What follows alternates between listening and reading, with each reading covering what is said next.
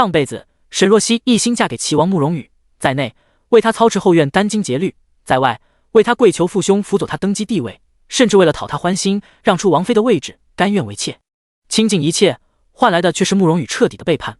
不仅自己惨死冷宫，还被莫须有的罪名诛了9族。再一睁眼，他回到了刚嫁入王府的那一年，慕容羽站在他的面前，怀里依偎着他的白月光。若曦，蓝雪什么都没有，一个名分而已，你就不能将正妃的位置让给他吗？沈若曦淡淡一笑，扔下和离书，转身就找到了传言中病弱短命的九王爷慕容恒。俊美金贵之般的男人坐在高位，苍白的脸上带着与生俱来的邪肆。众目睽睽之下，沈若曦拎起裙摆，拾阶而上，坐进男人怀中。我后悔了，你还愿意娶我吗？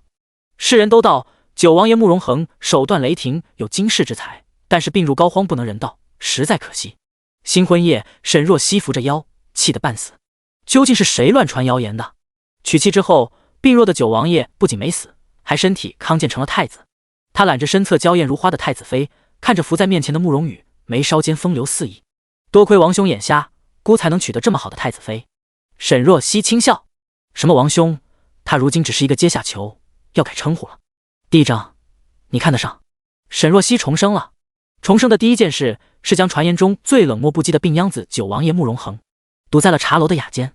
沈若曦伸手将身后的门关上，抬眸看向雅间内俊美无双的男人，露出一个浅浅的笑意。灵王，好久不见。对面的慕容恒端坐在雕花梨木椅上，身穿墨色织金蟒袍，玉冠束发，五官精致，白得过分的肌肤让男人金贵的气质平添几分阴郁。此刻他薄唇微勾，溢出一丝探究的笑意。沈大小姐，这是干什么？沈若曦提起裙摆，缓缓朝着他走近，而后一弯腰坐在了他的怀里。慕容恒目光有一瞬的顿住，但是很快恢复如常，苍白阴郁的脸上不见丝毫情绪起伏，只是凉凉的目光紧紧落在他的脸上。放在以前，沈若曦是怕他的，但是他重生了。上一世他的魂魄悬在半空，亲眼看见在他死后，这个男人血染皇室，将负了他的慕容羽万箭穿心，割下他的头颅扔在他的坟前。他猩红的眼中布满绝望与悲伤，跪地诉说他的情谊。那一刻他才知道慕容恒对他爱入骨髓。想到此，沈若曦伸手撩起自己的袖子，露出手工纱。看见那一点朱红，慕容恒目光越发的幽深，随即玩味的勾起唇。原来齐王兄不行，不过沈大小姐要是寂寞了，可以找别人，怎么想起来找我这个病秧子？沈若曦靠在他的怀里。慕容恒，我想离开慕容羽，你帮帮我好不好？慕容恒嗤笑，所有人都知道你倾心齐王兄多年，如今得偿所望，嫁给他了，怎么在我这里演起这一套？我后悔了，我不想要慕容羽，我想要你。最后一个字吐出来的时候，他仰头闭眼，在他削薄的唇上轻啄了一下。金贵冰冷的男人眼中情绪终于裂开，他一把捏住他小巧的下巴，眼中邪气凛然。我以为沈大小姐对慕容羽一片痴心，原来这么不矜持。你觉得本王会看上你这样的女子？沈若曦睁着眼，黑漆漆的大眼睛紧紧看着他，而后蓦地一笑。你看得上？慕容恒手指一松，眸色彻底幽深。他掰着怀中人的下巴，使他朱唇微张，吻了上去。纠缠中，他的声音冰冷暗哑。沈若曦，你最好不是在耍我。从茶楼出来，陶叶立刻迎上来。小姐，咱们快回去吧，齐王正将您禁足呢，要是知道您出了府，回来一定会跟你发怒的。沈若曦却似是没听到一般。我听说京都最好的成衣铺新到了很多锦缎，过去看看，才起身新衣服。陶叶一愣，总觉得今天小姐醒来后就有些不一样了。带着疑惑，陶叶扶着她上了轿。坐在轿中，沈若曦深吸了几口气，才平复情绪。她堂堂大将军府的嫡女，还是第一次做这种勾引人的事，而且勾引的对象还是大燕国最不好惹的病秧子灵王。若是放在以前，无论如何她也不敢。但是死过一次的人了，如今又有什么豁不出去？摸着脖颈隐隐的疼痛，沈若曦脸色有些不自在。慕容恒是个病秧子，但是没想到他闻起人来却如此强势，他完全招架不住。去成衣铺裁了几身衣服后，沈若曦又买了一些珠钗首饰，这才打道回府。刚歇一会，就有人来通报：王妃，齐王回来了，让您去兰苑，说是有事要跟您商量。沈若曦表情淡淡：我知道了。他没有立刻起身，而是转头：陶叶，你先替我梳妆吧。陶叶立刻上前替沈若曦将歪掉的鬓发重新梳理。珠钗落下，3000青丝如上好的锦缎垂至柔软的腰际。白净的脸庞未施粉黛，但是依旧风华万千。陶叶一边梳理，一边忍不住嘀咕：“小姐，奴婢刚刚经过兰院，看见宁兰雪跟在齐王身边，面色红润极了，哪有半分生病的样子？我看她就是故意装病，让您被王爷责罚。”沈若曦没吭声。她重生的这个时间是她刚嫁给齐王慕容羽的第1年。半个月前，她与宁兰雪发生了争执。宁兰雪捂着胸口，泪水连连的跟慕容羽告状，说自己胸口疼，气出了病。为此，慕容羽大怒，将她禁足，自己则带着宁兰雪去郊外的避暑山庄，说让宁兰雪散心养身体。沈若曦嘴角勾出一抹讥讽的笑意，她堂堂齐王妃，大将军府的嫡女，居然被一个勾栏出身的贱婢压在了头顶，当真是窝囊。但是上辈子她又岂止在这一件事上窝囊？上一世她也是这样，对慕容羽一往情深，不顾父兄的反对，也不管慕容羽在外有个多年的红颜知己宁兰雪，一意孤行嫁给了他。进了王府后，他一再降低身段讨他欢心，对他嘘寒问暖，事无巨细。可是慕容羽一直对他不闻不问，不仅没碰过他，甚至接回了自己的红颜知己宁兰雪，将他养在府中。二人整日里郎情妾意，让他一个齐王妃沦为笑话。沈若曦也闹过，换来的却是他更加无情的漠视。最终他妥协了，为了慕容羽那一点可怜的柔情蜜意，他不惜放下身段，让出正妃的位置，甘愿为妾，甚至被慕容羽哄着去跪求自己的父兄，让他们支持他夺嫡。在沈家的全力支持下，慕容羽一个不受宠的皇子，最后成功登基为帝。但是他大业成就的那一刻，不仅没有给他允诺的皇后之位，反而一道圣旨将他打入了冷宫，任人羞辱虐待。之后，慕容羽害怕沈家功高盖主，又以莫须有的罪名屠了沈家全族。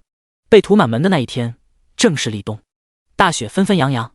他赤着脚冲出冷宫，跪在銮殿前磕破脑袋，哭求着慕容羽放过沈家。而不远处，慕容羽穿着明黄色的龙袍，身侧揽着雍容华贵的宁兰雪，看着他的眼神仿佛看着什么脏东西。他冷漠开口，吩咐侍卫将他乱棍打死。那一刻，万念俱灰，他倒在雪地，眼中只有大似的白和鲜艳的红，冷意浸透肌肤，渗入血液，化作了浓浓的恨意和后悔。他死不瞑目。小姐！陶叶一声呼唤，让沈若曦从回忆中抽出神，她才察觉自己眼眶微热，有泪在眼角。陶叶以为她是因为慕容羽而伤心。小姐，您别哭，说不定王爷对那个宁兰雪只是一时新鲜，时间久了会知道您的好的。陶叶，这身打扮太素了，今天新买了衣服首饰，给我用上。沈若曦淡淡出声，打断了他的话。陶叶立刻去拿，最后再选了一件浅色的织花烟罗裙，外面罩了一件水蓝色的锦缎，上面用金丝绣了一些花纹，端庄之余又显贵气。陶叶赞叹：小姐不愧为京都第一美人，稍稍打扮一下就让人移不开眼了。小姐，奴婢大胆说一句，您以前穿的太素了，都掩盖了您的美貌。以前我确实是脑子进了水。沈若曦语气自嘲，以前宁兰雪嫉妒她美貌，慕容羽便让她穿的朴素，她乖乖照做了。站在花枝招展的宁兰雪旁边，不知道的还以为她是宁兰雪的丫鬟。走吧，倒是好奇慕容羽有什么事找我。沈若曦眼中闪过一丝冷意，走了出去。兰院，慕容羽正拥着宁兰雪站在拱桥上投喂鱼食，宁兰雪不时地回头跟他说点悄悄话，看着好不亲密。沈若曦眸光冰冷，在心底暗骂了一声狗男女。宁兰雪率先看到他，低声说了一句：若曦姐姐来了。慕容羽一转头，看见沈若曦，立刻沉下脸。我听说你今日出府了，本王说过将你禁足在王府，你敢擅自出门？沈若曦神色平静，听雅轩的掌柜派人捎来口信，说有我最爱的春茶来了。王爷也知道，我父亲与听雅轩的掌柜私交甚好，王爷应该不想让我父亲知道我在被你禁足吧。闻言，慕容羽没吭声。他以后的依靠将军府，的确不能让沈天荣知道自己苛待他女儿。宁兰雪靠在慕容羽的身侧，突然道：若曦姐姐今日穿得好漂亮，首饰衣服是新买的吗？让我好羡慕。慕容羽听着宁兰雪有些失落的语气，伸手揽着她的腰，瞥了沈若曦一眼。若曦，本王不喜欢你穿得这么张扬，回去换件朴素的衣服过来。他知道宁兰雪一直在意自己的身份，不想看见沈若曦摆齐王妃的架子，因而他在吃穿用度上一直让沈若曦有多低调就多低调。他心疼宁兰雪，不想让她觉得自己跟沈若曦身份悬殊。王爷不喜欢不打紧。沈若曦伸手抚了一下自己的袖口，臣妾自己喜欢就行。慕容羽拧眉，有些意外他的反应。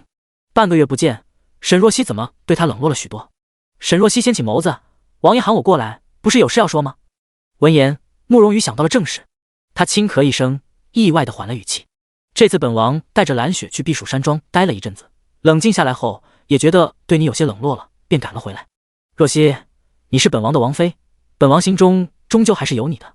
闻言，沈若曦面色不动分毫，只是一双乌黑清澈的眼睛紧紧盯着他，仿佛有洞悉一切的力量。慕容羽蓦地被他的眼神看得有点心虚，他继续开口：你也知道，蓝雪跟着本王多年了，若不是身份低微，现在理应。王爷有话不妨直说。沈若曦生生打断他的话，慕容羽便直言道：蓝雪想嫁做本王的王妃，若曦，正妃的位置你能让给她吗？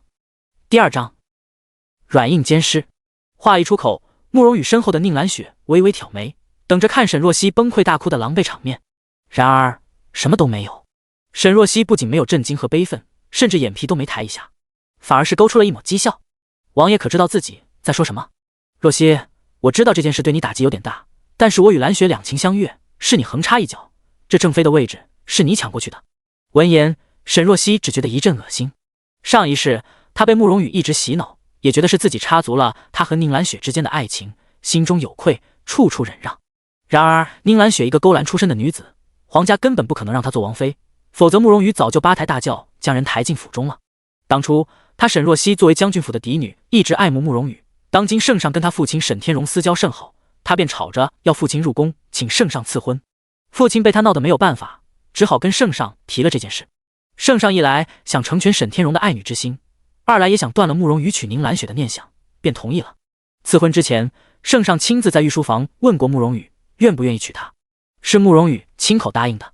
不为别的，就因为沈家军功赫赫，慕容羽想在夺嫡纷争中得到沈家的支持。可成婚后，慕容羽却摆出一副被强迫不甘的模样，将一切的不满归咎到他的头上，又想得到沈家的权势支持，一边又想成全自己所谓的真爱。慕容羽当真是虚伪至极的小人。沈若曦看向面前的男人，觉得自己以前确实眼下的厉害。宁兰雪一个上不了台面的贱婢，能进王府都是几世修来的福分，她做其王妃，她也配？话音一落，宁兰雪脸一垮，随即咬着唇，做出一副清高的姿态。人不能选择自己的出身，我与王爷情投意合，是姐姐利用自己的身份抢了这份殊荣。如果姐姐能将王妃位置心平气和地让出来，咱们以后姐妹相称，我定不会为难姐姐。沈若曦差点气笑，宁兰雪，你真是好大的脸，你以为没有我，你就能成为正妃？你外出那么久，脑子里怕是被人灌了水吧？你摇摇脑袋，将水倒出来，照照自己的样子，想做王妃，你也配？宁兰雪跟慕容羽的事，圣上一直不同意，不是他沈若曦成为齐王妃，还会有其他人嫁进齐王府，但是绝对不会是他宁兰雪。还有，我是将军府的嫡女，别一口一个姐姐的喊我，我可没你这种上不了台面的妹妹。沈若曦一番话让宁兰雪脸色煞白。够了！慕容羽厉声呵斥，沈若曦，你疯了不成？短短半个月不见，你越发的没有规矩了。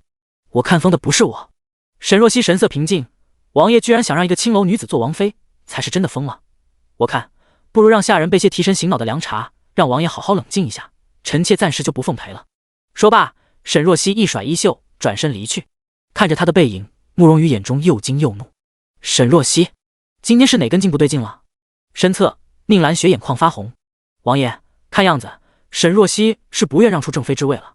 我一个未出阁的女子，难道就继续这样不清不楚的跟王爷待在王府吗？慕容羽俊没脸了脸，刚刚被沈若曦一骂，他虽然愤怒，但是脑子也清楚了点。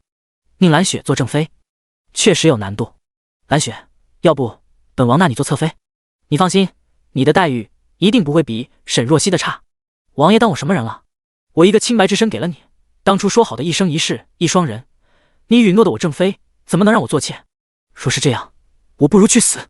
说着，宁兰雪就要朝着旁边的湖里跳。慕容羽赶紧将人揽在怀里，小心翼翼地哄着。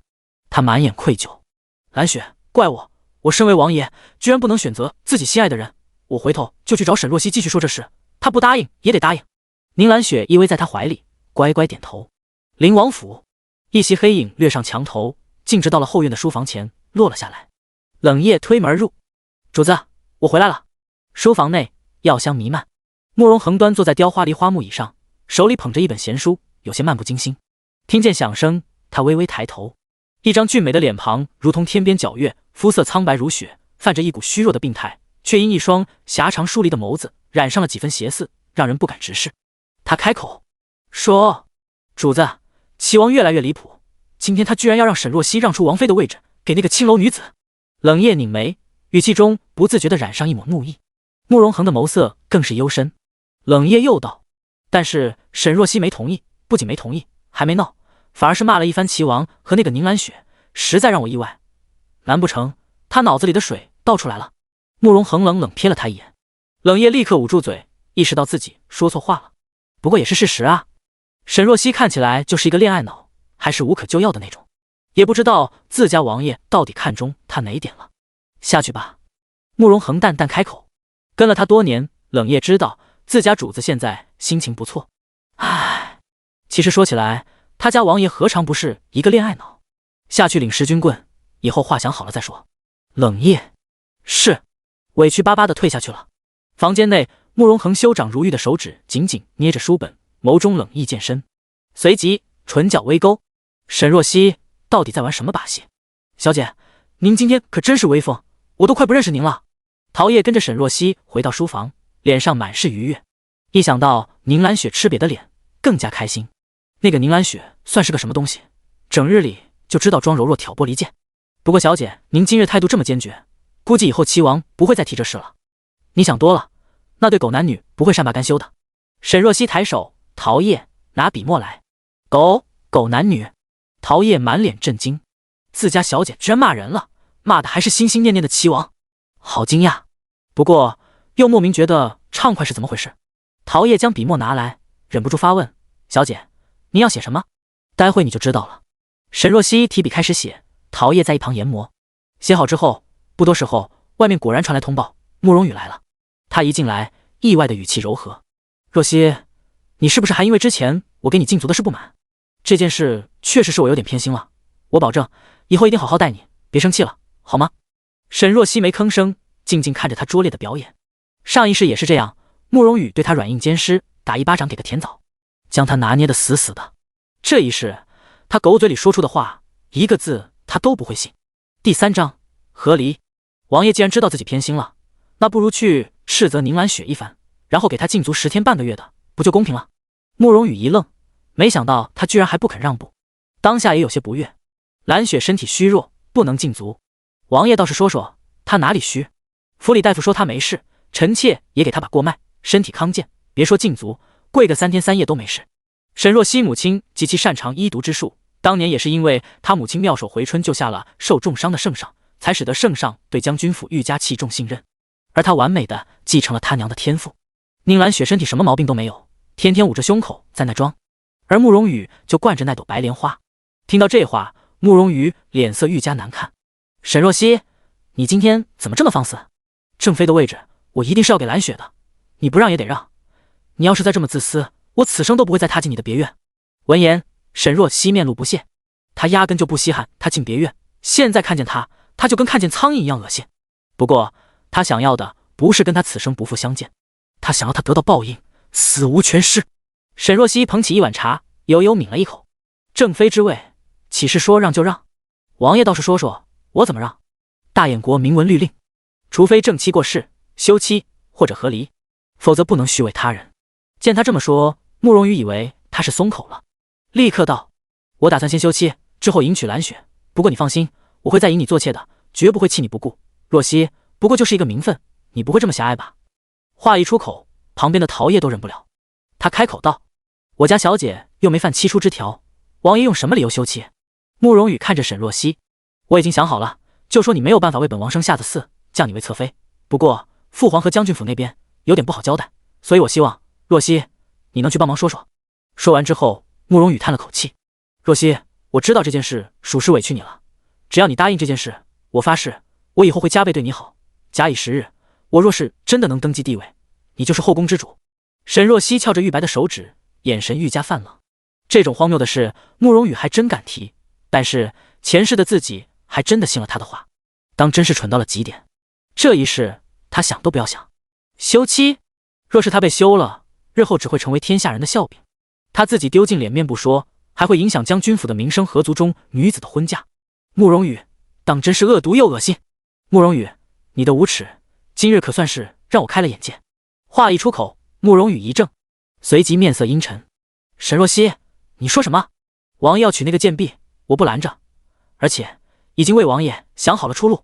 沈若曦站起身，走到书桌前，将之前写好的和离书摔到慕容羽的脸上。慕容羽，你只要签了这和离书，从此以后，你我婚嫁各不相干。别说你要娶宁兰雪一个青楼贱婢，你就是将整个青楼搬到王府，都是你的自由。慕容羽看着手里的和离书，面色一白，随即怒声道：你疯了不成？本王不会与你和离。你不是一直觉得是我阻拦了你追寻真爱？现如今我与你和离，放你跟宁兰雪恩恩爱爱，你怎么又不愿意了？慕容羽，你不觉得可笑吗？慕容羽脸色发虚，他当然不会跟沈若曦彻底分开，他只是想让她做妾。他需要将军府，他一个不受宠的皇子，要是没有偌大的将军府支持，想要登基帝位，简直是痴人说梦。况且休妻的话，所有过错是沈若曦一人承担。和离就不一样了，说不定外人还以为是他宠着外室苛待正妃，才导致二人和离，对他的名誉可是极大的诋毁。慕容羽喝了一口凉茶，让自己冷静下来。他如此作践沈若曦，是因为算准了沈若曦对他一往情深，爱得毫无尊严，无论提什么过分的要求，他都不会离开。可事情的发展远远超出了他的预料。沈若曦，你现在脑子不清楚，本王不跟你计较，你自己冷静冷静。沈若曦冷笑，既然你不想和离，那就别在这浪费我的时间了，慢走不送。这是在赶他走。慕容羽又惊又怒，但是今天沈若曦的举动着实让他看不懂，此刻他心里很乱。慕容羽一拂袖，几乎有些狼狈地转身离开了。次日天光微亮，沈若曦就被陶叶喊醒。小姐，该起床了，今天是您跟齐王进宫给芳妃请安的日子。沈若曦眯着眼，时辰不是还早吗？是还早，不过您不是要起来给王爷做早膳吗？嫁进王府的大半年，沈若曦每日起得极早，都是为了亲手给慕容羽做早膳，不仅做饭，甚至亲手给他缝衣、研磨、沏茶等等。想到以前的事，沈若曦差点想掐死自己。沈若曦躺着没动，府里下人都死光了吗？这种事由下人做就行了，以后不要喊我。是，小姐。陶叶很开心。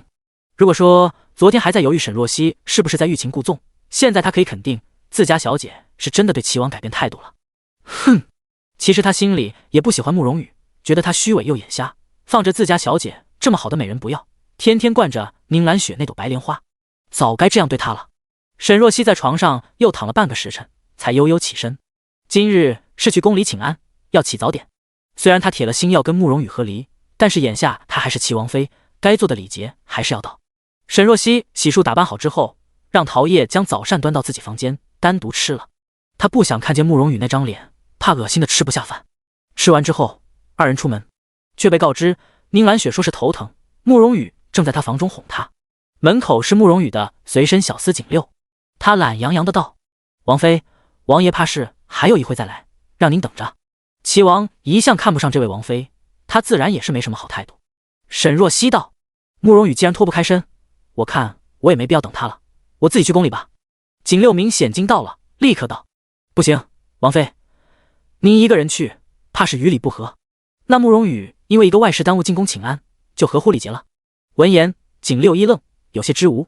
现在时辰还早，王爷说不定一会就出来了，您就等一会又怎么了？陶叶生气：你算是个什么东西，也敢这么对王妃说话？景六没吭声，面上不以为然。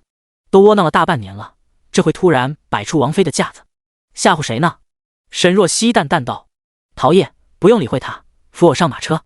说罢，他一转头，忽然道：不过这马车太高了，脚蹬踩着不舒服，景六，你趴下来，让本王妃踩着上马车。第4章，请安。什么？这不合适吧？景六睁大眼。陶叶走到旁边，一脚将他踹趴下了。让你趴着就趴着，哪那么多废话？陶叶自小跟着他长大，机灵勤快，还有点功夫底子。景六当下就被踹倒在地。沈若曦一只手搭着陶叶，抬脚踩着景六上了马车。上去的时候不小心踩到了他的脑袋，疼得他大叫。沈若曦坐进车厢内，扬长而去。景六龇牙咧嘴的爬起来，立刻跑进王府去跟慕容羽告状了。慕容羽正在宁兰雪这边等着沈若曦给他端早膳，结果没等到沈若曦，等来了景六。听到景六的汇报，慕容羽心中又震惊又愤怒，还带着点不安。昨天沈若曦惹他生气，他原本是想给他点颜色看看，准备今早在早膳上为难他。可是没想到，他压根就没给自己准备早膳。不仅如此，现在还独自进宫了。难不成昨天说要让宁兰雪做王妃这事，对他刺激太大，他真准备跟他一刀两断了？一想到此，慕容羽有些坐不住了，他立刻吩咐景六也要进宫。他回头看着宁兰雪，兰雪，我若是不跟沈若曦一起进宫，传出去怕是不好。我先走一步，就不陪你用早膳了。王爷慢走。宁兰雪面上体贴，心里却十分不悦。沈若曦那个蠢货，现在倒是学聪明了，不死缠烂打，改换欲擒故纵了。到宫中后，沈若曦被陶业扶着下来，刚好见一辆6驾马车驶进皇城。马车四面都是昂贵精美的丝绸装裹，窗有镶金嵌玉，华贵无比。陶业低声道：“这是谁啊？好大的排场！”是灵王。沈若曦声音淡淡。陶业转头：“小姐，您怎么知道？几个皇子中，除了他，谁还能有这种待遇，敢这么张狂？当今圣上慕容庭称为仁景帝，这位帝王只有4个儿子，成年之后都封王离宫了，分别是大皇子慕容修、4皇子慕容羽、11皇子慕容耀和9皇子慕容恒。其中当属慕容恒比较特殊。仁景帝后宫之中，原本只有一位皇后苏尔，二人伉俪情深，琴瑟和鸣。帝后感情虽好，但是苏尔多年来一直没有怀孕。为了江山后继有人，仁景帝便往后宫中纳了几位妃嫔，之后陆陆续续有了几位皇子和公主。但是没想到，皇后苏尔在27岁时突然怀孕，为此仁景帝龙颜大悦，还大赦天下。10月怀胎，不料苏尔在生产时遇上难产，拼死生下慕容恒之后便香消玉殒了。而慕容恒生下来就体弱多病，随着年岁渐长，宫中所有太医都断言，不仅寿命不长，还难有子嗣。仁景帝十分悲痛，原本是准备立嫡子慕容恒为储君，眼下这种情况只能搁置。这些年慕容恒虽然体弱，但是才能却是万人之上，外能排兵布阵，运筹帷幄，内能治国安邦，郎才独绝。仁景帝十分疼他，虽然没有立储，但是吃穿用度处处却都跟储君无异，常驻东宫，甚至默许他私自养兵。为此当时不少大臣都谏言过，然而仁景帝却始终不为所动。后来众人想开，慕容恒中归命不久矣，即使养兵也不会造成多大的威胁，便也没再提了。圣上宠他，加上这位灵王本身就张扬肆意，手腕雷霆，这些年间慕容恒的名头响彻京都。绣着金色爪纹的车帘被轻轻掀起，在日光下，慕容恒半张侧脸露了出来。陶业低声道：“小姐，灵王居然长得这般好看。人人都说九王爷是个病秧子，他还以为骨瘦如柴，一脸病气呢。”似是察觉到什么，慕容恒突然转头朝着这边看了一眼，一下对上了沈若曦的目光。他看了他一会，而后缓缓放下了车帘。沈若曦蓦地想起了之前在茶楼的事，跟眼前冰冷高贵的男子联系不到一起。陶业眼中是未散去的惊艳。都说齐王慕容羽温润英俊，跟小姐般配，我看其实论长相，灵王才是与您更配。陶业，别乱说话。陶业吐了吐舌头，他说的本来就是实话嘛。齐王慕容羽那个伪君子都是虚名。后宫内，皇后苏柳正带着几位妃嫔，正准备带众人看自己新种植的昙花，方慧跟在后面。就在此时，他宫里的人突然过来通报，说是齐王妃沈若曦来请安了。苏柳瞥见，便随口问了一句：“芳妃是有什么事吗？”禀皇后，是齐王和齐王妃今日要过来请安，臣妾恐怕要先行回去了。闻言，苏柳露出一个温婉的笑意：“我听说齐王妃沈若曦被称为京都第一美人，一直没仔细见过，不如也让她过来，让本宫看看。”闻言，方慧只能答应。一旁的贵妃秦海唐哼了一声：“京都第一美人，恐怕也只是空有其表没有内涵。据说缠了齐王很多年，好歹是将军府的嫡女，没有一点矜持可言。她是公侯嫡女，武将之后。对于沈若曦的行为，她也略听说过一些，内心很是瞧不上。为一个男人要死要活，纯纯的恋爱脑，蠢死了。”一旁芳菲脸上有点挂不住，她虽然也不怎么在乎沈若曦，但是秦海棠的这番话无疑是在打自己的脸。贵妃雨儿与若曦青梅竹马，二人的感情从小就很好，成亲后也是伉俪情深，他们二人是情投意合。秦海棠笑，明显没理会他。慕容羽跟一个青楼女子的事，他也有所耳闻。凡事不会空穴来风，肯定是有点什么。现在在这圆什么呢？芳菲话音落下不久，就见宫人领着沈若曦过来了。比起往日的朴素，今天沈若曦明显精心打扮过，端庄大方，明艳动人。一来就给一众人行了礼节。他不动声色地扫了一眼，仁景帝后宫人数稀少，主要的妃嫔他都认识：皇后苏柳、贵妃秦海棠、她的婆母芳妃芳惠、兰嫔聂玉兰，还有几个美人是新面孔。他一来，皇后就忍不住夸赞，都说齐王妃倾国倾城，真是百闻不如一见。沈若曦躬身，皇后娘娘谬赞了，娘娘才是风华天下。苏柳是先皇后苏尔的亲妹妹，宽厚仁慈，是慕容恒的姨母。慕容恒没有母亲，一直在他膝下长大的。沈若曦爱屋及乌，也对苏柳尊敬了几分。这番话说的苏柳很是开怀，又称赞了沈若曦几句。秦海棠冷不丁道：齐王前段时间不是去避暑山庄了吗？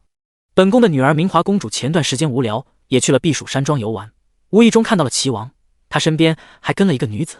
秦海棠转头，沈若曦，听明华说齐王身边的人不是你。闻言，方慧神色微僵。秦海棠仗着娘家显赫，在宫中一直目中无人，而且一直瞧不上他，跟他关系很差。要是知道他儿子又是带了宁兰雪去避暑山庄，还不知道怎么笑话他。想到此，方慧立刻看向沈若曦：若曦，怎么回事？你倒是说说。他知道沈若曦对他儿子一片痴心，肯定会维护慕容羽的声誉。沈若曦立刻开口：第5章发难。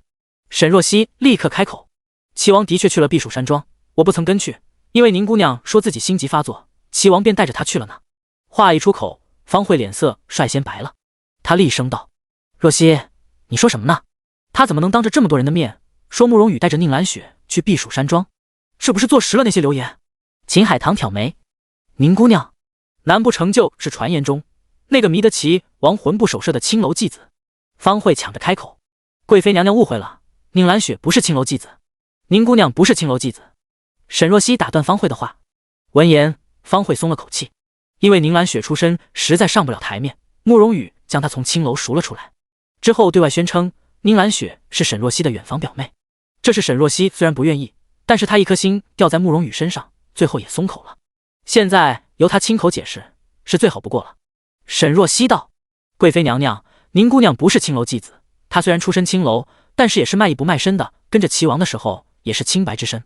秦海棠嗤笑：还真是青楼来的下贱坯子，简直是有辱皇家脸面。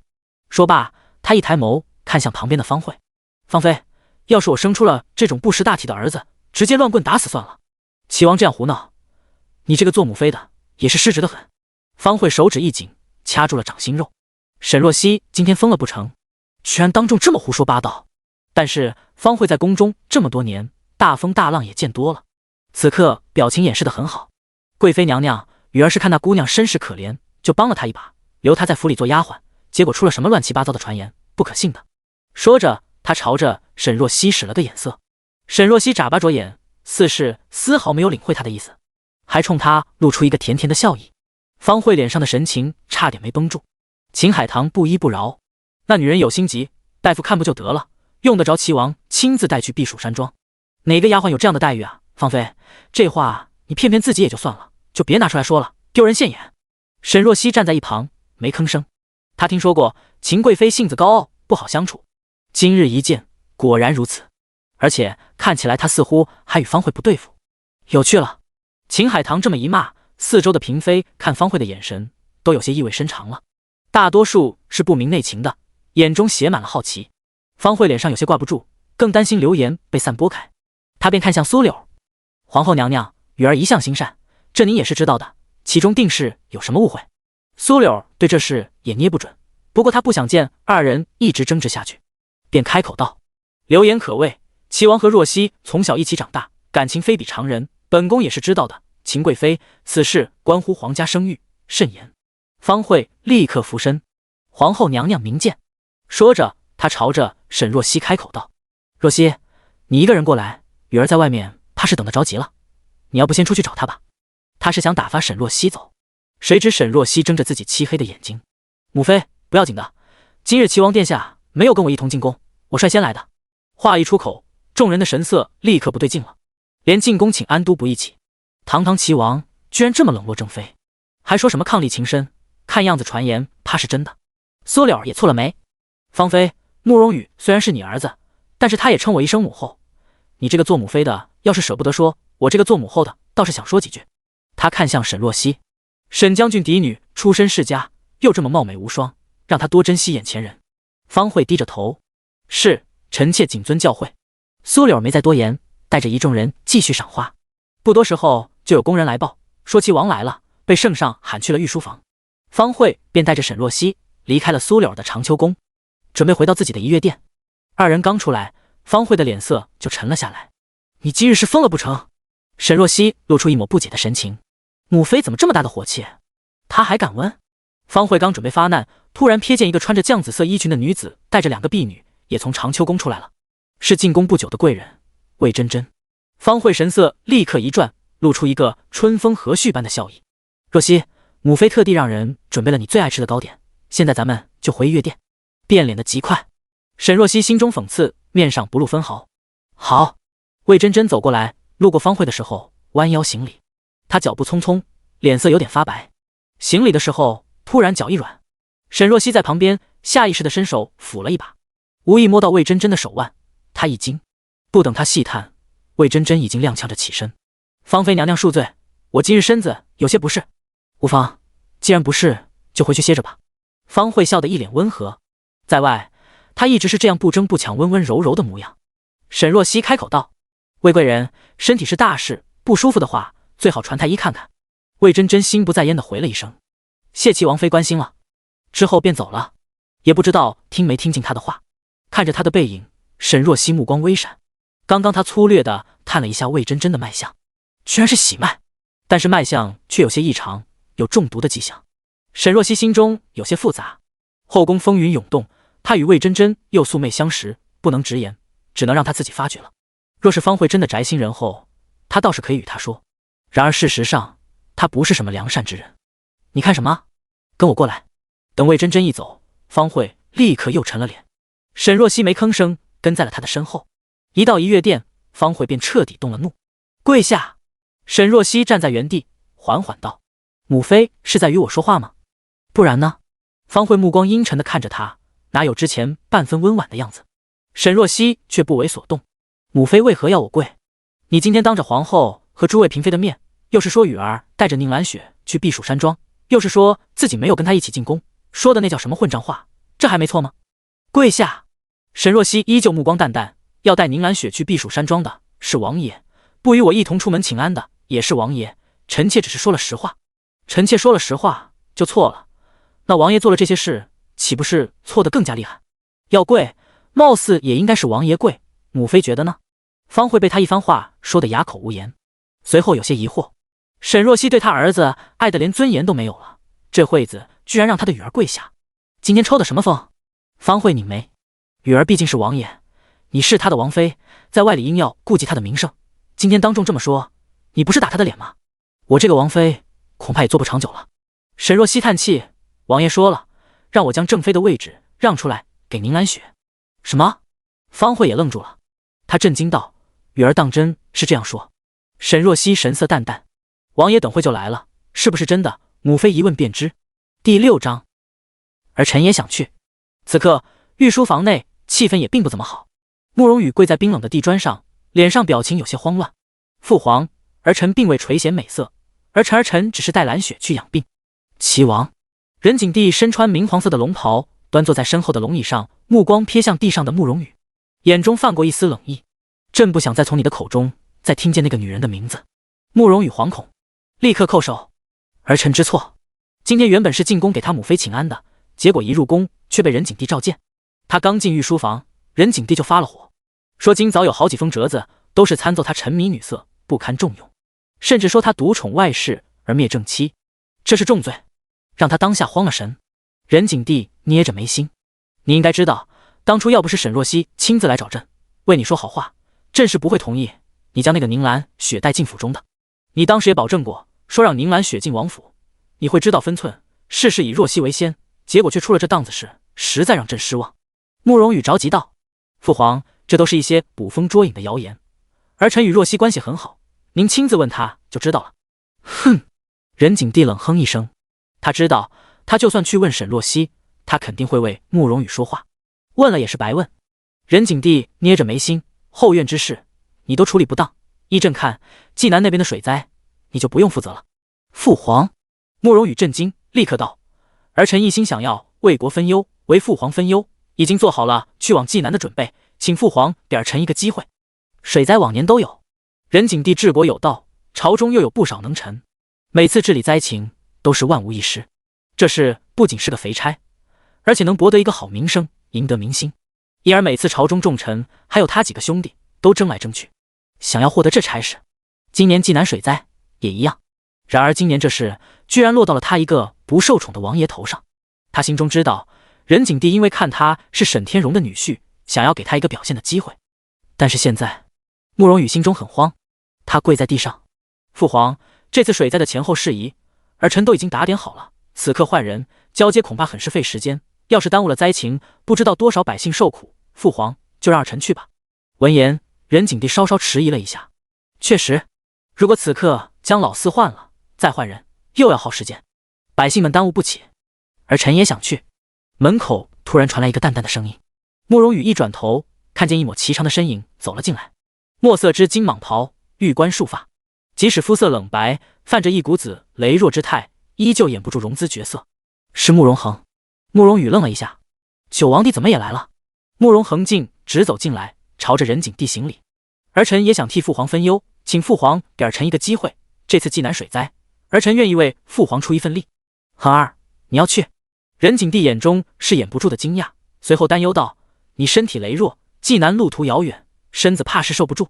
他这个小儿子是他与先皇后唯一的嫡子，他最是宠爱，但是身体却不好，又被太医们预言短命。因而往年水灾的事，他从未考虑过他。”慕容恒聪慧敏锐，明白他的心意，也就没提过。但是今天怎么突然就自请了？慕容恒道：“儿臣身体不碍事，真正费心力的活都是底下人在做，儿臣不过是费点口舌罢了。”话毕，他伸手握拳，在唇边咳嗽了几声。仁景帝立刻示意旁边的大太监王德福赐座。王公公立刻将旁边的一把椅子搬了过来，让慕容恒坐了上去，然后端上了一碗热茶。慕容恒拿着杯盖，悠悠地拨着水面的浮叶，琉璃般的眸子一转，似是刚刚看到慕容羽一般。“启王兄怎么跪着？”慕容羽脸上一阵青白，总觉得慕容恒是故意的。慕容恒突然道：“难不成是因为启王兄独宠外室的事情被人参奏了？”慕容羽惊讶：“九王弟如何得知？难不成是他授意？毕竟朝中不少大臣都被慕容恒笼络，但是他跟慕容恒无冤无仇，他没理由要这么做。”他正疑惑，却听慕容恒轻笑：“听说的。”“听说？听谁说的？难不成现在他跟宁兰雪的事被有心人捏造传出去了？”慕容羽目光闪烁。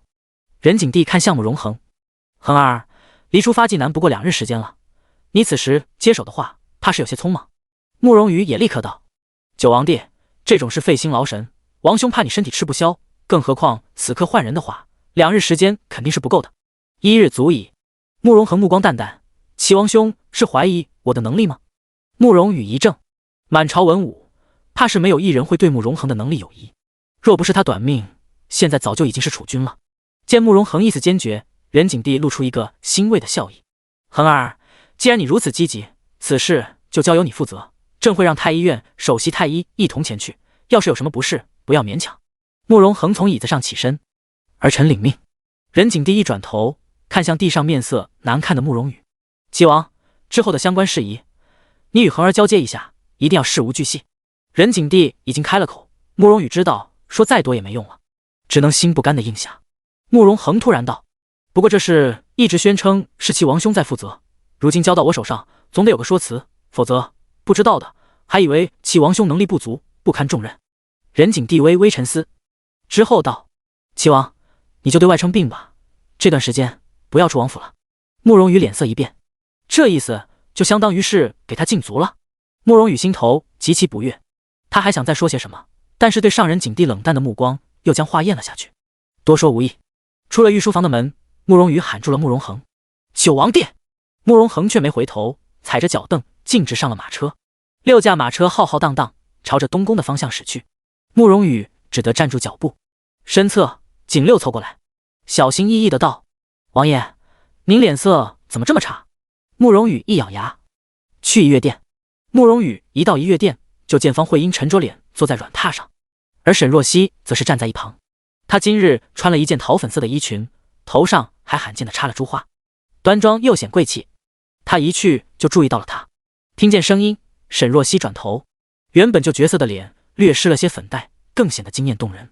慕容羽的目光稍稍顿了一下，沈若曦缓缓道：“既然王爷来了，那就与母妃好好叙叙吧，臣妾不打扰了。”说罢，一俯身，带着桃叶出去了。慕容羽有些不习惯他的冷漠，刚想唤住他，却听见方慧的声音：“羽儿，你过来。”慕容羽只能作罢。方慧让左右都退下，只留下了他和慕容羽两人。慕容羽有些疑惑：“母妃，怎么了？你当真要让宁兰雪做正妃？”方慧猛然开口。慕容羽一愣，随即眼中闪过一丝怒色：“是沈若曦跟您说什么了？那个贱人，现在胆子越发的大了。”第7章，嘴真甜。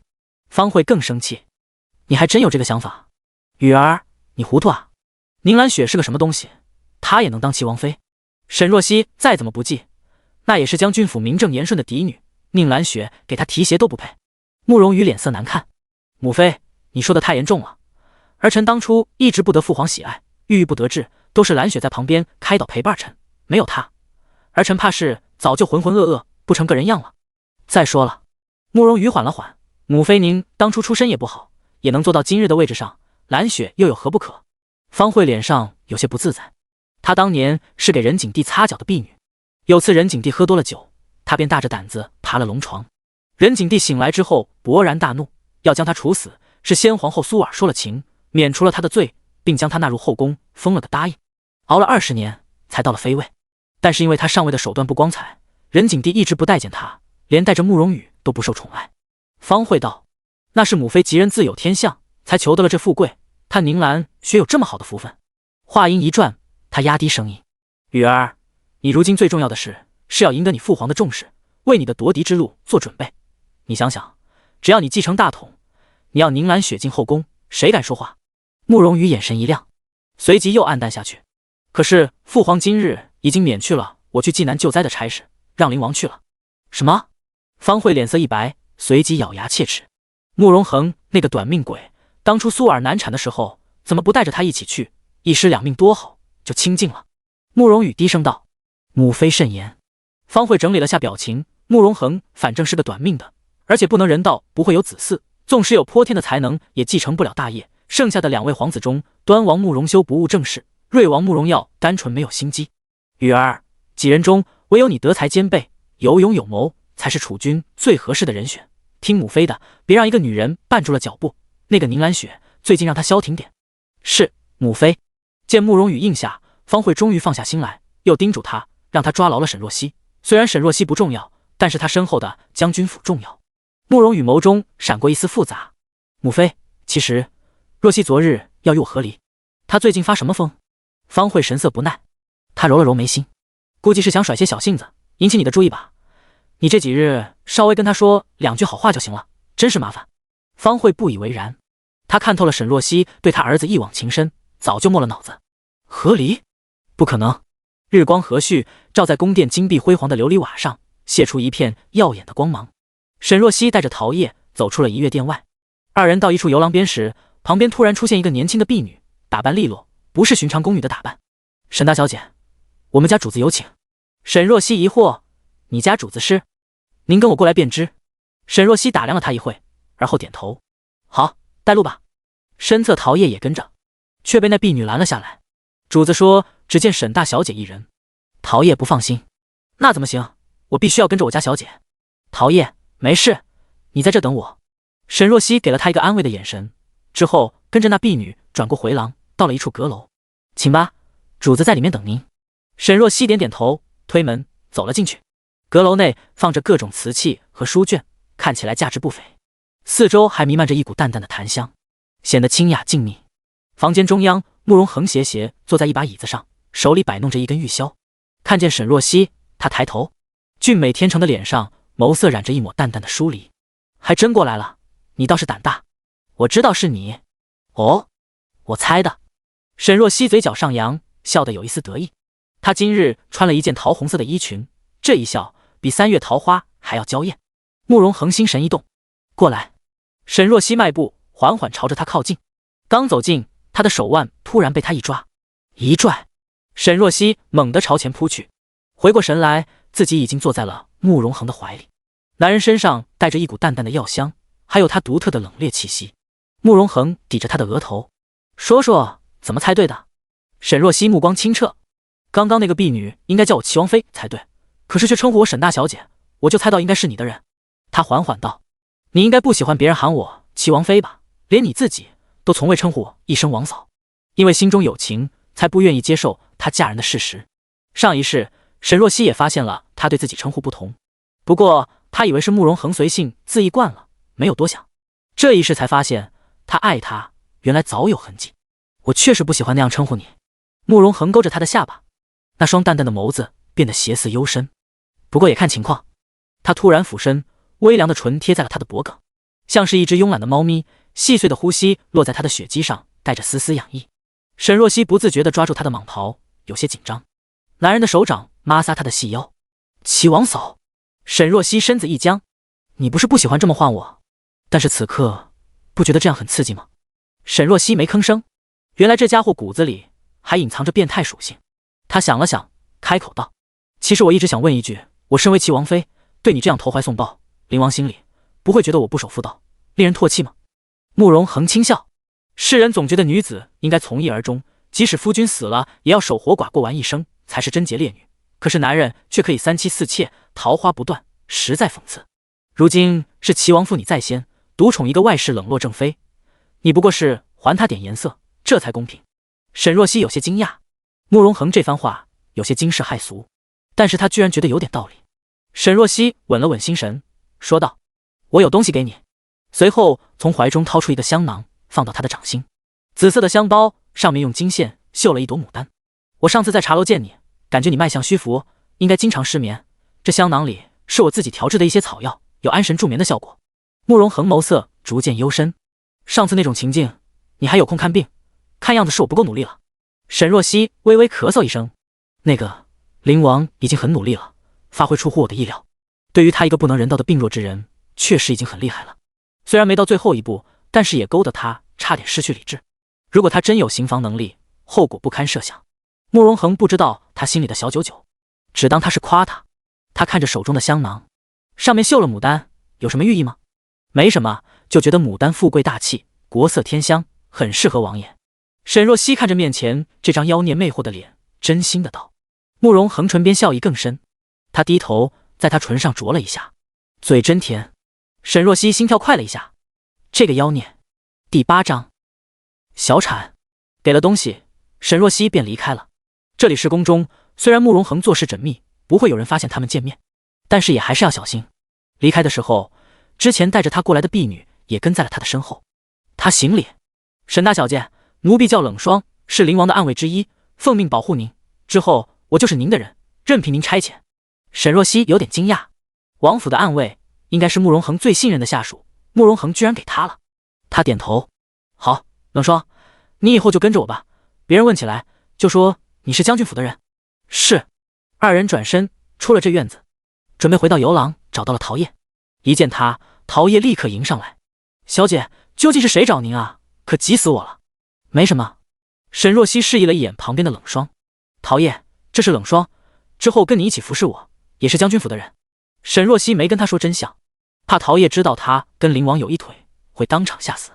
啊，不对啊，小姐，我在府里这么多年，从未听说这个叫冷霜的呀。冷霜，新来的。沈若曦无需多问，以后姐妹相称就是。陶叶。二人一唱一和，明显是有事瞒着他。陶叶心底留下2行苦泪。嘤，小姐有新人了，她不是最受宠的丫鬟了。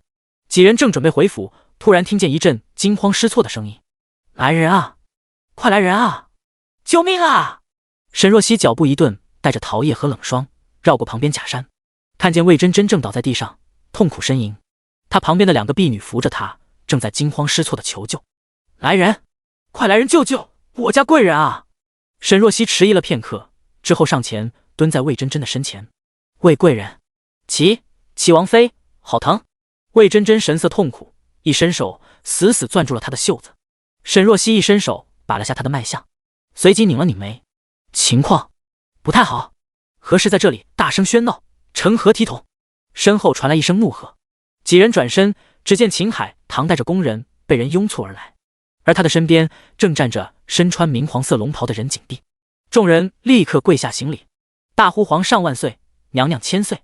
看见倒在地上的魏真真，任景帝神色凝重，怎么回事啊？魏真真的一个婢女莲香立刻回话：回皇上，我家贵人说身体不适，想要回宫，结果走得好好的，贵人突然就说肚子疼，就这样了。秦海棠立刻眼露不耐，之前在长秋宫那不是还好好的吗？眼下怎么说疼就疼？魏贵人，我看你是没事找事吧。一直以来，皇上对他这个贵妃都是最宠爱的。半年前魏真真入宫，仗着一副好嗓子，唱得任景帝龙颜大悦，又惯会装柔弱，缠得任景帝这些天都留宿在他那。今日皇上从御书房出来，好不容易被他带到了，正准备去他的扶阳宫，结果就看见魏真真来了这么一出，他合理怀疑这狐妹子在装病。魏真真双手捂住自己的小腹，漂亮的脸蛋因为痛苦凝成一团。皇上，有人要害我！皇上！话毕，他的身下突然涌出一阵鲜红，浸透了身下的衣裙。众人神色大变，任景帝厉喝：都愣着干什么？还不快把魏贵人送到瑶光殿传太医！一众人神色惶恐，赶紧处理。任景帝正准备走，目光落在沈若曦身上。齐王妃，你怎么也在这？回父皇，臣妾过来给母妃请完安，路过此处。魏贵人怎么回事？当真好好的就突然倒地不起了？魏贵人她……沈若曦迟疑了一下，还是说了，她是小产了。她不说，太医看了也会知道的。秦海棠惊讶道：小产？她什么时候有的身孕？行了。任景帝转头瞪了他一眼，有些不悦。刚刚秦海棠的发难，他都看在眼里，不问青红皂白就断定魏真真装病，属实过分。贵妃，你跟我过来。任景帝朝着秦海棠说了一声，而后突然又看向面前的沈若曦：你也跟过来吧。沈若曦是。瑶光殿内，除了任景帝，其他妃嫔小主也都赶到了。皇后苏柳惊讶道：魏贵人这是怎么了？之前在我长秋宫还好好的。太医给魏真真把完脉之后回了话：启禀皇上，魏贵人是小产了。小产？苏柳十分疑惑。任景帝神色没什么变化，这事他从沈若曦嘴里已经知道了。她什么时候怀的孕？从脉象看，已经1月有余，1个多月。你们太医院居然都不知道？任景帝大怒，太医赶紧跪地：皇上，实在是这个月给魏贵人请平安脉的时候，他死活不肯，还说要去承乾宫给您唱曲，说耽误了时辰，要奴才的脑袋，微臣也是没办法呀。任景帝看向床上的魏真真，究竟是怎么一回事？魏真真哭哭啼啼：嫔妾确实是有身孕了，半个月前，嫔妾的姨母来看嫔妾，她学过医术，探出嫔妾有孕。任景帝：那你为什么瞒着？嫔妾……魏真真眼泪流得更凶。嫔妾听说前几个月胎相不稳，就想着等胎相稳了再说，可是谁知道……看着魏真真的样子，沈若曦眸色微动，她应该是怕被人知道怀孕了会遭到毒害，所以一直瞒着。但是千防万防，还是被人下手了。魏真真咬着唇，不甘心的道：太医，我之前明明好好的，为何今日会这样？太医迟疑了一下，这个……任景帝催促：有话直说。我探魏贵人的脉象，确实是有中毒的迹象，是中了半天连。但是这种药草毒性很低，一般情况下只会导致对方气血亏损，日积月累才会导致身体出状况。魏贵人中的量很小，应该是不会小产的。闻言，魏真真悲愤交加，果然是有人要害我。皇上，您听见了，有人要害嫔妾。秦海棠拧眉：你先闭嘴，没听见太医的话吗？说罢，他转头看向太医：你确定魏贵人中的量不足以滑胎？微臣确定。秦海棠叹气：这样说来，魏贵人，你滑胎一事怕是另有原因。闻言，苏柳儿脸上露出自责：皇上，怪臣妾是臣妾疏忽，身为后宫之主，莫能发现魏贵人早就有孕，又一早就邀后宫诸位过来赏花。魏贵人如今身子娇贵，走这么多的路，怕是累坏了。任景帝挥手：这事怪不到你头上，魏贵人自己有孕不报，也有责任。但是她中了半天连的事，也得查下去。后宫不允许有这种居心叵测之人。苏柳立刻俯身：臣妾领命。魏真真心中不甘：皇上，这不是意外，嫔妾不相信这是意外。任景帝开口：你先好好休息，养好身子。不，皇上。父皇。沈若曦突然走出来，任景帝看向他：齐王妃，你有什么话要说吗？回父皇，魏贵人落胎确实是因为中毒。闻言，一旁的方慧率先开口：“若曦，太医都说了毒性不至于落胎，不要胡闹。”第9章下毒。沈若曦只当他狗叫，他继续道：“半天莲的毒性虽然不至于让魏贵人落胎，但是父皇有所不知，有种叫闷头草的植物，要是遇上半天莲，却能立刻生效，迅速滑胎。”任景帝，闷头草。一旁的太医也说道：“皇上，微臣确实听说过，这2种药草在一起会有落胎的效果。”任景帝目光悠悠，宫里主子们的膳食每日都是严格查验的，被下药的可能性很低，除非是嫔妃们送来的东西。他问道：“最近除了宫里遇上的膳食，魏贵人可还吃过别的东西？”婢女莲香立刻跪下：“回皇上，前日皇后娘娘派人送过一些糕点过来。”闻言，四周一片躁动。除了皇后，还有其他人吗？回皇上，没了。苏柳立刻起身，朝着任景帝扶了扶身子：“皇上，前日是臣妾自己做了一些糕点，给后宫每位妹妹都送了一些。做糕点的时候，可经过其他人的手？”苏柳艰难地摇头：“不曾，都是臣妾一人经手的。”那这么说，你的嫌疑最大了。话音落下，魏贵人的另一个婢女荷花突然走出来：“皇上，除了皇后娘娘，同住瑶光殿的兰嫔也给过吃食。”兰嫔？是的，皇上，昨日贵人在院子里遇上兰嫔带着明月小公主散步，小公主便给了贵人一颗梅干，贵人吃了。似是想起什么，荷花大声道：“贵人昨天晚上就有些不舒服了，说头晕乏力，没什么精神，然后今天一早就……”任景帝环顾四周，没见到聂玉兰的身影。兰嫔呢？去唤她过来。工人立刻去了。不多时候，聂玉兰就匆匆赶了过来。她长相十分柔美，纤腰盈盈一握，目光水色潋滟，一看就能激起男人的保护欲。她14岁就入宫，如今已经20岁，身边有一个5岁女儿明月公主。聂玉兰有些紧张，她暗中绞着手指，担心是不是自己的那件事被发现了，越想脸色越白。直到任景帝开口说了魏真真的事，她才松了口气。聂玉兰立刻跪下：“皇上，嫔妾是冤枉的，给魏贵人的梅干，小公主也吃了，嫔妾就算是再糊涂，也不会拿自己女儿的生命开玩笑。”苏柳看着她目光坚定的样子，也说道：“皇上，兰嫔一向守规矩，这么多年一直低调安分，不像是会做这种事的人。”秦海棠翘着兰花指：“这可不一定，凡事讲证据，搜一遍就知道了。”任景帝看着聂玉兰渲然欲泣的样子，有些头疼。他看向太医：“于太医，你确定魏贵人被下了闷头草？”“这微臣不确定。”闻言，方慧说道：“那就是了，皇上，魏贵人这事怕多是意外。”任景帝没理他，而是看向沈若曦：“齐王妃，你觉得呢？”“我确定，贵人是被人下了闷头草。”3个字落下来，气氛霎时不对劲。面对众人复杂的眼光，沈若曦目光沉静，她的嗅觉异于常人，靠近魏真真的时候，敏锐地闻到她身上带着淡淡的闷头草味道。任景帝，但是现在并无证据证明有人在魏贵人的饮食中下了毒。沈若曦沉思了片刻，而后道：“其实并非一定要吃下去，请贵人仔细想想，最近有没有用什么特殊的香料，或者是沐浴更衣时候有没有被人动了手脚？”“没有，知道有孕后，我处处小心，并没有涂抹香粉了。而且等会……”魏贵人突然想到什么。第10章指使。他睁大眼：“我这些天感觉有些失眠，我的婢女莲香说让我用热水泡脚，有安眠的效果，所以这2天我一直都在泡脚。贵人有觉得不对劲吗？”“泡脚的时候，我确实闻到一股独特的味道，但是莲香说是我闻错了，是她点了安神的熏香。”问到这，沈若曦心里已经有底了。她朝着任景帝道：“父皇，如果真用了闷头草泡脚，那么药渣肯定是要处理的，时间这么紧，估计也没法处理得很干净，应该还在瑶光殿内，可以派人搜查一下，尤其要注意外面哪处的土松了，可能就被人埋了药渣。”任景帝点头：“准。”一声令下，宫里的老嬷嬷便带着人开始在瑶光殿搜索。不多时候，就见老嬷嬷将一包东西带了过来。“皇上，这是奴婢在外面的花坛处搜到的。”任景帝示意了一下。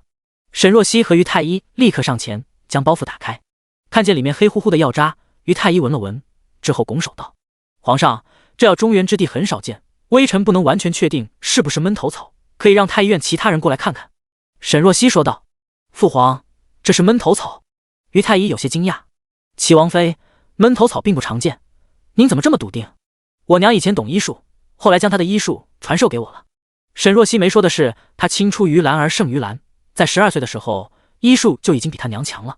原本是想要在这块深耕的，可是后来一心扑在慕容羽那个渣男身上，什么都耽误了。不必找人鉴定了，朕当年的命就是他娘救的，朕相信若曦的医术。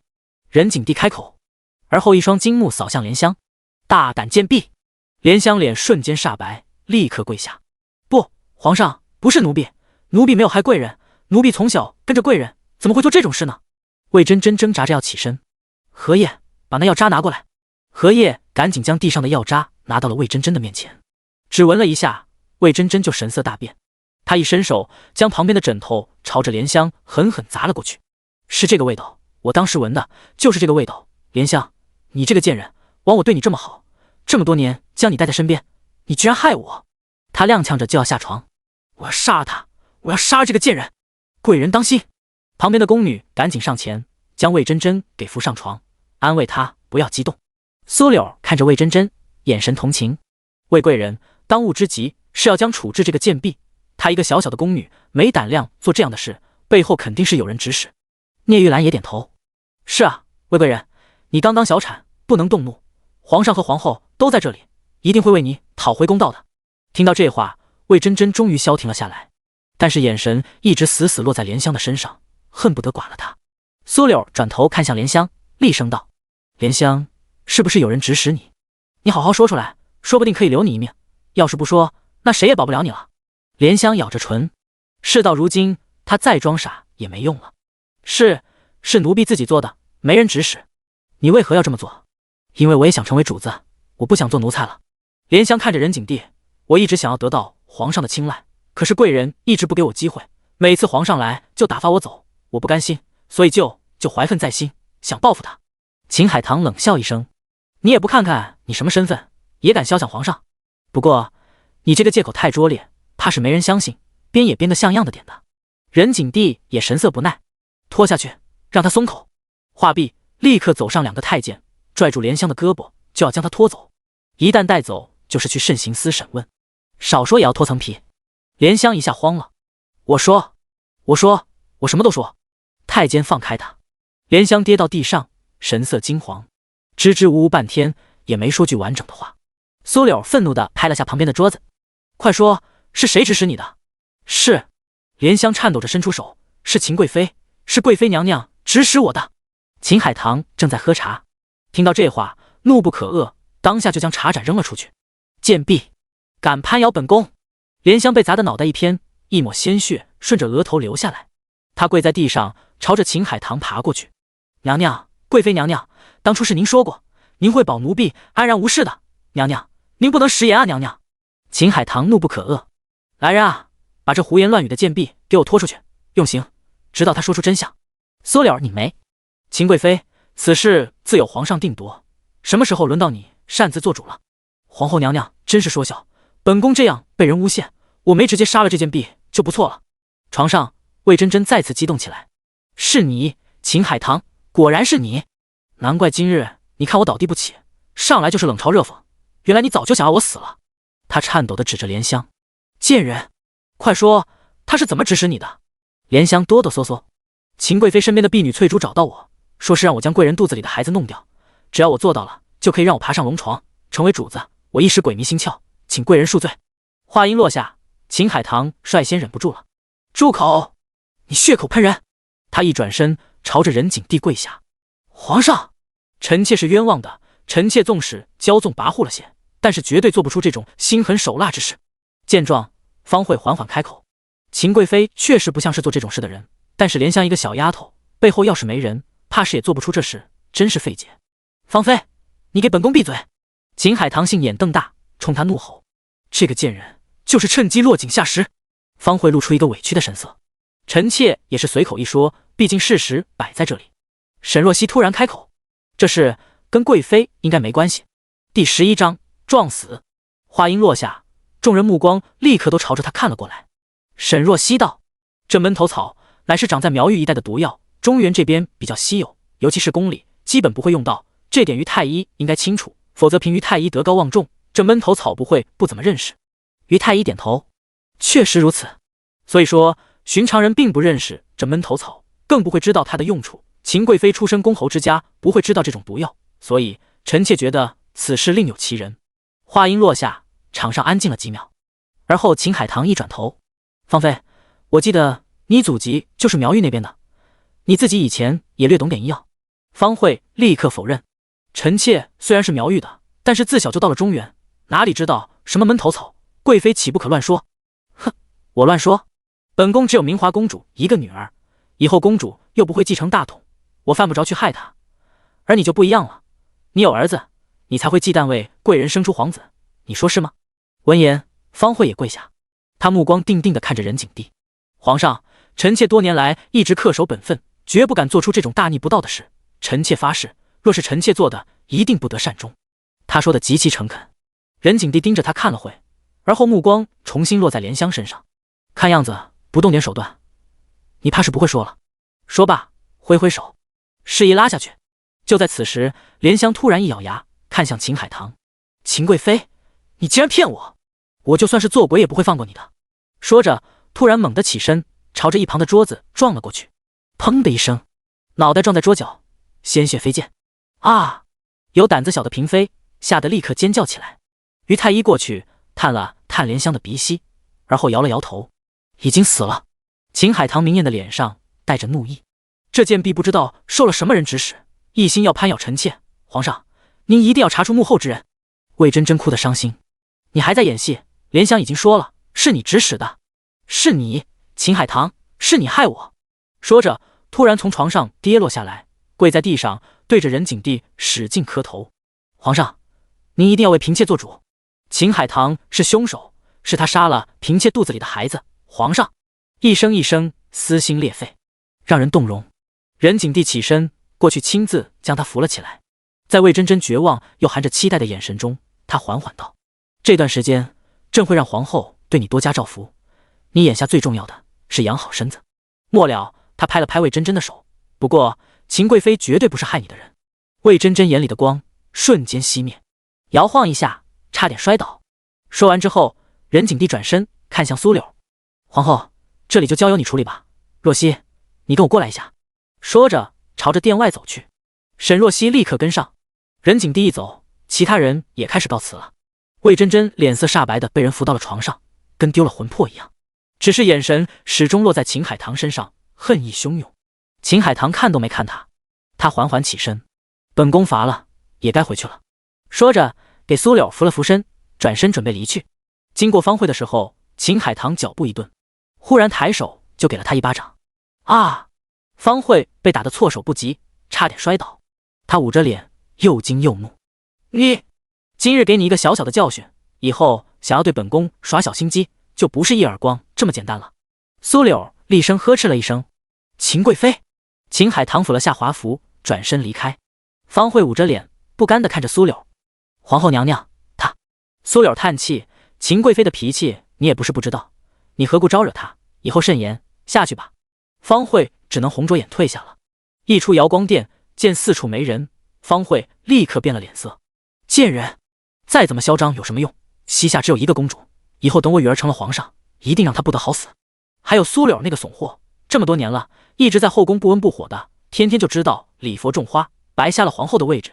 既然没有能力管理后宫，不如趁早让位算了。”他身边的贴身宫女竹心道：“娘娘莫要生气，都忍了这么多年了，何必在乎这一时？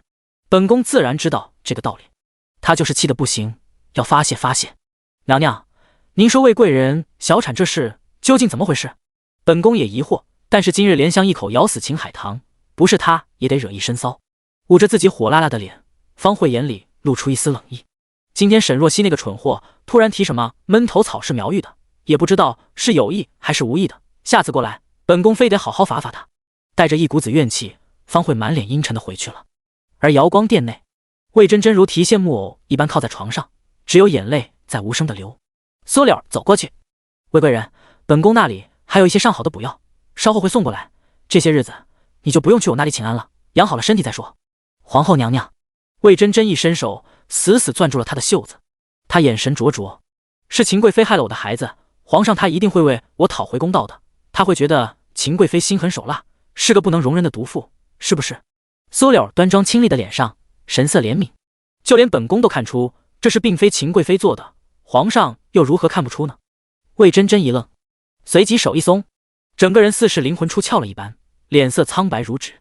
苏柳见状，叹息一声，吩咐了魏真真身边的宫女好生照顾她，又交代了膳房这几日对魏真真的饮食多加注意，之后便转身离去了。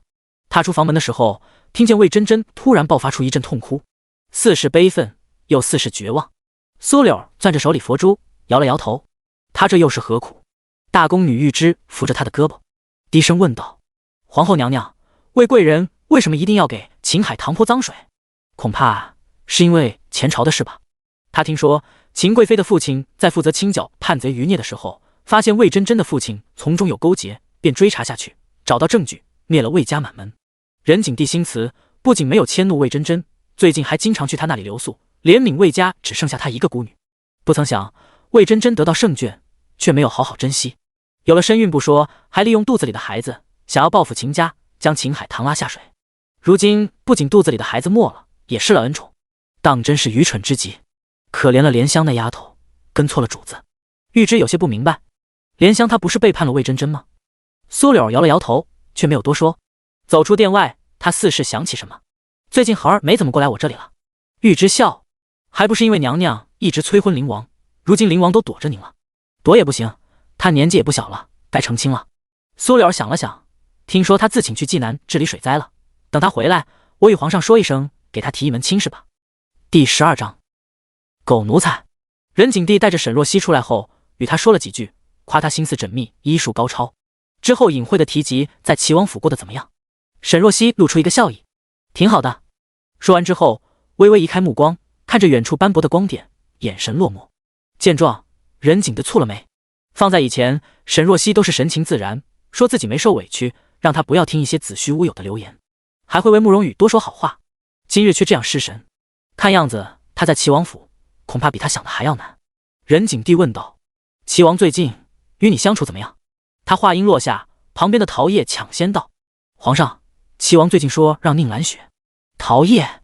沈若曦呵斥他，之后朝着任景帝俯身：“父皇，齐王挺好的，府里的下人也对我很尊敬。”说话之后，他声音突然有些发紧，一滴泪猝不及防落了下来。他赶紧轻轻擦了擦。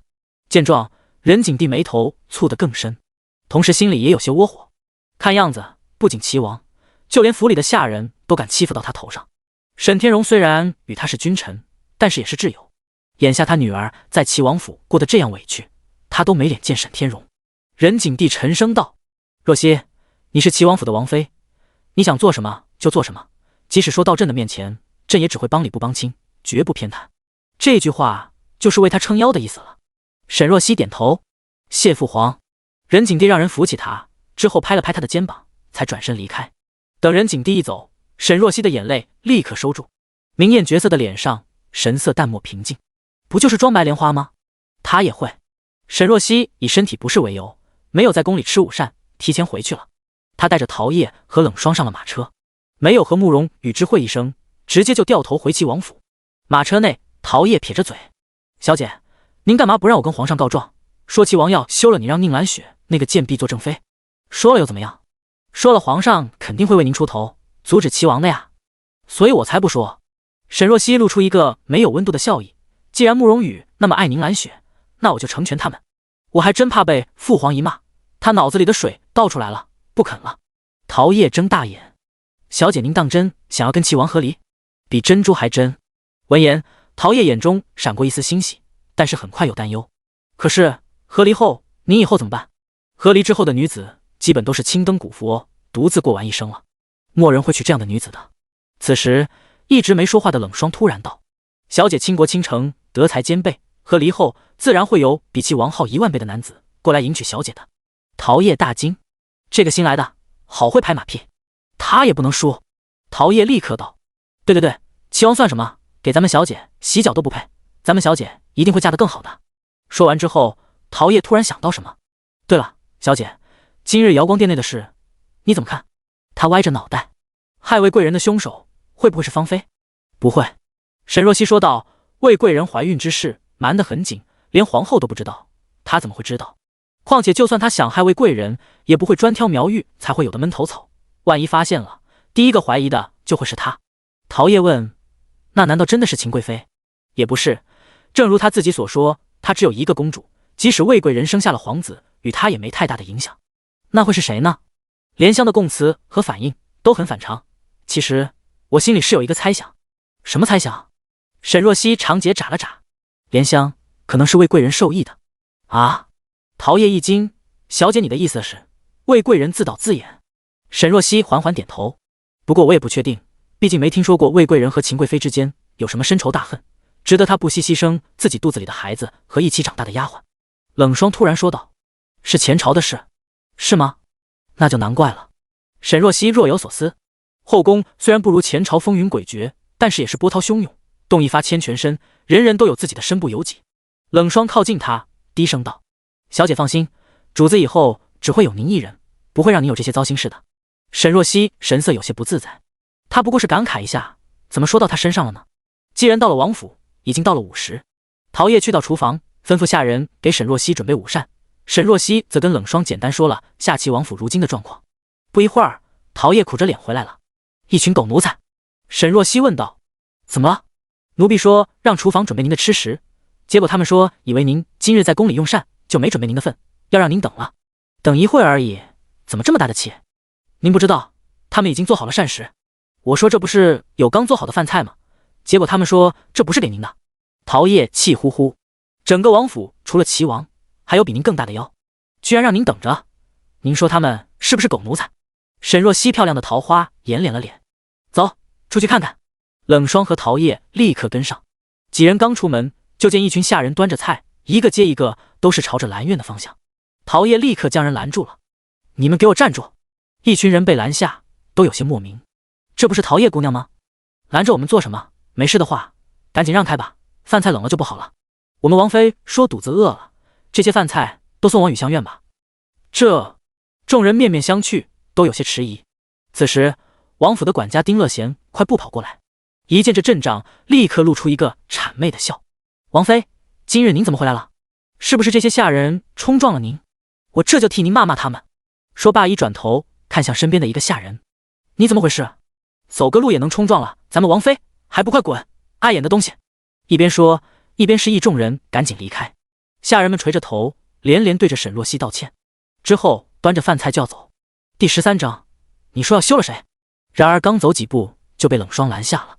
他伸出胳膊拦在众人面前，眼中冷意凌厉。众人走也不是，不走也不是，将求助的目光看向了丁乐贤。见状，丁乐贤神色僵了僵，他看向沈若曦：王妃，您这是？这些膳食送到我的雨香院，这恐怕有些不妥。丁乐贤说道：王妃，这些饭菜都是给您姑娘的，您要吃什么，我马上让厨房安排，您看怎么样？陶叶大骂：呸！他宁兰雪算是个什么东西，也敢让我们王妃等？丁乐贤装没听到，他脸上还是笑眯眯的：王妃，要是没什么其他事的话，我们就先把饭菜送过去了。沈若曦笑了笑，而后开口道：陶叶，给我掌他的嘴。是。陶叶一下来劲了，他冲过来，还莫等丁乐贤反应过来，扬起手就甩了他一巴掌。啪的一声，打得丁乐贤退了一步。他一愣，刚准备说话，陶叶又是一巴掌扇在了他另一边脸上。丁乐贤捂着被扇麻的脸，震惊不已。王妃，您这是干什么？沈若曦露出一个淡淡的笑意：看你似乎还没睡醒，给你醒醒脑，现在听清我的话了吗？丁乐贤眼中迸出一丝怒火，他沉着脸挥了挥手：去，把饭菜送往雨香院。一群下人赶紧掉了个头，端着膳食朝着雨香院的方向走去。沈若曦收回目光：陶叶、冷霜，咱们回去。他刚转身，身后丁乐贤低声道：王妃，别怪奴才没提醒您，您姑娘是王爷放在心尖上的人，要是他回来了，知道王妃的做法，估计会大发雷霆的。沈若曦回头：你在威胁我？奴才可不敢。丁乐贤脸上的表情似笑非笑。陶叶气得要上前跟他争吵，被沈若曦拦住了。他示意了一眼冷霜，冷霜点点头。他走到丁乐贤身后，猛然一脚踹在他的膝盖上。丁乐贤痛呼一下，双膝跪地。冷霜一把捏住他的下巴，掰开他了的嘴。沈若曦朝着他嘴里扔了一颗药。丁乐贤捏着喉咙：你给我吃了什么？我以前不知道丁总管说话如此没规矩。沈若曦语气温柔，说出的话却让丁月贤变了脸色：给你喂的这毒药不会伤及性命，但是会令喉咙又痛又痒，说不出话，实在难忍。丁总管可一定要忍住，不能喝水吃东西，更不能挠，否则这辈子可都要成了哑巴。丁乐贤眼神震惊，刚想说话，下一秒突然感觉喉咙一阵疼痛袭来，慢慢的越来越严重，似是有无数蚂蚁在啃噬自己的喉咙，极其难忍。王妃，他想求饶，然而沈若曦只是淡淡一笑：“丁总管放心，12个时辰一过，自然好了。12个时辰，不如杀了他算了。”丁乐贤疼得一张胖脸都变了色，跪在地上，涕泪横流的朝着沈若曦磕头。沈若曦看也没看他一眼，带着陶叶和冷霜回去了。临走时候，陶叶转头冲着丁乐贤冷哼一声：“以后睁大你的狗眼，认清谁才是王府的主子。”到了雨香院，饭菜已经摆好了，满满一桌，琳琅满目。陶叶忍不住道：“一群狗奴才，还真把宁兰雪当主子了。”沈若曦没吭声，下人们都是看菜下碟，这么捧着宁兰雪，终归到底还是因为慕容羽。他坐下来：“陶叶、冷霜，你们也饿了吧？一起吃吧，反正这么多也吃不完。”“是，小姐。”二人坐在下方，也拿起了筷子，开始吃饭。用完膳后，沈若曦让陶叶将账本拿来。陶叶有些纳闷：“怎么了，小姐？您不是要跟齐王和离吗？怎么还为王府管账？”“正是因为想要走，才要清点清楚我的嫁妆。”沈若曦翻着账页：“该属于我的东西，一件都不能留下。”看着账本，沈若曦眉头越蹙越深。上辈子她一直穿着朴素，做低服小，一颗心都放在慕容羽身上，从来没打扮过自己，也没在意过自己的嫁妆去哪了。她是家中唯一的嫡女，上面只有2个哥哥。出嫁的时候，沈家给的嫁妆格外丰厚。今天一看，发现一小部分居然都在兰苑。她才刚嫁进王府不到1年啊！沈若曦手指一紧，才这么点时间，她的嫁妆就被占了这么多，那么上辈子她所有的东西肯定都被宁兰雪霸占了，抢了她的正妃之位，还霸占了她的嫁妆。沈若曦怒极反笑，这些人还真是让我一刻都没法消停。陶叶、冷霜去兰苑走一遭。宁兰雪住的厢房在东边的院落，是慕容羽亲自给取的名兰苑。其实沈若曦上辈子从未来过兰苑，估计是怕她找宁兰雪的不快，当初一接回宁兰雪，慕容羽就命令她不准踏进兰苑一步，她还真乖乖听了。如今慕容羽说的话，她都只当是狗叫。几人刚靠近兰苑，就见外面一群婢女在打理花草。偌大的院子清幽整洁，梁上雕花，假山奇花，样样俱全，就连空气中都泛着淡淡的清香，比他的雨香院不知强了多少倍。外面有婢女看见他，愣了一下，随即立刻过来：“王妃，您怎么来了？奴婢马上去禀告宁姑娘。”“不必了。”沈若曦迈步朝着宁兰雪的厢房走去，刚到门口就听见一阵说话的声音：“姑娘别生气，不过是一顿午膳，也不是什么稀罕玩意。沈若曦就是仗着齐王不再欺负您，等齐王回来了，有他好看的。昨日吵着要和离，今日又抢了我的午膳，也不知道沈若曦是疯了还是怎么了。奴婢看她就是嫉妒姑娘得到王爷的宠爱，心里不平衡罢了，找地发泄呢。她沈若曦顶着王妃的头衔有什么用呢？这府里谁不知道姑娘您才是主子？”话虽这么说，但是眼下她毕竟占着王妃的位置，实在心烦。“放心吧，姑娘，王爷迟早会休了她的。”二人笑出了声。沈若曦眼神一冷，提起裙摆就走了进去。“你说要休了谁？”第14章，连个妾都不如。屋内，宁兰雪正靠在软榻上，她身边的婢女彩蝶一边给她剥橘子，一边与她说话。见沈若曦突然过来，二人都是一惊。彩蝶放下橘子，过去行礼：“奴婢见过王妃。”沈若曦低头扫了他一眼，许久不曾过来，竟然不知道兰苑的下人这么没有规矩。冷霜，带下去，给我绞了他的舌头。彩蝶一愣，没想到一向软弱的沈若曦，今日一来居然就这么发难。他原本还当是沈若曦吓唬人，直到冷霜将他拎起来，拖着他就要走。彩蝶慌了：“姑娘，宁姑娘救命啊！住手！”宁兰雪从软榻上下来，一把将彩蝶拦了下来。她柔弱漂亮的脸上满是怒色：“沈若曦，你这是干什么？中午抢了我的膳食，现在又要处置我的丫鬟，你简直太过分了！”“你的膳食？”沈若曦微微一笑，她本就长相明艳，之前一直收着不打扮都美，如今盛装过来，更是显得华贵大气，绝色风华，看得宁兰雪一阵火大。“宁兰雪，你吃穿用度一针一线都是齐王府的，怎么就叫你的膳食了？原本见你死皮赖脸的不走，本王妃就当是打发了叫花子，可谁知你却这般不识规矩。宁兰雪扬起脸，叫花子。沈若曦，我可是王爷亲自接回府里的，是王爷让我住在这里的。所以呢？沈若曦眸光轻蔑，你是以什么身份住在这里？外室。宁兰雪，你连个妾都不如，还敢对我大呼小叫？陶叶，教教他规矩。是。陶叶跳起来，一巴掌狠狠甩在了宁兰雪身上，直接将宁兰雪打得摔倒在了软榻上。他捂着火辣辣的脸，满眼不可置信：你一个贱婢，居然敢打我！打你就打你，你算是什么玩意？不能打吗？陶叶拍了拍手掌，语气不屑：今天接连打了2个狗东西，心情特别好。沈若曦没再关心宁兰雪，她扫了一眼宁兰雪屋内的装饰，眉头微蹙，去外面将王府的家丁们喊过来。陶叶点点头，跑出去了。不多时候，便来了10几个家丁。沈若曦伸手拿出嫁妆清单，放到陶叶手里，之后朝着家丁们说道：这上面的东西，但凡陶叶念到的，你们就给我搬到雨香院，谁要不想搬，现在就可以结了工钱滚出王府，有异议吗？闻言，家丁们面面相觑，随即纷纷摇头。奴才们都听王妃的，今日丁乐贤的事都在府里传遍了，大家如今都对这位王妃有些犯怵。沈若曦点头，随即坐在旁边的藤椅上，单手支着脑袋，目光淡淡的看着众人。开始吧。陶叶开口。梨木雕花椅，珊瑚炕桌，金丝楠木四方桌，百宝嵌柜，紫檀木美人榻，沉香木雕花大床，凤雕玉盒，白玉高足杯，红木银丝百寿紫玉如意，点翠峰殿全分，万寿满簪殿全分，白玉长簪成对。他念一个，下人们就搬一件。不一会儿，房间内就已经空了一半。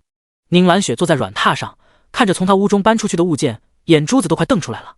他怒声道：沈若曦，这些都是王爷给我的，这齐王府是王爷的，不是你沈若曦的，你凭什么动我的东西？那慕容羽给你的时候，没提这些东西是我的嫁妆吗？闻言，宁兰雪眼神闪烁，她当然知道，不仅知道，而且这些东西是她特地跟慕容羽要的。见宁兰雪这样，沈若曦心底也猜了个七七八八。她嗤笑一声，厉声道：陶叶，继续。很快，宁兰雪房间的东西全被搬空了，就连她坐着的软榻都被人给抬走了，整个房间跟被洗劫了一样，空空如也。宁兰雪站在一旁，嘴唇都被咬出血了。这里的哪一件物件不是价值不菲？如今全部被搬走，简直就是放她的血。她都要过来了大半年，也没见沈若曦出个声，如今却不知道发了什么疯，居然敢当众这样侮辱她。等慕容羽回来，她一定要这个贱人好看。陶叶将清单收起来，小姐，都差不多了。沈若曦淡淡的应了一声，刚准备走，突然目光一转，落在宁兰雪的脸上。宁兰雪一愣，随即沉下脸。你看什么？沈若曦，东西都被你全拿走了，你还要怎么样？是吗？好像还差一件。沈若曦朝着他走近一步，忽然伸手一把拽住了宁兰雪头上的一根凤簪，一用力拔了下来，顺带扯下了她几根头发。啊！宁兰雪痛呼出声，之后伸手就要抢。还给我！这是王爷送给我的，不是你的嫁妆。沈若曦拿着凤簪，在宁兰雪扑上来的瞬间，一个冷冽的眼神扫了过去，对上他的目光，宁兰雪一下子站住了脚步。该死！怎么觉得今天沈若曦格外不对劲？沈若曦拿着凤簪在手中捻了捻，这是我大婚时候皇上赏的，不是什么肮脏东西都能戴的，你不配。他将凤簪扔给陶叶，绝美的脸上神色轻蔑。宁兰雪脸都差点气歪了。沈若曦一转身，刚准备回去，突然想到什么，一转头看着跪在地上面色煞白的彩蝶，差点忘了你。他看向冷霜，我不是说了吗？绞了他的舌头，还放他在这碍眼干什么？是。冷霜走过来，将彩蝶拽了起来。彩蝶涕泪横流，吓得大叫：姑娘，救命啊！救救我！沈若曦，你给我放手！彩蝶是我带来的丫头，不是齐王府的下人，你没资格处置她。宁兰雪冲上去，一把抓住冷霜的手，要将她扯开，但是却纹丝不动。救命！我错了，我错了，齐王妃，你要是处置了我，齐王回来一定会动怒的。彩蝶被拖到门口，大声嚷嚷。沈若曦道：冷霜，放开他。闻言，冷霜手一松，彩蝶如蒙大赦，立刻跑到宁兰雪身后，又惊又怕，但是眼底却闪出一丝恶毒。果然，沈若曦还是不敢对他怎么样，毕竟他是宁兰雪的人。等齐王回来，一定要让宁兰雪对齐王告状，休了沈若曦这个贱人。宁兰雪，你说的对，彩蝶不是齐王府的人，我这样处罚她确实不是很妥当。宁兰雪扬起头，眼中闪过一丝怒意。这个贱人，别以为这样说他就会原谅他。第15章，牡丹国色天香，适合本王。沈若曦，彩蝶从哪来的就回哪去吧，我们齐王府有你一个吃白饭的就算了，容不下第二个。陶叶站出来，小姐，彩蝶是从迎春院里出来的，既然如此，就让她回到那里去吧，记得亲手交到保姆手里，让她好好教教她规矩。闻言，彩蝶脸上全无血色。沈若曦这意思是让她回到勾栏院，而且还是做那种最低级的继子。她是从那里跟着宁兰雪出来的，自然知道底层继子的处境。不行，她不要回去。她好不容易跟着宁兰雪过上了好日子，以后运气好，说不定还能成为齐王的妾室，她才不要去那种地狱。不，我不去，我不去！彩蝶叫得撕心裂肺。冷霜嫌她烦，直接打晕了她，带了出去。看着这一切，宁兰雪面无血色，她眼神恨恨地看着沈若曦，但是却一个字都不敢说了。沈若曦宽大的袖摆一甩，咱们回去。陶叶和一群家丁跟在后面，浩浩荡荡地朝着雨香院的方向走去。慕容羽从宫里出来的时候，天色已经晚了。午膳之后，他和慕容恒被留下来。任景帝让他将水灾的各项筹备事宜跟慕容恒对接。他原本还怀着一丝期待，希望慕容恒不能胜任这份差事，他能继续去济南救灾。然而慕容恒过目不忘，智商异于常人。大半日下来，所有的事交接的七七八八了。出宫的时候，慕容羽看见慕容恒也出来了，他有些诧异。九王帝不是在东宫居住吗？怎么也出宫了？出来，想见个故人。什么故人？慕容恒却没出声。他俊美的侧脸掩在夜色中，长睫微扇，神色忧郁而冷淡。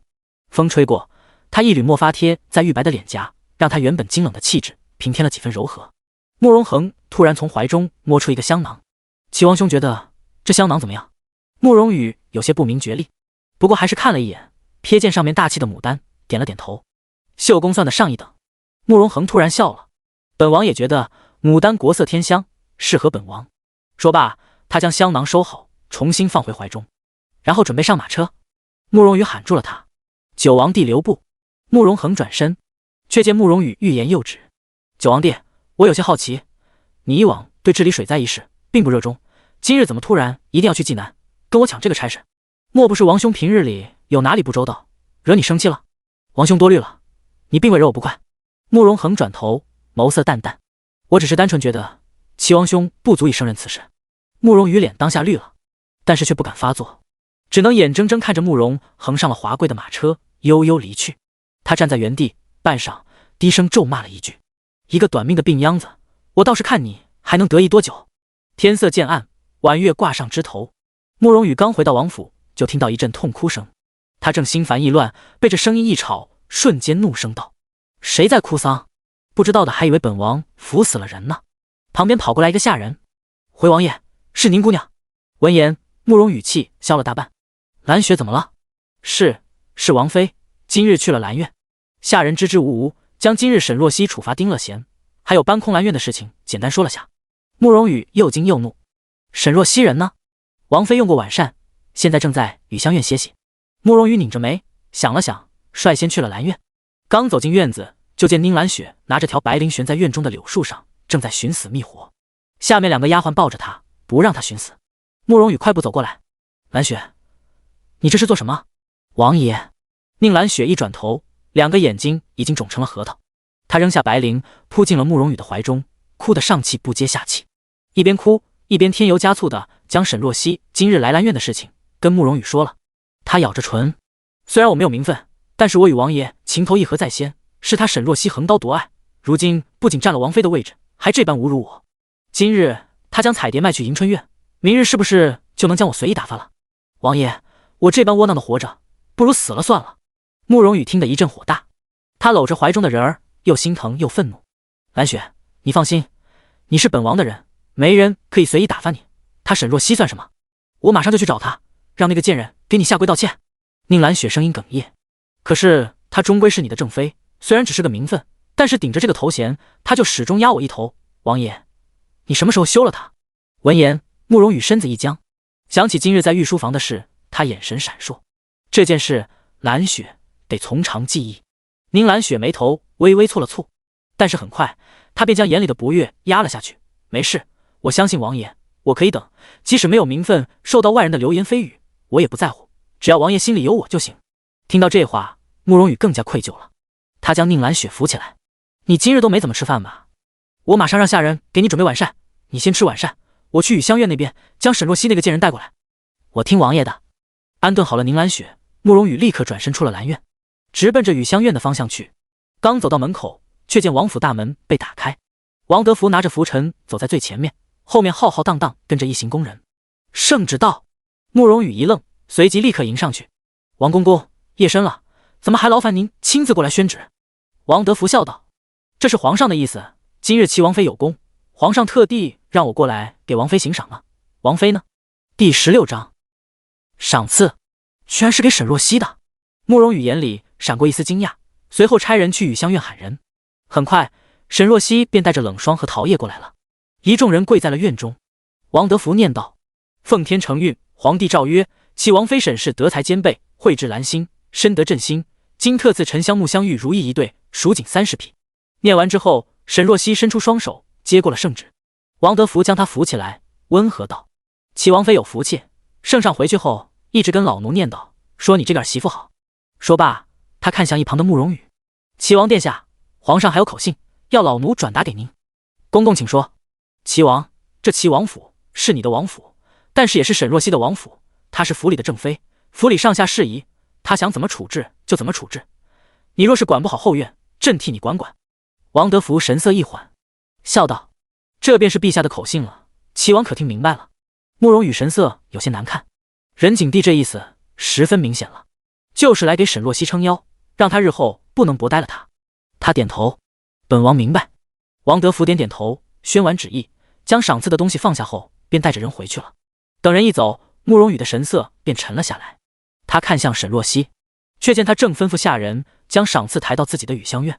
吩咐完之后，径直转身回去，从头到尾连个眼神都没给他。慕容羽对他这种忽视十分不习惯。他开口：沈若曦。听见声音，沈若曦缓缓转头：王爷有事。她穿着大红色的牡丹锦绣罗裙，乌云般的鬓发中缀着珍珠玉簪，衬得原本就绝色的脸庞更加端庄明艳，在夜色中显出一种不可逼视的风华。慕容羽眼中光芒微闪，被惊艳了一下。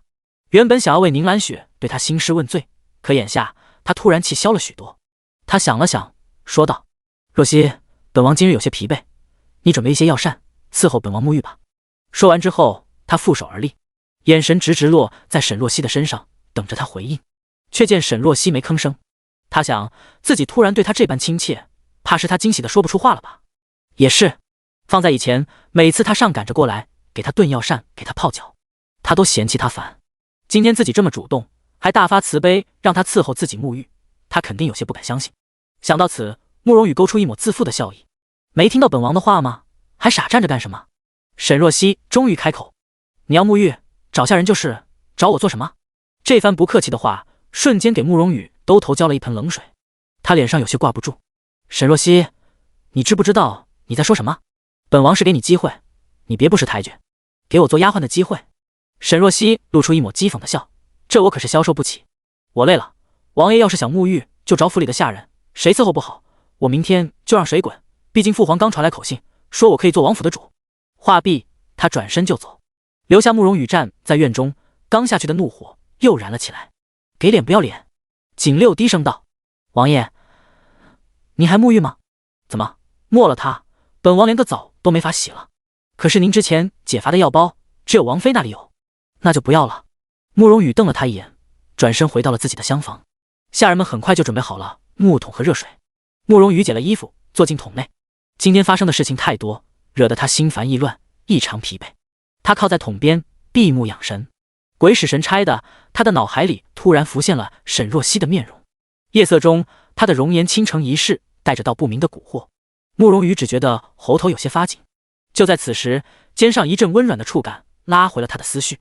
慕容羽一转头，看见一只柔仪小手正在轻轻捏着他的肩头，动作挑逗，暧昧十足。他一怔，随即勾起唇角：过来了。他就说，他主动给沈若曦这么好的机会，他怎么可能舍得放弃？原来刚刚是跟他闹别扭，欲拒还迎呢。他一把握住肩膀上的那只手，猛地朝前一拉，扑通，桶内溅起巨大的水花。宁兰雪撇着嘴，笑盈盈地勾住他的脖颈。王爷看见怀中的人，慕容羽眼神一顿，怎么是他？怎么了，王爷？宁兰雪发现了他眼中的错愕，不禁问了一句。没什么。慕容羽露出一个温柔的笑。你怎么过来了？我听说圣旨到了，说是皇上给了沈若曦许多赏赐。宁兰雪眼眶一红，王爷，我好恨，凭什么沈若曦仗着身份比我好，就能得到许多殊荣？没有，你很好，不同妄自菲薄。慕容羽心不在焉地安慰着他。幸好王爷的心在我这里。宁兰雪将脸贴在他的脖颈上，轻轻蹭着，环着他的手也深入水中，顺着他赤裸的腰腹一路往下。水下的动作让慕容羽气息不稳，他一把攥住宁兰雪的腰身，让她贴着自己，另一只手飞快地扯去了她身上的衣物，扶着她的腰，使她跨坐在自己身上。宁兰雪双手撑在他的胸膛上，脸上浮现2抹淡淡的红。王爷今日怎么这么心急？慕容羽没有说话，只是攥着他腰的手更紧。平静的水面瞬间荡起了阵阵涟漪。慕容羽中途又叫了一次水。半个时辰后，二人才起身穿好衣服。他拥着宁兰雪出了房门，一出去就看见沈若曦带着婢女出现在门口，正好碰上了。慕容羽手一僵，第一反应居然是想解释，回过神来又觉得莫名。他是王爷，他想宠幸谁就宠幸谁，用得着在乎他沈若曦的心情？再说了，是他不识抬举，就当是给他的教训了。第17章偷听。沈若曦，你怎么过来了？宁兰雪靠在慕容羽身边，娇滴滴的开口，眉眼间挑衅十足。他以为会看到沈若曦气急败坏，可谁知他却异常冷静。我来是想跟王爷要东西的。我嫁过来的时候，嫁妆里有一把七弦琴，在王爷的房里，现在请王爷物归原主。闻言，慕容羽拧眉，你就是来说这个的？不然呢？沈若曦露出一副理所应当的表情，七弦琴是我嫁过来的时候带来的，王爷不会想站着不给吧？当初这把琴还是他特地去找知名的琴师做的，因为知道慕容羽爱好抚琴，就当做嫁妆一起带过来了。慕容羽果然拿过去了，但是却依旧对他不理不睬，并未换来他的任何好感。和离之前，他想将这些物件给处理了，免得日后想起来就恶心。见他一副不咸不淡的样子，慕容羽心头一把无名火。不过一把琴，本王有什么稀罕的？你要是想要，拿去就是了。王爷爽快，那就好办了。沈若曦示意了一下冷霜，冷霜立刻上前走到慕容羽的房间内，将七弦琴给取了出来。慕容羽瞥见冷霜，有些疑惑：你是谁？以前怎么没在王府见过你？冷霜是将军府的婢女，我特地让她过来与陶爷一起服侍我，王爷有什么意见吗？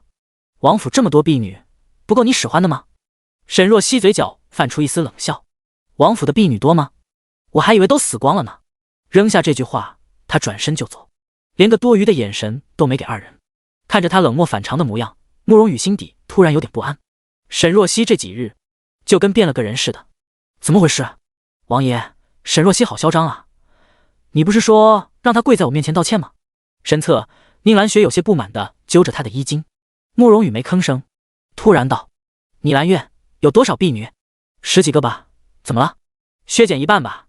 今日父皇传来口信，是来敲打我。目前我不能对你和沈若曦态度区别太过，否则父皇对我会更加不满。宁兰雪心一沉，心中十分不悦。她生气道：王爷只想着沈若曦，那我的委屈就白受了吗？沈若曦抢了我的东西，打了我，还卖了我的丫鬟。宁兰雪越说越委屈，又哭了起来。慕容羽拍着她的肩膀：明日我让人在兰院添一套东西就是了，不是什么大事。闻言，宁兰雪心中更慌。以往看到他这个样子，慕容羽都是大发雷霆，去找沈若曦算账的，如今反应却这么平淡。宁云雪咬了咬唇，眸中暗芒闪烁，他得赶紧加把劲，让慕容羽尽快休了沈若曦。小姐，这琴怎么办？回到雨香院，冷霜拿着七弦琴问沈若曦：拿下去，劈了烧了。是，小姐。这琴是他为慕容羽求的，看着就想起自己当初蠢到极点的恋爱脑，心烦。陶业给他端来一碗热茶。小姐，今日皇上赏的赎金我看了，料子都是极好的，应该是贡品，平日里都买不到呢。我看看。沈若曦走过去查看了一番后，挑选了几匹料子。这几匹布料给我留下，其他的跟我的嫁妆一起存放起来，放到库房。要是收好了，别让任何人动。是。陶业点头之后道：不过这2匹料子的花色，感觉适合给男人做衣裳的呀，不太适合小姐。不是我穿，我准备给别人做的。给别人做的？小姐亲自动手吗？那奴婢这就帮您把料子铺好。主仆二人正闲聊，没注意门外慕容羽正站在墙边，将二人的话听得一清二楚。他将宁兰雪送回去后，越想沈若曦的态度，越觉得不对劲。正准备来问问他哪根筋搭错了，却听到了这番对话。慕容羽唇角微勾，呵，还纳闷沈若曦怎么态度说变就变了，搞半天都是做戏，还不是回来默默给他做衣裳了。之后等他将衣服送来，跟他示好，他也就不计较他这些欲擒故纵的小把戏了，让他上了他的床榻吧。毕竟他确实有几分姿色，放着一直不碰，着实浪费。慕容羽心情大好的走了。他刚走出雨香院，冷霜便从屋檐跳了下来。他走进房间，小姐，刚刚慕容羽过来了。沈若曦头也没抬，他来做什么？不知他在房间外站了一会，然后走了，走的时候还笑得贱兮兮的。不用管他。沈若曦拿着尺量着布料，明日我准备回去将军府，好久不曾见父亲了，我想亲手给他做一件衣裳。小姐怎么突然要回去了？和离这么大的事，我得要跟父亲说一声，况且我确实想他了。上辈子他害得沈家满门抄斩，临死前都没见到父兄一面，这一世他一定要好好珍惜身边的亲人。次日天微微亮，沈若曦就起床了，梳妆打扮好，便乘着马车一路疾驰到了将军府。将军府门口，一个下人正在扫着门前的落叶。沈若曦看着大红的门头，心头一瞬间百感交集。他开口道：“刘武。”扫地的下人一抬头，看见面前的沈若曦，愣了一下，随即脸上露出一丝惊喜：“大小姐，是我。大小姐，您回来怎么也没提前报个信？将军上朝去了，还没回来呢，快进来。”刘武引着沈若曦进门。沈若曦说道：“我自己去后院等就是，你先忙你的吧。”说罢，他带着桃叶和冷霜，轻车熟路地绕过回廊，去了后院。刚过去，就听见一阵骂骂咧咧的声音：“小贱蹄子，你算是个什么东西，也敢跟老娘顶嘴？夫人的遗物，我呸！将军夫人都死了不知道多少年了，现在后院当家做主的是我何荣？”雪萍跪在地上，声音哽咽，但是腰板依旧挺得笔直。小姐走的时候说了，让奴婢打扫好夫人的屋子。夫人虽然不在了，但是里面的物件一件都不能少。哪里来的小姐？沈若曦早就已经出嫁了，现在府里我女儿陈双双才是小姐。何荣尖着嗓门，一边骂，一边用手指戳着雪萍的脑门：“贱丫头，再敢放肆，我打烂你的嘴！”第18章，无耻。沈若曦眼中闪过一丝暗芒，她迈步走过去：“表姑真是好大的架子！”听见声音，何荣猛地抬头，看见沈若曦，脸上闪过一丝惊讶：“哎呦，若曦啊，怎么突然回来了？这都大半年没见了，表姑真是想死你了。想我表姑怎么不去齐王府看我？”何荣脸上一僵，随即笑道：“这不是怕打扰了你和齐王小夫妻俩吗？新婚燕尔的，我去了岂不是扫兴？”沈若曦也笑，只是笑意不达眼底。他12岁时，何荣带着陈双双从城外跑过来，说是家里人都死光了，他孤儿寡母无依无靠，过来投奔亲戚。沈天荣将二人带进府里，问了半天才知道是远房的一门旁支，硬要往祖上扯3代，才沾亲带故。何荣抹着泪，大声哭嚎：“大将军，你当初去乡下的时候，不小心误食了毒野果，是我娘给你灌了马尿，才让你吐出来解了毒。您现在不能仗着是人上人了，就不认这门亲了啊！”沈天荣为人重情义，又看他们母女可怜，就收留了下来。前2年，何荣还算安分，可后来何荣看沈天荣没了夫人，后院无人，他又是个大老粗，除了宝贝沈若曦，后院其他事一概不管。何荣就来了心思，他将沈若曦哄好，让沈若曦去沈天荣面前说好话，将后院的管理权交给了他。自此，母女二人开始了颐指气使的日子。沈若曦目光落在何荣的脸上，有些凉意。上辈子慕容羽给将军府安了个意图谋反的罪名，图了沈家满足，而所谓谋反的证据，就是何荣和他女儿陈双双塞进将军府的。二人一心贪慕权贵，真以为卖了将军府就能过上更好的日子，却没想到慕容羽一道圣旨下来，他们二人也跟着上了刑场，当真是又蠢又坏的白眼狼。何荣问道：“若曦，你怎么一个人回来了？姑爷呢？”沈若曦没理他，而是让桃叶将雪萍扶了起来。这大清早的，雪萍，你犯了什么大错，让表姑这样罚你？雪萍跟桃叶一样，也是从小服侍她的丫头，后来嫁给了府里吴管家的儿子吴才，才没有陪嫁到齐王府。小姐，雪萍十分委屈，是何夫人看中了夫人的遗物，说什么也要抢了过去。奴婢谨遵小姐临走时的吩咐，不让她拿，何夫人就罚奴婢。你说的这是什么话？若曦娘走得早，我在将军府这么多年，又与若曦情同母女，将军夫人的遗物，我带着也无可厚非啊。何荣一边说，一边扯着沈若曦的袖子。若曦，你说可对。沈若曦瞥到他手上的玉镯，正是他母亲的遗物，他眼神当下冷了下来。我出嫁不过大半年，表姑还真把将军府当自己的家了。说好听点，你是暂住在这；说难听点，你们是寄人篱下。时间久了，你还真摆不正自己的位置了。哎，你怎么说话的？我好歹也是你长辈，这些年你娘不在，我为将军府操劳，没有功劳也有苦劳吧？带个镯子也是应该的。沈若曦懒得再跟他废话，把他的镯子给我拿下来。是，小姐。陶叶和雪萍立刻爬起来，按住何荣就开始抢他手里的镯子。何荣又喊又嚎，拼了命的不肯撒手，但是耐不住陶叶手劲大，硬生生从他手腕上将镯子给取了下来。何荣一拍大腿，当场就坐在了地上，开始嚎起来。哎呦，沈若曦，你这个强盗！都说嫁出去的女儿泼出去的水，怎么还有脸回来管府里的事啊？我一把年纪了还受这种欺负，我去你齐王府前吊死算了。何荣声音大，不一会儿府里就不少下人出来了，但是大家都只是远远的看着。平日里何荣在府里跳上跳下，他们早就受够了他的窝囊气，如今见沈若曦回来发难，他都只觉得畅快。沈若曦瞥了他一眼，看样子表姑觉得在我将军府委屈了，既然这样，那我今日就跟爹说一声，让他放你和陈双双回去。闻言，何荣立刻不好了。若曦，都是亲戚，就这点小事，你至于赶表姑走吗？我镯子不是还给你了吗？我不在的这些日子，你们母女俩还有没有擅自动将军府里的东西？没有，绝对没有，我可以发誓。何荣话音刚落，突然传来一声不悦的声音：娘，大清早的你在这好什么呢？哪个不长眼的下人惹了你？你罚了他就是，吵得我觉都没睡好。陈双双穿着紫色的绸缎，有些不满地打着哈欠从房间出来，头上插满了珠钗首饰，又俗又闪。看见沈若曦，她也愣住了。你怎么回来了？沈若曦目光一沉，你身上的衣服不是我的吗？小姐，您一走，双双小姐就去您房间，将您以前的首饰衣物占为己有了。一开始的时候还偷偷摸摸，后来直接光明正大的拿了。雪萍立刻控诉：沈若曦，我爹呢？他不知道吗？老爷质问过他们，但是何夫人和双双小姐说是经过您同意了，老爷信以为真。雪萍垂着头，奴婢也拿不准，就没多做阻止了。毕竟小姐您跟他们的关系之前确实还不错。沈若曦扶额，她之前跟何荣还有陈双双走得近，是因为她一心要嫁给慕容羽，父亲和两个哥哥却都不同意，觉得慕容羽并非良配，只有何荣与陈双双支持她。她当时脑子里水多，觉得只有他们二人理解自己，便与他们亲近起来。后来才清楚，他们只是想要自己早点嫁出去，好方便他们在将军府后院作威作福。毕竟自己的将军爹除了会打仗，其他事一概不通，也不感兴趣。而两个哥哥，大哥沈月如今接手父亲的兵权，是名扬天下的大将军，正在边疆作战。二哥沈彻才学过人，今年殿试刚过，是新任状元郎，皇上亲自赏了一座府邸。他出嫁后，二哥很少回将军府，如今这后院成了何荣母女的天下。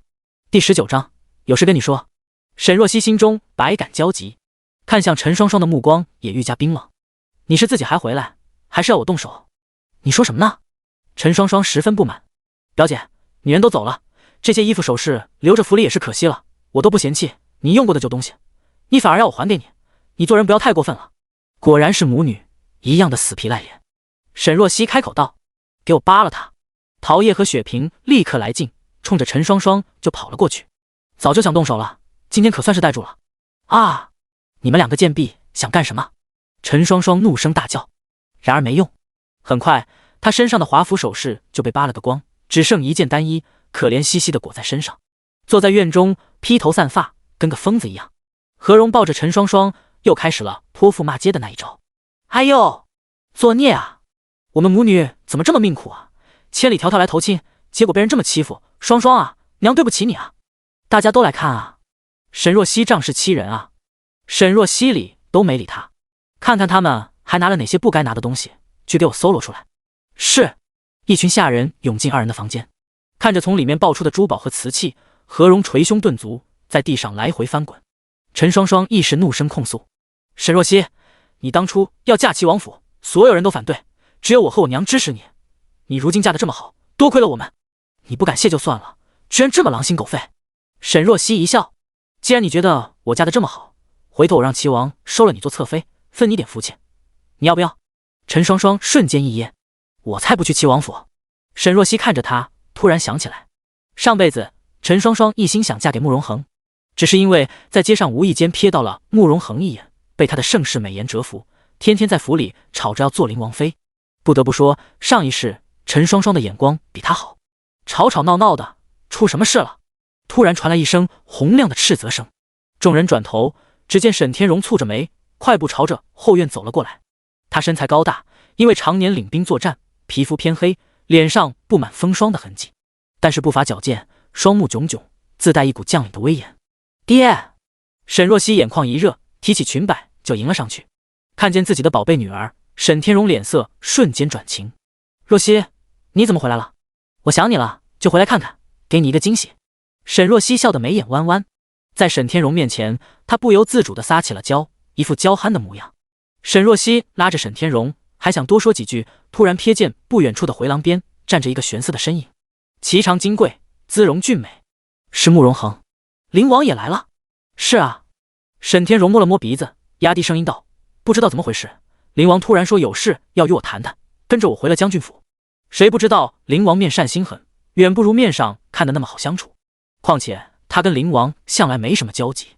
沈天荣一路上想破了头，也想不清楚这尊大佛为什么找上自己。一旁何荣尖利的声音插进来，哎呦大表哥，你可算是回来了，你看看沈若曦都把我们母女欺负成什么样子了，大表哥你可得为我们做主啊，当初你吃了毒野果，是我娘给你灌了马尿，你才……好了，有什么事之后再说，没看见我有客人在吗？沈天荣怒喝一声，打断了何荣的话。真是好端端在灵王面前提什么他喝马尿，他堂堂大将军不要面子的吗？沈天荣这一骂，众人才发现不远处的慕容恒，纷纷跪下行礼。慕容恒神色淡淡，大将军既然有事要处理，那本王先去客厅等候，下官跟灵王一起。沈天荣哪敢让他等，他不舍得松开沈若曦的手，跟了上去。看着二人的背影，沈若曦漂亮的桃花眼敛了脸。慕容恒突然过来，莫不是知道他回将军府了，特地过来看他的？一想到此，他心底居然有些小窃喜。沈若曦在后院等了一会，期间他发落了何荣母女，让他们安分待在自己的厢房，并剥夺了何荣打理后院的资格，交由雪萍暂时管理。何荣本来还有异议，直到沈天荣回来，听到沈若曦的安排，想都没想，直接拍板，都按若曦说的做，不论她有没有嫁人，她永远是我将军府的嫡女。何荣硬生生咽下一口浊气，这个女儿奴。沈天荣没管何荣，他拉着沈若曦的手，二人去了前厅。陈双双揪着何荣的袖子，气得大哭。娘，都怪你，好端端的你非要招惹沈若曦那个疯女人干嘛？刚刚灵王看到我这么狼狈的样子，我在他心目中的形象一定毁了，毁了就毁了。你还惦记着灵王呢，都知道他是个短命的，你嫁过去了那也是要守寡的，有什么用？那我也愿意，就算守寡，那也是泼天的富贵。何荣一噎，突然觉得有几分道理。而且要是陈双双嫁给灵王了，那他就不用看沈天荣和沈若曦的脸色了。沈若曦跟在沈天荣身侧，绕过院子去了前厅。他四下看了看，忍不住问了一句：灵王走了吗？走了，与我说了些边境战况的话题，就离开了。还真走了？沈若曦拧眉，狗男人究竟搞什么？到了书房，沈若曦让陶叶将自己亲手做的衣裳拿出来。爹，之前皇上赏了我一些上好的蜀锦，我就亲手给您缝制了件衣服，您看看可合身？给我做的。沈天荣眼睛都亮了，合身？我女儿做的衣服肯定合身。老爷，这可是小姐连夜赶制的，昨天晚上小姐都没睡好呢。陶叶插进话。沈天荣瞬间眼露心疼，傻丫头，这么累干什么？我又不是没衣服穿，这次你回来，我见你都瘦了，慕容羽那个混账是不是对你不好？他也找人去打听过齐王府的事，听到过一些不好的闲言碎语，但是期间问过沈若曦几次，他都笑着说市井之言不足为信。他过得很好。沈天荣见他一心想着慕容羽，套不出话，也只能干着急。爹，您别生气。沈若曦将热茶朝着他推了推，我有事要跟您说。第20章，我想和离。什么事啊？沈天荣沉着脸，抿着茶水，心里盘算着，不会又是过来替慕容羽求什么事吧？哎，他就知道突然回来了，肯定是有原因的。我准备与齐王和离。噗！沈天荣一口茶水喷了出来。嗨嗨，他呛得咳嗽起来。若曦，你知不知道你在说什么？我是认真的，爹，之前是我不懂事。您和哥哥们阻止我嫁给慕容羽的时候，我还觉得你们阻拦我追寻真爱。如今我已经看清了慕容羽的真面目，他娶我不过是看中我背后的沈家，想在夺嫡中得到父兄们的帮助而已。他是在利用我，不是爱我。沈天荣大怒，他果真是这么想的，所以王府的流言也都是真的。他在府里养着一个青楼妓子，让他欺负到你头上，处处作践你。沈若曦饮了一口茶，你放心吧，爹，他以后作践不到我头上。您看，我现在不是挺好的？沈若曦娇俏一笑。他这么一说，沈天荣才注意到他穿着华贵，气质端庄，就连脸上的气色都好了几分，与之前几次见面的时候好了许多。沈天荣汹涌的怒意霎时消散了一些，但是依旧心疼的不得了。明天我就去面见圣上，让他给你做主，管他什么齐王不齐王的，欺负了我的宝贝女儿，拼了这身老骨头，我也得给你讨回公道。爹，这事暂时不用圣上出面，我自己能解决。我今日来就是想跟您说一声，毕竟这是大事。沈若曦叹息一声，和离对女子来说，声誉有损，我日后可能再也嫁不出去，一直留在府里。爹，您同意我和离吗？嫁不出去，我将军府养你一辈子。沈天荣一拍桌子，声音坚定。再说了，什么嫁不出去？在爹的眼中，世间还没有哪个男子能配得上我的宝贝女儿呢。沈若曦眼眶微热，这就是他的至亲，疼他护他，即使是他做了错误的选择，依旧会为他的错误承担后果。他说道：爹，您放心，女儿会处理好自己的事的，在此之前，您安心等着我的消息就是。沈天荣一愣，他看着眼前的沈若曦，总觉得今日女儿跟以前大不一样了，仿佛更令人放心了。沈天荣点了点头，好，爹相信你。沈若曦在家用了午膳，陪着沈天荣说了些提起话之后，才打道回府。上马车的时候，冷霜凑过来，低声在他耳边说了3个字：听雅轩。沈若曦一愣，随即明白了过来，他点点头，让车夫转了方向，去了听雅轩。下车后，陶叶准备跟上去，却被沈若曦制止了。你和冷霜就在这里等吧。陶叶一愣，随即有些纳闷的点了点头。看着沈若曦的背影，他忍不住道：小姐是不是要见什么人？冷霜：不清楚，不知道是不是我的错觉，我总觉得今日小姐状态不太对，好像是……陶叶纠结了半天，也没好意思说出来，总觉得好像是怀春了。冷霜转头，好像是怎么了？算了，跟你说你也不清楚，是关于感情方面的。瞧你冷冰冰的样子，一看就不懂情爱方面的事。我有良人。陶叶，你居然有喜欢的人？冷霜面无表情的点头。陶叶震惊了，随即郁闷了。他拿出小镜子，苦巴巴的对着自己的小圆脸。他明明这么可爱，亲和力又这么强，却是母胎单身狗。究竟输哪里了？楼上，沈若曦到了楼上天字1号的雅间，他伸出白皙的手指推开门。偌大清雅的房间内，慕容恒坐在梨花木椅子上，面前摆着一个白玉棋盘。他修长的手指执一颗白子，正落在棋盘之上。一缕日光透过窗户斜斜照进来，落在他身后的墨发之上，镀上一层柔柔的光晕，仿佛不食人间烟火的上神。沈若曦被惊艳，随即感慨上天果然公平，给了他盛世美颜，却又让他少了男人的尊严，眼神不由得又多了几分同情。怎么了？慕容恒转头对上他的目光有一丝疑惑。沈若曦走近，叹息一声：今天你去将军府，我还以为你是特地去看我的。确实是，那后来怎么走了？你们父女很久没见，我估计你们应该有很多话要单独聊聊。沈若曦托着腮笑了，原来灵王这么贴心。慕容恒也笑，我一直很贴心，你以后就知道了。他说这话的时候声音淡淡，甚至没有一丝波澜，但是那双狭长的狐狸眼微微一挑，却多了几分漫不经心的邪肆，让沈若曦不由得朝着不该想的方向多想了一些。慕容恒突然道：会下棋吗？会，陪我下一局。沈若曦心里犯嘀咕，约他过来就是做这么雅致的事，不符合他的人设啊。二人执子开始对弈。沈若曦原本以为他会让着自己，谁知慕容恒步步紧逼，毫不手软，不过1刻钟就将自己杀得片甲不留。这个男人还真是不怜香惜玉。沈若曦心里有些赌气，手一推：我认输了。生气了？没有，连他自己都没有发觉，在面对慕容恒的时候，他莫名的会有一些小女儿的姿态。慕容恒薄唇微微扬起，似是被他的反应取悦了。他起身走到沈若曦的面前，伸手勾起她的下巴，使她仰头露出柔嫩的脖颈。微凉的手指触及沈若曦滑腻的肌肤，让他有一瞬的僵住，随后觉得很正常，这才像是慕容恒会做的事，无拘礼节，蛮横强势，而不是下什么破棋。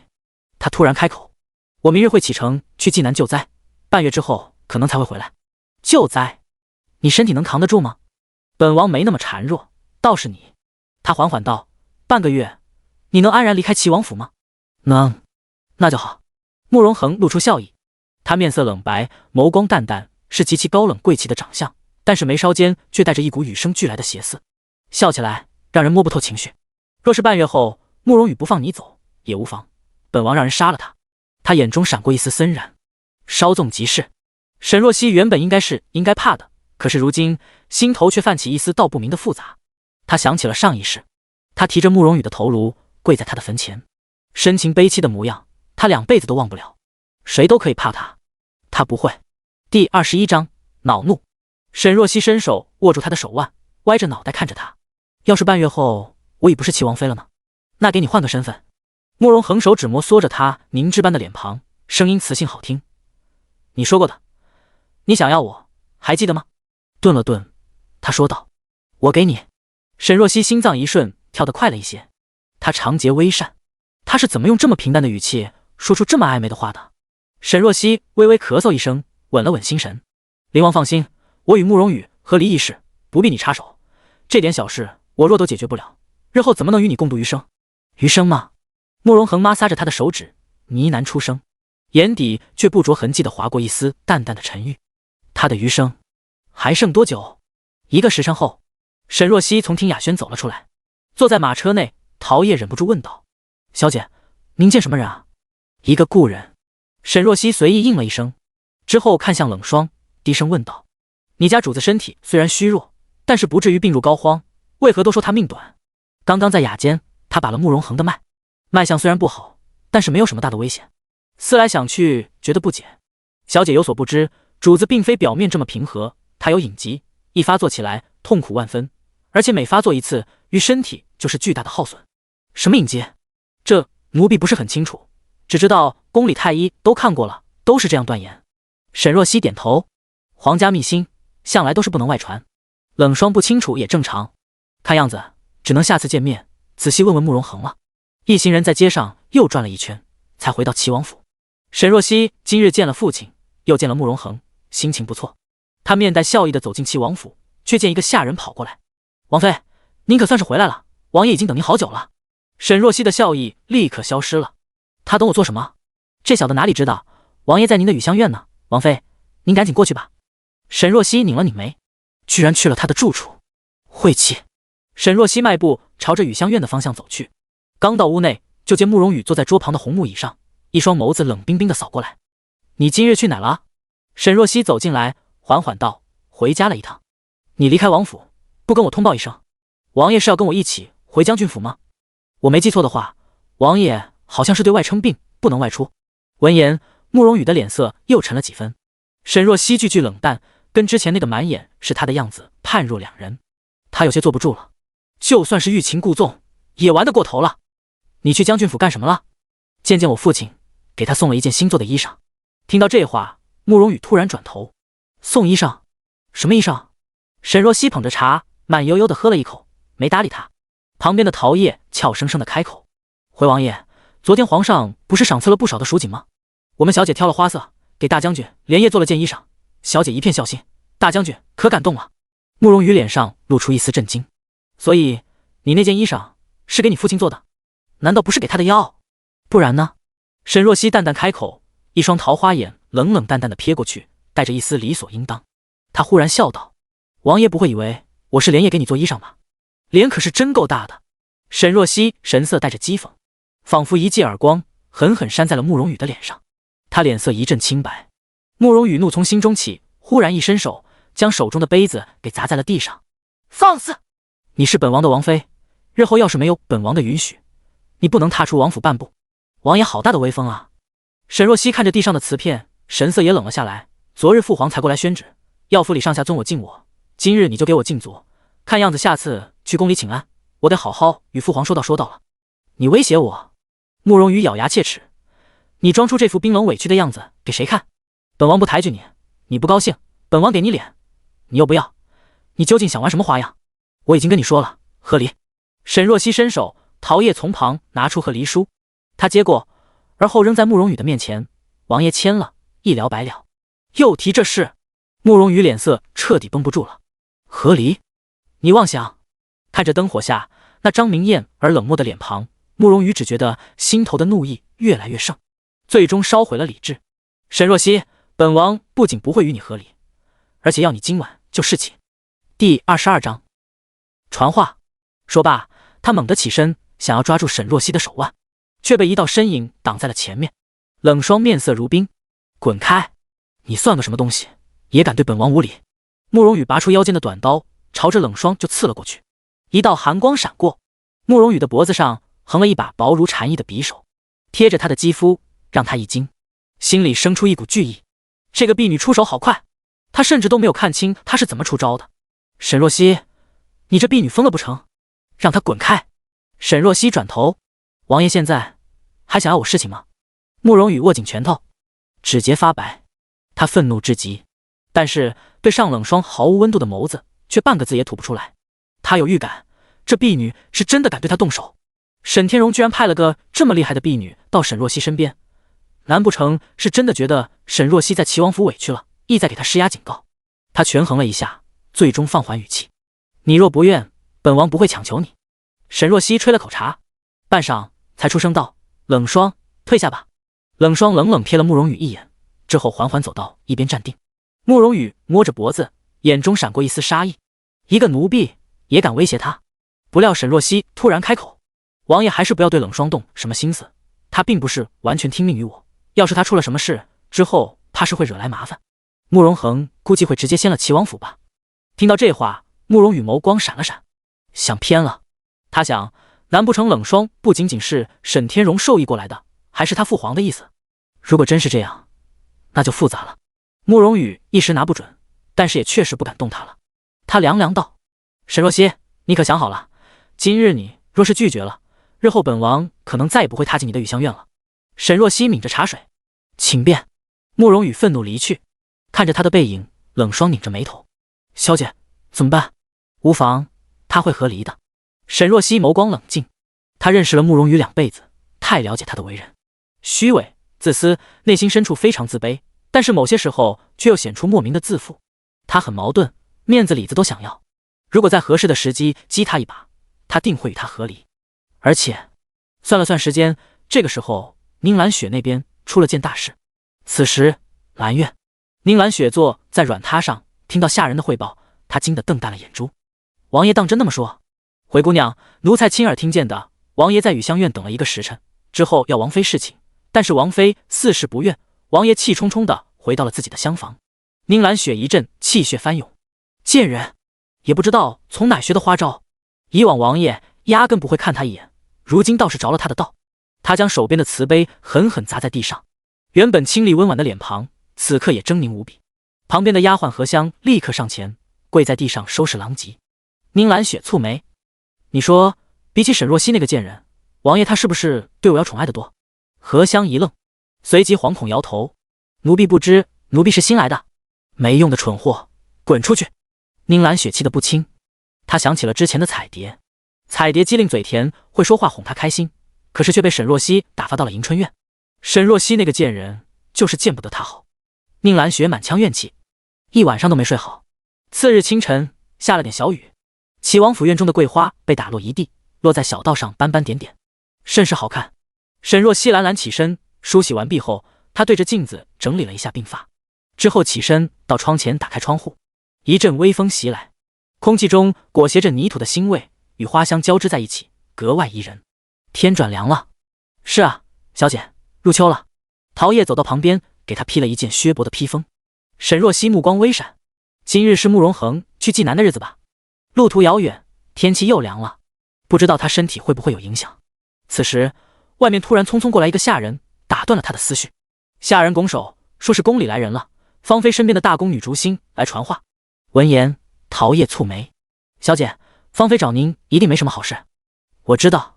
沈若曦面色淡淡，让她过来吧，她倒是要看看方慧又要做什么幺蛾子。下人应下，转身走了。不多时候，竹心就跟着人来到了雨香院。他神色很是不悦。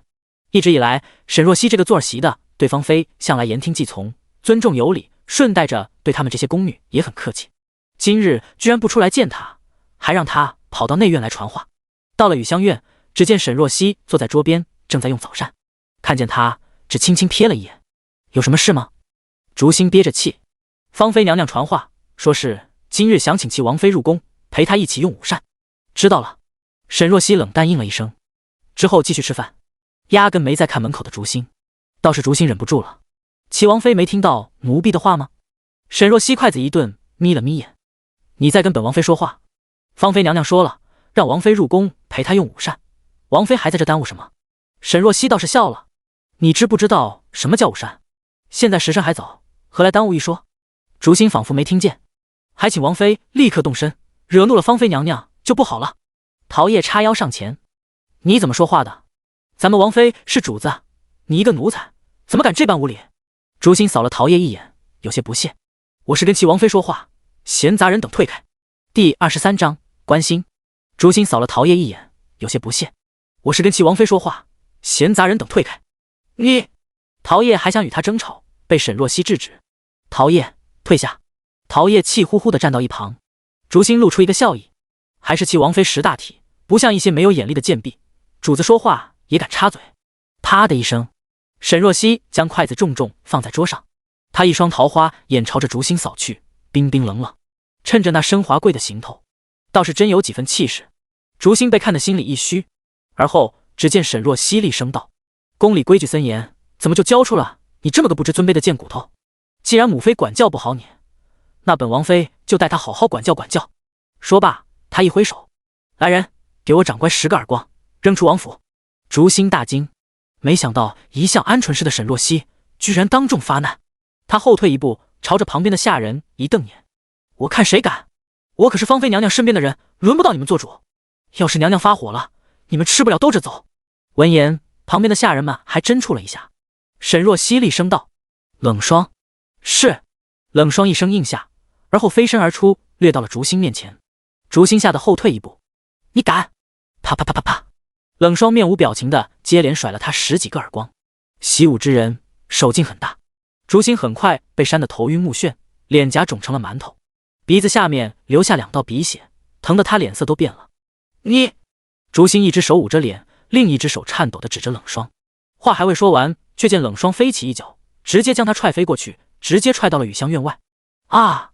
竹心惨叫出声，重重摔在地上，半天爬不起来。最后还是同行来的宫女将他扶起来，一行人惶恐地出了齐王府的门。沈若曦重新拿起筷子，慢悠悠地将早膳吃完后，才让陶叶随便备了点礼，准备去宫里。几人刚出雨香院，却见几个婢女和下人匆匆地从兰院跑出来，撞见沈若曦，连忙跪下来行礼。陶叶道：什么事啊，慌慌张张的。王妃，是宁姑娘。婢女艰难道：宁姑娘她说头疼不舒服，说要王爷过去看看她。闻言，陶叶咬牙，这个狐妹子又在装病骗王爷过去，能不能换个花招？婢女的头埋得更低了。原本以为沈若曦会生气，谁知她开口道：既然宁云雪身体不好，那就赶紧去找王爷吧。不过我看光是王爷不够，记得要让府里的大夫也过去，可得仔细给他诊诊脉。婢女一脸惊讶，赶紧应下。是，奴婢立刻让人去找大夫。沈若曦点了点头，转身出了王府。出来的时候，脸上是带着笑意的。陶叶不解：小姐，您干嘛关心宁云雪的死活？她一心想做齐王妃，我当然得帮她一把。沈若曦脸上笑意更甚。宫中，方慧看着被抬回来的竹心，听着他哭哭啼啼吐字不清的告状，一个头2个大。昨天夜里他就收到慕容羽的信，说沈若曦又提及要与他和离，想让他探探沈若曦的口风，他便差人去齐王府传话，可谁知居然横着出来了。方慧扶着额头仔细想了一下，看样子是雨儿一直以来对他冷淡，天长日久，积怨在心了。他身边的宫女春然说道：娘娘，那等会王妃来，您要发落她吗？当然。方慧拧眉，就算是雨儿宠着别的女人冷落她又怎么样？她一心扑在雨儿身上，娶了她对她而言都是莫大的恩赐了，如今还敢有脾气。说罢，他一挥手，等会齐王妃来了，就说我身体不舒服，让她在外候着。他定要挫挫沈若曦的锐气，让他知道耍脾气是不会让慕容羽回心转意的，只会引来他与慕容羽更大的厌恶。安安分分做他的齐王妃去。半个时辰后，沈若曦到了方慧的怡悦殿。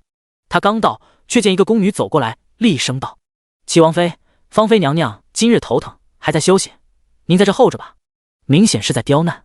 沈若曦来的时候就已经预料到了这个后果，不过她也没打算惯着方慧。本王妃略懂医术，母妃要是头疼，正好我进去给她看看，说不定能治了她的头疾。说着，迈步就要进殿，却被宫女拦住了。齐王妃尽管等着就是了，芳妃娘娘如今不舒服，不方便打扰。齐王妃执意要进去，是何居心？我一心担忧母妃，想进去给母妃看病，你却再三阻拦我，我倒是要问问你是何居心。沈若曦目光凌厉，我看母妃就是被你这种没规矩的贱婢给气出了头疾。既然你不让开，那好，我立刻去禀明皇后娘娘，让她看看这后宫，如今是越发的没规矩了。话音落下，她一甩袖就要走。方慧忍不住了，她从刚刚开始就在内殿偷听，原本想看到沈若曦吃瘪的模样，结果却见她来了这么一出，要是闹大了，于她没好处。慢着！方慧扶着宫女的手，缓缓走出去。吵什么呢？本宫在殿内就听见你们在争执，吵得本宫的头更疼了。第24章诊脉。他扫了一眼沈若曦，你进来吧。是，母妃。沈若曦跟在他的身后，眼中露出一丝讥讽。装不下去了？一进去，沈若曦就问道：“母妃怎么突然头疼了？我给您把脉吧。”不必了，身体为重，母妃还是让我看看吧。我说了，不必就是不必。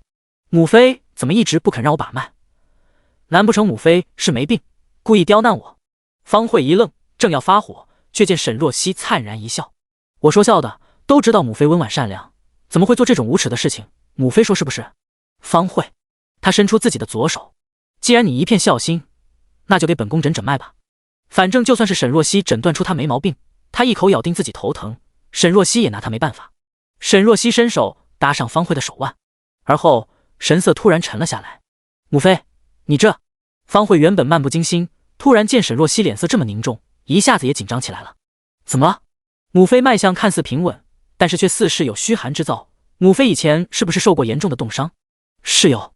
方慧眼神闪了闪，她做仁景帝宫女的时候，曾因为犯错被罚过，大冬天的跪在雪地里2个时辰，膝盖落下了就疾。但是这些年养尊处优，已经好的差不多了。太医也诊过，说这就疾没什么大碍。哎，目前虽然没什么大碍，但是老了可就不一定了，可能还会半身不遂。母妃若是不信我，我也就不便多言了。那你说本宫该怎么办？迟疑了下，方慧还是开了口。毕竟上次魏真真的事，太医都没看出来，却被沈若曦诊出了中毒，可见他医术确实好，重在调理。等会我会给母妃开个药方，母妃照着抓药吃就行。不过母妃需要忌口，荤腥1年都不能沾，否则会伤脾胃的。1年不沾荤腥，这不是让我做尼姑吗？母妃若是不愿，那就不吃，反正也不是说绝对会瘫痪，只是有1半的概率。1半的概率？方慧晶的声音都变了调，她紧紧蹙着眉，半晌极其不愿地挥了挥手。罢了罢了，你开个方子吧，1年而已，忍忍就过去了。沈若曦温柔地应了一声，之后拿过纸笔开始写药方。她就是故意的。方慧确实有虚寒之兆，但是问题不大。不过她这药方，太医也挑不出毛病。1年吃斋，就当是方慧是为自己积点得了。方慧扶着额，但是本宫的头疾怎么办？刚刚我诊断母妃的脉象无碍，但是我就是头疼的厉害。方慧叹气，听说你最近与齐王闹了别扭，还说什么要和离。本宫听说后一夜没睡好，犯了头疾。我知道，因为齐王对那个宁兰雪宠爱有加，冷落了你，导致你心里不满，才这般无理取闹。但是你得学会知足，如今你已经是齐王妃了，你有什么不满的？再说了，男人3妻4妾再正常不过，现在只有他宁兰雪一个人，等以后后院莺莺燕燕多了起来，你岂不是得闹翻天，成何体统？沈若曦将笔放下，母妃这意思，齐王要宁兰雪做王妃，我不该生气，应该乖乖被他休掉，然后成为妾。方慧抿了抿唇，果然沈若曦是因为这事憋着气，还在闹呢，他得好好挫挫他的脾性。方慧话锋一转，我这头疼，请了积云寺的大师算过，说是心病导致，需要有人吃斋念佛3日，抄100遍的佛经，才能治了我的头疼。若曦，这事就交由你吧。沈若曦坐在椅子上一动不动。母妃，今日王府事情众多，我怕是不能为您分忧了。而且我刚刚给您诊过脉，您的头疾很快就会好的，不必我抄佛经。你拒绝为我抄经？母妃不相信我的医术，我自然相信，但是抄佛经更显心诚，只有百利而无一害。沈若曦心底冷笑，是啊，反正对她自己是没害，费的是她的时间和精力。母妃若是执意要抄佛经，可找闲人过来，我觉得宁兰雪就合适。而且她又是齐王的心尖宠，说不定哪天怀上了齐王的骨肉，与您亲上加亲，由她来再合适不过了。你胡说八道什么？方慧大怒。且不说宁兰雪那种低贱的出身，压根就不配给她抄佛经。怀齐王的骨肉，不能，至少现在万万不能。母妃身体不舒服，想必也没什么胃口吃午膳了。没什么事的话，那我就先回去了。沈若曦仿佛没看见他怒火一般，扶了扶身，转身就要走。站住！方慧一拍桌子，怒声喝止。这下他是真的气得头晕了。沈若曦，你如今可是越发的没规矩的了。这佛经今天不抄也得抄。来人啊，将他给我压住，关到后面的小佛堂，没抄完佛经不准放出来。闻言，立刻围上几个膀大腰圆的嬷嬷，几人撩着袖子，凶神恶煞地朝着沈若曦走来。第25章热闹。沈若曦冷冰冰地瞥了几人一眼，正准备让冷霜动手，突然听见一声悦耳的声音：“芳妃娘娘，这里好热闹啊！”众人转头，只见一行人拥簇着一个明艳的女子，正朝着怡悦殿走来。为首的女子穿着大红色百花罗裙，墨发散在身后，头上插着几根带着流珠的金簪，白嫩的耳垂缀着硕大的珍珠，那张漂亮的小脸在日光下显得浓丽动人。宫人们纷纷行礼，参见明华公主。沈若曦眸光微闪，原来是秦贵妃的女儿明华公主。明华公主如今双八年华，比她小上2岁。她眉宇间与秦贵妃有些像，但是没有贵妃美的那么有攻击性，一双翦眸盈盈水水，看起来更加清纯动人。方慧有些惊讶，明华公主今日怎么有空来本宫的怡悦殿了？我是特地来见齐王妃的。方慧蹙眉，明华公主什么时候与齐王妃如此交好了？以前沈天荣与任景帝关系好，沈若曦小时候经常来宫里玩，自小就见过几位皇子与公主，但是熟悉的就那么几位，其中慕容羽她最是上心，从来没听说过她与明华公主有什么深厚的交情。明华公主笑道：“芳妃娘娘，上次魏贵人的事，我母妃说甚是感谢齐王妃，今日听到齐王妃来了，特地让我过来，有请齐王妃去扶阳宫一叙。”方慧面上讪讪，她自然不想这么轻易放过沈若曦，但是上次秦海棠的一巴掌，扇得她脸肿了2天，到现在她还记得，惹恼了那个贱人，她没什么好果子吃。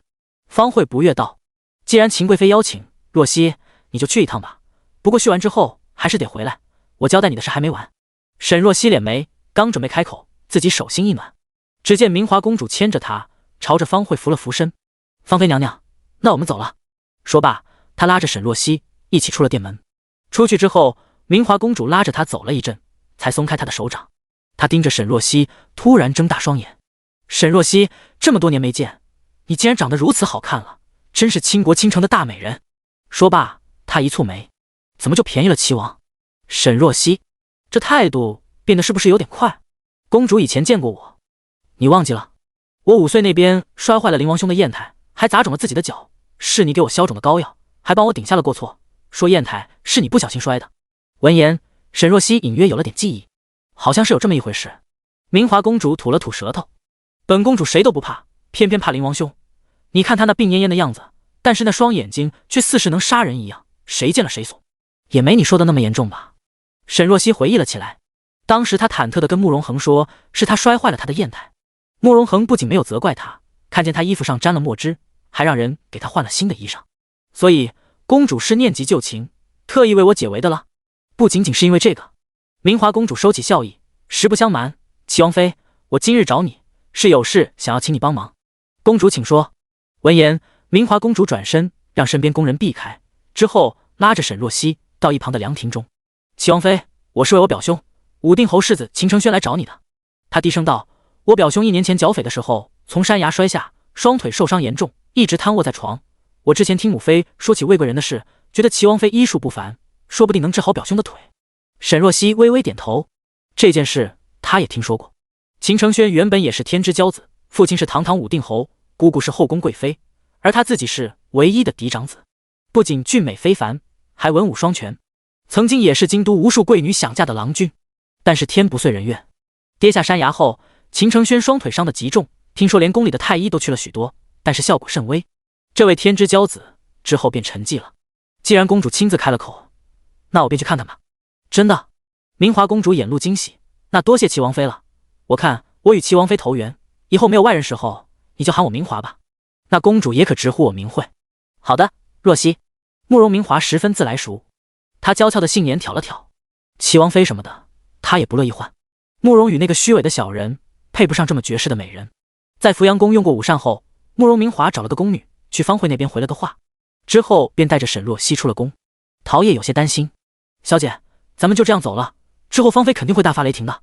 慕容明华接过话，没事，我会跟我母妃说，让她好好警醒方妃，别让她找若曦的麻烦。我母妃虽然脑子不太好使，但是打压人可是1等1的气势。沈若曦忍俊不禁，那我提前先谢过秦贵妃了。第26章，世子。二人一路畅谈，马车终于到了武定侯府。沈若曦为了不惹来不必要的麻烦，进府的时候蒙了一层面纱，扶着陶叶的手走下马车，穿过气势恢宏的武定侯府门头，绕过前院，之后到了后院。估计是慕容明华早让人传了口信，此刻武定侯秦况和武定侯夫人陆琼已经在等候。明华公主开口：“舅舅、舅母，大夫来了。”武定侯夫妇一转头，看见他身侧的女子，愣了一下。这是大夫？面前的女子身姿曼妙，端庄贵气，即使戴着面纱都能感觉到不俗的气质，不像是大夫，倒像是谁家的贵女。明华，就是你口中的神医？沈若曦将面纱取下，柔声道：“侯爷、夫人，大夫正是我。”二人看见沈若曦，吃了一惊。虽然见面不多，但是沈大将军的嫡女，他们还是认得的。见过齐王妃。沈若曦扶起二人：“侯爷与夫人不必多礼，世子的情况我已经听说了。若是二位相信我，我愿意一试。”秦况和陆琼面面相觑，之后犹豫着点了点头。沈若曦的医术他们不了解，但是他有个厉害的娘，况且秦承轩的腿太医们都没办法，眼下不会有更坏的情况出现了。武定侯情况示意：“齐王妃，请跟我过来。”沈若曦跟着二人到了后院的一处偌大的厢房，刚到门口就听见里面传来一阵哗啦啦的声音，伴随着一阵怒骂：“都滚出去，别碰我！”厢房的门被打开，一个丫鬟拿着碎掉的花瓶，惶恐地跑出来。秦承轩的乳母李氏跟在后面，脸上满是无奈。见到一行人，李氏赶紧行礼。陆琼问：“承轩又发火了？”“哎，今日天气好，我本想劝劝世子出门晒晒太阳的，但是他却不肯起身。”秦况挥了挥手，让他下去了。他叹气道：“承轩自从瘫痪在床后，脾气变得越来越差，整个人也越来越颓废，我实在不忍心见他这样。齐王妃，若是你真的能治好承轩，你就是我武定侯府的大恩人。侯爷放心，我自当尽力。”沈若曦伸手推开了厢房的门，地上杯盏摔了一地，隔着帘子隐约看见一个男人侧躺在床上，背影削瘦单薄。听见动静，秦承轩的声音冷冷传来：“不是说了给我滚，还进来干什么？”慕容明华开口道：“表兄，是我给你找了位神医过来。”听到慕容明华的声音，他语气缓和了许多：“明华，你不必再为我费心力了，太医们都没有办法，又有谁能够治好我？”秦况开口：“天下神医多着呢，之前的那些看不好你，不代表其他的大夫也看不好。”陆琼也道：“承轩，你就再试试吧，只要人活着，就不能放弃希望。我这般活着，跟死了又有什么区别？”秦承轩的声音满是寂寥与悲戚：“父亲、母亲，你们带人出去吧，我想休息了。”二人准备再劝，沈若曦忽然开口：“原本以为武定侯世子一定是顶天立地的男儿郎，不想居然是个自甘堕落的懦夫，实在让我失望。”他声线悦耳，但是说出的话却极其刺耳。秦况和陆琼惊讶地看向沈若曦，刚准备开口，却听见秦承轩的声音冷冷传来：“你是谁？我是过来给你治腿的大夫。你不是我，你又怎么知道我承受着多大的痛苦？每一日我都想一死了之。你身为大夫，居然说出这么伤人的话，你配做大夫吗？世子是真不想活了？你什么意思啊？”世子若是真觉得人生绝望，有100种求死的方式，但是世子依旧坚持到今日，说明心里还是抱着一丝希望的。沈若曦声音顿了顿：“或许我就是世子的希望呢。”她声音柔和，但是却带着一种莫名坚定的力量。秦承轩眸光微闪，突然觉得早已沉寂的胸腔突然跳动了一下。半晌，他开口：“好，这是答应了。”沈若曦迈步朝着床边走去，他伸手将床边的帘子给掀起，挂了起来。只见床上侧躺着一个男人，身材修长，但是却十分削瘦，墨发散在枕边，整个人都散发着一阵颓然的气息。秦承轩用手撑着床，缓缓转过身，露出了那张过分苍白的脸庞。他虽然满脸病态，目光沉郁，但是精致的五官却还是让人眼前一亮，可见往日俊朗。看见面前的沈若曦，秦承轩目光一怔，他没有想到这次的大夫居然会是这般绝世风华的女子，比他见过的那些贵女们都不知要端庄明艳多少倍。但是想起他刚刚说的话，秦承轩的目光又顿了顿。他貌似不似外表柔和。沈若曦开口：“世子请躺好，我为你检查一下双腿。”说着伸手去卷他的衣物。秦承轩道：“你这样与理不合吧？”他注意到他梳起了鬓发，说明已经嫁人了。与他这样陌生的男子接触，要是被外人知道了，怕是对他的名誉有损。第27章毒医。沈若曦淡淡道：“我是大夫，世子放心，所有人在我眼里都是一样的，没有性别之分。”闻言，秦承轩缓缓松开了手。沈若曦卷起他的裤腿，用手按着他腿上的不同位置，按一下就问一声：“能动吗？”“不能。”“这里呢？”“也不能。”秦承轩双腿虽然瘫痪不能动，但是有感知能力，看着那只柔仪小手在他的腿上捏着，带着丝丝痒意，他一时耳朵有点发红。他第一次与女子这般接触，还是一个这样美的女子，觉得有些不自在。仔细检查之后，沈若曦有了判断，世子这腿不仅伤了骨头，还伤了神经，确实难治。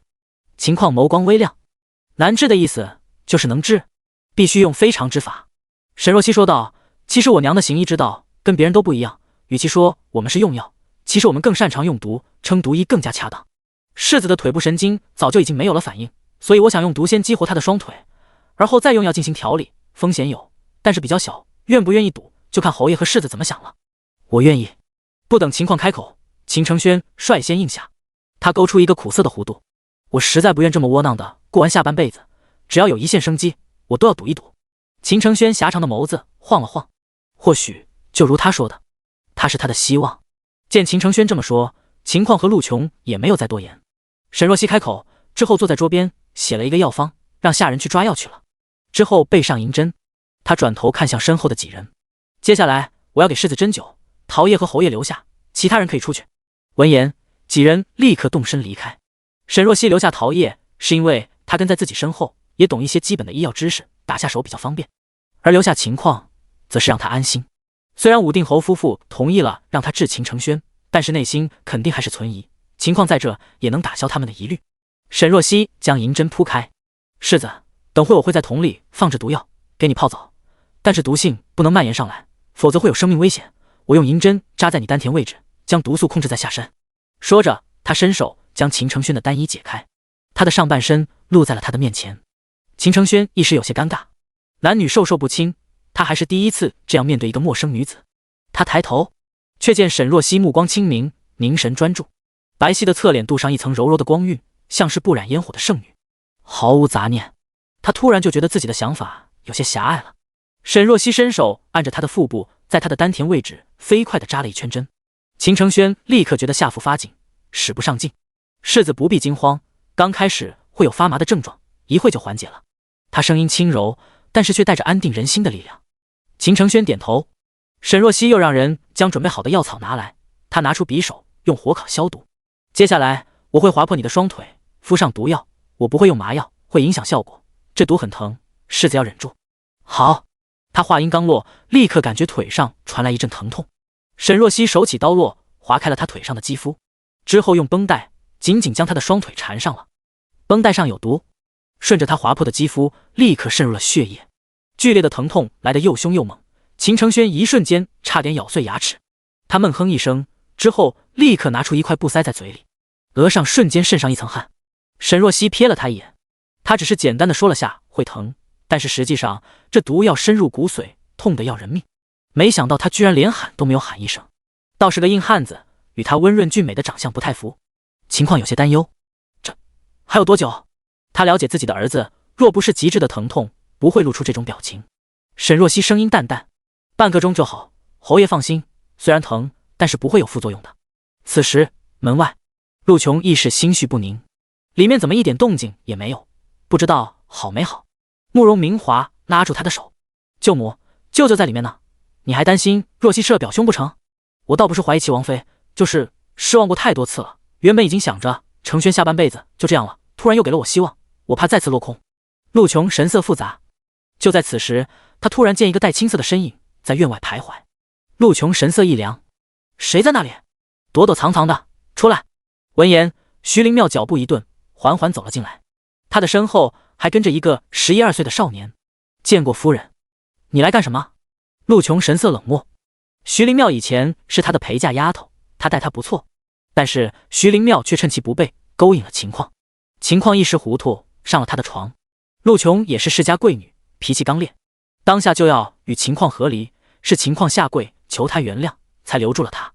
原本秦况是要打发了徐灵庙去青山寺的，但是她却怀孕了。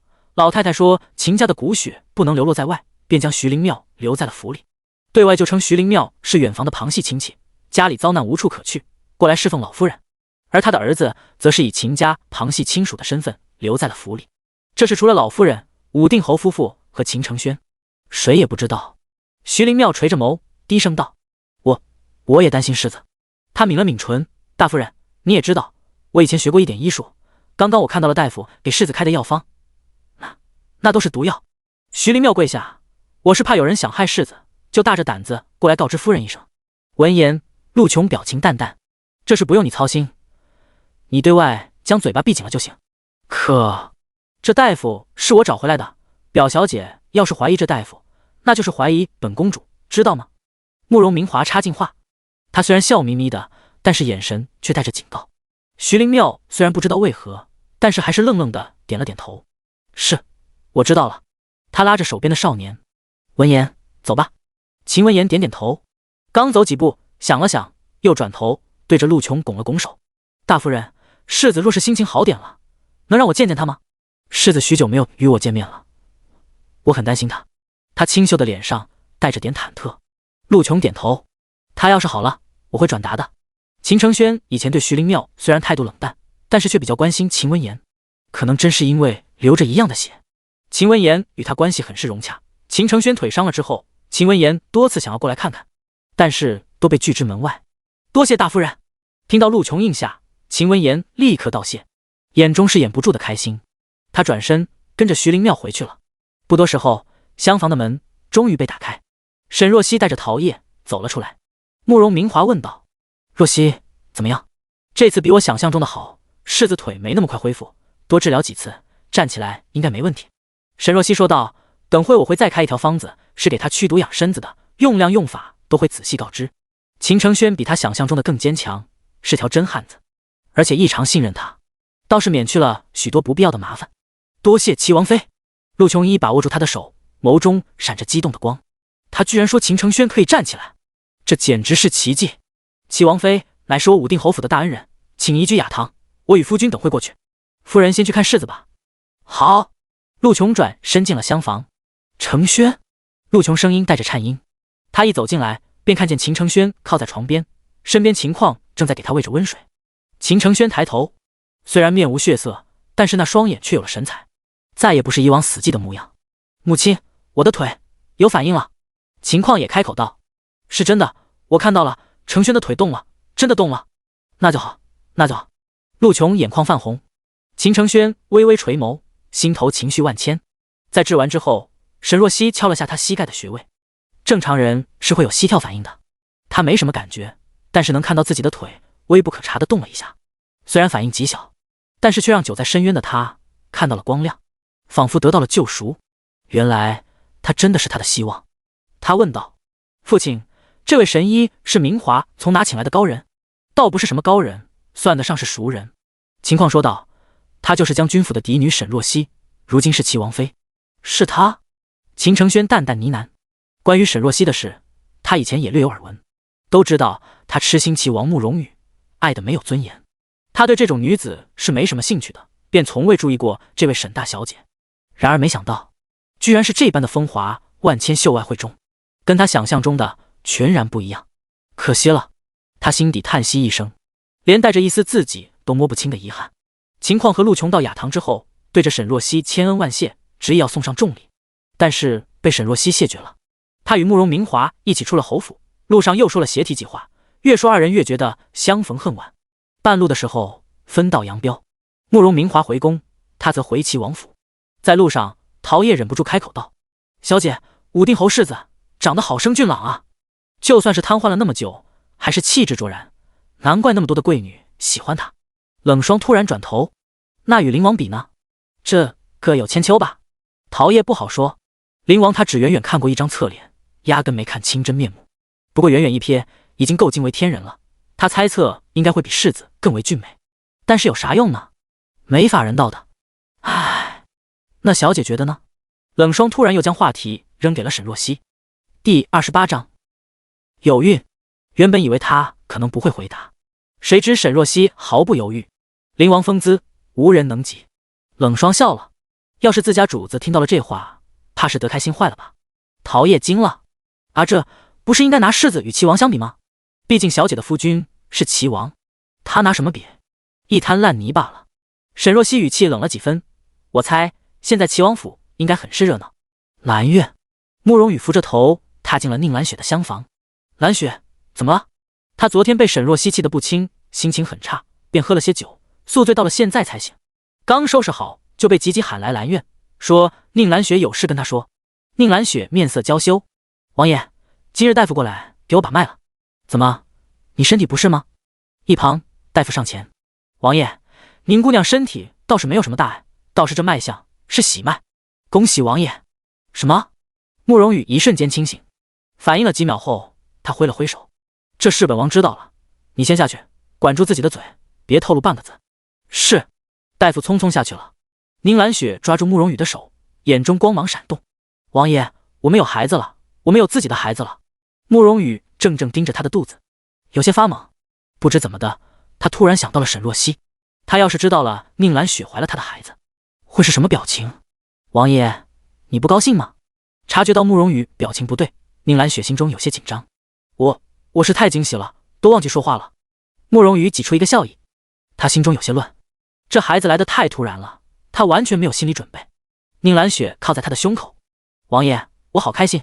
我记得你说过，你喜欢孩子，以后孩子生出来了，王爷教他读书舞剑，将他培育成一个跟王爷一般优秀的男子，可好？慕容羽顺着他的话，忍不住遐想了一下，又想起以前自己对宁兰雪的承诺，不禁心中有愧。兰雪，你既然怀了本王的骨肉，那本王封你做侧妃可好？不用了，但是正妃之位，本王现在没事的，一个名分而已，我不在乎。宁兰雪伸手封住他的唇，清丽柔弱的小脸上温柔肆意。我现在也想通了，我这种身份想要嫁给王爷，确实是高攀了，即使是成为侧妃，也会引得圣上不高兴，从而对王爷有意见。现在我只希望能够留在王爷身边就行了，其他的都不奢求。慕容羽心中一阵感动，他一把将宁兰雪揽在怀里。兰雪，委屈你了，你放心，今后我一定会给你个名分的，只要王爷心在我这里就行了。二人又缠绵地说了一些话，之后慕容羽才走。他一离开兰苑，宁兰雪脸上的娇羞和温柔瞬间消散。他了解慕容羽吃软不吃硬，只要他不断示弱，表现出温柔体贴的一面，对比沈若曦的无理取闹，慕容羽就会对他越来越上心，而对沈若曦愈加反感。毕竟他之前一直是这么做的，屡试不爽。侧妃？呵，他可看不上，他要的是正妃的位置。宁兰雪斜斜靠在软榻上，随后拿起一颗葡萄塞进嘴里。沈若曦回来了吗？回姑娘，王妃刚回府，你去外面散个消息，让沈若曦知道我怀孕了。啊？何香有些迟疑。刚刚王爷才吩咐说消息不要泄露，现在宁允雪就要他去走漏风声。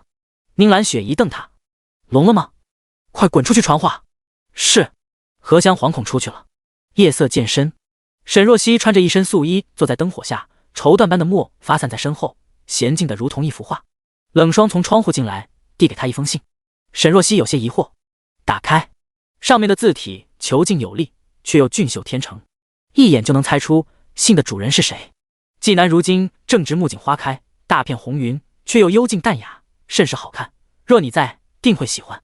沈若曦手指一顿，没想到慕容恒居然会写这种缠绵的话，更没想到自己看到这番话会心潮涌动，欣喜得很。小姐，冷霜凑过来，一向冷冰冰的脸上难得带了点好奇，主子写了些什么？没什么。沈若曦眸光闪动，将信收在袖中。冷霜提醒道：小姐要不要回封信？沈若曦想了想，点了点头。她坐到书桌前，提笔写了一行字，递了过去。冷霜接过后，翻窗消失在了夜色中。他刚走，陶叶便推开门，脸色焦急地走了进来。小姐，我刚刚听到了一个大秘密，怎么了？就是宁兰雪。陶叶凑近她，压低声音道：“她怀孕了。”沈若曦神色冷静，知道了。小姐你不惊讶，不生气？陶叶十分意外她的反应。齐王今晚还留宿她那里了，看样子十分宠她，府里都在偷偷的传，说宁兰雪要成为王府的主子。沈若曦打了个哈欠。宁兰雪费尽心思传话，让我知道她有孕的事，不就是想膈应我？我要是生气，就着了她的道了。陶叶，我要歇歇了，你也去睡吧，没必要为了那对渣男贱女费心思。陶叶点点头，也是，都要和离了，还管她怀孕不怀孕的，一胎八宝都不关她家小姐的事。洗洗睡了。第29章发疯。沈若曦这一觉睡得很香，醒来的时候，下人过来通报，说是宁兰雪邀请她去兰苑品茶。沈若曦一口答应了，她眼中冷意乍现，宁兰雪到底是按捺不住了。陶叶嘀咕道：“小姐，宁兰雪肯定是想要跟您示威呢。”示威就示威，我怕了她不成？沈若曦语气淡淡：“宁兰雪想示威，无妨，她会发疯。”吃过早膳，沈若曦便去了兰苑。刚踏进院子，便看见宁兰雪坐在院中的藤椅上，旁边2个丫鬟，一个给她端茶，一个给她捶腿，跟个祖宗一样。见到沈若曦，宁兰雪柳叶眉微微一挑，带着几分挑衅：“你还真来了，让我受宠若惊呢。不过抱歉了，我现在身子有些不方便，不能给你行礼了。”沈若曦瞥了他一眼：“怎么，你病入膏肓要死了？”宁兰雪脸色一僵，忍住怒意道：“这倒不是，就是我身子现在有些特殊。”他故意一副讳莫如深的模样，等着沈若曦发问，却见沈若曦坐在了一旁的凳子上，神情冷淡，丝毫没有要深问的意思。宁兰雪纳闷了，让莲香放出她怀孕的消息，难不成没传出去？沈若曦还不知道？找我来做什么？有话赶紧说，不是所有人都跟你一样吃闲饭，我很忙，我邀你过来，自然是有事说。宁兰雪压着不悦：“荷香，上茶。”沈若曦今天是吃错了什么药吗？说话这么冲，简直能气死人。等荷香将茶拿过来，沈若曦却没接。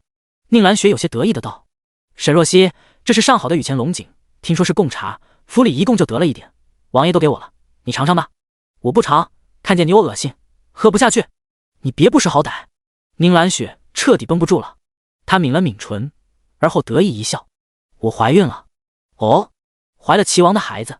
这样啊。”沈若曦眉头微微拧了拧，没有宁兰雪想象中的勃然大怒。她白皙的手指轻轻点着手下的石桌，一时倒是有些看不透现在心情。宁兰雪正想再击一击他，突然瞥见一抹墨色的身影出现在不远处，她眼眶一红，当即就从软榻上起了身，跪在了沈若曦的面前：“我与王爷情投意合，我知道我有孕这件事对你打击很大，但是我真的不是肖想王妃之位，我只想留在王爷身边。”宁兰雪泪流满面，趁着那张柔弱的小脸惹人心碎。沈若曦眯了眯眼，不用回头，她都猜到慕容羽肯定在不远处。以前宁兰雪就总是这样惺惺作态地陷害他，让他被慕容羽越来越厌恶。今天又来这一招，行，他就成全他。沈若曦猛地一拍桌子：“贱婢，你也知道你配不上纪王，就知道使一些不入流的手段，果然是勾栏院里出来的。”宁兰雪心中窃喜，还以为最近沈若曦能藏住心事了，没想到还和以前一样没脑子。他伸手想要拽沈若曦的袖子：“你听我说！”啪！沈若曦突然一抬手，狠狠地给了他一巴掌，脸上一阵火辣辣的疼。宁兰雪震惊地抬起眸子：“你勾引齐王，下贱！”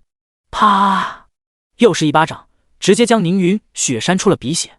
沈若曦身后传来一声怒吼，沈若曦微微转头，看见慕容羽快步朝着这边走过来，脸上带着滔天的怒意：“你在干什么？”慕容羽冲到他的面前，厉声道：“你疯了不成？居然敢打蓝雪，你还真把自己当回事了。”以前要是听到这句话，沈若曦肯定心碎不已，哭着跟他辩解。而现在他冷冷一笑，忽然一抬手，一个耳光直接扇在了慕容羽的脸上。啪！响亮而清脆，慕容羽英俊的脸庞瞬间起了5个指印，给他扇懵了。“你也下贱！慕容羽，你堂堂一个王爷，独宠一个勾栏来的贱婢而灭妻，简直是眼瞎！”沈若曦，慕容羽怒吼出声，差点想动手掐死他，谁知哗啦一声，沈若曦直接掀了桌上的茶盏，飞溅的碎片砸在地上。宁兰雪尖叫一声：“叫什么叫？再叫砸你头上！”沈若曦一个眼神瞪过去，吓得宁兰雪当即噤声。发完了疯，沈若曦猛地一伸手，指着面前的慕容羽和宁兰雪：“你们简直是让我恶心！慕容羽，我看错你了，从今日起，有他宁兰雪在王府的一天，你就别踏入我雨香院。说罢，一转身，愤怒离去，全然没给慕容羽反应的时间。一离开兰院，他眉梢间的怒意就消散了，转而挂上一抹悠然。别说，发疯的感觉不错，果然心中无男人，下手自然神，整个人都神清气爽了。回到雨香院后，沈若曦倚在贵妃榻上，吩咐道：“陶叶，传出去，说我这几日心情不好，怒火攻心，气出了病，不方便起身，谁也不见。”小姐，那要是齐王一定要过来呢？拦住！啊！可是齐王会功夫，我拦不住的。拦不住就让冷霜拦，他要是硬闯，就让冷霜打爆他的狗头。对他说，反正我也不想活了，一起去死。陶叶，是，奴婢马上去办。妈呀！小姐自从要和离后，是越来越放飞自己了。第30章，当归。而兰院内，看着满地的狼藉，慕容羽扶起宁兰雪，愤怒的同时也放下了心。原本还以为沈若曦是不是真的狠下心要与他和离，现在看他反应这么大，果然还是放不下他。呵，搞半天欲擒故纵罢了。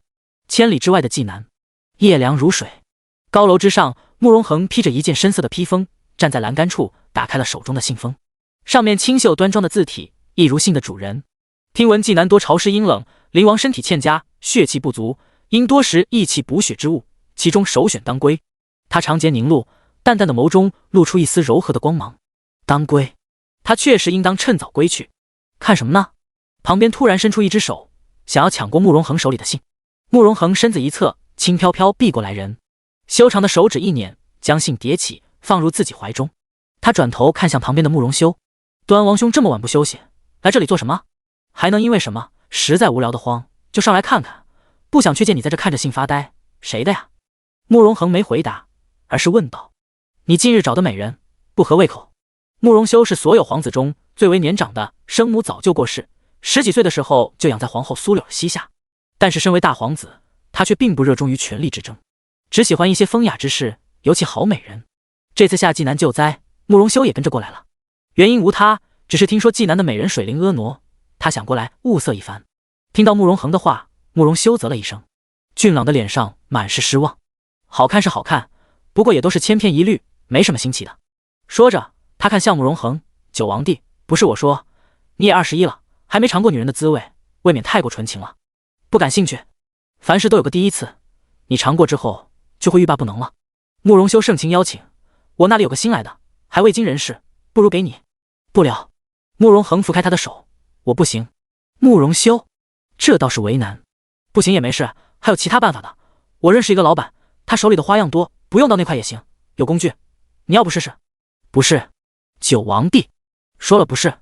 慕容恒微微转过目光，瞥了慕容修一眼，浅色的瞳仁稍稍一扫，带着一股与生俱来的冷意，让慕容修静了声。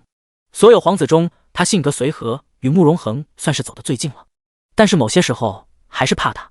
作为长兄，简直没面子。不是就不是，看你这冷冰冰的样子，活该单身。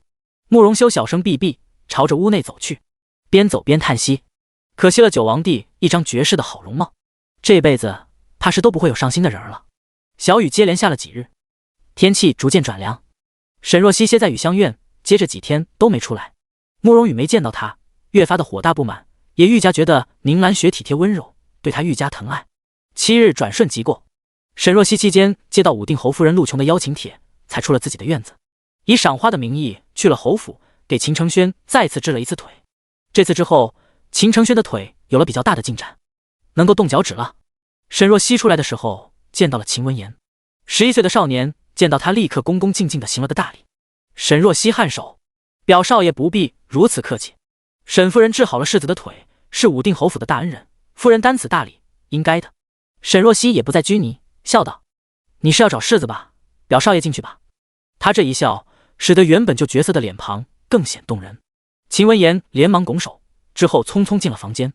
进去后，沈若曦听见秦文言激动的声音：“表兄，你脚趾能动吗？太好了，我刚刚见到了给你治病的夫人，当真是才貌双绝。”在秦承轩面前，他才露出孩子气。沈若曦站在檐下，听到这话，唇边笑意更深。随后突然听见秦承轩的声音淡淡传来：“她确实是难得的女子，与我想象中的很不同。”沈若曦脚步一顿，随即神色平静地踏出了院子。回到齐王府后，沈若曦坐在书桌前，写了一封信，她交给冷霜。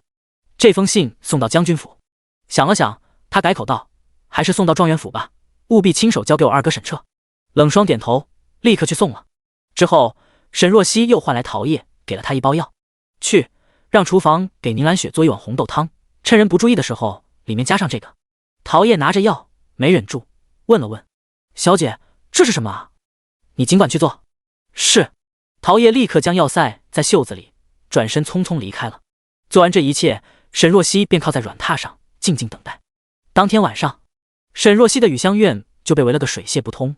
慕容羽带着王府的家丁，气势汹汹地站在院外，眼神无比阴鸷。沈若曦那个贱人呢？让他滚出来！第31章毒妇。冷霜拦在门口：“我家小姐身体不适，任何人都不见，滚开！再不让开，本王让你死无全尸！”说着，慕容羽一挥手，身边出现了许多王府的侍卫。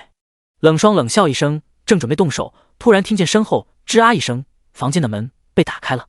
陶叶扶着沈若曦出现在了门口。沈若曦穿着一件白色的单衣，长发垂在腰际，未施粉黛的脸上唇不点自红，自有一股出凡脱尘的美。她眸光冷静：“这是怎么了？怎么了？”慕容羽被气笑：“你今日做了什么？你自己不知道？”他伸手指着沈若曦身边的陶叶：“是你指使这个贱婢，让她去给蓝雪下堕胎药吧？但是可惜了，沈若曦，蓝雪不喜欢红豆汤，她一拿到就觉得不对劲，找人一查，里面居然被人放了五行草。本王审问了一番，才知道是你身边的丫鬟交代厨房做红豆汤的。沈若曦，是不是你下的毒？”听到他的指控，沈若曦神色冷静，更深露重：“王爷不妨进来说话。”说罢，转身回到了厢房。慕容羽目光沉了沉，带着2个侍卫也跟着走了进去，说：“是不是你？”沈若曦坐在桌前，捧起一杯热茶，饮了一口，随即很干脆地承认了：“不错，是我交代陶叶的。”“你这毒妇！”慕容羽暴怒，想起之前宁兰雪下的花容失色，无助又害怕的样子，更是气得眼睛猩红。他怎么会娶了这么个心肠歹毒的女人？沈若曦却似是没有看见他的怒火一般，反而露出一个讥讽的表情：“我给他送药又怎么了？宁兰雪压根就不该有孩子，她一个名不正言不顺的外室，不配为你生育子嗣。就算我流掉了她的孩子，被人知道了，也只会觉得她活该。”沈若曦声音铿锵有力：“慕容羽，你别忘了，我才是正妃。有我在王府的一天，她宁兰雪永远都只能被我踩在脚下。”慕容羽声音阴冷：“她配不配，本王说了算。沈若曦，劝你老实点，别坏了本王对你仅存的一点好印象。”“哼，若是我偏偏不老实呢？”沈若曦从袖中扔出和离书：“慕容羽，给你2个选择，要不让宁兰雪打掉孩子滚出王府，要不跟我和离。”慕容羽盯着桌上的和离书，神色一怔：“蓝雪无依无靠，你逼她打掉孩子离开，就是要她死，我就是要她死。”沈若曦眼神怨恨：“我从10几岁就开始喜欢你，为了你委曲求全了这么久，如今却让一个宁兰雪爬到了头上，简直是欺人太甚。她宁兰雪给我提鞋都不配，还敢肖想王妃的位置？我配，我才是齐王妃，我让她死她就得死。”他说话极其难听恶毒。慕容羽的脸色分外狰狞，他平生最厌恶死缠烂打和心思恶毒的女人，沈若曦2样都占了。如今他这个反应，无疑是在他的底线踩踏。沈若曦却还是不知死活：“你这是什么表情？我不信你为了一个宁兰雪，还真能与我和离。没事的话，赶紧带着人离开我的地方，我要歇息了。”他悠然的表情一下子刺激到了慕容羽，在任景帝和灵王面前窝囊就算了，他沈若曦是个什么东西，也敢威胁他？慕容羽觉得自己的尊严受到了极大的挑衅，他咬牙伸出手：“拿笔来。”第32章离府。旁边的侍卫立刻拿过毛笔，慕容羽提笔就要在和离书上写上自己的名字。落笔的瞬间，他也迟疑了一下，但是仔细一想，沈若曦对他爱的毫无尊严，而且最关键的，和离后没人会愿意娶她，这辈子他注定都离不了他慕容羽。等他哭着跪在地上求自己的时候，他再大发慈悲给他个侧妃的位置，到时候相信他就会老老实实，不敢再闹了。这一切都是他咎由自取。父皇那边要是追究起来，就说是他一心要和离的，不关他的事。想到此，慕容羽龙飞凤舞地写下自己的名字，之后将和离书扔到沈若曦的面前：“明天拿着你的东西，给我滚出王府。”说罢，一转身，带着侍卫转身大步离去。一阵杂乱的脚步声响起，而后雨香院重归平静。陶叶又惊又喜，和离了，真的和离了。看着桌上的和离书，沈若曦缓缓伸手擦了下眼角并不存在的眼泪，恢复了原本冷静自持的模样。演这出深情不甘的戏码也不容易，隔夜饭差点吐出来了。他起身将和离书重新收起来。陶叶、冷霜，明日一早，你们将我的嫁妆从库房搬出来清点好，准备回将军府。陶叶有些担心道：不过，小姐，咱们明日能这么顺利的离开王府吗？放心，我已经安排妥当了。沈若曦伸了个懒腰，我先歇歇了，明日估计也是个不安生的日子，你们也下去吧。是。二人转身退下了。次日清晨，天蒙蒙亮，慕容羽就听见外面有人敲门。锦六声音焦急：王爷，有急事。慕容羽不悦地睁开眼，他的怀里揽着睡眼朦胧的宁兰雪。外面敲门声还在继续，吵得慕容羽心情烦躁。有事之后再说，吵到兰雪休息，我拿你这个狗奴才是问。王爷。宁兰雪柔软的手臂放在他的腰处，轻轻地抚摸着他的腰腹，温柔温软。既然有事，王爷就先去看看吧，我不打紧的。外面锦六急急说道：王爷，雨香院那边出事了。又是沈若曦。慕容羽神色不耐：怎么，他还不滚过来跪着给兰雪认错吗？王妃在清点嫁妆，说是要回将军府。什么？慕容羽睡意瞬间消散，他怒声道：他又耍什么花招？跟他说，就算他这样威胁，我也不会原谅他的，除非他自己过来主动认错。王爷，王妃好像不是威胁你，她是真的要走。慕容羽一愣，之后掀开被子。宁兰雪也跟着起来。王爷，我也过去看看吧，想必昨天您跟他和离那件事对他打击很大，等会我好好劝劝沈若曦，说不定他会想开，不跟您胡闹了呢。还是你体贴，沈若曦要是有你一半懂事，本王也不至于这么厌恶她。慕容羽揽住宁兰雪的腰身，心头总算是得到了些许宽慰。齐王府前院，沈若曦穿着大紫色的罗裙，坐在紫檀木椅上，一边喝茶一边翘着脚，看着下人们进进出出，搬着库房里的嫁妆，大箱小箱零零散散堆了满院都是。冷霜清点完毕后走过来：小姐，都差不多了。那就准备打道回府吧。沈若曦话音刚落，突然见一抹紫色的身影从蓝院方向急急走过来。慕容羽带着人看见满院堆着的东西，神色当场僵住。沈若曦，你又发什么疯？你瞎吗？看不出我要回将军府？闻言，慕容羽身边的宁兰雪突然走出来。沈若曦，你这样胡搅蛮缠是不会让王爷心软的。你既然嫁进齐王府了，就要安分守己，好好侍奉王爷，这样才能得到王爷的青睐。沈若曦目光一转，落在宁兰雪的身上，眸光中透出一丝睥睨，除了不屑，没有任何情绪。宁兰雪突然就被他看得有些心虚。沈若曦开口：滚！宁兰雪立刻露出一副受伤的模样。我好心劝你，你却这般不领情。沈若曦，难怪王爷不喜欢你。滚远点！慕容羽上前护住宁兰雪。你住口！你看看你这般粗俗，哪里有半分齐王妃的样子？沈若曦露出一个看智障的眼神。你脑子里进了水。昨天夜里我们已经和离了，我已经不是齐王妃了。哼，离了我齐王府，你还有哪里可去？沈若曦，你乖乖认错，说不定我看在以往的情面上，还能勉为其难给你一个侧妃的位置。宁兰雪也无辜地看着他。是啊，只要你安安分分，我们以后姐妹相称，好好伺候王爷，相信王爷一定会原谅你的过错的。你非要这般胡闹，将王府搅得不得安宁才罢休吗？沈若曦是一秒也不想跟这对狗男女浪费口舌了。他看着院子内的下人，这些是我的嫁妆，跟齐王府没有半点关系。如今我已经与齐王和离，这些东西给我抬到将军府，我看谁敢！慕容羽彻底怒了。沈若曦，你到底要闹到什么时候？沈若曦烦躁。你也滚！他拧眉看向院中面面相觑的下人们，抬不抬？不抬的话也没事，我自行回到将军府，之后会让人过来取的。话毕，他抬脚就要走。见状，慕容羽心中闪过一丝慌乱。奇怪，沈若曦态度怎么这么硬？难道他不知道，要是真的与他和离了，他这辈子就只能在将军府孤独终老了？你给我站住！慕容羽上前要去拉他的胳膊，却被冷霜捏住了手腕。滚开！慕容羽将他甩开，与冷霜过了2招之后，王府侍卫立刻上前将冷霜围住。慕容羽急得上前，想要再次抓住沈若曦的手。本王让你站住！就在他要触碰到沈若曦的时刻，突然一支利箭嗖的一下射过来，生生打断了慕容羽的动作。他猛地转头，谁？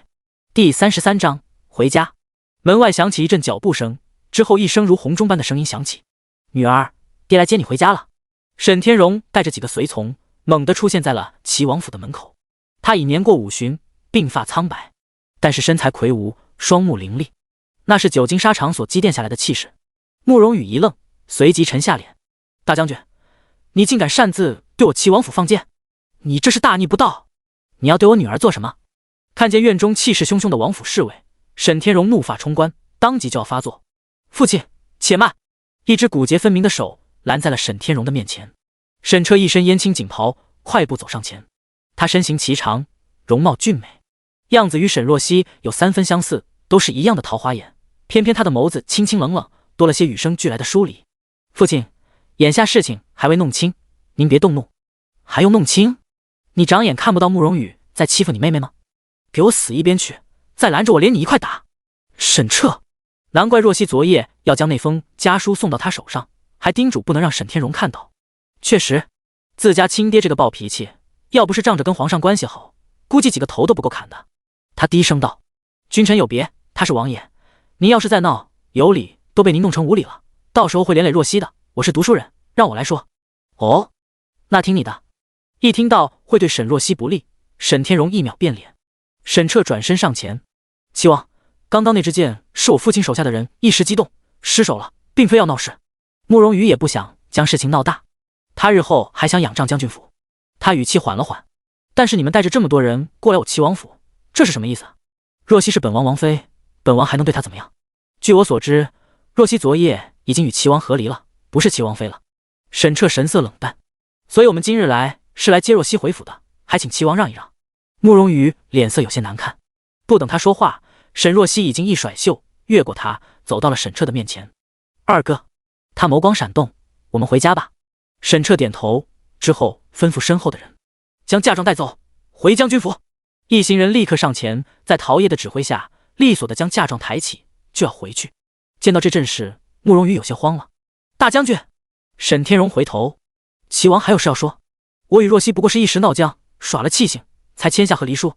其实我们压根就没有真的想和离。”他上前一步：“这些天若曦一直在王府闹脾气，我以为她只是自己胡闹，想引起我的注意，不想却闹到了将军府，实在非我所愿。”沈彻神色冷漠：“容我多问一句，齐王，若曦为何闹脾气？”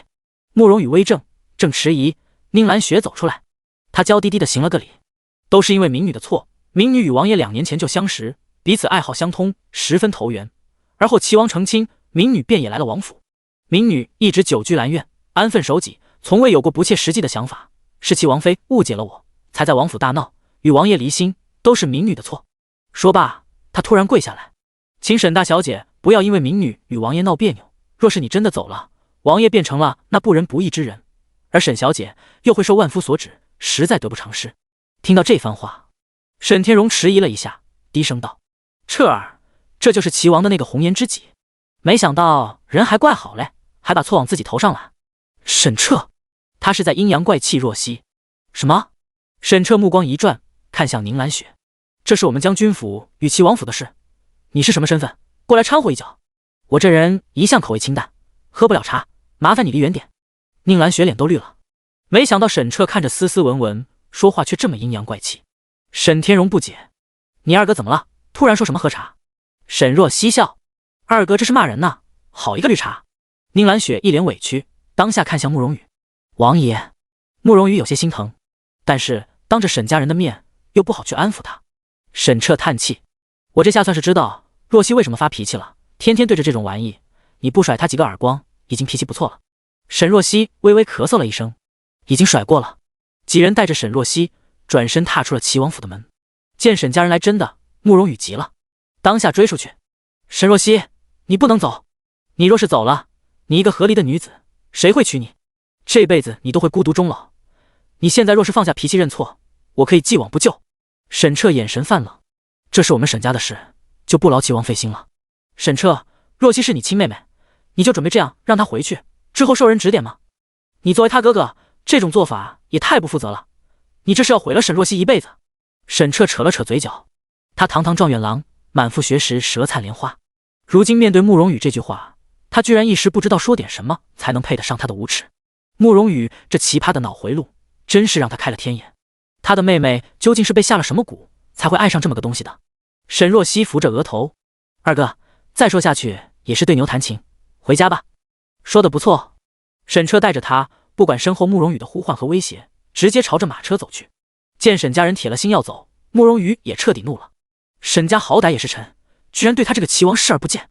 他一挥手，来人，给我围住他们！齐王府的侍卫纷纷持刀上前，将马车团团围住。沈天荣的暴脾气一下上来了。齐王，你这是要干什么？沈天荣，本王只是想要跟你好好谈谈，可是谁知你却无视本王，实在大胆。放屁！你如此侮辱我女儿，逼得她要与你和离，我不打你就不错了，你还敢拦我？你要打本王？你再不让开，我还要掀了你齐王府！听到这话，正准备上马车的沈彻瞬间扶额，自家亲爹这个臭脾气很容易吃亏啊。果然，慕容羽脸色瞬间阴沉。沈天荣，你居然敢威胁本王，本王完全可以参见父皇，让他先治你个大不敬之罪。来啊，给我拿下！侍卫们立刻拔出刀，就要上前将沈天荣擒住。第34章入宫。沈若曦心中暗暗一惊，她没料到慕容羽居然如此无耻。眼下要是动手，和离的事暂且不说，他父亲就先犯了不敬之罪，怎么着也不能全身而退了。他拧了拧眉，探出身子。齐王既然要谈谈，那便谈，犯不着如此大动干戈。说罢，他转头，爹，您让开吧。沈天荣转头，若曦，你别怕，天塌下来有爹顶着。看着沈天荣苍白的鬓发，沈若曦心中一疼。他父亲已经年迈，不能再让他为自己的事连累。慕容羽是他犯魂搭上的，他一时能了断跟他的瓜葛，即使迂回一些，他定能全身而退。爹，你若是再跟慕容羽硬碰，闹到皇上面前，也成了我们的错。既然慕容羽要谈，那谈便是，不过迂回几日，我已经和离，还怕走不了？沈彻也开口，父亲，您就相信若曦，咱们陪他一同过去。这次见面，他感觉沈若曦像是变了一个人，完全不像之前那么拎不清，行为举止倒是让人心安。见状，沈天荣迟疑了一下，之后点头，行，就看看他能说出个什么鸟东西。他牵着沈若曦扶他下马车。见状，慕容羽脸上闪过一丝阴霾，呵，他目光死死盯着沈若曦，想从他脸上找出些端倪。他倒是不是特别怕得罪沈家。沈天荣和他两个儿子一直都不想沈若曦跟他在一起，但是沈若曦还是成为了齐王妃。慕容羽清楚，沈家三个男人对沈若曦视若珍宝，只要他拿捏住了沈若曦，就相当于拿捏住了整个沈家。慕容羽朝着沈若曦的方向走去，走到马车前，对上他冷淡的眉眼，他心中一阵窝火，伸手准备抓住他的手腕，而此时却突然见一支利箭从不远处射过来，这次不是落在他的脚边，而是擦着他的脸颊，径直将他的袖子钉在了车上，让他原本准备去扶沈若曦的手生生被阻止了。银色的箭雨泛着冷光，慕容羽摸着脸颊边的血迹，大惊失色。什么人？齐王府的侍卫也有些乱。就在这时，一阵马蹄声起，突然从不远处涌来一群人，将王府的侍卫团团围住。慕容羽原本还有些疑惑，但看见这些人身上的玄色鱼纹锦服时，脸瞬间白了。这特制的制服是慕容恒手底下的人，玄甲兵。仁景帝默许慕容恒私自养兵，众人皆知他手里的玄甲兵最为精锐，曾经跟着他上过边疆战场，极其勇猛。果然，在慕容羽震惊的目光中，玄甲兵立刻朝着两边分开。慕容恒骑着马从人群尽头缓缓而来，男人坐在马背上，墨色的蟒服精致华贵，五官精致如神之，表情淡如冷月。冷白的肌肤在日光下仿佛被镀上一层柔和的光晕，让他原本就精冷高贵的气质更是显得朗朗独绝。慕容恒停在了马车边，淡漠的眸子落在慕容羽的脸上，终于让他回过了神。慕容羽咬牙，九王帝这是干什么？看你府前突然这么乱，本王以为是出了什么事，特地过来看看。那你对我放箭做什么？哦，慕容恒眸光一转，射偏了。慕容羽，他睁着眼睛瞎说什么呢？慕容恒没再理会慕容羽，他从马背上落下，对着沈天荣看过去。沈将军，幸会。虽然声音还是平静无波，但是客气了许多。沈天荣受宠若惊，连忙行礼。灵王千岁！大将军受惊了。慕容恒目光一转，落在沈若曦的脸上，停了几秒。沈大小姐也是。沈若曦下马车，俯身，灵王。他不动声色地看了一眼慕容恒，养眼。天天对着慕容羽那张可憎的脸，如今再看慕容恒，只觉得异常俊美。要不是有这么多人在，沈若曦想问一句：之前说半个月后回来，怎么10日就回来了？九王弟不是去救灾了，怎么这么快就回来了？慕容羽开口，突然问了一句。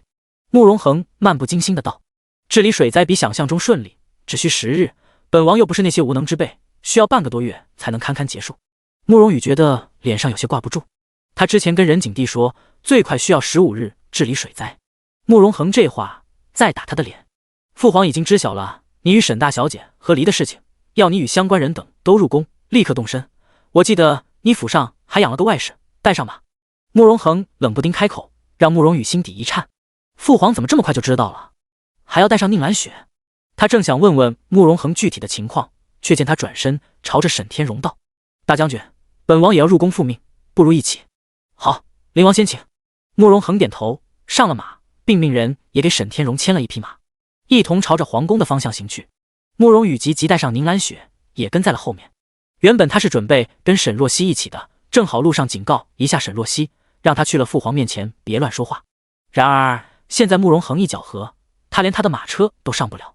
慕容羽只能一低头看向身边的宁兰雪，等会去了宫里，你要小心点说话，知不知道？我知道。宁兰雪一副乖巧的模样，伏在慕容羽怀中，他眼中微微闪过一丝冷光。乾元殿内，慕容恒与沈若曦还有沈天荣一同走了进去。沈彻原本也想过去为他妹妹手撕渣男，但是刚入宫却得到消息，翰林院的院守有要事找他，他避不开，只能委委屈屈的去了翰林院。乾元殿内，任景帝与皇后苏柳坐在首位，右边是一脸不安的方慧，而右边是明艳的秦海棠。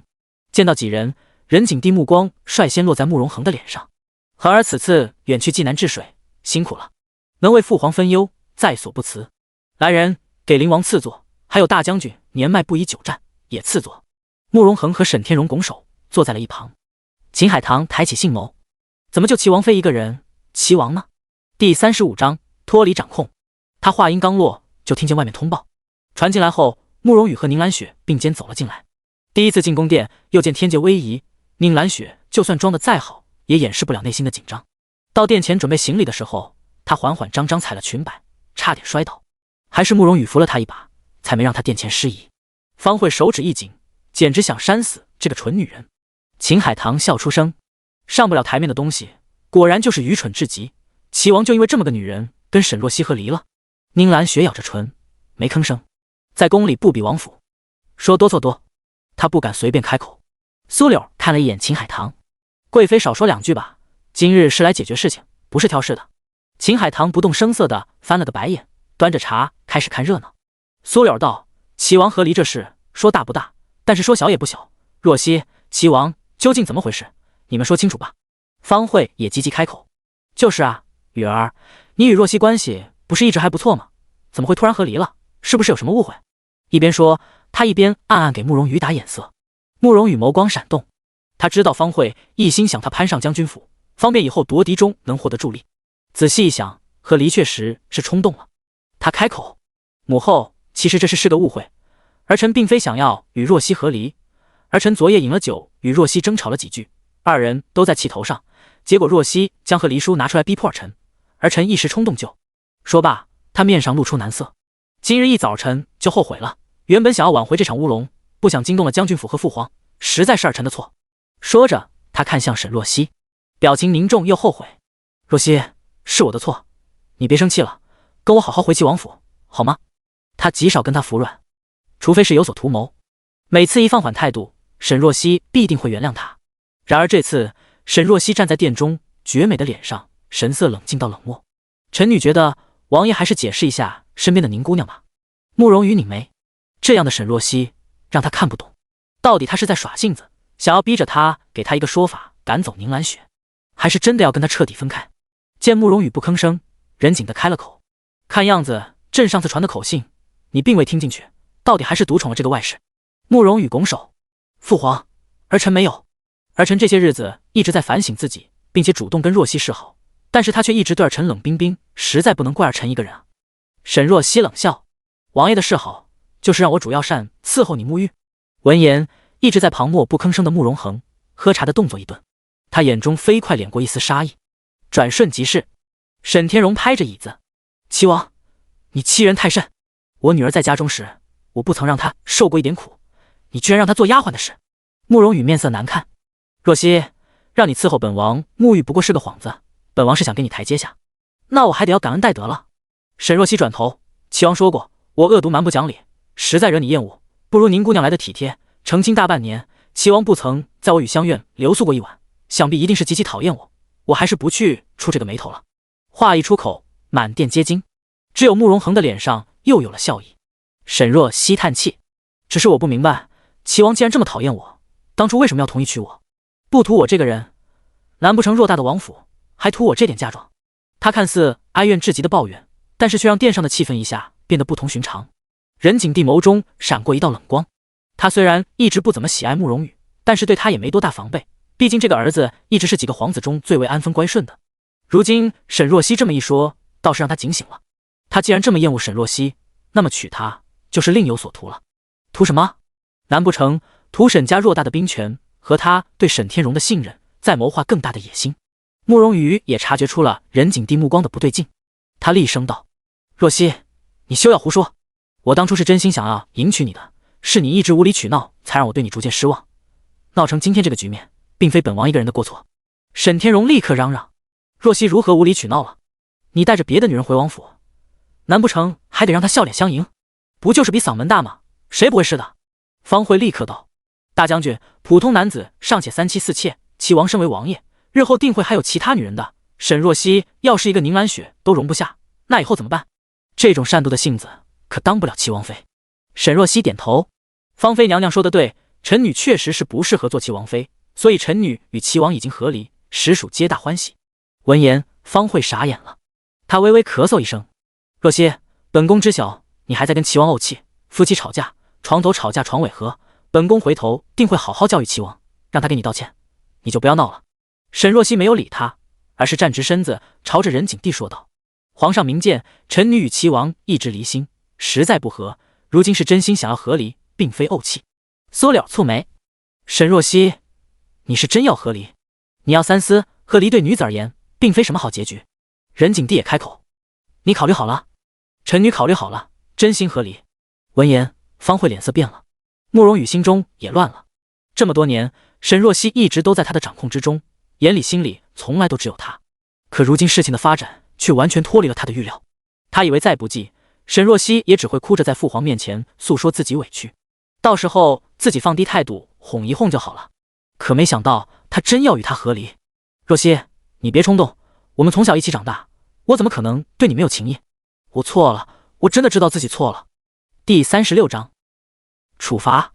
说罢，他看了一眼跪在身边的宁兰雪，接受到他的目光，宁兰雪心底狠狠骂了沈若曦一句贱人，之后露出一抹委屈的神色：“沈大小姐，你误会王爷了，其实王爷多次到我这里来，都是因为与你吵架心中苦闷，只能找我排解，他心里一直有你的。”慕容羽也道：“若曦，只要你能消气，你说什么我都愿意做。”听到这话，沈若曦突然转头：“什么都愿意做？那齐王让宁兰雪搬离王府，回到他的勾栏院里，怎么样？”慕容羽神色一正，他果然是在设法逼他。宁兰雪也是咬紧了牙关，这个贱人居然敢这么对他！我答应你。冷不丁响起的声音让宁兰雪一惊，她猛地抬头，不敢置信地看着慕容羽，对上他受伤的眼神，慕容羽心虚地避开。他权衡了一下，宁兰雪与将军府孰轻孰重，他还是分得清的。只要先哄好沈若曦，之后即使是在勾栏院，他也会好好照顾宁兰雪的，先委屈她了。听到这个答案，沈若曦点点头。齐王终于拎清了一次，我气消了不少。闻言，沈天荣掐着自己的人中，差点当场去世。他还以为他女儿终于看清了慕容羽的真面目，没想到还是瞎了眼。慕容羽脸上浮现喜色：“那若曦，你就别闹了，咱们回王府。我只是说气消了不少，又没说跟王爷回王府，该和离还是得和离的。”慕容羽要不是在大殿之上，慕容羽简直想一把掐死他。方慧也坐不住了：“若曦，不过一个勾栏院里的贱婢，你何必跟他一般计较？既然你看着碍眼，本宫替你打发了。”说着，他挥手：“来人啊，将这贱人拉出去，杖责30，打完扔出宫，别让他死宫里，脏了这地。和离是绝不能和离的。”他猜测沈若曦一定还是介意这个宁兰雪，既然如此，就处置了这个贱婢，正好他也一直看不上这女人。听到这话，沈若曦却露出一个为难的表情。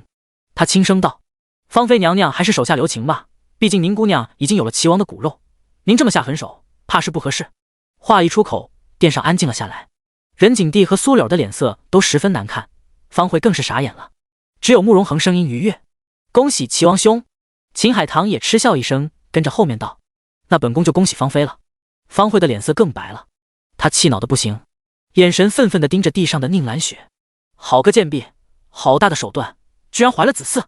这下不仅彻底得罪了将军府，还丢尽了齐王府的脸面。沈天荣忍不住起身：“齐王放着我女儿独守空房大半年，却让一个外室有了身孕，你这不仅是灭妻，更是辱我将军府。”说着，他一转头，朝着任景帝跪下：“皇上，老臣就这一个宝贝女儿，您可要给老臣做主啊！”沈若曦适时落泪，过去扶着沈天荣：“爹，女儿不孝，让您担心了。”父女二人靠在一起，一副委屈隐忍的模样。任景帝一下怒了：“齐王，你可知罪？”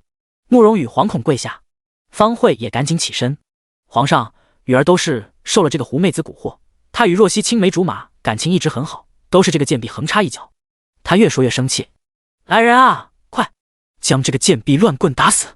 话音落下，殿上立刻上了几个膀大腰圆的嬷嬷，朝着宁兰雪走去。见状，宁兰雪小脸煞白，她一转身抓住了慕容羽的袖子：“王爷，您快救救我！”慕容羽抿着唇，眼中十分挣扎。两个嬷嬷扯住了宁兰雪的手臂，就要将她拖下去。宁兰雪彻底慌了，她大声道：“王爷，你快说句话！你之前不是说我才是你的真爱，沈若曦是你迫于压力才娶的，从来没有爱过她吗？你还说之后会允我正妃之位，绝对不会辜负我的。还有之前的，放开她！”慕容羽怒吼一声，之后猛地跪在了地上：“父皇，兰雪已经有了臣的骨肉，请父皇看在孩子的份上，饶她一命。”见状，方慧差点两眼一黑：“糊涂啊！宁兰雪不过一个女人，天下美人多的是，有什么不能舍弃的？但是失去了任景帝的信任，对她的大业是致命的打击。她的儿子怎么就拎不清呢？”任景帝冷冷的目光看向慕容羽，半晌伸出手示意了一下，拖着宁兰雪的几个嬷嬷立刻停住了动作：“若曦，这是你与齐王的事，你做主，要不要留下这个女人？”闻言，慕容羽猛地抬头看向沈若曦，他手指握紧，眼中弥漫过一丝紧张。按照沈若曦如今这么冷漠的态度，一定会让宁兰雪死的。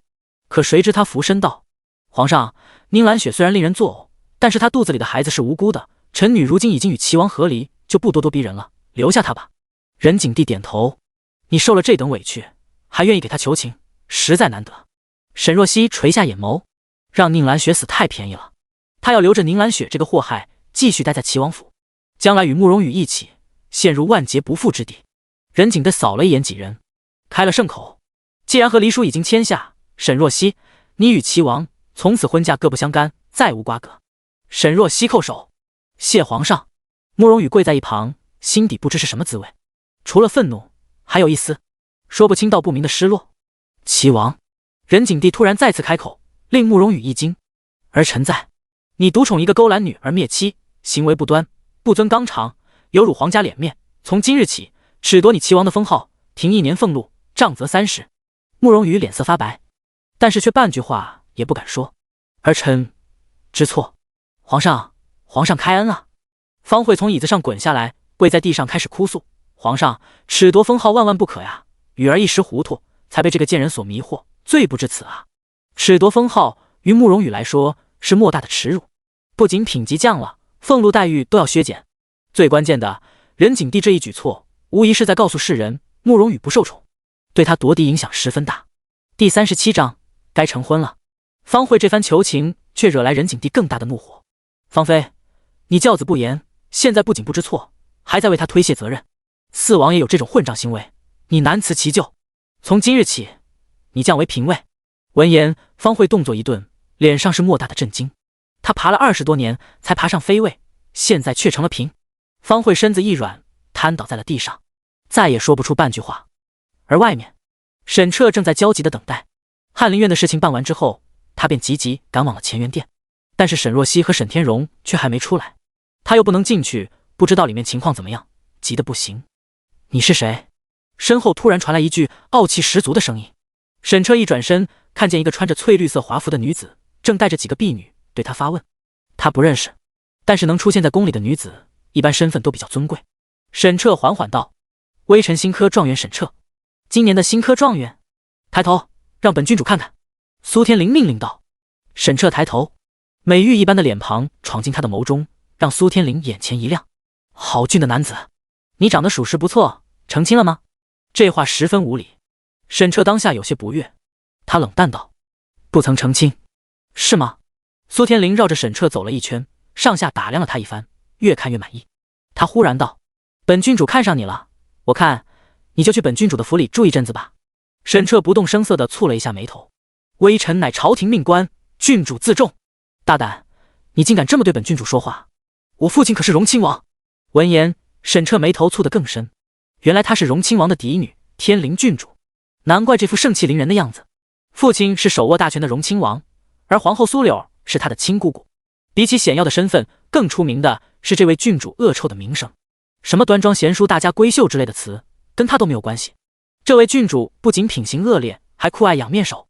光是她在京都的一处府邸，就有20多位面首。荣亲王就这一个嫡女，宠得没有章法，任由她胡来。前年的琼林宴上，苏天灵一眼看中当时的探花郎，竟然叫人趁着天黑打晕了他，带进了府里。任景帝知晓后很是生气，但是架不住荣亲王的维护，最后这件事也不了了之，只给了一个面子上的惩罚。可怜那位探花郎，大好的仕途原本刚刚开始，因为这件事他一蹶不振，自枪在了荣亲王府前。如今苏天灵居然将主意打到了他的头上。沈彻一转身，不再搭理他，这下可惹火了苏天灵。你敢无视本郡主？他正要让人将他拿下，却见几个侍卫架着一个人走了出来，是慕容羽，后面跟着一脸苍白的宁兰雪，而沈若曦和沈天荣亦是走了出来。不过二人气定神闲，看起来心情不错。慕容羽已经被扔在了架子上，重重的板子落下来，剧烈的疼痛让他忍不住痛呼出声。沈若曦唇边勾出一抹笑意：“这就痛了？慕容羽，一切才刚刚开始。父亲，若曦，你们没事吧？”一声呼唤拉回了沈若曦的思绪。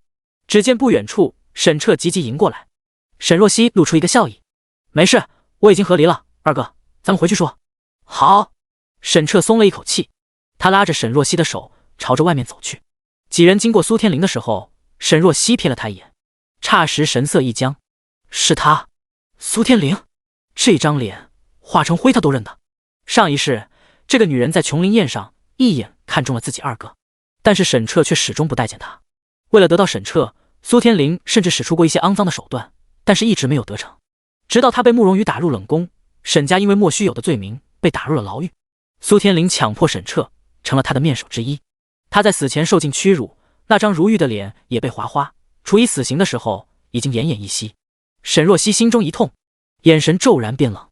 察觉到沈若曦的目光，苏天灵眉头一蹙，奇怪，这个女人怎么用这种目光看着他？真让他不悦，想挖了他的双眼。不过慕容羽的惨叫声很快就转移了他的注意力。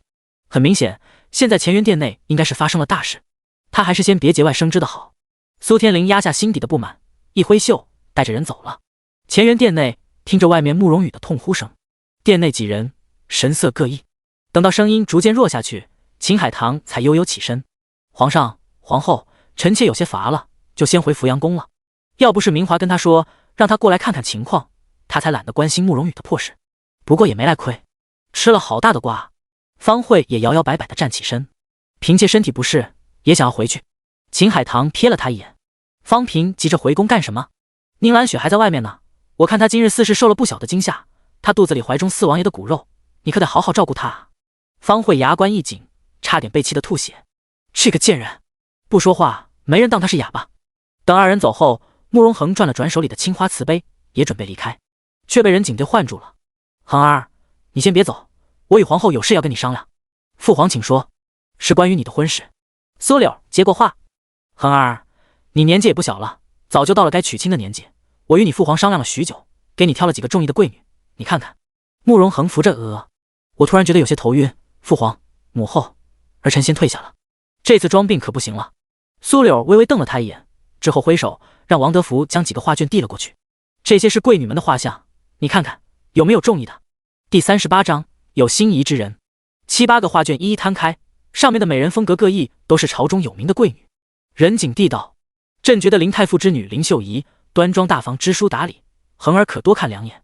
苏柳接过话，臣妾觉得万尚书之女万思雨也是良配。任景帝却道：万思雨刚刚16，年纪尚轻，性子又活泼，恒儿需要一个稳重些的贤内助。思雨虽然活泼了些，但是做事之情重，况且与恒儿自小就认识，应该会比旁人多一些情分。任景帝却没再应他的话。恒儿，你自己看看，这些贵女之中，你挑选一位。父皇，儿臣不想选。恒儿，父皇理解你，这么多年来，你因为身体原因一直不想成亲，可是将来的事情谁又能说得准？寻一位良人在身边，比你独自一人总要好上很多。闻言，慕容恒却道：并非是儿臣不想成亲，而是因为儿臣已经心有所属，没必要再看这些贵女了。哦，你有了喜欢的人，是哪家的女子啊？任景帝又惊又喜，好小子，这么多年不吭声，他还怀疑过他是不是有断袖之癖呢。这下放心。苏柳也娃儿，你这孩子平日里一声不吭的，母后还以为你真的到如今还不通男女之事呢，没想到一直瞒着我跟你父皇。慕容恒开口：儿臣心仪的人是全天下最好的女子，之后若是时机合适，会亲自求父皇赐婚。好，只要恒儿喜欢，父皇也支持。慕容恒笑道：那儿臣先谢过父皇，儿臣告退。他转身走了出来，苏柳也起身跟着出了乾元殿。到了殿外，喊住了他：恒儿。慕容恒转身：姨母。虽然自小是苏柳带着长大，苏柳未登后位的时候，他唤她姨母。后来苏柳成了皇后，然后慕容恒还是习惯这样称呼她。苏柳伸手替他整理了下衣襟。我的恒儿长大了，有心事都不与姨母说了，有了心仪之人，姨母今日居然才知道。他问道：是谁家的女子啊？你跟姨母悄悄说，姨母保证不告诉你父皇。并非儿臣不说，而是时机未到。时机未到？难不成那女子还不同意嫁给你？闻言，慕容恒只是轻轻摇头，却不再多言。苏柳开口：恒儿不愿细说，那就算了，不过姨母担心你，得提醒你一句，世间最难寻的便是真心之人，你要当心对方是图你的人，还是图其他的。姨母放心。你做事，姨母向来放心。苏柳点头，又关心了他的身体情况。二人叙了一会，慕容恒才转身离开。看着他的背影，苏柳站在原地，叹息一声。宫女玉芝扶着他，朝着长秋宫走去。他低声道：娘娘，灵王长大了，有自己的心事了，这也是正常的，您不必失落。其实从小我就不太能看懂恒儿，后来他长大，心思更是难猜，如今他成为灵王殿下，更是越发的疏远了。玉芝看了看四周，低声道：灵王毕竟不是娘娘所出，有异心也很正常，娘娘应当将心思放在瑞王和明玉公主身上，他们才是娘娘真正的孩子。苏柳面色一沉：住口，谁准你乱说的？奴婢知罪。玉芝立刻跪下。苏柳看着他，半晌缓了缓语气：起来吧，你跟了本宫多年，本宫知晓，你也是替本宫着想，但是有些话不可乱说。是。玉芝起身扶着苏柳。他换了个话题：不过娘娘，刚刚在殿上，您提出说要让万思雨万小姐嫁给灵王，皇上好像有些不高兴，圣心难测。苏柳淡淡吐出4个字：万尚书万兴元是他的表弟，而他的女儿万思雨则是他的表侄女。任景帝可能是觉得他这一举动是他想朝东宫塞人，有更长远的打算，对他有些提防。这个帝王啊，所有人都觉得他宅心仁厚，可是作为帝王，又有几个不是心机深沉、猜忌多疑？即使是枕边人，却也是同床异梦。真正走进他心里的，怕是只有他死去的姐姐苏儿吧。思雨一心喜欢恒儿，这次怕是不能如愿了。苏柳蹙了蹙眉，突然间他想到什么：我听说天灵郡主今天进宫了。回娘娘，郡主刚进宫不久，照例去了明玉公主那里找公主聊天去了。天灵这孩子被我弟弟荣亲王惯坏了，你让人多看着他，别让他带着明玉做些混账事。奴婢知晓。将军府，沈若曦回去之后，沈天荣与沈彻都很高兴。何荣和陈双双站在一旁，几次3番欲言又止。何荣没忍住：大表哥，若曦回来了，我知道你高兴，但是容我多嘴一句啊，和离的女子那是有辱门面的，不适合待在将军府的。我建议啊，还是找个清静的佛门，将若曦送过去，好好吃斋念佛，这样也不至于落人口舌。话音落下，沈天荣脸立刻垮了：你说的什么混账话？若曦是我将军府的嫡女，只要她愿意，一辈子留在我将军府都可以。沈若曦不紧不慢地喝着茶：表姑怕是因为我影响了陈双双的婚事吧？表姑放心，我择日就替双双找个好人家，我看街尾城衣铺老板的儿子就不错。什么？那人其貌不扬，平平无奇，而且还是个庶民，也配得上我？我才不会嫁给这种人！陈双双立刻跳脚，随即撇着嘴：“表姐想留在府里就留府里，不过我的婚事容不到你做主。”说罢，他拽着何荣一转身跑了。看着他的背影，沈若曦露出一个不屑的笑意。他还真是心比天高，敢肖想慕容恒。此时，外面突然有人来传，说是灵王到访。第39章，等不及。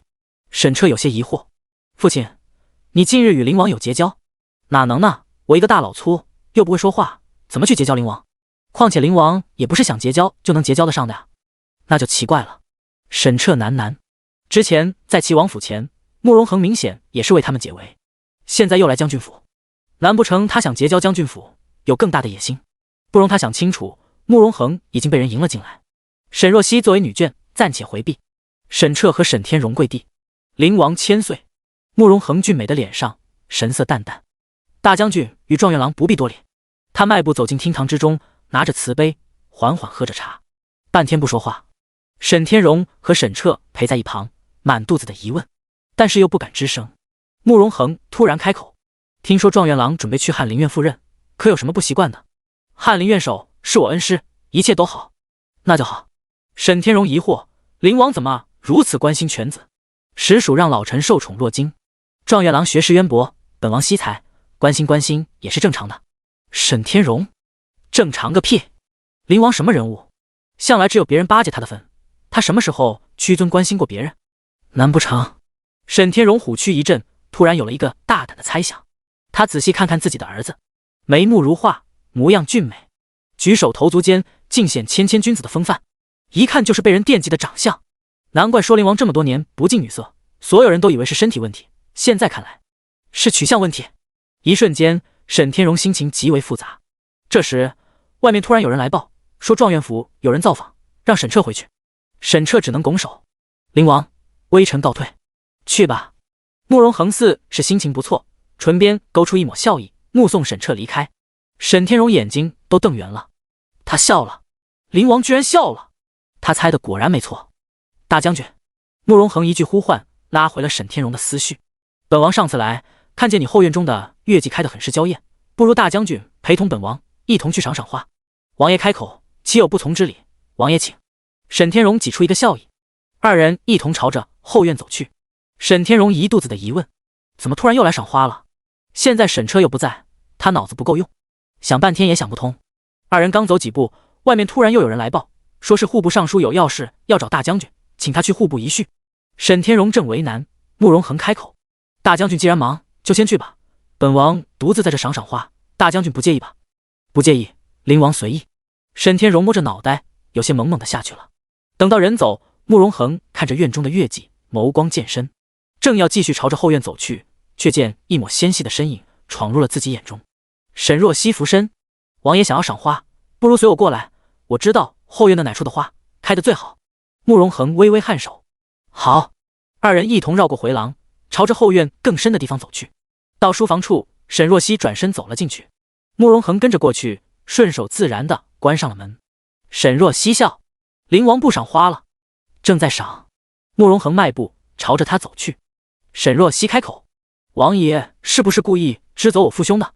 不过要是与我见面，日后可以寻一个妥当的机会，如今这样不是太冒险了？”“是冒险。”慕容恒一把捏住他的手腕，突然一个用力，将他抵在了身后的书架上。“但是我等不及了。”话音落下的瞬间，是慕容恒疾风骤雨般的吻。他攥紧他的下巴，强势闯入，激烈纠缠，似是要将他揉入骨髓。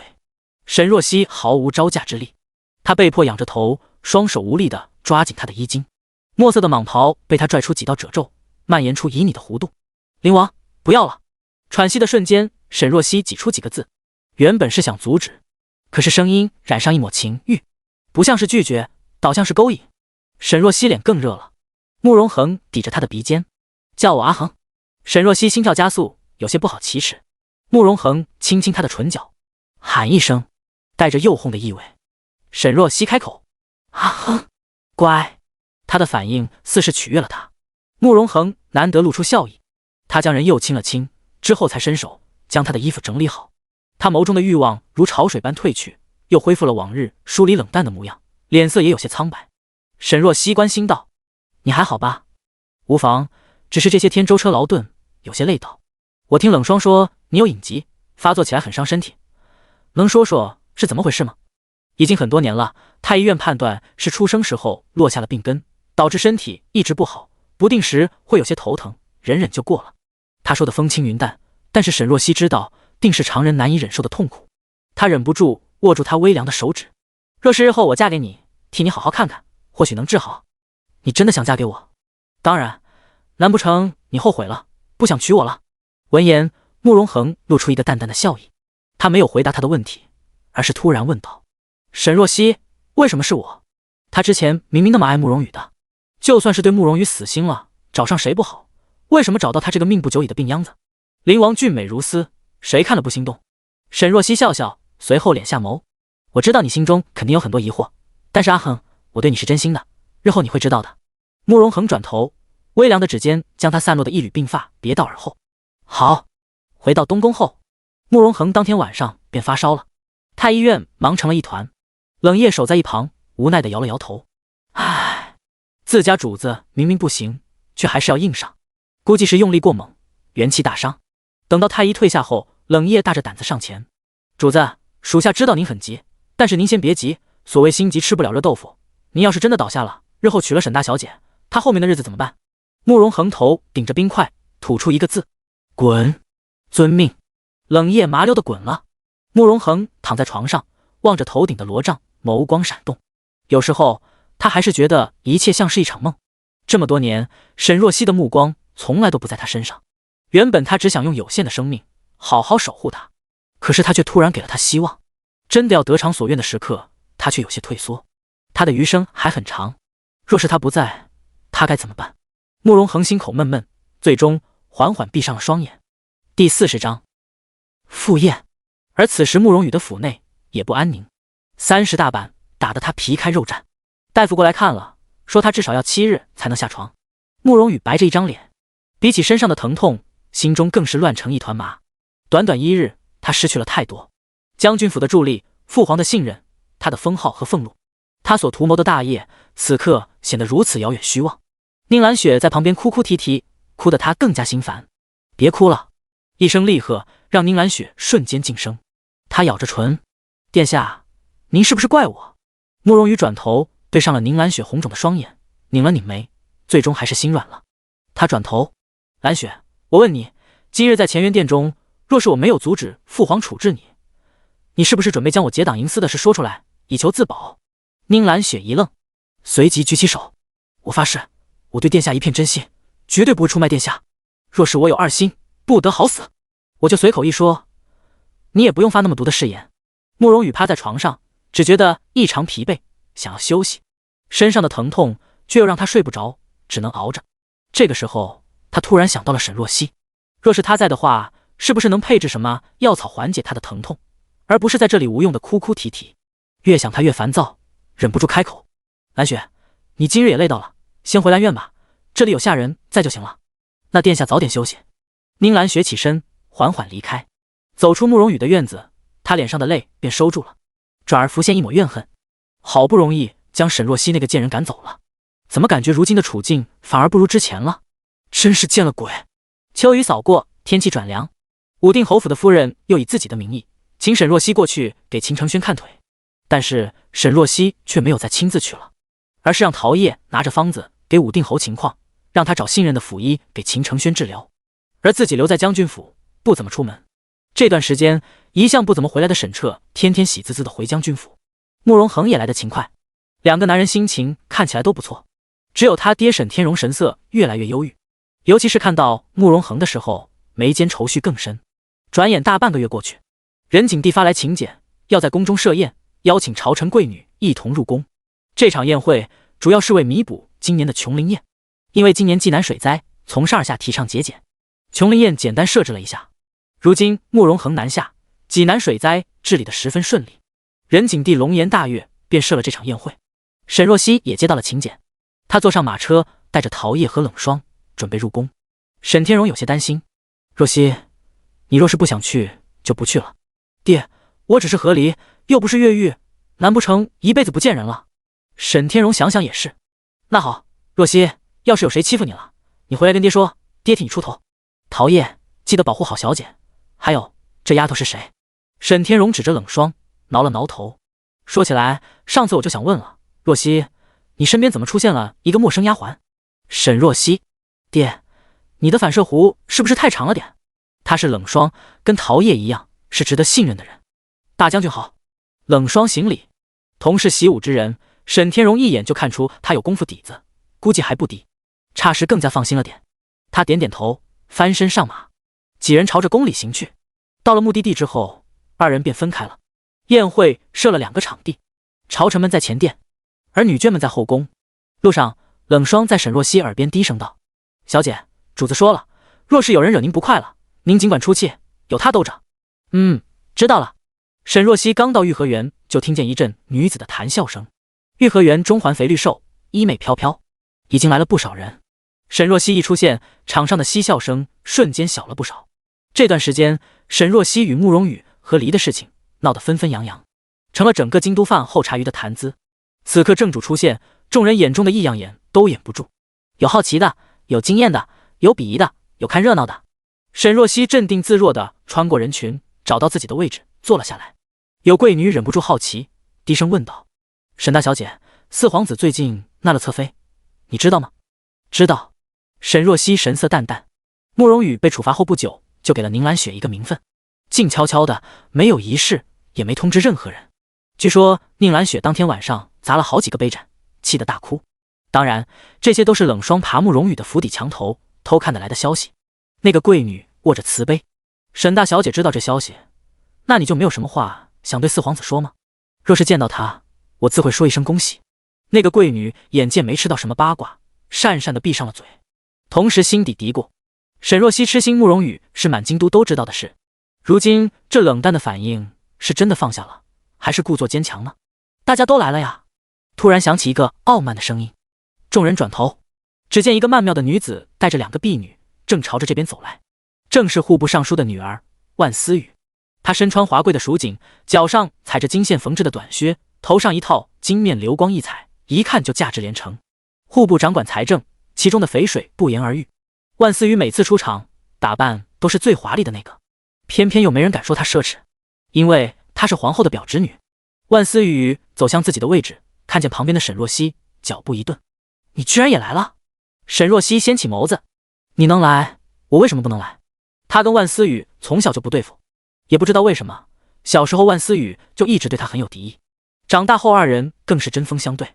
她喜欢慕容羽的事，也是万思雨添油加醋的宣传出去，搞得人尽皆知，全京都的人都笑话她是个舔狗。我还以为你被四皇子一脚踹开，会悲痛欲绝，在家寻死觅活呢，没想到还有力气过来参加宴会。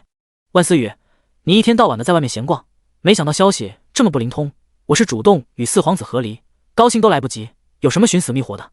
别装了你，你明明对四皇子一往情深，肯定是他不要你的。说的那么肯定，你趴慕容羽床底听到的？听到这话，万思雨一下怒了。沈若曦，你听听你说的什么粗俗不堪的话，简直下作。第41章争吵。那也比你这个长舌妇好，谁说我对慕容羽一片痴心，有人看到吗？万思雨，还不是你造的谣，还是你更下作？沈若曦瞥了他一眼，我亲自提的和离，要是有疑问的话，你可以去问皇上，这是圣上亲自裁决，你在我这撒泼算什么本事？你，万思雨简直要被气死，他当然不敢问任景帝，他这么说就是想让沈若曦难堪。可是这贱人不仅丝毫没伤心的样子，还变得这么牙尖嘴利。和离后受刺激疯了。万思雨朝着御和园入口处瞥了一眼，脸上的怒色突然消散，换上一抹戏谑。这事倒是不用问皇上，这不当事人来了。沈若曦转头看见宁兰雪穿着一件桃红色的罗裙，正朝着这边款款来，头插玉簪，耳坠明珠，还真装的有几分大家闺秀的样子。万思雨开口：“这不是四殿下的侧妃吗？”“幸会啊。”宁兰雪笑道。“万大小姐。”万思雨惊讶：“你认识我？”“久仰大名，今日一见，果然贵气，近看更是人比桃花娇。”这番彩虹屁拍得万思雨心花怒放，他瞥着沈若曦：“宁侧妃果然端庄识大体，不像某些人粗鄙不堪，难怪四殿下独宠你。”“是。”沈若曦笑出声。万思雨不悦：“你笑什么？我笑万大小姐与宁侧妃如此投缘，不如拜个把子，互认姐妹。你胡说什么呢？宁兰雪一个勾栏出身的女子，怎么配跟她互称姐妹？万思雨这么明显的嫌弃，让宁兰雪脸色有一瞬的尴尬。她看着沈若曦，沈大小姐，我知晓你不喜欢我，但是缘分这件事可遇不可求，我与殿下情投意合，即使你再不甘也没用的。你哪只眼睛看见我不甘了？沈若曦冷淡地瞥了他一眼。宁侧妃今日倒是知书达理，看样子回去后学了礼仪，不至于像那日一样在殿前差点摔倒贻笑大方。闻言，贵女们瞬间捂嘴，又惊讶又好奇。真的啊，沈大小姐，上次宁侧妃差点摔倒了，这恐怕是太紧张了吧？大家别笑了。宁侧妃以前也没学过礼仪，圣上面前惶恐也能理解。各种议论声落在宁兰雪耳中，让她只觉得十分难堪。她今日来就是想改变这些贵女们对她的印象，可沈若曦这番话无疑让她成了小丑。宁兰雪强行稳住心神。沈若曦，我如今也是四殿下侧妃，你这般辱我，实在不敬。沈若曦不为所动。那你尽管去跟四皇子告状。宁兰雪，他跟慕容羽告状有什么用？沈若曦如今这逮谁咬谁的风样，慕容羽还真不一定是对手。沈若曦，看在你最近受了刺激，本侧妃不跟你一般计较，只是对你极其失望。同为贵女，你看看万大小姐，知书达理，端庄玉秀，比起她，你差得太远了。万思雨扬着头，宁侧妃，你得理解她，她被四皇子抛弃，成了一个弃妇，难免怨气大。不过沈若曦，你脑子不好，就不要出门发疯了。沈若曦暗自翻了个白眼。宁兰雪别的不会，就会借刀杀人。之前在王府装柔弱，让慕容羽出头，现在又让万思雨为他说话，真是好大一朵绝世大白莲。沈若曦喝着茶，又是一个没脑子的。你骂谁呢？谁接话就骂谁。闻言，万思雨脸都气得发白，正要跟他吵起来，突然听见一声冰冷的声音：沈若曦，多日不见，你现在嘴上功夫还真是了得呀。不远处，大公主慕容明玉带着几个宫女朝着这边走来，她的身边正是盛装打扮的苏天灵。一群人立刻起身：明玉公主千岁，天灵郡主福安。慕容明玉淡淡道：起来吧。明玉公主。万思雨像是找到了主心骨一般，立刻走过来，委委屈屈地看着他。今天我高高兴兴地过来赴宴，没想到一来就被一些没有规矩的东西坏了心情。慕容明玉眉头蹙紧，万思雨也算是他表妹，他自然要给他撑腰。沈若曦，你跪下，给思雨赔个不是。沈若曦没动。臣女斗胆问公主一句，我凭什么要给万思雨道歉？刚刚我都听到了，你辱骂思雨，不该道歉，那是他该骂。沈若曦抬头，明玉公主听到了我骂她，难不成没听见万思雨骂我？她挑衅辱骂我在先，我不过是还以颜色。万思雨跳脚，我说的是实话，你粗鄙无礼，活该被四殿下抛弃。宁侧妃虽然出身不如你，但是哪都比你强，我要是四殿下也不会选你。闻言，慕容明玉眸光敛了敛。万思雨也是，怎么跟宁兰雪扯上了？她这种出身放在皇家是耻辱。慕容明玉道：沈若曦，你跟宁侧妃之间有矛盾，那是你们之间的事，你不该辱骂思雨，你道个歉，这事就算是过去了。万思雨横插一脚，非要找骂，我也没办法，要道歉也是他道歉。慕容明玉没想到沈若曦居然这么不客气，脸色瞬间沉了下来。苏天灵不悦道：表姐，还跟他说什么废话？他对你对此不敬，直接按照宫里的规矩给他几个耳光。慕容明玉抿着唇，世家贵女都在这看着，今天要是不给沈若曦一点颜色看看，她作为大公主，面子往哪搁？慕容明玉厉声道：来人，给我按住他，好好长他的嘴。第42章嫌弃。闻言，几个宫女立刻上前，撩起袖子，缓缓走过来，就要掌嘴沈若曦。宁兰雪坐在一旁，唇边勾出一抹笑意。呵，这个贱人，让他得意。宫女抬手朝着沈若曦的脸就扇了过来，然而手掌落下的瞬间，突然惨叫一声，随即整个人都飞起来，撞到了旁边的柱子上。冷霜收回自己的腿，站在沈若曦身侧，面色如冰。我看谁敢动我家小姐！慕容明玉一惊，随后大怒：沈若曦，你好大的胆子！他大喊：来人啊，给我拿下！随着一声令下，后宫中团团围上了一层侍卫，将沈若曦几人围在了中间。场上的贵女们霎时惊成一团，被吓到了，不过也不乏幸灾乐祸的，想看看沈若曦吃瘪。冷霜拦在沈若曦面前，板着棺材脸，丝毫没有要服软的意思。慕容明玉更怒了，一挥手，侍卫们纷纷拔出刀。哟，真是好热闹啊！一声慵懒的声音传来，打断了园内紧张的气氛。众人转头，看见皇后苏柳带着一众嫔妃朝着这边过来。秦海棠站在苏柳的左手边，穿着锦色的华服，头上的金钗上缀着一颗硕大的夜明珠，极其闪耀。远远看去，气势更是压了苏柳一头，格外显眼。她的身侧，慕容明华扶着她，母女俩模样相似，但却美得各有特色。秦海棠蹙眉，远远就看见这边闹哄哄的，搅得本宫过来赴宴的好心情都没了。众人赶紧跪下行礼。苏柳换了句平身之后问道：“明玉，这是怎么了？兴师动众的，连侍卫都上来了。”不等慕容明玉开口，万思雨急急道：“皇后娘娘，是沈若曦不懂礼数，对明玉公主大不敬。公主这是给她规矩。”慕容明华扫了她一眼：“母后是在问大公主，你急着抢什么话？我看这里就你最没有礼数。”万思雨生气，正要说话，慕容明玉拦住她：“母后，沈若曦确实是对我大不敬。您看，她甚至打了我的宫女。”一旁的方慧立刻抓住机会：“沈若曦，你是越发没有规矩了。你以为宫里是你们将军府吗？容得下你胡来？皇后娘娘，明玉公主向来识礼数，今日居然生了这么大的气，可见沈若曦却实犯了大不敬，应该严惩。”秦海棠好笑：“方平这话明显是带了私仇，就你这气度之眼界，也不知道以前是怎么爬上了妃位的。”方慧被呛得一口气差点没上来。她以前靠的就是她的乖顺温和，让任景帝逐渐放弃对她的偏见，敬为妃位。可是自从沈若曦开始发疯后，她屡屡被逼得露出马脚，都怪那个贱人。苏了开口：“沈若曦究竟是怎么一回事？”沈若曦上前将事发缘由一五一十的告知了。她端庄有礼，不卑不亢。臣女受这些污蔑不打紧，但是和离一事是皇上和皇后娘娘亲自裁决，如今却被歪曲事实，若真被传出去了，众人还以为是皇上与皇后裁决不公，偏袒臣女，故而臣女态度强硬，争辩了起来。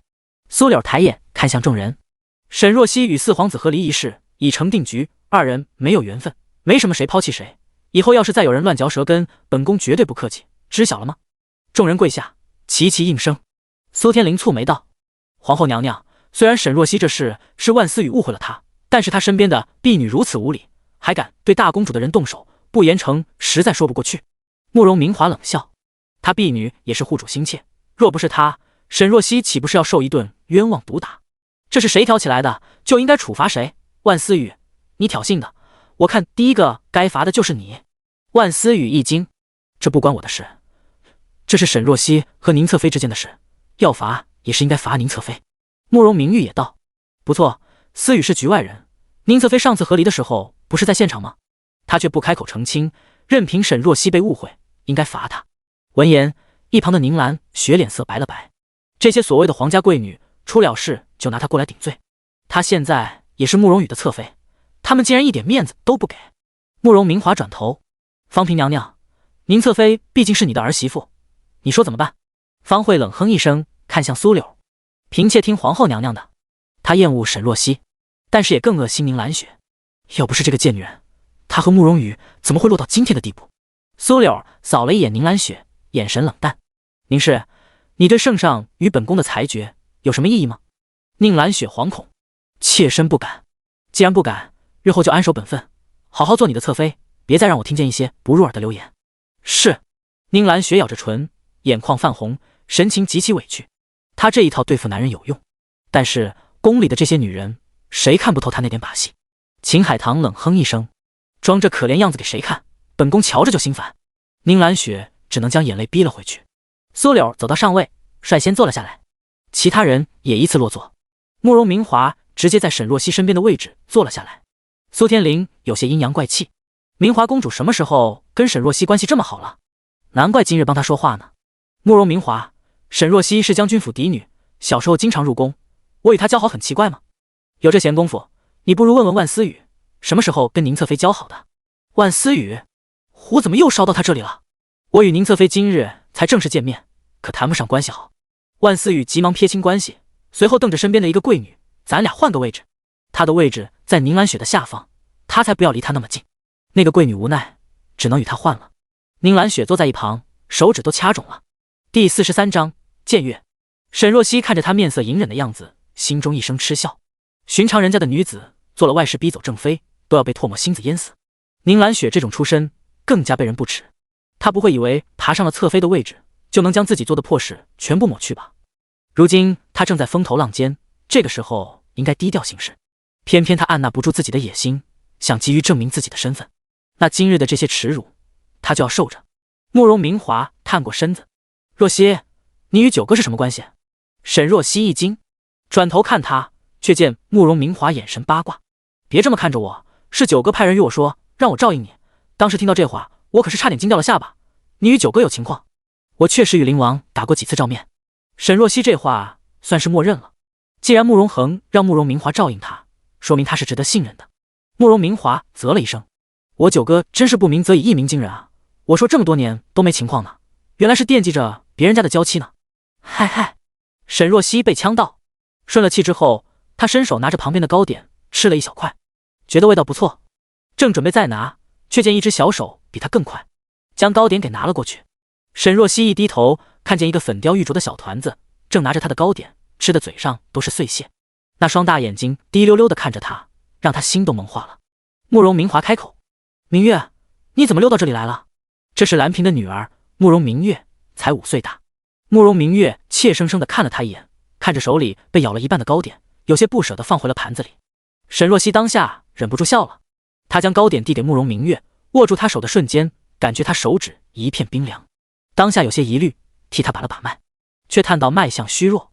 沈若曦有些纳闷，慕容明月贵为小公主，应该锦衣玉食的养着，怎么还营养不良？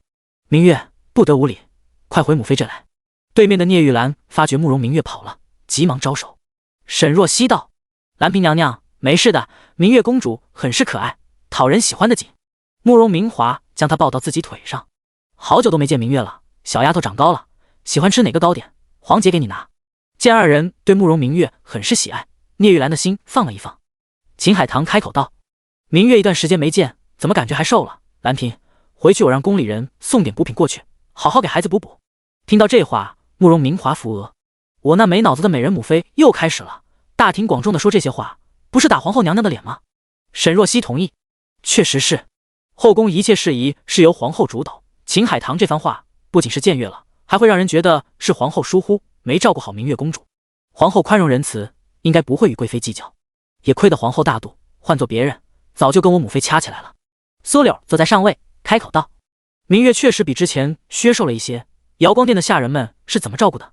说着，他吩咐旁边的宫女：“瑶光殿如今的主位是魏真真，她称病今日没来，玉芝，你回去跟她说一句，让她多注意明月公主的饮食。”闻言，聂玉兰起身：“多谢皇后娘娘体恤，明月在瑶光殿一直很好，只不过她这段时间有些挑食，才这般削瘦，并未为贵人的过失。挑食的话，本宫之后多派几个御厨过去，看看有没有合明月公主口味的。嫔妾谢过皇后娘娘。”聂玉兰起身，将慕容明月带到了自己身边。沈若曦看着聂兰嫔低眉顺眼的模样，凑近慕容明华：“兰嫔娘娘风华灼灼，难道不受宠吗？仁景帝的后宫人本就不多。”聂玉兰身姿袅袅，容貌屹立，而且又年轻，不比秦海棠明艳张扬的美，自有一种弱柳扶风的柔美，是个男人应该都会心动，但是却感觉她存在感很低。刚入宫的时候，我记得兰嫔很受宠的，后来听说是她自己避宠，慢慢的父皇就不过去了，这些年她一直很低调。避宠，后宫之中也不是人人都想恩宠过甚，越是张扬越是危险。沈若曦笑：“难怪你总是劝秦贵妃低调。哎，劝不动，所以我这个年纪还一直不愿嫁人，就是怕我离开母妃身边，凭她那个脑子被人给卖了。”沈若曦被他逗笑，之后想起什么：“魏贵人现在怎么样？”上次临走时，魏真真绝望的哭喊让他记忆犹深。现在应该是换容嫔了，不过父皇虽给他封了嫔位，但是对他的恩宠反而没了，再没留宿过瑶光殿。不过怪不了别人，也是他自己路窄了。众人用过午宴后，苏柳带着众女眷前往马场，这是午后的娱乐项目。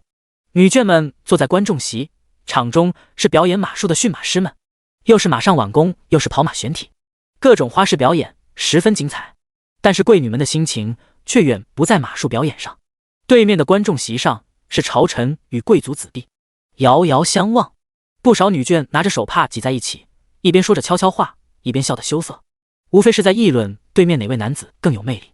沈若曦坐在人群中，看向对面，一眼就找到了慕容恒。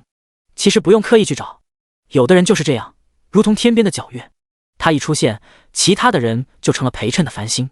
似是察觉到了他的目光，慕容恒也朝着他看了过来。林王好像在看我。旁边突然传出一个激动的声音。沈若曦身后，万思雨捏着手帕，满脸都是惊喜。苏天灵笑道：“看你高兴的，林王表兄向来不近女色，你还是别想多了。我看他就是随便看过来吧，但是我觉得他的眼神很炙热呀，跟以前不一样。”万思雨撇着嘴，但是想到慕容恒确实冷心冷情，又觉得是自己想多了。他问道：“天灵郡主，对面的世家公子有没有你看上眼的？”“这个嘛，倒是还真有一个。”“谁啊？”万思雨的语气中满是幸灾乐祸。谁被苏天灵看上了，那可得倒了大霉。有趣了。第44章，心上人。苏天灵笑了笑，目光在对面沈彻的脸上一扫而过，带着浓浓的戏谑。之后跟你说，不过对方似乎有点傲骨，恐怕不会轻易拜倒在我裙下。能伺候郡主你是对方的福气，要是不愿意，直接带回你的府里就是了。沈若曦转头：“万思雨，你打扮的人模狗样的，怎么嘴里就说不出个人话？对面都是王公贵族，你想劫就劫，平日里没少干当街强抢男子的勾当吧？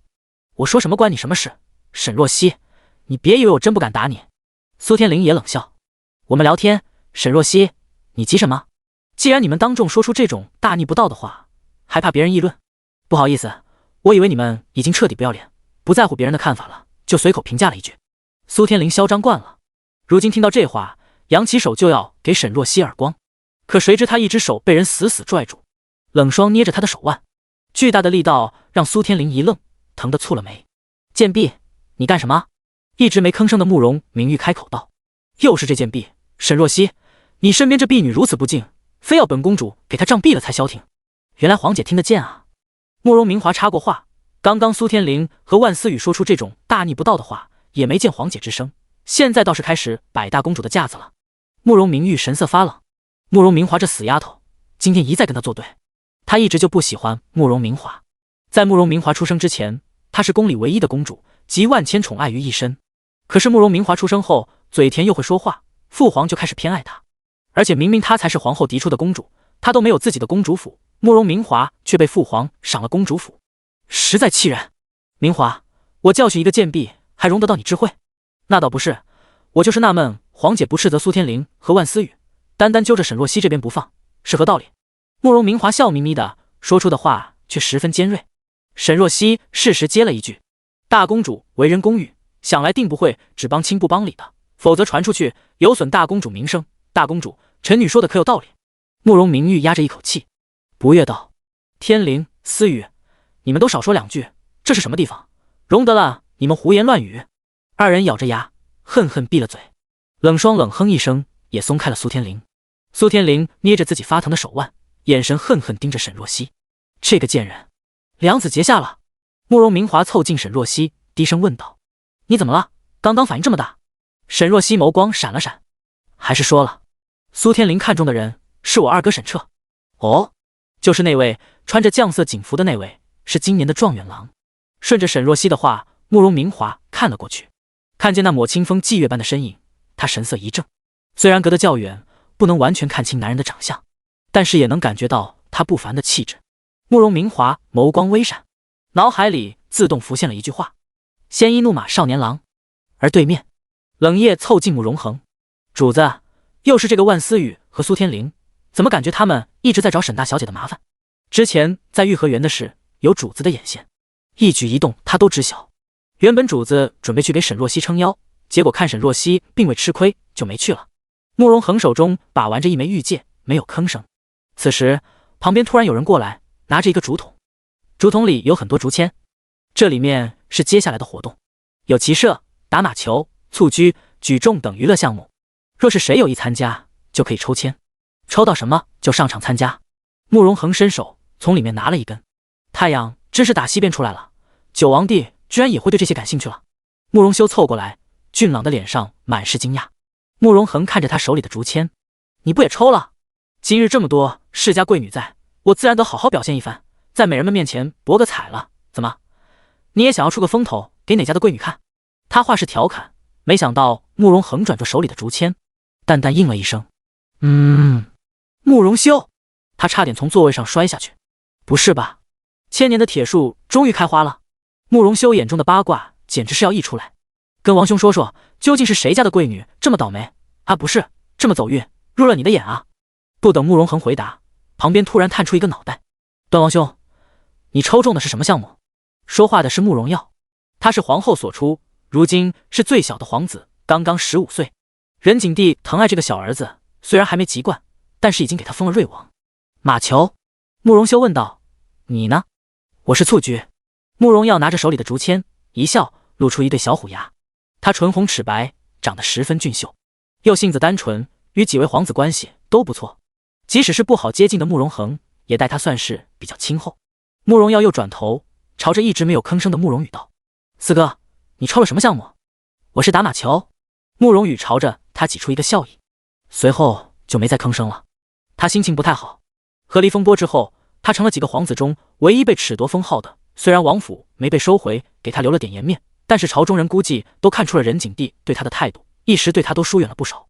之前费尽心力结交的几位重臣，现在遇上他都避之不及，简直不要太明显。他就不明白了，不就是舍弃了一个沈若曦，当真影响就这么大？他越想越烦躁，眼神不自觉地朝着对面的女眷们看了过去，找到了沈若曦的身影。她穿着绛色的衣裙，头上插满珠玉，但是却不显得庸俗，于她的美貌反而是锦上添花。在王府，她从来没有这么盛装打扮过，一直做低服小，导致她都忘记了曾经沈若曦也是名动京都，被人称是京都第一美人。她越想心中越不是滋味，捏着手里的竹签，她突然想，如果今日自己大出风头，沈若曦会不会将目光重新落到她的身上？这个想法让她心神一动，居然有了一些动力。此时慕容耀又凑到了慕容恒身边：“林王兄，今日你居然也抽签了，真是稀奇，你抽中了什么啊？”慕容恒拿着竹签，精冷的脸上闪过一丝没有温度的笑意。打马球。第45章不讲武德。啊，你也是打马球啊？看样子只有我一个人是蹴鞠了。慕容耀似是有点失落。慕容修将竹签放在自己身边的桌子上，端着茶慢悠悠地喝着。老九，你这身子骨打马球能行吗？别颠2下就散架了，王兄可是不会对你手下留情的。端王兄还是担心你自己吧。慕容恒也饮茶，眸中神色淡淡。很快，场上马术表演退下，就到了王公贵胄们上场的时刻。先是骑射，几场下来，由武定侯府的养子秦良夺得头筹。众人喝彩的同时，有些惋惜。如果今日武定侯的嫡子秦承轩在，就轮不到秦良出风头了。别提了，秦承轩重伤在床已经好久了，恐怕再也爬不起来了。不一定，听说武定侯府找了神医，如今世子的腿已经好了许多。我也听说了，而且还听说他今日也来参加朝宴了，不过怎么没看到人？听到四周的议论声，沈若曦目光顿了一下。秦承轩，他也来了。也是，通过这些时日的治疗，他的腿应该好了很多，也该出门了。沈若曦看了一圈，最终在一个角落的位置看到了秦承轩。他并未跟其他的贵公子们一样坐在对面的雅座上，而是坐着轮椅，靠在场外的位置，身后跟着秦文言和2个随从。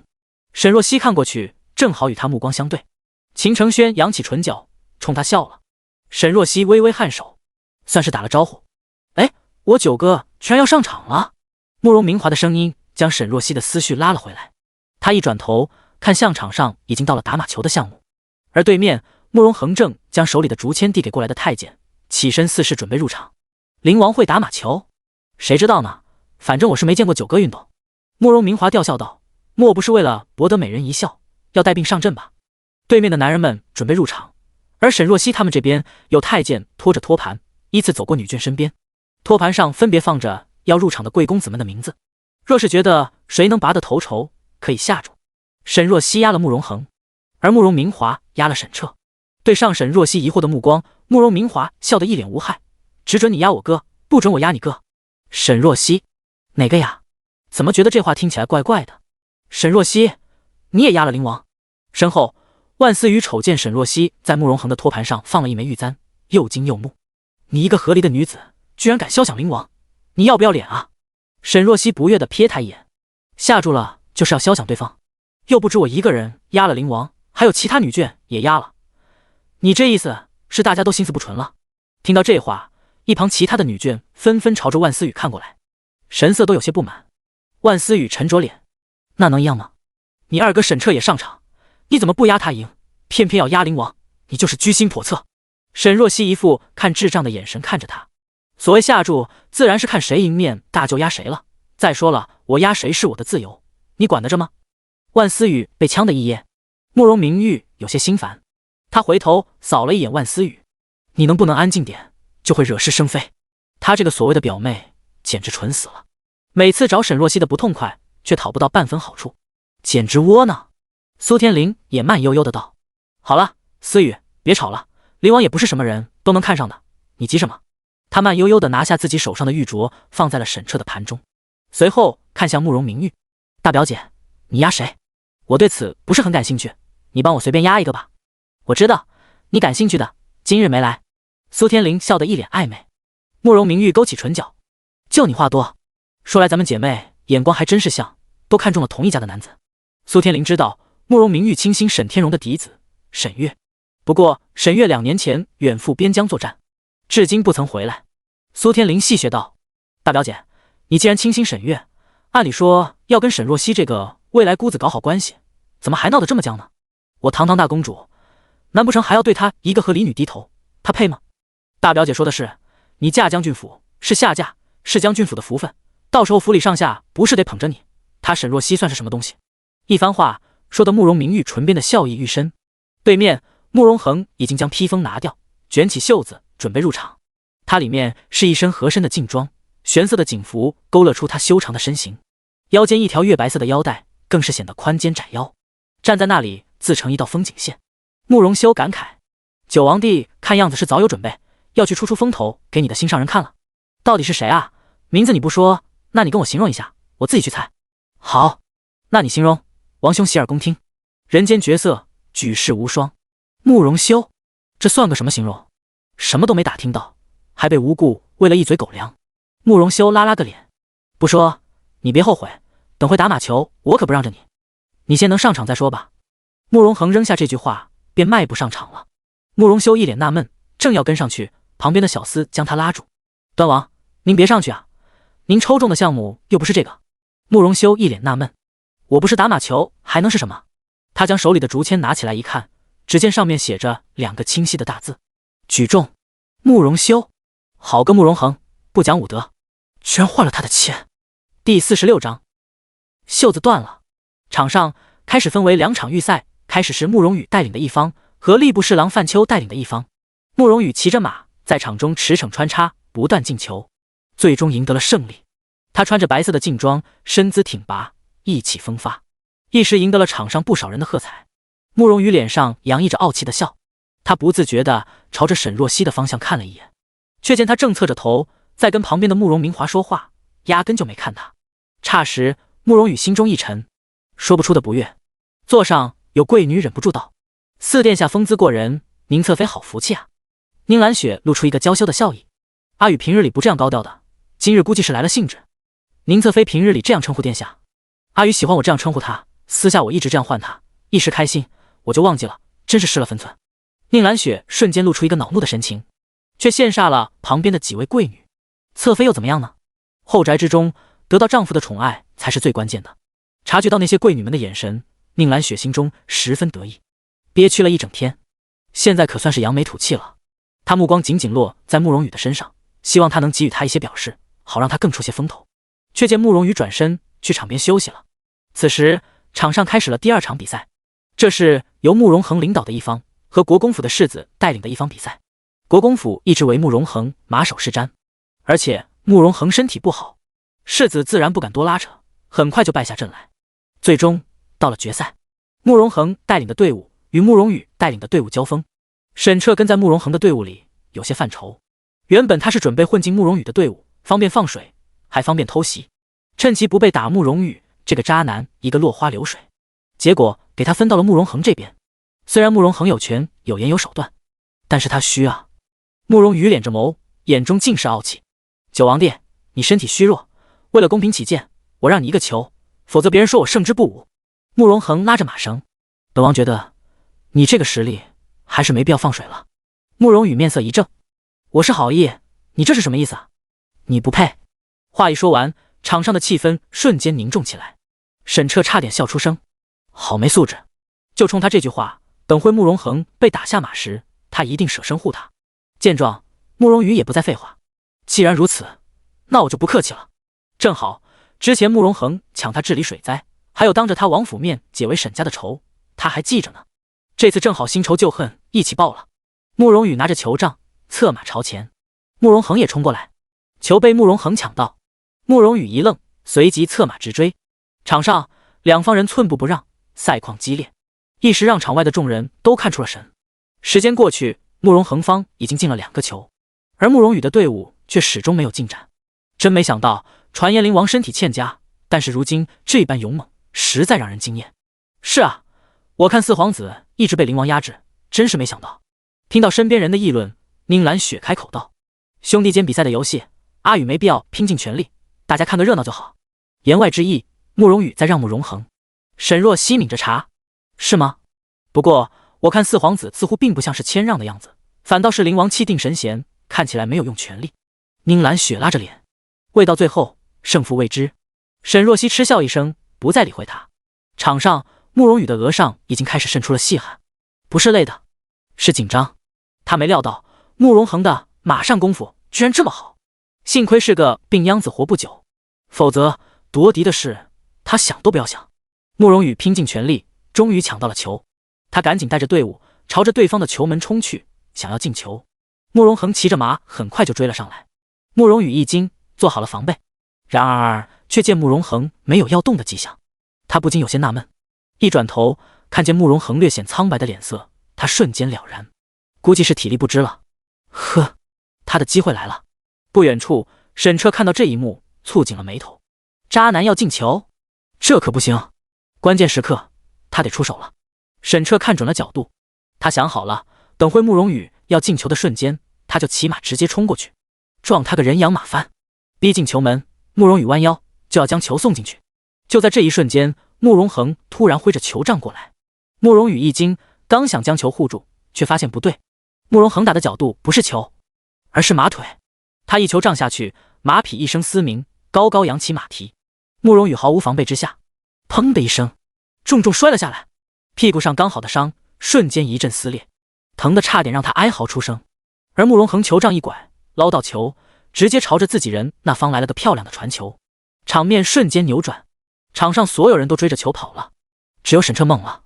他原本已经过来撞慕容羽了，不想却见他的马匹突然发疯，连带着自己的马也受了惊吓，马嘶叫着猛地一甩，沈彻大半个身子直接给甩飞了出去。他控制不住，眼看就要落地，摔个狗吃屎。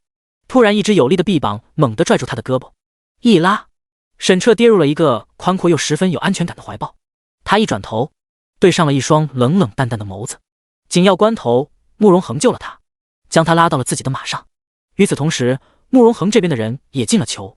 随着一声锣响，比赛结束，场上瞬间沸腾，众人为这精彩的比赛喝彩不断。满堂热闹中，只有沈天荣笑不出来。他看着马背上2个身影交叠的美男子，眼珠子都快瞪了出来。这成何体统？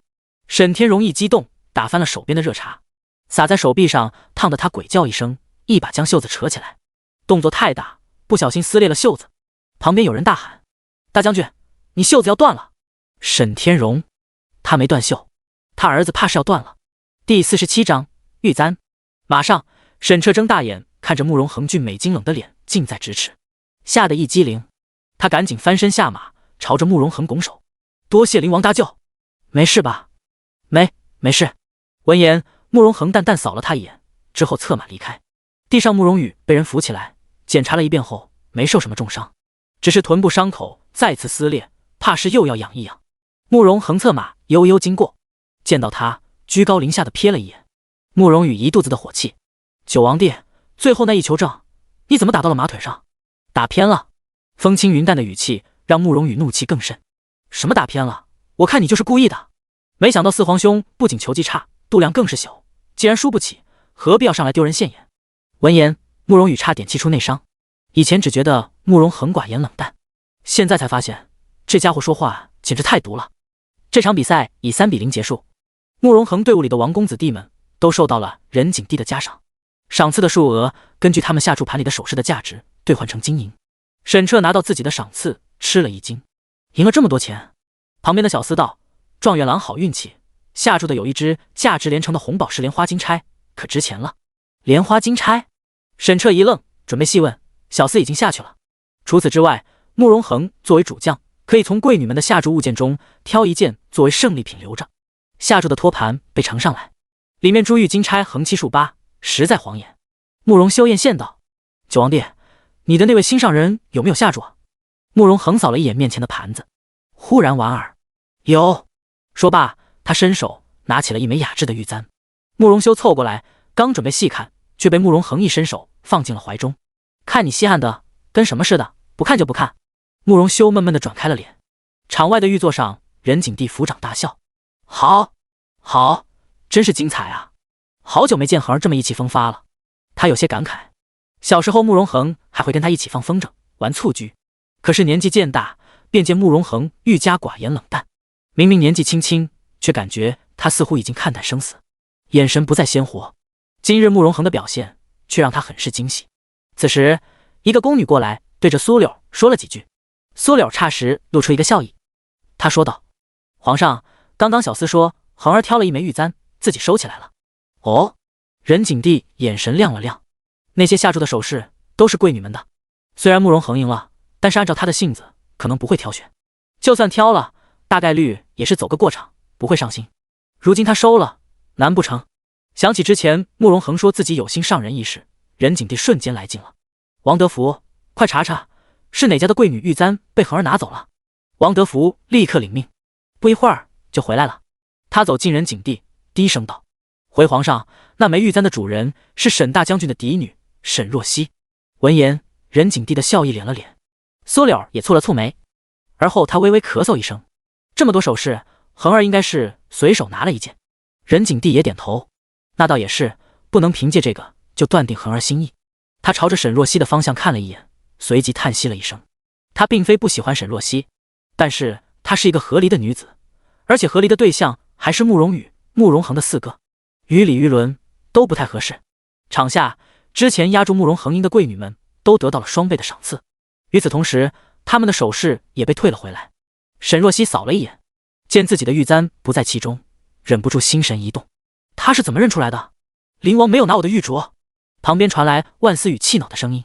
他特地放了自己的玉镯，玉镯是上好的和田玉打造的，里面刻着他的闺名，一眼就能认出是他的东西。可是慕容恒却没拿。他咬着唇，灵王到底是拿了哪个狐妹子的东西？他一转头四处张望，那些惹不起他的贵女们纷纷都摇头，不想被他盯上。苏天灵眼尖，突然道：沈若曦的玉簪似乎没拿回来。什么？万思雨大惊，随后气急败坏。灵王肯定是拿错了，她一个和离的女子，灵王才不可能看上她。话虽如此，但是他还是控制不住心中的嫉恨，死死盯着沈若曦，恨不得用眼神杀死她。接下来的比赛是举重，慕容修被迫上阵，然后狼狈退场。他捂着脸，在心里已经将慕容恒骂了千百遍，为了自己的爱情牺牲了他的颜面。他做错了什么？不就是风流了一些吗？最后的蹴鞠比赛却发生了意外，瑞王慕容耀在比赛中突然被吏部侍郎的儿子广佑给踢到了腿。广佑长得高壮，又从小练武，这一下直接让慕容耀倒地不起，场上顿时慌了。任景帝挥手：快，宣太医过来。一群侍卫上前围在慕容耀身边，想要将他抬起来，但是一碰他就叫疼，顿时没人敢动。耀儿！慕容明玉大喊一声，提起裙摆连忙走了过去。其他人也走上前，见慕容耀抱着腿疼得在地上呻吟，慕容明玉怒而转身，一个耳光就狠狠抽在了广佑的脸上。大胆！你如此伤我弟弟，不要命了吗？广佑也是才14岁的少年，当即跪下，神色惶恐。大公主恕罪，我不是故意的。还敢狡辩？皇姐！地上的慕容耀出声，他不是故意的，比赛难免发生意外，你别怪他。沈若曦看着地上俊秀的少年，眸光敛了敛。虽然是一母同胞，但是慕容耀却要人善得多。见太医还没赶来，沈若曦上前蹲下：瑞王，臣女也懂些医术，要不让臣女给你看看？慕容耀拧着眉，一抬头，一张屹立绝尘的脸闯入了视线。女子黑发如乌云堆砌，头上插着一只金海棠珠花步摇，盈盈的眸子轻轻晃动，仿佛一汪无暇的春水。慕容耀突然就觉得有些拘谨。那好吧。沈若曦看着少年白皙俊秀，如美玉的脸，心底也咯噔了一下。虽然这张脸比记忆中更稚嫩几分，但是绝对不会认错。第48章，抱不平。沈若曦看着少年白皙俊秀如美玉的脸，心底也咯噔了一下。虽然这张脸比记忆中更稚嫩几分，但是绝对不会认错。上一世他死后，魂魄飘在半空中，看到慕容恒绝望呕血，死在他的坟前。最后登基为帝的是眼前的慕容耀。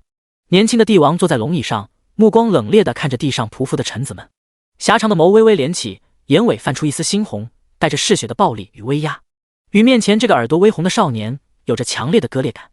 沈若曦垂眸，正要伸手去查探他的伤情，突然被一只手阻止了。慕容明玉瞪着他：“你那点医术能看病吗？等太医过来。”明玉公主，我的医术皇上和皇后娘娘都见证过，你大可放心，那也不必你看。慕容明玉眼中尽是嫌弃：“你一个和离的女子，还是别碰我皇帝。”闻言，沈若曦直接起身，她还不想费这个劲呢。不远处，苏柳和任景帝也移步过来，看见地上痛苦的慕容耀，苏柳一眼落在沈若曦的脸上：“沈若曦，你的医术本宫之前也见识过，你先给瑞王看看吧。”皇后开口，沈若曦只能从命。是。她正准备重新蹲下，却见一只手拽住她的领子，直接将她拎了起来。沈若曦一抬头，对上一张淡漠而狭长的眸子，是慕容恒。她看了他几秒，然后转头看向苏柳。她一个和离过的女子，怎么能碰瑞王？苏柳蹙眉：“灵王，这就是你的不对了，和离之人还不能给人看病吗？这是什么歪理？”这话并非儿臣说的，而是明玉公主说的。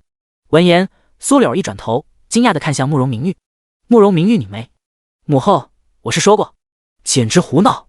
任景帝插过话，十分不悦：“你作为大公主，一言一行应是表率，怎么当众说出如此过分的话来？”当众被斥责，慕容明玉抿着唇，脸上一阵难堪，只能垂眸：“父皇母后，儿臣知错了。”任景帝扫了他一眼之后，看向沈若曦：“沈若曦，你给瑞王看看。”说着，他不动声色地看了一眼慕容恒，怎么觉得他是在给沈若曦抱不平？据他所知，他这个儿子可不是什么路见不平相助的热心肠，加上之前说慕容恒拿了沈若曦的玉簪，任景帝心底又有了猜想。沈若曦没空想太多，他蹲下，隔着衣服按着慕容耀的腿。慕容耀原本是很怕疼的，但是此刻他却咬着牙一声不吭，总觉得当着沈若曦的面喊出来挺没面子的。沈若曦按着他的脚踝：“瑞王乃真汉子，我检查的力度不小，你居然一言不发。”慕容耀被夸还有点不好意思，他微微咳嗽一声：“这点伤我啊！”半句话被一声惨叫代替。沈若曦按着他的脚踝使劲掰了一下，慕容耀毫无防备，当下发出了哀嚎。嚎完之后，他脸微红，完了，他的形象无了。沈若曦温和道：“瑞王殿下脚踝是脱臼了，现在已经归位，不过有些肿胀，回去用药草敷敷就好。小腿有些严重，应该是骨裂，需要治疗。这段时日怕是要卧床休息了。”慕容耀长睫微扇，有些木讷的点点头，眼角还带着一丝泪，看起来呆萌呆萌的，十分无害。旁边慕容明玉有些不甘心的道：“你确定是脱臼？可别是误诊，让我皇帝没伤弄点伤出来了。”沈若曦抬眸还未说话，突然听见旁边传来一个温润的声音：“明玉公主不必担心，臣的腿伤也是沈大小姐治的，臣可以用明玉担保，她绝对不会误诊。”秦承轩推着轮椅缓缓靠近人群，他看向沈若曦，温柔一笑，趁着他那清俊温润的脸庞，当真翩翩是无双。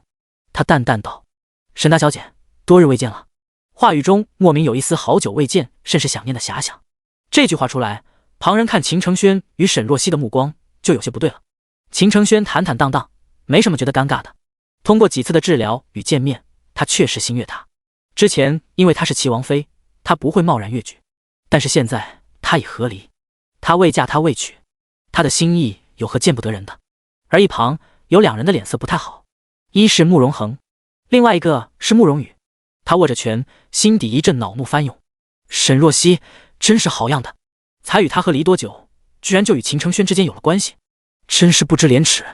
有秦承轩这么担保，慕容明玉也不好再说什么，讪讪地闭上了嘴。此时太医来了，来的是太医院的左院判骆高杰。骆高杰医术高超，尤其擅长骨科。二人给慕容耀诊治之后，得出了跟沈若曦一模一样的结论。他看着慕容耀肿起来的脚踝，夸奖道：“多亏沈大小姐如此果敢，才让瑞王的脚踝没有发展的更严重，只需热敷2日就好了。沈若曦谦虚道：“洛太医过奖了。”此时，地上的慕容耀突然道：“父皇，沈大小姐替我治了腿，应该有赏吧？”“有，自然有重赏。”任景帝大袖一挥，看着沈若曦，忽然道：“沈若曦，你端庄秀雅，又惊艳才绝，不如朕给你赐一门好亲事。”第49章冲突。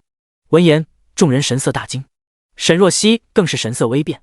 他正准备开口，一旁沈彻上前：“皇上，若曦和离不久，如今突然赐婚，实在有些不妥。”沈天荣连连点头：“是啊，是啊。”沈彻再说，微臣与父亲也十分不舍她马上嫁人，想要她在家久留一些。沈天荣：“是的，是的。”沈彻还请皇上收回成命，换成其他的嘉赏。沈天荣：“是是是。”任景帝笑道：“沈爱卿不必如此惶恐，朕说笑呢。来人呐，赐沈若曦金镶玉玛瑙1对，以嘉奖她救治瑞王有功。”闻言，沈若曦才松了口气：“谢皇上。”任景帝笑了笑，微微转身，不动声色地扫了一眼旁边的慕容恒，见他眸光淡淡，看不出情绪。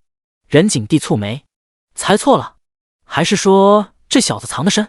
所有的娱乐项目结束后，天色已经暗了，众人散去。沈彻与今年的榜眼和探花郎被留下，与任景帝一起共进晚宴。沈若曦在慕容明华的盛情邀请下，也留了下来。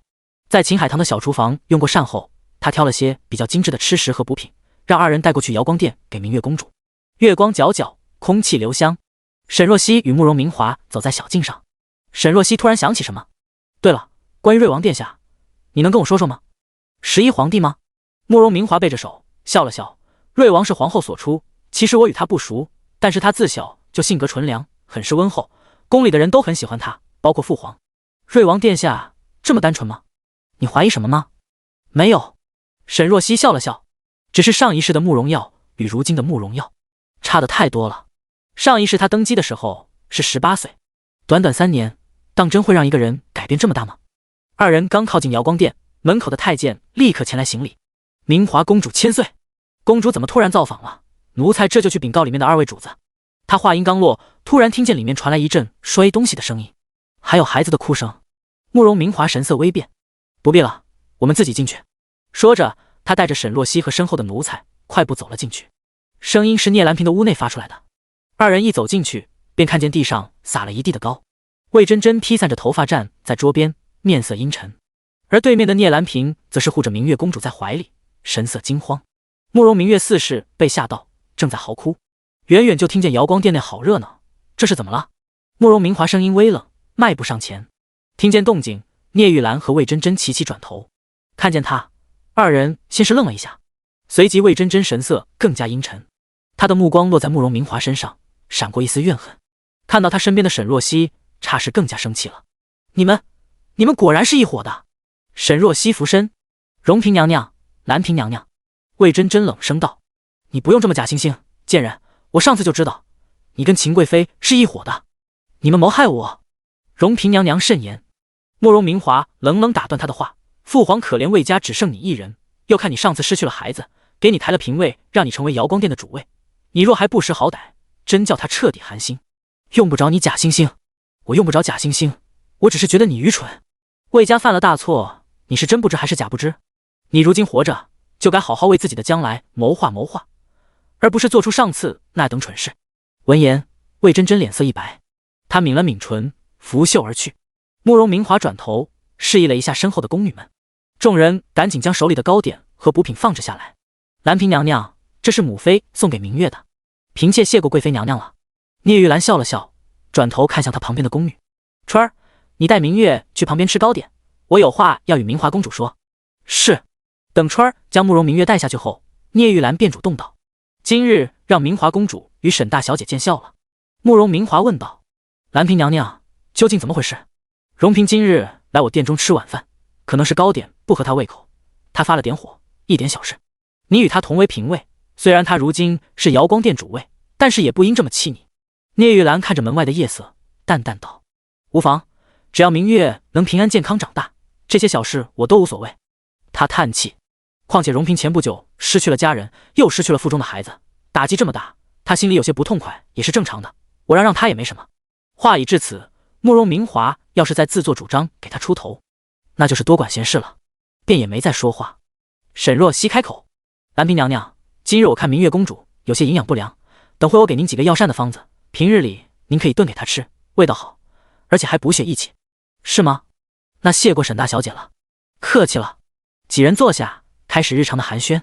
而魏真真回到自己殿内，又是怒气冲冲的一挥袖，将桌上的果盘都打翻了。宫女上来收，却被魏真真给骂了下去。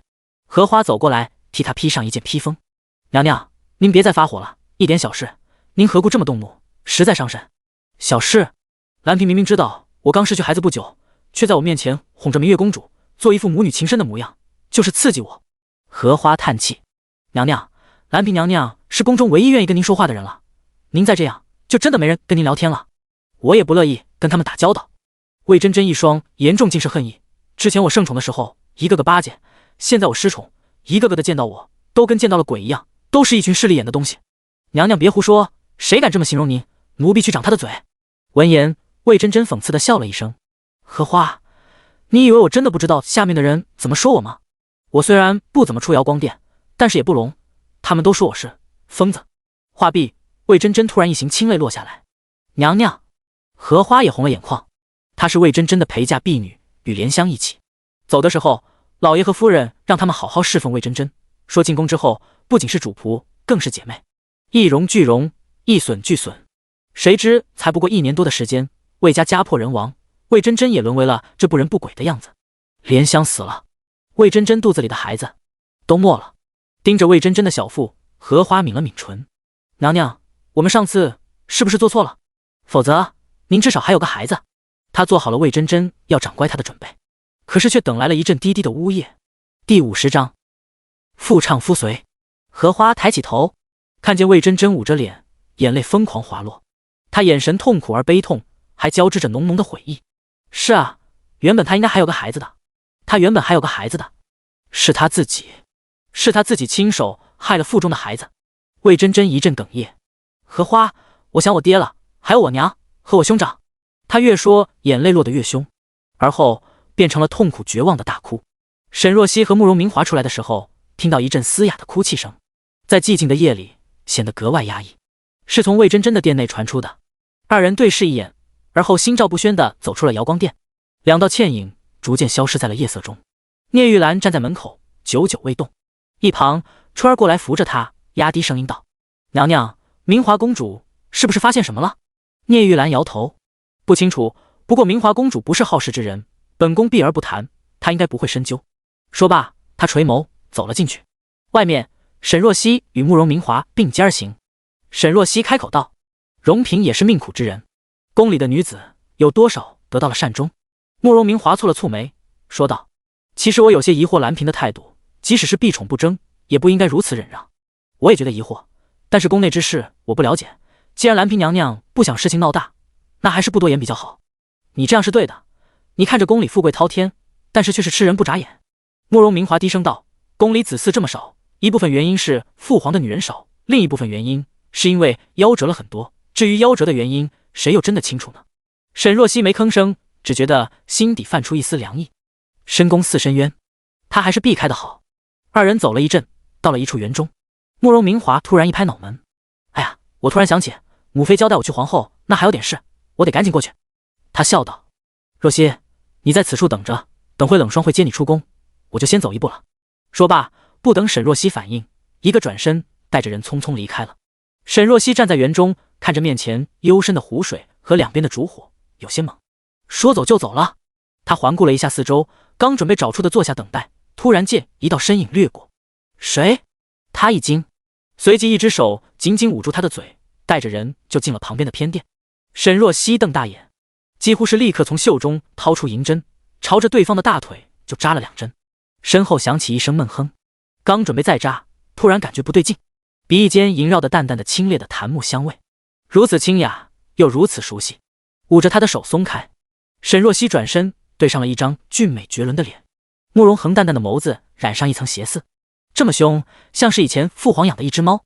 说罢，他撩起蟒袍，将腿上的2根银针给拔了出来。不知道他扎的什么穴位，大腿又疼又麻，差点站不住。沈若曦抬起那双盈盈美目，有些无语地瞪了他一眼。灵王大半夜的，扮什么贼？幸好只扎了2针，要是我再2针下去，你不仅会倒地不起，还会伤到男人的根本。说完，他想了想，反正他已经不行了，伤就伤了，也没啥。看你似是有些无聊，给你找点刺激。没想到堂堂灵王还有这么幼稚的一面。沈若曦将他手里的银针拿来，小心翼翼地放进身上的针包内，然后收进袖子，还没捂好，胳膊就被人一拽，接着跌入了一个满是药香的怀抱。慕容恒搂着他坐在一旁的椅子上，手指掐着他的腰，鼻尖抵在他的脖颈，轻轻嗅了一下。沈若曦身子一僵，酥酥麻麻的痒意瞬间遍布全身，心如谷类。慕容恒轻声道：“放轻松点，本王又不会吃了你。”沈若曦在心底忍不住嘀咕：“怎么吃？说的好像你能行一样。”他手指轻移，落在慕容恒的大腿上。刚刚扎了你的穴位，可能会有一段时间的酸胀，我给你揉揉。说罢，他从他身上下来，双手按住他的小腿，从下往上开始给他按摩。慕容恒抓住他的手：“不用这么委屈。”“不委屈。”沈若曦将下巴放在他的膝盖上，微微仰头，动人至极，能为灵王分忧，我高兴都来不及。上辈子他为了他血染鸾殿，呕血而亡，这一世他不过为他屈膝揉腿，算不得什么。然后刚揉几下，却见慕容恒弯腰，一只手将他抱了起来，将他重新禁锢在了怀中。沈若曦无奈：“不揉的话你会酸胀的。”“就胀着。”慕容恒声音缱绻，他就是不想见他屈尊，即使是为他，他应该是高高在上的，应该是被捧在手心的。若是他在下，那也一定是在床榻之间，而不是现在。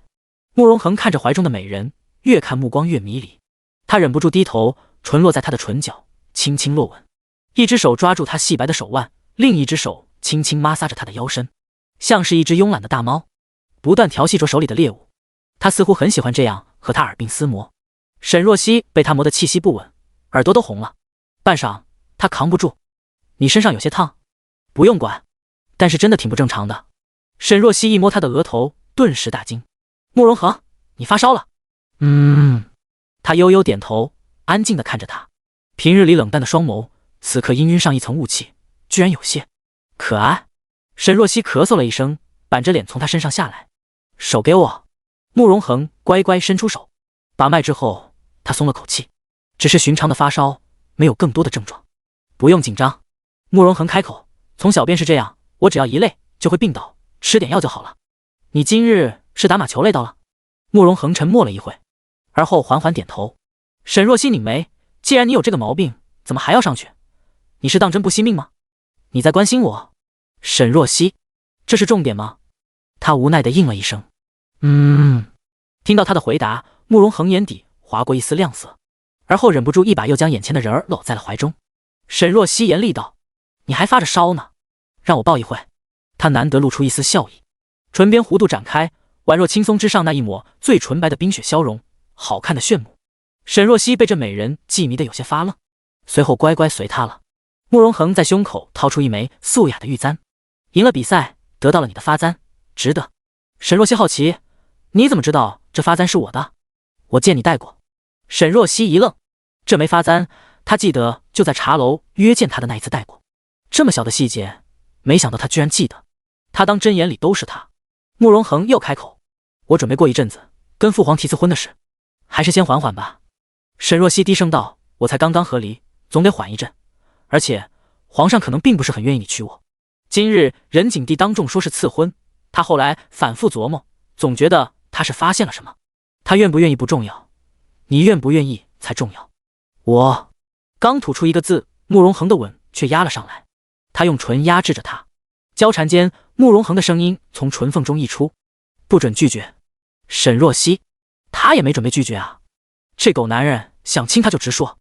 沈若曦仰着头，被迫接受他的掠夺。可能因为发烧的关系，慕容恒身上的温度格外烫人，他觉得自己也要被灼伤了。就在此时，外面突然响起一阵声音：“沈若曦呢？四王爷请回，我并未见到沈大小姐。本王明明见沈若曦来了这里。冷夜，你帮着他隐瞒是什么意思？我不知四王爷在说什么。”“是慕容羽。”沈若曦一愣，随即想要起身，然而却见慕容恒一把按住他，随后突然一个用力，将他按在了一旁的桌子上，更重地吻了下去。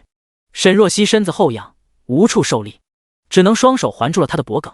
这动作似是取悦了慕容恒，他动作更大，桌上的砚台被弄掉下去，发出响声。外面再次传来了慕容羽的声音：“里面有人，究竟是谁？”四王爷说笑了：“除了我家主子，还会是谁？我进去看看。”慕容羽执意要进来。沈若曦有些慌，睁大眉目瞪着面前的男人。慕容恒移开他的唇，贴着他的耳畔：“已经和离了，还怕他看见？怕？”沈若曦抱着他，怕他看见，影响你的声誉。慕容恒一愣，随即长睫微敛，在他看不见的角落里，眸中淌过一丝温柔。外面，慕容羽已经与冷夜争吵，快要动手。慕容恒将怀中的人放下，替他整理了下衣襟和凌乱的发丝后，才转身打开了门。开门的瞬间，他眸中欲望如潮水般退去，笼上一层疏离的寒意。他目光直逼门口的慕容羽：“有事？”看见他，慕容羽一愣，随即道：“我还是来找沈若曦的。”沈若曦提着裙摆，慢悠悠地从慕容恒身后走了出来。他冷声道：“找我干什么？”看见他，慕容羽勃然大怒：“沈若曦，你跟灵王独处一室这么久，究竟在干什么？”沈若曦觉得好笑，不知道四皇子是以什么身份过来质问我。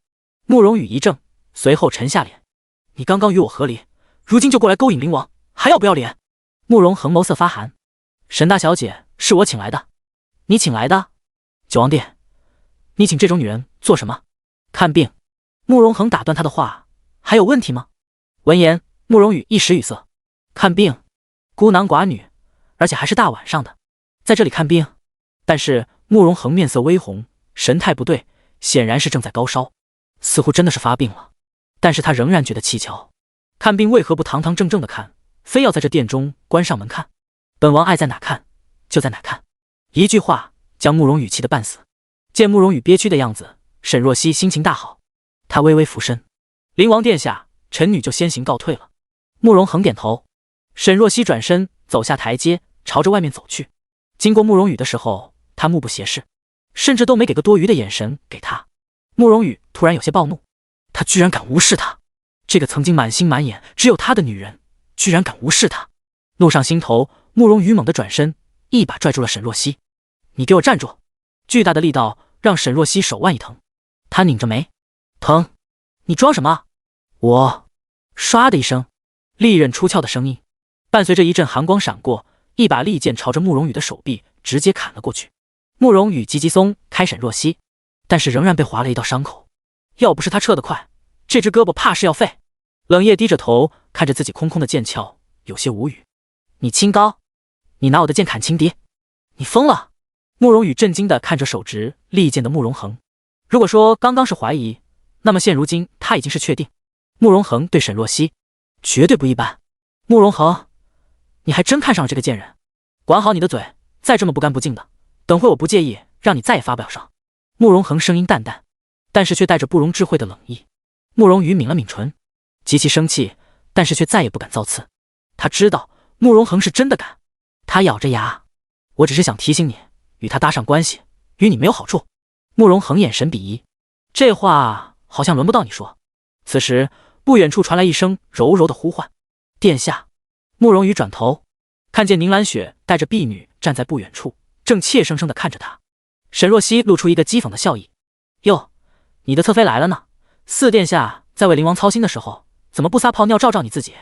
就算我和离了，也比你的侧妃强。”慕容恒拧眉：“他什么身份，也配跟你相提并论？”二人一唱一和，看得一旁的冷夜牙齿都发酸。得，还没成亲呢，就付唱夫随了。第51章，大胆！慕容羽脸都白了。沈若曦，你如今是越来越粗俗了。对，你的侧妃清高，简直就是高山之上一朵圣洁无比的白莲花。他句句拿着宁兰雪讽刺他，一语双狗。慕容羽怒得不行，却又说不出话。今天御河园的事，他已经知晓了。宁兰雪算是丢尽了脸，即使他如今被抬了侧妃，教习了礼仪，但是却还是被人看不起，甚至连万思雨都敢明晃晃地嫌弃他，不想跟他坐在一起。这对于宁兰雪是耻辱，可是对于他来说，又何尝不是奇耻大辱？殿下，你受伤了。宁兰雪走过来，看见慕容羽流血的胳膊，瞬间花容失色。她小心翼翼地抬起他的手臂，想要看看。看着他谨小慎微的样子，慕容羽心头却莫名的涌上一股无名火，异常烦躁。都是因为他，如今他也跟着没脸面。他一挥袖，一点小伤，算不得什么。可是我没事，你不是在母妃那里吗？怎么过来了？母妃说她要歇息了，臣妾就来找殿下了。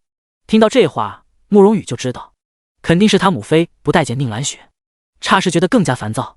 他眼神阴郁地瞥了慕容恒和沈若曦一眼，转身就快步离开了御和园。宁兰雪愣了下，随即也跟了过去。看着二人的身影，沈若曦心底冷笑，不是情比金坚吗？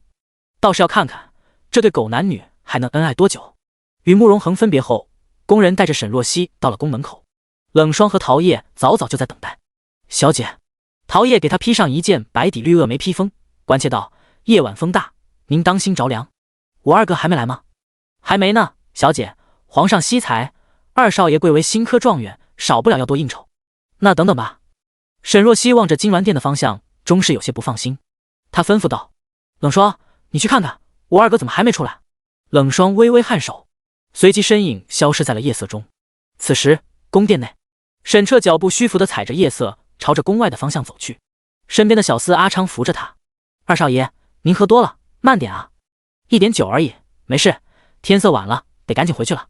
主仆二人走了一遭，阿昌摸着肚子，突然两腿成了内八的状态，扭扭捏捏地走着。沈彻转头：你干什么？入个宫的功夫，你怎么背着我偷偷成了太监？不是，二少爷，我内急，内急就去如厕，我在这里等着你。您行吗？阿昌看着他染着红晕的脸庞，有点担心。沈彻一笑：我一个大男人，难不成还能被人轻薄了？快去快回。那好，二少爷，您别乱跑啊。阿昌麻溜地走了。沈彻靠在一棵海棠树下，微微闭上眼，等着阿昌回来。等了一会，身边终于传来一阵脚步声。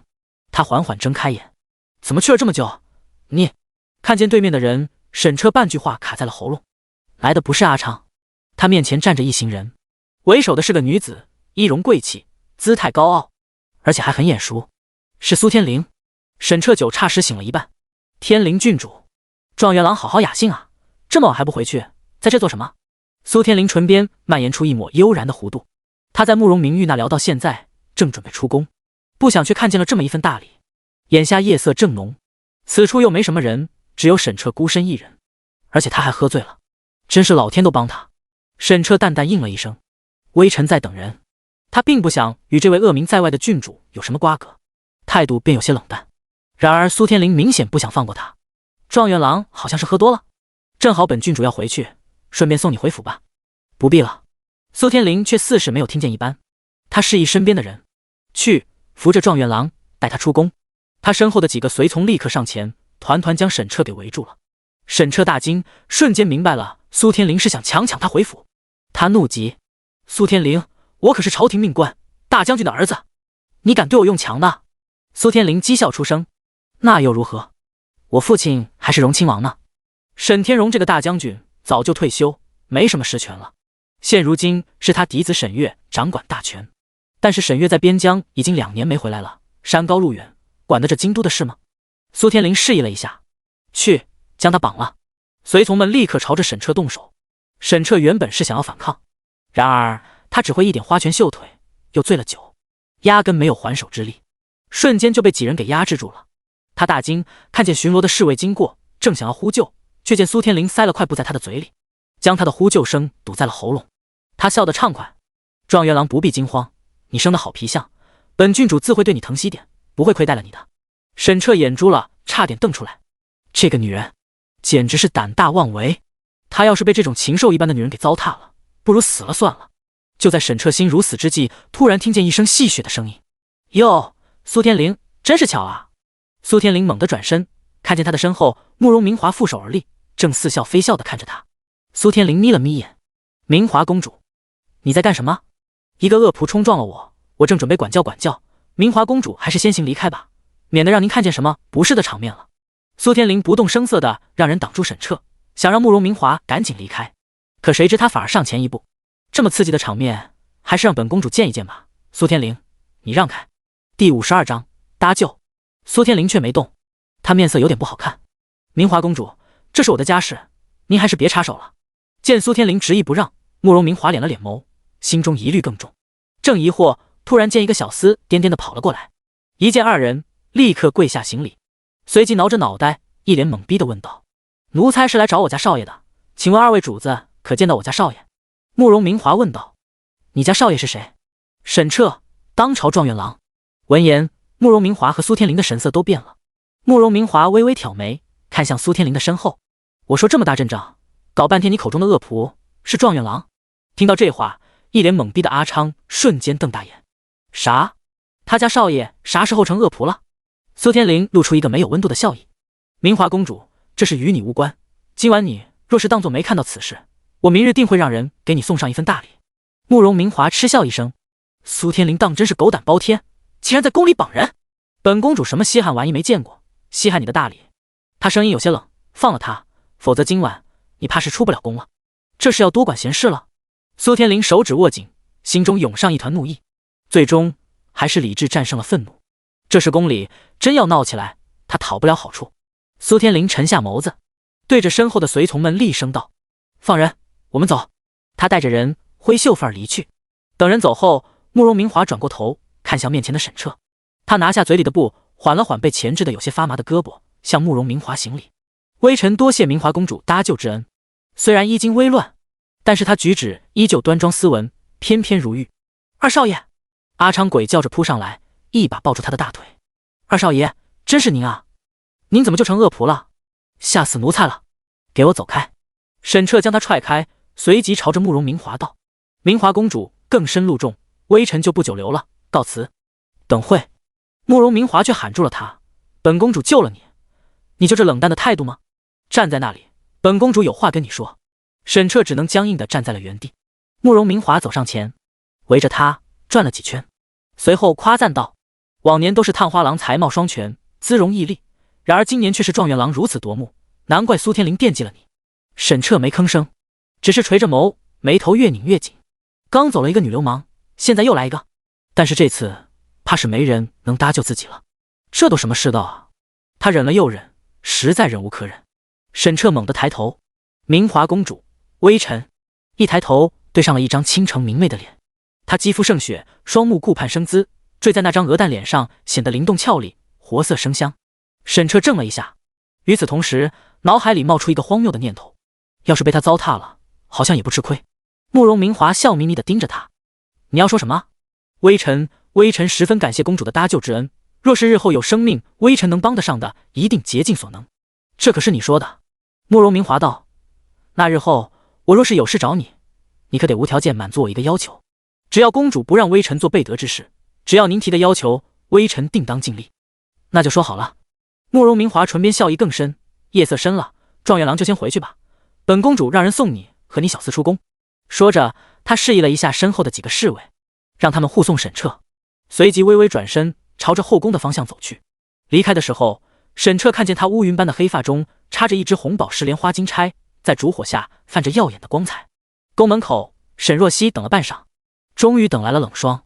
她摸着下巴，表情深思，而且似乎还夹杂着一丝愉悦。沈若曦问道：“怎么只有你一个人？见到我二哥了吗？”“见到了我去的时候，二少爷正被人绑了。”“什么？幸好你过去了，绑我二哥的人你收拾了吗？”“那倒没有，我没来得及出手。”他趴在墙头看了一出美女救英雄的好戏。冷霜看向沈若曦的身后：“二少爷来了，您还是亲自问他吧。”沈若曦转头，果然看见沈彻带着阿昌，脚步飞快地朝着这边走来。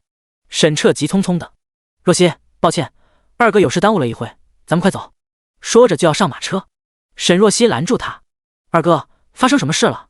你慌里慌张的，一言难尽。”身边的阿昌接过话：“大小姐，太可怕了，二少爷差点被一个女流氓给强抢回府了。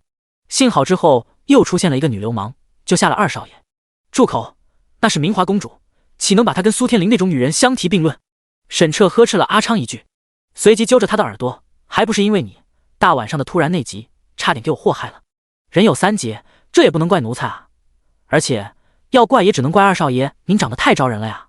我看你这个月的工钱是不想要了。”从二人的对话中，沈若曦终于明白了来龙去脉。苏天林竟然敢在宫里直接绑你，那女人有什么不敢的？她仗着自己父亲是荣亲王，不知道做了多少伤天害理的事。闻言，沈若曦拧眉，眸底冷意闪烁。当今朝局其实主要还是分为两大阵营：灵王慕容恒，荣亲王苏胜。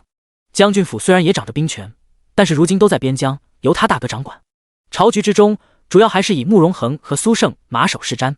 苏家祖上3代都是朝中重臣，族中出过3位皇后，不仅积累了强盛的兵力和权力，身份也是尊贵无双。任景帝性格仁善，不足以压制荣亲王。虽然众人不敢明说，但是内心都知道，慕容恒身体不好，命不久矣。等他一死，这天下究竟姓什么还不一定呢。沈若曦道：“幸好这次遇上了明华公主，二哥，你之后可得要当心了。你别担心，我这不是没事吗？咱们回去。”沈彻朝着沈若曦伸出手，准备将她扶上马车。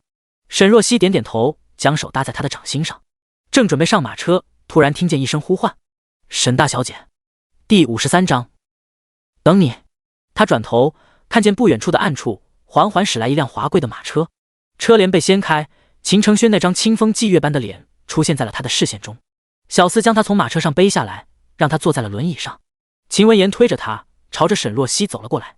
沈若曦打了声招呼：“世子，还有表少爷，真是好巧，这么晚了，居然在这里遇上了你们。”秦承轩目光微闪，还没说话，秦文言便开口道：“沈大小姐，不巧，其实我们一直在这边等了许久。”哦。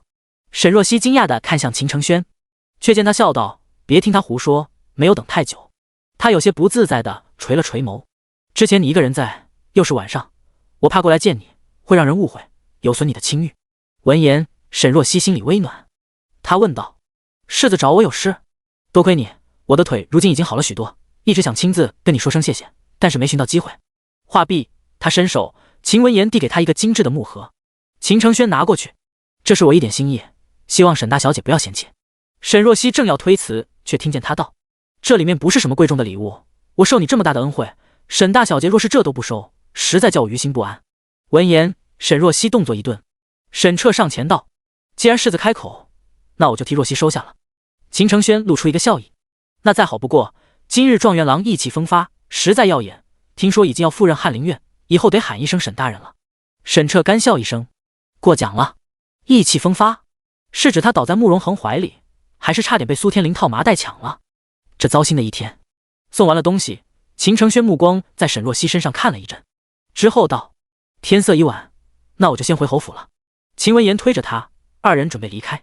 沈若曦开口道：“等等。”他上前道：“世子，我有几句话想与你单独说说。”秦承轩点头，平退左右后，他问道：“沈大小姐，怎么了？”“我已经多日没有去武定侯府给你亲诊了，明日我亲自去侯府一趟，不过此事还请世子不要声张。”秦承轩眼神亮了亮：“好。”不过反应过来又觉得有些纳闷，不明白为什么这件事要单独跟他说，但是他总有他的道理。等秦承轩走后，沈彻问道：“若曦，你跟他说什么了？我明天亲自给世子看腿。”沈彻愣了几秒：“若曦，你该不会是对秦承轩有什么心思吧？不是二哥说话难听啊，他那双腿还不知道什么情况，你可是要三思啊。二哥，你想多了，我与世子之间清清白白，我对他一点龌龊的心思都没有，那你为何要亲自去？世子的腿让我有些不放心。”沈若曦拧眉，算算日子，好的实在太慢了，我觉得有些蹊跷。你怀疑有人做手脚？希望是我想多了吧。他的确怀疑，所以才单独与秦承轩说他明日亲自过去，并且不让他声张，为的就是不打草惊蛇。沈若曦叹息一声，正要上马车，突然听见一声厉喝：“沈若曦！”沈若曦一转头，只见一辆马车疾驰而来，马车还没停稳，慕容羽便从里面跳了下来。沈若曦眉心一跳，这玩意究竟是怎么回事？阴魂不散。他看也没看慕容羽一眼，转身就要走。慕容羽追上来：“沈若曦，你给我站住！”他满脸怒意：“你真是可以的呀！刚刚在宫里勾引灵王，现在出来了又立刻私会秦承轩，我就说你一心要与我和离，原来外面早就有了人。”沈彻上前：“我在这里，世子那边也带着下人，坦坦荡荡的见面，怎么就是私会了？”沈若曦道：“二哥，他眼瞎，你跟他解释什么？咱们回家。”“你站住！你说，你到底什么时候勾搭上他二人的？”沈若曦回了他一个字：“滚！”慕容羽气得发抖，他不受控制的出手，就要对沈若曦动手。冷霜拦在他的跟前，跟他打了起来。慕容羽手臂受了伤，很快就不敌冷霜，被他压着胳膊不能动。沈若曦，快让这剑臂松开，否则本殿下治你一个大不敬之罪。沈若曦走过来，目光落在他的脸上，对上他的眼神，慕容羽心神一动。刚准备开口，却见沈若曦一伸手，一个重重的耳光就扇在了他的脸上。沈若曦，你敢？我有什么不敢？你几次三番的纠缠我，我不跟皇上告御状就已经是客气了，你还想得寸进尺？我纠缠你？慕容羽一脸不可置信。沈若曦嗤笑一声，不是吗？这几次不是你非得贴过来找骂？他目光一转，看见不远处宁兰雪正被人扶着要下马车，顿时勾了勾唇角。四殿下，还请你自重，我们已经和离了，你再这样纠缠不休，难不成还舍不得我？谁舍不得你？是吗？啊，你跟条狗似的，每次看见我就要扑上来，我还以为你后悔了呢。听到这话，不远处的宁兰雪脚步一顿，面色极其难看。慕容羽更是气急，满口胡言，我看见你就烦，何来的后悔？沈彻转头，四殿下，我可得说句公道话了，你每次见到我妹妹，眼珠子都恨不得粘在她身上似的，早知如此，何必当初呢？说完，他滋溜一下，也飞快地爬上了马车。冷霜甩开慕容羽，跳上马车，将绳一扯，马车快速驶离，留下慕容羽站在原地，气得差点吐血。他一转头，对上了宁兰雪水盈盈的目光，莫名有些心虚。你有这身子，怎么下来了？外面风大，进去马车里吧。说着，他率先钻进了马车。宁兰雪咬了咬牙，也进去了。第54章发怒。车厢内，丫鬟绿枝跪在慕容羽身边，给他脸上涂了消肿的药膏，之后又开始处理他胳膊上的伤口。殿下，您手臂上的伤口有点深，不能用力，这伤口又崩开了，需要重新包扎一下，您忍着点。慕容羽看了他一眼，随口道：“你是新入府的吧？”丁乐贤眼光不错，招的丫鬟姿色好，还懂医术。绿枝脸上一热，奴婢多谢殿下称赞。宁兰雪走过去，将绿枝手里的纱布抢过来：“你去外面，殿下有我就行。”绿枝垂着头出去了。慕容羽疑惑：“你什么时候懂医术了？这点包扎的事，臣妾身看看就会了，妾身想亲自给殿下包扎。”他话音刚落，慕容羽就嘶了一声，疼的。刚刚在沈若曦那里受了气，本就心情不好，现在被宁兰雪笨手笨脚的一弄，瞬间有了火气。你怎么弄的？不会包扎就别动手，让别人来就行了。要是沈若曦在的话，他绝对会处理得很好。这个念头一冒出来，慕容羽更烦躁了。他厉声道：“绿枝！”绿枝重新进来，给慕容羽包扎好了。被凶了几句，宁兰雪瞬间泪眼婆娑，她靠在车窗边，默默垂泪。见他这样，慕容羽心里一时又有些不是滋味。他放低声音：“我今日心情不太好，说话便有点急了，你别哭了。”宁兰雪突然道：“殿下，你是不是后悔与沈若曦和离了？”慕容羽一愣：“你什么意思啊？我看这几次殿下一见沈若曦就乱了方寸，难不成你对她余情未了？本王与她根本就没有过情爱，哪里来的余情未了？那你为什么一看到沈若曦跟别的男人子在一起，你就疯了一样的失去理智？”宁兰雪也怒了，她为了他这些天不知道受了多少窝囊气，可是慕容羽不关心他就算了，目光还一直落在沈若曦那个贱人身上，他能不生气吗？慕容羽一愣，随即沉下脸：“兰雪，你怎么变了？以前的你温柔体贴善解人意，现在却跟一个泼妇一样对我吼。那殿下究竟对沈若曦是不是余情未了？我说了没有就没有，你不信就算了。”慕容羽气冲冲地扔着这句话，随即靠在车厢内不出声了。想起宁兰雪刚刚质问的话，他心中愈加的烦躁。回府后，慕容羽率先下了马车，阴沉着脸回了自己的房间，而宁兰雪去了兰苑。二人这么久还是第一次吵架。宁兰雪一回到房间就砸了屋内所有能砸的杯盏。贱人，果然是贱人，和离了还阴魂不散，他怎么不去死？宁兰雪面目狰狞，哪里有半分平日里的温柔娇弱？荷香和绿枝跪在地上，吓得大气都不敢出。半晌，荷香壮着胆子：“侧妃，您现在有身子，不能动这么大的火气。”啪！一个耳光重重地扇在了荷香的脸上。一天天的一副蠢样，看见你就心烦。既然知道我有了身子，还不知道给我端杯热茶过来。可看着满地摔碎的杯盏，荷香泪眼汪汪的，想反驳，但是又不敢吱声。他爬起来：“侧妃您别生气，奴婢马上就去给您端茶。”他转身跑出去了。绿枝跪在地上，伸手去捡地上的碎片，刚捡几个，突然一只脚踩上他的手背，他的手掌瞬间按到碎片上，瓷片扎进嫩肉里，疼得他喊出声：“啊！”他抬头对上宁兰雪阴冷的眼神，身子一抖：“侧妃，奴婢是哪里惹您生气了吗？奴婢错了，请侧妃不要生气。你知道你错哪了吗？奴婢啊，看样子你并不知道自己错哪了。宁兰雪加大了力道，绿枝叫得更加凄惨。看着手底下溢出的鲜红，她哭得满脸是泪。小丫头长得圆润可爱，哭起来更是惹人心疼。宁兰雪心头的火气更大了，她松开踩着她手指的脚，转而踹在她的胸口。绿枝被踹得瘫倒在一旁，连忙又忍着疼痛跪好：“侧妃，奴婢错了，奴婢哪里都错了，请侧妃息怒。要我息怒也行，我看见你这张狐妹子脸就觉得生气，你自己把脸给毁了。”什么？绿枝霎时小脸煞白。宁兰雪坐在玫瑰椅上翘着脚，一脸看好戏的表情。自己动手将脸划了，否则明天就让丁乐贤把你发卖了窑子里。不，侧妃娘娘，求求您饶了奴婢，求求您了。绿枝跪在地上砰砰磕着头。宁兰雪冷笑出声：“现在知道怕了？之前勾引殿下的时候不是挺积极的吗？你要是不动手，等会失去了，可不就仅仅一张脸了？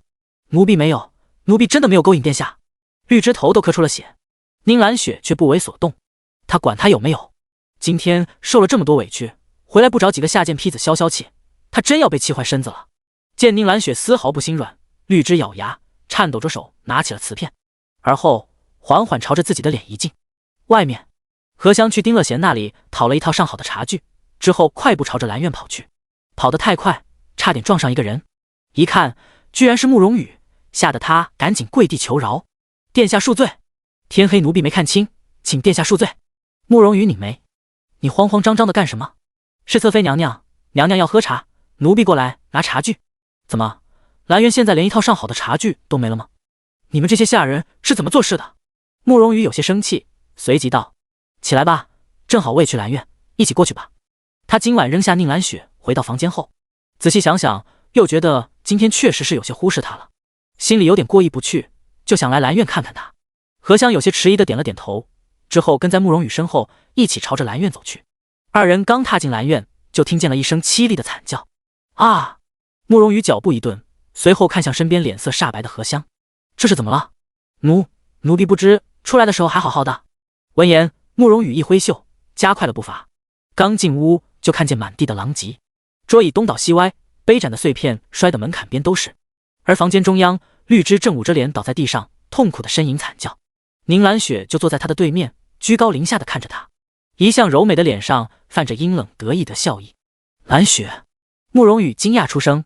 感谢友友们的催更小礼物，奋笔疾书中。第55章，动了胎气。宁兰雪猛地抬头，看见门口的慕容羽，她脸上闪过一丝慌乱，随即站起身：“殿下，您怎么？你这是在干什么？”慕容羽打断他的话，厉声问道：“殿下，救救奴婢！殿下！”见慕容羽过来，绿枝似是抓住了救命稻草，他朝着慕容羽爬去，抬起头冲着他求救。看见他的脸，慕容羽神色更是惊讶，原本嫩白俏丽的脸上，此刻鲜血淋漓，一道狰狞的伤口从眼角蜿蜒到下巴，极其骇人。慕容羽指着他的脸，不敢置信地看着宁兰雪：“这是你做的？”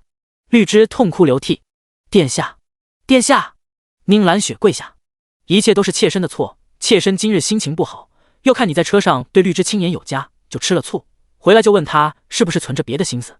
这丫头说没有，为了证明自己的忠心，她还一时冲动，拿起瓷片就毁了自己的脸，以证她绝无二心。”宁兰雪眼眶泛红，一副十分不忍的样子。妾身想要阻止的时候，已经来不及了。说着，她一把抓住绿枝的手腕：“绿枝，你怎么这么傻？你是我的贴身丫鬟，我怎么会不信你？我只是今日心情差了点。”对上宁兰雪那双朦胧的泪眼，绿枝只觉得心底发冷，她忍不住抖了一下，想要说出真相，但是却感觉到宁兰雪握着她的手，不自觉地加大了力道，她在威胁她。绿枝只觉得喉头发紧，仿佛被一条毒蛇缠住，一股寒意遍布全身。她咬了咬唇，最终还是没敢说实话：“侧妃娘娘，是我冲动了，惊吓了您。”她话音刚落，宁兰雪立刻捂住自己的肚子：“殿下，我觉得肚子有些发紧，好难受。”闻言，慕容羽有些紧张，他吩咐景六：“快去叫府医。”说罢，一弯腰将宁兰雪给抱起来，放到了床上。她肚子里有她的骨肉，可不能有事。宁兰雪动了胎气是大事，府里下人们立刻紧张起来，赶紧过来将房间收拾好，又喊了府医过来。绿枝捂着鲜血淋漓的脸站在一旁，也没人在意他。很快，府医张琪就背着药箱来了，他给宁兰雪把了脉，叹了好一会，他也没说话，只是眉头微蹙。慕容羽很担心，究竟怎么样了？张琪起身，启禀殿下，侧妃娘娘这是肝火过盛，动了胎气，需要保持心情愉悦，多卧床休息，万万不可再动怒了。没事就好。慕容羽松了口气，随即转身看向一旁的绿枝，语气愠怒：以后别动不动的就寻死觅活，你自己贱命一条，吓坏了侧妃，伤了她肚子里的孩子，你担待得起吗？绿枝低着头：是。宁兰雪拽着她的袖子：殿下，算了，别怪她了，这丫头就是冲动了点，只要肚子里的孩子没事就好。慕容羽对着绿枝挥了挥手：你下去吧。绿枝红着眼退下了。宁兰雪拉着慕容羽的手指，低声道：其实妾身真正生气的不是绿枝，而是怕殿下的心不在我这里了。你别胡思乱想，我如今只有你一个人，心不在你这里，能在哪里？那日后呢？殿下这辈子是不是只会有我一人？闻言，慕容羽却没正面回应他，而是摸了摸他的脸：你先好好休息，等会我让厨房给你炖一碗燕窝，别胡思乱想了。宁兰雪乖乖点头，确定他的肚子没事，慕容羽才带着随从离开。一走出兰院，他立刻转头吩咐身边的景六：你去查查绿枝的脸究竟是怎么回事。是，殿下。景六忍不住问道：殿下，您对绿枝那丫头难不成？胡说什么？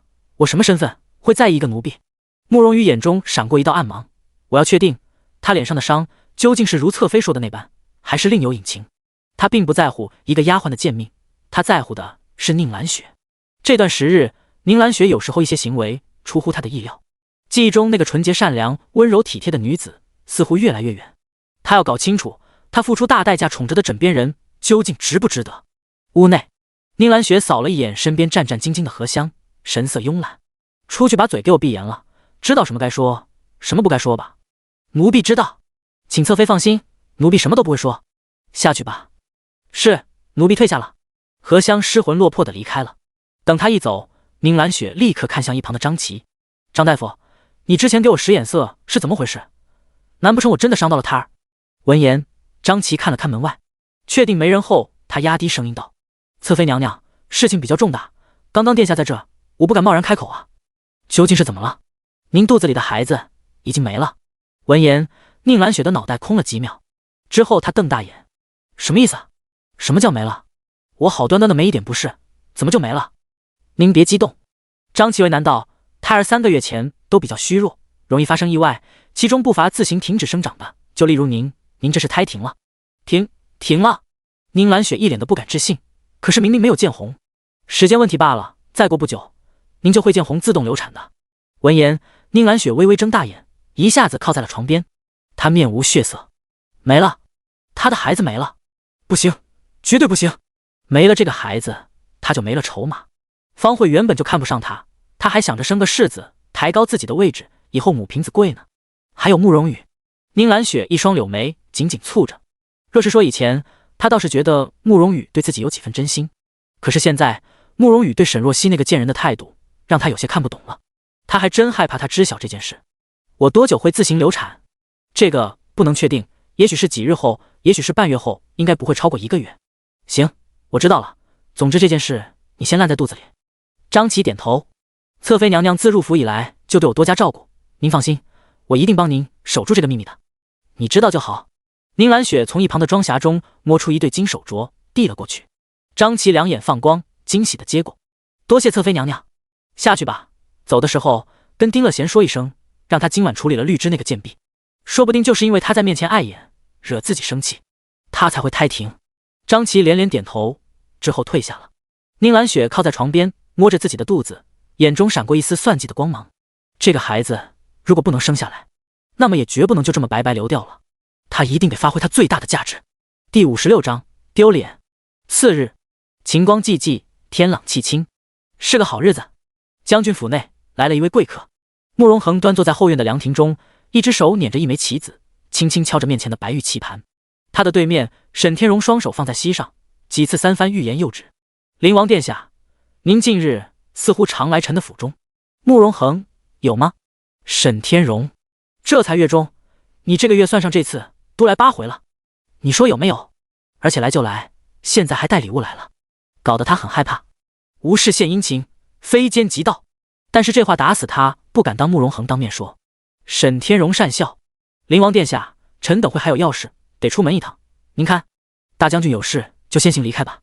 慕容恒俊美的脸上神色淡然，本王再等等。沈天荣，等等，等什么？等他儿子吧。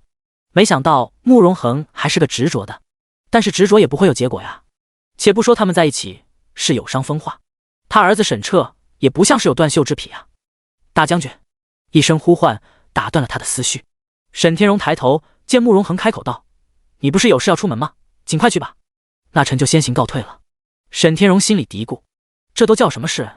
到底是他家还是慕容恒的家啊？在自己家居然被外人催着走。临走之时，沈天荣忍不住提醒了一句：“灵王殿下，沈彻近日去翰林院赴任，事情繁多，很少回将军府了。”说罢，他一拱手，转身走了。冷夜有些疑惑地看向慕容恒：“主子，大将军好端端的提沈大人干什么？”“不清楚。”慕容恒心不在焉地应了一声。他将棋子落下，突然见一个戴着面纱的女子端着一碗热茶，正扭着腰身朝着这边走来。她穿着艳丽，头上插满玉簪珠钗，显得十分笨重。“站住！”女子行为实在有些古怪，冷夜当下就拦下了。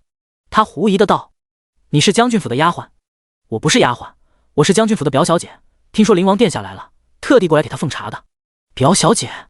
冷夜拧了拧眉，随即想了起来，之前似乎是听说过沈天荣有个八竿子打不着的远房表亲过来投亲，难不成是这位？知道了我的身份还不让开？陈双双有点没好气。冷夜一瞥头，看见慕容恒没什么表示，便让开了。陈双双喜不自禁，这段时间灵王频繁的来将军府，他一直都想找机会接近他，可是总是没时机。今天可算是被他逮住了。他端着茶朝着慕容恒走了过去，越靠近他心跳得越快。面前的男子肌肤冷白，眸光冷淡，不仅没有那种病气，反而自带一股精冷的高贵，让人不敢逼视。就冲着颜值和地位，就算是个短命鬼也值了。陈双双很紧张，今日她特地盛装打扮了一番，还蒙了面纱，想要制造一些神秘感，吸引慕容恒的注意，也不知道他会不会对自己多看两眼。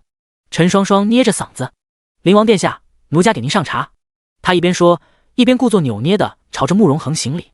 谁知头上的珠钗太重，他身形不稳，一个踉跄，不仅自己摔倒了，手里的茶还飞了出去。啊！陈双双尖叫一声，冷夜飞身上前，稳稳将茶水给接住了。他转头冷冷看了一眼陈双双，幸好他一直盯着这个奇怪的女人，果然出了岔子。啊，烫烫烫！陈双双手里的茶飞出去的时候，洒了一下到自己的手上。他鬼叫着从地上爬起来，开始原地跳脚。慌乱中，面纱被扯了下来，看见面纱后的那张脸，冷夜忍不住在心底翻了个白眼。就这颜值还故弄玄虚，他觉得就没有必要了吧？陈双双甩着自己的手，看着上面被烫红的皮肤，十分生气。他转头瞪着一旁的冷夜：“你这个人怎么回事？去接茶水却不接我这个人，你没看到我摔倒了吗？”冷夜拧眉：“大胆！你刚刚那个茶水要是洒到灵王殿下身上，你知不知道什么后果？”陈双双正要开口，却见一抹嫩绿色的衣角出现在了他的视线中。沈若曦带着桃叶和冷霜缓缓而来，他扫了一眼陈双双，大老远的就看见陈双双戴着面纱在犯蠢。本以为他只是想显个眼，没想到居然比他想象中还要蠢。沈若曦柔声道：“灵王殿下，是臣女管教不严，让家里的下人冲撞了您，还请恕罪。”陈双双却一下子激动了：“下人？表姐，咱们可是亲戚关系，我……”陈双双，你犯了大错，给我跪下！陈双双一下子跳起来：“什么？你还要我跪下？”沈若曦，你这次一回来就盛气凌人，简直太过分了。沈若曦开口。桃叶，桃叶冲过去，一把按住陈双双，接着一脚踹在陈双双的膝盖处，扑通一声，陈双双跪得笔直。他怒而抬头，正要开口，却对上了冰冷的剑梢。冷霜执着剑，眸中的冷意让陈双双瞬间哑语。沈若曦声音讥讽：“你如此失礼，还差点伤到灵王殿下，放在宫里早就被人拖出去杖毙了。”杖毙？有这么严重吗？他出身乡野，在将军府混吃等死这么久，压根就没学到什么规矩。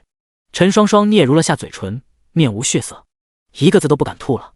沈若曦转头朝着慕容恒俯身：“灵王殿下千岁。”沈大小姐，又见面了。慕容恒神色依旧淡淡，但是眸光却柔和下来，目光顺着他绝色的脸落在他嫩绿色的襦裙上。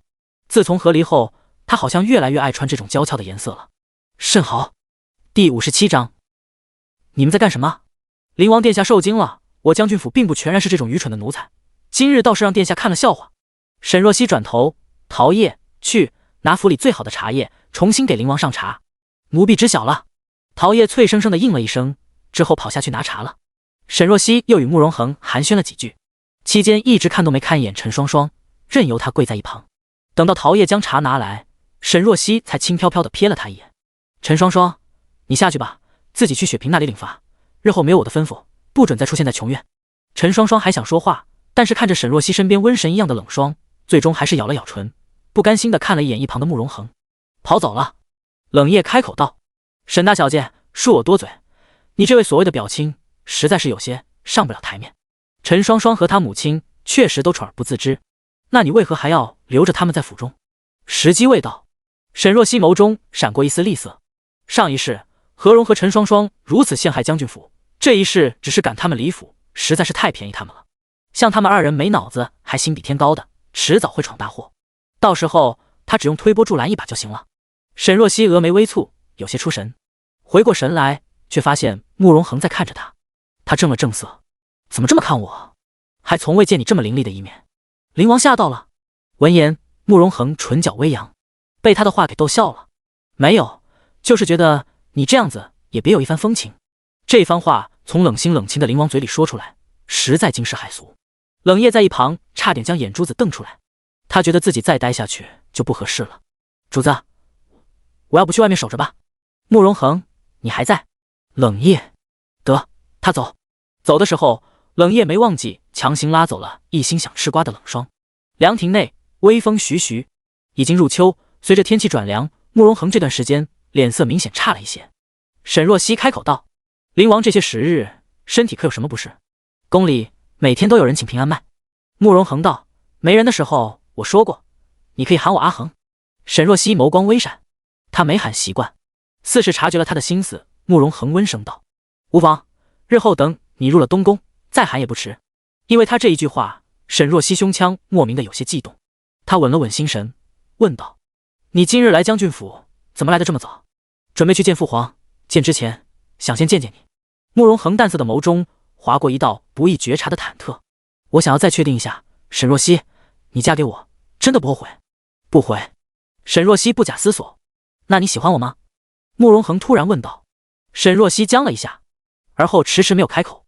见他这样，慕容恒原本揪起的心微微沉了下去，他有些自嘲，他给的已经比他想象中多太多了，他却还想要他的心，是他贪心了。你若是，应该是喜欢的。沈若曦突然开口，对上慕容恒略有错愕的眸子，他微微有些不自在，只是重复了一句：我觉得我对灵王殿下是有情意的。若是说刚开始是因为上一世的愧疚与心疼才找上慕容恒，但是通过这些时日的相处，他却见到了他不为人知的一面。他温柔、细致、体贴、专情，让他实实在在地感受到了被人爱的感觉。仔细想想，他才察觉其实自己有些眷恋与慕容恒的相处，甚至会在他热烈的吻中迷失理智。是心动，是喜欢。虽然这份喜欢究竟有多重，他也不清楚，但是至少足以确定自己的心意。沈若曦想了想，觉得自己说的可能不够真诚，便重心道：灵王殿下若是不信，我可以。我信你。慕容恒蓦地开口，他如皎月般清冷的脸上染上一层柔和的暖意，唇角飞扬，笑得肆意而开心。沈若曦被那张过分好看的脸晃了眼，他眸光瞥向别处，微微咳嗽一声，转移了话题。我这段时间在家制了一些熏香，等会我让冷霜拿给你，点在殿中，能有安神宁气的效果。你还会制香？以前学过一些。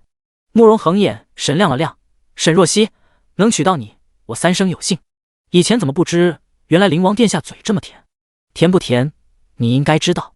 沈若曦头一次见这么一本正经耍流氓的。外面，冷夜守在琼院外面，看着对面的冷霜，问道：最近这段时间，你在沈若曦身边待得如何？挺好。那你觉得沈若曦是个什么样的女子？小姐有勇有谋，又端庄屹立，京都中的贵女，我觉得无人能出其右。真的假的？冷夜惊了，他凑近冷霜，压低声音：不是传言沈若曦对慕容羽痴心一片，爱的都没脑子了吗？突然转变这么大，是不是有蹊跷？冷霜瞪他：你说谁没脑子？咦，你去跟了沈若曦才多久，就开始维护这个女人了？你被她灌了什么迷魂汤？滚开！冷霜一脚踹在他的膝盖。哦！冷夜捂着膝盖，疼得上蹿下跳。见他龇牙咧嘴的模样，冷霜愣了一下，踹疼了？你说呢？你不知道自己力气有多大吗？冷夜有些委屈。冷霜瞥了他一眼，见他似乎不像是装的，便走了过去。伤哪了？等他一走近，原本哎呦叫唤的冷夜突然一低头，在他的脸颊上亲了一下。他英俊的脸上闪过一丝狡黠的笑意。骗你的！冷霜脸上闪过一丝羞意，一拳打过去，却被冷夜的手掌给拦住了。冷夜笑着从怀中掏出一只素雅的白玉簪子，送你。冷霜瞥了一眼，我从不带这些玩意。作为一个暗卫，他需要利落的行头，从来没有戴过首饰。冷夜却似没听到一般，兀自将玉簪插在了他的发间。挺好看的。冷霜眼神闪烁，一向比较冷酷的脸上浮现了一抹淡淡的红晕。你确定？当然了，比任何女子都好看。四目相对，温柔缱绻。冷夜微微俯身，就在唇要相碰的那一刻，旁边突然响起一个惊愕的声音：那个，你们在干什么？第58章，要有问题。二人转头，看见不远处陶叶正瞪大双眼，一动不动地看着他们，大眼睛里写满了震惊。他拿了上好的碧螺春，正准备回来，结果刚一进来就看到了这一幕，差点给他吓死。冷霜脸一僵，下意识的一脚就将冷夜给踹飞了。啊！冷夜惨叫：你谋杀亲夫啊！冷霜正了正神色，看向一旁还在瞠目结舌的陶叶：你走路怎么没声音？陶叶，明明是你们浓情蜜意的，眼里只有对方，压根就没听到好吧？陶叶看着从地上爬起来的冷夜，突然想起了什么，他看向冷霜：冷霜，你上次说你有良人，难不成就是……冷霜脸色有些不自在。陶叶，不是，你怎么跟灵王身边的人？冷夜是我师兄。闻言，陶叶恍然大悟，难怪他们连名字都想。全是这样吗？陶叶看着面前的二人，强行收拾好心情。那个，你们继续，我去给小姐送茶。说着，他就要朝着凉亭的方向奔去，结果却被冷夜拦住了。站住！陶叶一惊，怎么？他不就是撞破了他们之间的事吗？不会要被灭口吧？冷夜微微咳嗽一声，我家主子跟沈大小姐有要事要谈，现在外人不方便过去。要事？陶叶狐疑，有什么要事？孤男寡女的谈？他正疑惑，却见不远处沈若曦与慕容恒并肩而来，二人都是绝色姿容，一如琼枝玉树，一如雨后海棠，相携而来，如同画卷中的一对璧人，极其养眼。陶叶下意识地眯了眯眼，本能地觉得二人之间的气氛有些不同寻常。走到近处，路边一根没有修剪好的枝丫伸了出来，慕容恒很自然地伸手替沈若曦将枝丫别开，让她安然通过。二人之间默契十足，仿佛一对成亲多年的夫妻。陶叶身子一僵，咚的一声，手里的茶笼掉到了地上，他赶紧蹲下将茶笼捡起来。灵王殿下恕罪，小姐恕罪，奴婢手滑了一下。你今儿怎么冒冒失失的？沈若曦笑道：起来吧，茶叶又没撒。那这茶……灵王殿下有事要先走了，就不喝茶了。你送灵王出去，拿我之前让你收好的熏香送给灵王殿下。是。陶叶点点头，灵王殿下请随我来。拿了熏香将慕容恒送走后，陶叶一溜烟的回到了琼院。一进屋内，他就忍不住问道：小姐，您跟奴婢说实话，您与灵王殿下之间是不是？陶叶一时想不出什么合适的词。沈若曦倒是很淡定：你很快就会知道了。很快就知道？知道什么？究竟有什么大事？陶叶的好奇心简直是要冲出来了，但是沈若曦依旧神情淡淡，稳如老狗。陶叶，替我将药箱整理好。冷霜，你去让人安排马车，咱们去武定侯府。武定侯府内，秦承轩坐在院中，正在命人将府里最好的茶与点心备上来。随后想了想，又让人将自己的院子打扫了一番，搬上一些新开的木芙蓉，或白或粉的颜色缀在院中，团团簇簇，十分好看。秦闻言有些好奇：世子，您今天怎么突然这么隆重？是有什么贵客来吗？谁啊？想到沈若曦跟他交代的事，秦承轩微微摇了摇头：你等会就知道了。话音落下，便听见一阵脚步声，只见陆琼带着沈若曦正朝着这边走来。陆琼脸上满是笑意：沈大小姐，今日怎么亲自来了？作为大夫，理应关心自己的病人，前段时间也应当亲自过来的，有事耽搁了，还请夫人见谅。你是我们武定侯府的大恩人，提什么见谅不见谅的？陆琼满心欢喜，府医已经说了，承轩的腿在好转，精神气头也好多了。沈若曦微笑点头，随即看向院中的秦承轩。他坐在轮椅上，穿着一件月白色的长衫，虽然看起来还是有些虚弱，但是目光炯炯，再也不似初次见面时那副颓然绝望的模样。世子，沈大小姐，请坐。秦承轩示意，吃些点心吧。不了，今日是来给世子看腿的，世子，请吧。有劳了。秦承轩心底有些失落，原本是想要与他多叙叙的。秦承轩回到房中，被扶着躺好。沈若曦给他检查了一番之后笑道：世子腿挺好的，再过几个疗程，应该就不必坐轮椅了。当真？自然。沈若曦转头说道：我还有一些秘方，想要与世子与夫人说。闻言，陆琼立刻转头看向旁边的人：你们先下去吧。众人退了下去，房间内瞬间只剩下陆琼和秦承轩。陆琼道：沈大小姐，是什么秘方？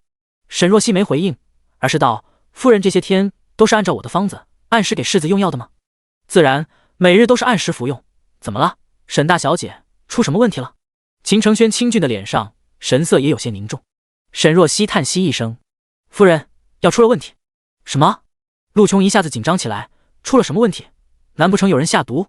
沈若曦道：世子确实是中毒了，不过并非是别人下毒。夫人和世子都知晓，我治疗世子的腿是先用毒药刺激他的腿部神经，之后再服药解毒，但是现在却发现毒药有不少残留，若是按时按量的服用解药，不会出现这种情况。陆琼立刻道：承轩的药一直是按照你的药方服用的，药方中的药材剂量和种类都缺一不可，失之毫厘，效果可能就差之千里。动手脚的人，我猜应该是懂点医术。第59章陷害。闻言，陆琼的神色一下冷了下来，他拧眉：沈大小姐，承轩的腿还有救吗？有救，不过世子可能又要遭受一些痛苦。秦承轩立刻道：没事，只要我能好起来，什么痛苦我都能承受。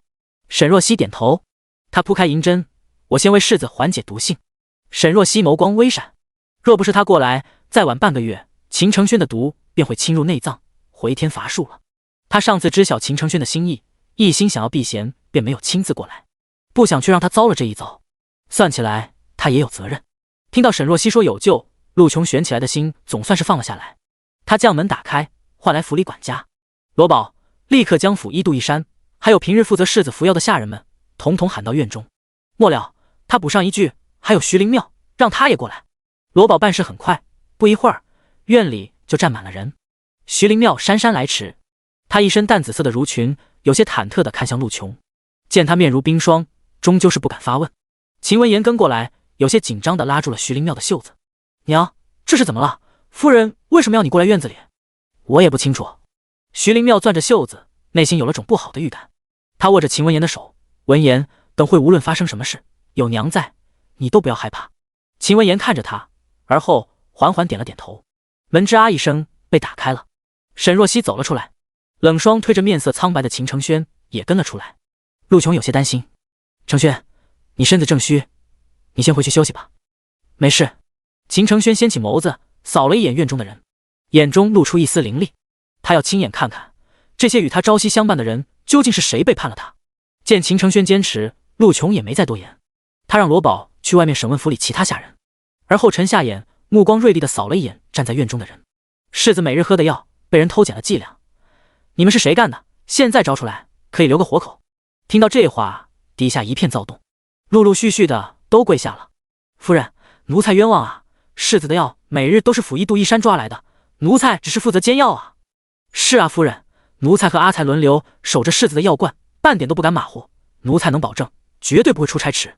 奴才自小服侍世子，绝无二心。奴才可以发誓。请夫人明鉴。世子明鉴啊！众人纷纷叫嚷着冤枉，听得陆琼头疼。他厉喝了一声：别吵了！随即看向一旁的杜一山：杜一山，你是府医，这些时日承轩的腿一直是你在看，你有什么话说？杜一山年过40，一直在武定侯府做府医，已经待了20年。因为瘸了一条腿，多年来幸亏秦家对他照应，才让他过上了不错的生活。听到陆琼的话，他立刻道：夫人，这药都是我亲自去抓的，完全按照沈大小姐的药方来，绝对不会有错。若是夫人怀疑，可以去查陆掌柜的账本，我一直是在那里抓药的。账本只能确定你确实抓了那么多药，但是谁能保证你给我完全用上了？夫人明鉴，您与侯爷对我恩重如山，我若是有半点异心，天打雷劈。杜一山神色坚决，况且我一个废人，全靠侯府对我的恩惠，我为何要害世子？夫人，我实在没有理由要这么做啊。闻言，陆琼也拧了拧眉。杜一山确实没有动机，但是或许他是受人指使的呢。但是这么多年，杜一山一直老老实实、勤恳本分，从未曾听说过与其他人有什么利益来往。正是看中了他对侯府一片忠心，秦承轩的腿才让他负责。杜大夫倒是也不必急着发誓。沈若曦站在一旁，缓缓开口，她声音柔和，但是却自带一股坚定的力量。听闻杜大夫医术高超，这么些日子，你给世子看腿，难不成没有查出来世子已经中毒？闻言，杜一山神色顿了一下，他微微敛眸，我以为这是药物残留，是正常的，毕竟世子的腿在好转，我就想着。住口！陆琼神色愠怒，杜一山，你也是自幼学医，怎么犯这么低级的错误？说，你是不是有人指使让你这么干的？夫人，我确实失职，但是我绝对不是要害世子啊！杜一山撑着他那条瘸腿跪在地上，对着陆琼砰砰地磕着头，神色极其激动。见陆琼不为所动，他又看向秦承轩，世子，你也算是我从小看着长大的，说句僭越的话，我无妻无子，内心也是将您当半个儿子看待的，怎么会存了害你的心思？秦承轩微微蹙眉，清风霁月般的脸上，眸子微微敛了敛。杜大夫，我信任你。杜一山连忙松了口气，多谢世子，我信任你，但是你却将我当作傻子。杜大夫，你就是这样对待我的信任的？秦承轩微微拧眉，眸中带着冷意。你知晓我中了毒，却迟迟不说，实在蹊跷，究竟是觉得我不会有事，还是说根本就是希望我死呢？杜一山一愣，随即连连摆手，世子，我真心盼着您好，怎么会有这种念头？那究竟是什么原因？秦承轩的语气重了几分，他贵为恭候世子，虽然如今面色苍白坐在轮椅上，但是骨子里上位者的气势不减。你若不说，就别怪我用些非常手段了。听到这话，杜一山稍稍慌了慌，沉默了一会后，他低声道，世子，其实沈大小姐用的毒，我并不清楚。闻言，陆琼睁大眼，你这话什么意思啊？其实我对毒药并不了解。杜一山，当初换你过来看药方，你不是说你对毒也颇有深究，能够胜任此事吗？我撒谎了，其实我对用毒这块压根不太懂，当初这么说也是因为怕夫人和世子觉得我没用，从而对我失望，再也不会重用我。陆琼勃然大怒，就因为这点事，你居然撒谎骗我们？杜一山，枉我武定侯府这么多年，对你照应有加。夫人，我知错了。杜一山神色悔恨，我以为沈大小姐的药方在，我只需要按照药方来，就不会出错。后来查出世子中毒，我也不清楚究竟是不是正常的，一时不敢说出来。说完，他重重磕着头，我知错了，我愧对世子，愧对武定侯府，请夫人和世子恕罪。陆琼脸色铁青，虽然愤怒，但是他知晓现在最要紧的是找出对秦承轩下手的人。陆琼转头，沈大小姐，你之前说对承轩下手的人懂一些医术，不错。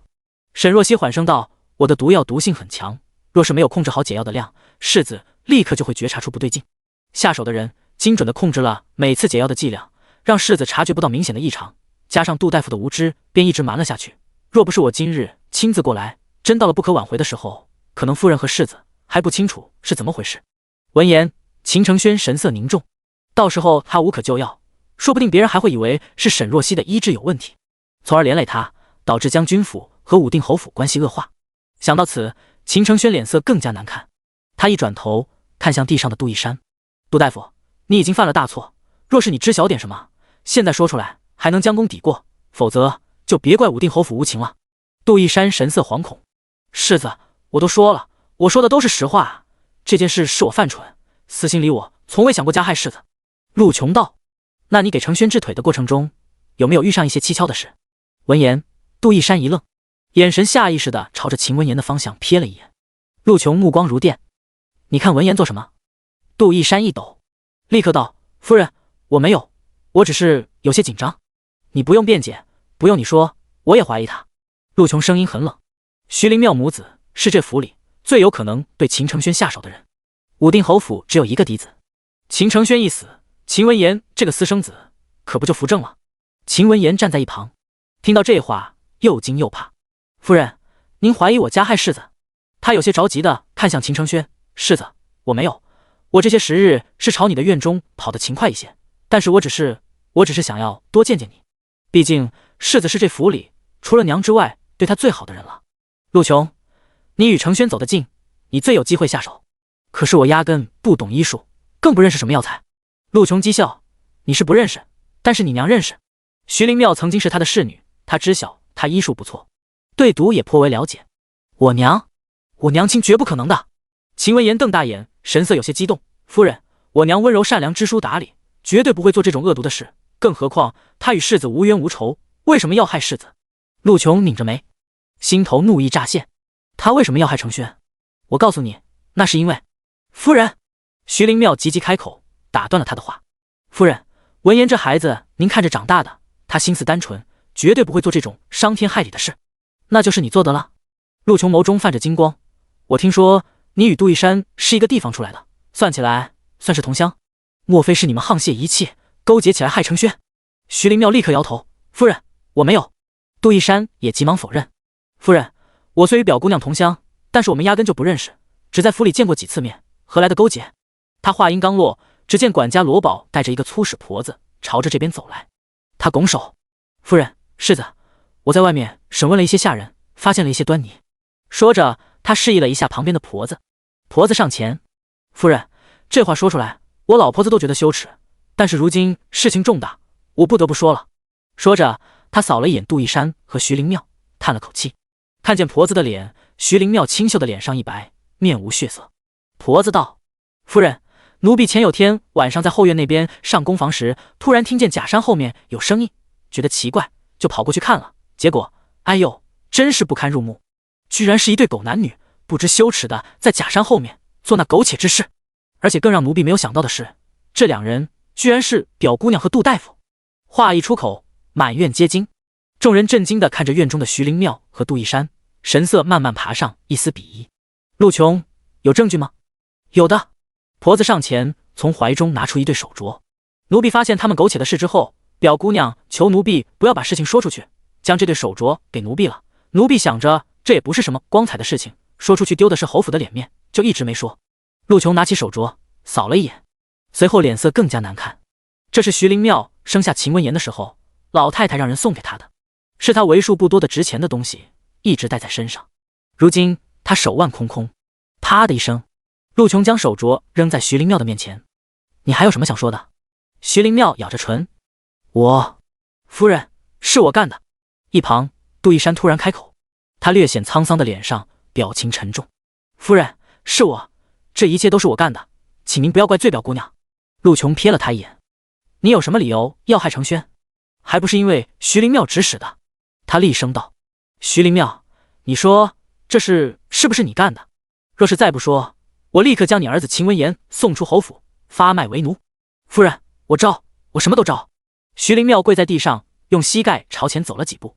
夫人，是我一时鬼迷心窍，想要加害世子，所以才去勾引杜大夫的。夫人，我知错了，求您不要迁怒文言。第60章认罪。听到这话，陆琼猛地起身，一耳光狠狠扇在徐灵妙的脸上。贱婢，我就知道此事与你有关。表姑娘。杜一山神色一惊，立刻过去将人护在怀里。看见徐灵妙脸上的红肿，他满眼都是心疼。他一转头，对着陆琼不断的磕头。夫人，都是我，是我心悦表姑娘。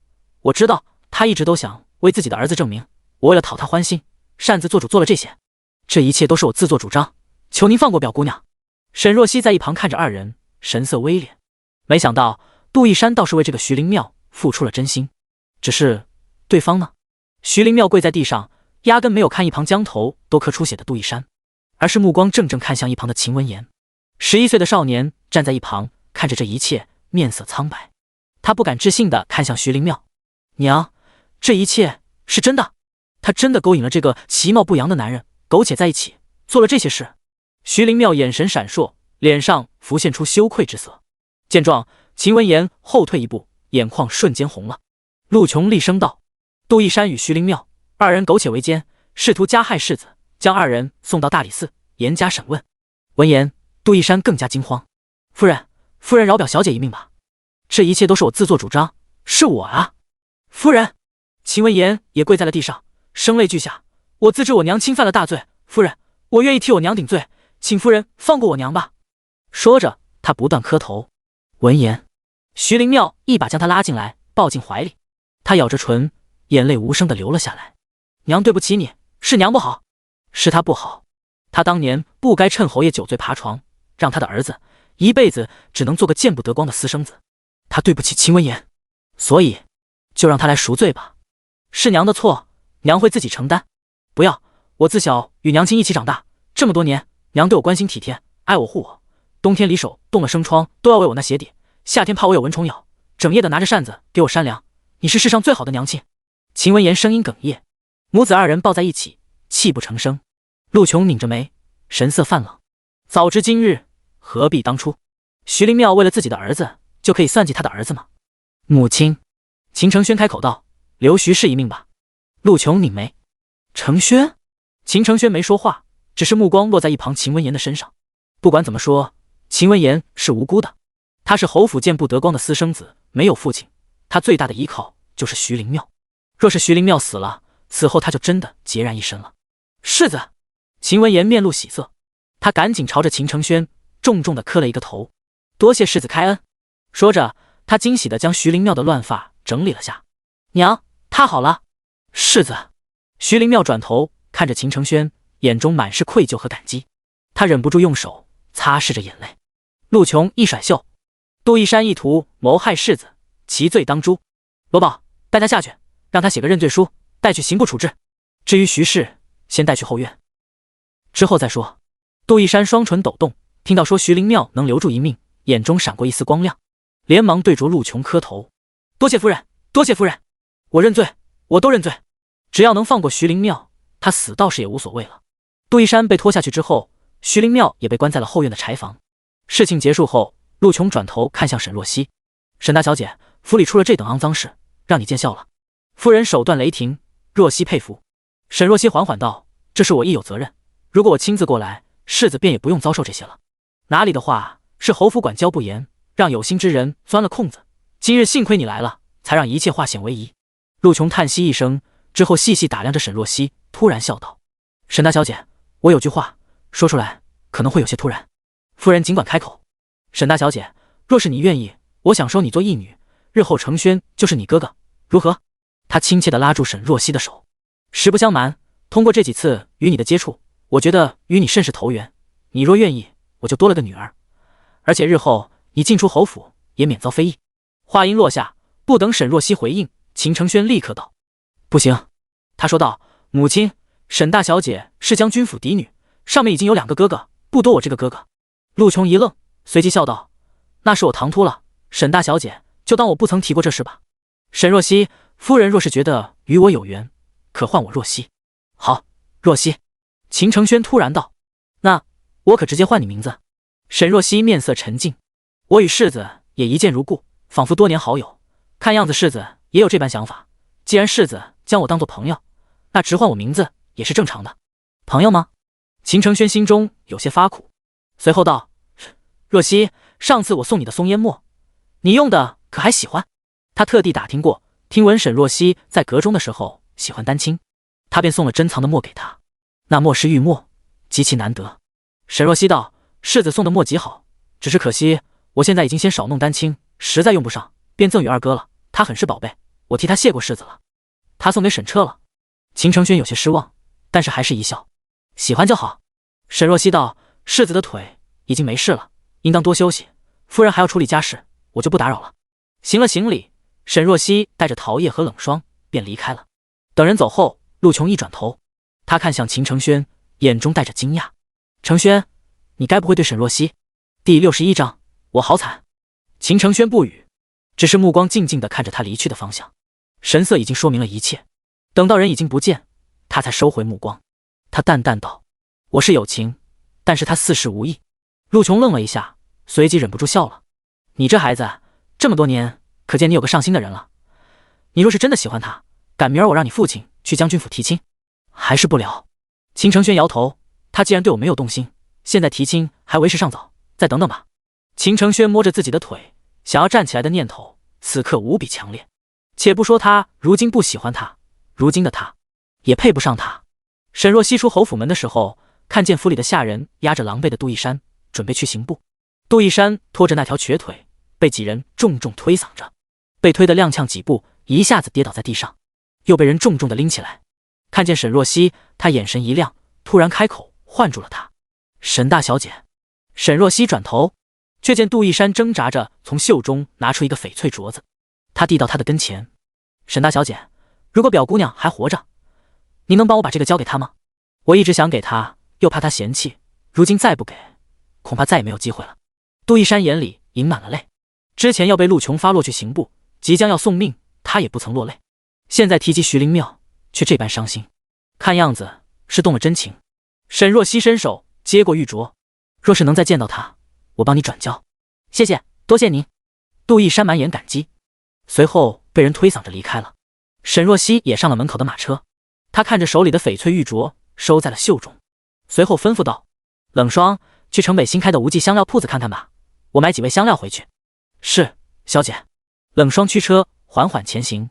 此时宫内，慕容恒坐在前园殿中，等了一会，终于见一抹明黄色的身影走进了殿中。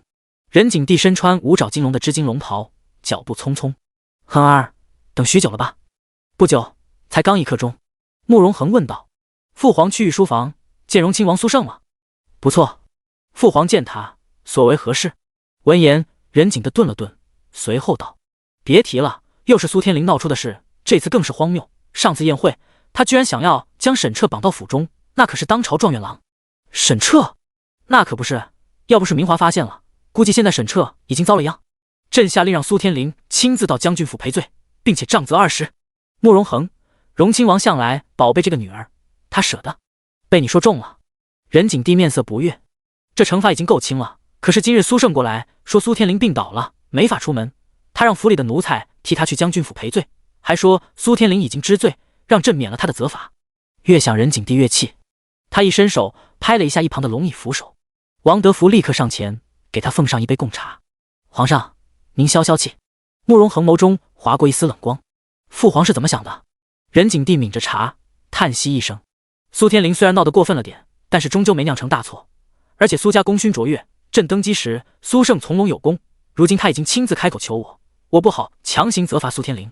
父皇考虑的是，不过此举有些寒了将军府的心，朕之后会让翰林院院手多提点审彻。另外苏胜已经跟我保证，回去会观苏天灵的禁闭，让他好好反思。父皇仁厚。”慕容恒淡淡吐出4个字，不再多说，只是眸中冷意不减。如今苏胜功高盖主，任景帝已经压制不住他，这样的事已经发生过多次，但是过于仁厚，对于一个君王来说，有时候并非是好事。对了，恒儿，你今日怎么过来了？任景帝想起了正事，正巧，其实父皇也有事找你谈谈。慕容恒道：“父皇先说。”“你上次说已经有心仪之人，父皇想问问，你所中意的人是不是沈若曦？”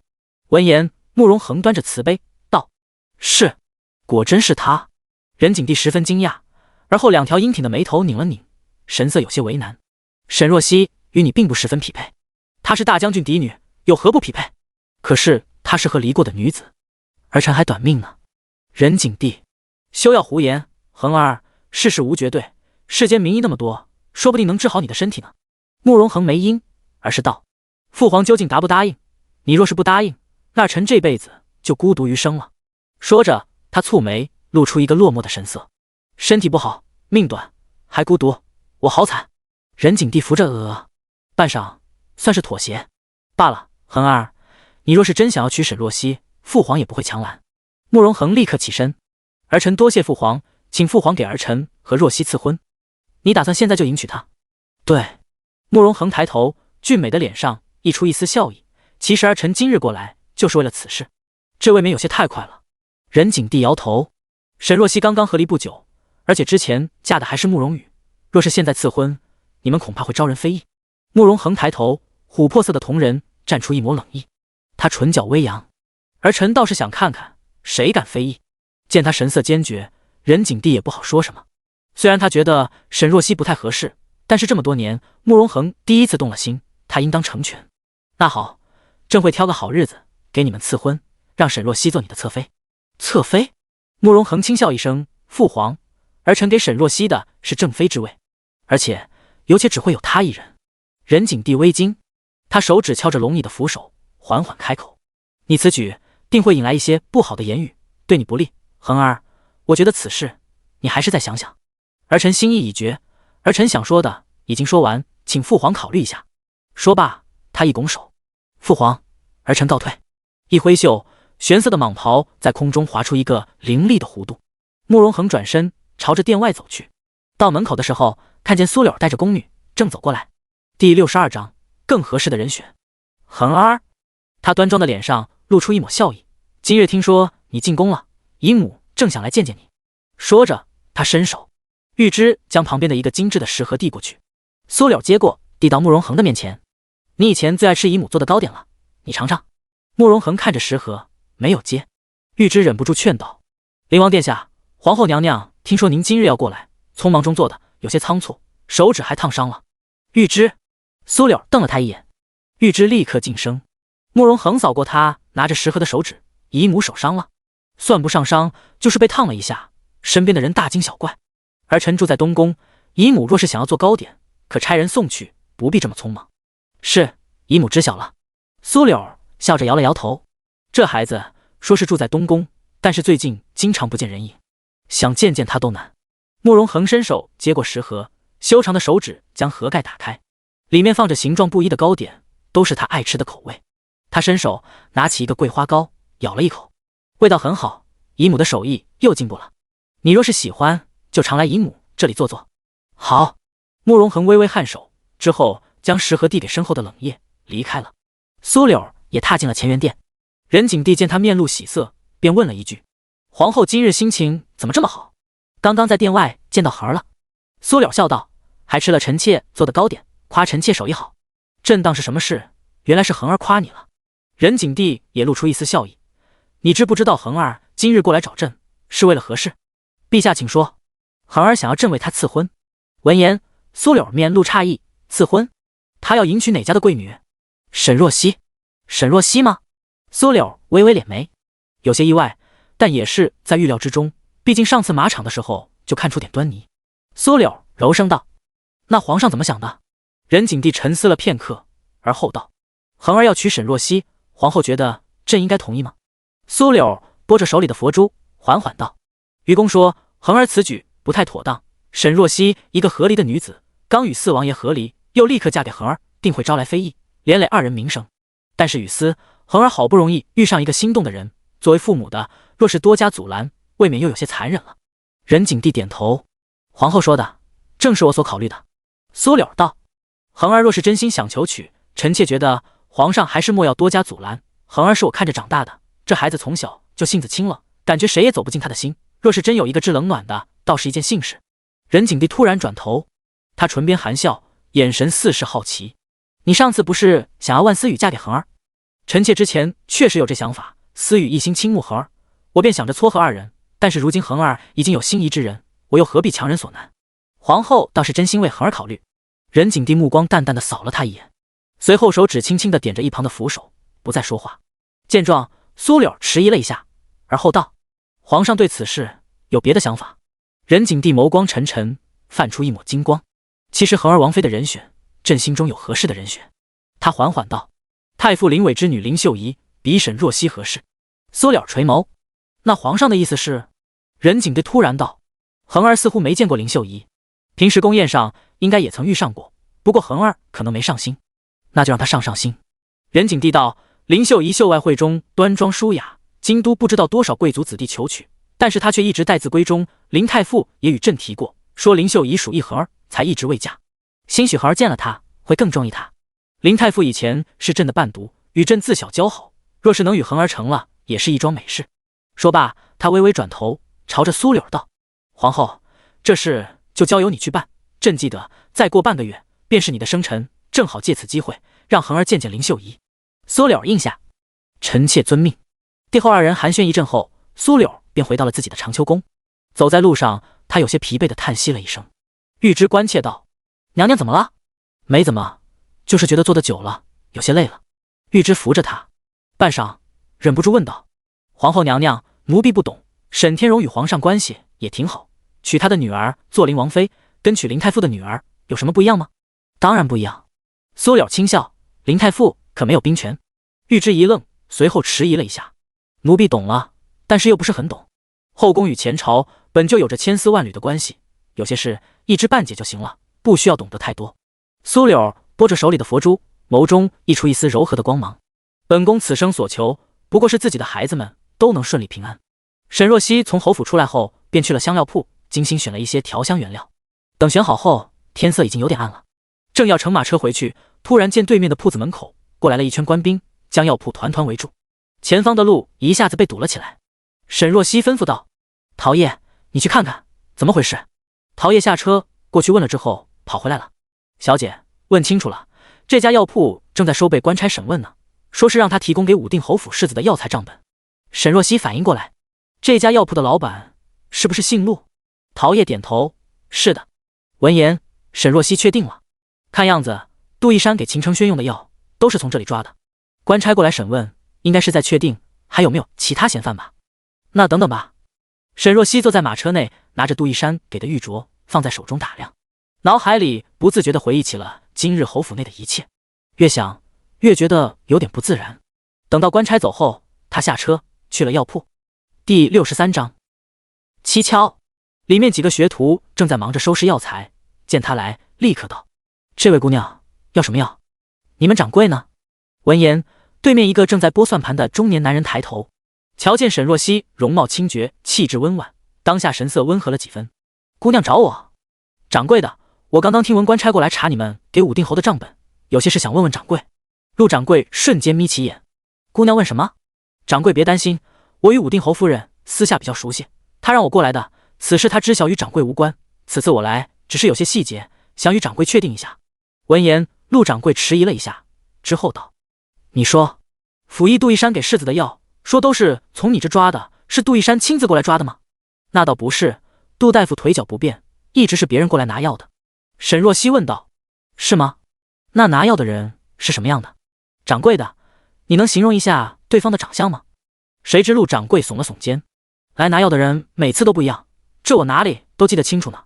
不过看他们的样子也没什么奇怪的，应该是杜大夫的学徒。”说到这里，陆掌柜顿了顿，而后道：“不过有一次来拿药的人有点不一般。”沈若曦疑惑：“怎么不一般了？”“那次来的是个很清秀的小哥，言行举止很斯文儒雅，不像是一般的小厮，而倒像是哪个世家子弟，因而我印象比较深。”沈若曦道：“那位小哥是不是11、12岁左右，长相比较俊秀，右边眼角下面有颗痣？”“啊，对对对，姑娘认识他。”闻言，沈若曦点了点头，随后问道：“他过来拿药，有没有什么比较反常的举动？”陆掌柜想了一会：“这倒没有，那位小哥偏偏有理，细心又聪慧，还特地督促我们，让我们将账本给记好了。当天给他拿药的是个新来的学徒，少了几钱赤芍，还是他提醒的。”掌柜的有些纳闷：“姑娘，你问这个做什么？”“没事，多谢掌柜坦言告知。”沈若曦笑了笑，之后带着陶叶和冷霜出去了。刚一出门，他便快步上了马车。冷霜掉头回侯府。侯府天色幽暗，后院僻静的院内一片寂静，只有2盏烛火晃动着微弱的光芒。一个人影踩着夜色轻轻来到后院，随着吱啊一声，后院柴房的门被打开，微弱的光亮透进来，惊动了柴房内的人。徐灵庙有些狼狈地抬起头，绷紧神经：“谁？”门被关上，而后柴房内亮起了一盏火烛。秦文言清秀沉静的脸庞出现在了光线下。徐灵庙面色一喜：“文言，娘亲。”秦文言朝着他走近，而后蹲下。徐灵庙着急道：“文言，夫人说放我出去了吗？”秦文言没回答，而是道：“娘，今日多谢你替我揽下所有的过错。”徐灵庙一愣，而后眼眶微红，他抽泣道：“文言，我早就告诉过你，让你不要加害世子，咱们娘俩在侯府好好的过日子，不好吗？世子对你这么好，你又这么聪慧，迟早会出人头地的。”“那不一样。”秦文言打断他的话：“娘，世子终究是世子，而我只是个空有名头的表少爷，将来怎么样，全看武定侯府的施舍。明明我也是秦况的儿子，待遇凭什么差这么大？”徐灵庙垂下眸，眼中溢出一丝悲伤：“都是我的错，我当年不该趁侯爷酒醉做了那种事，是我连累你成了私生子，的确是你的错，所以娘，你今日为我背下这罪责，也是你该做的。”闻言，徐灵庙的脸色有些发白，他内心是觉得对不起秦文言，但是听到他亲口说怪他，他还是心寒的打颤。“但是娘，我的确没有想到，你居然委身杜一山那个残废了。秦文言的眼中闪过一丝嫌恶。徐灵妙低声道：当时他发现了世子中毒，一心想要告诉夫人，我怕夫人查到，到时候你就会危险，所以就……我知道娘是为了我好，我只是为娘不值得，为了你，娘做什么都值得。徐灵妙抓住他的手，不过幸好杜一山今日什么都没说。文言，你没事就好。秦文言冷笑，我以前就看到他进府的时候，眼神朝着你的身上瞟，还以为他是见色起意，没想到是动了真情，就他那副样子也配，真是恶心。徐灵妙没说话，只是想到今日杜一山对他维护的种种，心头闪过一丝复杂。他低声道：其实杜大夫他人也不坏，你这是心疼他？不是。徐灵妙摇头，他只是觉得杜一山也是个可怜人。徐灵妙叹息一声，如今夫人放过了我，你也安然无恙。文言，日后你别动些歪心思，好好待在武定侯府，咱们好好过日子，好不好？我目前确实不该动那些歪心思。闻言，徐灵妙放下了心，却又听见秦文言道：日后应当筹划的更缜密一点，如今看来我还太稚嫩，恐怕让那位贵人失望了。秦文言俊秀的脸上泛着一股与年纪不符的阴沉，他当时算计得很好，秦承轩一死，世子的位置便空了，他便有了绝佳的机会，而且还能借此将黑锅甩给沈若曦，挑拨将军府与武定侯府的关系，为那位贵人推波助澜。结果沈若曦不知道抽什么风，不声不响的来了，让他的算盘都落了空。徐灵妙拧眉，闻言，事到如今，你跟娘说实话，你搭上的那位贵人究竟是什么人？这事娘就不必知道了。所谓成王败寇，成大事就必定要冒着十分的凶险，我不愿这么寄人篱下的活着。娘，世子的位置，我是一定要争一争的。闻言，徐灵妙见劝不动他，心头有些着急。今日你是侥幸才能逃脱，但是不是每次都有这么好的运气的。你听话，安分待在侯府，娘会永远陪在你身边的。秦文言却似是听到了什么好笑的话。娘，你是不是受了刺激傻了？你如今是谋害世子的凶手，怎么可能会继续留在侯府？第64章绝望。徐灵妙心一沉，那我今日侯爷回来，我听到夫人与他的对话了，他们准备将你送到郊外的庄子上。娘，你应该知道，那庄子上的人都是犯了大错的，去了就入了罪籍，一辈子都出不来了。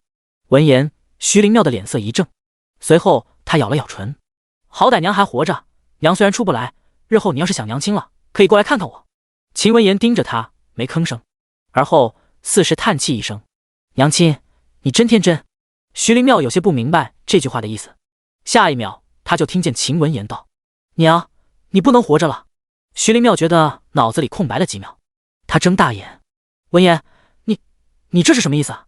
你若是入了罪籍，那么我这辈子也毁了，连科举都参加不了，又如何入仕？谈什么出人头地？秦文言叹了口气，今日好不容易保下你，没让夫人将你交官，以为能摆脱罪犯的命运，可谁知最终还是要入罪籍。徐灵妙脑子里轰的一声，有什么崩塌了？他颤声道：你今日求世子饶我，难道是只是为了不让我入罪籍，免得连累你？当然不仅如此，你是我娘亲，我内心肯定希望你活着，那你现在又为何要我死？秦文言抿着唇，一言不发，半边侧脸被烛火剪出一道凌厉的弧度，俊秀的脸上神色冷静的几乎冷漠。半晌，他缓缓道：娘，你若是活着，我这辈子都毁了，你愿意看到吗？说着，秦文言伸手将徐灵妙头上的金钗取了下来，放在了他的手中。他声音低低：娘，请你成全我。他出生时候，老夫人给了一枚金锁给他，后来他5岁那年拿着锁当掉了，给徐灵妙换了这只金钗。年幼的他将金钗递给徐灵妙的时候，他又哭又笑，抱着她紧紧不撒手，一遍遍哭着喊要。这枚金钗是他幽暗无望的生活里为数不多的一点光，可如今秦文言要用这只金钗结束他的命。徐灵妙抖着唇，眼泪簌簌地落下来，他心里一片荒凉，涌上一层深深的绝望。这种绝望比今日以为自己要被定罪处以死刑来得更沉更重，压得他几乎喘不过气。秦文言又唤了一声娘。徐灵妙回过神，他转头看向面前的少年，而后缓缓伸出手抚摸上他的脸，眼中带着深深的不舍。是不是娘死了你就过得更好了？秦文言沉默了一阵，而后缓缓点了点头。徐灵妙凄惨一笑，笑得眼泪滚了一脸。他的腰啊，他护在心间疼得入骨的儿子啊，如今却要以他的命换自己的前途。既然他要他死，那么徐灵妙猛地抬起头，一把拿起金钗，他一咬牙，狠狠地朝着自己的喉咙插了进去。瞬间，血如泉涌。一切发生在一瞬间，飞溅出来的血有几滴溅在了秦文言的眉梢，他瞳孔微微震了一下，而后恢复如常。徐灵妙睁大眼，绝望与剧烈的疼痛让他紧紧攥住秦文言的衣袖，喉咙里发出呵呵的声音，似是想要发出最后的悲鸣。然而只有越来越多的血涌出来，他眼神瞪大，空洞而绝望地看着漆黑的屋顶，眼里的光逐渐消散。幽暗的柴房内一片死寂。许久之后，传来秦文言低低的呼唤：“娘！”没有回声。跳动的烛火将他的影子投在墙上，显得孤寂而阴森。秦文言缓缓伸手，轻轻握住徐灵妙的手。这双手，夏天给他扇风，冬天给他取暖。如今温热正在一点一点消失，最终成为一具冰冷的尸体。娘，谢谢你。秦文言低低呢喃一声，他将眼角的泪拭去，而后缓缓起身，朝着门外走去。他将柴房门拉开，看见面前的场景，脚步瞬间顿住了。院中不知什么时候已经站满了人，秦况和陆琼站在最前面，秦承轩坐在轮椅上，身边是之前早就离府的沈若曦。秦文言心中涌上一股不好的预感，下一秒他眼眶一红，甩手扔掉手里的烛火，扑通一声跪倒在地。侯爷夫人，你们快救救我娘！闻言，陆琼神色微变，他吩咐身边的管家罗宝带人进去看看。罗宝点头，带着2个家丁去了柴房，不一会就出来了。他面色有些凝重：“侯爷夫人，徐灵妙死了。”死了？秦况微微拧眉，下意识地看向一旁的秦文言。秦文言的眼泪夺眶而出，他抽噎道：“不是真的，我娘亲不能死。”秦文言声音悲戚，然而却无人回应。陆琼冷冷地盯着他：“秦文言，你为什么会出现在这里？”“我担心我娘，就想过来看看她，可是却见到她想不开，想要寻死，我没能拦住她。”陆琼眼露怀疑：“徐灵妙今日罪行被揭发的时候都没有寻死，如今我都说了放她一条生路，她怎么还想不开了？”“秦文言，我一直觉得你挺聪明，不想今日却编出这么拙劣的谎言。”秦文言有些不敢相信：“夫人在怀疑我？”陆琼没说话，但是凌厉的眼神已经说明了一切。秦文言似是有些着急，他一转头看向一旁的秦承轩：“世子呢？世子你也怀疑我？”秦承轩定定地看着他，忽然道：“文言，我再问你一次，你真的不懂医术？”秦文言一愣，随即抿唇：“不懂。”“当真不懂？”“不懂。”闻言，秦承轩眸光闪烁，眼中渗出一丝失望。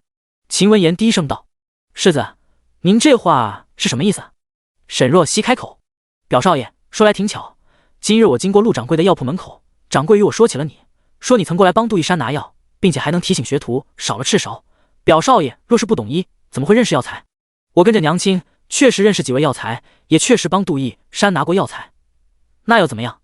能说明什么？”秦文言目光灼灼地看着沈若曦：“沈大小姐，我自小在侯府长大，世子待我极好，我待他一直如长兄般尊敬亲近，你不要凭借别人的3言2语就对我妄加揣测。”闻言，秦承轩一笑，带着些讥讽：“真的是妄加揣测？世子，你也不相信我，而是相信一个外人？”秦文言看着秦承轩，眼中是莫大的震惊与悲伤。半晌，他似是有些自嘲地笑了一声：“我如今没有了娘亲，你们却还这般怀疑我，逼死我娘不够，还要我死是吧？”他突然从袖中拿出一把匕首，对着自己的胸口。秦承轩拧眉：“你要干什么？既然你们都不信我，那我只有以死明鉴，以证自己的清白了。”第65章，我认罪。说着，秦文言眼睛一闭，准备将匕首刺入血肉，却听见沈若曦缓缓道：“表少爷匕首的位置看似抵在心脏的位置，实则偏了3分，这个位置不会伤及性命，拿捏得很是精准。”秦文言睁眼，眼神愤怒：“你居然用如此歹毒的心思揣测我，你这女人太可怕了！”他看向秦况：“侯爷，我看沈若曦才是可疑，说不定世子中毒就是他有意为之。表少爷倒是不必急着恼怒。”沈若曦声音淡淡，但是却铿锵有力：“你有没有想过，杜一山不惜揽下所有的过错，就是想换徐灵妙一线生机？若是他知道徐灵妙被你杀了，你猜他还会不会将实情继续隐瞒下去？”秦文言动作一顿，神色晃了一下。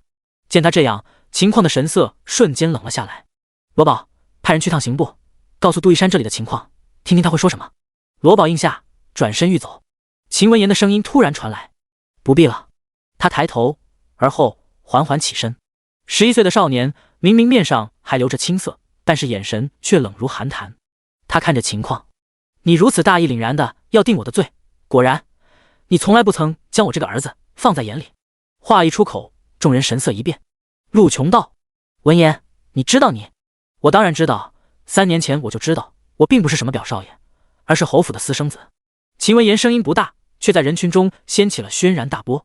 陆琼怒喝一声：那程轩中毒的事，的确与你有关。秦文言冷然一笑：是，世子的药，是我动了手脚，我想让他死。秦程轩手指一紧，眼中晃过一丝沉痛。秦况怒极：你果然狼子野性，与你那个娘一样，天生的恶毒。你就不无辜吗？我的好父亲！秦文言咬着牙，这么多年，你对我的嫌恶我都看在眼里，哪怕你对我有那么一点父子之情，我也不至于走到现在。我什么都没有，只能自己争取，我不后悔我的决定。秦况目光微沉，他缓声道：我对徐灵庙从未有过感情，你的出生原本就是个错误，若不是夫人大度留下你们，你今日哪里？父亲！秦承轩打断他的话：够了，别说了。秦况目光沉了沉，随后厉声道：送秦文言去大理寺好好审审，他小小年纪就有如此深沉的心机，背后是不是另有他人指使？哼，武定侯真是大义灭亲，好生果断。秦文言讥笑出声，他面色沉下来，眸中暗芒闪烁。不必侯爷麻烦这一遭了，我认罪，我谋害世子，其罪当诛。说完，秦文言原本抵在胸口的匕首缓缓移到了脖颈的位置。他看向沈若曦：沈大小姐，你说这个位置如果割下去，还会有生还的机会吗？不等沈若曦开口，秦文言便说道：应该是必死无疑了吧。秦承轩拧眉：文言，你别冲动。秦文言看着他，动了动唇，似是想说什么，但是最后却只是惨淡一笑：世子，我只有一个请求，请您将我和我娘葬在一起。说完，他微微闭上眼，握着匕首的手颤抖着一用力，血瞬间飞溅出来，染红了夜色。少年削瘦的身形晃了晃，随后砰然倒地。院中寂静了几秒，随后是陆琼沉着冷静的声音传来：今日院中发生的事，对外一概不准提及，若是有泄露的，绝不轻饶，明白了吗？众人瞬间应声：明白了，夫人。罗宝，找个好点的棺材，将2人处理好，对外就说徐灵庙母子得了怪病缠身，不治身亡。是，夫人。罗宝指挥着府里的下人，将徐灵庙的尸体也搬了出来。他满身血污，十分狼狈，手上还紧紧抓着一只带血的金钗。沈若曦走了过去。陆琼道：若曦，这里场面血腥，我让人带你先去前厅歇着。没事。沈若曦看着地上的徐灵庙，她微微蹲下身，将怀中的一个翡翠玉镯拿了出来。杜一山希望他能将这玉镯转交给徐灵庙，却不想再见他，却已经香消玉殒了。沈若曦拉起徐灵庙的手，将玉镯给他戴上了。至少也曾有个人用生命去护他爱他。侯府的事结束后，沈若曦没有久留，告别了陆琼和秦况，准备回将军府。秦承轩送他到了门口，他坐在轮椅上，目光柔和地看着沈若曦：今日真是多谢你了，帮我解了毒，又查明了真相。世子既然把我当朋友，朋友之间便不必言谢。秦承轩摸着自己的膝盖，微微垂眸，随后淡淡一笑：其实今日我以为你会害怕，身为医者，我其实也见过不少血肉模糊的场面，见多了就习惯了。况且上一世他经历了炼狱，这种场面谈不上怕，只是有些唏嘘。沈若曦踏上马车：世子，你回府吧，你今日刚解毒，应该多休息。没事，我看着你走。闻言，沈若曦也没多说，她转身坐进马车。冷霜驾着车掉头消失在夜色中。等到已经看不见马车的影子，秦承轩才扶着轮椅的扶手，吩咐身边的下人：回去吧。身后的小厮立刻推着轮椅回到侯府内，刚进门便感觉一阵凉风袭来。秦承轩下意识地摸着自己的膝盖，凉意入骨。以前总是秦文言推着他出门，虽然那个时候他双腿残废自暴自弃，但是秦文言总是在天冷的时候给他带上护膝，万一哪天世子的腿就好了呢，得护着点。他总是这样说。那个时候他以为秦文言是真心待他，却不想原来他才是最希望他死的那个人，实在嘲讽。第66章金屋藏娇。马车驶了一阵之后突然停下，沈若曦有些纳闷：冷霜这么快到了吗？外面却没有声音。他有些纳闷，正准备掀开车帘看一眼，却听见一个磁性好听的声音：到了。沈若曦手一顿，身边的陶叶睁大眼：“小姐，我出现幻听了吗？”冷霜的声音怎么变成了男人？别胡说！沈若曦挑开帘子，一张俊美绝尘的脸出现在了自己的面前。慕容恒穿着血色长衫，墨染的长发被玉冠高高竖起，站在习习微风中，仿佛不染凡尘的谪仙。沈若曦第一次被一个男子给惊艳了。身后，陶叶也疑惑地探出了小脑袋，看见马车旁边的人居然是慕容恒，吓得赶紧准备搀扶沈若曦下去行礼，却见慕容恒却直接朝着沈若曦伸出手来。沈若曦有一瞬的迟疑，她看向四周，却听见慕容恒道：“这是本王的府邸门口，没有人会看见，不必担心。”一旁跟着的冷夜心底翻了个白眼，得，他们不是人了是吧？闻言，沈若曦伸手将自己的手指搭在了他的掌心。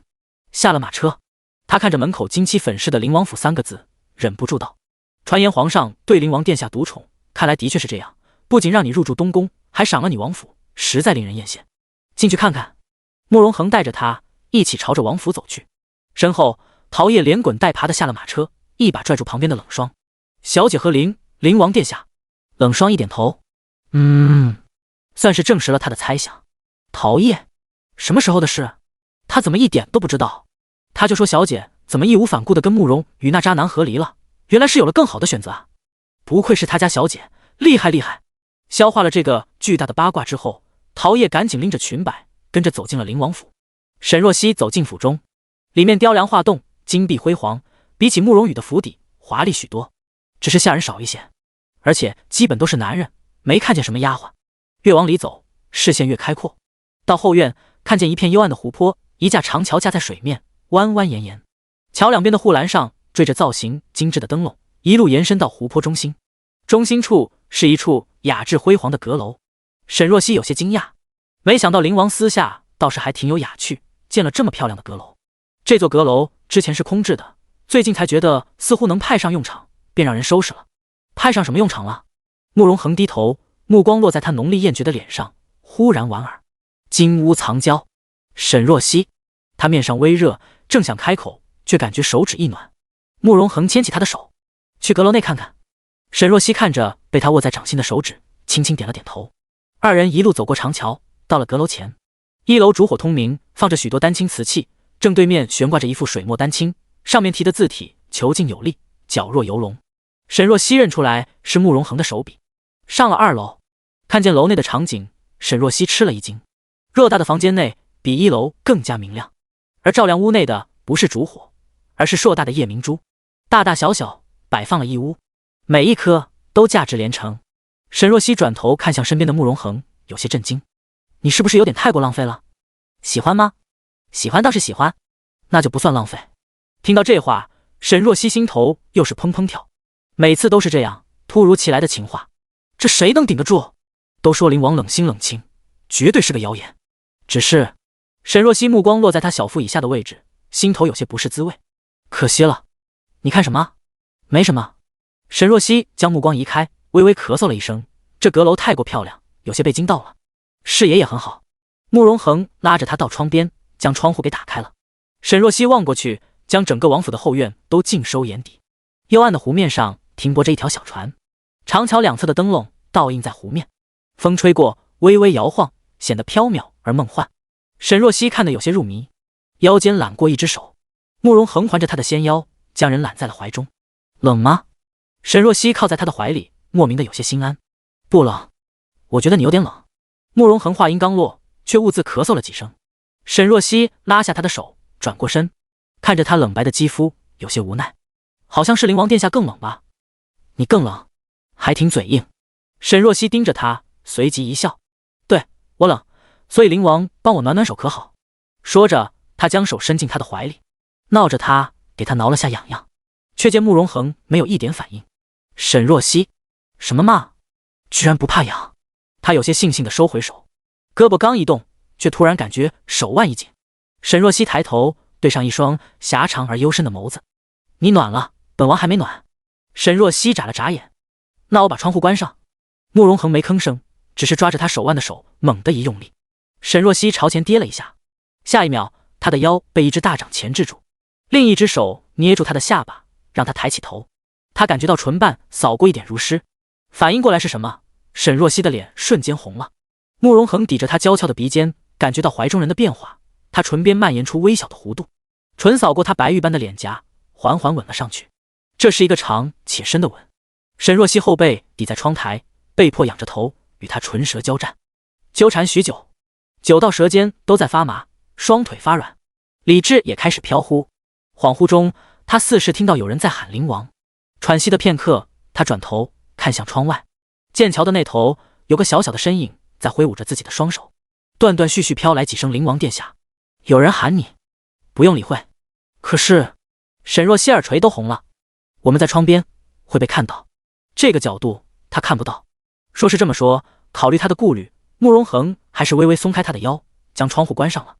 第67章发酒疯。沈若曦终于得歇一口气，刚准备整理自己的衣襟，却觉得腰间一紧，一只手揽他入怀。慕容恒的吻重新附了上来。沈若曦微微睁大眼，还没够。这虽然不行，但是没想到他瘾还挺大。岸边，小鱼子看着阁楼窗户边的人影消失，心中一阵忐忑。完了，不知是不是打扰了自家主子的好事。离得太远，他压根看不清窗户边发生了什么，只能隐约看到一团人影。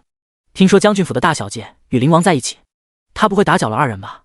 小鱼子抱住脑袋，他也不想这个时候过来喊主子啊，但是没人敢过来。冷霜和冷夜两人用武力逼迫他做这倒霉差事，他又不敢反抗。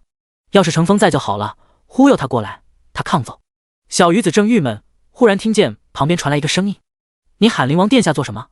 小鱼子一回头，看见一个圆脸俏丽的丫头坐在旁边的石头上，正看着他。这位姑娘，你是？我叫陶叶，是将军府嫡女沈若曦的贴身丫鬟。小鱼子眼神一亮，陶叶姑娘，你能去阁楼跟我家王爷通报一声吗？就说户部尚书女儿万思雨来王府找他。我不去。陶叶果断拒绝。等会他过去了，要是撞上什么香艳的场面，他10个头都不够砍的。陶叶疑惑，万思雨这么大晚上的来找灵王做什么？我也不知道啊，他貌似喝了点酒，状态不太好，嚷嚷着要见灵王殿下。我们也不好把人直接扔出去，万一有个三长两短不好交代，我就只能过来通知灵王了。灵王忙着见我家小姐呢，让他哪凉快哪待着去。陶叶没好气，一听这万思雨就是觊觎灵王殿下，他可得帮小姐守护好他的新欢。见状，小雨子叹了口气，那我再去打发他。陶叶连忙起身，我跟你一起去看热闹啊，不是看看情况。他有些激动的小跑了几步，结果一时脚滑，唰的一下在岸边踩空了。啊！陶叶尖叫一声，整个人朝着后仰，眼看就要掉进水里，一只手及时拽住了他。小鱼子一用力将他拽了上来。你没事吧？陶叶拽着他胸襟前的衣服，看着小鱼子有些俊俏的脸庞，脸不禁有点红。没事。你不是要跟我去看看万思雨吗？走，咱们过去。陶叶欣喜地跟在后面，他捂着自己跳得有些快的胸口，脸上露出一丝欣喜。小姐有灵王，冷霜有冷夜，嘿嘿，他也有戏了。二人刚踏进前院，就听见一阵不悦的声音：“我找灵王表兄，他人究竟去哪里了？不是让你们赶紧去找他的要？”冷夜耐着性子：“万大小姐，我家主子在见贵客。”“什么贵客？我看就是见沈若曦吧。”万思雨指着冷霜：“别以为我不知道，这不就是沈若曦身边的丫鬟吗？上次宫宴我可记得清清楚楚，说沈若曦把灵王表兄拐哪去了？”他脸上满是怒意，简直不知廉耻。他前脚刚与四皇子和离，就马不停蹄的来勾搭灵王表兄，他也不看看自己配吗？冷霜拔出剑：“要不我还是直接捅了他算了。”冷夜拦住他：“你疯了不成？这是户部尚书的女儿，你没见他侮辱小姐吗？”万思雨跳起来：“你还要砍我？你这贱婢，你敢！”冷霜冷哼一声，手中利剑一挥，唰的一下将万思雨的袖子给划了一个大口子。再吵下次就划你脸上。万思雨脸一白，随即尖叫出声：“贱婢，我跟你拼了！”冲上去就要跟冷霜拼命。他的2个婢女紧紧抱着他：“小姐，您清醒一点，这里是灵王府，放开我，我要杀了他！”眼见婢女们有些拦不住万思雨了，小鱼子立刻冲上去，一把将万思雨的腿抱住：“万大小姐，您冷静点，您这个样子要是被灵王殿下看见了，岂不是坏了印象？”陶叶见状，气得一咬唇，冲上去一脚将小鱼子踹开了：“我来拦！一个大男人怎么能跟万思雨拉拉扯扯的？成何体统？”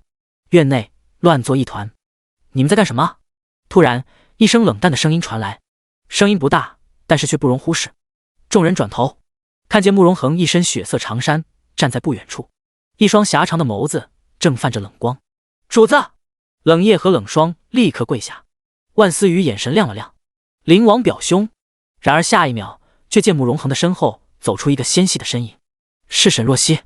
万思雨的脸色瞬间沉了下来，他将小鱼子推开，指着沈若曦，气急败坏：“灵王表兄，为什么这个女人会在这里？”沈若曦神色悠然：“赏月有问题吗？”“什么赏月？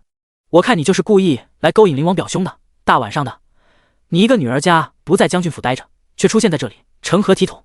陶叶忍不住对他：“那你呢？万大小姐，你不也出现在这？那能一样吗？我跟灵王表兄什么关系？沈若曦怎么能跟我比？”陶叶气笑了：“你确实不能比。”慕容恒突然开口，听到这话，万思雨瞬间面露喜色，下一秒却见他再次开口：“跟你比，简直掉身价。”万思雨脸色一下僵住了：“灵王表兄，你……本王跟你没那么熟，别喊得这么亲切。”慕容恒凉凉地看了他一眼：“滚出去！”灵王殿下。万思雨咬着唇，被慕容恒冷漠的眼神镇住，他眼眶瞬间红了。放在平时，见慕容恒已经不悦，他是不敢再多言的。但是今夜他喝了酒，脑子有点不清楚，胆子也肥了起来。他抹了一把眼泪，伸手指着沈若曦：“这个女人究竟给你灌什么迷魂汤了？灵王殿下，你尊贵无双，她是合离的女子，配不上你的。”第68章逆女。慕容恒眼神微敛，俊美的脸上已经浮现不悦。万思雨还想说什么，突然见一个人从外面匆匆跑进来，步伐太匆忙，甚至被门槛绊了一下。是户部尚书万干。好不容易稳住发福的身体，万干扶着官帽，朝着正在发疯的万思雨就是一声怒吼：“思雨，你在这胡闹什么？”随后扑通一声，双膝跪地，跪在了地上，动作一气呵成，顺带拽着万思雨也跪下了。“灵王殿下，臣先替这逆女跟您赔罪，臣教女不严，实在该死，请灵王殿下恕罪啊！”他伏在地上，大气也不敢出。他刚吃过晚饭，正悠哉地在家中的琉璃阁擦拭赏玩着新买的上好瓷器，结果却听见下人来报，说万思雨正在灵王府发酒疯，吓得他瓷器摔了一地，连滚带爬地跑过来了。这个祖宗谁都能招惹。万干在地上趴了半天，也没听见慕容恒有什么回应，直到他脑门上渗出汗，才听见慕容恒的声音：“起来吧。”他松了口气，这才拉着万思雨站起来。万思雨撇着嘴：“爹，你怎么来了？我不来你岂不是要翻了天？一身的酒气，一个姑娘家大半夜的在外喝这么多酒不说，还敢在灵王府胡闹，你疯了不成？”说着，他推搡了一下万思雨：“快给灵王殿下赔罪！”被万干一骂，万思雨的脑子稍稍清醒了一点，他垂着眸，躬身给慕容恒行礼，求他宽恕。慕容恒没理会他，而是看向身边的沈若曦：“吓到了没？”沈若曦扶着胸口，露出一朵柔弱娇花的模样：“吓得不轻。”见状，万干这个人竟一把揪住万思雨，给沈大小姐赔个不是。闻言，万思雨不乐意了，他满脸不服：“爹，凭什么我要给他道歉？”冷霜道：“你当众侮辱我家小姐，现在只让你道歉都算是格外开恩了。我哪句话说错了？她沈若曦本来就是合离的女子，还敢肖想灵王殿下，她有没有点自知之明啊？”“你给我住口！”万干跳脚：“你口无遮拦侮辱沈大小姐，是你的错，给我道歉。”“爹，你怎么胳膊肘一直朝着外拐？我才是你女儿！”闻言，万干差点飙出一口老血。都什么时候了，万思雨还看不出点端倪？这丫头不是自我催眠不想承认灵王对沈若曦的态度，就是纯纯的蠢到家了。他看他这女儿，两样都占了。慕容恒淡淡的眸子落在他的身上：“万干，你女儿深夜擅闯我王府，闹得本王心情很是不好。本王看得治她一个大不敬之罪，才能让她懂点规矩。”说着，他薄唇微起：“不如杖责30，如何？”闻言，万干脸色都白了，他赶紧跪下，朝着慕容恒连连磕头：“灵王殿下，饶命啊！小女从小没吃过什么苦，30大板会要了她的命的。”万思雨一下子怔在原地，酒醒了，人也吓懵了，直到万干跳起来，一个重重的耳光扇在他的脸上：“逆女，给我道歉！”万思雨摸着脸，不敢置信：“爹，你打我？从小到大都是他娘比较严苛，而他爹是个女儿奴，处处护着他，现在却因为沈若曦打他，你犯了大错，我打你都是轻的。万干看着慕容恒冷淡的脸，心一横，又是一个大耳瓜子抽在了万思雨的脸上。道歉。万思雨还是第一次见到他爹发这么大的火，但是对上万干喷火的眸子，一时也有些吓到，内心再怎么不愿，也不得不低头，对着沈若曦低下了头。我错了，沈若曦，我不该对你出口不逊，我满口胡言，是我的错。沈若曦扫了万思雨一眼，虽然万思雨蠢，但是他爹却是个精明的，他也不想一直的理不饶人。据他所知，万干是慕容恒一党的，他若是再计较下去，怕伤了他与慕容恒之间的关系。想到此，沈若曦对着万干淡淡一笑。万大小姐想来也是喝多了酒，才满口胡言。既然已经知错，我若是再计较，就显得有些咄咄逼人了。多谢沈大小姐宽容。万干面色一喜，赶紧与他行礼。按理说，沈若曦作为将军府的大小姐，又是晚辈，他实在不用对她弯腰。但是谁知道以后会怎么样呢？看慕容恒对他这么特殊的态度，说不定以后就换了个身份呢。沈若曦已经发话，慕容恒便也挥了挥手。万尚书，带着人回去吧，本王乏了。是，臣告退。万干松了口气，告别慕容恒和沈若曦后，拽着万思雨就赶紧出了王府。二人手忙脚乱地爬上了马车，刚一坐稳，万思雨就哭了出来。爹，你干嘛帮着外人不帮我，还动手打我，我脸都肿了。你还说，你今天发什么疯？怎么来灵王府胡闹？你是不是嫌你爹命长？万思雨绞着手帕，有些委屈。我今日与天灵郡主还有几个贵女一起吃饭，多喝了点酒。天灵郡主说沈若曦肯定觊觎灵王殿下，让我不能输，得抢在他前头将灵王殿下拿下。所以你就把脑子丢了，过来坑你爹是吧？我原本是想来跟灵王表明心意的，可谁知沈若曦居然也在，果然是被天灵郡主说中了，被他抢先一步，气死我了。万思雨娇俏的脸上满是怒意，万干紧紧按着自己的膝盖，忍住了一脚给他踹下去的冲动。不能打自己亲闺女，他沉声道。你趁早给我打消这个念头，灵王明显对沈若曦态度不一般，她不是你能消想的，日后给我安分点，更别去招惹沈若曦。她一个合离的女子都能消想，我凭什么不能啊？万思雨满脸不服，突然想到什么，他眼神一亮。爹，你是灵王一派的，是他的能臣，娘又跟皇后娘娘沾亲带故，怎么着我也比沈若曦有优势。你要是和娘给我推波助澜，我肯定能嫁给灵王殿下的。闭嘴！万干只觉得脑仁疼。你也知道我是灵王手底下的人啊，我是臣，灵王才是主子。你爹我没什么大背景，全靠自己一身本领和深谋远虑的目光站对了立场，才爬到现在这个位置。如今我万事得仰仗灵王，你可别害死我。还有你娘，她跟皇后娘娘那是远亲，压根算不得有多亲近，攀亲戚也没用，你死了这条心吧。第69章回忆。一番话说得万思雨沉默了下来，他撇着嘴，那我就没希望了。没希望？我跟了灵王这么久，凭我对他的了解，灵王的婚姻之事，谁说话都没用，全靠他自己的心意。很明显，他对你没兴趣。说罢，万干有些得意。你要是有你爹一半聪明，也不会做出这种蠢事。以后多跟着我学着点。学着你拍马屁吗？你这逆女，非得逼我，还要打我，我脸都被你扇肿了。万思雨撇着嘴，满脸都是委屈。看见万思雨肿成馒头般的脸，万干又心软了。长这么大还是第一次打他，虽然他确实该打。万干，府里有上好的消肿药膏，回去让人给你涂上。知道了，爹。不过今天这事，你能不能别让娘知道了？她要是知道我今晚干的事，我少不了一顿揍。行，不过你也答应爹，以后离苏天灵远点，他不是什么善茬，要是再跟他混在一起，以后有你吃亏的。哦。万思雨撇了撇嘴，应了一声，心底却有些不以为然。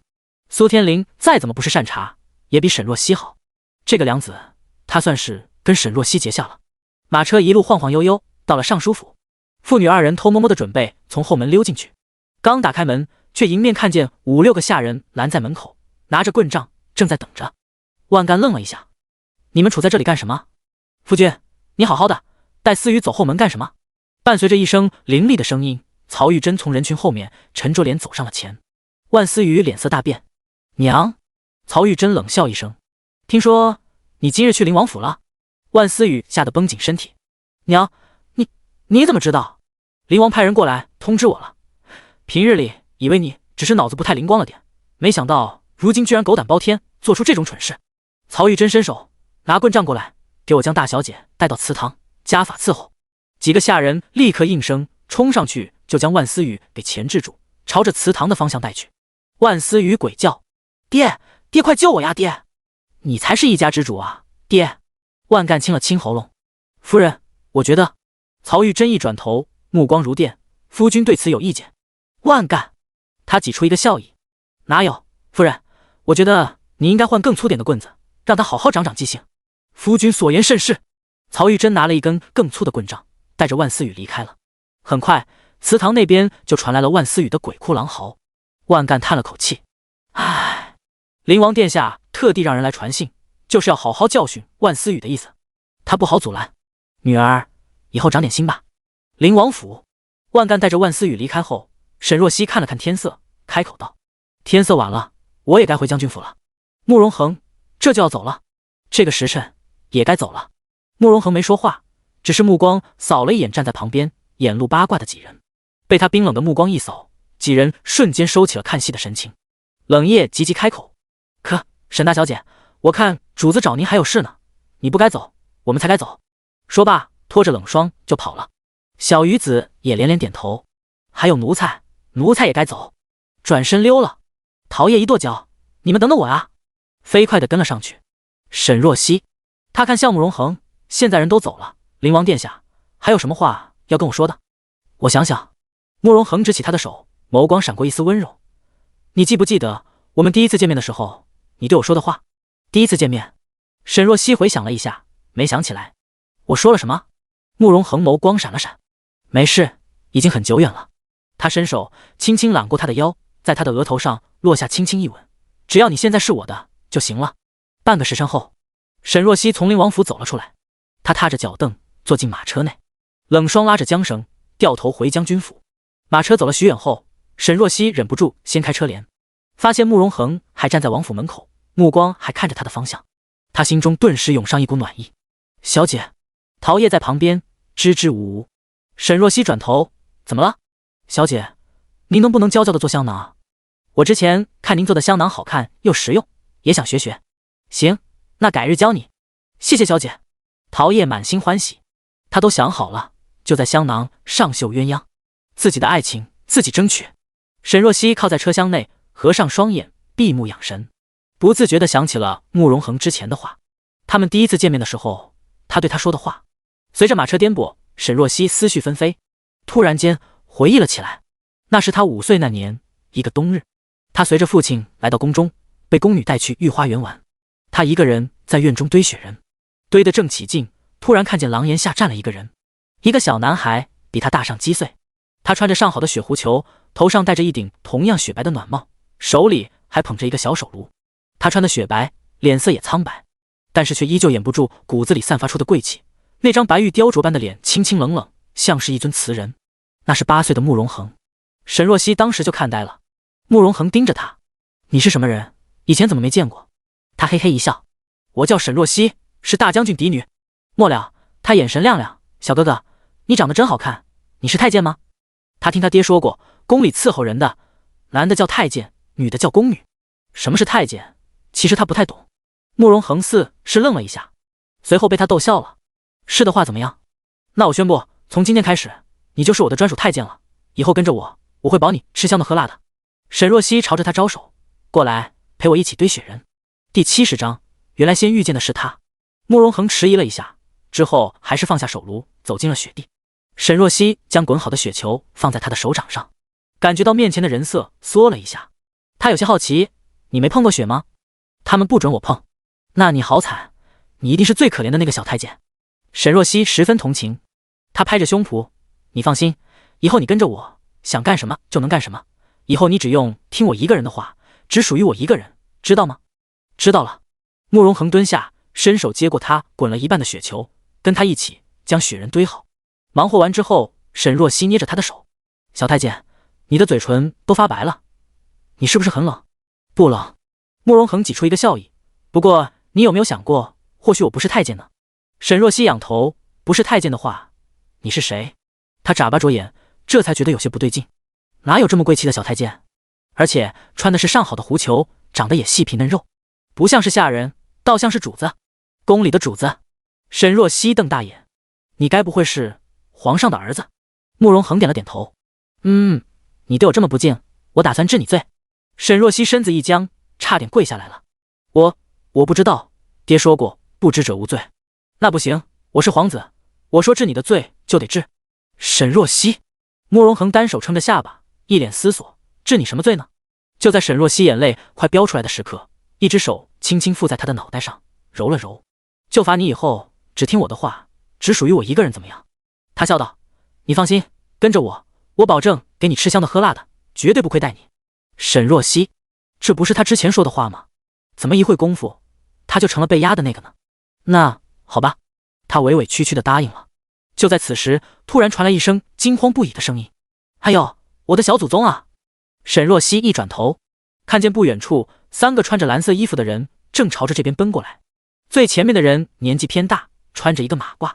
他快步跑到慕容恒的面前，慌里慌张地叫了好几声小祖宗，随后将小手炉塞到慕容恒的手里，脸上满是担忧与愤怒。九殿下，您千金之躯，身子又娇弱，怎么能在这堆雪人呢？说着，他又怒气冲冲地朝着身后的2个小太监呵斥：让你们2个跟紧九殿下，结果跟丢了不说，还让殿下碰了冰雪，你们怎么服侍殿下的？等会自己去领板子。魏公公，慕容恒缓缓道，不怪他们，是我要他们别跟着，想自己独自走走的。哎呦，我的殿下，您千金之躯要是有个什么万一，真是折杀老奴了。说着，魏廷山擦了擦手，去探了下慕容恒的额头，触及一片滚烫。他吓得脸色大变。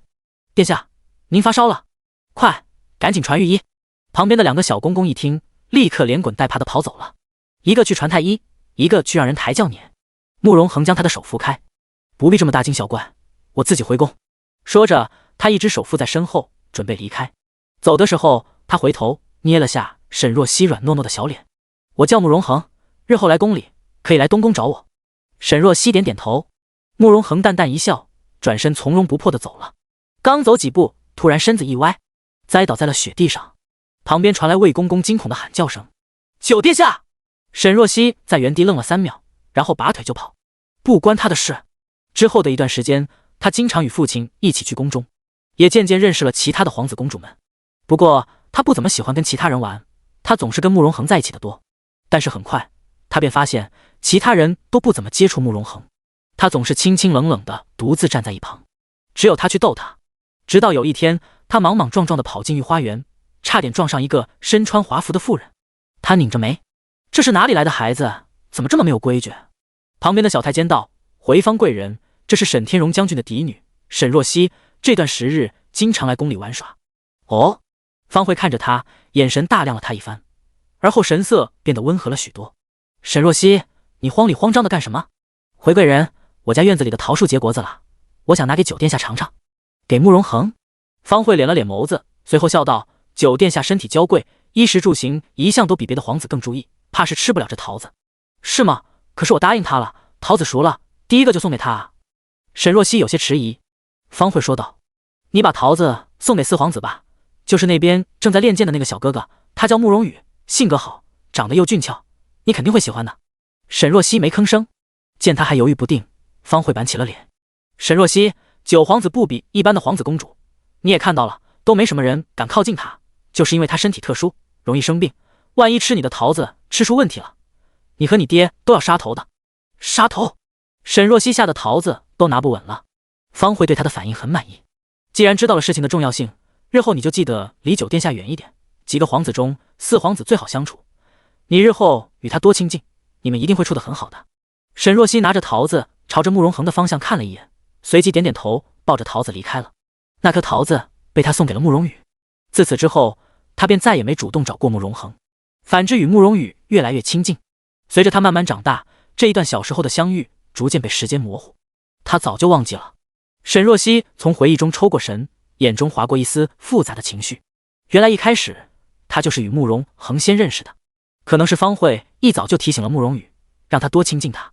一开始慕容羽对他确实不错，随着他长大，有了少女心事后，轻易的就被他那虚假的温柔给蒙蔽了双眼，满心满眼都只有慕容羽，将慕容恒抛到了脑后。幸好上天垂怜，让他重新有了一次机会。这一世慕容恒他绝不会再放手。第71章病发。灵王府前，慕容恒站在夜色中，看着沈若曦离去的方向，久久未动。一旁，小鱼子拉了下冷夜的衣袖：“你说人都走远了，咱们王爷还在看什么呀？”冷夜啧啧了2声：“王爷人看似在这里，实际上已经不在了。”什么意思啊？王爷的心已经跟着沈若曦跑了。小鱼子，你知道的还挺多。那是，好歹我也是有家偶的人，哪像你？冷夜语气中都是掩不住的得意。小鱼子一阵无言。他是太监，这男女之事，他哪里有机会懂？二人正说着，门口的慕容恒终于动了。他甩了下衣袖，转身朝着王府内走去。刚走2步，突然身子一摇晃，一伸手紧紧扶住了门框。冷夜和小鱼子神色一变，二人上前，看见慕容恒如玉般的脸上，眉头紧蹙，额上渗出一层细密的汗珠，冷白的肌肤上脖颈处青筋凸起，面露痛苦。小鱼子大惊，灵王殿下病情又发作了。冷夜厉声道：“快将主子扶进去！”二人扶着慕容恒跨过门槛，急急朝着慕容恒的房间走去。小鱼子吩咐一旁的下人：“快去请郑进。”郑进是太医院的右院判，慕容恒的病一直是由他主治。忽然间，冷夜想到什么：“对了，沈若曦不是也会医术吗？不如让她给主子看看。郑进来了，估计也没什么大的进展，倒不如让沈若曦看看，死马当做活马医。”“好，我马上去。”小鱼子正准备去喊沈若曦回来，突然听见一声低沉的声音：“站住！”小鱼子一回头，对上慕容恒冰冷的眼神：“不用喊他。”他手指压在旁边的柱子上，指甲泛出一道显眼的白色，眸中情绪复杂。不能让沈若曦过来，就算是让他给他治，那也不能是现在。小鱼子很着急：“可是王爷，我的话不管用吗？”慕容恒声音又冷了几个度。他原本就气场凌厉，如今病发，眼尾蔓延出一道猩红的痕迹，更显得骇人。小鱼子瞬间不敢动了。冷夜硬着头皮道：“可是主子，你想让他看见我这个样子？”闻言，冷夜沉默，随即摇了摇头：“主子每次病发，他见到都会觉得恐惧，更别提沈若曦。若是他亲眼看见主子病发时的样子，说不定会再也不敢正视主子了。既然知道，就算我去房间，也不必喊正经了。他上次给我的药还剩2颗，给我拿1颗进来。”慕容恒声音有些沙哑，他在忍耐身体愈加强烈的剧痛。是。冷夜应下，随即赶紧扶着慕容恒走进了他的房间。房间的床边有个暗格，轻轻一扭，旁边的墙边缓缓打开，出现了一个幽暗的房间。里面墙壁斑驳，上面还有2道锁链。慕容恒走进去，冷夜将他的双手给铐上了。每次发病，慕容恒便会失去理智，杀意凛冽。这锁链就是防止他伤害别人和自己。小鱼子飞跑进来，将要递到慕容恒的嘴边。他张嘴咽下，疼痛感立刻感觉缓解了一点，但是很快他的唇角溢出一些鲜红。小鱼子睁大眼：“灵王殿下，您流血了。”“你们先出去。”冷夜拱手：“主子，这次就让我守在您身边吧。”“我……滚！”一声厉喝，接着是更多的猩红漫上眼尾，染红瞳仁。他朝着冷夜看过来，那双嗜血的眸中除了冷意，还弥漫出一丝杀意。被慕容恒这般眼神一扫，冷夜只觉得脊背发凉。他咬咬牙：“主子，我就在外面候着，随时待命。”转身走了出去。随着一声关门声响起，整个屋内只剩下了无边的冷寂。慕容恒只觉得体内一股剧烈的疼痛从脚底蔓延，似是有万千毒虫在啃噬他的骨头，血液中似是有什么蠢蠢欲动，在撕裂他的理智。眼前发黑，视线不清，只有无边的冲动在血液中翻滚，让他生出破坏一切的冲动。他紧紧咬住牙关，口腔内一片黏腻，猩红自嘴角流下。虽然看不到自己的模样，但是慕容恒也知道，此刻的他一定形如恶鬼。沈若曦，脑海中突然浮现了这3个字。若是沈若曦看见这样的他，还会嫁给他吗？外面，冷夜站在门口，听着里面锁链晃动的声音，眉头越锁越紧。郑进的药效果越来越小了，刚用上时确实能压制住主子的疼痛，让他恢复理智，但是现在好像不行了。而且听说这药副作用很大，不知道这一次主子又会怎么样。冷夜正思索，突然听见里面砰的一声，他神色一紧：“主子！”没有回声。小鱼子站在旁边揣着手，一脸惊慌：“王爷怎么没动静了？进去看看。”冷夜转身一脚踹开房门，二人冲了进去。一进去便瞳孔一缩，只见慕容恒半悬在墙边，右手边的锁链已经被拽了下来，手腕被禁锢住的地方血肉模糊，正在朝下滴答答的滴着血。他垂着头，玉冠早就掉落，漆黑的发丝垂下，半遮住了那张精冷俊美的脸庞。冷夜大惊：“主子！”二人急匆匆过去，一看，慕容恒双眼紧闭，面色苍白如纸。小鱼子颤抖着手在他的鼻翼下探了一下，随即紧绷的神经松了下来。还好，还有气。冷夜赶紧将慕容恒放了下来，开始查探他的情况。脉象很弱，昏迷不醒，以前从未出现过这种情况。他也慌了。小鱼子着急道：“咱们去宫里吧，你赶紧去备马车，让府医跟着，立刻出发。”好。小鱼子匆匆出门了。冷夜抱着慕容恒也冲了出去。夜色如墨，巍峨雄伟的皇城静默在京都最中央的地段显得沉静而庄肃。一辆马车自远处疾驰而来，骏马的嘶鸣声撕裂了这场宁静。守门的侍卫厉声呵斥：“什么人？不知道此时宫门已经下狱了吗？擅长宫门是死罪！灵王殿下有急事进宫，放行！”车帘被掀开，冷夜拿出一张明黄色的腰牌。侍卫上前看见腰牌，神色一惊，随即纷纷跪下：“恭迎灵王殿下！”一挥手：“放行！”马车疾驰而去，在青砖上碾出一道浅浅的车辙。很快，东宫的方向便烛火通明。第72章。不足3年，夜幕之下，另一处的高阁之中，窗户被掀开，一个黑影跳进来，跪了下来。幽暗的房间中央摆放着一把太师椅，上面坐着一个男子，姿态随意，神色冷冽。他手中把玩着一个质地透明的琉璃盏，目光瞥向面前跪地的人影。怎么了？主人，刚刚宫里传来消息，说是灵王回东宫了。这个时候，宫门早就下药了吧？是的，不过灵王有皇上特许的腰牌，可以在任何时间段任意进出。这个我自然知道。男子缓缓道，虽然有特权，但是若不是万不得已的情况，他也不会这么急着回宫。他嘴角勾出一抹玩味的笑意，看样子应该是他的身体又出现了问题。你让人去太医院探探消息。是。地上的人低头应下，而后道：还有武定侯府的秦文言，他已经死了。事情败露了，原本已经要成功了，再过不久，秦承轩定会毒发身亡，结果突然出现了一个沈若曦，将全盘计划给搅乱了，导致最后功亏一篑。男子眼神不耐：失败了就是失败了，成王败寇，不需要给弱者找理由。秦文言确实有些聪明，但是太过稚嫩，也太自负，他输并不意外。算了，原本也只是想测试他有没有大才，日后为我所用，一颗棋子而已，没了就没了。指尖把玩着琉璃盏，男子眼神变得有些冷。不过这个沈若曦与慕容羽和离后，倒是越来越让人意想不到了。灵王近日与他走得很近。闻言，男子将琉璃盏内的琼浆玉液一饮而尽，轻笑一声。从未见他对女人感兴趣，这倒是有趣。片刻后，他似是想到什么：皇后的生辰快要到了，我交代你的事办妥了吗？已经办妥了。对方似是有些迟疑：主人准备的生辰礼会不会太张扬了？呵，男子眼中闪过一丝阴鸷，她贵为皇后，再怎么张扬也不过分。秦海棠区区贵妃，扶阳宫比起她长秋宫都不知富丽堂皇多少倍。皇后性格温和，一再忍让，日子久了，旁人还真当她背后无人了。底下的男人立刻垂头，属下明白了。他起身拱手退下。夜里下了一场秋雨，慕容横发了一夜的烧，他感觉周身似是溶于烈焰，但是骨髓深处又散发出一阵深冷的寒意，一整晚都处于这种冰火两重天的煎熬中。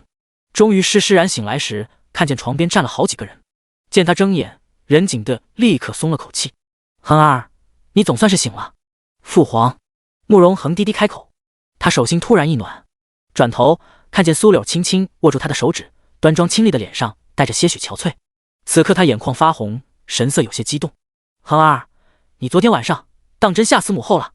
昨夜慕容恒昏迷不醒，还一直呕血，整个太医院都惊动了，提心吊胆了一整夜，差点以为他醒不过来了。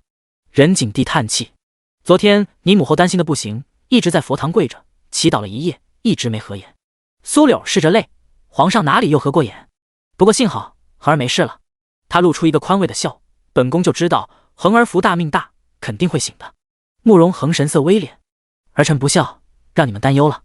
他撑着身子想要起身，身旁的魏廷山立刻扶着他，在他的身后塞了一个靠枕。慕容恒依靠在床边，墨发散在肩头，那张本就苍白的脸色此刻更显得虚弱无比，但是那双眸子却依旧泛着淡淡寒意，带着与生俱来的威仪。他扫了一眼殿内的人，目光最终落在太医院的右院判郑静的身上。他的病一直是郑静主治，闲杂人等先出去，郑静你留下。众人赶紧断断续续退了出去，只留下了帝后和跪在地上的郑敬。慕容恒开口：“郑院判，本王的身体如何了？”灵王殿下洪福齐天，如今已经安然无恙了，预计还剩多久的寿命？郑敬一惊，却是不敢说了。恒儿，任景帝开口道：“太医们以前不是说了，寿命这是说不准，但是目前来说，3年内不会有大问题的。父皇，我自己的身体，我清楚，这次病发跟以往明显不同，他感觉生命力在急剧流失，仿佛在生死门前走过一遭。”郑敬跪在地上：“殿下，微臣不敢妄言，我恕你无罪，但说无妨。”闻言，郑敬迟疑了一下，之后道：“灵王殿下此次大伤元气，确实对于身体影响很大，若是再发作几次，恐怕……”缩了你眉，恐怕如何？恐怕不足3年。荒唐！任景帝怒喝一声：“恒儿年纪轻轻，怎么就不到3年了？”一派胡言！郑敬惶恐叩首：“皇上恕罪。”缩柳忽然想到什么：“你给恒儿的药是不是吃多了，也有影响？”这个确实有，皇后娘娘，是药3分毒，更何况这本身就是毒药，对灵王殿下的身体自然有影响。这么久了，就没有想到别的法子能缓解恒儿的症状吗？微臣无能，暂且没有别的办法。闻言，任景帝烦躁地挥手：“下去下去！每次听到你说这话，朕就心烦。”他厉声道：“关于灵王的事，整个太医院都将嘴给我闭紧了，若是有半点消息泄露出去了，第一个拿你是问。”微臣知道，微臣一定守口如瓶。郑敬惶恐退了下去。苏柳儿拧着眉握着慕容恒的手，迟疑道：“恒儿，郑敬给你的药，你还在吃？”“母后觉得要不别吃了，那要伤身体，再吃下去。你若是不吃，儿臣可能会失去理智，陷入癫狂。母后愿意看到我这般？”慕容恒不动声色地将手抽出来：“这是儿臣自己的选择，母后不必多言。”说罢，他微微合上眼：“儿臣有些倦了。”任景帝锁着眉头，轻叹一口气：“皇后，跟朕一起离开吧，让恒儿多休息休息。”苏柳只得起身，与他一起走了。慕容恒独自在殿中沉默了下来。不到3年，原本还以为至少可以3年无忧，却这么快吗？那他娶沈若曦，当真是对的吗？之后的几日，慕容恒没再来将军府，只是派人来告知沈若曦，近日比较忙，便不常来了。沈若曦觉得有些疑惑，旁敲侧击地问起沈天荣。沈天荣蹙眉：“灵王殿下的事，我哪能打听得到呢？不过他不来将军府，我看应该是因为你二哥近日比较忙，常在翰林院吧。”沈若曦不解：“关二哥什么事？”沈天荣叹气一声：“有些事我不好说得太明，你自己领会。”说罢，一边摇头一边负手离开了。在沈天荣这问不到什么，沈若曦干脆自己去灵王府，却被告知灵王已经回了东宫。沈若曦连着去了几次，却一次都没碰到人。第4天碰壁之后，沈若曦上了马车，脸色垮了下来，随即看向冷霜。冷霜被他莫名看得有点心虚，他摸着鼻子：“小姐，您别看我啊，我这些时日一直在您身边，我也不清楚怎么回事。”“我理解。”闻言，冷霜松了口气。沈若曦，男人嘛，得到了就不珍惜，习惯了。冷霜艰难开口：“小姐，主子不是那样的人。”沈若曦轻笑：“开玩笑的。”他神色微敛：“灵王是出了什么事吧？”冷霜不语。其实虽然他不在慕容恒身边，暗卫间却一直是互通情报的。慕容恒的身体确实出了大问题。沈若曦缓声道：“若是你能将消息带到东宫，你替我带句话给灵王。”“什么话？”“我沈若曦若是认定一个人，此生必定都会不离不弃。若是他信我，便让他见我；若是不信我……”冷霜有点紧张：“怎么样？我就跟他拼了。”冷霜：“明白了，小姐。”马车缓缓驶离灵王府。等沈若曦离开后，一个身影从暗处出来，看着远离的马车，若有所思，随即很快便转头消失了。景六一路小跑到了慕容羽的书房，神色匆匆：“四殿下，看到了，确实是沈若曦。”闻言，慕容羽神色一僵，随即面上露出一抹怒色：“果然是他。近日他听到有传言，说沈若曦与灵王4世走得有点近，想起上次在宫里他与慕容恒共处一室的事，他越发怀疑，便让景六派人盯着。不想竟然是真的。”景六道：“沈若曦已经连着几日来找灵王了，看样子是真有情况。她一个和离不久的女子，立刻急不可耐地去勾搭慕容恒，要不要脸？”景六小心翼翼地说道：“殿下，您要是后悔了，舍不得沈若曦，要不您去找她说说，你哪只眼睛看到我舍不得她？那您现在是在干什么呢？”闻言，慕容羽一愣，随即厉声道：“她好歹曾经是我的正妻，如今做出这等丢人现眼的事，我的名声岂不是被他连累？慕容羽心头萦绕着一股道不明的愤怒，他一伸手，狠狠地将手边的杯盏给摔了出去。贱人，当初就不该这么轻易放他河里，原来他一切都是算计好的。他心烦意乱，滚，都给我滚出去！殿下息怒。景六慌慌张张地离开了，一出去，结果在门口看见了宁兰雪。第73章嫉妒。她画着艳丽的妆容，身后带着婢女，婢女手里还端着参汤。景六一愣，侧妃娘娘，您是来给殿下送参汤的？没事，我看殿下似乎心情不好，我改日再过来吧。宁兰雪淡应了一声，随即转身离开。一离开慕容羽的院子，她的脸色立刻沉了下来。何香小心翼翼的道：侧妃娘娘不去看殿下了吗？你没见殿下心情正不好吗？此时去不是自找没趣。那这参汤给我拿远点。宁兰雪伸手猛地拂过去，哗啦一声，参汤尽数泼到了何香的小臂上，一阵剧痛传来。啊！她尖叫一声，手一抖，托盘瞬间掉了下来，哗啦啦的摔了一地的碎片。侧妃娘娘恕罪，奴婢一时没拿好，娘娘恕罪。何香跪下来，顾不得被烫得发红的手腕，连连磕头认错。宁兰雪眼中尽是嫌恶，连个汤都端不稳，看见你这副蠢样子就头疼，给我好好跪上2个时辰，反省反省。说完，他头也不回，冷着眼离开了。想起刚刚在慕容羽房门口听见的话，宁兰雪紧紧咬着自己的唇。沈若曦，又是沈若曦，都已经和离了，慕容羽却像是被中了蛊一般，反而对他越来越割舍不下了。真是见鬼了！宁兰雪摸着自己的小腹，眼中闪着怨毒的光芒。再等等，马上就是皇后生辰了，到时候她要让沈若曦完全翻不了身。7日后，皇后34岁的生辰日，一向低调简约的皇后娘娘，今年的生辰却大肆操办了一场。请柬如雪花一般的飞到了朝臣的府中，邀请众人来宫中赴宴。沈若曦一大早就梳妆打扮好，提着贺礼上了马车。坐在车厢中，她一想到今日入宫能见到慕容恒了，心情不禁有些雀跃。沈若曦伸手放在袖中，那里是一封信，是前几日慕容恒差人送给她的，上面就简短2句话：白首不离长相守，朝暮不依长相思。冷霜告诉他，慕容恒是近日感了风寒，又有些杂事，脱不开身，便没有过来找他。沈若曦对这说法自然存疑，等见了面，他要亲自问慕容恒。车内怀春的不止沈若曦一个人，陶叶怀里揣着新做的香囊，神色很是忐忑。这是他第一次绣香囊呢，也不知道小鱼子喜不喜欢。他要是收到了，会是什么表情？想想就很期待。马车一路摇摇晃晃，很快便进了皇城。沈若曦刚刚下车，便见身后也驶来了一辆华贵的马车。慕容羽与宁兰雪从马车上走了下来，一见他，慕容羽如刀一般的眼神便落了过来。沈若曦淡淡转头，看见宁兰雪娇笑着靠在慕容羽的身侧，抚摸着自己的小腹。殿下，妾身刚刚似是感觉到肚子里的孩子动了动。慕容羽伸手抚着她的小腹，你如今有身孕，当心点。殿下体贴，妾身知道了。二人依靠在一起，一副伉俪情深的模样。陶叶扶着沈若曦，小声嘀咕：小姐，宁兰雪这是故意跟您面前显摆呢。随她去。沈若曦面不改色，算算日子，她肚子里的孩子才2个月，这就能动了？我看胎盘恐怕是长她脑子里了。陶叶笑出声：小姐说的是。沈若曦昂着头朝着交泰殿的方向走去。看着沈若曦悠哉悠哉的样子，慕容羽的脸色越发阴沉。殿下，宁兰雪拉扯着他的衣袖，妾身有些紧张，你牵着我一起去交泰殿可好？殿下，有你在，我就安心了。宁兰雪开心的将手指刺进他的掌心。第74章，林大小姐。感受掌心的温软，慕容羽有一瞬的迟疑。他看着身边温柔娇羞的女子，眸光闪了闪。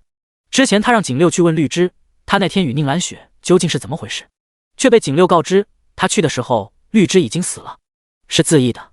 丁乐贤说绿枝是一时冲动毁了自己的容貌后，回来想不开，半夜便寻死了。这事算是不了了之。慕容羽的心底却埋下了一颗怀疑的种子。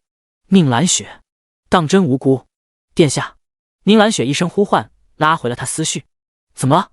没什么，妾身就是有些感慨。宁兰雪咬着唇，突然眼眶有点发红。我们之前曾经亲密无间，一起携手看大好风景，你还亲手给我描眉，说好的一生一世一双人，可如今……他叹息，如今我成了你的侧室，而且近日感觉与你越走越远，我心中实在惶恐。殿下，你心中当真还有我吗？面对他的询问，慕容羽心中一颤。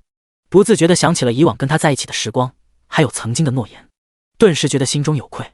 是啊，他不受宠的日子里，都是宁兰雪开导他，做他的解语花。如今他不仅没有给他正妃的位置，还怀疑他，实在还是不应该。慕容羽紧握住他的手，兰雪，我这段时间是因为事情多，忽视了你，绝对不是不爱你了。你放心，你在我心中永远是唯一的，只要殿下心里有我，其他的都不重要。宁兰雪破涕为笑，二人携手朝着设宴的方向走去。沈若曦到了交泰殿，宴会还没开始，王公贵女们纷纷在殿内的后花园，正在等着宴会开始。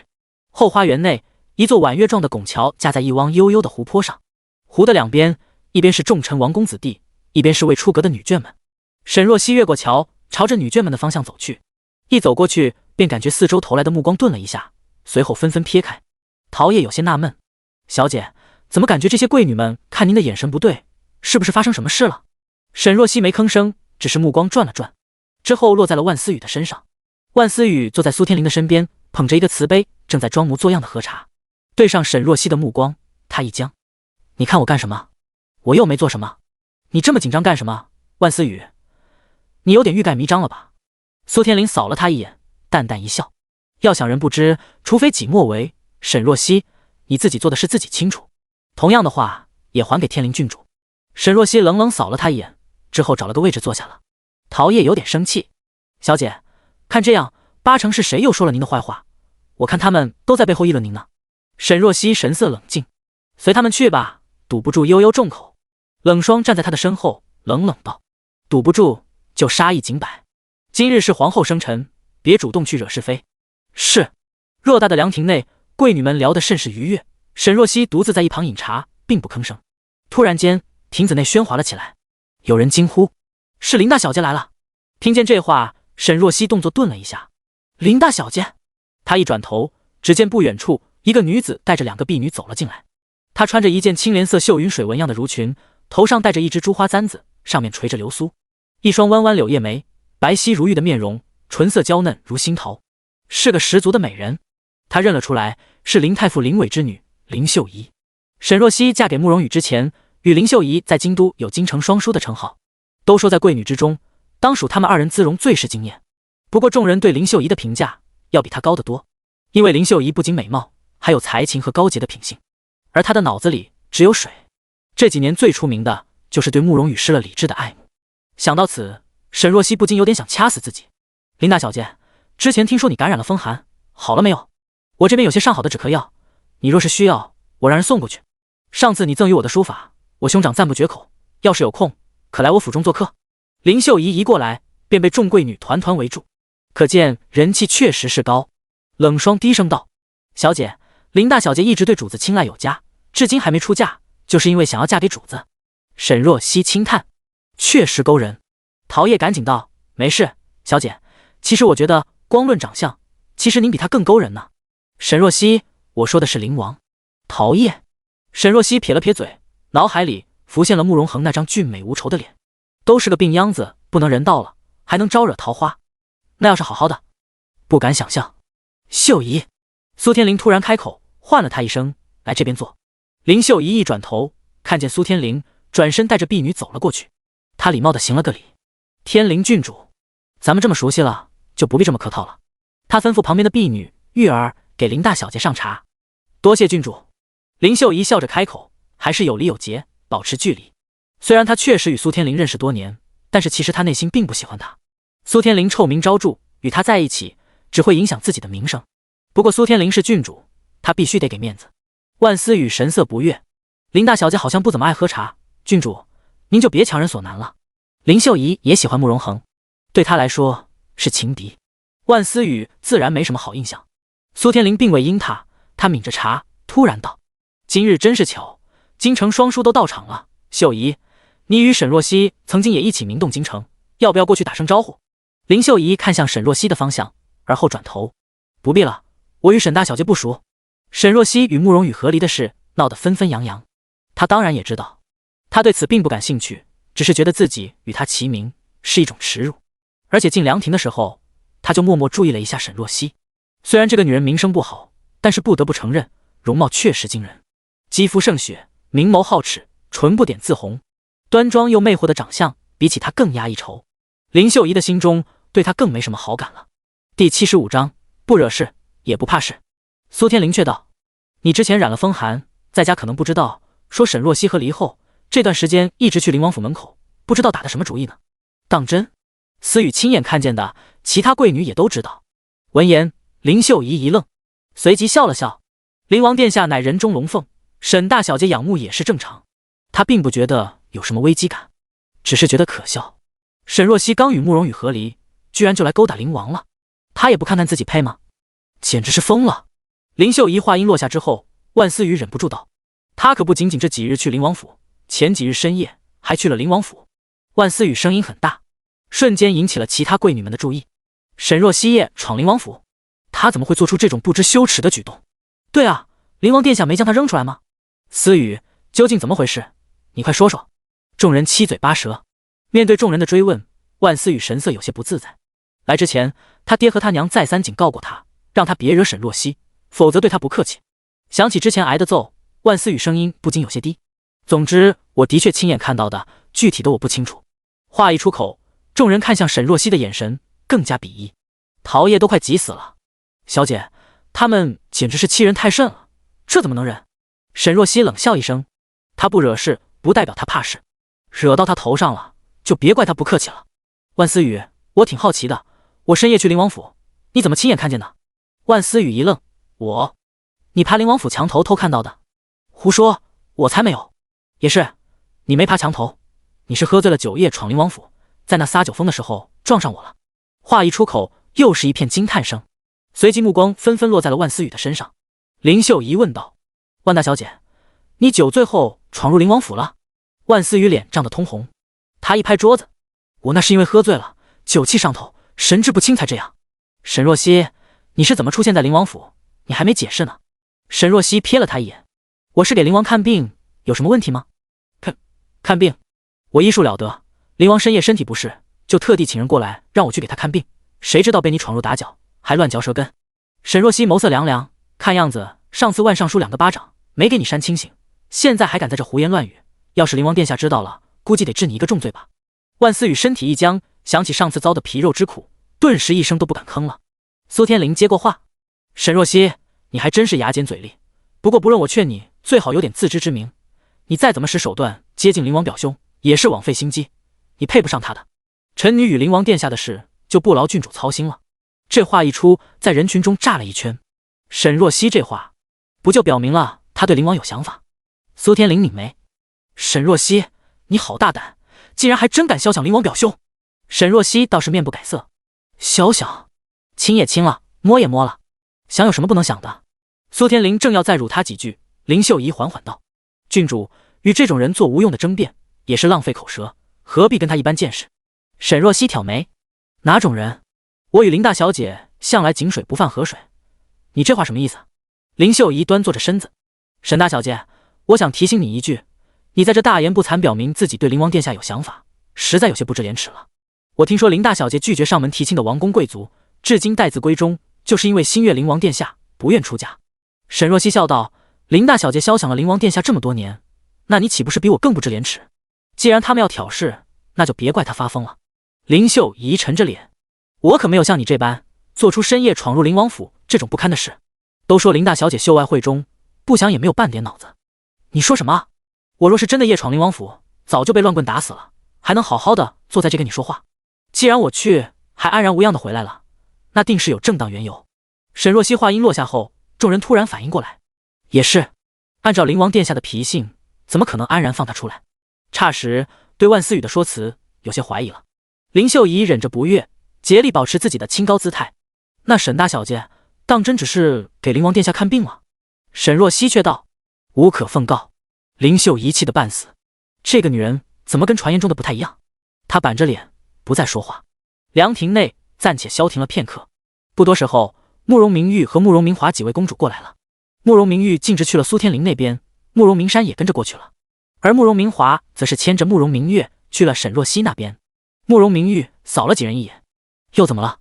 大老远的就看见你们四世在争论，又与沈若曦吵起来了。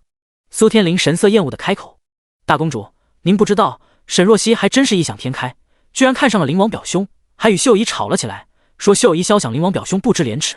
他疯了不成？居然说出这样的话！慕容明玉神色讥讽，一个和离女子也不掂量掂量自己的分量，简直可笑。听到这话，一旁的万思雨蹙了蹙眉。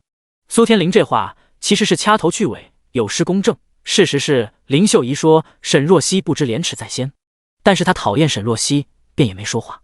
林秀仪神色淡淡，我也有错，错在不该与他那种人浪费口舌，不必与沈若曦置气。林秀仪，今日你的好事怕是要将尽了。闻言，一旁的几人都愣了一下。大公主，您这是何意？我昨日无意中听到父皇和母后的谈话，说起了灵王的婚事。林秀仪，你多年的夙愿，怕是今日要得偿了。闻言，林秀仪拿着瓷杯的手微微一颤，差点失了仪态。她压着内心的狂喜。大公主，此话当真？第76章，魅力太大。万思雨也瞪大眼。大公主，您确定？她是震惊加嫉妒。灵王殿下是她要嫁的人啊，居然被林秀仪给抢了。本公主的话还有假？慕容明玉举起手中的茶盏。林秀仪，本公主先跟你道喜了。多谢大公主，不过此事还未定，说恭喜太早了。林秀仪露出一抹娇羞的笑意，但是眼底却光芒闪烁，压不住的欢喜。她喝了几口茶，稳住心神后，朝着一旁的慕容明山看了过去。明山公主，好久不见了。我陪母妃去宝华寺礼佛了。慕容明山神色微微有点不自在。他母亲宁英英是4妃之一的贤妃，前段时间与秦贵妃发生了冲突，惹得皇上不悦，被罚去宝华寺礼佛了。他担心宁英英想不开，便也跟着去陪她了。幸好父皇最终还是舍不得他母妃，借着皇后生辰将她接回来了。慕容明玉瞥了他一眼，说起来，明山，你也到了该出嫁的年纪，怎么一直没动静？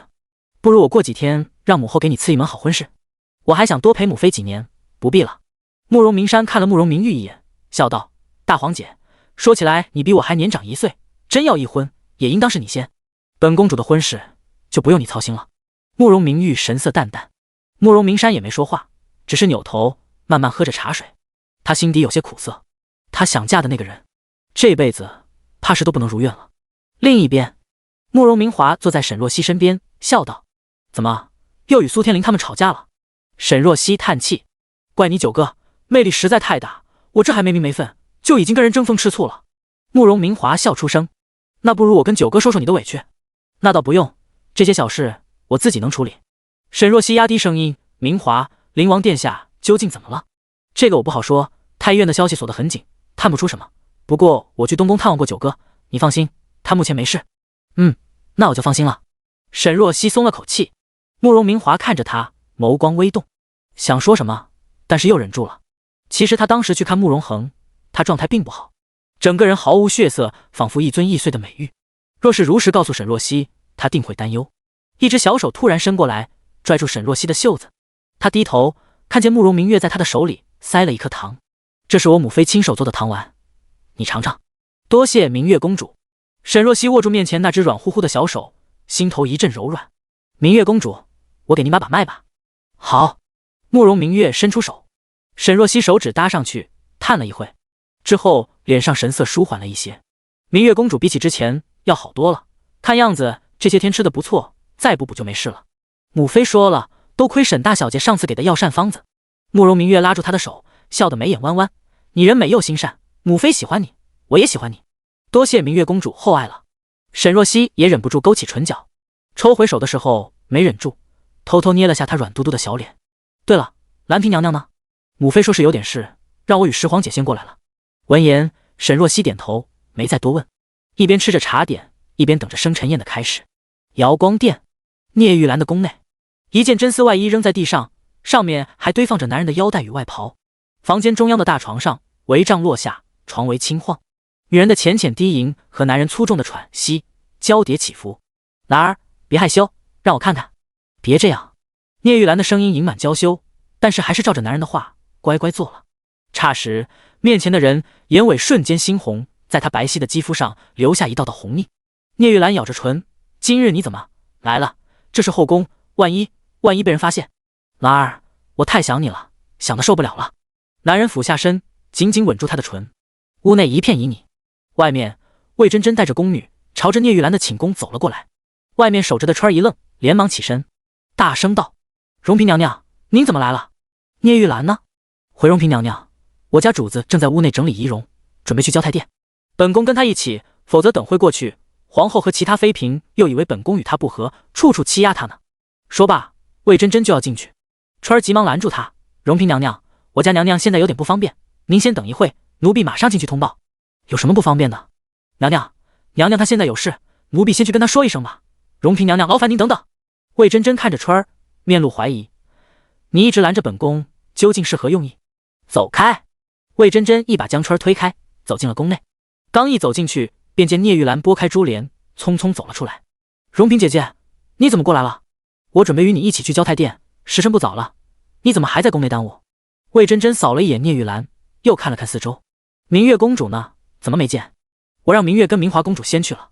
聂玉兰摸着自己微乱的发丝，轻声道：“荣嫔姐姐，你先去外面喝点茶，等一会，我收拾一下，立刻就来。”魏真真扫了她一眼，目光落在了她的脖颈处，那里有些嫣红，属实暧昧。不等魏真真细看，聂玉兰拉了一下衣领，转身进去了。看着她的背影，魏真真眼中闪过一丝沉思，之后转头走了出去。她眼神睨着旁边的春儿。兰嫔的殿内还有别人？第77章荣亲王。春儿低着头，如今后宫诸位主子都去交泰殿了，没人来娘娘这，是吗？魏真真敛了敛眸子，眼神思索。刚刚聂玉兰的状态明明不正常，双眸含水，荡漾得很。魏真真的心中冒出了一个大胆的猜测，但是又觉得太过荒谬。聂玉兰走到后面，好一会才出来。荣嫔姐姐，等久了吧？你平日里不是挺利索的吗？今日怎么耽误到了这么久？魏真真起身扫了她一眼，只见聂玉兰的脖颈处抹了一层粉，并且带了一串贴薄的璎珞，似是有意在掩盖什么。聂玉兰神色安静：“我昨夜有些没睡好，今天没精神，怕在皇后生辰宴上出了差池，就抽空补了个觉，就有些耽搁了。”她笑道：“荣嫔姐姐，咱们赶紧走吧。”二人一起出了瑶光殿。沈若曦与慕容明华聊了许久，终于见到太监宫女们来报，让众人去往交泰殿。一行人起身朝着殿内的方向走去。交泰殿两边按照官职位分已经摆好了席位。沈若曦去到了沈天荣的身侧，任景帝与皇后苏柳并列坐在主座上。今日苏柳盛装打扮了一番，身穿百鸟朝凤明黄色宫装，头上戴着金丝八宝攒珠簪，挽着朝阳五凤挂珠钗，少了平日里的端庄素雅，多了一些明媚耀眼。沈若曦这才发觉苏柳长相属实娇艳，只是她平日里太过朴素。皇后的座下是秦贵妃为首的妃嫔和皇子公主们，而任景帝的座下则是朝臣们。沈若曦坐在座位上，不动声色地瞥了一眼对面。皇后座下，秦海棠为首，下方坐着两个妃子，是德妃吕淑仪和贤妃宁莺莺。上次来，沈若曦并没有见到二人。吕淑仪是中将之后，父兄10年前战死沙场，皇上感念她一家忠诚，封她为德妃。这些年，吕淑仪常年跟在皇后身后礼佛，还经常出宫去寺庙内为皇上祈福，为人淡雅不争，在后宫很低调。沈若曦的目光落在了贤妃宁莺莺身上。后宫之中最受宠的妃子，一位是秦贵妃，一位却是这位贤妃娘娘。以前她还是慕容羽王妃的时候，方慧曾经跟她抱怨过，她才知晓宁莺莺的长相有点像先皇后苏儿。仗着这层原因，多年来即使她在后宫飞扬跋扈，甚至做出一些上不了台面的事，皇上依旧对她睁一只眼闭一只眼。贤妃下方便是方慧。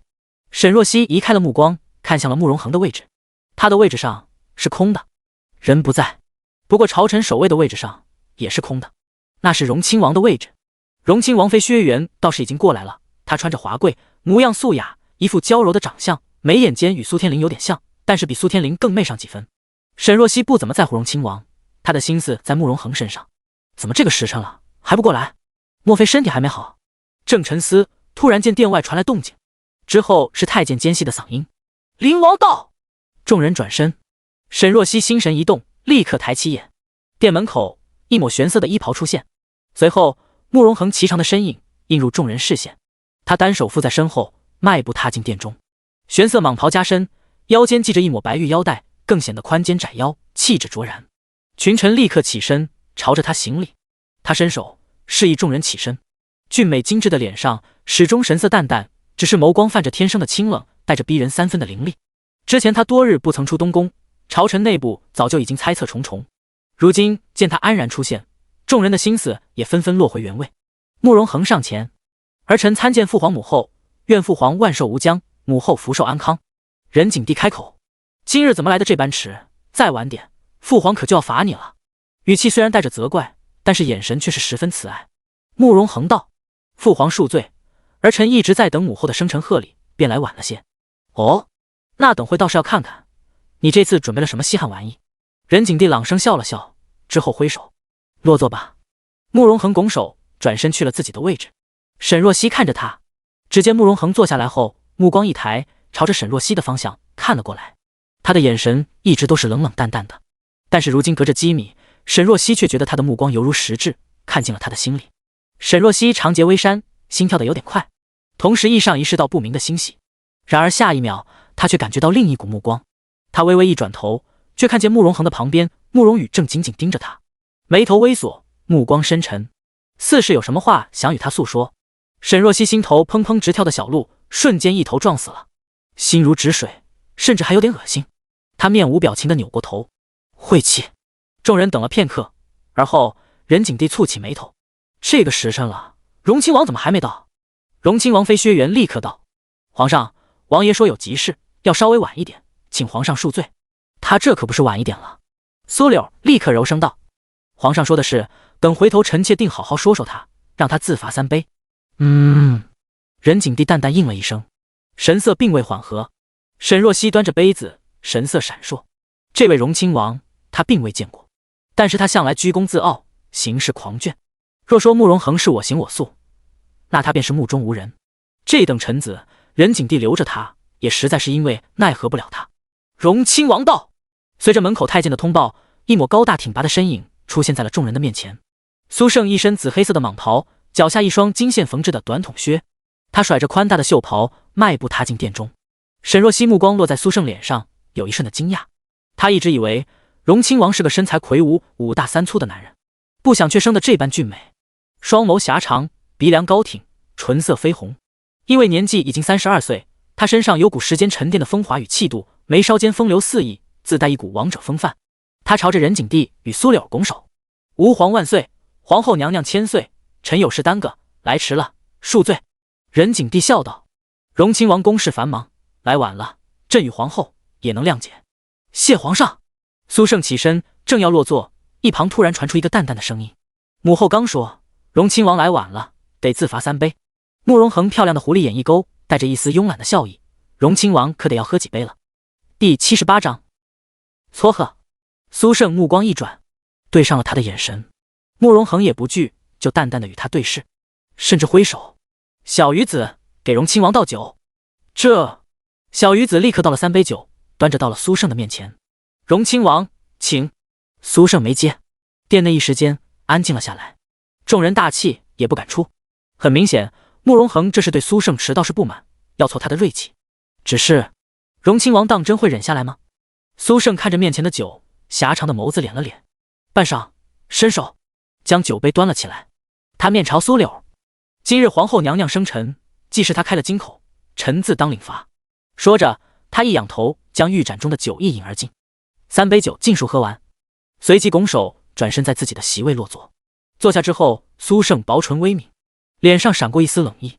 薛元伸手拿着一块手帕凑到他的身边：“王爷，您衣襟上沾了点酒，臣妾给你拿擦擦。”苏胜一转头，寒潭一般的眸子落在他的脸上，让薛元动作一顿：“本王自己来。”他伸手抽出他的手帕，自己将衣襟上的残酒擦去。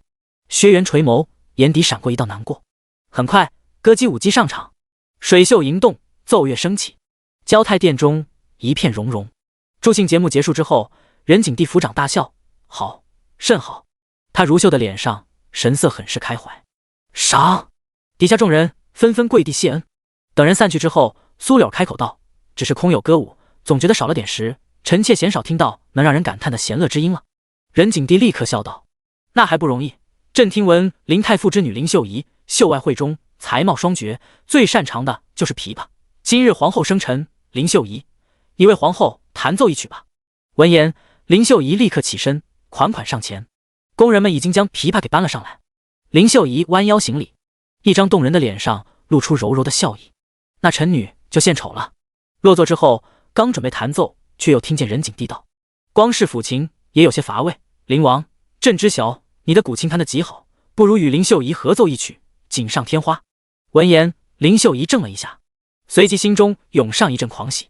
之前听慕容明玉说他好事将近，他还有点存疑，现在听皇上的意思，确实是有意撮合他与灵王。他盼了多年，终于在今日能够如愿了吗？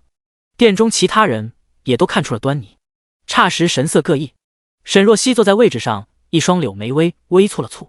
陶叶低声道：“小姐，怎么回事？灵王殿下主意的人不是你吗？这是皇上的意思，不代表灵王的心意。可是皇上的意思，谁敢违背？他若是要赐婚，那灵王也不能抗旨啊。”陶叶着急死了。然而沈若曦很冷静，她缓缓掀起目光，落在了慕容恒的方向。殿中其他人也都看向了他。慕容恒端坐在座位上，却没什么表情。他微微拱手：“父皇，儿臣许久没碰过古琴，若是贸然弹奏，怕是会闹出笑话。”苏柳温和道：“灵王这是谦虚了，谁不知你古琴一绝？今日本宫生辰，你若是不肯，母后可要失望了。”闻言，慕容恒眉头一蹙，突然一把扶住了脑袋。旁边的小鱼子立刻心领神会，一把扶住他：“灵王殿下，您怎么了？”“本王头晕，估计是大病初愈，身体还有些虚弱。”说着，伸手握拳放在唇边，重重咳嗽了几声。他拱手：“母后，儿臣今日身体不适，您若是想听儿臣抚琴，等儿臣好了，亲自去您的长秋宫，让母后听个尽兴。”慕容恒话已至此，任景帝和苏柳也不好再勉强。苏柳笑道：“灵王既然不舒服，那就算了吧。”沈若曦将杯盏放在唇边，差点笑出声。别说，他这病关键时刻还挺好使。场中，林秀仪微微掀起眸子，看向座中那个俊美精冷的男子，神色微有失落，只能独自抱着琵琶开始弹奏。他手指在琵琶上灵巧起舞，音色细腻，如繁花落地，拨人心弦。殿内的气氛很快被他带动，众人沉醉在他的琵琶声中。一曲完毕，苏柳称赞道：“林秀仪不愧才名在外，听着这曲子，本宫的心情更加明快了。皇后娘娘，这曲子名叫《牡丹》，愿皇后娘娘如牡丹一般，国色天香，富贵无双。”苏柳明丽的脸上笑容荡开。任景帝转头见他心情不错，半张侧脸明艳动人，不禁心神一动。他握住苏柳的手，看向坐下的林秀仪：“弹得不错，得赏。”说罢，他问道：“林秀仪，你想要什么赏赐？”林秀仪躬身：“臣女能为皇上和皇后献曲，是臣女的荣幸，不敢妄求恩赐。你这话谦虚了，朕见你已到了出嫁的年纪，却仍没有良配，不如给你赐一门好的亲事。”闻言，林秀仪心跳得厉害，这意思是要当众给他赐婚。果然，任景帝一转头看向坐下的慕容恒：“灵王，林秀仪端庄贤惠，你觉得该配什么样的男子？”任景帝这话已经很明显了，就是要撮合慕容恒与林秀仪。霎时都屏住呼吸，等着慕容恒的回应。沈若曦坐在沈天荣旁边，握着杯盏的手指不禁紧了紧。据他所知，上次慕容恒已经跟皇上提过要娶她，却没有等来皇上的赐婚。如今这状况很明显，皇上并不认为他是慕容恒的良配，而是想他娶林秀仪。沈若曦心微微揪起，但是很快又释然。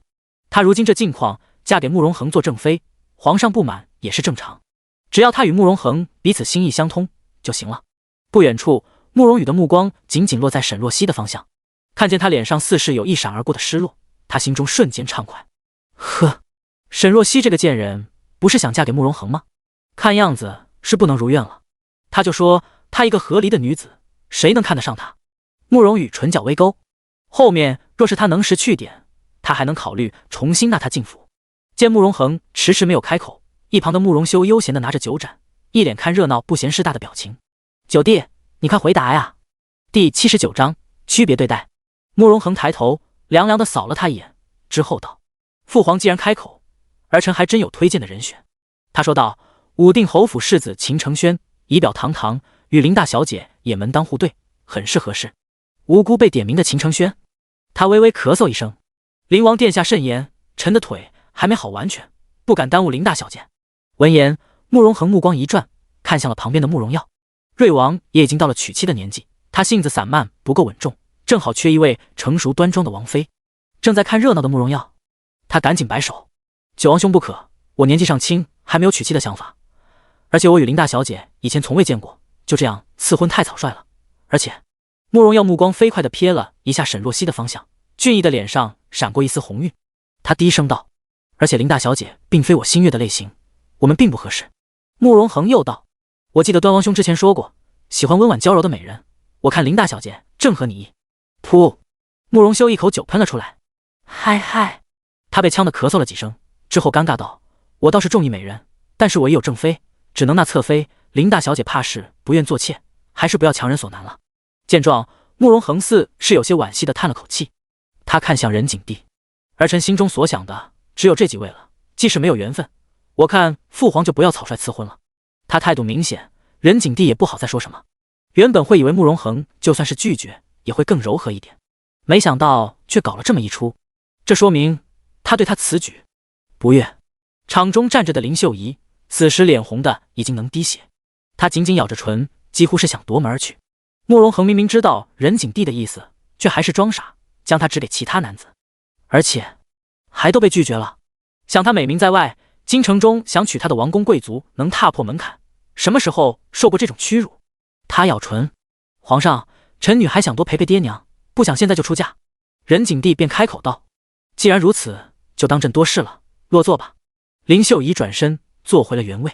此时苏天林突然开口道：沈若曦与林秀仪并称为京城双姝，如今林大小姐献上一首琵琶曲，不如让沈大小姐也上来献曲，以贺皇后生辰宴。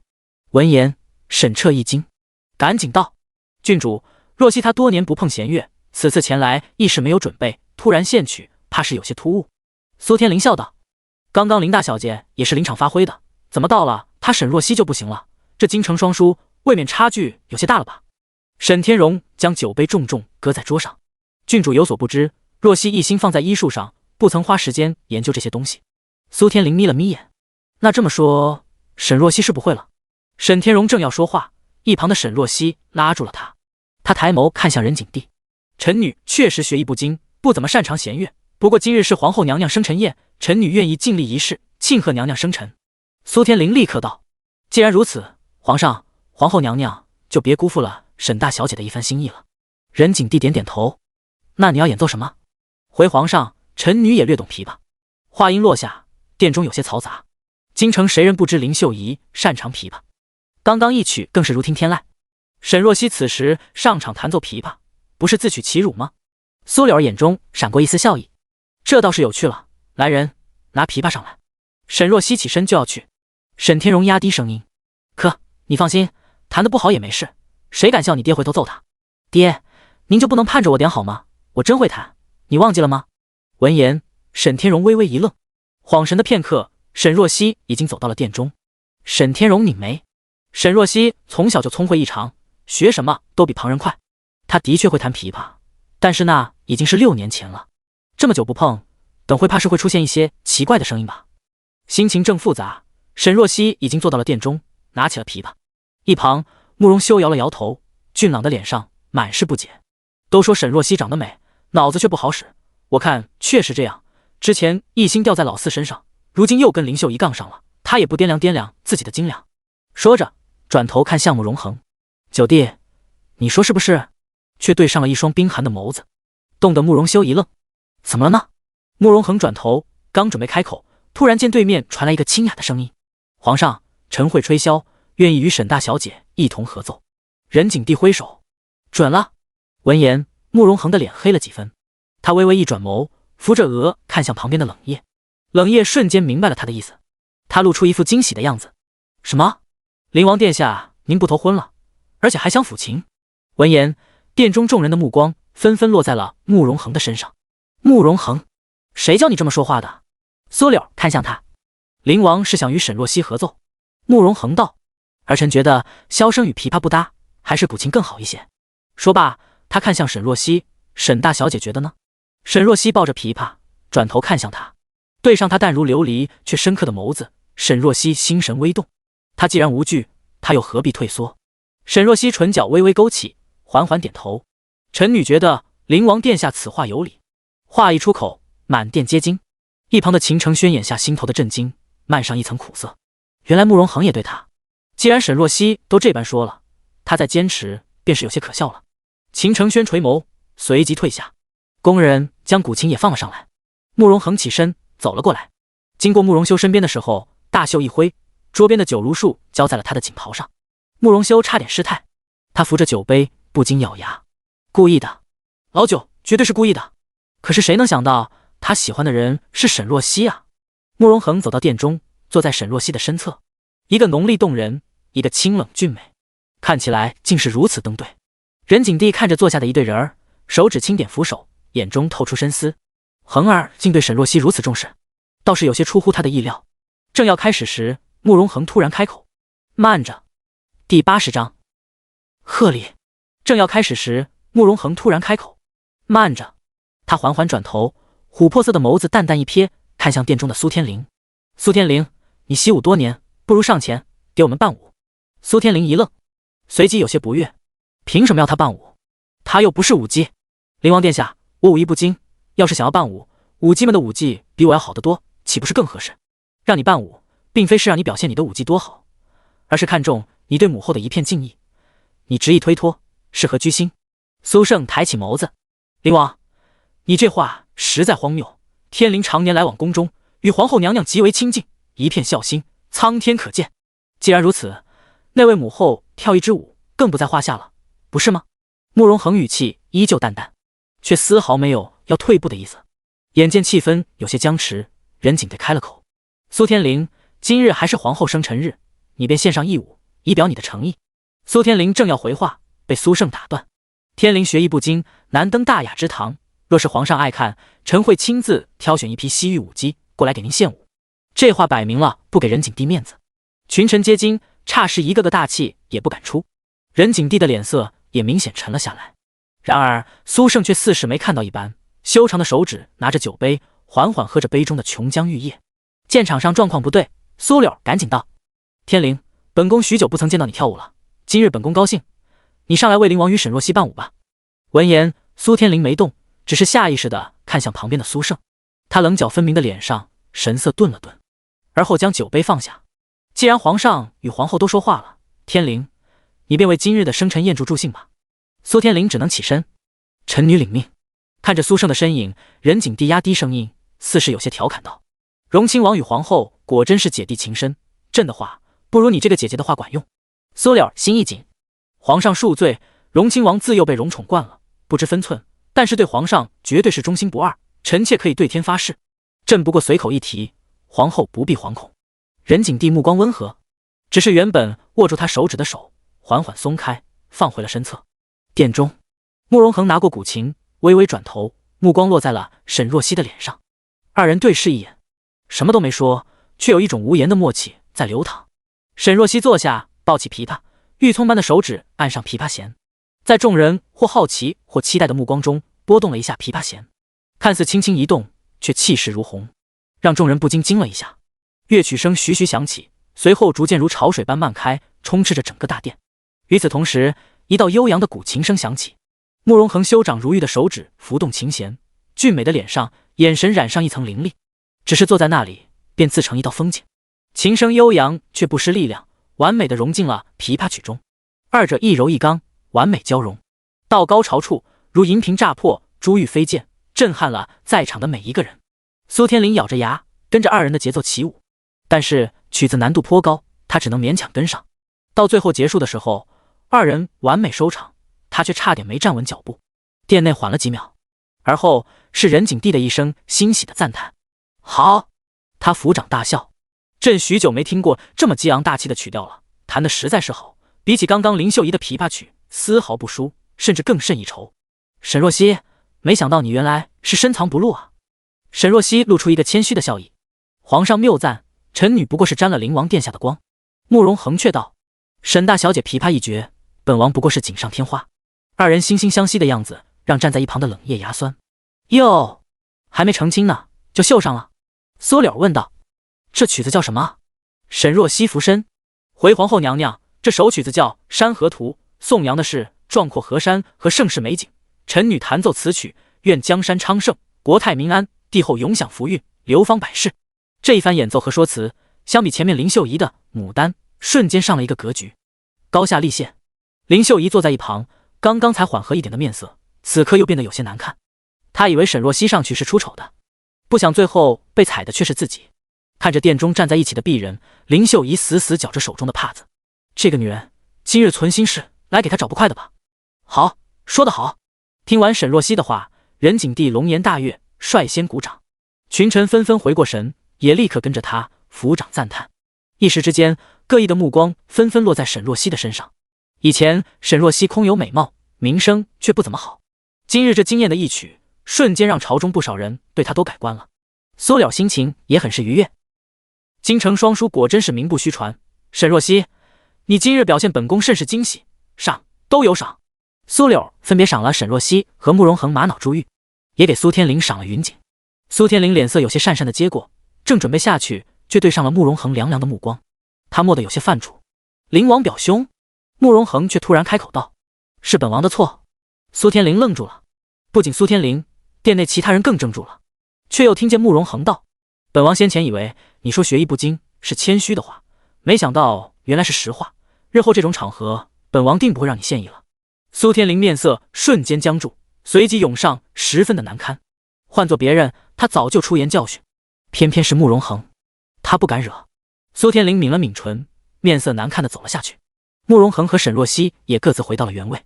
宴席过半，任景帝酒兴大发，当场挥墨赋诗一首，而后送了苏柳一串极其稀有的蓝色珍珠项链，珍珠颗颗饱满，光泽动人，在日光下泛着幽幽的蓝色。皇后，这是朕特地从南海寻来，送给你的。据说这蓝色珍珠10年难得一颗，皇后温婉大方，雍容端庄，朕觉得珍珠最能配得上你。臣妾多谢皇上。苏柳含笑，双手接过。任景帝开了头，底下众人也纷纷送上自己的贺礼。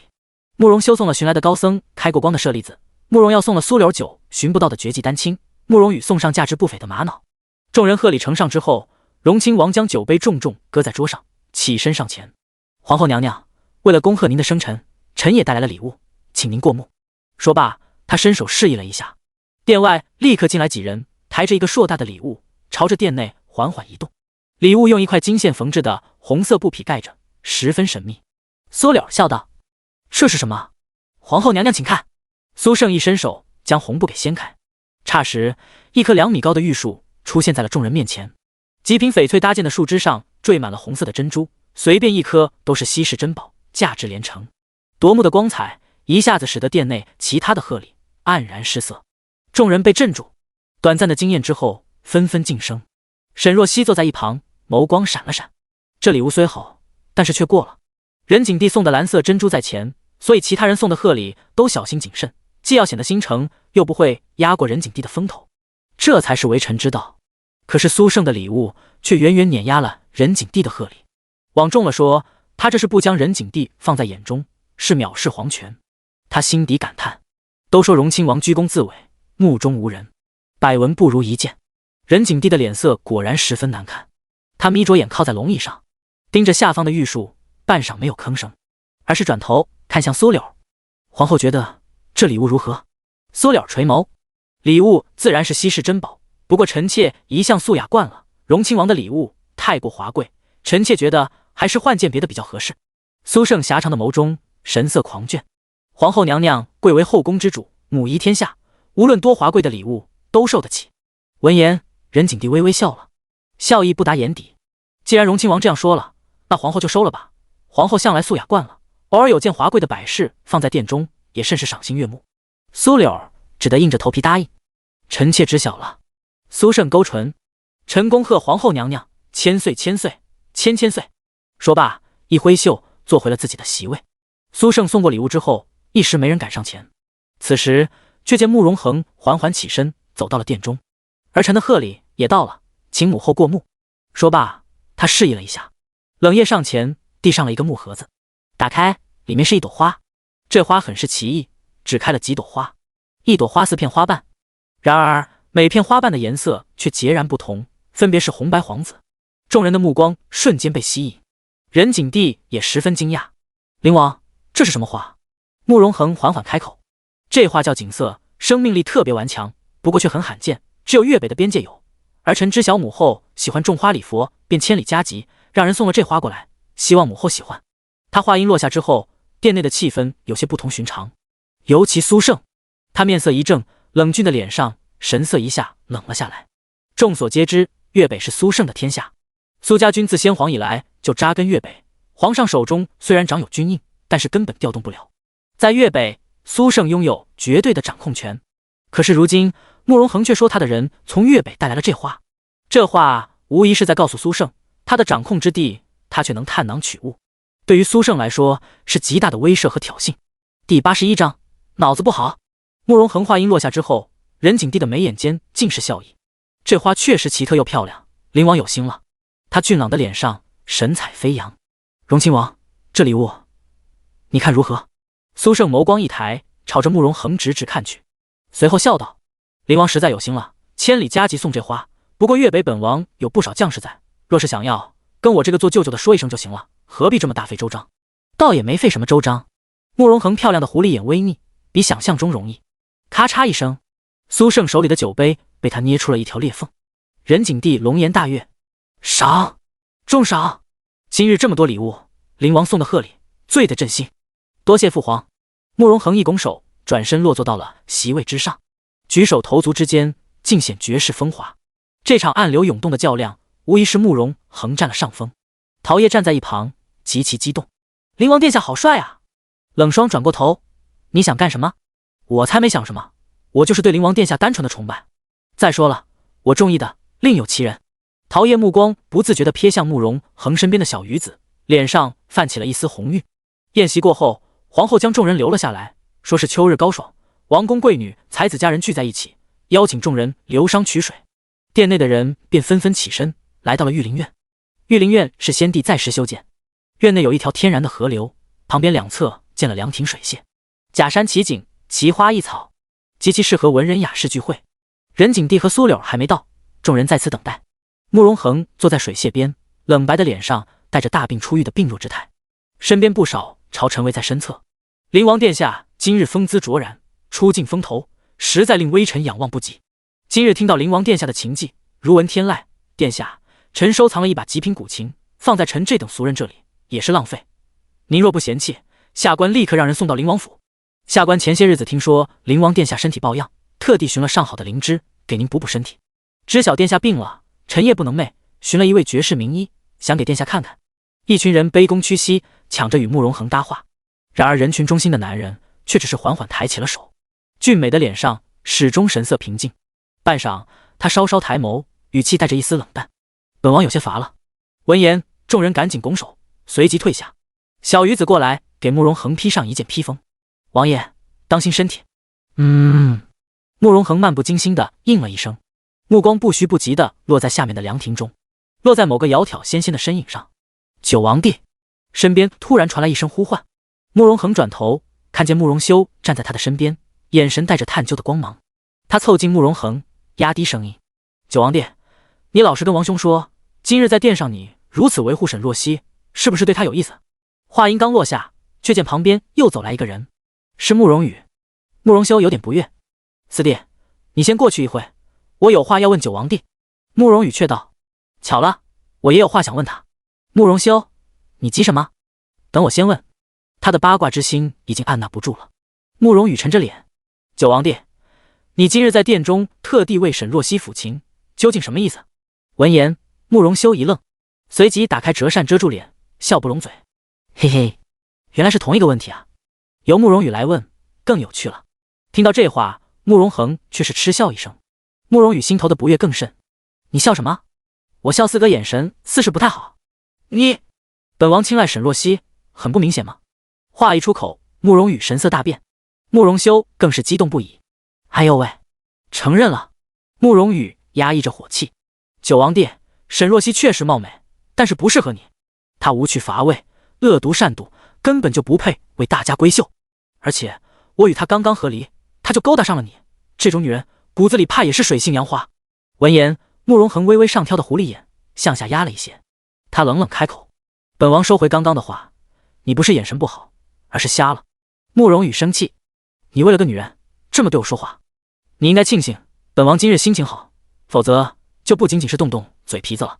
慕容恒的眼中有杀意一闪而过，说起勾搭，实则是本王勾搭他。另外我得警告一声四哥，以后若是在我面前再说半句沈若曦的不是，别怪本王不念那点可怜的兄弟之情。慕容羽心神一震，极其不悦，但是想起上次被他刺伤的胳膊，又不敢与他彻底翻脸。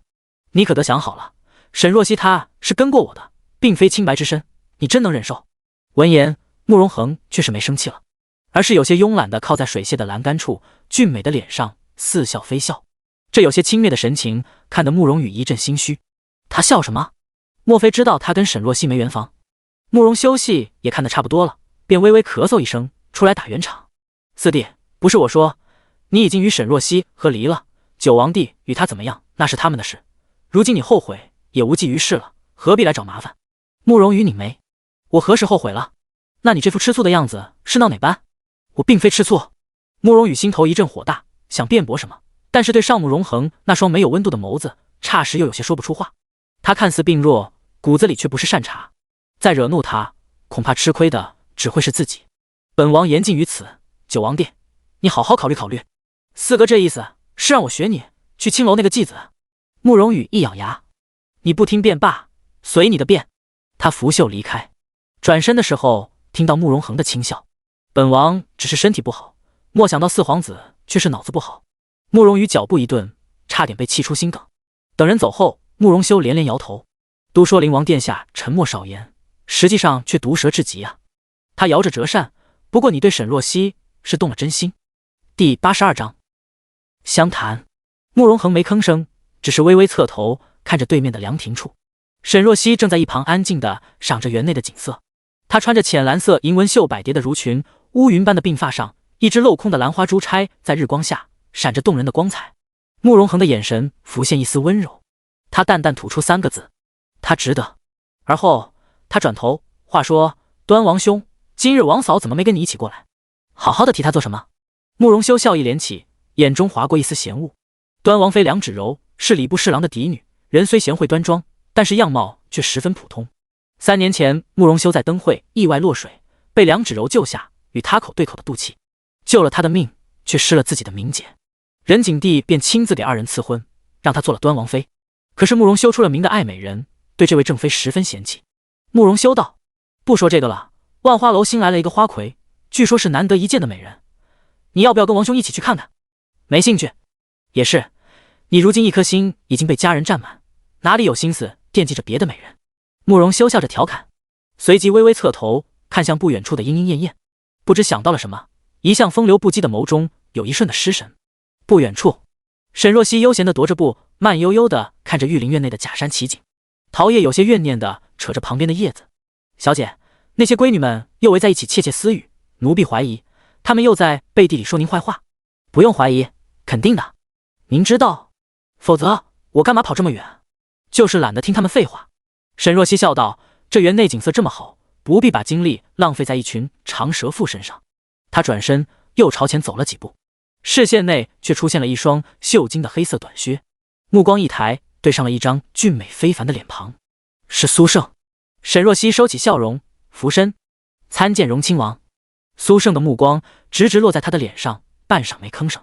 沈若曦没抬头都能感觉到视线的灼灼，他不太喜欢这种感觉，他的目光太过锋利，似是要将他片片剖析开来。“沈大小姐怎么如此拘谨？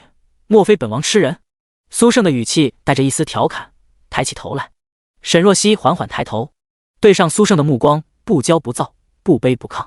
苏胜勾唇，果然是难得一见的佳人，怪不得向来不近女色的灵王能对你青睐有加。沈若曦眸光微闪，不知道他这话是何意。苏胜突然伸出手：“听闻沈大小姐医术了得，本王近日有些疲乏，不如你给本王把把脉。”闻言，沈若曦越发的谨慎，正想找个理由推脱，突然听见一个低沉好听的声音：“舅舅眼底有压青，面带戾气，依本王看，应该是肝火过盛，需要食清淡之物，忌动怒。”慕容恒迈步走近，目光落在苏胜的身上，露出一个没有温度的笑意：“舅舅觉得我说的可有道理？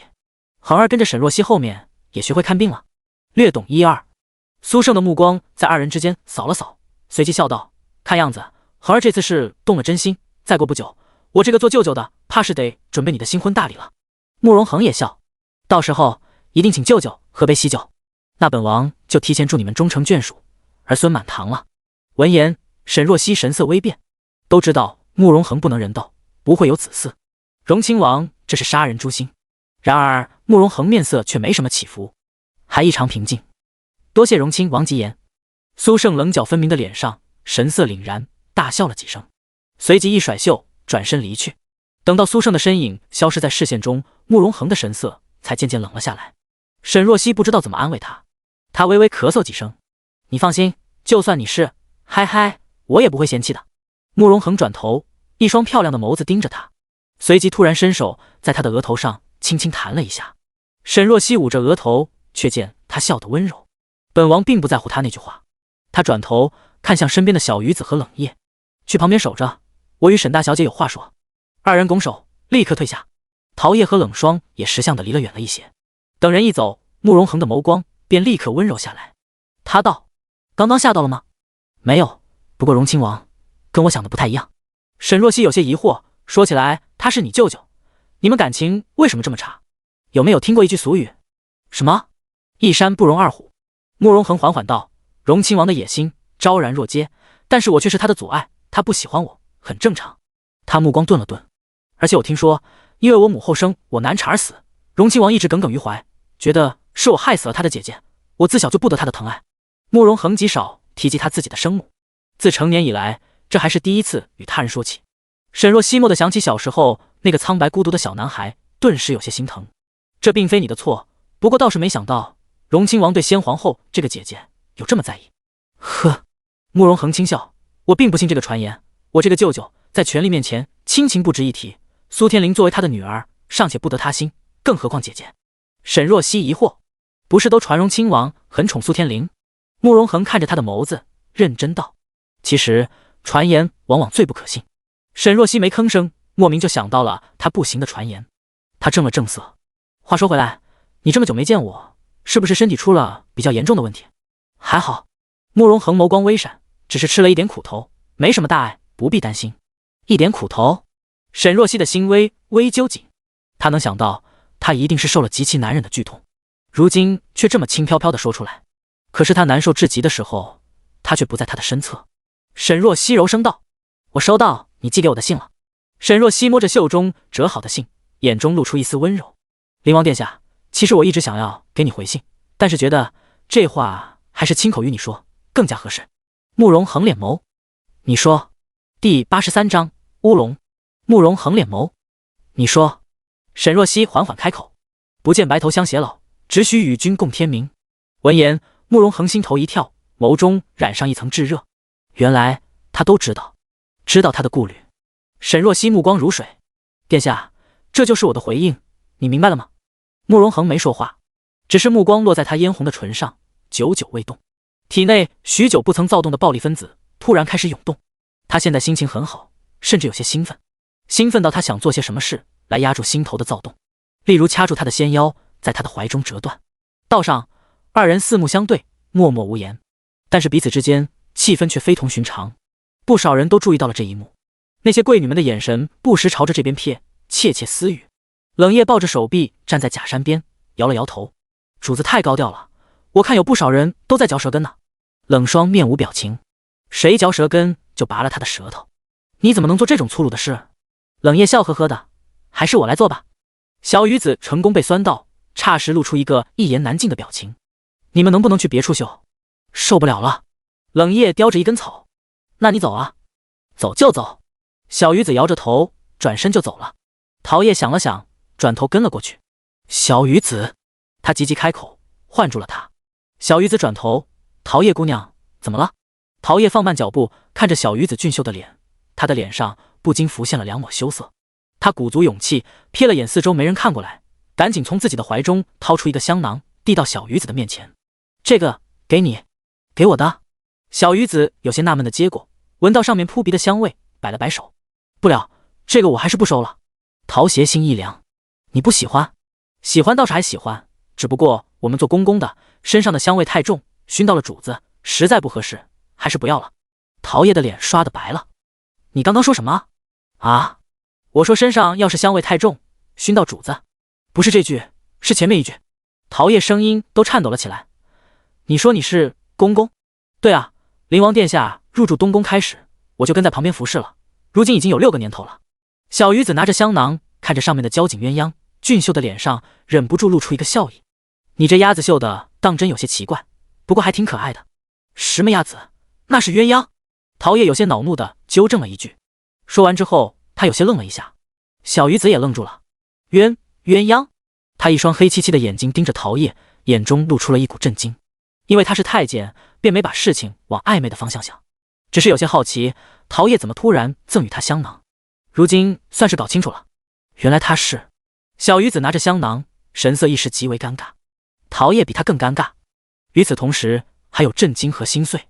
他咬着唇，有些气恼道：“你怎么不早说你是公公？你也没问啊。”小鱼子有些无奈，他低声道：“再说了，我跟在灵王殿下身边伺候，挺明显的呀，我以为你知道呢。”陶叶一跺脚：“冷夜不也是跟着灵王殿下？我看他不是，就以为你也……”他说不下去了。陶叶只觉得一颗心坠入冰窖，一股委屈涌上了心头。他一个人怀着心思想了这么多天，没想到到头来居然闹了一场乌龙，简直太丢人了。见他眼眶有点红，小鱼子慌了：“啊陶叶姑娘，你别哭啊，你放心，这事我保证谁也不说，就当没发生过，你不必觉得难堪。”陶叶咬着唇：“你真是太监，这事我骗你干嘛？”陶叶彻底死心了，他咬着唇，猛地转身就要走。小鱼子急急追了2步：“陶叶姑娘，你的香囊不要了！”陶叶一把将香囊拽过来，狠狠地扔了出去，随后跑了。小鱼子看着他的背影，愣了几秒，随后缓缓转身走到不远处，将地上的香囊捡了起来。他拍了拍上面沾到的泥土，看着面上绣得7扭8歪的鸳鸯，无奈地摇了摇头，随后收进了怀中。不远处的凉亭内，宁兰雪站在栏杆边，看着与慕容恒站在一起的沈若曦，脸色越来越难看。小瞧了这个贱人，没想到和离了还能搭上灵王，他是绝对不会让沈若曦如愿的。摸着自己的小腹，宁兰雪眸中暗芒闪烁：“荷香，奴婢在。”荷香低着头，轻轻应了一声。宁兰雪开口道：“你去跟沈若曦说一声，就说我有重要的事要跟她说，让她来这边的凉亭与我一叙。”荷香一愣，随即有些迟疑。宁兰雪突然找沈若曦，总觉得不会有什么好事，可是这是宫里，她也敢生出什么坏心思？没听见的我的话，奴婢刚刚一时走神，请侧妃娘娘恕罪。荷香立刻跪下，身子一阵发抖。这些日子，她跟在宁兰雪身边，早就领略了她的蛇蝎心肠，对她极其害怕。你看你这惶恐的样子，等会被人看见了，还以为我对你怎么苛待了呢。宁兰雪神色不悦：“给我起来！”“是奴婢的错。”荷香颤抖着爬起来。宁兰雪突然一伸手搭上了她的肩膀，吓得荷香面无血色，却见宁兰雪淡淡一笑：“你放心，本侧妃找沈若曦是想跟她好好聊聊，没什么别的事，你去喊她过来。”“是，奴婢知道了。”听到这样说，荷香稍稍冷静了一点，转身就走了。看着她的背影，宁兰雪嫌恶地拧了拧眉。她当然不是真的安抚荷香，只是怕她慌里慌张的引起沈若曦的怀疑，坏了她的事。这边沈若曦与慕容恒说完了话，便分开了。她刚准备去一处水榭歇歇，突然见一个婢女匆匆忙忙地跑了过来，一下子跪倒在地：“沈大小姐，我……荷香。”沈若曦蹙了蹙眉：“你怎么过来了？”第84章，事出反常必有妖。沈大小姐，您还记得我？荷香抬起头，有些激动。慕容羽的府中这么多丫鬟，她只在雨香院待过很短的一段时间，没想到沈若曦还记得她。比起宁兰雪，沈若曦这位前主子对他们这些下人可要好太多了。只是慕容羽眼瞎，却偏偏捧着宁兰雪那个毒妇。我记得你在我院子里服侍过一段时间，不见你瘦了不少。沈若曦道：“你现在是跟着宁兰雪吧？”“是，奴婢现在跟着宁侧妃。”荷香低声道：“沈大小姐，宁侧妃说她有重要的事想与您说，希望您能一步去凉亭内。”她话音落下，陶叶立刻不悦道：“宁兰雪找我们家小姐，肯定没什么好事。荷香，你以前在雨香院，小姐对你也不薄，你如今怎帮着宁兰雪？”陶叶，沈若曦打断她的话：“荷香只是一个丫鬟，主子让她做什么，她就只能做什么，不能将过错揽在她头上。”“是。”陶叶点头，随即撇了撇嘴。今天她受到了重大打击，心情有点不好，所以说话有点冲动了。沈大小姐，荷香十分感动。沈若曦爱憎分明，丝毫没有因为宁兰雪的关系迁怒于她，反而为她说话。如果换作宁兰雪，荷香下意识地抖了一下，随即看向沈若曦：“那您去凉亭吗？你跟宁兰雪说，我没什么话要与她说，不想过去。”“奴婢知道了。”荷香慢吞吞起身，正准备走，沈若曦突然道：“算起来，宁兰雪怀孕有2个月了吧？”“他如今怀有身孕，四皇子一定十分重视，日常饮食熏香都是谁负责？这个何香迟疑了一下，他有些纳闷，不明白为什么沈若曦问起这个，但是他还是回答了。这些原本都是奴婢负责的，不过最近他嫌弃奴婢笨手笨脚，熏香都是自己弄的。我知道了。沈若曦道：你先回去吧。何香点点头，转身离开了。冷霜道：小姐，宁兰雪在打什么主意？谁知道呢，总归不是什么好事。沈若曦细细思忖了一下，而后道：冷霜，今日你注意一下靠近我的人，宁兰雪今日可能有什么阴谋。小姐是看出什么了？沈若曦压低声音，其实她之前靠近我就闻到了她身上的熏香味，我的嗅觉异于常人，闻到里面有一丝淡淡的香味，有点像是麝香。麝香？陶叶睁大眼，她怀孕了，怎么能用麝香？难不成有人要害她？沈若曦却是摇头，如今府里就她一个侧妃，别人对她下手的可能性很小，况且我刚刚问了何香，她说最近宁兰雪用的熏香都是她自己弄，别人害她的可能性更小了。陶叶拧眉，她自己对自己用麝香，难不成疯了？事出反常必有妖，总之今天咱们放谨慎点。闻言，陶叶和冷霜连连点头，赶紧应下。沈若曦靠在水榭边，抬眸看了一眼天色，已经过去了2刻钟，皇上和皇后怎么还未过来？长秋宫中，玉芝拨开珠帘，朝着里面一抹雍容华贵的身影微微欠身。皇后娘娘，荣亲王来了。话音落下，伴随着一阵有力的脚步声，苏胜走了进来。他俊逸非凡的脸上带着丝丝冷意，见到苏柳的一瞬，霎时冰雪消融，温和了下来。皇后娘娘。苏柳转头，这是后宫，你怎么来了？我马上要离京去粤北一趟，皇上特地允许我来跟你请辞。闻言，苏柳一愣，什么时候出发？明日便启程，今日便回去准备了。本宫知晓了。苏柳挥了挥手，让殿内其他人退下。你们先下去，本宫有话要与荣亲王说。众人点头，纷纷下去了。等人一走，苏柳便坐在了一旁的软榻上，端庄艳丽的脸上眉头微微蹙起。苏胜，你究竟是要做什么？苏胜微微起身，脸上的客套散去，负手而立。二姐何意？你明明知道我在说什么。今日宴会之上，你太过狂放，当众送我这么厚重的礼物，群臣怎么想？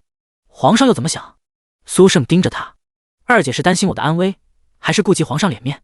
苏柳没回应，只是说道：以后不要做这种事了，本宫在后宫一心礼佛种花，不需要这么张扬的礼物。闻言，苏胜却是笑了，我并不觉得这礼物有什么张扬，你贵为一国之母，这天下的富贵都配得上你，皇上不愿给你，我给你。你是臣。苏柳难得脸上带了点厉色，你怎可说出如此大逆不道的话？若是被皇上听见，所以二姐还是在担心我。苏胜打断他的话，冷峻的脸上溢出一丝笑意。若是这般，二姐大可不必担心，皇上想处置我不是1日2日了，能动手早就动手了，他如今顾虑太多，我又手握重权，他奈何不了我。说罢，他看着软榻上的女人，眼中闪过一丝复杂。他沉声道：这么多年，你可后悔过当初入宫的决定？苏柳转头看着窗外，长睫微扇，眸光淡淡。陛下仁厚，敬我爱我，本宫这辈子已经圆满，最大的奢求就是自己的孩子们能够安康无忧。呵，苏胜似是听到了什么极大的笑话，天下人都说他宽慈仁厚，然而实际上他却是最虚伪的那一个。大姐入宫，他口口声声说爱她，结果落得了那般下场，你也别说了。苏柳拧眉，眼中闪过一丝不悦。你若是真的盼我好，盼着苏家好，日后行事多低调一些，后宫之中不必你为我出头，本宫自有主意。闻言，苏胜幽深的眸子微微连起。如此，那更好。他垂眸，缓缓道：若是没事，那我便先走了。走吧。苏胜抬眸，深深地看了他一眼后，转身离开了。他刚踏出长秋宫，却见一抹修长的身影出现在了殿外。慕容耀带着小厮正朝这边走来，见到苏胜，开口唤了一声：舅舅。瑞王殿下。荣亲王缓缓开口，语气中却带了点敬意。第85章请求。慕容耀道：听闻舅舅要暂时离京一阵，是来与母后辞别的吗？不错，明日一早便准备启程。山高路远，舅舅保重身体。慕容耀眸中露出一丝关切，而后带着随从转身踏进了长秋宫。苏柳正整理了下仪容，准备去往御林院，却又听见瑞王来了。快让他进来。苏柳微微展颜，脸上露出温和的笑意。慕容耀走进来，一双如黑曜石般的眸子闪着清澈的光芒。母后，儿臣有事想与母后单独说说。缩脸笑道：“怎么今天一个两个的都有话要与本宫说？”他挥挥手示意身边人下去。工人退下去后，慕容耀上前拱手道：“母后，儿臣想让母后给儿臣求一门亲事。”你想要成婚？缩脸十分惊讶。慕容耀如今15岁，但是却从来没有宠幸过女人。给他安排的侍寝宫女，他给打发回去了。他与任景帝也提过给他奈妃，但是慕容耀也推辞了。如今却突然说要成亲。缩脸笑道：“我的耀儿长大了，有心上人了。你想要娶哪家的女子？”慕容耀抬头：“沈将军嫡女沈若曦。”缩脸的笑意瞬间敛了下去。慕容耀拧眉：“母妃不同意。我只是意外，恒儿心悦她，怎么如今也要娶她？”沈若曦蕙质兰心，才貌双绝，而臣想娶她也是人之常情。闻言，缩脸却没有说话。他一双水眸定定地看着慕容耀，半晌缓声道：“耀儿，你跟母后说实话，你娶她当真是因为喜欢她？”“自然。”闻言，缩脸却摇头：“耀儿，你在说谎。”旁人对慕容耀不了解，他却知道，他这个儿子并非面上这么单纯无害，更不会轻易对女子心动。慕容耀说道：“母后，儿臣这个身份娶正妃喜不喜欢不重要，重要的是利害关系。此事怕是不妥。恒儿已经说了想要娶她，你如今横插一脚，岂不是与她闹出矛盾？况且你父皇不会同意她嫁给你的。那父皇愿意九王兄娶她？”闻言，缩脸沉默了片刻，也不是很愿意。果然，如今慕容恒和苏胜互相牵制，若是沈若曦嫁给慕容恒，沈家因此也全然支持慕容恒的话，那么便会打破这种平衡。任景帝固然宠爱慕容恒，但是更想看到二人互相掣肘，平稳江山。作为帝王啊，如何平衡朝廷，稳固江山才是首要考虑。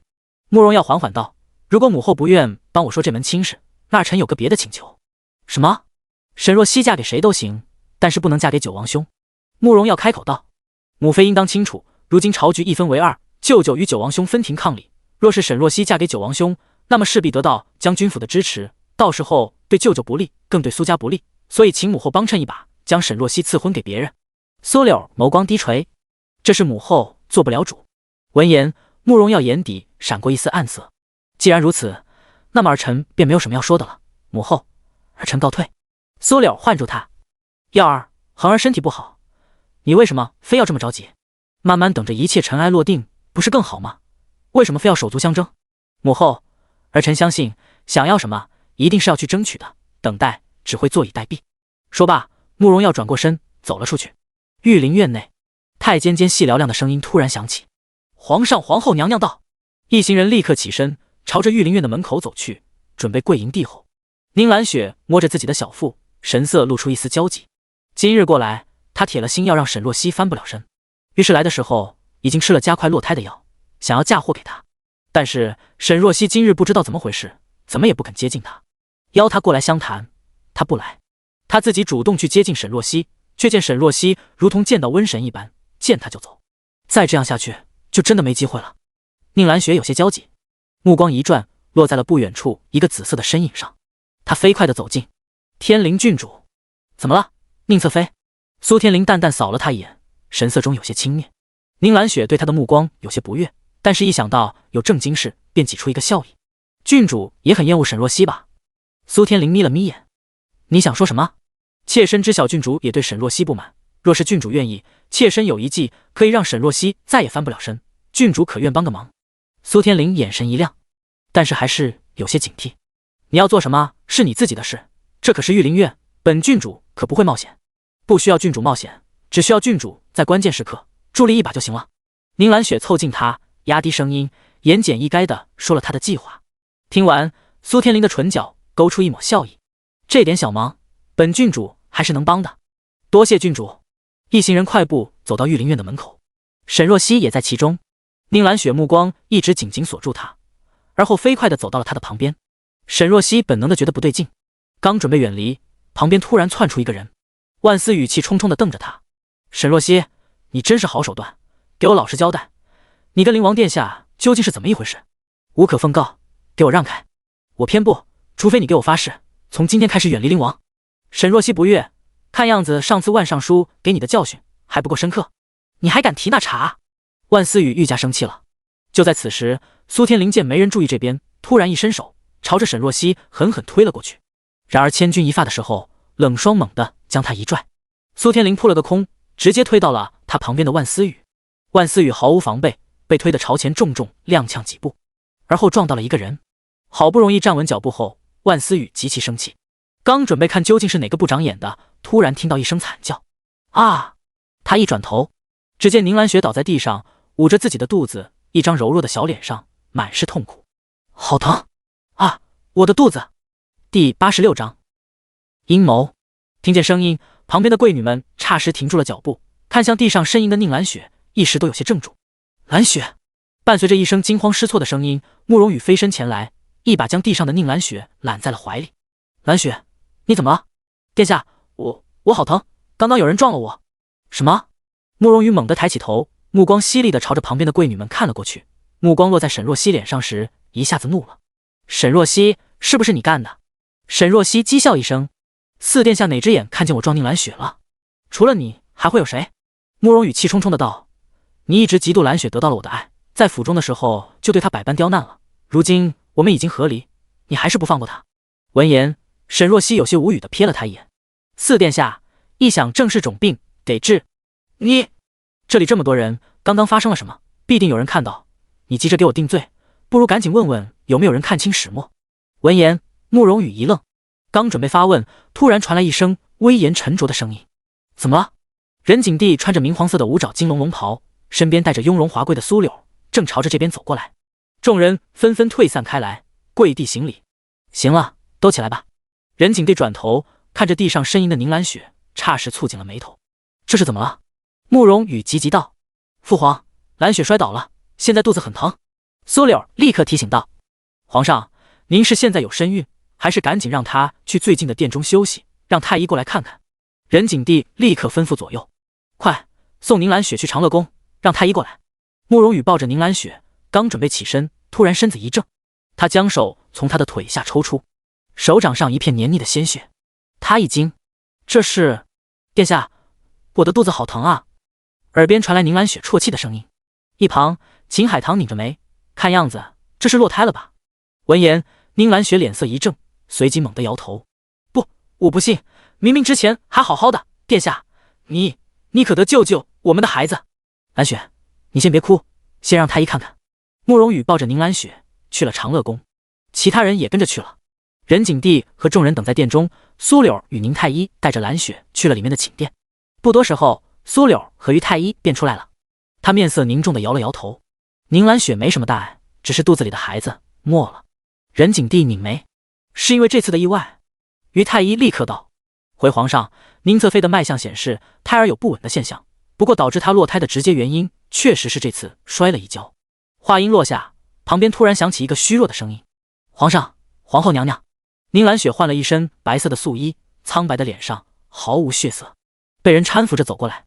慕容羽立刻上前揽住她：“兰雪，你怎么出来了？”宁兰雪咬着唇，一脸心痛的表情：“殿下，妾身的孩子就这样不明不白的没了，实在是心痛，妾身要搞清楚究竟是谁要害我。”说罢，她跪倒在地：“今日皇上与皇后娘娘都在，请给妾身做主。”任景的淡淡瞥了他一眼，他内心不喜宁兰雪，听到他这番话，神色有些不悦：“你摔倒是意外，怎么就扯到有人要害你？”“皇上，妾身摔倒不是意外，是有人撞了妾身，才导致妾身摔倒的，请皇上为妾身做主啊！”“有这回事？是谁撞你的？”任景帝语气瞬间重了起来。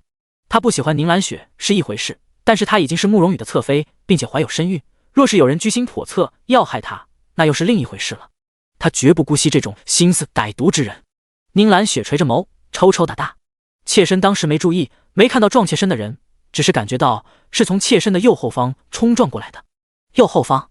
慕容羽拧眉：“沈若曦不就在你的右后方？”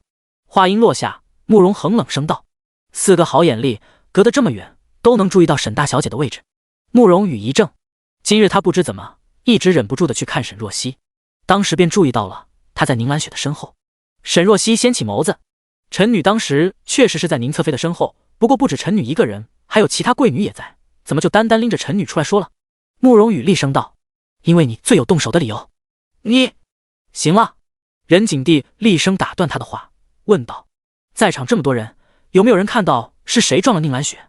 贵女们面面相觑，神色迟疑。而后有声音陆陆续续响起。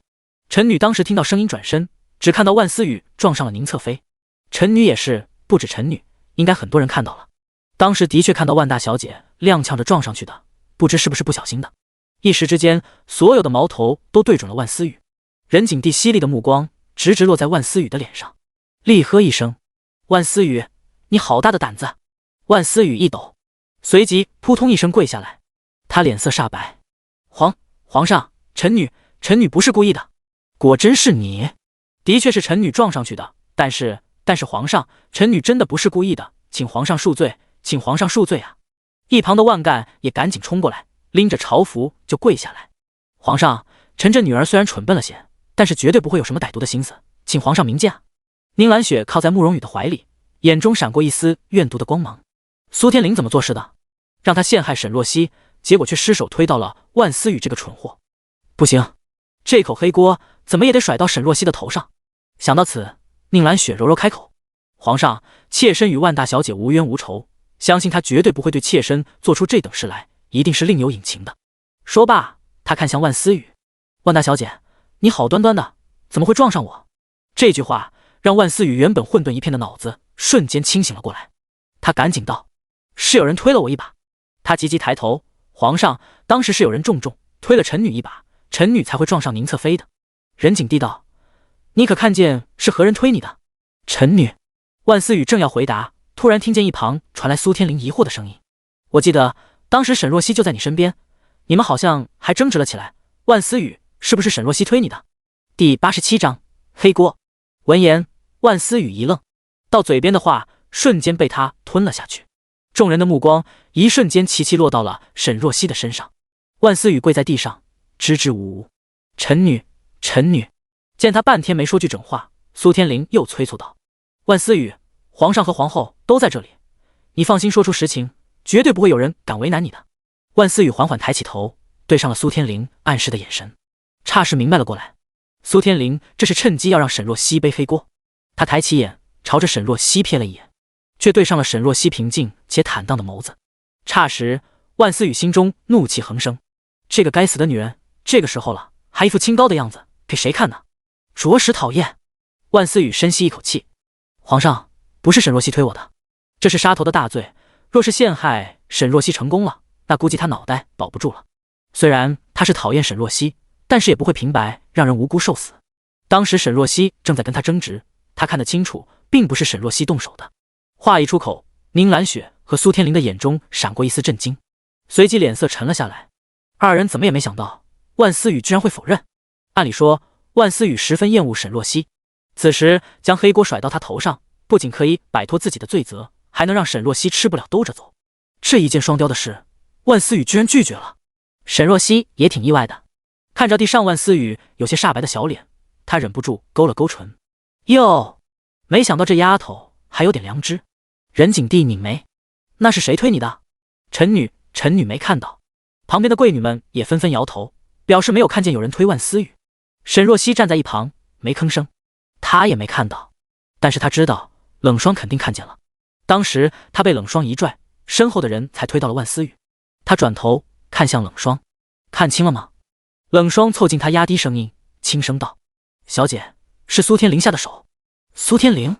沈若曦的眸光冷了冷，随即有些疑惑。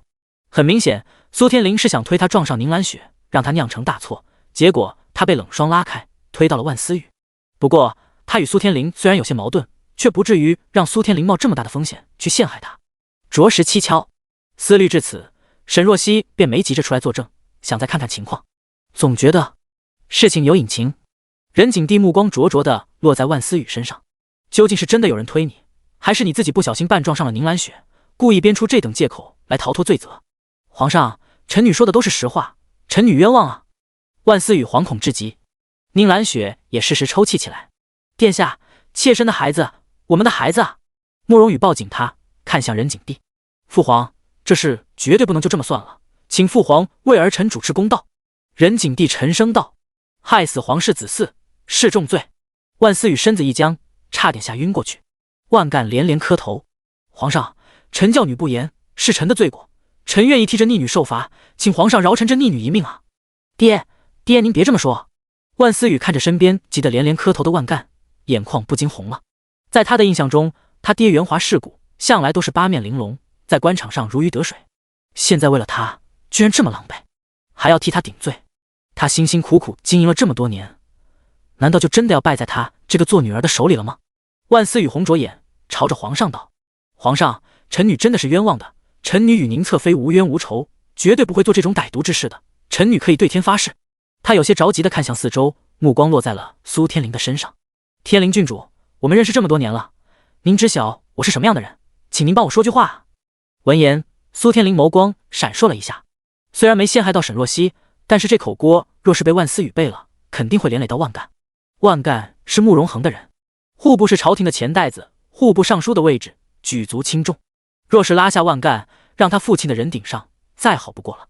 想到此，苏天灵的心里已经有了主意，他眉头一蹙：“万思雨，你平日里冒冒失失的也就罢了，今日居然闯下了这么大的祸，虽然你不是故意的，但是也是罪不可恕。事到如今，你让本郡主帮你说什么话？”“什么？”万思雨懵了，他一直将苏天灵当作自己的好友，却没想到关键时刻，他不仅不帮自己求情，还说出这番话。“郡主，我压根不会做出这种歹毒的事，这次明明就是有人推我故意陷害我。”“是吗？那有谁看见了吗？”苏天灵脸上有些讥讽，这种拙劣的借口你就别编了，好好承认是自己不小心撞到了宁侧妃，若是认罪态度好，兴许还能留你一命。你怎么能这么说？苏天灵，枉我对你这么真诚，你如今却落井下石，放肆！你竟敢对本郡主如此无礼！苏天灵双目一瞪，平月，给我掌他的嘴！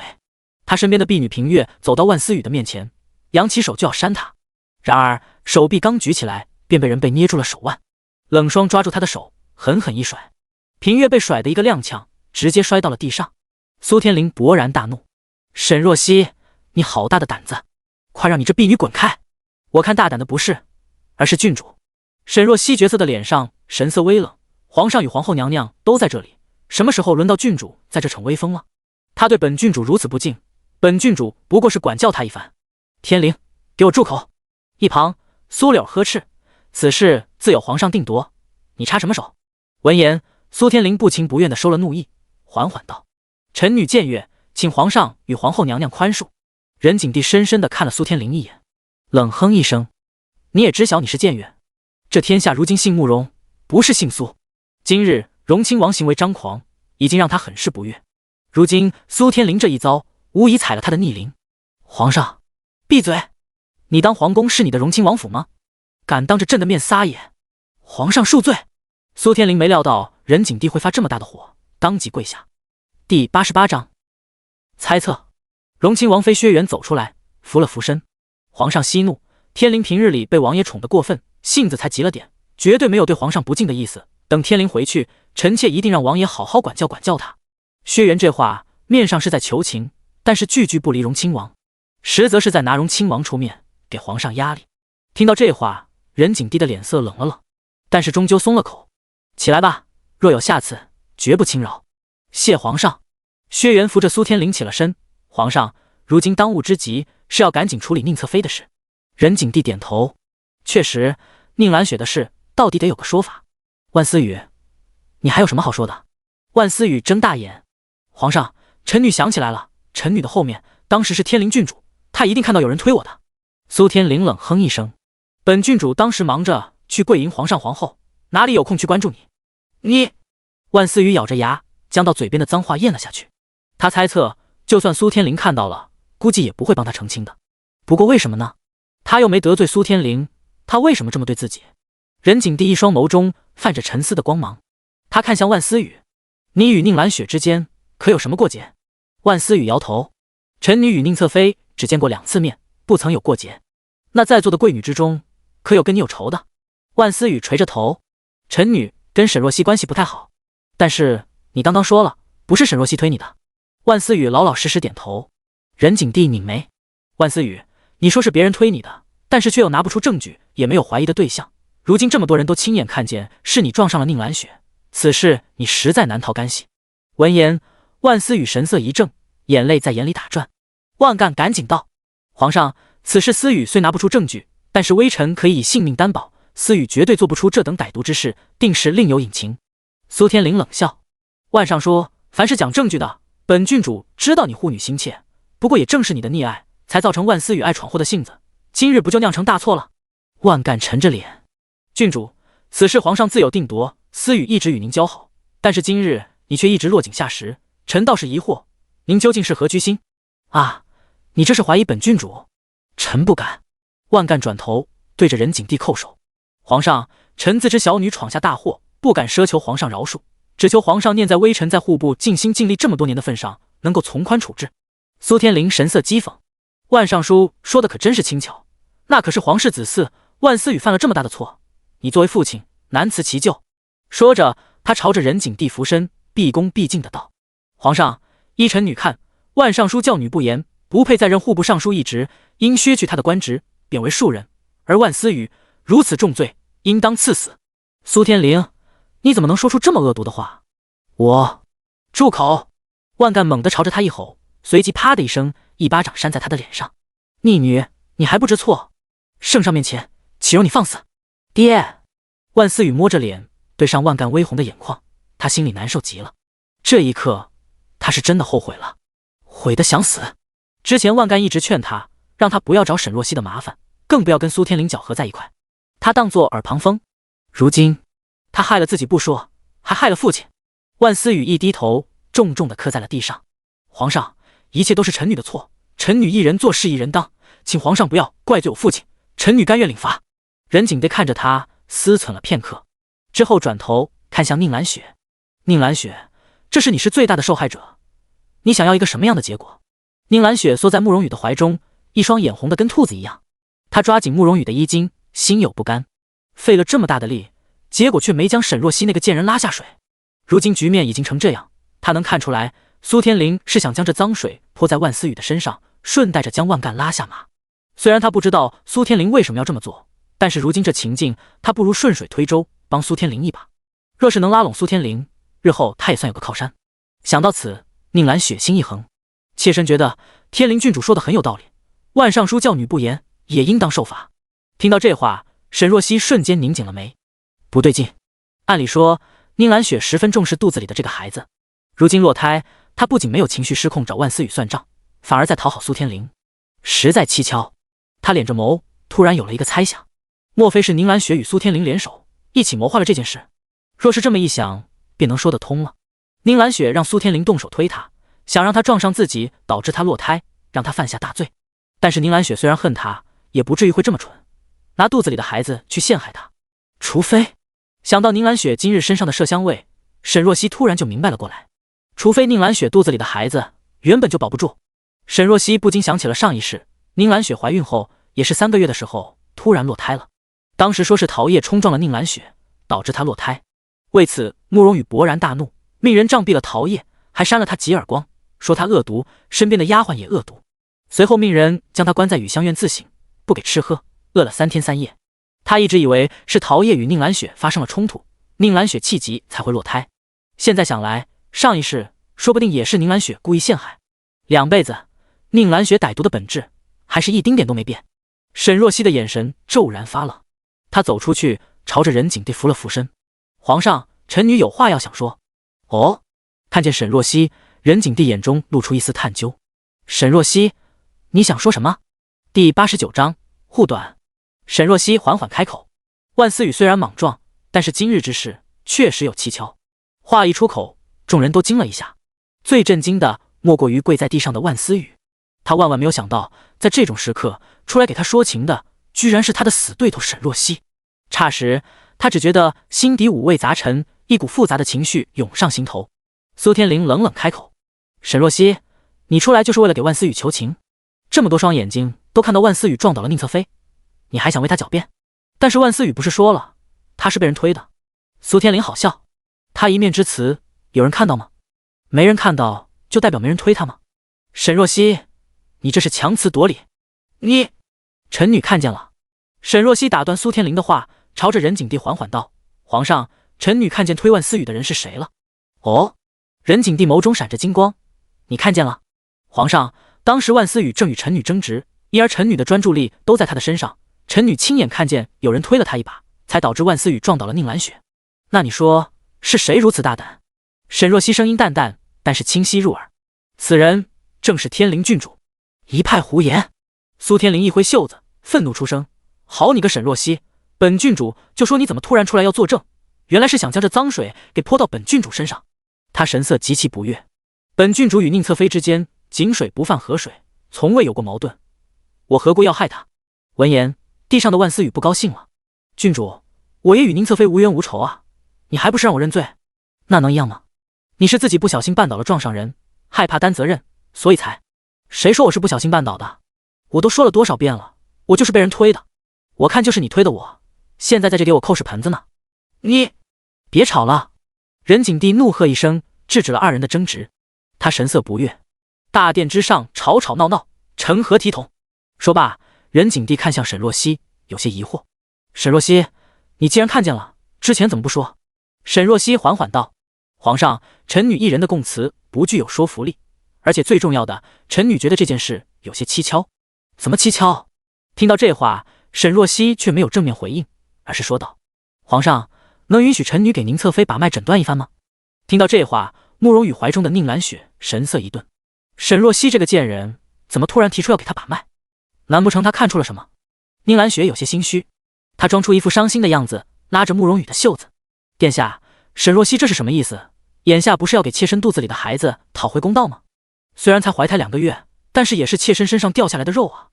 说着又抽泣起来。慕容羽拍着他的背，转头恶狠狠地看向沈若曦：沈若曦，你这是什么意思？兰雪失去了孩子已经够伤心了，你却过来胡搅蛮缠，是嫌事情还不够乱吗？沈若曦瞥了他一眼，随即看向任景帝：请皇上允许臣女的请求。任景帝问道：你怀疑什么？这个臣女不好断言，只是有些猜想。虽然他觉得自己猜测的8、9不离10，但是若是真有那小概率的几率是他猜错了，那就是重罪，到时候不仅自己麻烦，连带着沈家也有祸端。听到这话，慕容羽更加生气了。就凭你一句猜想就来横插一脚？沈若曦，你以前针对蓝雪也就算了，如今也不看看情况，还想趁机发泄自己的私怨。闻言，沈若曦不禁蹙眉：有病吧？都呼他好几大巴掌了，怎么脑子里的水还是那么多？他正想开口，一旁突然传来一个冰冷的声音：把个脉而已，四哥如此激动做什么？众人转头，只见慕容恒站在一旁，缓缓出声。俊美冷白的脸上，眸子似是笼着一层浮冰，扫过来的时候带着层层寒意。慕容羽沉着脸：九王帝，此事与你无关，不必你插手。谁说无关？慕容恒缓声道：沈若曦的事便是我的事。顿了顿，他说道：还有万尚书与本王私交甚好，他的事本王也应当上点心。众人一愣，随即脸上神色各异，眼中震惊与八卦齐飞。之前他们看见慕容恒与沈若曦关系不寻常是一回事，但是听到慕容恒亲口承认又是另一回事。跪在地上的万干内心呵呵，是，你与沈若曦是真爱，而他就是个顺带的。但是面上万干的神情十分感动，他抹了一把泪：微臣多谢灵王殿下关怀。慕容恒没理他，而是看向沈若曦，虽然什么都没说，但是眼神却带着安定人心的力量。你尽管去做，有什么要帮忙的，本王定当尽力。见慕容恒如此直白的表示对沈若曦有好感，慕容羽不知道为什么感觉心底的怒意更大了。他抱着宁兰雪，兰雪的身子自有太医看，沈若曦不必你插手。慕容恒道：四哥对宁兰雪还真是护若珍宝，见你们这般情深意重的样子，不知道的还以为宁兰雪病入膏肓，即将撒手人寰呢。九王帝，你怎么能如此诅咒兰雪？慕容恒没理会他，而是看向任景帝：父皇，儿臣相信若曦自有她的道理，此事诸多疑点，相信父皇也生出疑惑，不如就先让若曦给宁兰雪把把脉。冷夜站在一旁，内心啧了一声：哟，都喊若曦了。任景帝眸光微敛，随即点头：老四让沈若曦把脉。任景帝既然开口，慕容羽也不能不听，只能不情不愿地抱着宁兰雪，将她放在了殿内的软榻上。他声音温柔：兰雪，别怕，我一直在。宁兰雪含泪点头：有殿下在，妾身不怕。沈若曦差点吐了，都什么情况了，还在这腻歪？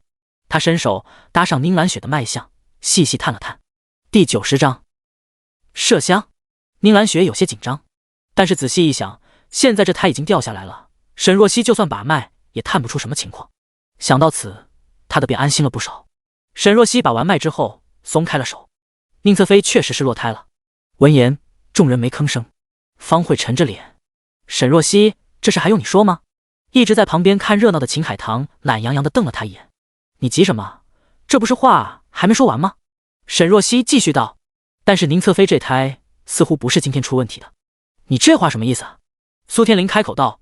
今日万思雨撞上了宁兰雪，她才出血落胎，这是所有人都看到了。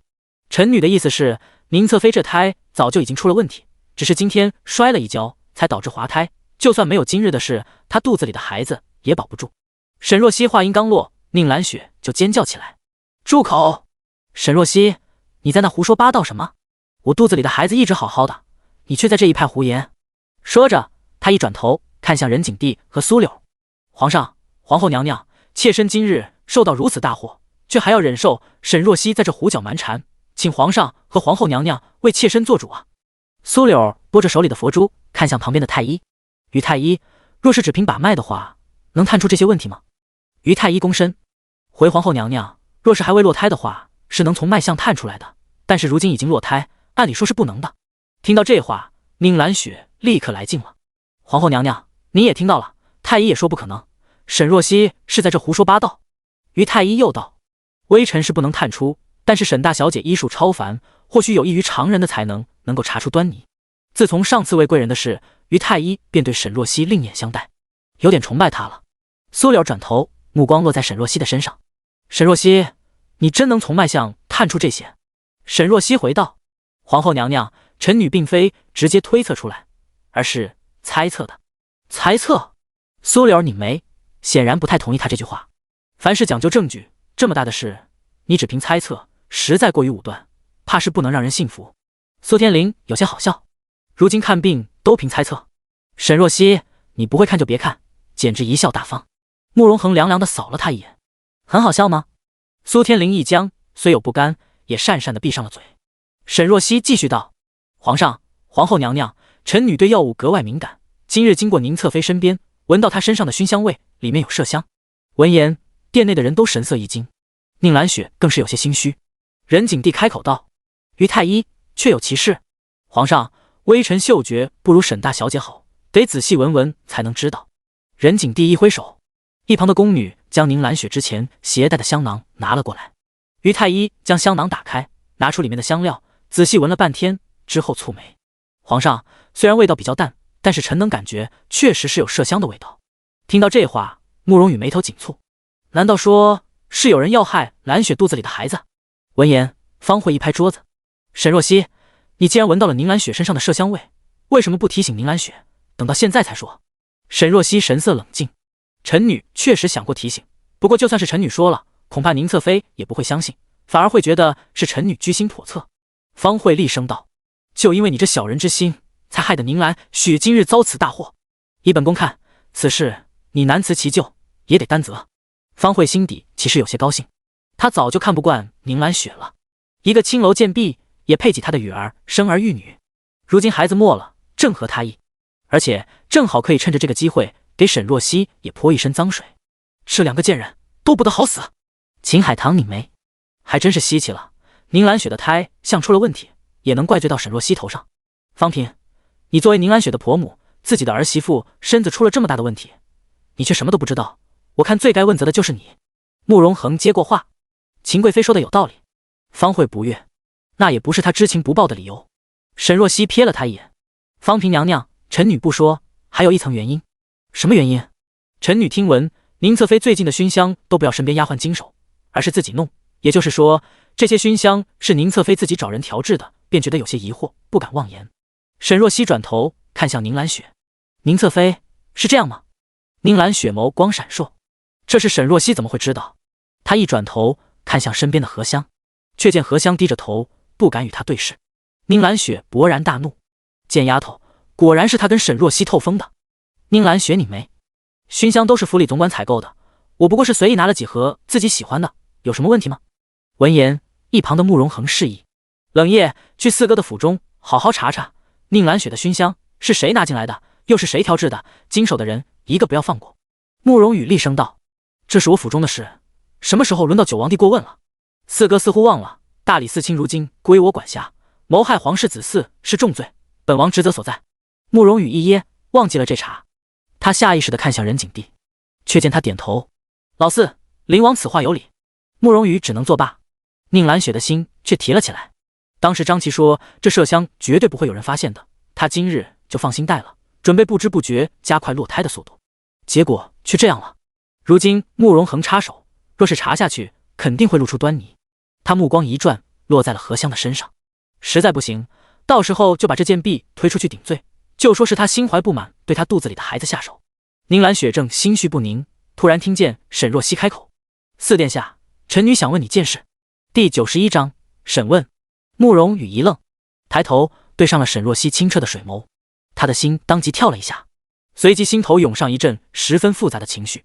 沈若曦曾经满眼都是他，如今眼中却无波无澜，还有一些冷漠，这样的眼神实在让他郁闷。你说，宁侧妃怀孕之后应该由溥仪请脉吧？这个当然，蓝雪怀孕之后，溥仪每日都会前来给她探查脉象，那就奇怪了。沈若曦问道：“溥仪没有告诉过四殿下，宁侧妃的胎象不稳吗？”胎象不稳？慕容羽愣了一下，随即道：“一派胡言。溥仪每次问诊之后，都会告知本王蓝雪的身体状况，她腹中的胎儿一向健康。宁侧妃的脉象沉而色，明显精血不足，这样的情况下，胎儿一般都发育不良。如今四殿下却说溥仪从未提及过此事，实在让臣女疑惑。”一旁的于太医也点头，确实是这样。慕容恒悠悠道：“这么说来，四哥府中的这府医实在无能，还是说是知晓了却瞒而不报？”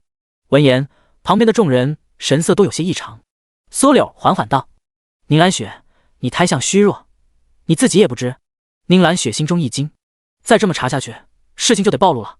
她立刻道：“皇后娘娘，其实张琪确实跟妾身说过胎象有些不稳，但是不是什么大事，注意休息就好了。妾身怕殿下担心，就让她不要对殿下说实话。”闻言，慕容羽的表情松了松，原来是这样。殿下，眼下最要紧的事，不是应当处置万思雨吗？就算妾身胎象不稳，但是若是没有他冲撞妾身，妾身肚子里的孩子也不会。说着，他掩面而泣。慕容羽也看向任景帝：“父皇，这件事已经很明了了，请父皇给蓝雪主持公道。”任景帝掀起眸子，深深地看着他：“老四，你真觉得此事很明了？”被这么一问，慕容羽愣了一下。此事不就是蓝雪胎象不稳，万思雨撞上她，导致她小产了吗？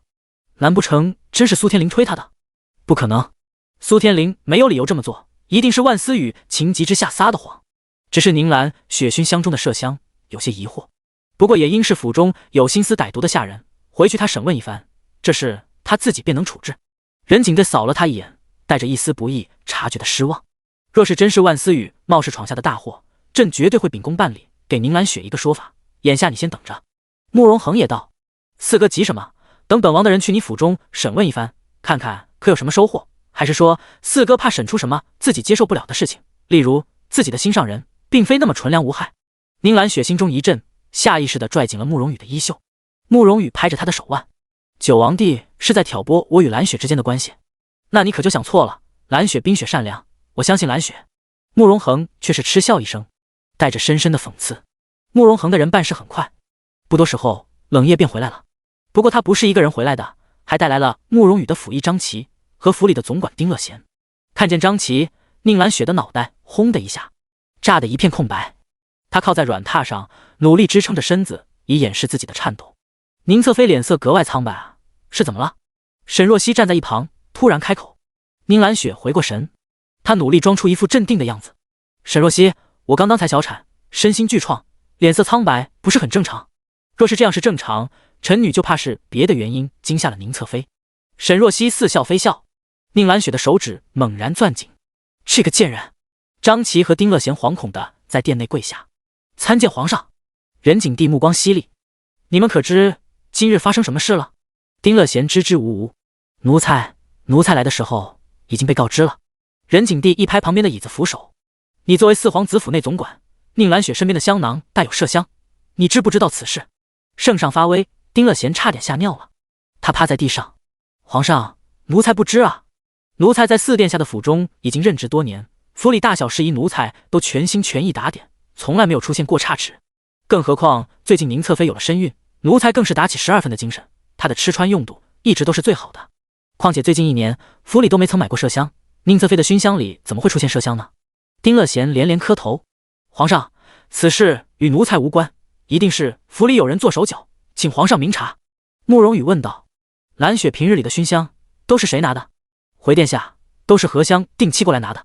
荷香？慕容羽一转头，看向旁边低着头的荷香，怒目而视：“你这件婢是你？”荷香摇头：“熏香确实是奴婢经手的，但是麝香不是奴婢放的呀，奴婢。”宁兰雪打断他的话：“我的熏香向来都是你负责，不是你还能是谁？”他捂着胸口：“荷香，你为什么要害我？莫不是因为之前你说想要做殿下的通房丫头，被我呵斥，你怀恨在心？”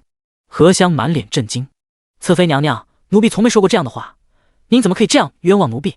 事到如今，你还在狡辩，那熏香里的麝香怎么回事？”宁兰雪看着慕容羽：“殿下，这种恶毒的丫鬟坚决不能留。”宁兰雪有些着急：“麝香的事，他得赶紧让荷香顶下罪责，否则再查下去实在不妙。”沈若曦看着他激动的样子，缓缓道：“熏香貌似不止荷香一个人经手，宁侧妃，最近每日不都是你自己在用熏香吗？”宁兰雪冷着脸：“你这话什么意思？难不成我还能自己给自己用麝香？”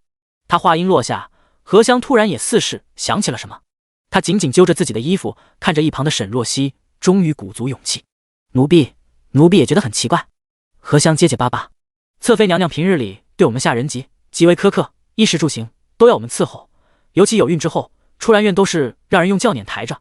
可是最近这半月，她用熏香却不让奴婢弄了，而是要自己弄。”第92章，歹毒！你住口！宁兰雪怒声呵斥：“荷香，我平日里对你不薄，你却如此污蔑我！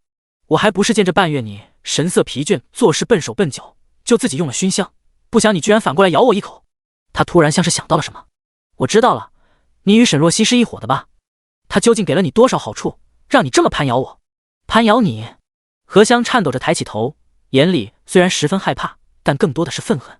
他一咬牙，当着众人的面，荷香缓缓将自己的袖子卷了起来，只见原本白嫩的胳膊上疤痕遍生，新旧疤痕交错在一起，十分丑陋可怖，一看就是被人虐待的。殿内一阵惊呼。秦海棠拧着眉问道：“这是怎么回事？”“这些都是宁侧妃的手笔。”荷香的眼泪砸下来。宁侧妃表面装出纯良的模样，实际私底下对我们这些下人极其歹毒。奴婢只要稍微犯错，即使奴婢不犯错，只要她心情不好，就是一顿打骂，平日里以折磨奴婢们为乐。话一出口，四周的人看向宁兰雪的眼神又惊又艳。慕容羽看着他，也有些不敢置信：“兰雪，你……”宁兰雪眼中喷出怒火，她指着荷香：“闭嘴！你血口喷人！”慕容恒冷冷开口：“是不是血口喷人？府里那么多下人，一一审问就行了，还是说……”他目光一转，落在旁边的丁乐贤身上：“只用审问你一人就行了。”丁乐贤一抖：“奴才平日里不怎么去兰苑，不太清楚。”“没事。”慕容恒淡淡开口：“不太清楚的话，我让人帮你想想，自然就清楚了。”丁乐贤还没明白怎么回事，就见慕容恒道：“带远点，别惊扰到了圣上。”“是。”冷夜一把揪住丁乐贤的衣领，将他拖向了殿外。很快就听到了丁乐贤的惨叫，不过片刻，冷夜就拖着人过来了。他一甩手，将丁乐贤朝着地上一扔：“主子，招了！一点骨气都没有，还没开始动手呢。”语气中满是不屑。丁乐贤跪在地上爬了几步，10个指甲，其中几个已经血肉模糊。“我什么都说。”任景帝拧着眉头：“如实说，少说了一个字，立刻让人将你杖毙。”丁乐贤连连磕头，吓得身子都在颤抖。宁侧妃确实不如面上纯良，她平日里给了奴才诸多好处，四殿下又一直宠爱她，奴才不敢不听她的话。他惊慌道：“之前沈大小姐还在府里的时候，宁侧妃就处处针对她，让奴才们将好的东西都搬到她的兰苑。四殿下在的时候，就吩咐奴才将她的膳食换成馊菜，故意跟殿下说沈大小姐虐待她。还有兰苑的丫鬟，已经换了好几个，都是因为受不了宁侧妃的折磨，求着我换别的差事了。”丁乐贤絮絮叨叨说了很多，越听慕容羽的脸色越加难看，心底的震撼也越来越大。丁乐贤口中的宁兰雪，跟他印象中那个温柔体贴、善良纯洁的女子截然不同，就是一个扭曲狰狞的毒妇。慕容羽下意识地抬头看向一旁的沈若曦，之前他一直以为沈若曦恶毒善妒，处处针对宁兰雪，原来竟是这样的吗？对了，还有绿枝。丁乐贤突然提到这个名字，让慕容羽一激灵。他转头，绿枝怎么了？他其实不是恣意的。丁乐贤颤抖着道，他的脸被宁侧妃毁了，被殿下看到之后，侧妃娘娘怕事情败露，损坏自己在殿下心目中的形象，就命令奴才将他封口了。话一出口，宁兰雪再也忍不住了，她怒声道：狗奴才，你居然这样诋毁我！我什么时候做过这样的事情？我看明明是你逼死绿枝，栽一赃到我头上。丁乐贤不乐意了，侧妃娘娘，奴才说的都是实话，您不承认也没用，奴才有证据。他朝着慕容羽道：殿下，奴才的枕头下面有不少的银票和首饰，都是侧妃娘娘给奴才，让奴才办事的，奴才也是被迫的呀。你胡说！丁乐贤，你满口胡言乱语，信不信本侧妃让你绞了你的舌头？给我住口！秦海棠厉声呵斥，他明艳的脸上满是嫌恶，大殿之上，岂容你放肆？再嚷嚷，本宫先绞了你的舌头！宁兰雪一噎，死死咬着唇，一句话不敢说了。慕容恒轻笑：四哥，这就是你冰雪善良的侧妃？慕容羽动了动唇，想说些什么，但是却一个字都吐不出来。他沉下眼，即使内心对宁兰雪有万般质问和愤怒，但是也只能压下。宁兰雪丢人，他一时跟着颜面扫地。这些只能说明宁氏人品欠缺，更今日落胎之事关系不大。九王帝似乎跑偏了，四哥不必急，真相其实就在眼前。慕容恒语气带着几分气定神闲，他看向一旁已经神色惊惶的张琪，听说你是辅医宁兰雪的胎相，是怎么一回事？慕容恒声音淡淡，但是却似是有一种无形的压力压在头顶，令他不敢抬眸。侧妃娘娘的胎一开始是挺稳的，后来就出了点状况。什么状况？就是胎相似是有点不太稳。张琪支支吾吾，半天说不出个准话。慕容恒眸生厉色，看样子是要尝点苦头，他舌头才能捋直了。冷夜，带下去。是，主子。冷夜上前，刚准备将张琪带下去用刑，就见他猛地磕头。草民说，草民什么都说。第93章坦白。宁兰雪咬牙：张琪，你可得想好了，你若是诬陷本侧妃，可是大罪，你妻儿都在府里当差，到时候可是也要连累他们的。对上他的双眼，张琪一怔，随即微微颤抖起来。他想了起来，当初宁兰雪跟他说，念他对他一片忠心，特许他的妻儿也来府中谋份差事。他原本以为宁兰雪是一片好心，现在才反应过来，宁兰雪是为了拿捏住他的把柄，万一东窗事发，让他闭紧了嘴。张琪瞬间迟疑起来，他虽然贪财胆小，但是他的妻儿却是他的软肋。他眼神闪烁，支支吾吾。任景帝有些不耐，说话。张琪吓得一哆嗦，他伏在地上，一咬牙，刚准备将罪责揽下，却听见慕容恒的声音传来：你若是不说，本王只能审问你的妻儿了。张琪猛地抬起头：灵王殿下，草民的妻儿，他们在哪？慕容恒扫了一眼旁边的冷夜，冷夜开口道：本来我是不准备带他们过来的，可谁知去四皇子府中时候，却见一辆马车鬼鬼祟祟，准备从后门离开，实在可疑，我便拦下了，里面的正是你的妻儿，我已经将人带回来了，现在就在殿外候着。张琪瞪大眼：马车？他们要去哪？冷夜一脚踹向旁边的丁乐贤：当时安排你妻儿离府的，就是这姓丁的，你自己问他。丁乐贤立刻求饶：皇上，灵王殿下，这一切都是侧妃娘娘的命令啊。他说今日他去到宫里之后，让我安排张琪的妻儿离府，将他们送到迎春院，交给老鸨。送到迎春院？张琪气得一把掐住丁乐贤的脖子：你想对我的妻儿做什么？竟然将他们送去那等肮脏之地！这不能怪我，我也是听命行事。丁乐贤推开他：宁侧妃便是从迎春院出来的，里面的老鸨是他的老熟人，他是想让老鸨将你的妻儿囚禁起来，从而作为拿捏你的把柄。张琪瞳孔睁大，震惊地看向软榻上的宁兰雪，他已经面无血色，脸上全是崩溃与惊惧。张琪愤怒极了，既然宁兰雪不仁，那就别怪他不义了。张琪一转头，朝着任景帝重重磕头：皇上，灵王殿下，草民坦白。他厉声道：宁侧妃的胎其实在半个多月前就已经停了。什么？慕容羽率先震惊出声，他怒极：那你为何不说？是侧妃娘娘跟我说，让我守紧这个秘密，尤其不能告诉殿下您，我一时鬼迷心窍，就应下了，求殿下恕罪。慕容羽一转头看向身侧的宁兰雪，他冷冽的目光看得宁兰雪心惊肉跳，他抖着唇开口：殿下，你别叫我说，这么大的事，你为何要隐瞒？我就是怕殿下担忧，所以才……住口！慕容羽瞪着他，看着宁兰雪哭泣的脸庞，如今却怎么也生不出怜惜之心了。若是当时瞒了我，还能这般解释，可是你一瞒就是半个多月，你也是怕我担忧？恐怕是别有居心。闻言，一旁的沈若曦在心底翻了个大大的白眼。哟，长脑子了。任景帝看向地上的张琪，沉声道：“那麝香呢？麝香一事，你可知情？麝香是侧妃娘娘找草民要的，她让草民将麝香放在香囊内，带在身上，让草民调制好比例，不能被人闻出来。这些时日，草民便一直在研究这事。香囊制作好了之后，昨日才拿给侧妃娘娘。”张琪如实道。草民也好奇过，问过侧妃娘娘究竟要干什么，但是她没细说，只是说要在今日皇后的生辰宴上保证落胎，其余的事草民不必知道。任景帝道：“你说了这么多，可有证据？”有的。张琪从怀中掏出一根金簪，侧妃娘娘赏了草民不少金银首饰，草民都收着呢。顿了顿，他继续道：“今日来宫里之前，侧妃娘娘又找草民开了一剂落胎药，说要保证今日能小产。今日草民给侧妃娘娘端去落胎药之后，侧妃娘娘赏了这根金簪，还没来得及收起来。”看到这根金簪，慕容羽的脸更黑了。这是他亲手送给宁兰雪的，上面雕刻着一朵兰花。他觉得他绘制兰心十分符合，现在只觉得极其讽刺。殿内的气氛一下降到了冰点。苏柳的眼神有些冷：“宁氏，你可还有话要说？”妾身。宁兰雪抖着身子，无力的开口：“妾身不是。”“怎么？事到如今，你还敢狡辩？”秦海棠冷冷开口，神情冷冽：“当着圣上的面，你居然如此冥顽不灵！”他看向任景帝：“皇上，这等心思肮脏的毒妇，依臣妾看，赐死算了。”一旁的贤妃宁英英懒懒开口：“贵妃娘娘急什么？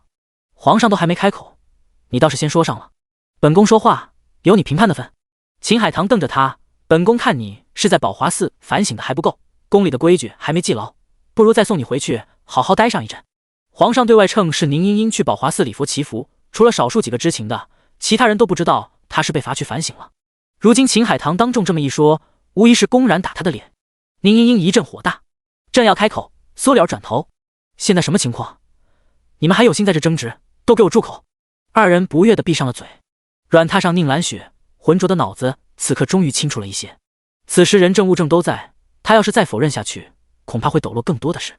宁兰雪从榻上翻滚下来，跪倒在地：“殿下，您听妾身解释。”慕容恒道：“如今父皇母后都在，你似乎找错要解释的对象了。”宁兰雪一转头，赶紧跪在地上，对着任景帝磕头，丝毫不敢抬头，直面圣颜。任景帝目光沉沉：“宁兰雪，你可认罪？”“妾身的确做过这些事，不过皇上，妾身是有苦衷的。”宁兰雪急急开口：“妾身知晓自己出身卑微，害怕殿下和芳嫔娘娘知晓妾身肚子里的孩子没了，会对妾身失望，所以才一直瞒着。”这话说不通。沈若曦问道：“那你为何一定要选择今日落胎？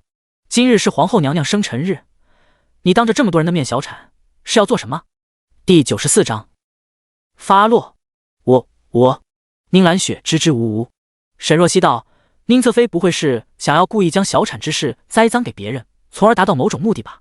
闻言，地上的万丝语气的差点跳起来：“好你个宁兰雪，我跟你无冤无仇，你为什么要陷害我？”万干瞪着他：“还不是因为你蠢。”万丝语，他想反驳，但是却又没底气。他爹说的对，他确实蠢，蠢得没边了。沈若曦却道：“我猜宁侧妃要陷害的人或许不是万丝雨，只是万大小姐比较倒霉，白白背了这黑锅。”万丝雨一愣：“那他想陷害谁？”沈若曦却是没吭声。他若是说宁兰雪想陷害他，无凭无证，不能令人信服，而且说多了会让一部分人以为他是在针对宁兰雪。听到这话，宁兰雪手指一紧：“不行，若是定罪成他有心陷害别人，那性质就截然不同了。”他赶紧道：“不是的，皇上，妾身绝对没有想着陷害别人，妾身是想着今日生辰宴人多，妾身若是假装不小心被人拥挤了导致小产，众目睽睽之下，芳嫔娘娘迫于言语压力，也不会公然嫌弃妾身。”方慧不悦的蹙眉：“怎么，现在又拉我出来挡刀了？无论宁兰雪有没有孩子，他都厌恶这个贱人。”慕容恒单手撑着下巴，突然缓缓道：“哦，可是本王怎么觉得你是想陷害沈若曦？”众人一惊，随即神色各异。宁兰雪与沈若曦结怨已久，若是说是将自己小产的事推到沈若曦的头上，确实有可能。慕容羽转头冷声问道：“九王帝何出此言？”慕容恒俊美的脸上缓缓荡出一个微小的笑意。本王看见的，亲眼看见苏天灵想要推沈若曦，却推到了他身旁的万思雨。他脸眸，本王合理怀疑宁兰雪是与苏天灵串通好，想要陷害沈若曦。闻言，苏天灵脸色大变：灵王殿下，凡事得讲究证据。我知晓你对沈若曦青眼有加，但是此番维护实在有失公允。本王亲眼所见不算证据，那灵王殿下之前怎么不说出来？如今这个关头却突然提了出来。本王想什么时候说便什么时候说。慕容恒浅色的狐狸眼微微一扬，带着几分冷厉。你有什么意见？苏天灵被他这目光一扫，有些畏惧，随后别开眼，跪在地上。皇上，臣女对天发誓，绝对没有做过这等事。任景帝道：那你的意思是灵王撒谎了？苏天灵眼神沉沉，也不是，当事人多，灵王殿下离得又远，说不定是看错了。而且，苏天灵加重语气，而且臣女堂堂郡主怎么会与宁兰雪联手做这般小人之事？父亲常告诫我，行事应当堂堂正正，臣女一直谨遵父亲的教诲。他搬出荣亲王，想要自保。任景帝扶着一旁金丝楠木椅的扶手，忽然笑了几声。之前所有矛头都对准万思雨的时候，你可是叫嚣的最欢的，恨不得将万干一起连坐，除之而后快。这也是荣亲王教你的。皇上，臣女不敢。苏天灵心中一惊，对上任景帝闪着犀利的眸子，总觉得他似是看透了什么。他伏在地上，连忙认错。当时臣女以为是万思雨的过错，压根没想太多，请皇上饶恕臣女的莽撞。然而任景帝压根没理他，他转头，目光落在宁兰雪的身上，看了几秒，随后泛出一丝嫌恶。您是腹中胎儿，早就不保，却瞒而不说，还想要在皇后的生辰宴上将小产一事栽赃给别人，实在罪大恶极。令品行不端，对下人手段残忍，这等毒妇实在不配为四皇子侧妃。宁兰雪一怔，惶恐抬头，只听见任景帝道：从即刻起，剥夺四皇子侧妃的身份，贬为奴隶，打入天牢，明日便流放到宁古塔。听到这里，宁兰雪神色一僵，差点晕过去。流放宁古塔，他如今这个身体，不是就让他去死吗？皇上，皇上饶命啊！皇上，妾身并非有心陷害别人，只是太害怕了，便将责任推到了万大小姐的身上。皇上，饶了妾身吧。他砰砰磕着头，但是任景帝丝毫不为所动。宁兰雪只能一把抱住了身边慕容羽的小腿。殿下，殿下，您帮我说句话啊！殿下。慕容羽微微低下头，对上了宁兰雪满是眼泪的小脸，心情一时极为复杂。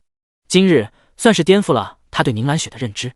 此刻对着这张柔弱的小脸，他竟生出了一丝迟疑。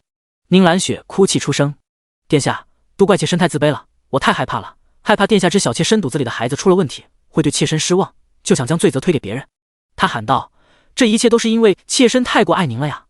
慕容羽神色微敛，他想了想，低声道：父皇，您是所作所为确实可恶，但是他毕竟是儿臣的人，如今刚刚小产，若是流放，定会死在半路，请父皇开恩，饶他一命。闻言，坐在一旁的方慧差点气晕过去。都这个时候了，慕容羽居然还为他说话，这个女人当真是不要脸的狐妹子。秦海棠笑道：哟，四皇子对宁氏还真是痴心一片啊。任景帝也笑，不过是讽刺的笑，他对这个儿子愈加的不满了。你被这种女人迷得是非不分，朕还未治你的罪，你还开口为她求情。慕容羽双膝跪下：儿臣有错，甘愿领罚，但是宁氏她罪不至死。既然你这般求情，朕给她一个机会。闻言，宁兰雪一喜，然而下一秒便听见任景帝道：可以不流放宁古塔，不过的打30大板，若是他能活下来，那就算他命大。话音落下，他挥手，几个侍卫立刻过来，拖着宁兰雪就走。宁兰雪扯着嗓子：殿下，殿下救我，殿下救我啊！然后无人回应。慕容羽跪在地上，目光闪烁。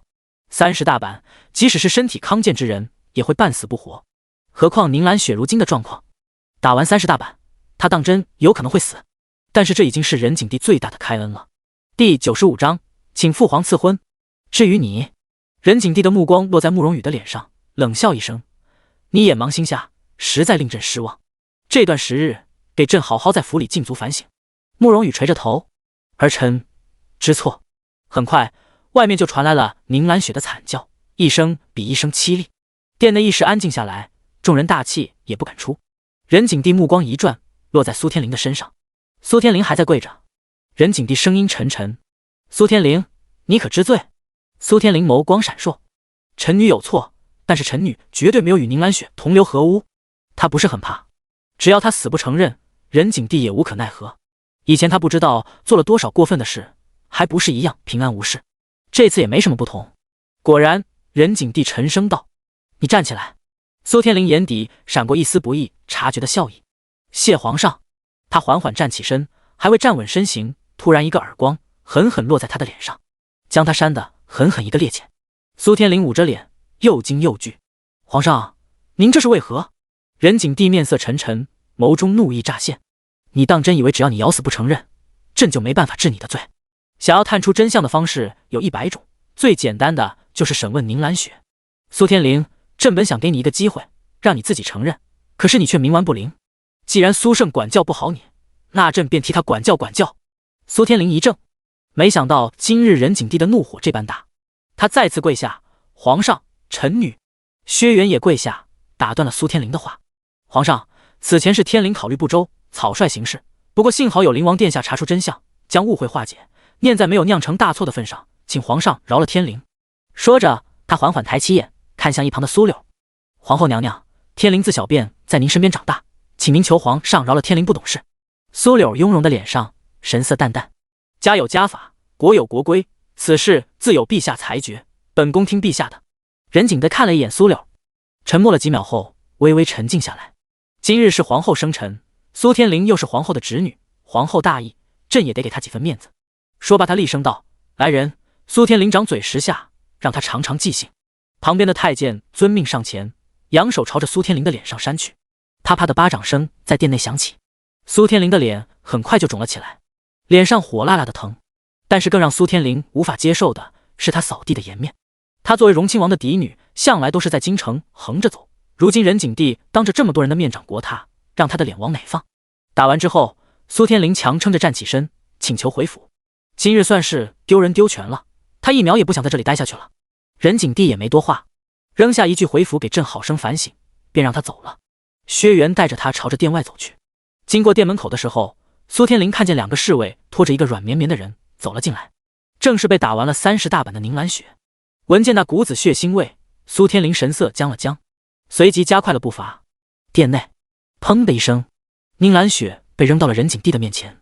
她趴在地上一动不动，自腰间往下都是一片血肉模糊，染红了素白的衣裙，霎时整个殿内都是一股血腥味，触目惊心。有些贵女们看着有些受不了，纷纷转过了头，只有沈若曦目光直直的落在她的身上，眼神都没眨一下。是惨，但是比起前世的她还不够。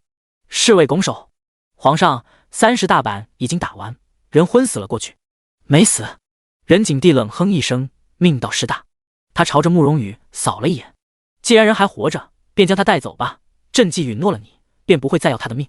不过从今日起，他便不是什么4皇子的侧妃了，而是身份低贱的奴隶。儿臣知晓，谢父皇开恩。慕容羽走上前，让人将宁兰雪抬起，转身离开。走的时候，他迟疑着看了沈若曦一眼，似是想说什么，但是沈若曦目光淡淡的看着别处，压根没有看他一眼。慕容羽咬了咬牙，只能离开。事情算是处理完，剩下的丁乐贤和张琪，任景帝交给了慕容恒，让他处置。慕容恒起身拱手：“儿臣领命。”任景帝拍了拍他的肩膀，眼中多有欣慰。今日之事，多亏你与沈若曦，否则怕是没那么快水落石出。能为父皇分忧，儿臣深感荣幸。万干也赶紧堆起笑容。灵王殿下英明神武，能从细枝末节查出线索，还臣这逆女一个清白。还有沈大小姐不畏强权，敢于说出真相，属实勇气可嘉。今日您与灵王殿下的配合，当真是天作之合。不过最重要的，还得是皇上智慧无边，秉公处置，实在令微臣仰望不及。说罢，他又是一转身，对着一旁的苏柳拱手：“皇后娘娘生辰日，却发生了这种扫兴的事情，都怪微臣教导无方，让这逆女惹了麻烦。微臣回去定当准备一份厚礼，给皇后娘娘赔罪。”一旁的万思雨眉头跳了跳，这马屁拍得真是滴水不漏。不过，万思雨转头对着沈若曦悄悄看了一眼，今日多亏了他，否则自己就要闯大祸了。经过今天这件事，沈若曦好像也不讨厌了。他这个念头刚刚落下，就听见一声磁性好听的声音响起。慕容恒道：“父皇，今日趁着母后生辰日，其实儿臣有个请求，希望父皇成全。”任景帝道：“什么请求？”慕容恒微微躬身，俊美的脸上神色坚定无比。儿臣想请父皇给儿臣与沈若曦赐婚。话音一落，殿上安静了几秒，随即一阵窸窸窣窣的声音响起，众人面面相觑，神色各异。万思雨差点跳脚，刚刚才对沈若曦印象转好，莫想到这么快就又惹怒他了。他果然跟沈若曦八字不合。林秀仪更是受到了莫大的打击，身形一晃，差点晕倒。慕容修捏着折扇，眼中尽是八卦与震惊。他凑近身边的慕容耀，啧，这热闹真是一茬接一茬，只是可惜了四弟不在，否则更是热闹了。他笑道：“你说九王帝沉寂了20多年，突然给整出了一个心上人，我还没缓过来呢，他就要父皇赐婚了。要是沈若曦没嫁给四弟，估计他现在都已经有孩子了。”说完之后，慕容修才反应过来失言。慕容横着身子，没法有孩子的。想到此，他眼中露出一丝遗憾。慕容耀没吭声，只是目光落在沈若曦的脸上。第96章，成人之美。见他有一瞬的讶然，随后神色微微敛起，脸上浮现一丝微小的羞怯，眼中燃起一丝光亮，熠熠生辉。很明显，他亦是有情。慕容耀的眸子沉了几分。11弟，你也到了可以娶妻的年纪了，有没有相中谁家的贵女？慕容修的声音又在耳边响起。慕容耀缓缓道：“我目前并未有娶妻的心思，那是你见得太少了。王兄识遍天下美人，等回头王兄带你多去领略领略，你便懂其中的滋味了。”慕容修一只手搭在他的肩膀，神色风流。却见慕容耀转头：“端王兄，你很聒噪。”慕容耀瞥了他一眼，将他搭在他肩膀的手给推开，转身便朝着殿外走去。慕容修低声唤他：“11弟，这么激动人心的时刻，你不留下看热闹？没什么好看的。沈若曦必定会答应。”看着慕容耀的背影，慕容修蹙了蹙眉。刚刚慕容耀推开他的瞬间，他在他的眼中看到了一股陌生的寒意，与他俊秀无害的脸庞十分不符。他摇了摇头：“11弟看样子也成长了。不管了，继续看戏。”任景帝看着面前的慕容恒，眼中闪过一丝兴味。恒儿此举倒是有些突然，你与沈若曦是商议好今日来求朕赐婚？慕容恒道：“并非如此，此事是儿臣一人主张。儿臣求娶心切，便趁着母后的生辰，跟父皇提此请求，望父皇成全。”哈哈，恒儿既然有心求娶，朕自当成人之美。不过任景帝一转头看向一旁的沈若曦：“沈若曦，你可愿意嫁与灵王？”众人的目光一下集中到了沈若曦的身上，她微微抬起眸，缓缓朝前走了几步，正要俯身，一个高大粗犷的身影冲了出来。等会。沈天荣一下冲到沈若曦的跟前，脸上还带着未散去的震惊。他还没缓过来，慕容恒看中的不是他儿子沈彻吗？怎么现在求娶他女儿呢？什么情况？爹，怎么了？沈若曦转头问了一句。若曦，我知道此事对你而言太过突然，其实对爹来说也很震惊。你若是不愿，爹，女儿没有不愿。闻言，沈天荣傻了。你当真？他压低声音，若是被迫的你就眨眨眼，爹已经让你嫁错人一次了，绝不会让同样的事情发生2次的。爹，我是认真的，您放心。沈若曦拍拍他的手背，之后走到任景帝的面前，俯身道：“皇上，灵王殿下郎才独绝，举世无双，能嫁给他是臣女的福气，臣女愿意。”听到这话，旁边的慕容恒羽睫微扇，早已沉寂的胸腔有什么在剧烈的跳动。他黑眸幽深，他将他说的这么好，可是事实不是的，他并非表面看起来的这么清风霁月，他有不为人知阴暗的一面。见沈若曦这般说，任景帝脸上溢出笑意：“好，既是如此，那朕便为你们赐婚。王德福，拿玉墨来。”是，皇上。王德福飞快出去，很快就捧着笔墨过来。任景帝挥手，当场写了一道圣旨。王德福拿着圣旨宣读：“奉天承运，皇帝诏曰：兹闻大将军之女沈若曦娴熟大方，才貌双绝，与灵王堪称天设地造，未成佳人之美。朕特将沈若曦许配灵王为灵王妃，一切礼仪、交友礼部与青天监正共同操办，则良辰完婚。”慕容恒拱手：“谢父皇成全。”沈若曦亦是俯身：“臣女多谢皇上。”二人站在一起，一个倾国倾城，一个俊美无双，宛若一对璧人，极其般配。任景帝抚掌大笑：“孩儿高兴，父皇便高兴。”说着，他拍了拍慕容恒的肩膀，之后带着皇后和一众妃嫔转身离去。等到任景帝离去，众人也开始回过神，纷纷上去围着慕容恒，恭维地说着贺喜的话。不少人也凑到了沈天荣的跟前：“大将军好福气啊，能得灵王这样的成龙佳婿。恭喜大将军，贺喜大将军！等到沈大小姐与灵王殿下成婚之日，我一定去讨杯喜酒喝喝。沈大小姐端庄大方，聪慧贤淑，与灵王殿下真是天生一对，恭喜恭喜！沈天荣讪笑着应对同僚们的恭维，将沈彻推出去挡着众人，自己则拉着沈若曦飞快地出了殿门，一路出了宫。一离开众人的视线，他立刻将自己的官帽扶了扶，忍不住飙出了一句脏话：这他娘的是怎么回事啊？灵王怎么突然要娶你？沈若曦摸了摸鼻子，我知道这有些突然，简直是太突然了，没有一点征兆。你爹，我到现在还以为自己在做梦。沈若曦疑惑，怎么没有征兆？爹，您没发现近日灵王殿下经常去将军府吗？这么反常，您没怀疑吗？我怀疑倒是怀疑过，只是怎么了？只不过怀疑对象搞错了。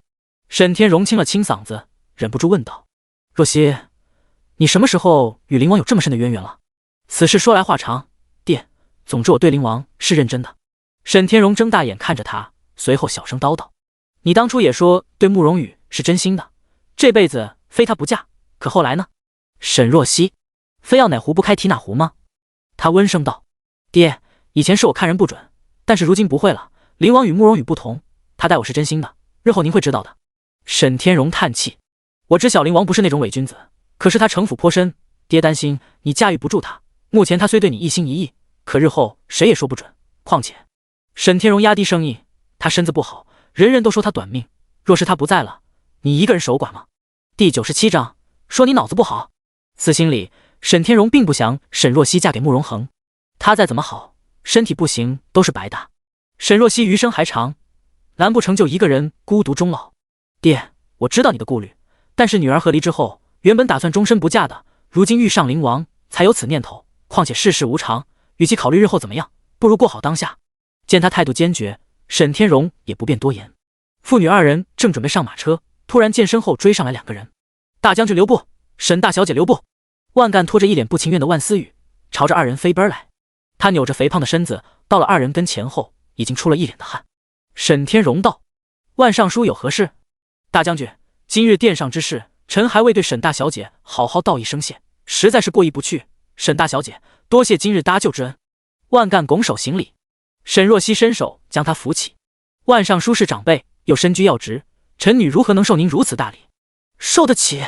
沈大小姐对小女是救命之恩，自然受得起。再说您如今与灵王殿下已经定亲，也是未来的灵王妃，更受得起了。说着，他一把将万思雨向前推了推。臣这逆女之前与沈大小姐之间有些误会，今日她特地想要过来与沈大小姐当面道歉。万思雨，他什么时候说过了？但是对上他爹严厉的目光，万思雨慢吞吞地低下了头。沈若曦，之前是我不对，我日后再也不会找你麻烦了。他嘟囔了一句。不管怎么说，沈若曦确实是帮了他的大忙，这声道歉也是应当的。沈若曦温和一笑：你虽然确实找过我不少麻烦，但是都仅限于嘴上功夫，实质上并未对我造成什么伤害。况且上次万尚书已经教训过你了，相信你以后一定会改的。万思雨一愣，总觉得这话有点怪怪的。不等他反应过来，沈若曦已经与沈天荣上了马车，缓缓离开了。万思雨转头看着万干：爹，沈若曦什么意思？我怎么觉得他话里有话？万干有些嫌弃地瞥了他一眼：没听出来？沈若曦这意思是你只会口舌之争，还不够对他造成什么实质性的打击。换句话说，你脑子不好，他不跟你计较，你日后改正。什么？万思雨跳脚：好个沈若曦，我诚心道歉，他居然嘲讽我。万干冷哼一声：你激动什么？我觉得沈若曦说的很有道理。爹，我可是你亲生的啊！还说呢，你爹我一世英名，也不知道怎么生出了你这个脑子。万干摇摇头，转身上了马车。万思雨正准备也上去，突然听见后面有人喊他：万大小姐！万思雨一转头，见林秀仪带着丫鬟缓缓走来。林秀仪！万思雨站住脚步：怎么了？万大小姐，刚刚殿内的事你也看见了？林秀仪垂着眸，眼中是难掩的不甘。今日灵王殿下亲自求赐婚，实在令人震惊，我有些接受不了。所以呢？万大小姐，我知晓你娘家与皇后娘娘有些渊源，你能不能去探探消息，灵王殿下为何突然要娶沈若曦？闻言，万思雨撇了撇嘴：还能因为什么？肯定是灵王喜欢她。那也不一定。林秀仪眸光闪烁：将军府有兵权，对灵王来说是助力，但是他父亲贵为太傅，也能在朝堂之上帮衬他的。他爱慕灵王这么多年，而且之前慕容明玉明明说皇上和皇后是有意将他许配给慕容恒的，如今却得到了这种结果，他接受不了。万大小姐，你若是不便与皇后娘娘说道，能不能出个面，让我见一面皇后娘娘？万思雨拧眉，你要见皇后娘娘干什么？我实在心有不甘。若是灵王殿下的另一半的确是个举世无双的世家贵女，那我无话可说。可是沈若曦一个和离女子，如何能配得上灵王殿下？闻言，万思雨拧眉，所以你的意思是你配得上灵王殿下了？林秀仪挺直胸膛，清丽无双的脸上闪过一丝傲意。与他沈若曦相比，我的确更有资格。闻言，万思雨忍不住在心底翻了个白眼。我以前怎么没发现，你还挺自恋的？万思雨，你这话什么意思啊？你不是也很讨厌沈若曦吗？我是讨厌沈若曦，但是现在更讨厌你。沈若曦再怎么不好，那也是灵王殿下选中的人，你就算不甘心，也改变不了什么。万思雨转身爬上马车。对了，我还得再多说一句，虽然你跟沈若曦并称京城双姝，但是单看长相，我觉得沈若曦更胜一筹。说罢，他一头钻进马车的车厢，悠然离去。剩下林秀仪站在原地，整张脸都气红了。他绞着手里的帕子。万思雨不帮他，他自己再寻别的法子进宫。他绝不甘心就这样算了。后宫，苏柳与一众妃嫔与任景帝分开后，便朝着后宫的方向走去。众人挤在一起，低声说着今日殿内的事。今日先是宁兰雪落胎，后又是灵王求任景帝赐婚，热闹看得够够的。一众人中，方慧的脸色最为难看。偏偏秦海棠一扭头，懒洋洋的道：“方嫔，如今都什么情况了？你还有空回宫？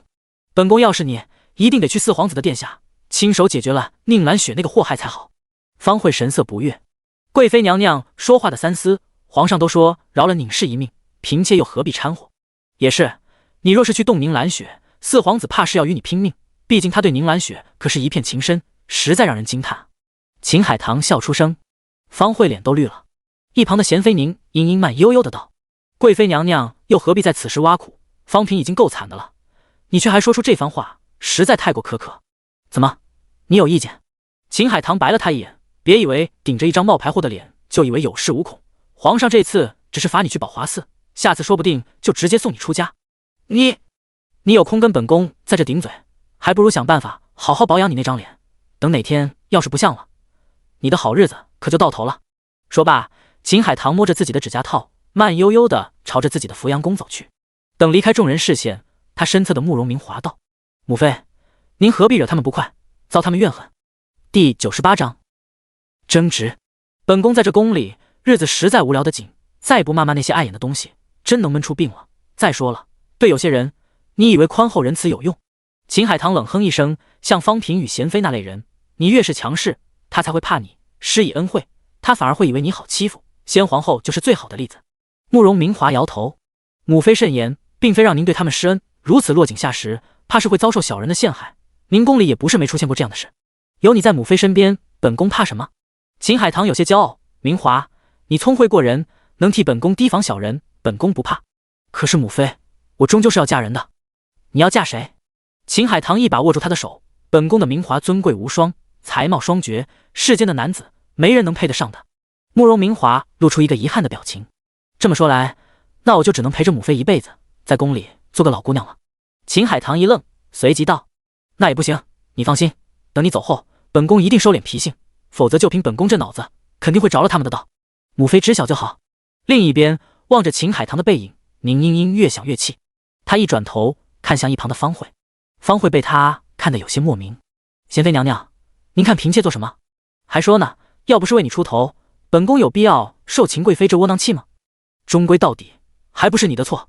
贤妃娘娘，嫔妾并未让您出头，您与秦贵妃有私怨，刚刚大可直接与她说道，而不是与嫔妾发火。”方慧脸色也不快，她怕秦海棠，不仅因为秦海棠姓子烈，还因为她是世家贵女，娘家是勋贵的武定侯府。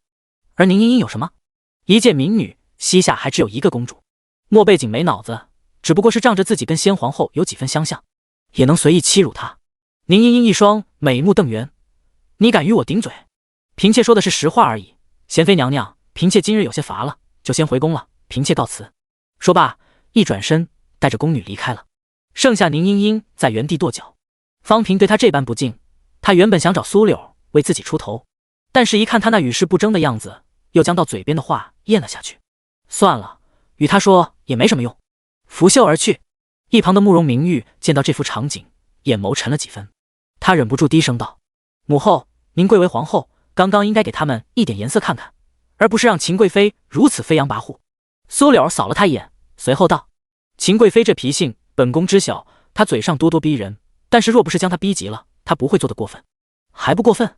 母后，她都快要爬到您的头上去了。”慕容明玉十分不悦，她扶阳宫比您的长秋宫还要华贵，平日里出行也是比您阵仗更大。就算她娘家是武定侯府，您身后还是荣亲王呢，您何必怕她？本宫并非怕她。苏柳目光落在慕容明玉脸上，缓声道：“你这话不要被你父皇听见了。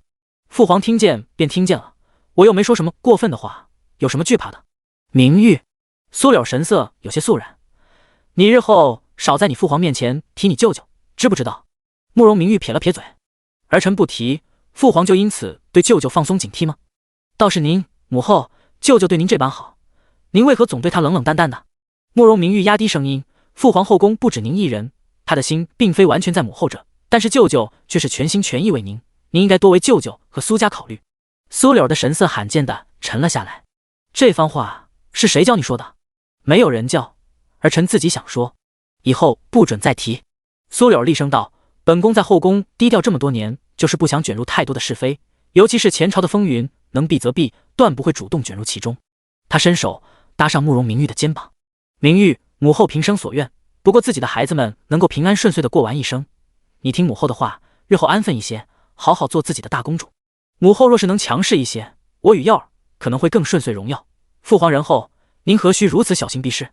闻言，苏柳眸中溢出一丝复杂的情绪：“你不了解你父皇，儿臣是不了解父皇，儿臣了解您，您实在是太过软弱，儿臣看不下去。”慕容明玉咬了咬唇，有些不悦的一转身离开了。看着他的背影，苏柳眸光微微闪了闪，随即叹了口气。他身边的大宫女玉知道，娘娘，其实大公主说的有几分道理，您贵为皇后，娘家又如此强盛，不必如此好脾性的。苏柳没吭声，只是突然道：“荣亲王明日要离京了。”他眸光微垂，他以前行军作战，常年惊风受雨，落下旧疾，天凉就睡不安稳。前些日子本宫让人寻了金丝枕，等会差人给他送去吧。奴婢领命。夜微深，一弯玄月挂在夜空，泛着清冷的光辉。偌大的荣亲王府前，一辆镶金戴玉的马车停下，随从拨开车帘，苏胜弯腰下了马车。他刚进府，就见府里的管家范高上前低头汇报：“王爷，今日王妃与郡主从宫里回来，郡主的脸肿得厉害，不知是遇上什么事了。”本王知道。苏胜冷冽的声音响起，俊美分明的脸上神色沉郁。宫里有他的眼线，今日他刚离宫不久，就听闻了宫里发生了大事，苏天灵被圣上长乖了。想到此，苏胜神色更加难看。他迈着步伐朝着自己的房间走去，刚到门口，便见薛元正在等候。看见他，薛元的脸上立刻浮现一抹笑意：“王爷，您回来了。”第99章怒意。苏胜进了房间，薛元也跟了进去。“王爷，您今日在外奔波一天，累了吧？臣妾亲自做了一些糕点，您尝尝吧。”说着，他伸手示意了一下身后的婢女，婢女们上前将食盒中的点心纷纷摆了上来，有4、5盘，样式很是精致。苏胜看着面前的糕点，却没有动，而是问道：“天灵呢？他在房间，王爷要见他吗？”苏胜拿起筷子：“本王听说今天在殿中，他被皇上长乖了。”薛元垂着眸，柔柔的点了点头。今日天灵犯了错，惹得皇上很是生气，不过只是打了几巴掌，脸肿了些，没什么大碍。皇上打的并非是他的脸，而是本王的脸。闻言，薛元神色一正，随即转头示意旁边的人下去。婢女们立刻退下，顺便将门关上。等到只剩2人，薛元缓缓弯下腰，跪在苏胜身侧：“王爷息怒，此事千错万错，都是臣妾教导无方，让天灵在外闯祸，给您丢了颜面，请王爷责罚臣妾。本王愿意让他在外放肆，是要他长荣亲王府的威严，而不是让人看笑话。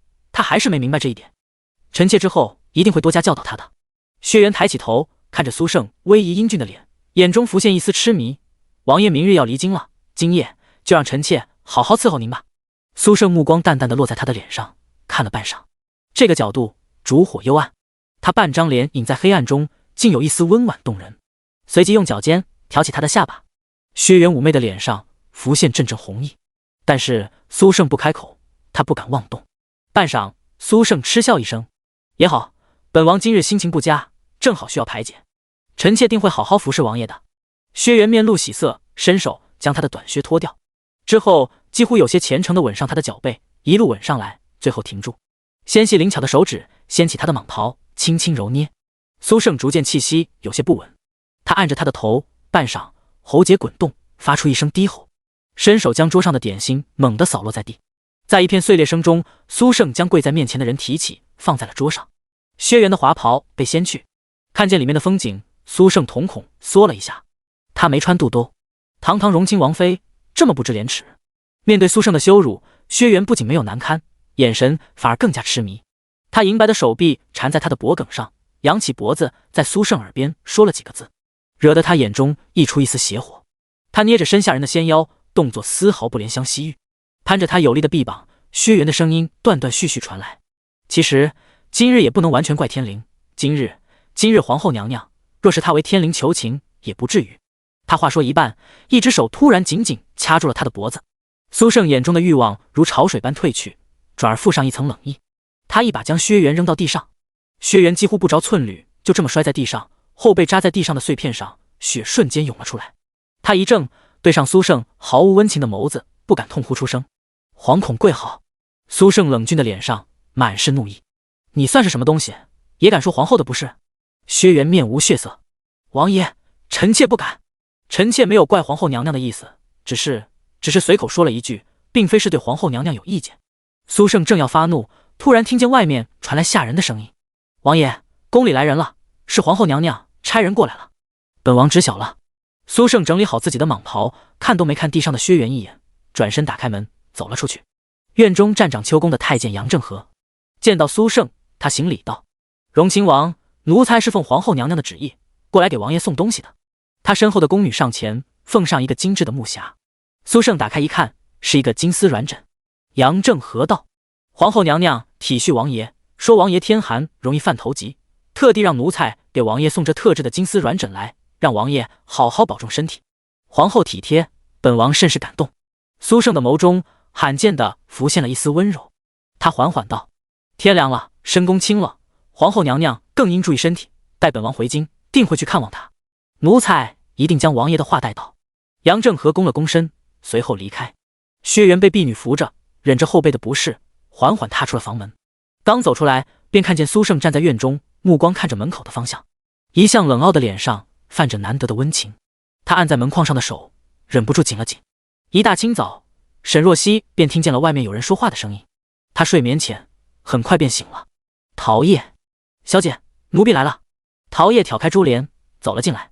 沈若曦问道：“外面怎么那么吵？”“小姐，您不知道，外面来了好些官员，都是来祝贺您与灵王殿下订了婚，大将军正在外面招待呢。我去看看。”沈若曦起身梳洗了一番后，穿上一件鹅黄色的罗裙，施施然走了出去。果然看见前院人来人往，都是提着礼品过来的。沈若曦不禁感慨，自从他大哥走后，他父亲挂了个闲职，在家天天招猫逗狗，已经鲜少有官员上门巴结了。今日却这般热闹，慕容恒的事还挺大。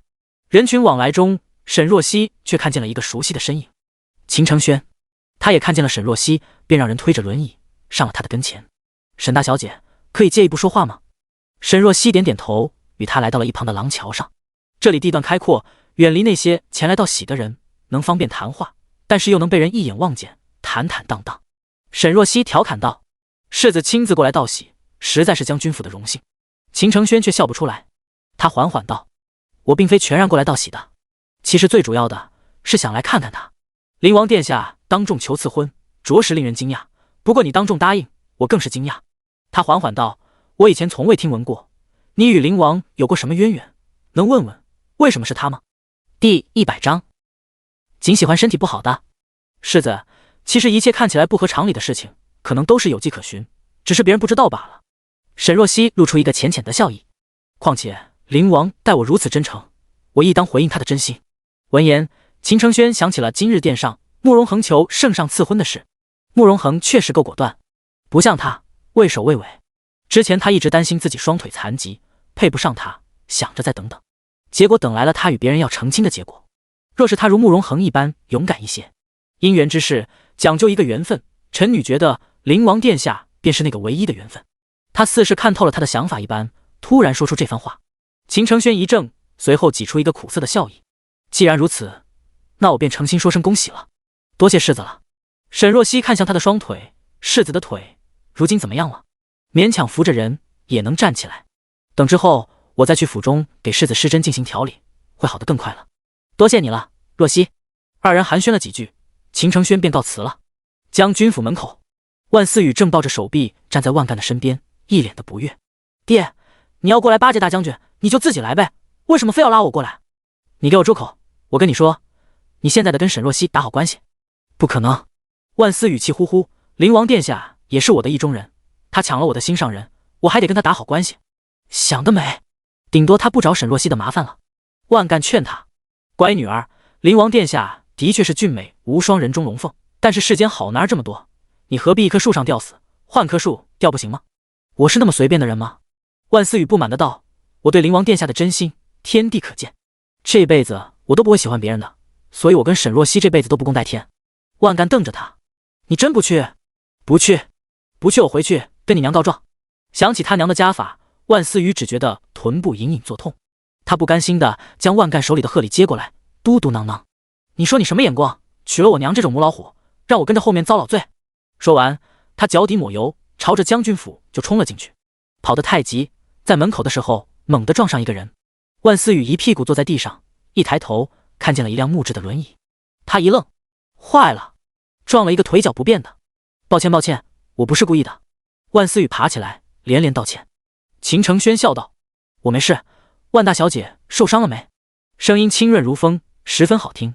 万思雨疑惑的抬眸，对上了一张俊美清朗的脸庞。秦承轩柔和的眸子看过来，仿佛春风润细雨，带着无声的温柔。万思雨就这么怔了一下，他以前从未正面见过秦承轩，尤其这2年，他因为双腿残废，沉寂了许久。上次见他还是在宫里的宴会上，不过隔得比较远，瞥了一下，并未在意。如今这么近看到，万思雨感觉自己受到了10000点的美颜暴击。万大小姐，见他不出声，秦承轩又唤了一声。万思雨回过神，哦，我没事，世子你呢？身后万干追上来，你这丫头冒冒失失的，又闯祸了。说着，他转头对秦承轩露出一个客套的笑意，臣这小女莽撞，臣替她给世子赔不是了。万尚书不必如此客气，我并未有事，况且万大小姐已经道过歉了。那就好，那就好。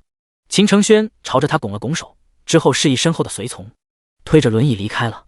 万思雨看着他的背影，良久收回目光。爹，那就是秦承轩啊。是啊。万干有些唏嘘的叹了口气，想当年他也是风姿卓然的好郎，只是世事难料啊，如今却坐在轮椅上成了这般模样。哪般模样？我觉得他挺好的呀。爹，你怎么背后说人坏话？我哪里说他坏话了，不过是……咦？万干发现了不对劲，你怎么突然为秦承轩说话了？我就是觉得他挺好的，就多说了2句。你干嘛用这种奇怪的眼神看着我？万思雨脸色有些讪讪，提着贺礼就埋头冲进了将军府，留下万干站在原地瞪大了眼。这丫头又怀春了？刚刚说好的只对灵王殿下一片真心天地可见呢。按理说万思雨动摇了对慕容恒的感情，喜欢上了别人是好事，但是怎么是秦承轩呢？唉，他这女儿怎么竟喜欢一些身体不好的呀？万思雨到了将军府后，看见沈若曦正朝着这边走过来，正巧碰上。万思雨，你怎么来了？沈若曦有些疑惑，随即目光落在他提着的贺礼上，眯了眯眼。难不成你也是来恭喜我的？我才不是。万思雨跳脚，刚想转头回头，却见他爹站在门口瞪着他，他只能转头。我是来找你的，我有话跟你说。那跟我过来吧。沈若曦带着他去了后院的凉亭内，他能看出来万思雨今日是来服软的，只不过他实在拉不下那个脸。万思雨与苏天灵不一样，苏天灵就是彻头彻尾的坏，而万思雨只是单纯的有点蠢，骨子里就是个骄纵的大小姐。如今他有意过来跟他示好，他也愿意给他这个机会。沈若曦问道，你找我想说什么？砰！万思雨将手中的贺礼猛地放在了2人面前的石桌上，发出了一声不小的声响。万思雨撇着嘴，脸上有些不自在。送你的，我爹说你上次对我是救命之恩，口头道谢太没有诚意了，得用行动表明。你送的什么？我听声音有点大，你打开看看不就知道了。沈若曦旁边的冷霜上前将桌上的贺礼打开了，看见里面的东西，沈若曦一愣。第101章误会解除。只见包装精致的礼盒中装满了珠宝玉石，还有品相极好的珍珠和样式华丽的金钗，整整一箱。沈若曦微微睁大眼，这谁教你这么送礼的？我自己选的，我又不知道你喜欢什么，所以每样都挑选了一些。万思雨有些讪讪，他娘曾经做过商户，他爹八面玲珑，虽然饱读诗书，但是身上却满是世故与铜臭味。他自小不喜欢读书，也跟他爹娘一样，喜欢钱财和金银之物。万思雨知晓，那些贵女们平日里见面都巴结他说好听的话，实际上背后都看不上他，说他不懂风雅，俗气至极。但是那又如何？都是他们嫉妒自己。见沈若曦若有所思的模样，万思雨心底还是有些不自在。他伸手将贺礼收起来，你若是不喜欢，我回头再寻一些西式字画给你。谁说我不喜欢？沈若曦紧紧按住他要拿走的贺礼，看着他。万思雨送出去的礼物哪有拿回去的道理？你不会是心疼后悔了吧？这点钱财，本小姐怎么会心疼？那你手还不放开？沈若曦将他的手推开，示意了一下身侧的陶叶。陶叶立刻上前将贺礼给收起来了。看着沈若曦的举动，万思雨脱口而出：你不嫌弃？我为什么要嫌弃？沈若曦仿佛听到了什么离谱至极的话，这么厚重的礼物，谁要是嫌弃，那是脑子有问题吧？万思雨一愣，看着沈若曦那张花容月色的脸，霎时突然觉得顺眼了许多。他端起茶，微微咳嗽了一声：你不知道，以往不少贵女都觉得这些东西俗气，不够风雅。闻言，沈若曦却是笑了：那你送他们金银的时候，他们有没有收？收了，那就是了。沈若曦抿着茶，他们明明想要穿金戴银，但是却又嫌弃别人身上的铜臭味，这叫什么？叫虚伪。你说的对，就是虚伪。万思雨立刻点头，没想到第一个理解自己的人居然是沈若曦。要不是因为之前二人之间嫌隙太大，他简直都要握着沈若曦的手跟他说些梯级话了。他微微咳嗽一声，他们简直是太虚伪了，一边想要我赠予他们金银首饰，一边又看不上我，甚至还因为我娘做过商户，背地里对我嘲讽，包括苏天林也不例外。提到苏天林，万思雨的眼中涌上一层怒意。每次我给他送东西，他轻飘飘的收了，连句谢谢都没有，甚至还有些高傲的说，让我有空多去看看诗书，弄弄笔墨，别把心思尽放在这些俗物上。苏天林对你说这些话？沈若曦拧了拧眉，他苏天林行径恶劣，十恶不赦，居然有脸去教导别人。对了，沈若曦想到了什么，我记得小时候你就对我敌意很重，不怎么喜欢我，为什么？你还说？一提到这个，万思雨脸上立刻涌出一丝怒意。10岁那年，我跟着苏天林去宫里玩，当时与你关系还不错，后来你让人喊我去荷花池旁边等你，我就去了，结果呢？结果我等了许久，你都没出现，我便准备离开，可是突然后面猛地出现一个人，将我推进了荷花池，害我差点溺死。最后还是苏天林喊了工人过来将我救起来，因为那次落水，回去我还发了几天的高烧。听到这话，沈若曦懵了，她可以肯定，她小时候绝对没有干过这种丧心病狂的事。推你的人是谁？你还装蒜？不就是你？你看到的？我没看到啊，是苏天林跟我说的。说完之后，万思雨有些愣住，他狐疑地看向沈若曦，半晌似是想到了什么。莫非？沈若曦点点头，我压根就没让人喊你去荷花池。万思雨，你被骗了。什么？万思雨差点炸了。可是苏天林为什么要骗我？不清楚，不过我猜，那个时候万尚书刚刚任职户部尚书一职，还不曾跟随灵王，他弄这一出是想要跟你拉近关系，拉拢万尚书吧。他冒充我的救命恩人，冒充了这么多年。万思雨只觉得一口气上不来，就是从那件事之后，他对沈若曦的态度极其恶劣，也越发的信任苏天林。可谁知一切竟然都是一场骗局。要不是实力不允许，万思雨简直想现在就冲到荣亲王府，揪出苏天林跟他拼个你死我活。万思雨连连喝了好几杯凉茶，才将心头的怒火浇灭了一些。他稳了稳心神，算了，不说这些了，如今我已经看清了苏天林的为人，不会再与他为伍了。他深吸一口气，随后道：沈若曦，我得提醒你一句，你别以为如今跟灵王殿下得了皇上赐婚，就有恃无恐了。灵王殿下可有得世人惦记。怎么，你还没死心？不是我。万思雨一口茶差点喷出来，他有些恼怒的道：是林秀仪。想起林秀仪之前那副不甘的样子，万思雨总觉得有点不踏实。看在你帮过我的份上，我得提醒你，对林秀仪多提防提防。虽然她美名在外，但是她并非有传言中那么好，万一嫉妒心作祟，说不定她会做出什么过分的举动。没想到你遭了宁兰雪一顿陷害，如今倒是变得聪明了不少。我是认真的，你不听拉倒。万思雨气呼呼，却见沈若曦温和道：“我知晓林秀仪不甘心，总之还是谢谢你提醒了。”说罢，他端着茶水，冲着万思雨笑意盈盈，那绝色出尘的模样，让他一个女人都差点看走眼。万思雨心脏砰砰跳，果然是个祸水，难怪灵王殿下会喜欢他。这么一想，万思雨突然觉得自己输的也不亏。话说回来，沈若曦道：“你之前不是也一直心仪灵王殿下，如今这样子是放弃了？灵王殿下已经与你有了婚约了，我再怎么不甘心也没什么用。天下大好的男儿那么多，我不如将心思放在别的好郎君身上。”哦，那你看中谁了？干嘛要跟你说？万思雨脸一红，随即低声哼了一声：“反正跟你没关系，你只用记得，从今天起，我们不是情敌了。你做你的灵王妃，我追寻我的爱情去。”第102章厌烦。二人坐在凉亭聊了一阵，万思雨也没想到自己有一天居然能与沈若曦心平气和的聊天，而且越说越投机。他想，若不是苏天灵弄的那一遭，或许他很早时候就与沈若曦成了朋友吧。在凉亭中坐了1个多时辰，万思雨才被万干唤走。沈若曦将他送到了门口。万思雨心情很好：“沈若曦，日后你要是无聊了，可以来尚书府找我，我爹收藏了很多好玩意呢。你要是喜欢，挑几件走，有空我定会去。”沈若曦与他告别后，正准备回府，突然见一个鬼鬼祟祟的身影从柱子后一闪而过。冷霜低声道：“小姐，是陈双双，她今日已经在暗中盯了您很久了，不必管她，若是她有什么反常的举动，汇报给我就行了。”是。后院，陈双双怒气冲冲地冲进自己房间，将桌上的杯盏全给掀了。何荣听见声音赶来，看见屋内的一片狼藉，一拍大腿：“双双，你这是干什么啊？娘，你没看见吗？外面熙熙攘攘的，全是来祝贺沈若曦要成为灵王妃了。”他气得跺脚，他既然和离了，就老实本分的待在将军府，做个老姑娘不就好了，还出去勾三搭四的。你说这才多久，又要嫁给灵王殿下了？行了，你心里不痛快就嚷嚷几句，摔东西做什么？东西全摔坏了，谁给你添置？听到这话，陈双双更加恼怒了。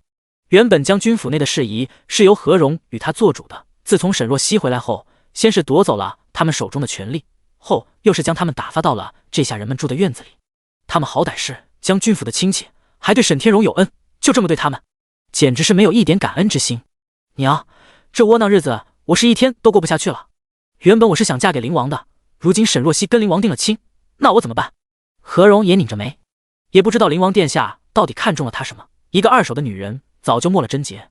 双双你还是黄花大闺女呢，不过这事也不算是完全没有转机。娘，你这是什么意思啊？娘在这京都这么多年，也算是摸清了这些官宦贵族的脾性，他们最在乎的就是脸面。娘有个法子，可以让你也攀上灵王。说罢，何荣凑在陈双双的耳边，跟他嘀嘀咕咕了一阵。陈双双有些迟疑：“娘，这样做是不是要杀头的呀？所谓富贵险中求，你既然想要成为灵王的女人，那自然的冒一些风险了。再说了，咱们是将军府的亲戚，到时候让大将军给咱们说上几句好话，不会有什么大问题的。”听到这话，陈双双的眼神也亮了亮。行，娘，那咱们就找个机会，按照您说的办。与此同时，慕容羽的府邸中气氛却很不好。宁兰雪自昨天被抬回来之后，奄奄一息，一直昏睡不醒。慕容羽找了新的府医，一直从兰院进进出出，血水端出了一盆又一盆。宁兰雪趴在榻上，面无血色，双眸紧闭，呼吸微弱。慕容羽蹙着眉问道：“怎么还不醒？”四殿下，宁姑娘刚刚小产，就挨了这么重的板子，如今捡回一条命，算是奇迹了。不过就算好了之后，她的身子也会落下病根，恐怕怎么样？府医迟疑了一下，恐怕以后再也无法生育了。慕容羽一愣，随即很快冷静下来。他看向宁兰雪的脖颈，那里有个三角形的烙印，是他被打30大板晕倒之后被人烫的。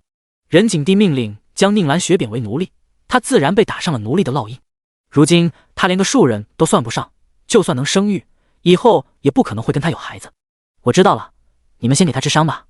慕容羽吩咐了一句。府医缓缓道：“殿下，草民已经尽力了，接下来什么时候醒，就看宁姑娘自己的造化了。”他话音刚落，突然听到了一声微弱的呢喃：“睡。”宁兰雪趴在床榻上，断断续续的开口：“水，给我水！身边的丫鬟赶紧过去，扶着宁兰雪，用勺子给她喂了点温热的水。宁兰雪喝得有些急，不小心呛到了，她猛地咳嗽了几声，随即缓缓睁开眼，看见面前的丫鬟，她有些不满地拧着眉头，正准备责骂，目光突然瞥见旁边的慕容羽。殿下！宁兰雪神色一脸，立刻露出一副可怜柔弱的神态，她眼眶发红，眼泪轻易就落了下来。殿下，妾身好疼。然而面对她的示弱，慕容羽并未像以往一样拥她入怀，而是站在原地，负手看着她，目光冷静的可怕。宁兰雪被他这个眼神看得心慌。殿下，您怎么这样看着妾身？兰雪，昨日发生的事，你还记得吗？妾身当然记得，殿下，那些话并不全然是真的，妾身确实是有些脾气，但是绝对不是那种恶毒之人。妾身，你还在撒谎？是真把我当作没脑子的蠢货了吗？慕容羽眸中闪过一丝怒意。兰雪，别消磨尽了我对你最后的一丝好感。宁兰雪话语一顿，有些心惊肉跳。半晌，她咬了咬唇，低低啜泣。妾身在府中确实被惯得有些坏了脾气，妾身如今已经知错了。那沈若曦呢？慕容羽问道。之前每次你与沈若曦发生争执，你究竟是真的无辜，还是如丁乐贤说的那般，你是故意设计让我对于沈若曦之间的关系愈加恶劣？闻言，宁兰雪止住了哭泣声，她趴在软榻上，眸光微闪，没有吭声。半晌，缓缓道：妾身对殿下是真心的，所做一切也是因为太爱殿下了。这句话算是默认了。慕容羽面色一正，心脏的位置也骤然收紧。其实今日他等宁兰雪醒，最想问的就是这话。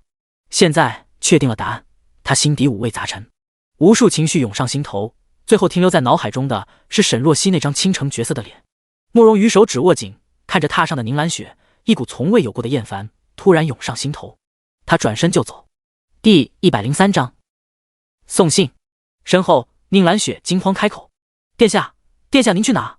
妾身有话想跟您说。你现在重伤未愈，还是好生歇着吧。不过我得提醒你一句。慕容羽转头，目光冷冷地看着他：兰雪，你如今已经是罪人，是奴隶，不再是我的侧妃，注意自己的称呼。宁兰雪脸色一白。慕容羽沉着脸，迈步走出门外。刚走几步，他一转头看向身侧的景六。兰院的下人都遣散了吧，留下2个手脚麻利的照顾宁兰雪，等她伤好了，去后院的下人院子里给她安排个房间。景六一愣，随即立刻点头：是，殿下。不过怎么了？殿下，若是真这样做了，宁姑娘肯定会闹起来的，到时候奴才怕是不好安抚她。慕容羽冷哼一声，他一个奴隶的身份，难不成还得享受主子的待遇？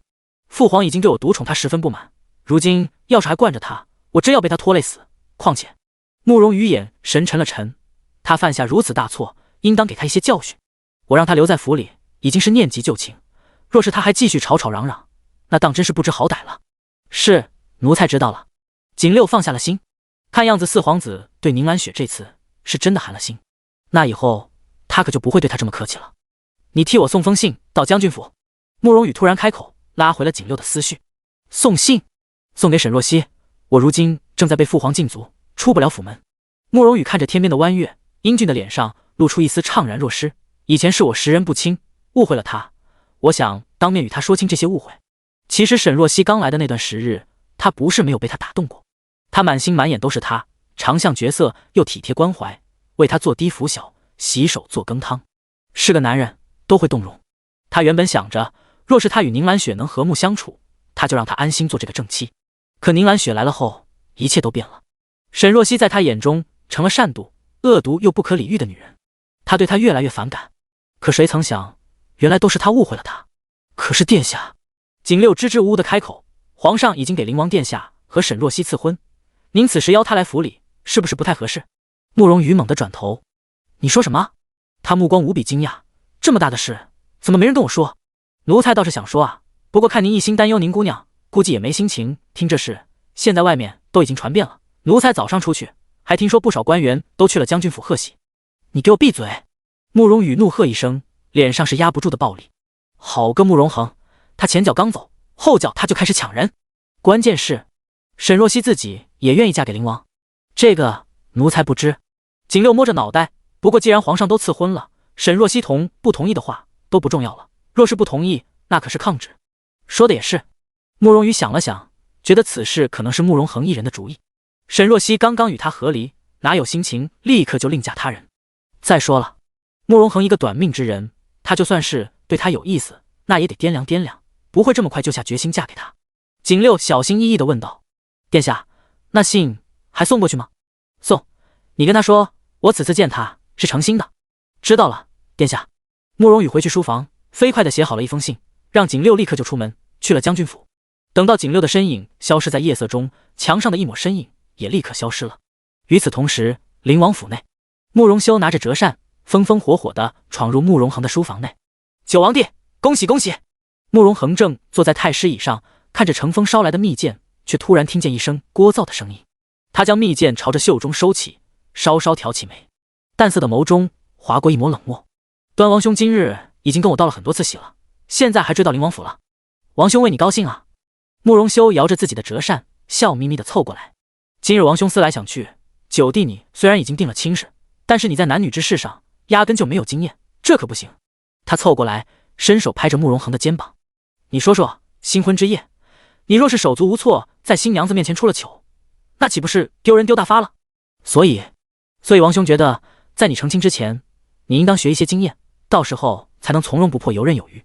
说人话。”可慕容修微微咳嗽一声，实不相瞒，摘星阁来了一位极品美人，听说千金难买美人恩，王兄想带你一同去看看。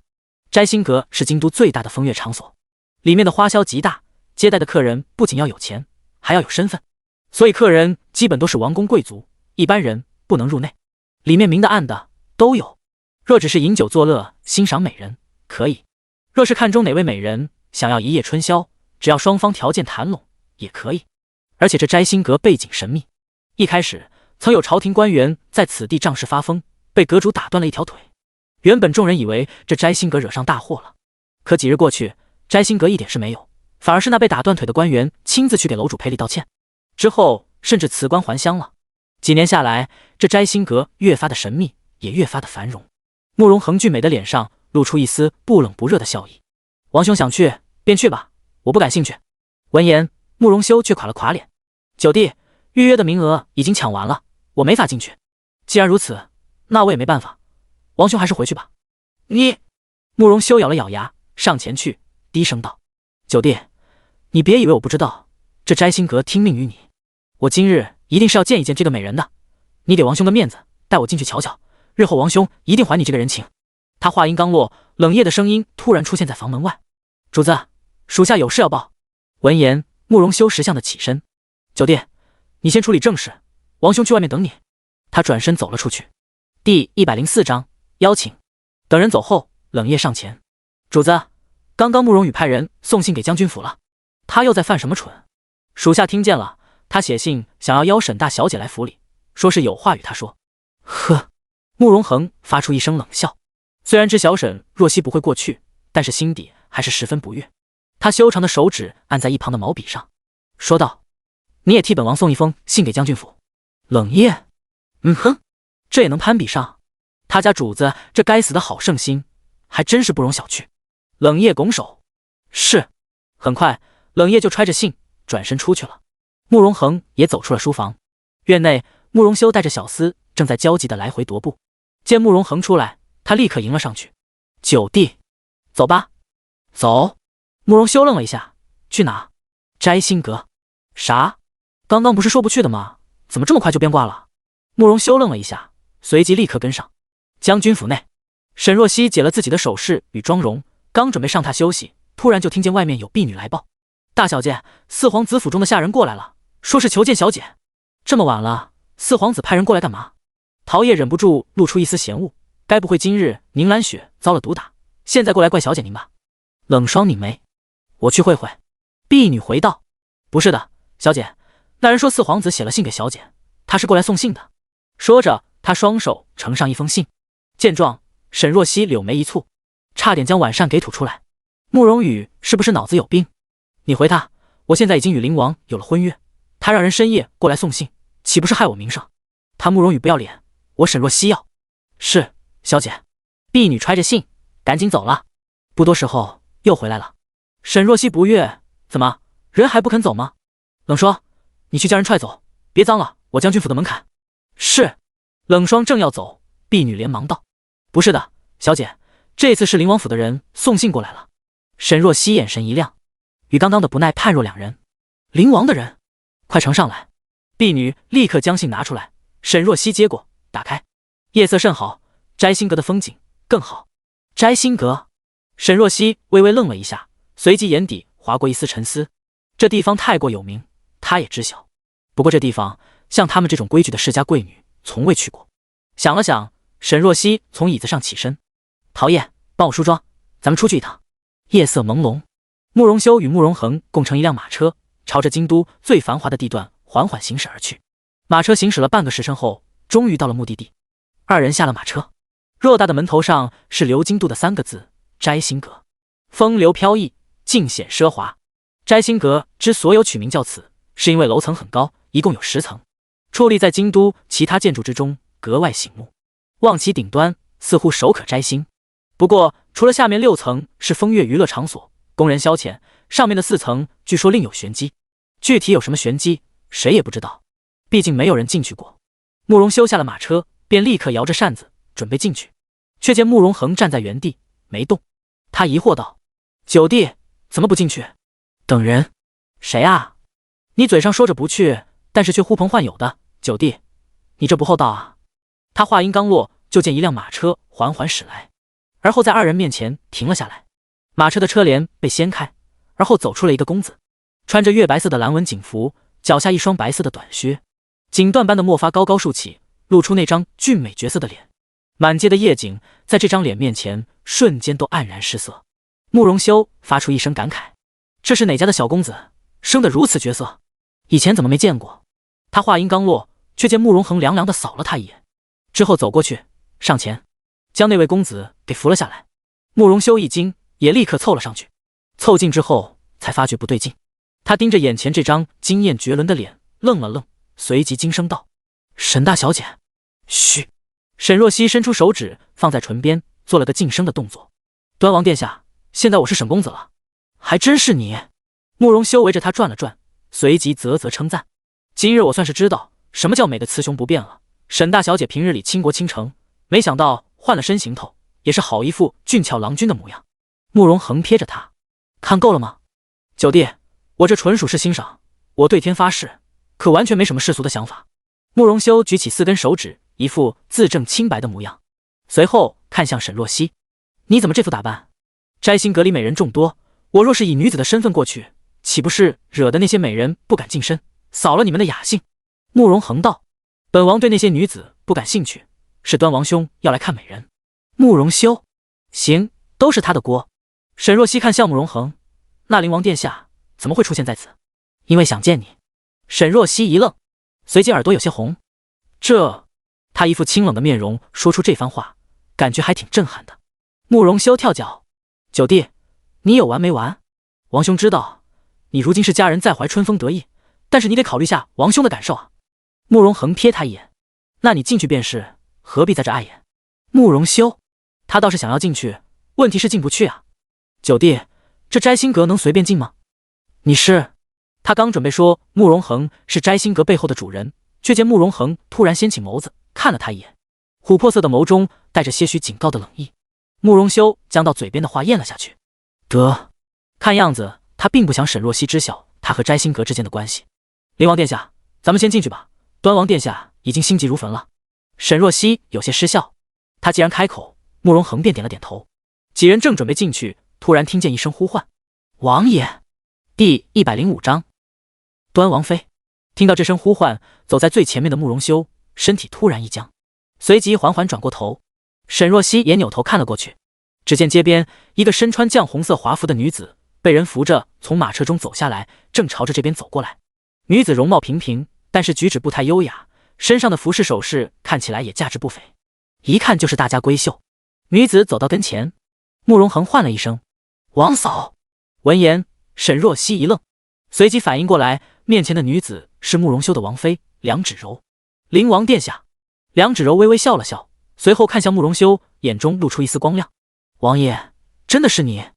你在此地干什么？本王要做什么，轮得到你质问吗？”臣妾没有质问，只是……行了，本王没心情跟你在这浪费时间。他看向慕容恒，九弟，咱们快进去吧。闻言，两指揉蹙了蹙眉，王爷，你都已经大半月没有回府了，如今一见臣妾就躲避不及，你这是什么意思？闻言，慕容修的脸色一下冷了下来。你要是觉得待在府里寂寞，大可以去找其他人，别来烦本王。你放心，本王绝对不会怪你不守妇道。这话听得沈若曦一阵无语。慕容修这是什么行为？鼓励自己王妃去给自己戴帽子？梁芷柔也被这话气到了。王爷，你这是什么话？臣妾在你眼中就是这么不甘寂寞的放荡女子吗？你是什么样的人，本王不在意，总之别打扰本王的雅兴。说着，他沉着脸，率先朝着摘星阁的门口走去，在门边却被人拦了下来。冷夜上前去跟门口的人说了些什么，守门的两人便放他进去了。梁芷柔看着慕容修的身影，眼中的微光微微一闪，熄灭了。他转头，目光落在慕容恒与沈若曦的脸上，挤出一个笑意，让灵王与这位公子看笑话了。沈若曦立刻道：端王妃，您放心，今日我们与端王殿下过来，只是喝喝酒，欣赏一下美人，绝对不会有什么出格的举动。公子不必安慰我了，王爷是什么样的人，我心里清楚。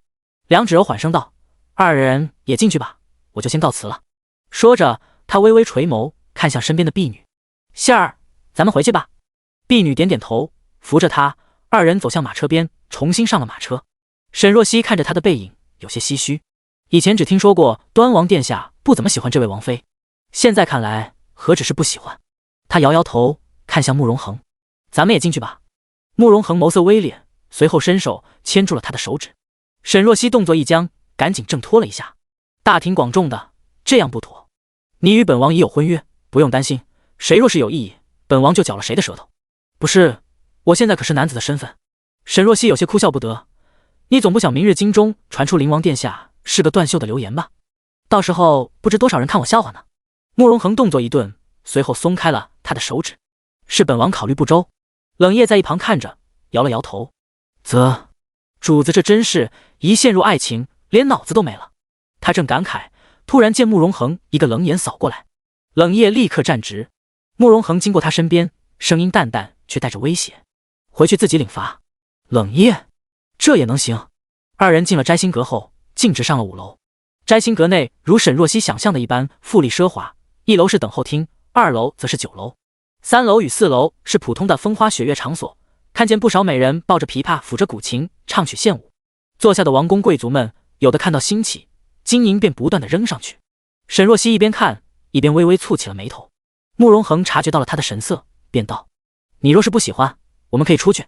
不，我是在想，这么大的摘星阁，这么多人捧场，这阁主一日得挣多少银钱？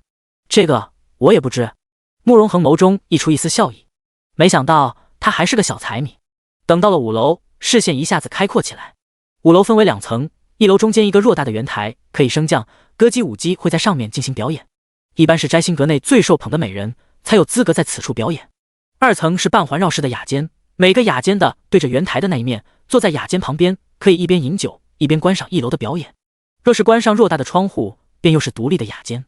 据说近日5楼都是那位叫福林的美人在此表演，而且那位美人十分有脾气，哪天愿意登台献舞，跳多久都是看自己心情的。沈若曦随着慕容恒到了最中间的那间雅间，这里正对圆台中间，视线是最好的。慕容修早就已经在等待，他拿着茶水，一转头看见二人，蹙了蹙眉，随后问道：九弟，他回去了？是不是又说要去母后面前告我状之类的话？没有。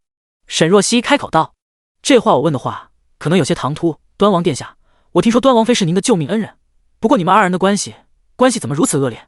呵，慕容修冷笑一声，外面都说我知恩不报，说我因为他相貌平庸对他不好，是十足的薄情肤浅之人，可是谁有问我这段姻缘可是我想要的？他饮下一杯酒，有些怒意道：什么救命恩人，他分明就是挟恩要挟，当初父皇有意给我们赐婚，我亲自去找梁芷柔，与他诚心道谢，明明白白告诉他我已经有心上人，娶她对他不公平，可是他还是要嫁给我。既然当初怎么也要嫁过来，那么就该料到会是这般结局。本王平日里吃穿用的没有一样苛待他的，不过是不想与他见面，他却还是不满足，想要本王与他做一对恩爱夫妻，怎么可能？说完之后，慕容修察觉自己情绪有些失控，便敛了敛神色。沈大，沈公子，让你看笑话了，此事已经过去了，不提也罢。沈若曦微微点头，心中有些唏嘘，没想到居然是这样。他人感情里的事，他不好掺和。只是有些意外，慕容修这位风流多情的王爷，居然有心上人。叩叩，外面突然响起了敲门声，而后雅间的门被推开，走进来一个人。第106章福临。来人穿着一件墨色的锦服，身形高大，气势凛然。只不过男人脸上戴了半个银质的面具，遮住了上半边脸。虽然看不全真容，但是男人露出的半边脸却棱角分明，骨相匀称，很是英俊。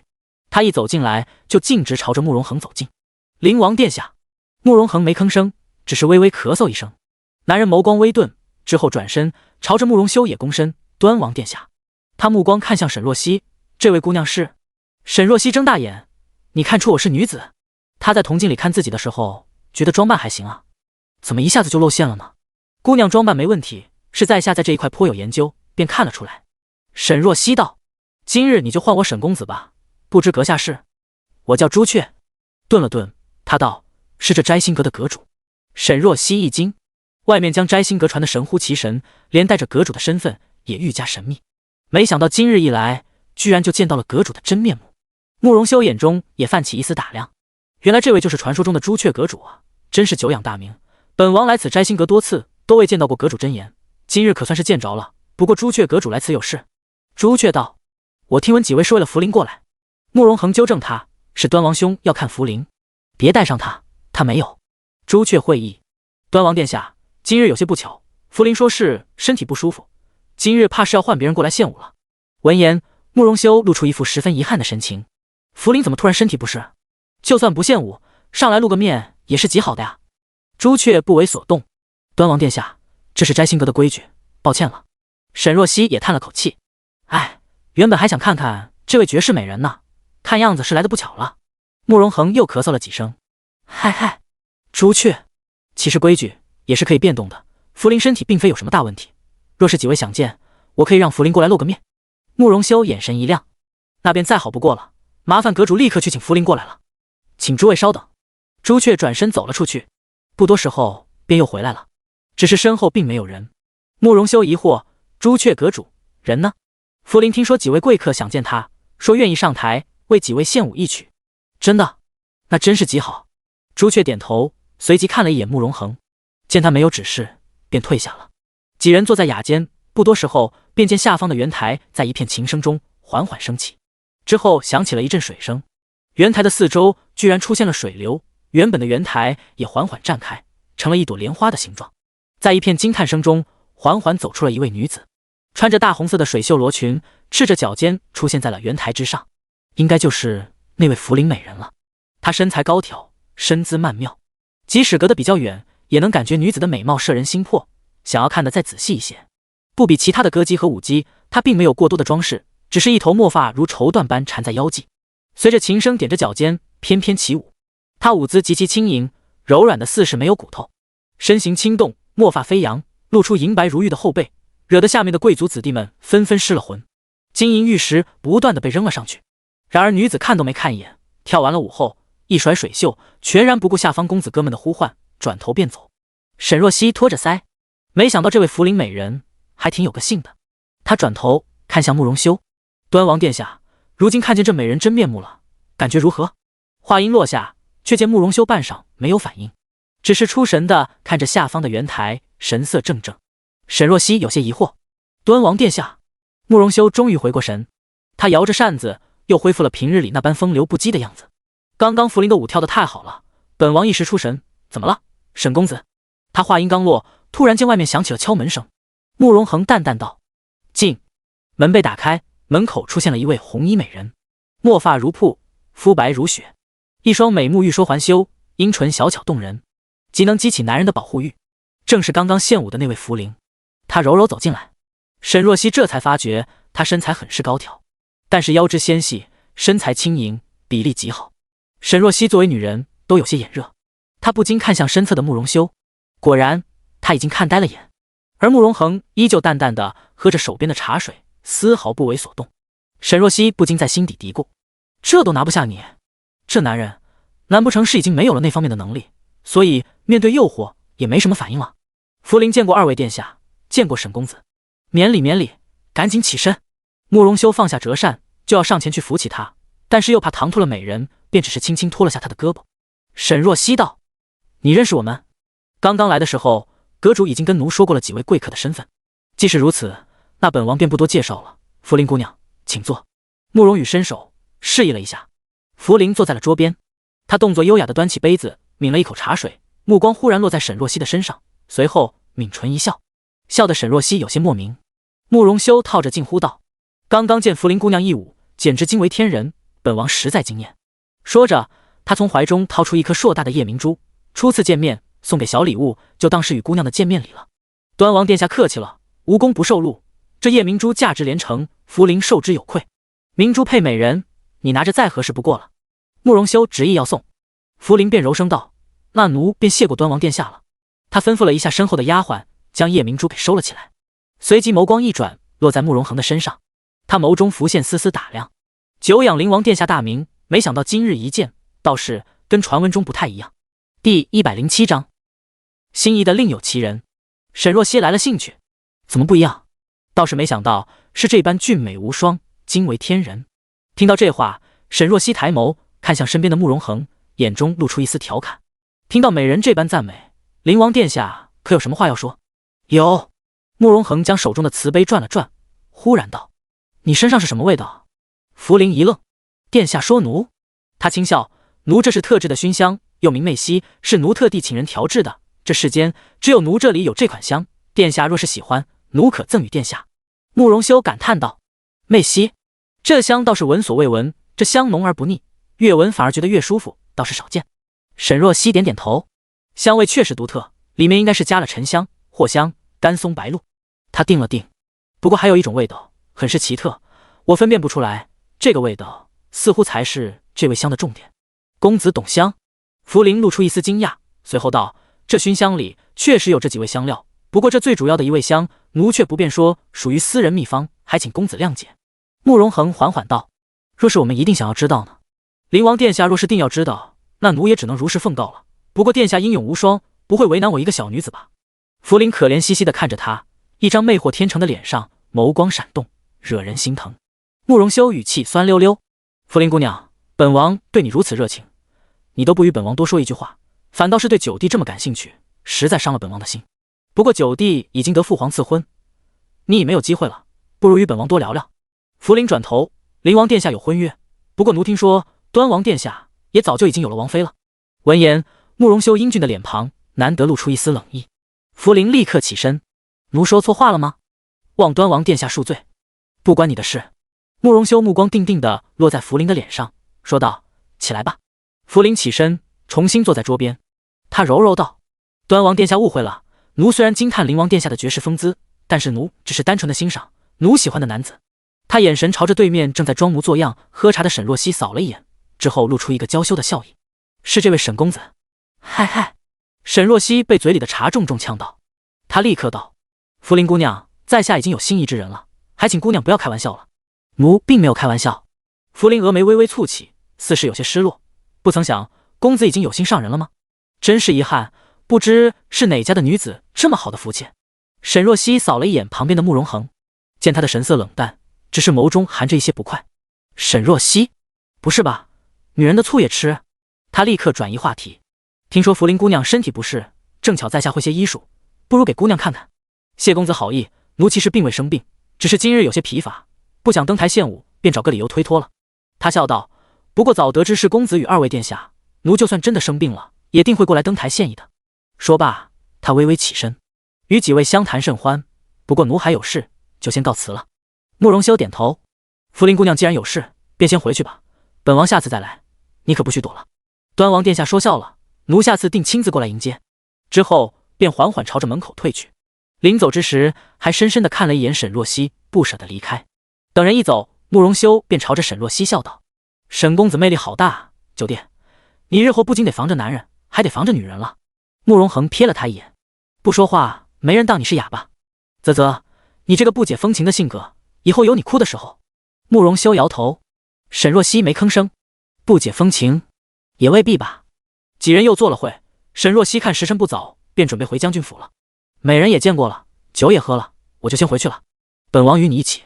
慕容恒站起身。沈若曦问道：“那端王殿下呢？不用管他。慕容修，对，不用管我。3个人的马车太拥挤了，2个人刚刚好，本王就不打搅你们了。他摇着折扇，英俊不羁的脸上带着些许笑意。况且本王今夜还未尽兴，等晚点再说。见状，沈若曦也不多言，转身与慕容恒一起出去了。看着2人的身影离开，慕容修嘴边的笑意缓缓消失。他转头看着下面偌大空旷的圆台，目光怔怔。恍惚中，脑海中浮现了一抹柔媚的身影，伊人在月光下翩然起舞，仿佛黑夜中摄人心魄的妖精。慕容修握紧手中的酒杯，一饮而尽。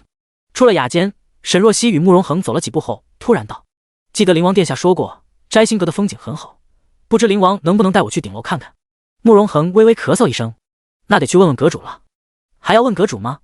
沈若曦眨着自己的桃花眼，笑道：“摘星阁是殿下的，殿下想去顶楼，还得要经过别人同意吗？”慕容恒神色顿了一下，随后道：“你怎么知道摘星阁是本王的？端王兄跟你说的？”“是我猜的。”沈若曦有些无语，今日殿下一来，摘星阁的阁主就出现了，还能让福临出来献舞。灵王殿下，您要是想要掩饰自己的身份，也得低调点，太明显了。他凑到慕容恒的面前，仰着头，眸子里有些许的小骄傲。慕容恒看着面前的女子，忽然伸手捏了一下她的下巴。沈若曦一愣，随即赶紧退开。灵王殿下注意点，我可没有断袖的癖好。本王也没有。慕容恒突然一把攥住她的纤腰，在沈若曦惊讶的目光中将人轻轻提起，随后带进了旁边一个无人的雅间。沈若曦双脚落地的瞬间，慕容恒也轻身靠了过来，他的眸中幽光乍现。不过如果对象是沈公子，本王可以试试。沈若曦推着他的胸膛：“我看就没这个必要了吧？你是什么事啊？好像你能10更得起来一样。”慕容恒虽然一副病弱的脸色，但是身材却很高大。如今将他抵在门边，沈若曦只觉得压迫感好强。而且他手指从他的胸膛放下，怎么感觉好像还有胸肌？第108章密信。房间幽暗，视线不明，只有彼此的呼吸声清晰可闻。沈若曦感觉面前的人朝着他低下头。就在此时，门外突然传来一个声音：“灵王殿下，阁主有请。”慕容恒动作一顿，随即站直身子。他替他将衣衫整理了一下：“我去就回。容我多问一句，殿下是不是因为福临的事去见朱雀？一部分原因，殿下是怀疑他什么？”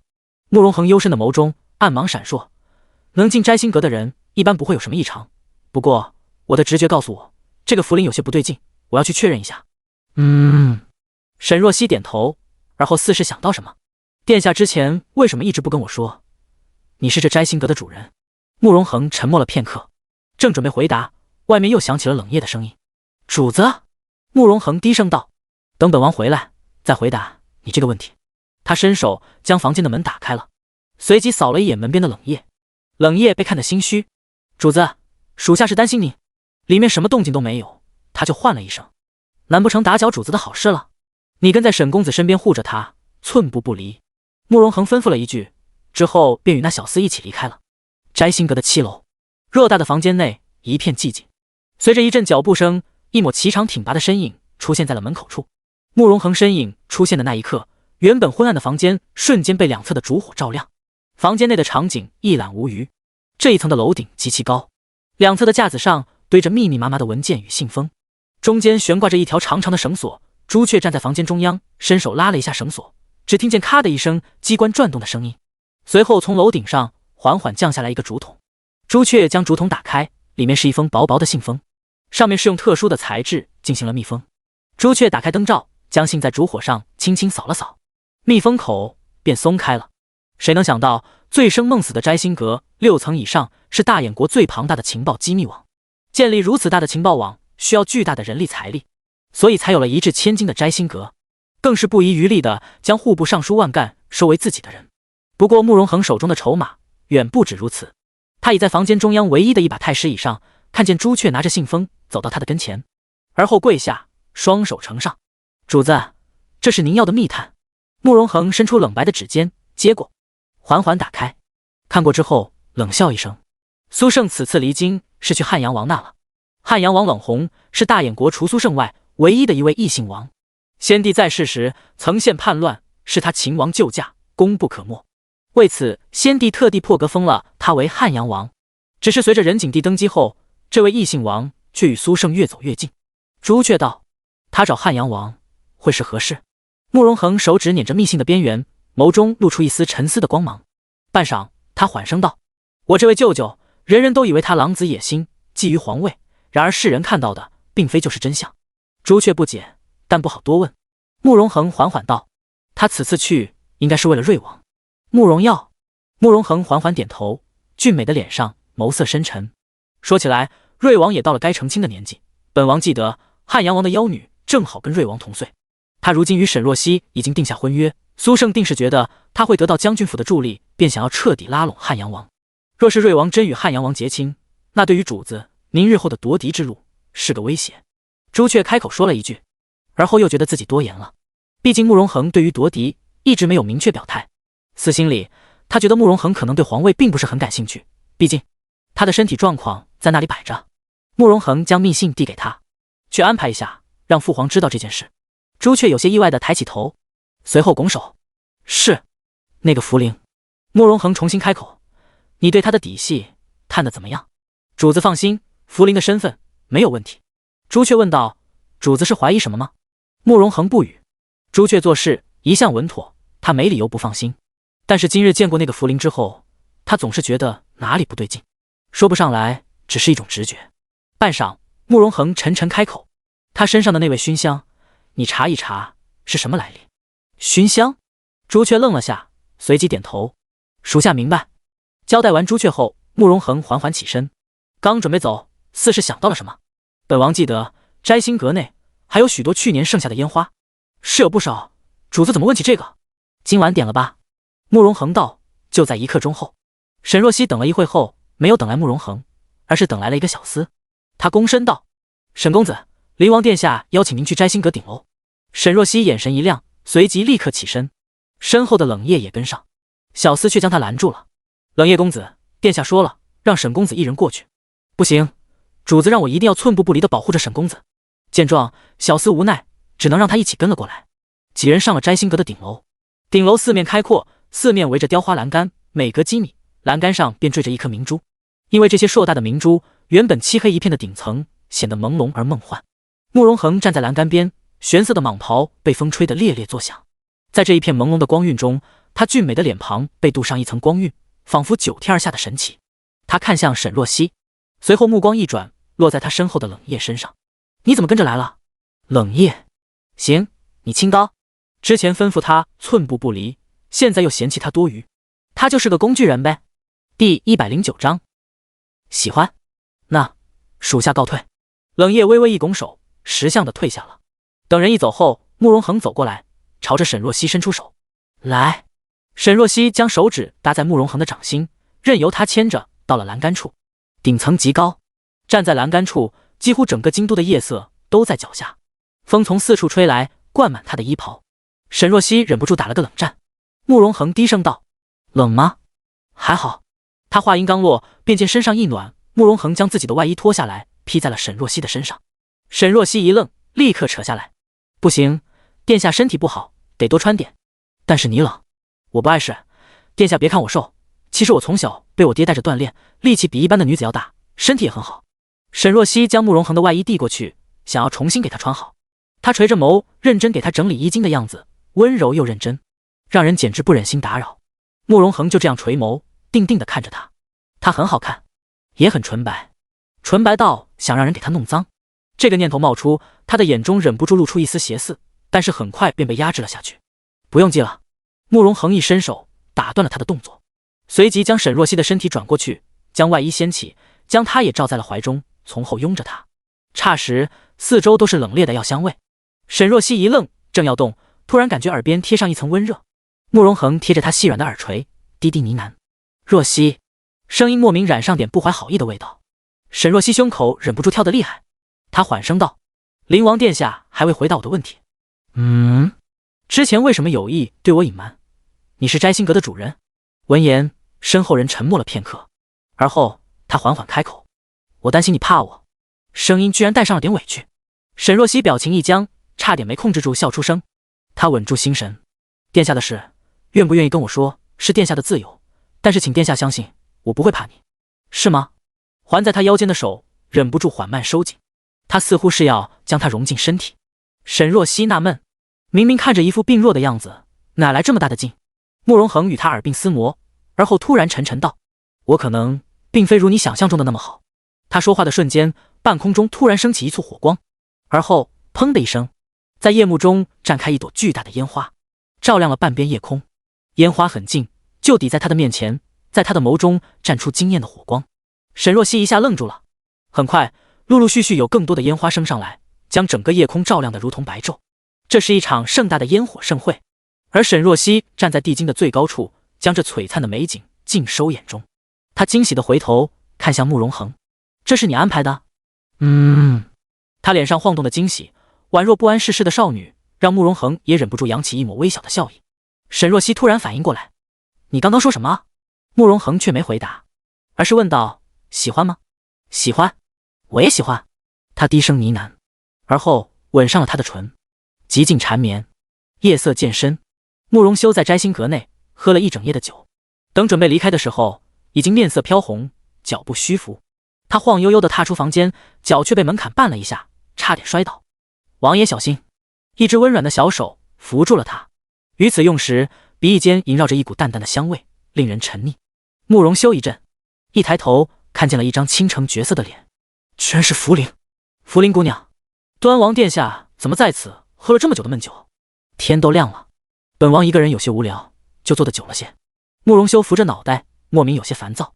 刚刚听见这柔弱无骨的声音，有那么一瞬间，他还以为是他。看清来人后，他内心的那股失望来得愈加强烈。是啊，怎么可能是他呢？端王殿下好像是醉了，不如去福陵那里醒醒酒。慕容修看向他：“福陵姑娘不是对本王没兴趣，王爷误会了，奴只是觉得殿下看似风流不羁，实际有理有度，又十分体贴，便想与王爷多了解一番。福陵姑娘美意，不过本王现在还有事，就不多留了，告辞。”说罢，慕容修将胳膊从他手中抽出来，唤来小厮，缓缓离开了，留下福陵站在原地，眼中闪过一丝诧异。他旁边的婢女也忍不住疑惑道：“姑娘，端王殿下今日不是对您兴趣很大吗？如今怎么这么不给面子？”“我也不知，怕是有心事吧。”福陵的眸中闪过一丝异样。“切，还以为能轻易拿捏呢。果然，男人都是翻脸比翻书还快的玩意儿。”慕容修被小厮扶着出了摘星阁的门，在马车边踩了好几次脚蹬，才勉强踩稳进了马车。小厮道：“端王殿下，您醉了。本王是醉了，只有醉了才能暂时的忘记他。王爷要忘记谁？”闻言，慕容修没吭声，只是扶着脑袋，神色极其的落寞。小厮体贴的给他递上了醒酒时，又买来一杯醒酒茶。慕容修坐在马车中，含着醒酒时喝了一会茶，脑袋逐渐的清明了许多。但是人清醒了，心头的情绪却越发的散不开。他突然道：“走，去宫里。”“啊！”小厮有些疑惑，但是慕容修的命令他不敢不听。马车一路疾驰，朝着皇宫的方向驶去。后宫内，聂玉兰正在浅眠，突然听见一阵细碎的说话声。他拧着眉：“川儿，谁啊？”帷帐突然被掀开，之后一只胳膊将他一捞，聂玉兰瞬间被按入了一个满是酒气的怀抱。“兰儿，我好想你。”聂玉兰一惊，瞬间睡意全无。她惊慌失措地推开慕容修，一张小脸瞬间失去血色。“怎么是你？你不要命了？”川儿急急上前：“娘娘，奴婢也拦了，但是拦不住，端王殿下一定要见您，奴婢怕闹出大动静引来别人，便只能先放他进来了。”慕容修又要去抱她：“兰儿，我太想你了，想得受不了。你喝酒了？”聂玉兰闻着酒气，神色惊慌：“殿下，你醉了，现在脑子不清醒，赶紧回去。”“我没醉，我现在脑子很清醒，我要你。”说着，他猛地附上聂玉兰的唇，一贴上那层柔软，慕容修便觉得理智迅速崩塌，撬开他的唇齿，勾住香软的舌，又吻又吮。第110章披发线。多日来的思念在这一刻得到了疏解，慕容修几乎是要将人拆骨入腹。川儿垂下头：“娘娘，奴婢先去外面守着，防止有人过来。”说罢赶紧出去了。聂玉兰捶打着身上的人，然而男人如同铜墙铁壁，不能撼动分毫。聂玉兰感觉自己的舌尖都麻了，不得已，她只能狠狠地咬了他一下，趁着慕容修吃痛的瞬间，一把将他推开了。“你是不是疯了？怎么这个点来了？若是被皇上知道了……”聂玉兰将被子遮在胸前，声音都抖了起来。她简直不敢去想。慕容修眼神悲戚：“若是一直不能见你，我不如死了算了。”他一把将聂玉兰扑倒，眼尾泛着猩红：“我累了，兰儿，整日装着一副没心没肺的样子去寻那些所谓的美人，可是他们不是你，他们只是你的影子。慕容修吻着他的眼睛，兰儿，我的好兰儿，你才是唯一的，我天天梦里都想这般对你。一边说，他一边顺着聂玉兰的眼睛一路吻了下去，手指也没闲着。聂玉兰穿的本就不多，很快就被他挑开衣衫，她身体轻颤，在慕容修的连番温柔下，很快就跟着一起沦陷了下去。仅此，这一次没事的，父皇现在应该还没下早朝，兰儿别分心。慕容修飞快地将自己的衣物褪去，抱着她翻滚在一起。很快，帷帐内就响起了令人脸红心跳的声音。春儿守在殿外，神色惶惶。以前慕容修过来还算是掩人耳目，可是今日实在是太冒险了。春儿面色凝重，而对面魏真真正将一个宫女罚跪在殿门口。自从她小产之后，性子越发的不好相处，责骂惩罚下人的事经常发生。此时她正坐在门口的一把檀木椅上，伸手摸着指甲套，眼神冷冷地看着面前惶恐的宫女。贱婢，本宫的家事也轮得到你说？一个嬷嬷上前狠狠掌着宫女的嘴。魏真真就坐在椅子上冷眼看着。半晌，她注意到了聂玉兰殿前的春儿，霎时眯了眯眼，那不是春儿吗？怎么站在门口？说着，她站起身过去看看。荷花扶着她朝着聂玉兰的寝宫走去。春儿正魂不守舍，突然见魏真真出现在面前，霎时吓了一跳。荣嫔娘娘，你这是什么表情？本宫有这么可怕？不是，荣嫔娘娘突然到此，有什么事要找我家娘娘吗？春儿只觉得头皮发麻，怎么魏真真偏偏这个时候过来了？本宫闲着也是闲着，找兰嫔聊聊天。春儿赶紧道：荣嫔娘娘，我家娘娘现在还未起床，此时去打扰，怕是不好。还没起来？等会各宫姐妹都要去给皇后请安了，她此时还不起，你作为她贴身大宫女，不去唤她起来，还在外面站着，岂不是失职？魏真真觉得不对劲。春儿上次也是这样阻止她进聂玉兰的寝宫，之后就看见聂玉兰脖子上的不明痕迹。魏真真神色敛了敛，脑海中有了猜忌，不如本宫去喊她吧。不可，娘娘，还是奴婢去吧。魏真真有些不耐，她猛地一挥手将春儿推开了。滚开，本宫要进去，你也敢拦？说着，她迈步就朝着里面走过去。春儿急得大喊：荣嫔娘娘，我们家娘娘真的还在睡觉，您此时进去不合适。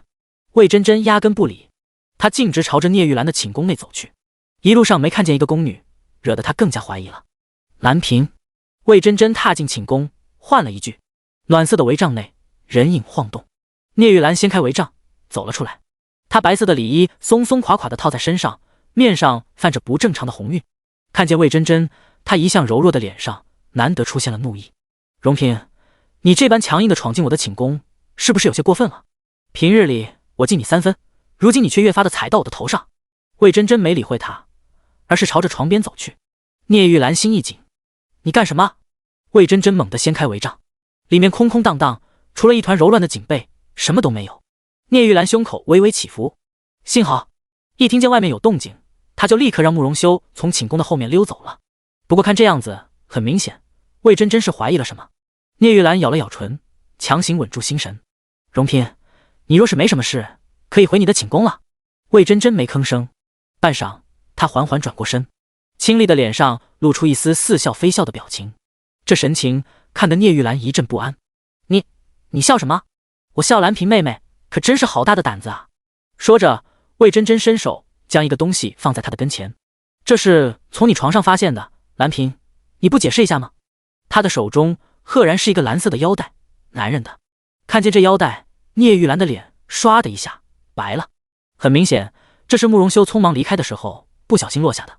魏真真眼中露出震惊，她笑出声：啊，真是没想到啊，聂玉兰，你平日里一副柔弱胆怯的样子，不曾想居然会有这般大的胆子。说与你苟合的男人究竟是谁？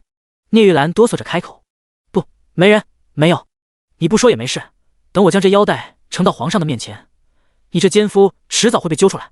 闻言，聂玉兰的脸色更白了，她扑通一声跪倒在地。荣嫔，我与你无冤无仇，你何必如此逼我？我与你是没什么大的仇怨，不过你做出这种罪无可赦的事，我身为后宫嫔妃，自然有责任将此事告知皇上，以正这秽乱之风。荣嫔，你别说，求求你别说，只要你帮我这次，我什么要求都答应你。聂玉兰惨白着脸跪在地上，眼泪都快要滚出来。魏真真看着她，眸中闪过一丝深思。就在此时，外面突然传来一声尖细的通报：皇上驾到！殿内的二人巨是一惊。第111章，避宠。聂玉兰身子晃了晃，差点晕倒。她踉跄着站起身，将眼泪擦了下。随着一阵脚步声起，任景队带着一行人走了进来。聂玉兰和魏真真赶紧行礼。任景队看了一眼二人，注意到了聂玉兰眼眶泛红，他忍不住拧了拧眉：“兰萍，怎么哭了？”说着，一转头看向一旁的魏真真：“荣嫔怎么也在？”语气重了几分。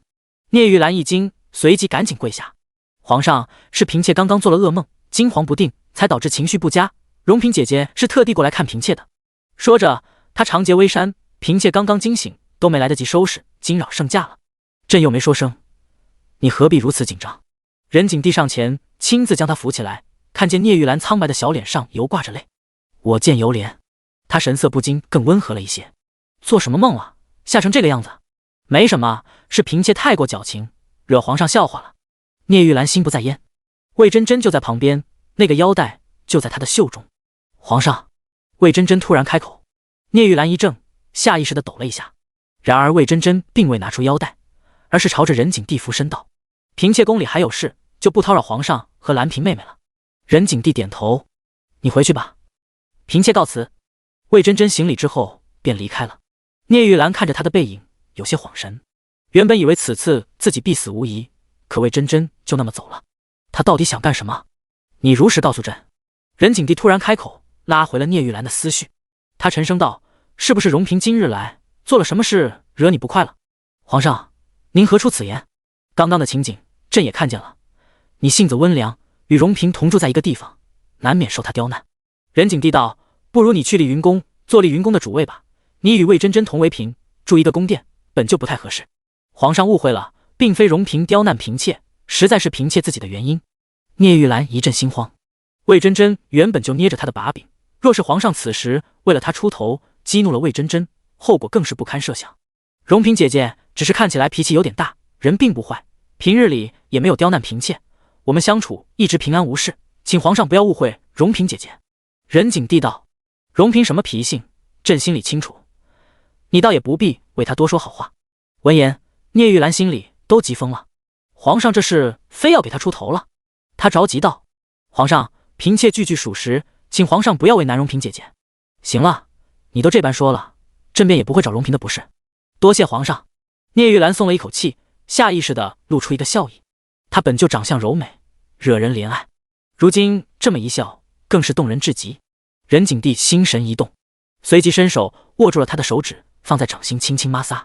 兰嫔，你就是心地太善良，这般善良柔弱，在后宫之中容易受人欺负。不过朕当初也正是被你这般无害温柔的性子所吸引。说着，任景帝看着他的眼神越发的温柔。聂玉兰一惊，不动声色地将手只从他手中抽离。皇上，您好些日子没来瑶光殿了，今日怎么想到过来了？他避宠已久，多次扫了任景帝的心，次数一多，任景帝对他也不满了起来，已经很久不曾过来了，今日却突然出现，实在让他措手不及。任景帝道：“朕有一阵子没见到明月公主了，心中有些惦念，便过来看看。明月这会估计刚被乳母抱起床呢，嫔妾这就让她过来。”一说到女儿，聂玉兰的眼神都亮了几分。她吩咐春儿将慕容明月带来。不多时候，慕容明月便被乳母抱着到了任景帝的面前。他一双大眼睛滴溜溜地转着，有些怯怯地喊了一声：“父皇！”一段时日不见，明月的小脸圆润了不少。任景帝伸手揉了揉慕容明玉的脑袋，露出一个慈爱的笑意。看样子近日兰嫔费了不少心照顾，嫔妾做的都是分内之事，其实还多亏了皇后娘娘和秦贵妃送了不少补品过来。任景帝淡淡点了点头。在瑶光殿坐了一阵后，任景帝便起身准备回去了。聂玉兰送他到寝宫门口，任景帝正准备离开，突然脚步突然一顿。朕记得兰嫔很会做糕点，尤其是千层糕，手艺不输于善厨。今晚朕想过来尝尝兰嫔的手艺，你先准备着。聂玉兰心中一沉，这意思是要他今晚侍寝了。他微微咬唇，低声道：“皇上想吃，嫔妾定会全心准备的。瑶光殿离皇上的前园殿离得远，不如嫔妾做好了亲自送过去。”闻言，任景帝的脸色沉了下来：“你这是存心要避着朕了？”嫔妾没有此意。聂玉兰跪下来，只是嫔妾这一阵精神不佳，夜里总是做噩梦，还会说梦话，实在是怕惊扰了圣上，请皇上恕罪。说着，他的眼眶又红了起来。见状，任景帝阴挺的眉头微微拧了拧，半晌冷哼一声，一甩袖，坐在龙辇上离开了。等到人已经看不见背影，聂玉兰才扶着门框缓缓起来，身边川儿扶着她。娘娘，您这又是何必？若是再这样下去，必定会惹得皇上厌弃的。聂玉兰的眸光闪了闪，她此时没空管其他事了，魏真真那边才要紧。川儿，去回寝宫将本宫的装匣拿来。川儿一愣，虽然不知道聂玉兰要做什么，但还是回宫将装匣拿了过来。聂玉兰拿了装匣，快步到了魏真真的宫里。荣嫔姐姐，嫔妾有话要与你单独说。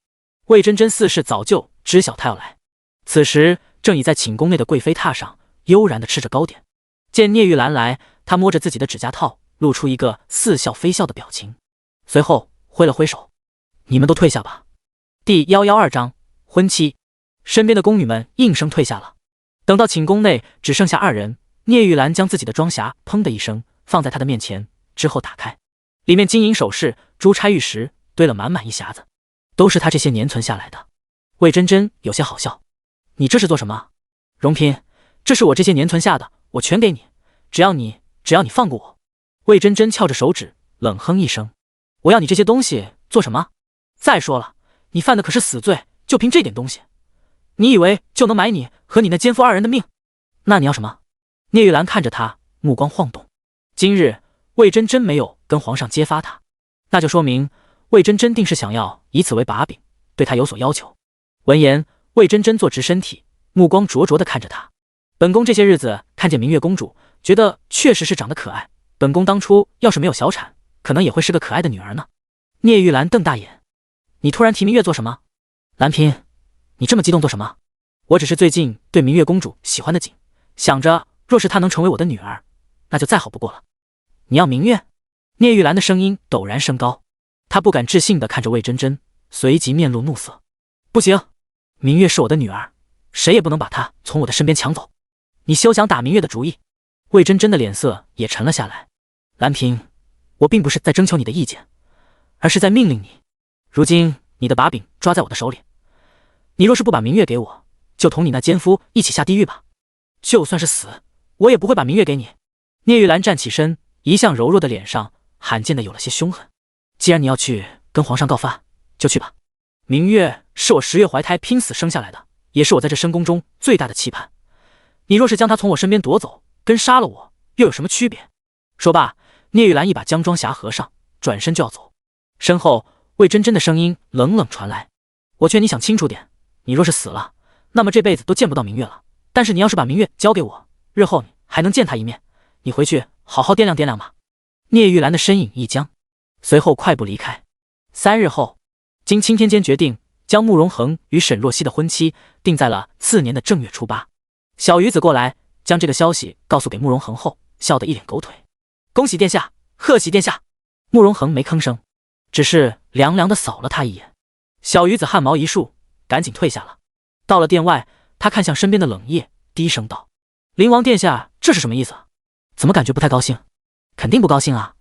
冷夜啧啧了2声，主子恨不得立刻将沈大小姐娶回来，钦天监却将吉日定在了明年，这还得再等3个多月呢。咱们主子能高兴吗？小鱼子，这也行？此时殿外突然过来一行人，为首的戴着凤冠，穿着正红色的华服，正是苏柳。冷夜和小鱼子赶紧行礼：“参见皇后娘娘。”“起来吧。”苏柳露出一个温和的笑意：“孩儿呢？”“殿下在里面呢，奴才这就去通报一声。”“不必了，本宫自己进去吧。”苏柳带着人朝着殿内走了进去。慕容恒正在殿内擦拭着一把古琴，见苏柳过来，便站起身朝着他走了过来：“姨母，今日钦天监已经算了吉日，将你与沈若曦的成亲之日定下了。恒儿，怎么不见你有喜悦之色？”“没有，儿臣很开心。你在姨母膝下长大，姨母还能不知道你是不是真的开心吗？”苏柳笑：“到底是怎么了？”慕容恒道：“也没什么，儿臣原本以为婚期会更近一些。你竟是这般喜欢沈若曦吗？”姨母竟是不知。苏柳有些诧异，之后叹气：“早知道，本宫就与皇上提一提，请钦天监再看看下个月有没有什么好的日子。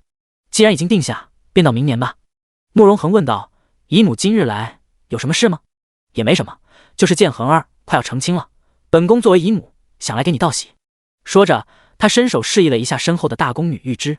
玉芝赶紧上前：“将一个册子递上了。慕容恒眸光微敛，这是姨母的一点心意。沈若曦嫁给恒儿，日后也要换本宫一生母后，给她准备一些东西，也是应该的。这是礼品单，你看看。姨母厚爱，儿臣心领了。不过聘礼，儿臣已经准备好了。聘礼是聘礼，姨母给的是姨母的心意，两者并不冲突。恒儿若是不收，便是要与姨母生分了。闻言，慕容恒伸出修长的手指接过，那便谢过姨母了。苏柳终于笑开颜，他挥了挥手，又让人递上了一个食盒，打开了。看着食盒里模样有些可爱的糕点，慕容恒神色敛了敛，随后道：儿臣已经不是小孩子了，姨母以后来可以不必经常带这些东西了。在姨母眼中，恒儿永远是孩子。还记不记得你小时候有次生病后怎么也没食欲，吵着要吃姨母亲手做的八珍糕，但是姨母当时正在宫外陪着皇上祭天，听说后连夜赶回来了。苏柳目光柔软，想起了往事，回来后立刻去小厨房做了八珍糕，谁知道你吃得太急，烫伤了嘴，当时你哭得伤心，姨母也心疼，抱着你一起哭。慕容恒目光淡淡的看着殿外，缓声道：儿臣记得。如今一眨眼，恒儿就要成亲了。苏柳似是有些感慨，他伸手拍了拍慕容恒的手背，挺好的，恒儿日后也有了梯级人了，母后也放心多了。与慕容恒又说了一阵后，苏柳才起身准备离开。慕容恒送他到店门口，突然问道：最近很少见到瑞王，他近日没有入宫吗？第113章，不相信任何人。要儿吗？苏柳笑道：他近日不知怎么的，似是对佛道感兴趣，去了云林寺，与听说寺里面有一位高僧，天天与之打坐论禅。瑞王年纪尚轻，是要参破红尘了，估计也是瞎胡闹吧。提及慕容耀，苏柳的目光瞬间温柔了许多。慕容恒说道：与僧人常住一起，万一真的断了红尘的念头就麻烦了，母后不如给瑞王寻一门好亲事，让他早日娶妻，也能稳重许多。苏柳道：耀儿心思目前不在此事上，本宫也随他了。慕容恒露出一个笑意，姨母之前不是热衷于给儿臣娶妻，如今怎么对瑞王倒是不着急了？那不一样，恒儿你……苏柳迟疑片刻，将嘴边的那句你身体不好给咽了下去。他摇头：你这是怨姨母了。儿臣不敢，姨母对儿臣很好，儿臣知晓。闻言，苏柳定定看着他，随即叹气一声：孩儿越大，姨母越看不透了。半晌，他低声道：耀儿也是。慕容恒只是淡淡道：姨母多虑了。苏柳没说话，带着人转身离开了。等人走后，小雨子照例拿着银针试了毒，随后呈给慕容恒：主子，没有毒。慕容恒眼神也没抬，只是道：拿下去吧。小鱼子点头，将糕点拿下去了。慕容恒靠在椅榻上，看着殿外柔柔的日光，眸中泛出一丝恍然。苏柳说的他都记得，但是他还记得之后的事。他吃了苏柳的糕点后，便满足地躺下歇息来了。苏柳一直握着他的手，陪他在榻边到深夜。而后宫女突然匆匆来报，说是慕容耀开始咳嗽。苏柳立刻放开了他的手，转身离开。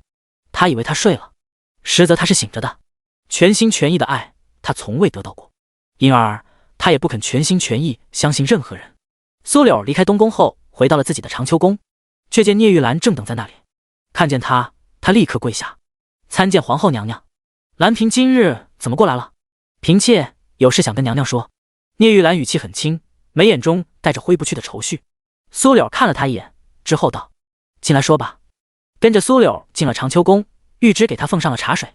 聂玉兰一口没喝，满脸都是心事。半晌，他缓缓开口：嫔妾今日过来是想求娘娘一件事。何事？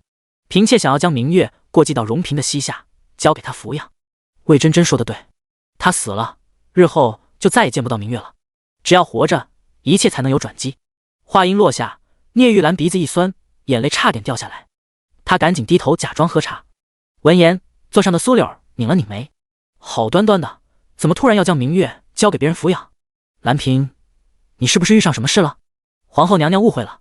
聂玉兰抬头挤出一个笑意：嫔妾自知性子软弱，照顾不好明月，上次明月血气不佳，还是得了皇后娘娘的照拂才好起来。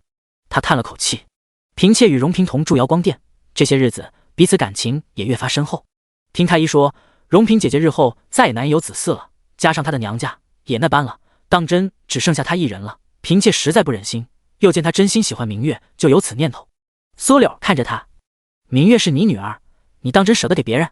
聂玉兰挤出一个笑意：都住在瑶光殿，也是能天天见到，既能成全了荣嫔姐姐，明月也有更强势的母妃护着，嫔妾觉得倒是不错。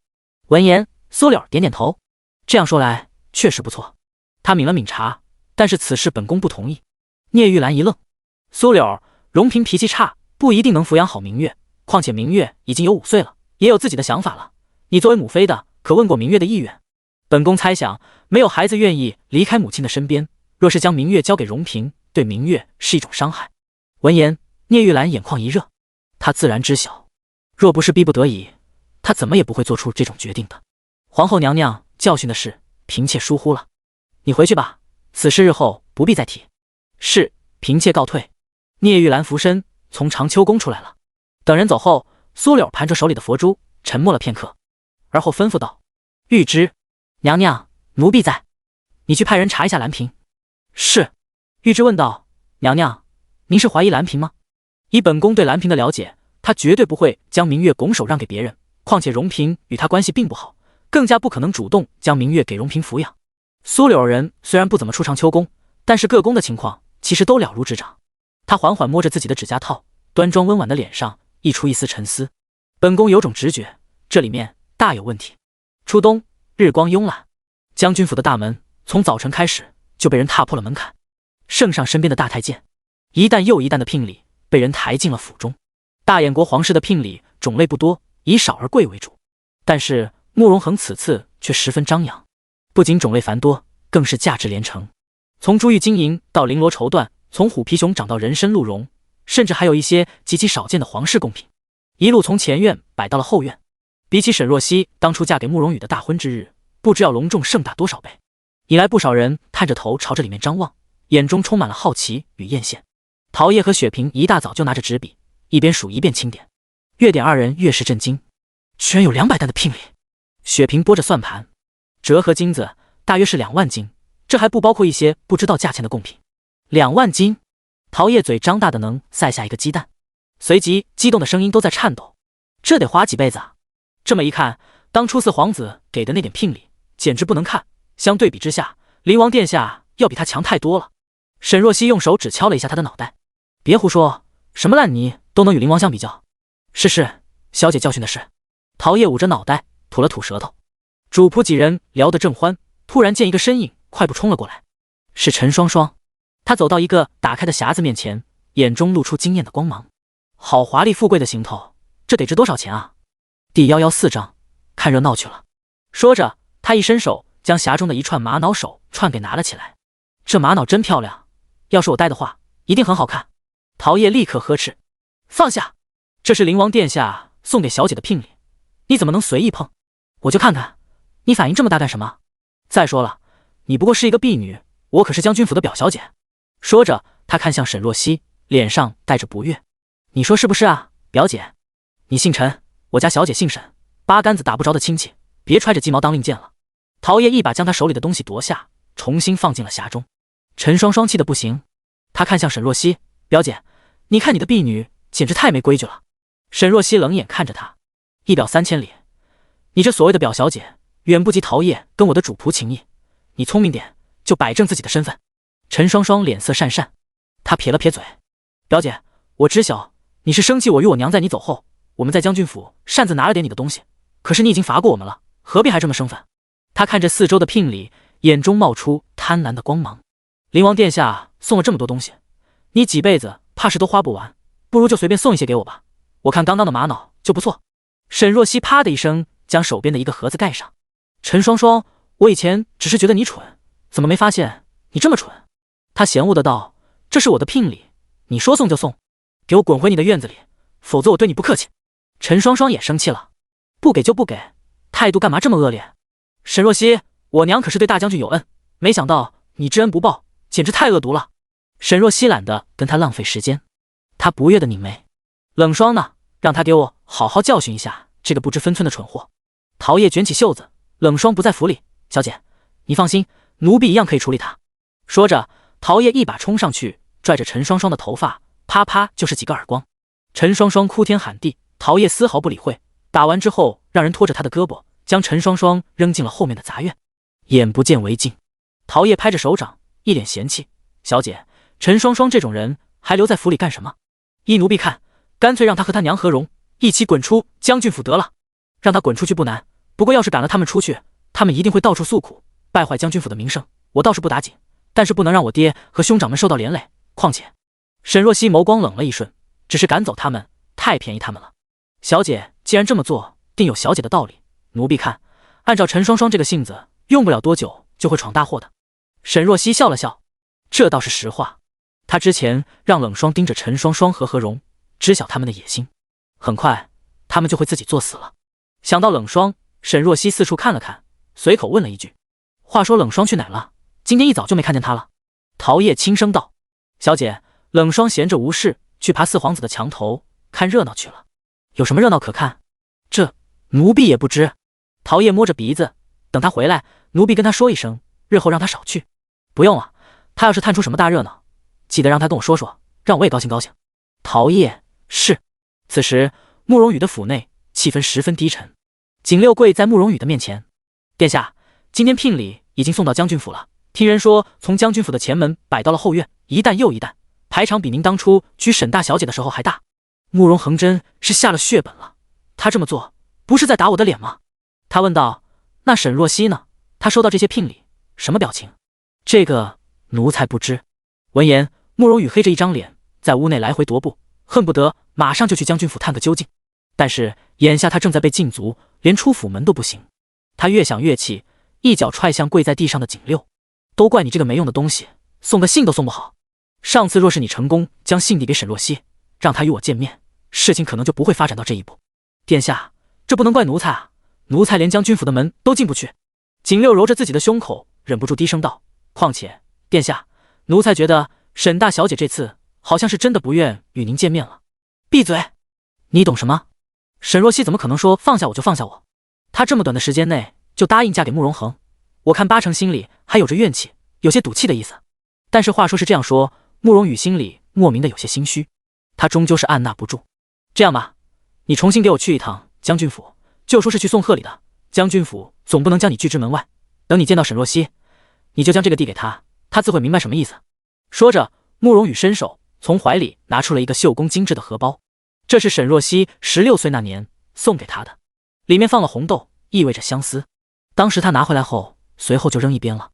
这几天慕容羽在府里突然想到了这件事，魔怔了一般的找了好几天，终于找了出来。这是他留下的唯一的一件旧物了。他当初那么喜欢他，如今看到这荷包，一定会有所触动吧？你拿好这荷包，一定要亲手交给沈若曦，知不知道？是，奴才知道了。景六揣了荷包就出门了。然而等到下午也不见景六回来，他急得不行，正准备派人去找，却见景六被府里的下人抬进来了。慕容羽大惊：“这是怎么了？”“殿下。”景六哭丧着脸：“奴才为了早点去将军府，就抄了近道，可是谁知在小巷里被人打晕了，一直到傍晚才醒过来。”“什么人这么大胆，居然连我的家仆都敢打？奴才也不知道啊，奴才压根就没看见行凶的人。”景六垂着眸，有些心虚：“殿下，奴才的身上的银钱都被拿走了，还有您给我的荷包也不见了。”“不见了？”慕容羽一口气差点没上来：“蠢货，让你办这么点事都办不好！”慕容羽气得牙痒痒，简直想一脚踹死他。“给我抬走，看见这蠢东西就心烦。”下人们赶紧抬着景六，慌慌张张地离开了。慕容羽在院中踱了几步，正烦躁，突然匆匆跑过来一个丫鬟：“殿下，什么事？”“殿下，宁姑娘醒了，说想要见见殿下。”第115章，不能留宁兰雪。慕容羽心情正差，听到这话不禁蹙了眉。他要见我做什么？宁姑娘说她伤口疼，伤口疼就去找府医，我又不是大夫，找我有什么用？他怒吼一声：“还有事吗？没事，滚远点！奴婢知错，奴婢马上就走。”丫鬟赶紧离开了。他前脚刚走，后脚新任的管家严志又跑了过来：“殿下，又有什么事？”慕容羽心情烦躁到了极点，这些狗奴才有没有点眼力见？没看见他正不悦吗？严志低声道：“殿下，方嫔娘娘来了。”“什么？”慕容羽一愣，随后便见方嫔穿着一件银灰色的披风，被竹心扶着走进来。“母妃。”慕容羽走过去，有些惊讶：“您怎么过来了？上次在皇后生辰宴上发生那么大的事，本宫这些日子一直担心你，想过来看看。可是父皇愿意让您出来。”“别提了，你父皇连见都懒得见我，本宫求了皇后，让她去给我说情，才得以出宫的。”方慧冷哼一声，皇后平日里闷声不吭的，没想到在皇上面前还有几分面子，真是小瞧她了。母妃进来坐。慕容羽将她迎进来之后问道：母妃，灵王与沈若曦的婚事究竟是怎么一回事？沈若曦真的要嫁给灵王的？你父皇都当众赐婚了，还能有假？方慧看着他，随后道：羽儿，你该不会是舍不得沈若曦了，后悔了吧？慕容羽垂着头没吭声。见状，方慧连连摇头。现在后悔有什么用？当初本宫就跟你说，让你哄着沈若曦拿捏住她，但是你偏偏不听，一心挂在宁兰雪那个低贱的女人身上，搞成今天这个局面。慕容羽神色惭愧：母妃，儿臣如今知错了。罢了，你也是被宁兰雪那个贱人所迷惑，错不在你，都是那个贱人的过错。方慧眸光一转，泛着冷意。那个贱人呢？她在兰苑，上次小产之后又被父皇打了板子，这2天才刚刚能下地。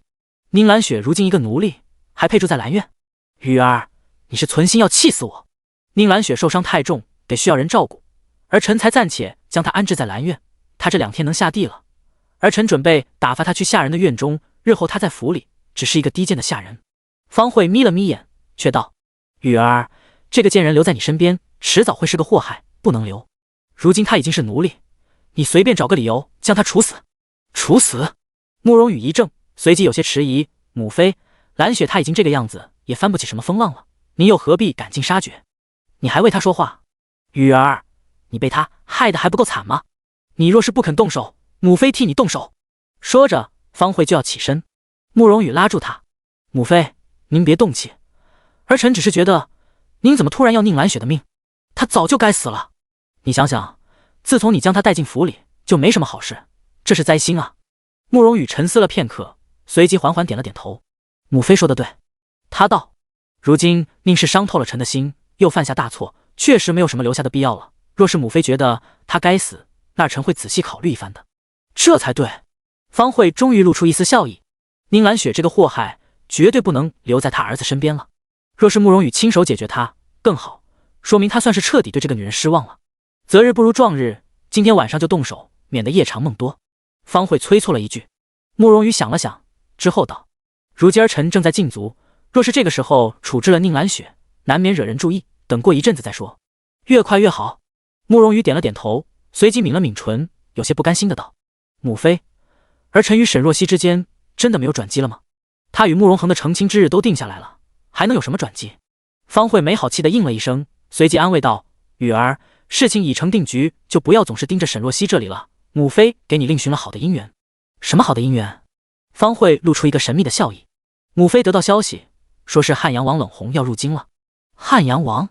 对，而且母妃听说他此次过来是为了他小女儿的亲事来的。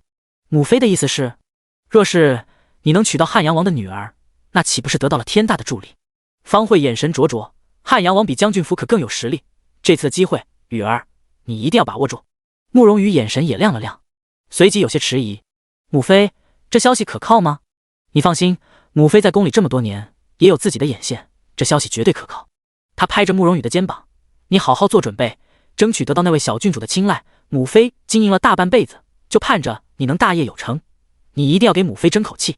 到时候什么皇后秦贵妃，母妃全都不放在眼里。儿臣知道了。方慧欣慰的点头。等到天色渐暗，方慧才起身从他府中离开。走的时候又叮嘱了一遍，让他早点处理了宁兰雪。得到慕容羽应下，方慧才坐上轿辇，缓缓离去了。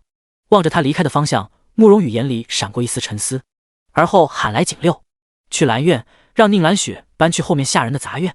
是，不过殿下，此事让宁姑娘离开兰苑，她若是不愿意闹起来了，怎么办？该怎么办就怎么办。她如今已经是卑贱的奴隶了，不必再顾及我的面子。是。景六飞快地带着人走了。到了兰苑，宁兰雪正扶着床准备下地，突然见景六来了，他眼神霎时一亮：是殿下过来看我了吗？景六呵呵一笑：宁姑娘，你什么身份？殿下什么身份？他怎么可能会来看你？宁兰雪一愣，入府以来，景六一直对他毕恭毕敬的，现在居然这个态度。第116章遭贼。宁兰雪刚想发火，但是突然想到什么，瞬间垂着眸，将眼中的怒意压了下去。经过这次血的教训，他理智了许多。景六今日敢这般跟他说话，肯定是慕容羽对他已经不再宠爱，眼下他什么都没有，唯一能依靠的就是慕容羽，他绝对不能让他对他厌弃。宁兰雪稳住心神，看向景六：“那你来这里做什么？兰院是主子住的地方，如今你宁兰雪只是一个贱婢，不该住在这，应该去后面下人的院子里。殿下说了，让你立刻挪地方。”“好，我知道了，我马上收拾东西。”宁兰雪睫毛微颤，起身拿着自己的衣物。景六十分意外，原本以为按照宁兰雪的性格定会大闹，不想居然这么顺从。不过也好，省了他的事。拿了东西后，宁兰雪跟着景六到了下人的杂院。他拉住景六的胳膊，朝着他的手里塞了个金手镯。“我知晓我如今的身份，没资格见殿下，麻烦你跟殿下带句话，就说我知晓自己错了。我祝愿殿下日后能够得偿所愿，如意顺遂。”景六不动声色地掂了下手镯的重量，之后笑开言：“行，你放心，我定会跟殿下传达的，有劳了。”等到景六的身影逐渐远去后，宁兰雪才转身进了杂院的下人房间。刚一推门，便感觉一股霉味扑面而来。5个穿着麻衣的丫鬟正在房间内唠嗑，听见响声，齐齐转过头。她们都是府里的粗使丫鬟，平日里做着府里最低下的粗活，身份也最低微，见谁都低头3分。如今看见宁兰雪，几人的眼神都有些诧异，之后讥笑出声：“哟，这不是宁侧妃吗？”宁兰雪以前在府里做主子的时候，他们也见过她几面，自然认得。这段时日，宁兰雪的事早就传遍了府里，她平日里对下人不好，如今出事了，下人们都在幸灾乐祸。其中一个有些壮的丫鬟站起来，走到宁兰雪面前，盯着她看了看，随即一伸手，猛地将她的包袱扯了下来。宁兰雪一惊：“你干什么？带这些花里胡哨的衣物过来？你还以为你是高高在上的侧妃呢？”那个丫鬟抖落她包袱里的衣服，用脚捻了捻，随后一脚踢开。宁兰雪一惊，赶紧去捡，蹲下来的瞬间，却又被她一脚踹翻在地，还没好透的伤口瞬间裂开，又是一阵钻心的疼。宁兰雪疼得一时站不起身。刚刚踹她的那个丫鬟一脸嫌弃：“搞清楚自己的位置，今后你就是府里最低贱的奴隶，还敢穿绫罗绸缎！”“我呸！”宁兰雪被啐了一脸的口水。那个丫鬟大声道：“这里就你身份最低，滚去最靠近宫房的位置睡。”宁兰雪撑着身子慢慢站起身，之后一声不吭的在最里面躺下了。一旁有个丫鬟有些心软：“翠苗，看他已经够惨了，就算了吧。这种人不值得心疼。自从他成了府里的主子，咱们下人的日子一天比一天难过。你忘了上次就因为他说米饭有点焦糊味，让管事的将那天负责烧柴火的小姚差点打了个半死。”闻言，那丫鬟不说话了，只是摇了摇头，继续跟其他人聊天了。宁兰雪躺在又硬又冷的床上，眼神带着森冷的寒意。她得忍住，眼下这种情况，她若是忍不住，说不定会被这些贱人弄死。她不会一直待在这破地方的，她一定会离开这破院子，回到慕容羽身边的。另一边，慕容羽神色疑惑地看着前来汇报的景六。宁兰雪当真这么配合？对啊，殿下，岂只是配合，宁姑娘还有话要奴才带给您呢。什么话？景六赶紧将宁兰雪的话一字不差地跟慕容羽说了。听完之后，慕容羽的眸中闪过一丝异样。他以前每在父皇那里受到了委屈，便去找宁兰雪诉苦，他总是柔声安慰她，当她的解语话。我相信殿下有大才，日后殿下一定会得偿所愿的，我等着那一天。他如此温柔体贴，让他心动不已。当时他真心承诺，若是有朝一日我真的能成就大业，到时候陪在我身边的除了你，不会是别人。一及往事，慕容羽心头有些复杂。罢了，他罪不至死。深夜，月色清冷，将军府的库房内钻进去一个鬼鬼祟祟的身影。陈双双猫着腰进了库房后，总算是松了口气。他看着手里的钥匙，笑得一脸得意。沈若曦回来后，将库房钥匙都收走了，不过他当初让他娘多配了几把，自己偷偷留下了一把。陈双双收好钥匙，看着被塞得满满当当的库房，眼里的嫉妒简直是要溢出来。沈若曦不给他聘礼，那他自己来拿。林王送了那么多好东西，随便拿几件都发财了。想到此，陈双双轻手轻脚的上前，到了离他最近的一担聘礼前，刚准备打开，却愣住了。聘礼的盖子是打开的，怎么回事？还有其他的贼？就在此时，身边突然闪过一道黑影。陈双双一愣，随即整个院内都响起了他的破锣嗓子。啊！内宅，沈若曦正准备睡下，突然听见外面闹哄哄的，他有些疑惑地打开房门。怎么了？外面，陶叶着急道：“小姐，库房遭贼了，现在府里的护卫正往那赶呢。”遭贼？我去看看。小姐，您还是别去了，听说那贼人身手矫健，现在不知道跑哪去了，正在搜呢。要是您出去了，万一遇上危险怎么办？行，那我待在房里。沈若曦想了想，缩回了脚。这个时候，他还是不要出去添乱了。沈若曦关上房门，正准备安静等待消息，突然感觉旁边的窗户发出一声轻微的响动。他一转头，见眼前一个黑影闪过，还未看清，脖颈上便贴着一把凉凉的匕首。与此同时，他的耳畔响起一阵温热的气息。嘘，别叫。第117章，不如劫个色。是个男人的声音。沈若曦身子一僵，随即手中出现几根银针，极其快速地扎进了身后人的大腿上。男人闷哼一声，随即猛地放开他。沈若曦刚准备呼救，一颗药就扔进了他的嘴里。他摸着喉咙，瞪大眼。对面的男人穿着夜行衣，只露出一双好看的桃花眼。此刻二人双双对视，异口同声道：“你给我下了毒？你给我吃了什么？”沈若曦感觉喉咙有些发痒，她神色一顿，立刻拿出银针扎在了自己的几个穴道上，封锁住了穴道。不管他给自己吃的什么，短时间内毒素不会蔓延。男人一时伸手拔出腿上的银针，看着针尖泛着黑色，他面色一沉，伸手掏出一颗药丢进了自己嘴里。沈若曦盯着他的动作有些诧异，这人也是个用毒高手。男人动了动腿，感觉没什么大碍之后，才抬起目光，饶有兴趣地落在沈若曦的脸上。还以为将军府的大小姐娇生惯养，会吓得哭鼻子呢，没想到这么烈。沈若曦动了动唇，发现说话有些困难。这贼人刚刚给他喂的毒药，很明显是想让他发不出声求救，要不是自己封住毒素，估计现在已经说不出话了。他压低声音问道：“刚刚在库房偷盗的是你？”“对。”“你好大的胆子，居然敢来将军府行窃！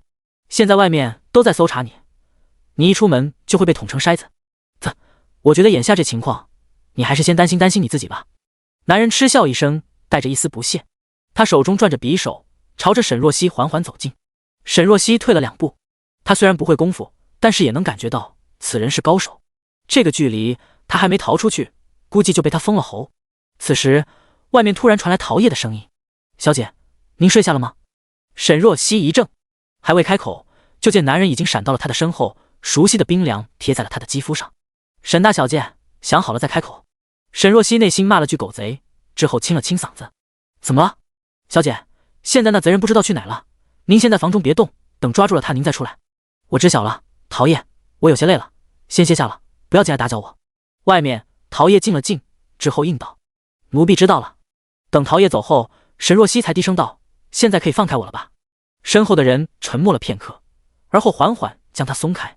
沈若曦刚松一口气，突然见自己的身子被转了一下，自己的下巴被一只有力的手给捏住。男人捏着他小巧的下巴，迫使他抬起头与他对视。离得近了，沈若曦闻到他身上带着一股子淡淡的香味，是药香。不同于慕容恒常年喝药的那种自身体深处发出的药味，反而更像是以药作香，常年与药材为伍而被浸染的药材味道。沈若曦沉下眼：“你干什么？”都说沈大小姐姿容绝色，倾国倾城，果真如此。他语气带着调戏，近看更是国色天香，勾人的紧。今日没劫到财，我看不如劫个色吧。沈若眸光冷了冷：“你当真大胆，不知道我已经与灵王有了婚约，若是被他知晓，掘地3尺也要挖了你的祖坟。有又如何？听说灵王不能人道，你跟了他也是做尼姑，还不如先便宜了我。”男人的声音带着一丝戏谑，随后手掌抚上他纤细的腰。沈若曦目光一凛，下意识的一个巴掌就扇了过去，然而纤细的手腕被捏住，他轻笑出声：“这点力道，挠痒痒。”下一秒，他的笑容僵在了脸上，他感觉大腿又是一痛。又来！沈若曦一脚踹过去，却被他利落的闪开。就在此时，一把利剑穿破窗户，从外射了进来，直直逼向蒙面的男子。他闪身避开，却见一个人影跟着飞进来，朝着他攻了过去。二人打在了一起，是冷霜。砰的一声，房门被踹开，沈天荣带着一众护卫出现在了门口。“女儿，没事吧？”“爹！”沈若曦赶紧走过来。陶叶捂着胸口：“小姐，还好你没事。”沈若曦点点头。陶叶跟了他多年，主仆间早就默契十足。刚刚他那番话，破绽十足。在刚刚那种情况下，按照沈若曦的性子，绝不会这么早就去睡觉。况且他睡觉前都是陶叶过来熄灯点安神香，今日却让他不要进房间。仔细一想，就会觉得不对劲。幸好陶叶机灵，听出了问题。沈天荣一把拉住他，上上下下打量了一番，见人没大碍，总算是放下了心。他一转头看向跟冷霜缠斗在一起的男人，面露怒色：“这哪里来的狗贼，居然敢动我沈天荣的女儿！来人，把老子的大刀拿来，老子劈了他！沈若曦拉住他的胳膊，爹，您身体不好，别上前了，交给冷霜吧。可是这小丫头片子能行吗？您放心，冷霜厉害着呢。慕容恒的暗卫肯定身手了得，而且那贼人还中了他的毒。果然，刚开始二人打得难解难分，能看出来那黑衣人的身形极其轻快，轻功应该是极好，冷霜怎么可打不中他？但是后来他的动作似是顿了下来，冷霜一脚踹过去，他双臂放在胸前挡了一下，被踹出了窗外。冷霜紧跟着追了出去，众人也赶到了院中，却见那男人跳上了屋顶。他穿着黑衣，身形修长，姿态慵懒。我说我虽然是个贼，但是什么都没拿到呢，不至于赶尽杀绝吧？沈天荣大怒，我女儿今天受到了如此大的惊吓，你今日必定把命给我留在这。受到了惊吓？男人目光落在底下的沈若曦身上，有些无言。他看未必吧，算了，今天运气不好，就不在这浪费时间了，走了。说着他身形一转，消失在了夜色中。冷霜正要去追，被沈若曦制止了。别追了，外面不知道还有没有他的同伙，你贸然追过去，万一中计了就麻烦了。是。冷霜回到了他的身边。沈天荣十分火大，他娘的，今天算那狗贼命大。他怒气冲冲的一转头，看向身后的一种护卫，破口大骂，都怎么守的门？这么大的一个人溜进来，居然一点动静都没发现，都吃白饭的。护卫首领单膝跪地，大将军恕罪，所有入口都没有发现有人进来的迹象，属下也十分纳闷，那贼人怎么会出现在府内？沈若曦想了想，后院不是有个狗洞吗？第118章替陈双双挨了板子吧。沈天荣挥了挥手，那狗洞宽不过30公分，刚刚那男子身形高大，绝对进不来的。沈若曦想了想，觉得也是。他想到什么？那贼人是怎么被发现的？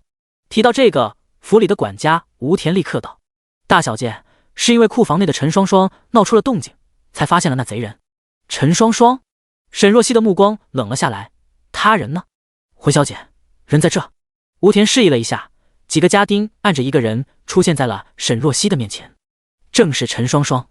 他被绑了还不老实，你们给我松手，我又不是不会走路。沈若曦厉声道：陈双双，你怎么会出现在库房？我是看见有人进了库房，觉得不对劲才跟上去的。沈若曦却不信他的话，他厉声道：给我搜他的身。陶业立刻上前，在陈双双的身上搜了一番，果然搜出了一把钥匙。沈若曦的眼神瞬间冷了下来，你还真是死性不改，私藏库房钥匙就算了，如今还想要进到库房内偷东西，你可别乱说，谁看见我偷东西了？我可什么都没拿。陈双双大声嚷嚷，库房钥匙我已经交给你了，库房又什么都没损失，你现在可以放开我了吧？沈若曦冷着脸，吴管家，陈双双这种的，按照规矩应该怎么办？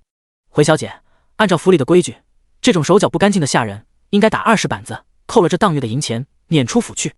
既然这样，那就先打吧。是。几个家丁立刻按照陈双双要来打他板子。一看那手臂粗的木棍，陈双双吓得差点瘫倒下去。救命啊！别打我，我错了。娘啊！他叫的凄厉。很快，不远处就飞奔过来一个人影。不能打，不能打呀！何荣冲过来，一把将地上的陈双双抱住。不能打，我就这一个女儿，可不能打呀！说着，他抬头看向沈天荣。大将军啊，我可是您表舅老爷的侄女的堂妹的大表姐啊，沾亲带故的，您怎么能下这么狠的手呢？沈天荣拧眉，我将军府有将军府的规矩，如今是若曦管家，陈双双狗胆包天，居然敢去偷若曦的嫁妆，理应处罚。何荣露出一个尴尬的神色，这不是也没偷着吗？大将军，双双是有错，但是要不是因为他，那贼人也不会被发现啊。这么算来，双双也是有功啊，功过相抵，要我看，不如就这么算了吧。沈天荣道，这是我没法做主，我听若曦的。何荣只能舔着脸看向沈若曦。若曦啊，你看啊，双双年纪小不懂事，你表姑我又就这么一个女儿，打坏了我以后可怎么办啊？要不这板子就免了吧。表姑如此心疼女儿，倒是叫我敬佩。沈若曦道，既然这样，不如就让表姑替陈双双挨了这顿板子吧。听到这话，何荣差点一口气没上来。我替双双挨板子？行，我娘身子硬朗，我觉得可以替我挡板子。不等何荣说完话，陈双双立刻应下，气得何荣差点一巴掌拍死他。沈若曦笑道，那就如表姑所愿吧。说着，他看向一旁的吴田，吴管家替我好好盯着，别叫人放了水，坏了我将军府的规矩。说着，拉着沈天荣缓缓离开了后院。很快，后院就传来了何荣呼天抢地的嚎叫声。沈若曦头也没回，他摸了摸自己的嗓子，发现没什么异样了，毒素散了。他并未服用解毒药，真是奇怪了。难不成那贼人给他下的毒很轻？但是为什么要对他这般宽容？沈天荣将沈若曦送回院中，面色凝重。听吴管家说，库房内的嫁妆被翻了很多，但是金银珠宝一件没少，不知道那贼人究竟在找什么。灵王给我的嫁妆清单内，我并不记得有什么特殊的物件。沈若曦拧眉，爹，还是得注意点，那贼人此次没有得手，之后说不定还会再来。还敢过来，我定让他有命来，没命回。沈天荣神色沉沉，若曦，你放心，爹绝对不会让你再陷入这样的危险之中。沈天荣派了府内最精锐的护卫在沈若曦的院内，又让冷霜守在外面，他才终于离去。冷霜跟着沈若曦走到房间内，拿出了一个荷包。小姐，一看见荷包，沈若曦神色一怔，差点没绷住表情。你哪来的？冷霜一五一十的将今日在慕容羽府中的事说了。沈若曦一阵恶心，慕容羽是不是太久不干人做的事，现在听不懂人话了？怎么还跟个狗皮膏药一样的粘上来？缓了缓心情，沈若曦道：不过方平这件事上倒是看得挺准，宁兰雪的确是个祸害，但是我猜慕容羽不会轻易处死他。为什么？虽然他为人虚伪自私，但是对宁兰雪的确是有几分真情在，况且宁兰雪可是非常懂慕容羽喜欢他什么，经过这次这么大的打击，他一定会老实许多。沈若曦神色讥讽，慕容羽不就是喜欢他温柔体贴、善解人意吗？这个人设不到，他就还是他心头的白月光。冷霜沉思了一下，不太明白，但是渣男见女子在一起很配。他伸手将那个荷包摊开，小姐，这个怎么处理？烧了，赶紧的。看见这玩意，他就想起当初脑子进水的自己。冷霜点点头，正准备下去，又被沈若曦喊住了。荷包的事，你没告诉灵王吧？冷霜原本他是不准备说的，但是慕容恒的命令是，若是慕容羽对沈若曦有什么举动，立刻告知他，所以下午的时候他就飞鸽传书了。沈若曦敛了敛眸，冷霜可没有，什么都没说。沈若曦，冷霜，你真的不太擅长撒谎。沈若曦扶额，你先下去吧。是。竹林内，身穿夜行衣的男子警惕地看了看身后，确定没有人跟来，才停下脚步，随即喘着气解下蒙着脸的黑布。第119章，白落。黑布下是一张俊美到妖孽的脸庞，五官精致，线条完美，一双桃花眼自带风情，不羁中带着一丝玩世不恭。他伸手撕拉一下，将大腿位置的裤子撕了一个口子，被银针扎过的位置泛着不正常的黑紫色。靠！他低声骂了一句，这女人什么毛病？好好的一个美人，身上带着这么多针，针上还带着不同的毒。师兄！不远处突然传来一声呼唤，白落一转头，看见身后他的小师妹萧云熙正飞奔来，他的身后还跟着一个人，正是他的手下赵健。萧云熙一来，看见他大腿上的黑紫，神色：师兄，你中毒了，主要是麻痹神经的毒，不致命。白落扫了他一眼，你怎么过来了？义父知道吗？萧云熙挺直胸膛，我担心你啊，就偷偷的溜出来了。不过你放心，我已经给我爹留了书信了，让他不要担心。再说了，你一个过来寻龙谷太危险了，我来了可以帮你啊。白落漂亮的桃花眼挑了挑，那你能先帮我解了腿上的毒吗？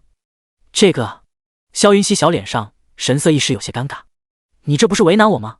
药王谷在江湖乃至整个大燕国都很出名，萧氏一族世世代代经营药王谷，极其擅长使用药毒，谷中更是藏尽天下奇珍药材。然而他萧云熙作为谷主萧问天唯一的女儿，却成了药材白痴，不仅不会制药，也不会解毒，整个一废柴。因而萧问天在他7岁的时候就收养了天资极好的白落作为自己的义子。上个月萧问天因为滥用药物导致半身瘫痪，治好的话需要龙骨作为药引，但是很可惜，这龙骨是皇室贡品，药王谷没有，因而白落才出谷，想要寻到龙骨为萧问天治病。萧云熙好奇地戳着白落的大腿，师兄，你这是被谁下了毒啊？一个女人。想起沈若曦，白落眸中闪过一丝怒火，他掏出匕首，用消毒的药水浇了浇，之后在腿上划开一点小口子，将毒素挤出来，上了点药之后敷上了纱布。做这一切的时候，他眉头都没皱一下。萧云熙扬起杏眼，什么女人啊，真是好生歹毒，难怪都说最毒妇人心。你别转移话题，谁准你出谷的？赶紧给我回去！白洛拧着好看的眉头，有些无语的看向他身后的赵健。你怎么做事的？不是让你看好他吗？少主，属下也没办法。您出谷的这段时间，小姐吵着要出来找您，不让他出门，他就天天闹着要自杀。闻言，萧云熙一抬头，气鼓鼓的看着他。我得纠正你，我不过是自杀了3次，哪有天天闹着自杀？你不要在师兄面前败坏我的形象。白洛打断他的话。义父现在怎么样？萧云熙撇了撇嘴。还能怎么样，就半身不遂呗。不过不都要怪他自己，一大把年纪了，还被那狐狸精迷得团团转，身体不行就别逞能，还吃药，迟早得死在那狐狸精的床上。越说萧云熙越来气，他娘死得早，他爹一直风流成性，如今这么大年纪了，还给他整出了一个后娘，被迷得团团转，还想靠药一展雄风，结果吃多了吃出事了。白洛眸中闪过一丝担忧，谷主如今身体不行，你又贸然下山，怕是容易遭人算计。你回去守在谷主身边。我才不去。你放心吧，糟老头子经营了那么多年，身边还是有不少信得过的，没那么容易被人算计。那也不行，你跟着我只会耽误我的事。闻言，萧云熙不乐意了。我不要。话说师兄，龙骨寻到了吗？没有，被一个蠢货给搅黄了。想起陈双双那声破锣嗓子，白洛忍不住扶住了额头。他英明一世，居然被这么一个娘们给坏了大事，失算了。赵健问道：少主，这龙骨不是皇室的东西吗？怎么会出现在将军府？龙骨原本被皇上赏赐给了灵王，灵王又当作聘礼送给了沈若曦。我也是看到灵王府的聘礼清单才发现的。萧云熙眼里泛着崇拜的光芒。将军府戒备很森严吧？师兄你居然能溜进去，好厉害啊！你怎么进去的？总之冒着很大的凶险，一般人做不到。白洛面色沉沉，做出一副高深莫测的样子。他绝不会告诉他是用缩骨功钻狗洞的。只是此次被发现了，将军府一定加强了守卫，若是下次再想进去，就难如登天了。想到此，白洛美的雌雄莫辨的脸上神色愈加凝重。萧云熙站起身：师兄，下次再去将军府偷龙骨，你带我一起呗，我帮你放哨，一定事半功倍。白洛没回应他，只是突然扭头朝着他的身后看了过去，神色惊讶。义父！萧云熙一愣，下意识地转过身。白洛立刻一个手刀落在了他的脖颈处，直接将萧云熙给打晕了。赵健睁大眼：少主，把云熙给带回谷里，他太单纯又莽撞，容易遇上危险。回去告诉义父，龙骨我定会取回来，让他老人家不要担心。是，少主。赵健抱起萧云熙，转身消失在了夜色中。白洛看着二人的背影，按了按自己的腿，感觉恢复的差不多了，也转身离开了此处。摘星阁的5楼，一道黑影如同鬼魅出现在5楼的窗户边。看着狭小的窗口，白洛率先将匕首扔进去，之后掰着自己的骨节，如同一只柔软的猫咪从窗口钻了进去。刚落地，外面就传来了敲门声。他眸中闪出暗芒，开口道：谁？声音赫然是女子的声音，婉转动人，甚至带着天然的媚态。外面是他的侍女胭脂。他恭敬道：福临姑娘，端王殿下来了。他似是又有点喝多了，说要见姑娘。慕容修来的真是巧了。第120章担心。沈若曦夜里被那个盗贼的事弄得有些累，便多睡了一会。起来的时候，打开门看见院内的情景，有些懵。院内除了将军府的护卫，还多了许多的陌生面孔，都穿着紫黑色的衣服，衣摆处绣着鱼纹状的图案，是慕容恒的人。他走到前厅，果然远远的就看见客厅内慕容恒正与沈天荣相对坐。他穿着深色的蟒服，一条腰带系在腰间，衬得整个人气宇轩昂。只是俊美的脸上神色不太好看。他修长的手指拿着杯盖拨着水面的浮叶，声音淡淡：大将军府内护卫有限，本王再拨一些人过来保护将军府的安全。沈天荣微微咳嗽一声：臣已经呵斥过府里那些吃白饭的东西了，让他们看景点。灵王放心，臣的女儿臣一定护好，就不劳烦灵王了。慕容恒不为所动：若曦如今与本王有婚约，本王自当有义务保护好她。沈天荣微微拧眉，心中到底有些不快。将军府到底是他的地方，慕容恒如此强势，不仅让他觉得自己的地盘被人占据，还有点打他的脸了。大将军是觉得本王干涉过多了吗？慕容恒突然出声，浅色的眸子朝着他看过来，微微一压，带着凌人3分的气势。沈天荣身子一僵，随即有些不悦道：臣没这个意思，臣就是担心灵王殿下关心过度，会让若曦感到压力。说话间，沈若曦已经朝着二人走近。二人收住了话头。爹！沈若曦走过来唤了一声，随即向慕容恒弯腰。灵王殿下。慕容恒转过头，冷白雍容的脸上，眸光温和，荡出一丝暖意，与刚刚凛然逼人的模样截然不同。你昨夜受了惊吓，怎么不曾多休息一会？沈若曦缓缓道。我没那么娇弱，倒是殿下你阵仗弄得太大了，院中派了好些人，本王担心你。有冷霜在，府里的护卫也加派了人手，贼人不会再得逞的。殿下放这么多人在将军府，反而会惹得外面的人猜忌，还请殿下撤去这些人。沈若曦自然知晓慕容恒一片好心，不过这插手太过强硬，他估计他爹会不高兴。闻言，慕容恒缓缓点头，听你的，那就在暗处护着他。沈若曦露出一个笑意，随即也坐在一旁。不过我倒是纳闷，那贼人从哪里来的？刚刚本王查探了将军府后院有个洞。听到这话，沈天荣立刻应道：是有个洞，不过洞口不过30公分，寻常人是进不来的。大将军应该听说过缩骨功吧？闻言，沈天荣面色一正，随即抚着自己有些花白的胡须，缓缓点头。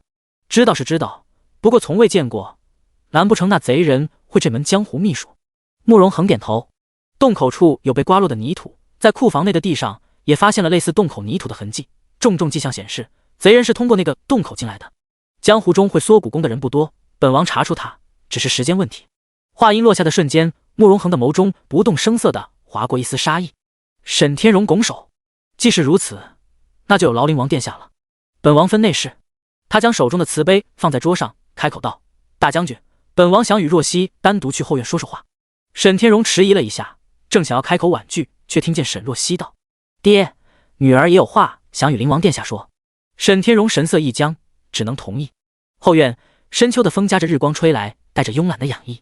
慕容恒与沈若曦并肩走在后院的廊桥上，碧水荡漾，倒映出二人的身影，显得如此登对。沈若曦道：我知晓殿下有什么话想与我说。什么？是荷包的事吧？沈若曦抬眸看向他，主动提及：殿下是不是想问问慕容羽派人送那个荷包的事？慕容恒俊美的脸上神色平静，本王并不在意。殿下说谎。沈若曦突然伸手，指尖隔着他的蟒袍点在他的心脏位置。殿下心胸广阔，但是某些时候却又狭隘别扭的很，明明心中不快，却假装不在意。慕容恒没说话，被他点着的位置似是有些痒。他承认刚开始是有些不快，但是如今是真的不怎么气了。那若是本王在意，又能改变什么？不能。沈若曦缓缓道：过去已经发生的事，谁也改变不了。但是最重要的是当下和未来。我的过去殿下不曾参与，但是我以后的日子都会有殿下。他微微仰头，眸中晃着涟漪，所以殿下不需要不悦。说完之后，见慕容恒神色有所松动，他放在他衣襟的手慢慢放下，中途却被抓住了。慕容恒拉着他的手腕，带着他走了一阵，转过廊桥，到了一处假山处。沈若曦疑惑：殿下，刚刚那边有人，是我爹派来的人吧？沈若曦有些失笑：殿下，我爹是太关心我，绝对没有要对殿下不敬的意思。沈若曦能察觉出来，慕容恒与他爹之间关系并不是那么融洽。慕容恒摇头：是你府里那个所谓的表小姐陈双双？沈若曦微微拧眉，随即沈笑：他胆子还真是大，这种人不便久留将军府。他说的委婉，若是他早就已经扒了那对母女一层皮。沈若曦垂下眸，冷声道：他们不会留太久。那要我帮忙吗？像陈双双这种人实在不必劳烦殿下，他自己便会自找死路。只是他闯祸的时候，殿下不必顾及我的面子，让他找死就是了。哦。慕容恒伸手轻轻用手指抬起他的下巴，大拇指摩挲着他的红唇，神色玩味。既然你开口，那本王自当听话。他眸中一贯的清冷褪去，染上一层玉色，按着他唇的手指力道也微微加重。沈若曦被他这眼神看得有些发软，明明是个病秧子，怎么这么会勾人？慕容恒低头朝着他靠近，唇贴上他的温软。这香软已经尝过多次，但是却永远觉得不够。他技巧娴熟的撬开，然后舔舐勾住，吻逐渐加深。沈若曦推着他的肩膀：殿下，这里容易被人看见。你说的是？他微微松开，随后单手抱住他，朝着假山里面一处隐蔽的地方走了过去。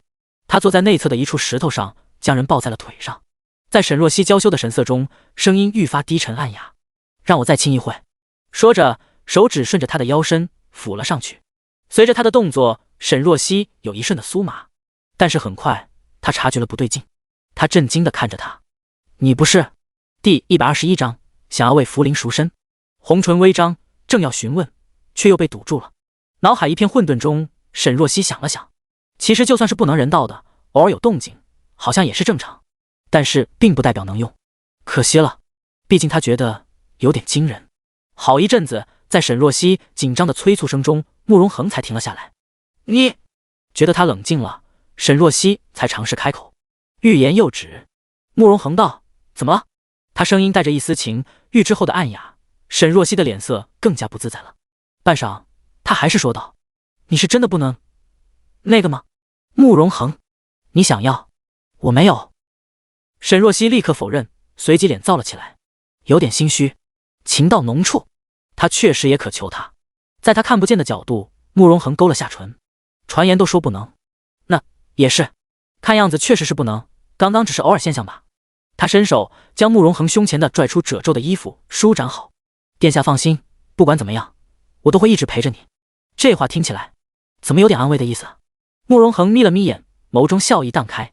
他揽着沈若曦的腰，亲手将她的衣服给整理好，之后起身与她一同走出了后院。慕容恒没有多做逗留，与沈天荣打了声招呼后便离开了。等到他走，沈天荣的面色微微凝了起来。他看向身边的沈若曦，迟疑着开口道：“若曦，你对灵王殿下了解吗？”“不算特别了解。”沈若曦眸光微转，露出一个温柔的笑意：“爹，您有话尽管说。”沈天荣摸了摸自己的脑袋，爹是个粗人，说不出什么大道理，但是爹对灵王多少知晓一些。爹只是想告诉你，他并非看上去那么温文无害，某些时候反倒是有些可怕。沈若曦没有回应，而是问道：“那爹觉得灵王殿下待我如何？”闻言，沈天荣略加思索：“算是极好，那就是了。”沈若曦拍拍他的手背：“爹，只要灵王殿下对我真心，其他的事都是次要的。”见状，沈天荣只能缓慢点头。沈若曦看着门口的方向，眸中闪过一丝沉思。慕容恒可怕的一面吗？他倒是想见见，想真心感受一下最真实的他。慕容恒踏着脚凳，刚准备上马车，身边的冷夜低声道：“主子，后面一直有人跟着。”“本王知道。”慕容恒半张侧脸微微垂下，眸中平静无波。“是那个陈双双吧？”“是他。”冷夜拧眉：“之前您与沈大小姐在后院时候，他也一直在偷看，被我阻止离开后还不死心，现在似是准备跟踪您。”“呵。”慕容恒发出一声极轻的沈笑，马车慢点，让他跟上。冷夜一愣，不知他这是何意，但是还是点了点头。慕容恒踏上马车，慢悠悠地走了一阵后，在一家酒楼前停了下来。他掀开车帘，踩着脚凳，缓缓下了马车。身后跟着的陈双双看见这一幕，眼神都在发直。日光下，慕容恒整个人仿佛被镀上一层光晕，看得他是越发的眼馋心痒。见慕容恒进了酒楼，他也赶紧跟着走了进去。一进去，他就冲到掌柜的面前。刚刚那位面容俊美气度不凡的公子去了哪个包间？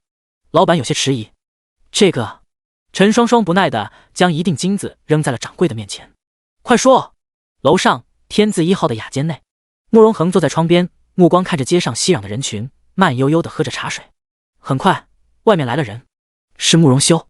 他摇着扇子坐在慕容恒的面前，二话不说便递上一个匣子。旁边的小厮将木匣打开，全是银票。慕容恒漂亮的狐狸眼一睨：“端王兄这是何意？”“九弟，本王想替福临赎身。”“赎身？”慕容恒看着他，眼中露出一丝兴味。端王兄虽然爱美人，但是以往都是有分寸，这次却这么大动干戈，难不成是想学四皇子？福临跟宁兰雪不一样。慕容修沉了沉脸，随后道：“九弟，此次我答应了福临，你若是不肯，那王兄便成了那言而无信之人了。”“王兄怎么突然要给福临赎身？”这个……慕容修英俊不凡的脸上神色有些尴尬。昨夜王兄在摘星阁喝多了，便找了福临，结果酒后失德，木已成舟。王兄想对福临负起责任。他昨夜喝的实在太多，对聂玉兰的思念也越发强烈，便想起了找福临。他身上柔弱无辜的气质与聂玉兰太像，之后做了什么他记不清，只是早上醒来发现福临坐在床边暗自垂泪，一问才知道他昨夜有些强人所难了。想到此，慕容修心中越发愧疚。“九弟，你就答应了王兄吧。”慕容恒修长的手只端着茶水。王兄喜欢福临，确实是心悦他。看着他，他总能从他身上找到另一个人的影子，即使是替代品，但是也可以聊慰相思。闻言，慕容恒伸手将慕容修桌上的银钱向着他推了推。慕容修急了：“九弟不肯。王兄既然喜欢福临，那我便做个顺水人情，让福临出摘星阁，这些银钱便免了吧。九弟大方，王兄记下这个人情了。慕容修欢欢喜喜地走了。等人走后，慕容恒目光落在窗外，笼上一层深思。此事朱雀一早就派人告知他了。据朱雀的消息，福临平日里对一众王公子弟冷漠不屑，并不是因为他真的清高，而是因为他并不喜欢男人。所以福临此举极其不对劲。至于他为什么盯上慕容修，相信很快就有答案了。慕容恒兀自坐了一会，冷夜上前，有些无语道：“主子，那个叫陈双双还在酒楼没走呢，似乎是盯上您了。既是如此，何不给他个机会？”慕容恒声音淡淡，清冷金贵的脸上晃过一丝冷意。今日他听沈若曦的口风，是对陈双双和他母亲极其厌恶，那么他可以做得过分一些了。雅间的门被打开，陈双双抓紧机会，赶紧端着一些点心走了进来。第122章自食恶果。他用金子贿赂了掌柜的，说是要在慕容恒面前混个眼熟。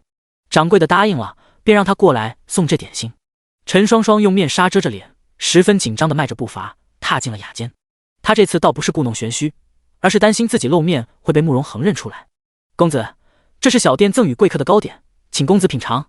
他夹着声音十分做作。慕容恒没吭声，一双幽深狭长的眸子缓缓扫过来，仿佛穿透面纱，看到他本来的面目。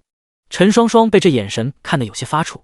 就在他觉得有些顶不住的时候，慕容恒终于开口：“放下吧。”陈双双神色一松，立刻将糕点放在了上面。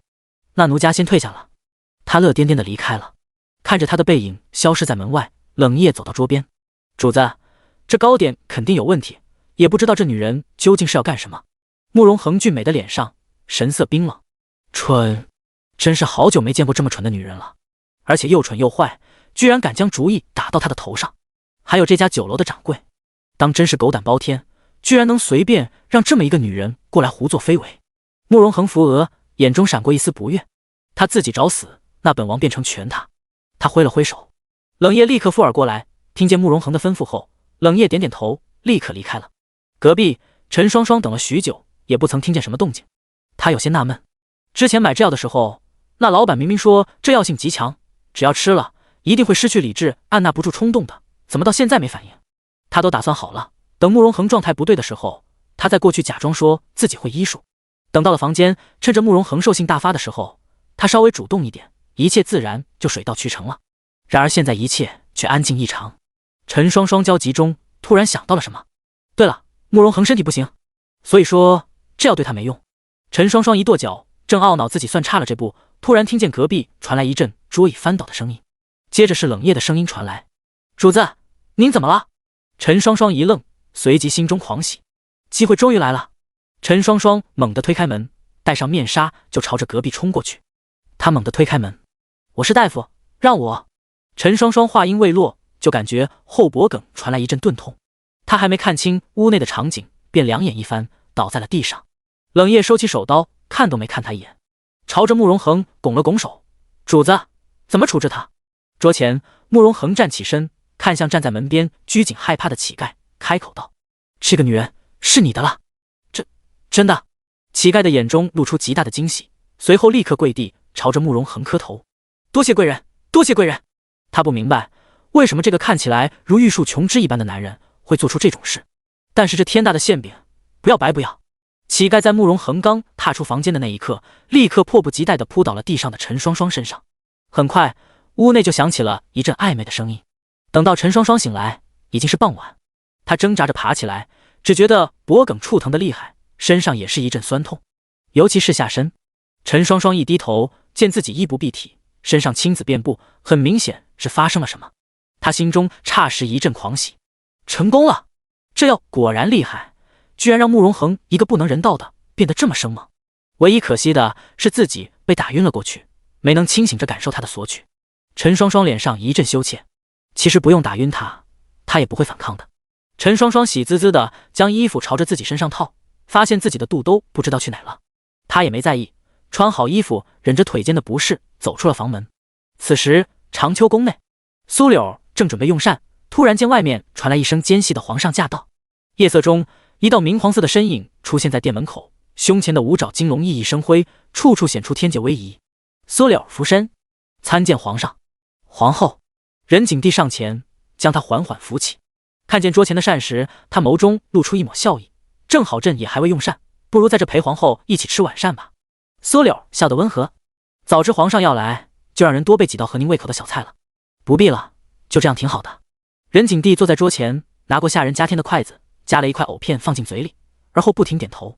你这小厨房的手艺是越来越好了，朕日后的常来。见任景帝语气愉悦，苏柳脸上的笑意也更甚。他坐在桌边，仪态优雅地拿起筷子。皇上今日似是心情很好，是遇上什么高兴的事了吗？是有一件喜事，所以特地来告诉皇后。任景帝笑道：朕为瑞王指了一门好亲事。苏柳夹菜的动作一顿，脸上笑意渐渐敛去。是哪家的女子？太傅林伟之女林秀仪。任景帝道：你先前在生辰宴上也见过，确实才貌都是上乘，与瑞王很合适。苏柳放下筷子。林秀仪固然是才名在外的贵女，但是臣妾觉得她与耀并非良配。任景帝掀起眸子，有何不合适？皇上当日也看到了，耀儿并不喜欢林秀仪，皇上若是执意撮合，怕是耀儿会不愿意。天界子女嫁娶哪能都随自己心意，朕觉得他们二人很合适。任景帝语气淡淡，却不容置喙，圣旨朕已经下了，这回应该到了瑞王府和林太傅的府中。苏柳一惊，随即眸中露出一丝冷意。那孩儿的婚事，皇上怎么就随他自己心意了，而到了耀儿这里却不行了呢？闻言，任景帝动作一顿，他眸中露出一丝凛然。皇后这是对朕有意见？臣妾不敢，臣妾只是觉得有些震惊。此事我这个做母后的不知，皇上也丝毫没有问瑞王的意思，就做了决定，对耀儿未免有些不公平。啪的一声，任景帝将筷子重重放在桌上，一旁的宫女太监吓得连忙跪在了地上。苏柳也起身跪在了桌旁。臣妾恳请皇上收回成命。第123章不和。任景帝没吭声，只是一双锐利的双眸紧紧落在苏柳的头顶。半晌，他缓声道：圣旨已下，君无戏言，此事已成定局，皇后不必多说了。苏柳沉默着，缓缓起身。他雍容动人的脸上神色有些暗淡。任景帝也知晓自己武断。前阵子他收到汉阳王冷红的请求，说想要进京，他便下了诏书，同意了此事。冷红入京定是有所图谋，他猜测了半天，依旧没猜出个所以然。直到几天前收到消息，说冷红此番是与苏胜一同进京，目的是想要给自己的小女儿寻一位好的骏马爷。任景帝不傻，立刻想到了慕容耀。若是慕容耀与汉阳王结亲，那么苏家的势力将更难控制，他势必要先下手为强。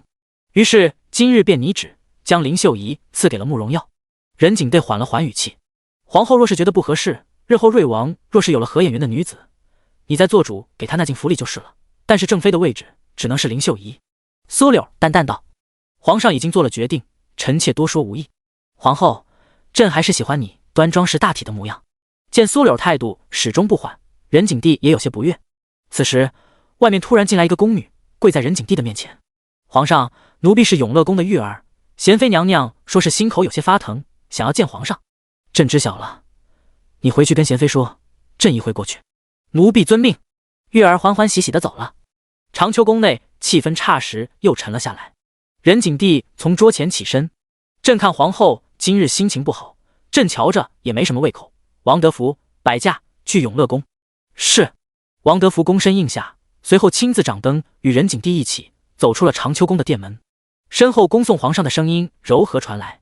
任景帝始终没有回头，他看着这深沉的夜色，眸中暗芒闪烁。这么多年，他与皇后还是第一次闹了不和。汉阳王的事定是苏胜一手促成，只是他的皇后是否真的不知内情呢？任景帝坐在龙辇上，扶额沉思，不知不觉到了永乐宫的门口。宁英英早就已经盛装等候，站在夜色中，身姿曼妙，半张侧脸影在阴影中，仿佛多年前的故人。任景帝有一瞬的恍神，他走下龙辇，将宁英英扶起。爱妃不是身子不舒服吗？怎么还在外等候？见到皇上，臣妾的心情极好，心情一好，身子也跟着好了。宁英英神色娇羞，满眼都是他。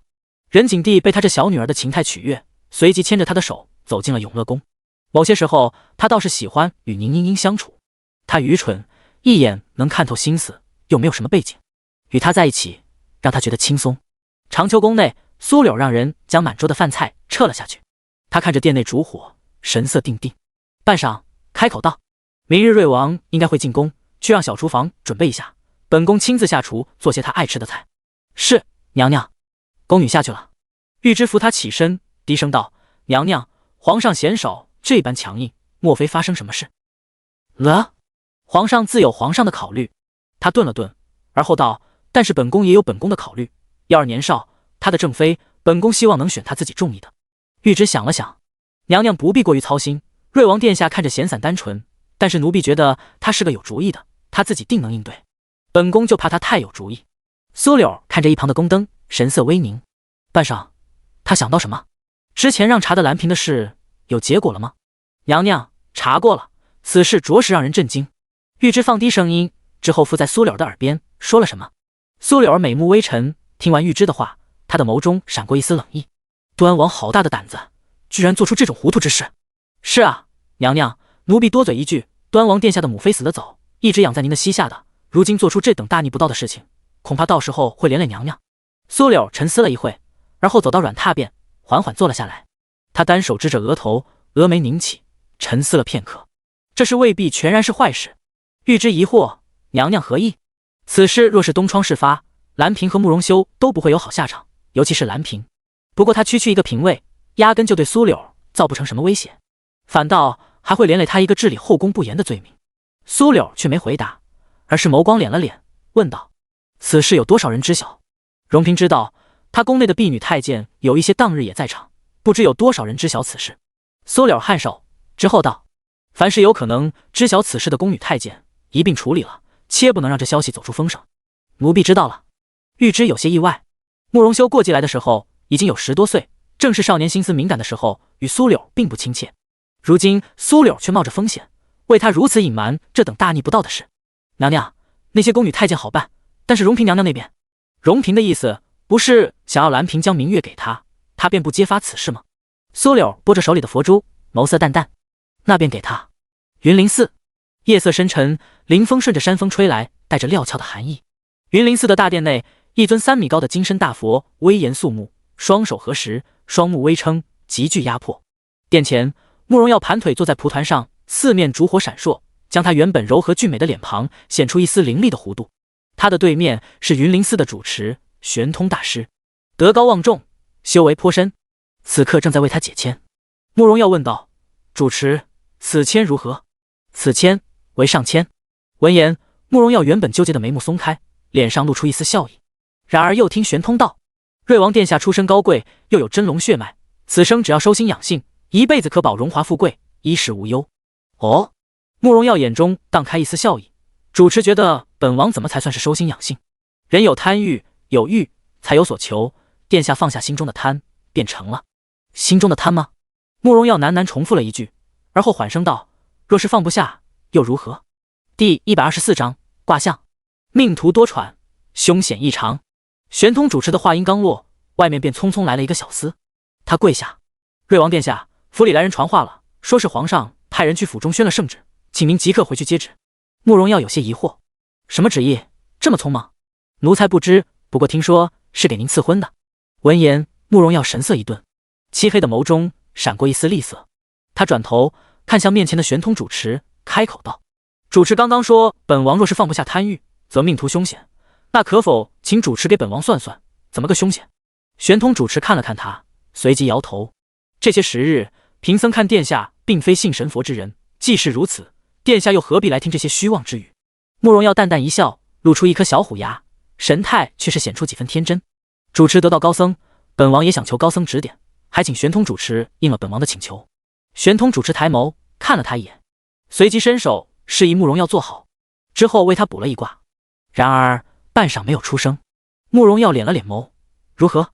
玄通主持双手合十：阿弥陀佛，殿下心中已经有了答案，这卦象说与不说并无区别。那就是不好了。慕容耀的眸色暗了几分：主持还请畅言。见状，玄通主持缓声开口：卦象显示，殿下原本是天子之命，但是却有超出天命之外的因素，影响了殿的命途。殿下若是强求，恐怕如何？会横死。慕容耀神色一怔，他身侧的小厮更是怒声道：一派胡言！你如此诅咒瑞王殿下，这寺庙你怕是都不想要了吧？玄通面不改色，只是叹息一声：出家人不打诳语。慕容耀伸手示意小厮闭嘴。他从蒲团上站起身，将紫色的蟒袍理了理，漆黑的眸中泛着与面容不符的威仪与凛然。主持也说，本王原本是天子之命，那这天命之外的因素，本王将它处理了便是。主持觉得呢？闻言，玄通主持却是笑了。瑞王殿下可知这横生的因素是什么？是什么？玄通缓缓开口，情不知所起，一往而深。慕容耀愣了一下，随即突然大笑，差点笑出眼泪。他摇头，玄通主持，本王原本还信你3分，如今看来果然是虚妄之语。玄通微微颔首，能得殿下一乐也算值了。慕容耀收起笑容，一甩袖子，转身走进了夜色中。转身的瞬间，他俊美如玉的脸色瞬间冷了下来。情，这种无用的东西怎么可能会成为他的绊脚石？他慕容耀不信神，不信佛，不信天，只信他自己。慕容耀翻身上马，身侧他的护卫费少拧着眉：殿下，皇上怎么突然赐婚？不知道究竟是谁家的贵女？是谁都一样，都是父皇为了掣肘苏家的棋子。他勒紧缰绳，扬鞭策马而去，身后一群人浩浩荡荡跟上。另一边，林府，林秀仪跪下，双手接过旨。等到宣旨的太监离开，他身子一软，差点栽倒在地。身旁的丫鬟扶着他：小姐。林伟也走过来：秀仪，你这是怎么了？爹，怎么这么突然？皇上怎么会突然将我赐婚给瑞王殿下？这我也不知。林伟扶着他的肩膀：不过这也是好事。秀仪，瑞王殿下虽然年纪不大，但是生得俊美，又极其聪慧，日后定成大器。你成瑞王妃，这是多少人求都求不来的福气。可是我不想要这福气，爹，您知道的，我心仪的是灵王殿下，哪怕成为他的侧妃，我都是愿意的。林秀仪流下2行清泪，眼中布满忧伤。事情如今已成定局，你再强求也没用。说罢，林伟好言劝道：况且比起灵王，瑞王至少身体康健，秀仪，你好好想想。林秀仪咬着唇，眸光微闪。确实是这样，瑞王地位尊贵，又单纯善良，日后他的日子应该不会难过，确实是一门不错的亲事。只是他喜欢的是灵王，这多年的期待终究还是成了空。林秀仪含着泪，只能不甘心地点了点头。2日后，将军府内迎来了一位稀客。林秀仪带着2个婢女走进后院，沈若曦正坐在湖边的凉亭处看闲书，见林秀仪过来，不由得淡淡一笑：林大小姐，今日怎么有空来我将军府？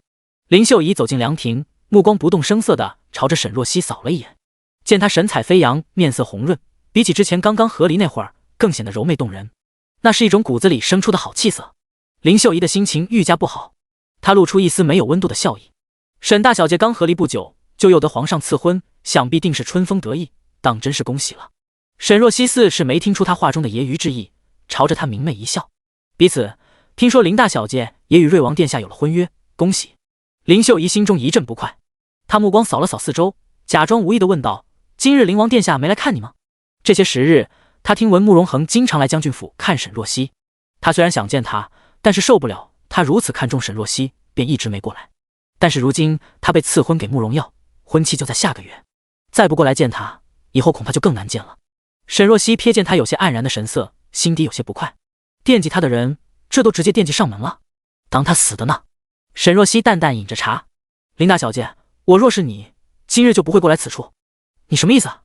你已被赐婚给瑞王，此时应当去考虑今后如何成为瑞王妃，而不是在这里动一些上不了台面的心思，让人看了笑话。此话一下激怒了林秀仪，她清丽的脸上神色冷冽：沈若曦，你如今还不是灵王妃，在我这摆什么正主的架子？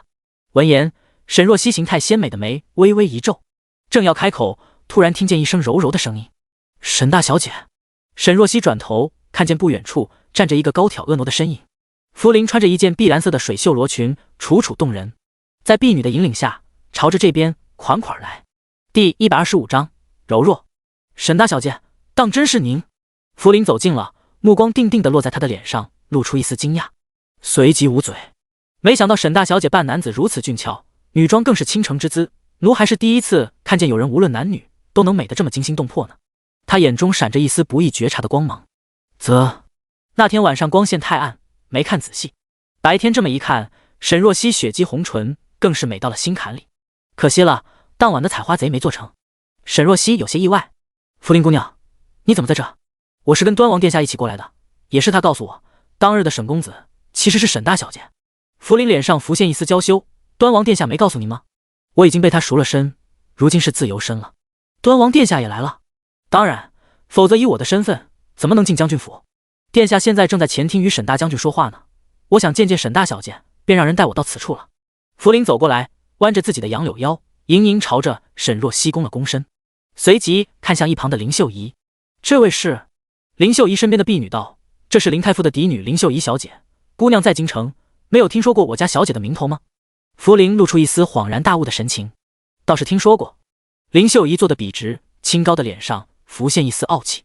之后又听福临说道：听说林大小姐一心倾慕林王殿下，硬生生将自己熬到了现在，没想到林王殿下却跟沈大小姐定了亲。他捂嘴，眼里露出一丝八卦的光芒。林秀仪神色顿时僵住，他听说的是这个。林秀仪顿觉手里的茶水有些咽不下，她将手里的杯盏重重放在桌上，神色不悦地朝着福临扫了过去。你是谁？我是摘星阁的福临。闻言，林秀仪眼中露出一丝鄙夷。我就说你说话如此没有规矩，原来是个身份低微的妓子。闻言，福临也不气，只是缓缓道：我是摘星阁的舞姬，林大小姐误会我了。都一样。林秀仪眸光一转，落在沈若曦的身上。沈若曦，你如今结交的人是越来越离谱了，与这种女子来往，你不觉得掉身价吗？沈若曦一副看智障的眼神看着他。福临如今是端王殿下的人，你这是在骂端王殿下？林秀仪不满地扫了他一眼。沈若曦，你别想陷害我，我可没有对端王殿下不敬的意思。沈若曦漂亮的桃花眼微微上扬，明艳中露出几分厉色。林秀仪，我看你今日来并不是存心来我将军府道喜，那我觉得你也没什么必要在这久坐了。说着，他看向一旁的陶叶。送客。林秀仪脸色一阵青红，她在贵女之中向来受欢迎，哪里受过这般嫌弃？缓缓站起身，林秀仪高高昂着她白皙的脖颈。没想到为了这么一个女子，你居然要驱赶我。沈若曦，此事传出去，你怕是要被京中贵女们耻笑。沈若曦面不改色，谁敢笑，我便拔了谁的舌头。闻言，一旁的福临眸中光芒微转，这女人好凶，有意思。林秀仪有些愤愤地看着沈若曦，说出这么恶毒的话，也不知道林王喜欢她哪点。越想越气，林秀仪咬着唇，猛地站起身。真当我稀罕来你的将军府？说着，她转身欲走。福临笑眯眯地弯着腰：林大小姐慢走。林秀仪正在气头上，见福临这么矫揉做作的姿态，霎时又生出几分不悦。给我离远点，像你这种妓子与我说话，我都觉得晦气。林大小姐，我得纠正您，我不是妓子。福临拿着帕子，露出一副柔弱妩媚的神色。摘星阁并非勾栏院，况且我如今已经是自由身，林大小姐，您不能因为自己没有入林王的眼，心中不平，就将怒气转移到我的身上。你在胡说八道什么？林秀仪大怒，这女人算是个什么东西，居然也敢讽刺她，你简直大胆！林秀仪伸手，有些怒意的想将福临推开，手刚碰到他，他突然身子一歪，朝着旁边一倒，重重的摔在了地上。哎呀，福临！就在此时，不远处适时传来一声惊呼。只见慕容修提着自己的锦袍，朝着这边快步走来。他过来，亲自将福临给扶了起来，随即看向一旁的林秀仪，眼中十分不悦。林秀仪一惊，赶紧行礼：端王殿下。林大小姐，都说你知书达理，端庄温柔，怎么本王一来就看见你对福临动手？林秀仪一愣：端王殿下，并非您看见的那样，臣女……行了，本王只相信自己看见的。慕容修不悦地扫了他一眼，随即拧眉：话说你来将军府做什么？林王今日有事去摘星阁了，估计不会过来，你来此也不会见到他的。听到摘星阁三个字，福临神色一顿，随即眼中敛过一丝暗芒。林秀仪更是满脸涨得通红，她万万没想到自己一腔心事居然被慕容修这么直白地说了出来。她颜面何存？端王殿下，是臣女冒犯了。林秀仪低着头，咬着唇说了一声，之后便带着丫鬟有些狼狈地离开了。今日来将军府，当真是来错了。等人走后，慕容修看向身侧的福临，声音温柔了不少：福临，你没事吧？我的脚踝似是有点扭伤了。福临咬着唇，缓缓抬起头，眸中的泪欲落不落，衬着一张苍白的小脸，极其惹人怜爱。慕容修当下动作都轻了几分：那这没事，沈若曦医术了得，她可以给你看看。说着，他一转头看向一旁的沈若曦：沈若曦，福临脚疼，你给他看看吧。端王殿下开口，臣女岂有不从之理？况且福临姑娘还说有说话，导致脚踝受伤的。沈若曦应下。慕容修随即弯下腰，将福临横抱了起来。他咬了咬牙，有些吃力，心中也有些惊讶。福林看着瘦，怎么体重这么重，跟个成年男子一样。第126章，发现。他有些诧异的一低头，却对上福林无辜的双眼。福林眨着眼，柔声道：“端王殿下，是不是我太重了？”“没有，你怎么会重呢？”慕容修挤出一个笑意，随即费力抱着怀中的美人，跟着沈若曦走了过去。几人到了一旁的客房，将福林放下的时候，慕容修终于长长的舒了口气，胳膊都废了。福林拿出帕子给慕容修擦了擦额头上的汗。“端王殿下辛苦了。”沈若曦不动声色地扫了一眼有些气喘的慕容修，忍不住内心嘀咕：这么虚，还不如慕容恒一个病秧子呢。端王殿下，臣女要给福林看脚踝了，麻烦您先去外面等候吧。那我去前厅，等会过来。慕容修点点头，随即退了出去，去了前厅。沈若曦吩咐冷霜将门关上，之后看向陶叶，把福林姑娘的鞋袜脱了，我看看情况。是，小姐。同一时刻，摘星阁，朱雀带着慕容恒来到了5楼的一间厢房，门被打开。里面宽敞整洁，目光通过窗户柔柔照进来，能看见空气中浮动着的细小的尘埃。朱雀伸手扶了下自己的银质面具，朝着面前气质金贵的男人微微低头：“主子，这便是福林的房间了。”慕容恒没有吭声，冷玉般的脸上始终浮着一层淡淡的疏离。他在房间内踱了几步，随即道：“味道不对。”朱雀有些疑惑，他闻了闻，随即拧眉，空气中有一丝非常淡的味道。他垂眸，是有一点香味，但是属下分辨不清究竟是什么味道。是药味，这丝味道很淡，寻常人根本捕捉不到，因为他常年与药为伍，所以很是敏感。慕容恒转头看向一旁的婢女胭脂，平日里都是他服侍福林。福林生病了？胭脂立刻跪下，摇头，回灵王殿下，福林姑娘最近没有生病，也没有喝药，只是换了一味熏香，其他的奴婢不知。你先起来吧。慕容恒淡淡开口。福林若是生病，朱雀一定知晓，但是他既然没病，为什么房间内却有药味？他目光沉了沉，搜房间的角角落落，都不要放过。身后的护卫们领命，立刻在房间里搜查起来，很快便有了收获。主子，床板这里不对。冷夜将被褥翻开，敲着床板，察觉出了异常。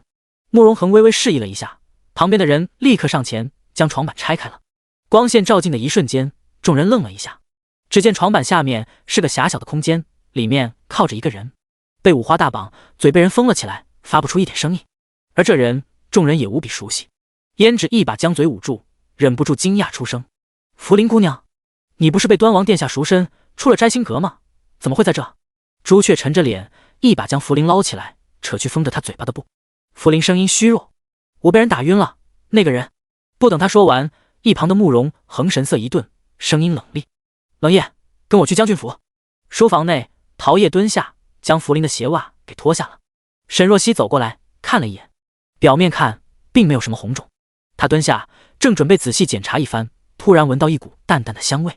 沈若曦的动作顿了一下，福林柔声问道：“沈大小姐，怎么了？”“没什么，就是你身上的熏香，上次便觉得味道很好闻，如今离得近了，更觉得味道奇特。沈大小姐若是喜欢，那我现在便可送你一盒。”福林笑眯眯地从袖中掏出一个精致的小盒子，递到跟前，更觉得味道浓郁，但是却浓而不腻。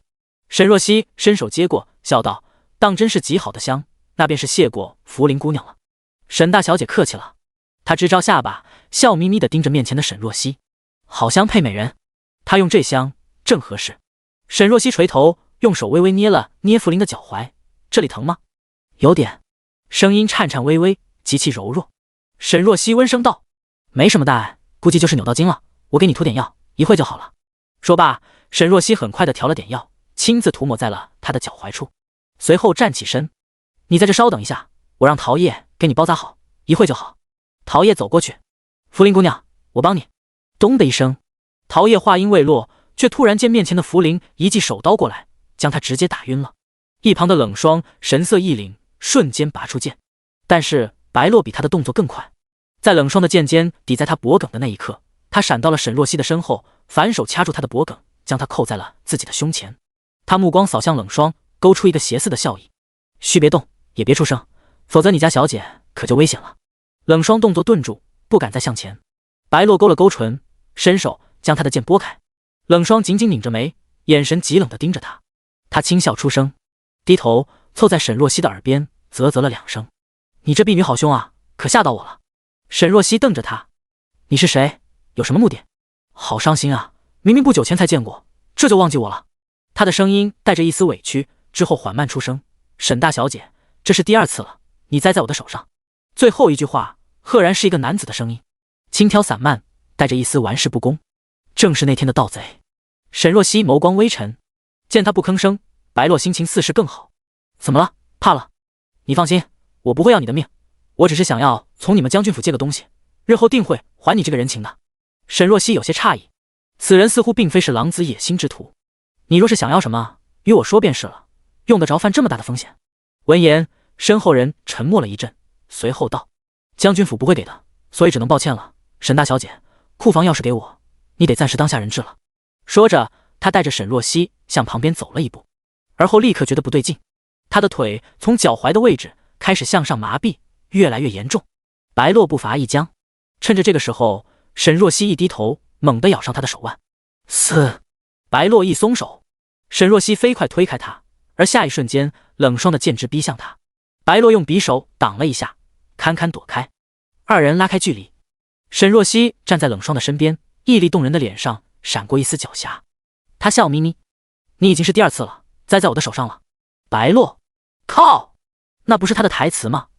第127章擒住。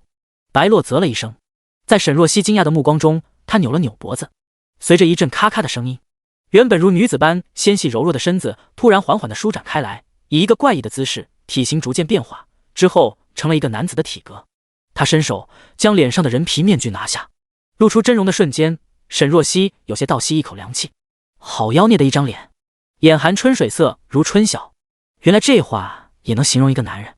白洛有些大咧咧地将自己宽大的水袖扯了扯，露出半个结实的小臂，随后好整以暇地看着沈若曦，以你的桃花眼中显出几分好奇。沈若曦，你是怎么发现我的？沈若曦看着他不慌不忙的样子，有些无语。比起这个，你还是先担心你自己的处境吧。反正已经成了瓮中之鳖，不如先跟你打好关系，等会让你给我求个情，说不定我还能捡回一条命呢。沈若曦不知道说他是乐观还是脑子有病。白洛冲他眨了眨眼，说说什么时候发现的？刚刚。沈若曦伸手将他送给他的香拿了出来，放在鼻翼间闻了闻。香是好香，能够掩住你身上自带的药香味，但是很可惜，今日你离我近了，还是被我闻出了一丝药香味，与那日的贼人身上的味道一致，我便知晓不对劲了。闻言，白洛低头在自己身上闻了闻，的确有一丝很淡的药香味，但是柔和在熏香中，寻常人根本闻不到。这女人属狗的吧？原来是这样啊。白洛若有所思。冷霜转头沉声道：小姐，您先出去，等我收拾了这家伙。白洛一摊手：我都中了毒了，还能怎么逃？你们尽管过来绑了我就好了。沈若曦才不信他的鬼话，他看向身侧的冷霜，叮嘱道：我出去喊人，冷霜，你小心点。说着，他一转身朝着外面走去。然而就在此时，原本一脸玩世不恭的白洛突然神色一凛，一记匕首朝着冷霜扔了过去。冷霜侧身躲过，就在这个空隙，白洛身形极快地朝着沈若曦冲了过来。他勾了勾唇，开玩笑的，只要有一线生机，他就不会乖乖等死。刚刚在那废口舌拖延了一阵，是因为他偷偷吃了解毒的药，现在解药已经起作用了。然而就在他手指刚碰到沈若曦的那一刻，一支利箭穿门而入，直直朝着他射了过来。白洛一惊，下意识的就想躲，但是这箭的速度太快，几乎是以雷霆之势朝着他而来。虽然躲过要害，但还是被射中了肩膀。随着箭入血肉的声音，白洛闷哼一声，身体像是一只风筝，被这支箭狠狠钉在了墙边。他吐出一口血。与此同时，一群人破门而入。站在最中间的男子穿着玄色的蟒袍，面容俊美，气势逼人，手中还维持着射箭的姿态。慕容恒将弓扔向一边，踏门而入，将沈若曦拽进自己的怀里。受伤了吗？没有，你来得很及时。沈若曦目光惊讶地看着他，刚刚那一箭有雷霆万钧之势，内力绝对不低，居然是慕容恒射的。主子，此人怎么处理？冷夜将受伤的白洛拽过来，一脚踹在他的膝盖上，使得白洛双膝跪地。不过即使是跪着，这家伙也是一副没骨头的样子，懒懒散散的，没个正形。他挑了挑眉，慕容恒倒是让我吓了一跳呢，都传言你是病秧子，刚刚那一剑可差点要了我的命，吓死了！大胆，敢直呼殿下名讳！旁边的护卫将刀横在了他的脖颈。白落蹙了蹙眉，轻点，别刮花了小爷的脸。身后，慕容修摇着折扇，急急跑来。怎么回事？九弟，听说又有贼人入侵，这大白天的，哪个狗贼吃了雄心豹子胆？他走到众人跟前，目光焦急的四处看了看。茯苓呢？怎么没见茯苓？不会是遭了那贼人的毒手吧？慕容恒一个冷眼瞥过来，带着一股凉意。王兄瞎了？慕容修，这家伙怎么感觉突然这么大的气？当着这么多人的面这么说他，他作为王兄不要面子的吗？端王殿下，你的茯苓姑娘正在这里呢。沈若曦微微咳嗽一声，稍稍示意了地上的白落一眼。慕容修顺着他的目光看过去，只见地上跪着一个男人，虽然肩头上插着一支箭，但是丝毫不影响男人的美，五官精巧，眼眸动人，比女人还要艳上3分。虽然长得美，但是却不显得娘娘腔，反而是有一种散漫的优雅。只是男人的身上穿着一件女子的水袖玉白色罗裙，还很眼熟。慕容修的脸色当即变了变，他的脑海里浮现出一个荒谬的念头。慕容修手指颤抖，这……地上的白落看着他惊恐的样子，绯色的唇勾了勾，突然道：“端王殿下，您这是怎么了？”声音婉转，如同天籁，正是茯苓的声音。慕容修的脸色彻底白了，他站在原地，目瞪口呆，仿佛被雷劈了一般。怔了片刻，慕容修一跺脚，猛然一把抽出旁边护卫的刀：“你居然敢戏弄本王！本王劈了你！”慕容恒一巴掌打在他的手腕，将他的刀给打落在地。慕容修恼怒：“九弟，你这是为何？”本王有话要问他，可是他如此戏弄王兄，还与我……一想起自己与一个大男人共度春宵，慕容修简直想找根绳子当场吊死得了。谁知地上的白落露出一个嫌弃的神情：“你想多了，小爷可没有龙阳之好。那天晚上我给你用了点药，你睡得跟死了一样，不过是在你跟前演了一出戏罢了。”闻言，慕容修终于活过来了，他将折扇捡起，清俊的脸上露出一副大义凛然的神情，说：“你是谁？入将军府究竟又要做什么？”白落懒懒地看了他一眼，并未吭声，惹得慕容修又是一阵火大。沈若曦站在一旁，缓声道：“看你不为钱财，而是在找别的什么东西。将军府库房的钥匙在我手里，你说出你的意图，兴许我会成全你。”他之前听他的意思，感觉出此人并非真正的歹徒，便想套一套他的意图。白落眼神微抬，随即露出一个邪气的笑意：“罢了，反正落在你们手里，要杀便杀了。”慕容恒睨着他。白落，地上的白落一惊，猛地抬头，对上慕容恒淡漠的眸子，他神色微沉：“你怎么知道我的身份？”第128章再次并发。慕容恒道：“江湖中会缩骨功的不多，精通易容和医毒的也不多，稍稍查了查，便能猜到你的身份，药王谷的少谷主白落。”闻言，白落邪气的桃花眼微微眯起，稍稍查了下，他说的还真是轻松。江湖中的能人异士多不胜数，即使知晓这些线索，要想锁定目标，也如大浪淘沙。慕容恒作为皇子，不仅这么了解江湖中人，还能够在这么短的时间内这么精确的锁定他，说明他的手中有着极其惊人的情报网。白落沉默了下来，这病秧子怕是比传言中更加深不可测。完了，自己这下怕是要交代在这里了。一旁的慕容修用折扇遮住半张脸，眼中露出震惊：“药王谷？先帝不是早就有禁令，凡是药王谷的人，一律不准踏入京都，否则就地处死吗？你这狗贼当真大胆，不仅跑进京都，还敢来将军府偷盗！”闻言，沈若曦眼中露出诧异，居然还有这一茬，难怪白落不登门求助，而是选择了这么风险的做法。白落横了慕容修一眼：“哟，之前不是还喊人家茯苓姑娘吗？如今就成了狗贼了？男人果然下了床就无情，真是翻脸比翻书还快。你胡说什么？本王还不是受你蒙骗？”慕容修脸色浮上一层薄红：“你在胡言乱语，休怪本王不客气。来啊，小爷派了你个软脚虾不成？”王兄。慕容横扫了他一眼，狭长的眸子自带威压。慕容修消停下来，他冷哼一声：“九弟，这狗贼落到你手里，定要让他好看。”慕容横目光冷冷地落在白落脸上：“你身为药王谷人，踏入京都是死罪，来将军府2次要挟将军府嫡女，更是死不足惜。”他眸中泛出一丝杀意：“拖下去，敲碎他的琵琶骨，问出他来将军府是何意图。”白落一惊，随即立刻投降：“得了，我怕了你了，我现在就交代，我是过来偷龙骨的。灵王殿下，你看我多坦白，你就免了这一遭吧。慕容恒瞥了他一眼，不咸不淡的道：不错，比我想象中的更没骨气。白落，慕容恒目光审视，你要龙骨做什么？闻言，白落却是不吭声了。他懒懒掀起眸子，你当我傻？我要是真的全盘托出了，没有了利用价值，你岂不是要当场处死我？慕容恒，不如咱们做个交易。他笑眯眯，我药王谷有许多稀世药材，我听说你身体不好，不如我献出一些珍品给你，让你多活几年，你就此放我一条命，怎么样？慕容恒也笑，清冷如玉的脸上笑意不达眼底，听起来似是不错。不等白落开口，他补上一句，不过我拒绝。说罢，慕容恒朝着旁边的护卫们示意了一下，带下去杀了吧。白落，这病秧子怎么不按常理出牌？顿了顿，慕容恒多吩咐了一句，带去牢中再处理，别脏了将军府的地。沈若曦在这，他怕吓到他。众人领命，将白落压住，便准备离开。慕容恒单手负在身后，微微转头看向身侧的沈若曦，日光正盛，有些刺目。他狭长的眸敛了敛，在这一瞬间，突然觉得一股眩晕感袭来，接着喉头涌上一股腥甜，熟悉的铁锈味在口腔中蔓延开来，是病发的预兆。他心中一沉，下意识地猛地攥紧手指，指甲深深掐进肉里，让原本有些晕眩的脑袋维持住了理智。沈若曦微微转头，感觉到身侧的慕容恒呼吸凌乱，气息不稳，他霎时有些担心。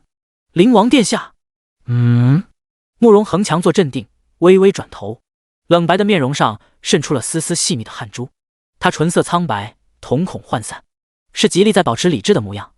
沈若曦瞬间提起了心，殿下，您不舒服？慕容恒没吭声，体内的疼痛感骤然袭来，顺带着搅起一阵暴力的因子。慕容恒绝色清冷的脸上浮现一丝厉色，他知晓不能再此久待了。冷夜，慕容恒转头冷厉地瞥了他一眼，对上慕容恒有些猩红的眸子，冷夜身子一僵，随即立刻反应过来，他走到慕容恒身侧，不动声色地扶着他。主子，回府。冷夜一点头，准备带着慕容恒离开。沈若曦一把拽住他的袖子，眼神担忧。灵王殿下，你若是不舒服，我是大夫，让我给你看看。慕容恒沉默了片刻，刚准备开口，突然一口血涌上来，即使咬紧牙关，但是嘴角还是泛出一丝猩红，吐出了半口血。冷白如玉的肌肤上，刺目的红色显得格外触目惊心。沈若曦觉得自己心跳似是停止了一刻，她自己都未发觉，她的心跟着疼了一下。松开！慕容恒低低出声，冷冽而陌生的语气让沈若曦回过了神。他看着他，带着不容拒绝的压迫感。松手！但是沈若曦却攥得越发的紧，他语气坚决：殿下，你若是信我，就让我给你看看。慕容恒微微掀眸，那双看着他时一贯温柔的眸子，此刻绽出一片猩红，泛着深深的寒意。被他这么一瞥，沈若曦不自觉地后退一步，本能的怕了。一旁的白落瞥见这一幕，妖孽的脸上神色一下肃然。慕容恒，你是不是中毒了？慕容恒猛然一转头，眼中逼人的杀意让白落心头微惊，但是他还是开口了：我能帮你，药王谷纳进天下奇药，可以救你的命。慕容恒敛着眸，脖颈处的青筋凸起，指甲早就已经陷入肉里，顺着指缝滴答答的向下滴着血，但是他已经无暇顾及，只是瞥了一眼冷夜。还愣着干什么？属下遵命。冷夜一伸手将他的袖子从沈若曦的手中拽住，慕容恒随即转身，有些踉跄的朝着外面走去。旁边有护卫准备过来扶，被他挥开。沈若曦回过神，立刻提着裙摆要去追，却被慕容修一下子拦住了。沈若曦，你别去了。不行，灵王殿下现在需要我。他现在很危险，你看不出来吗？慕容修神色难得染上一丝严肃，九弟既然选择离开，定是不想让你见到他这一面，你又何必跟过去？慕容修也是第一次看见慕容恒病发的状态，没想到这么的骇人。第129章担忧。冷霜也低声道：小姐，您暂时留下来吧，主子病发的时候据说有些不受控，现在就算您跟上去，估计他也不会让您近身的。沈若曦咬着唇，浓丽的脸上带着一丝担忧，她目光忽然一转，落在一旁的白落身上，将他捆住，扔进将军府的地牢中。我有话要问他。旁边的护卫有些为难，可是灵王殿下说要将他处死，你们跟他说是我的主意，出了什么事，我一人承担后果。冷霜也开口道：小姐的命令就是殿下的命令，你们尽管这般回复。闻言，护卫首领一点头，而后拱着手带人离开了。冷霜将地上的白洛捆住，又点了他的穴道。白洛脸色有些苍白，他没骨头似的叫唤着：“哎呦，青年，我身上还插着这么粗的一根箭羽呢，不死就不错了，你们不必这么防着我吧？”沈若曦眸光凛然地看着他：“我问你，你之前说药王谷有能救灵王殿下的药材？当然，可是你连他的脉都没把过，如何能夸下海口？”白洛耸了耸肩，妖孽的脸上露出一丝得意的笑意：“他那样子可能是中了毒吧？只要是毒，那么我们药王谷就有办法能解。那若是没有中毒呢？药王谷的稀世药材多不胜数，有些恐怕太医院都没见过，即使没中毒，说不定补就康复了呢。”闻言，沈若曦沉思了片刻，随即吩咐旁边的下人去让府里的大夫过来，给他治疗伤口，别让他死了，暂时先救他。白洛虽然犯错，但是其实从未想过要他的命，只是想偷龙骨，在他看来罪不至死。况且万一正如他所说，药王谷有能救慕容恒命的药材，那便是极好，若是没有，那等慕容恒清醒之后再做定夺吧。找来大夫之后，沈若曦便将白洛交给了府里的护院头领潘志行。潘志行以前是沈天荣的副将，武艺高强，因为犯错被皇上贬斥为庶人。沈天荣念及旧情，将他留在府里做了护院头领，由他看管白洛，比较稳妥。吩咐完这一切，沈若曦便让冷霜安排了马车去了灵王府。他很担心慕容恒没法做到留在将军府等消息，他得去见他。马车一路疾驰，很快就到了灵王府，然而却在门口被拦了下来。门口的护卫一脸冷漠：“殿下有令，任何人不得入内。”冷霜走上前：“睁大你们的狗眼看看，这是沈若曦沈大小姐，未来的灵王妃。”护卫们面面相觑。冷霜作为暗卫，他们并未见过她，只是沈若曦是未来的灵王妃，确实人尽皆知。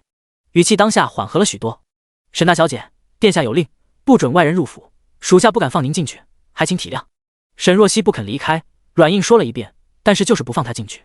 正着急，突然见小雨子快步跑了过来，他双手拢在袖中，有些惊讶地看着沈若曦：“沈大小姐，您怎么过来了？”“小雨子，快让他们放我进去。”这……小雨子伸手摸着自己的脑袋，神色为难：“沈大小姐，不是奴才不愿放您进来，而是殿下下了命令，不准外人进去。您要是进来了，之后殿下问罪，奴才也担待不起啊。”沈若曦屹立的脸上目光坚定：“出了事，你就说是我执意要进，所有的责任我一人承担。奴才真的做不了主，万一您有个三长两短，奴才拿命也赔不起的。”小鱼子还是不肯。灵王殿下发病的那个样子，沈若曦若是看见了，怕是会吓到吧。这段姻缘好不容易才成，要是给沈若曦吓跑了，殿下好不容易来的媳妇没了，那不得剁了她。见小鱼子始终不松口，沈若曦漂亮的桃花眼微微一压，突然从袖中掏出一把匕首，横在了自己的脖颈前。小鱼子吓了一跳：“沈大小姐，您这是做什么？你若是执意不让我见灵王殿下，我就自枪在灵王府前。”“哎呦，我的姑奶奶，您这不是为难奴才吗？”小鱼子惊得原地跳脚，看着沈若曦眼神坚决的样子，他真怕出事了。别说自枪，就算是伤了皮毛，等慕容恒醒了，估计也要拿他是问。这差事真不好当啊。行，奴才放您进来。沈大小姐，您千万不能做傻事啊。小鱼子吩咐门口的守卫将沈若曦放了进来。一过来，小鱼子就收了他的匕首。沈若曦一只手提着罗裙的裙摆，另一只手拍了拍他的肩头：“你放心，此事我会跟殿下解释清楚，不会连累你的。”小鱼子叹了口气，只能带着沈若曦去了慕容恒所在的厢房。路上的时候，他有些好奇地问了一句：“沈大小姐，陶业平时不是对您寸步不离的吗？今日怎么没见着他？”“府里进了贼，陶业被打晕了，现在正在休息。”“啊？”小鱼子有些惊讶，他清秀的脸上微微露出一丝担忧：“那陶业没事吧？”“没事。”沈若曦应了一声。听到这话，小鱼子眼中的担忧才散去，脚下的步伐更快。几人快步到了慕容恒的房间外。门外，冷夜正一身劲装地靠在柱子边，怀中抱剑，神色凝重。看见沈若曦，他愣了一下，随即站直身子，目光犀利地看向小鱼子：“你好大的胆子，竟敢违背主子的命令！”沈若曦上前：“是我执意要进来的，不怪小鱼子。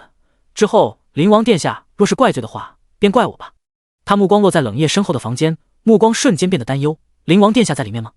我进去看看。”说着，他从冷霜的手中拿过药箱，就要进去，却被冷夜拦住了：“不行，沈大小姐，您不能进。”“为什么？太医能看，为什么我不能看？”闻言，冷夜沉默了片刻，而后艰难道：“里面也没有太医，只有殿下一人。”什么？沈若曦愣住了，她绝色的脸上神情一下子有些怔然。沉默片刻后，她意识到了什么。灵王殿下发病的时候很可怕。第130章，别逃。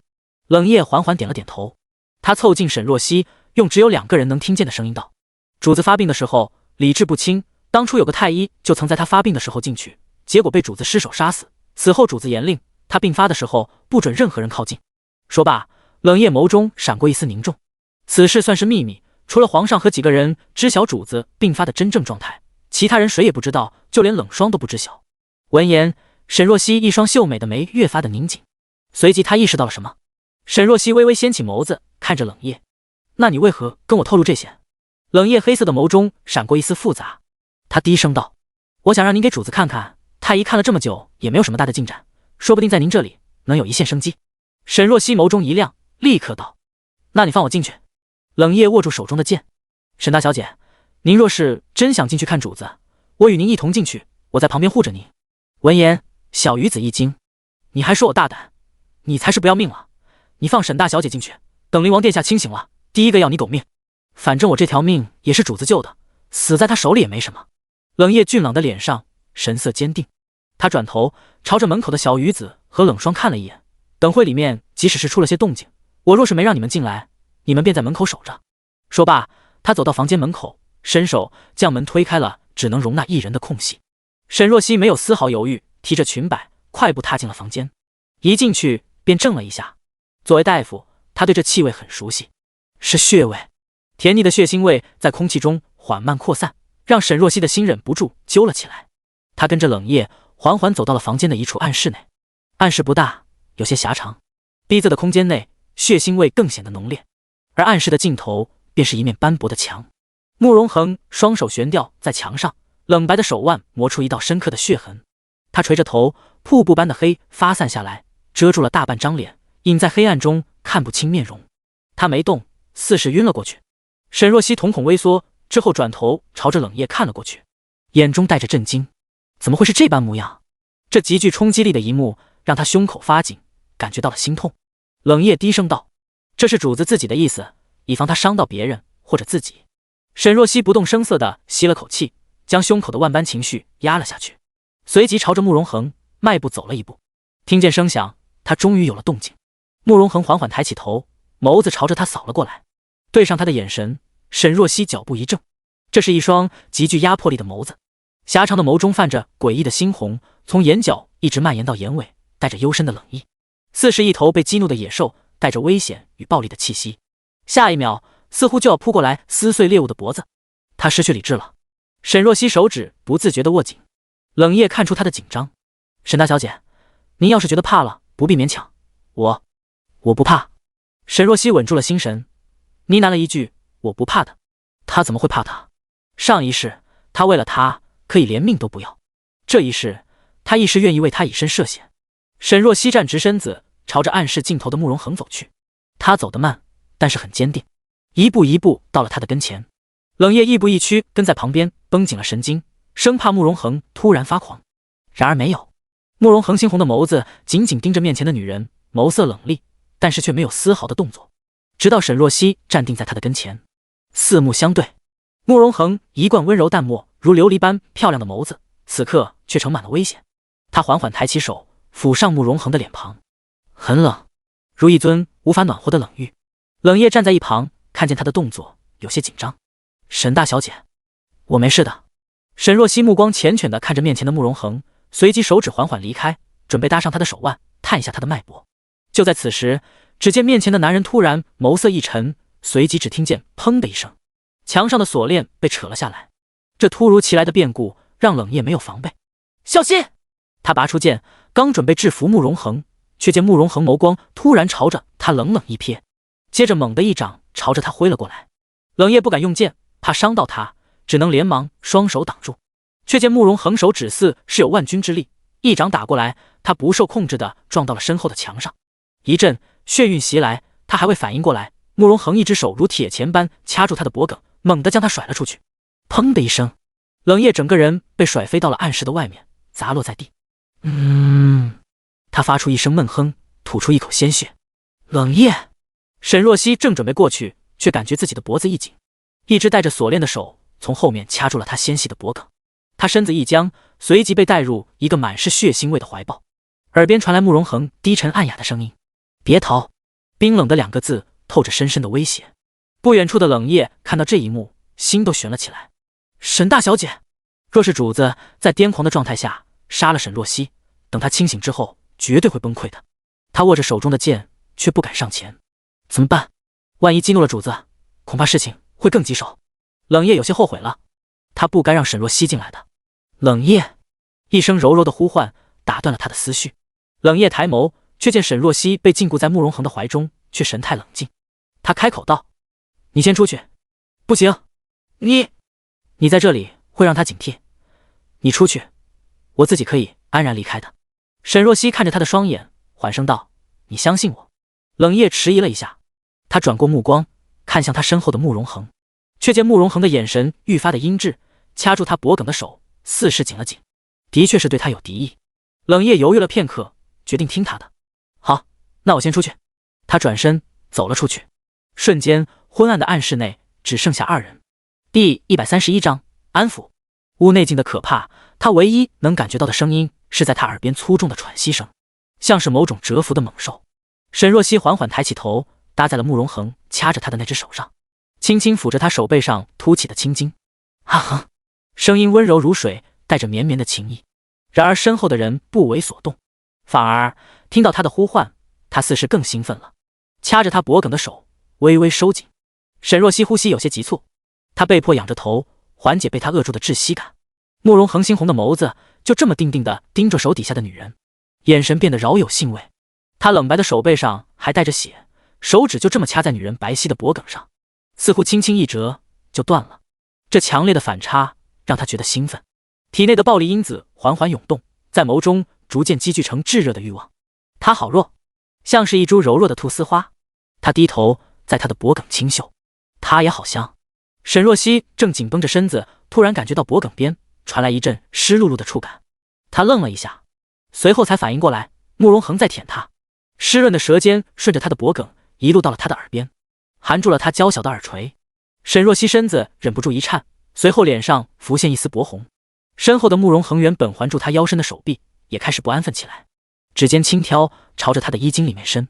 沈若曦吓了一跳，双手猛地拽住了他的手腕，将他的手朝着外面拽。别这样！他的反抗似是有些激怒慕容恒，他强硬地抓住他的双手，突然吻在他的肩颈处，牙齿压上他白皙的肌肤。很快，沈若曦便感觉肩膀上一阵剧痛传来，她柔美的眉拧成一团，痛呼出声，疼！肩膀流血了。沈若曦挣扎地动了下身子，像是一条呼吸急促的鱼，仰着头低吟出声：“好疼！阿亨，放开我！”他袖中有毒针，不到迫不得已的时候，他不想动手，他怕伤到他。突然间，掐着他脖颈的手松了下来。沈若曦还没来得及喘息，就见自己的身子被转了一下，之后被人重重抵在了墙上。慕容恒一条腿抵在他的双腿间，将他禁锢在了墙和他之间。他苍白的唇上沾着鲜红的血，是他的。那双眸子还是带着幽深的煞意。片刻后，他微微拧着眉，而后重重咳嗽了几声，似是有些痛苦。阿恒，是不是疼了？沈若曦强作镇定的伸手抚上他的脸庞，另一只手缓缓摸着他的脉搏，脉象有些紊乱，心跳加快，是有中毒的可能。但是光凭这点不够，慕容恒的这种症状他不曾见过，只听闻过苗玉那边的蛊毒会惑人心智，但是蛊毒发作多少会露出破绽，眼底出现黑线，或者是其他的症状。宫里太医治了这么久，不可能查不出来。他松开慕容恒的手腕，顺着他的衣襟，手指探在了他的脖颈处，白皙的肌肤上脖颈青筋凸起。他想了想，准备用银针刺探一下，看看有没有毒素。但是指尖刚刚触及他的肌肤，慕容恒突然一把拽住他的手腕，将他狠狠扣在了墙上。沈若曦手背一阵生疼，他本就怕疼，被这么一弄，当下眼泪都差点出来了。慕容恒像是一只受伤的野兽，在他的脖颈间拱着，而后突然重新咬上他的脖颈，细密的疼痛传来，惊得沈若曦身子都僵了起来。但是他没有抗拒，反之伸手轻轻地拍着他的背，带着安抚。是不是很难受？以前每次这个时候，他是不是都是一个人在这昏暗的暗室中默默承受？一想到此，他的心就一阵拉扯的疼。忍不住又将面前的男人抱得紧了一些，脖颈间的疼痛忽然轻了。慕容恒松开了牙齿，只剩灼热的呼吸喷在他的肌肤上，让他绷紧神经。随后，慕容恒缓缓抬起头，他精致金贵的面容，神色沉沉，原本猩红的眸子突然闪过一丝光亮。沈若曦心中一颤，随即试探着开口：“阿恒。”慕容恒低哑的声音响起，应了一声。他神志清醒了。沈若曦紧绷的心一松，随即欣喜地笑了出来，原本悬在眼眶的泪也顺势落了下来。慕容恒幽暗的眸子紧紧落在他的脸上，冷玉般的手指轻轻抚上他的眼眶，眸色越发幽深。他心疼他，但是又想占据他。她好美，但是又被他弄得好脏。他此刻好想将她拽入他的世界，阴暗、疼痛、不堪，带着他一起沉沦。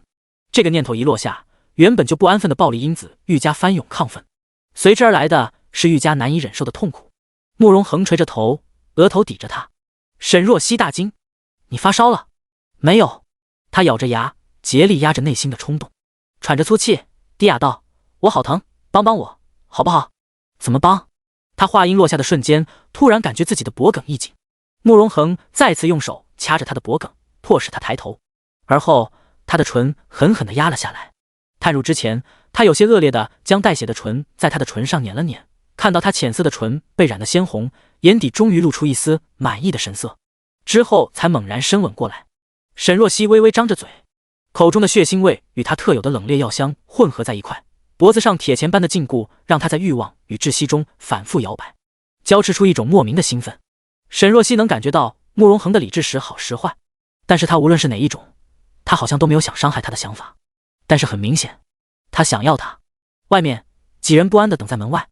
小鱼子看着冷夜嘴角的血，有些担忧道：“你要不先去治一下伤，这边有我跟冷霜就行了。”“不必，我没事。”冷夜英俊的脸上眉头紧锁，带着深深的焦虑。冷霜也很不安，里面这么久没动静，不知道小姐怎么样了，我得过去看看。不行，冷夜眸色警告：“主子现在很危险，你若是贸然进去，恐怕会适得其反。”冷霜眸中泛着疑惑，主子病发时候究竟是什么状态？他只听闻主子病发时会疼痛难忍，失去理智，但是从未亲眼见过。冷夜没应答，只是道：“先等着吧，如今只能相信沈若曦了。”第132章睡着。他垂眸，神色复杂。他虽然跟随慕容恒多年，但是始终看不穿慕容恒的内心。小鱼子是慕容恒从民间随手救的孤儿，从小就跟着慕容恒，他一时为慕容恒卖命多年。但是若不是他俩无意中撞破慕容恒病发，估计也是如冷霜一般，不知道具体的状况。冷夜猜测，除了不想让人见到他狼狈的一面，或许还因为慕容恒从不轻易信任任何人。冷夜，里面突然传来了一声轻声的呼唤：“是沈若曦，她还活着。”冷夜心头原本紧绷的情绪骤然松懈下来，他猛地站起身，立刻迈步朝着房间内走了进去。小鱼子和冷霜一时跟过来，几人急急踏进房间的门，看见暗室内的场景，一瞬间都怔在了原地。只见暗室内，沈若曦穿着天青色的罗裙，坐在地上，清脆纯净的颜色与暗色的地面形成了强烈的对比，仿佛黑暗中开出的白绢花。她屹立绝色的脸上沾染上了不少鲜血，血迹已经干了，但是她无暇顾及，只是垂着眸，目光染上层层温柔的情意。地上，慕容横枕在她的双膝上，合着双眼，安静异常，丝毫不见之前的杀气与可怕。沈若曦一只手轻抚他的脸，另一只手与慕容恒的手指紧紧交握。几人愣了片刻，随即轻声上前。沈若曦伸出食指放在嫣红的唇边，做了个噤声的动作。殿下睡着了，你们将他放在床上，我给他诊断看看。睡着了？沈若曦眸光闪动，他也很意外。原本以为慕容恒就要在这逼仄的暗室内强要了他，可是吻到深处，他突然伏在他的肩膀，轻声唤了句他的名字，之后便倒了下去。他以为他是晕了，但是一拽他，却见慕容恒不满地蹙了蹙眉，枕在他的膝盖上安然睡下了，让沈若曦一时有些懵，反应了好几秒才接受这神奇的转变。冷夜和小鱼子上前，手脚轻柔地将慕容恒弄到了床榻上。沈若曦坐在床边给他细细检查，看着榻上慕容恒安静的模样，冷夜心中有些惊讶。以前慕容恒每次病发都是被剧痛折磨许久，上次甚至晕过去差点丧命，这还是第一次在这么短的时间内殿下便消停了下来，甚至还睡着了，简直是奇迹。冷夜看着沈若曦白皙的侧脸，心中缓缓燃起了一簇希望。或许早该让沈若曦给殿下看看了。给慕容恒检查之后，沈若曦换了身干净的衣服，之后合上药箱，走了出去。正好看见魏廷山带着太医院的人朝着这边匆匆而来。灵王病发，消息传到宫里，左院判正竟和一众太医立刻从宫里出发，用最快的速度到了灵王府。看见沈若曦，魏廷山有些诧异：“沈大小姐，您怎么在此？”“魏公公，我是特地过来看灵王殿下的，您不必惊慌，殿下如今已经睡着了。”闻言，魏廷山松了口气。这么多年，慕容恒在宫里一直是由他照料，他对慕容恒不仅仅是奴才对主子的情谊，更有一丝不敢言明的亲情。突然间，魏廷山想起什么：“沈大小姐怎么认识咱家？10多年过去，公公虽然鬓发微白，但是模样变化不大。”沈若曦笑意盈盈：“当初殿下与我一起堆雪人，发烧晕倒，可吓坏公公了吧？”闻言，魏廷山一怔，随即有了印象。他睁大眼，随即突然抚掌一笑：“缘分，还当真是缘分啊！沈大小姐，您与殿下的缘分，怕是在那时候就定了。”感慨之后，魏廷山摸着自己没有胡须的下巴，想到了什么。殿下每病发都要折磨好久，这次怎么这么快就睡下了？沈大小姐，难不成还是您治好了殿下？闻言，郑静和一众太医也转过头，齐齐看向沈若曦，神情各异。见状，沈若曦却是摇了摇头：“并非是我治好的，其中原因我也不清楚。不过目前灵王殿下在安睡，郑院判既然过来了，可以进去给殿下看看。”郑静点头，随即走了出去。很快，他便出来了。郑静背着自己的药箱，朝着沈若曦走近，眼中带着赞叹：“神奇，实在是神奇！殿下每病发，对身体便是一次重大的折损。但是刚刚我探殿下的脉搏，却见脉象平稳，气息正常，并未有虚弱之象。”他朝着沈若曦拱了拱手，眼中带着求知的欲望：“我给殿下治了多年，也没找出良方，实在是惭愧。沈大小姐，你就不要谦虚了，你究竟是用了什么药？”沈若曦露出一个浅浅的笑意：“我真的没有用药，郑院判就不要笑话我了。冷夜可以作证，确实是殿下病发一阵后自行睡着了。”闻言，郑静的脸上浮现一丝疑惑：“那这倒是奇了。郑院判。”沈若曦柔声开口，打断了他的思绪：“你给灵王殿下看了多年，你觉得殿下的病究竟是何原因？”我们太医院并未查出生异常，得出的结论是殿下从小身子骨弱，伤到了神经，不定时会发作。郑静说的隐晦，但是意思明了，慕容恒并非单纯的身体疾病，还有精神类的病，所以才会有此癫狂的表现。沈若曦与几位太医又交谈了一阵，了解了慕容恒的病史。见慕容恒确实无碍，众人便准备回宫去跟任景帝回复了。临走之时，郑静看着沈若曦，神色为难。沈若曦笑道：“郑院判有话不妨直言。此事我见沈大小姐对殿下是真心，便想多言一句。其实我觉得殿下可能是中毒。”闻言，沈若曦眼底划过一丝暗芒，不过面上还是露出一抹疑惑的表情。郑院判为何会有此想法？其实不只是我，太医院其他人也有此想法，但是这么多年一直没有发现端倪，大家便又觉得不可能是，只是这天下奇毒，太医院并非全然了解，不能因为我们查不出来就断定没有这种可能性。郑院判肺腑之言，若曦铭记，不过很可惜，若曦也看不出殿下是否中毒。闻言，郑静眼中闪过一丝失望，他朝着沈若曦拱了拱手，之后转身缓缓离开。第133章猜忌。看着他的背影，沈若曦沉默片刻，之后走进了慕容恒的房间。他陪着慕容恒一直到天黑。这一觉，慕容恒睡得很长。见天色晚了，沈若曦不便留下，便起身离开。走的时候，冷夜还是不甘心：“沈大小姐，主子的病有救吗？”“这个我也不清楚，我只能尽力。”冷夜脸上希冀慢慢落了下去。小雨子安慰道：“至少今日主子有好转的迹象，这是一个好兆头。等日后沈大小姐嫁过来了，主子一高兴，说不定就顺势好起来了呢。”冷夜点点头，送沈若曦出了府门。夜风微凉，月明星稀。沈若曦坐进马车，放下了车帘。她坐在车厢内，伸手缓缓抚着自己的肩膀，那里一阵细密的疼痛，慕容恒撕咬她肌肤的压迫感还萦绕在心头。但是很奇怪，她当时虽然紧张，却不害怕，内心有种莫名的预感，觉得他不会伤害自己。身侧，冷霜拧眉担忧道：“小姐，今日您与殿下在暗室内，究竟发生了什么事？您的脖颈旁边似乎手受伤了。”“没事，一点小伤。”沈若曦拢了拢脖颈处的领子，遮住牙印。马车摇摇晃晃，她凝神微思。其实今日正经说的不错，慕容恒很有可能是中毒了，但是这么多太医和名医都查不到任何的迹象，实在蹊跷。普天之下，只有一种毒能做到这般，他也只是听他娘说过，从未见过。这种毒名叫灸液，无色无味，普通银针根本探不出。被下毒的人当即不会有任何反应，只是慢慢的身体会慢慢折损，最后暴毙而亡。但是这毒需要长年累月的吃下，那么也就是说，一定是慕容恒身边的亲近之人才有机会下。沈若曦目光微转，落在身侧的冷霜身上，随即重新移开目光。若慕容恒真的中了此毒，那么会是谁下的手呢？冷夜、冷霜、小鱼子、魏庭山、太医院的人，还有日常负责他饮食的丫鬟太监，甚至宫里其他的贵人。沈若曦清亮的眸中缓缓闪过一丝暗芒，任何人都有可能，所以他今日什么都没有吐露。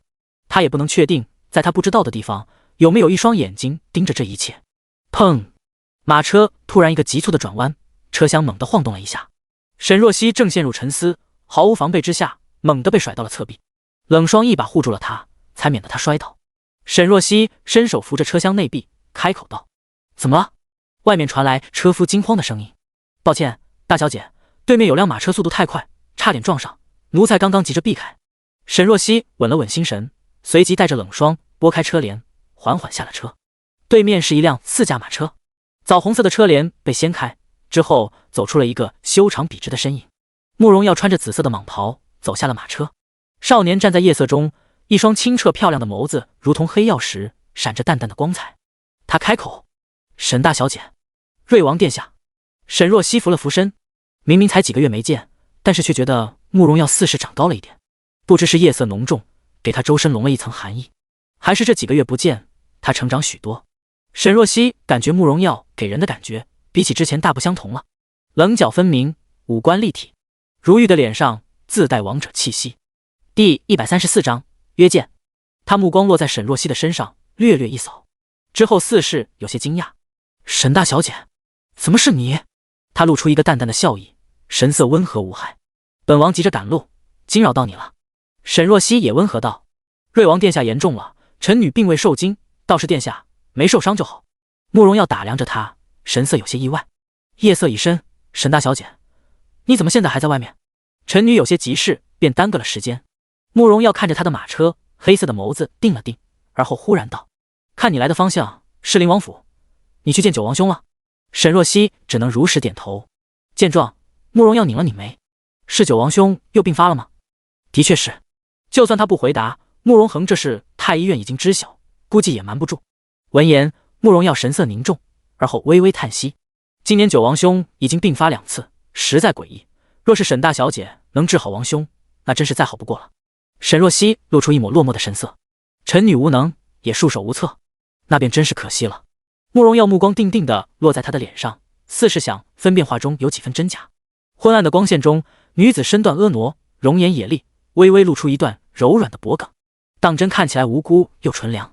慕容耀眼尖，看见她衣领遮住的位置有一点红印，似是伤口。他的目光霎时变得玩味：“这伤，莫非是灵王弄的？这么细的脖颈，当真是柔弱，很容易激起别人体内的暴力因子。”慕容耀不动声色地扫了下自己的手掌，他一只手似乎就能掐住吧。沈若曦正垂着眸，突然觉得似是有道灼灼的目光落在自己头顶。他一抬头，对上慕容耀清澈无害的眸子，他浅浅一笑，露出2颗小虎牙：“本王还有事，就先走了。沈大小姐，路上小心。”“瑞王殿下慢走。”慕容耀点点头，转身上了马车。很快，4驾马车便消失在了夜色中。冷霜靠近沈若曦，低声道：“小姐，我怎么感觉瑞王殿下跟之前有点不一样了？回去吧。”沈若曦收回视线，也上了马车。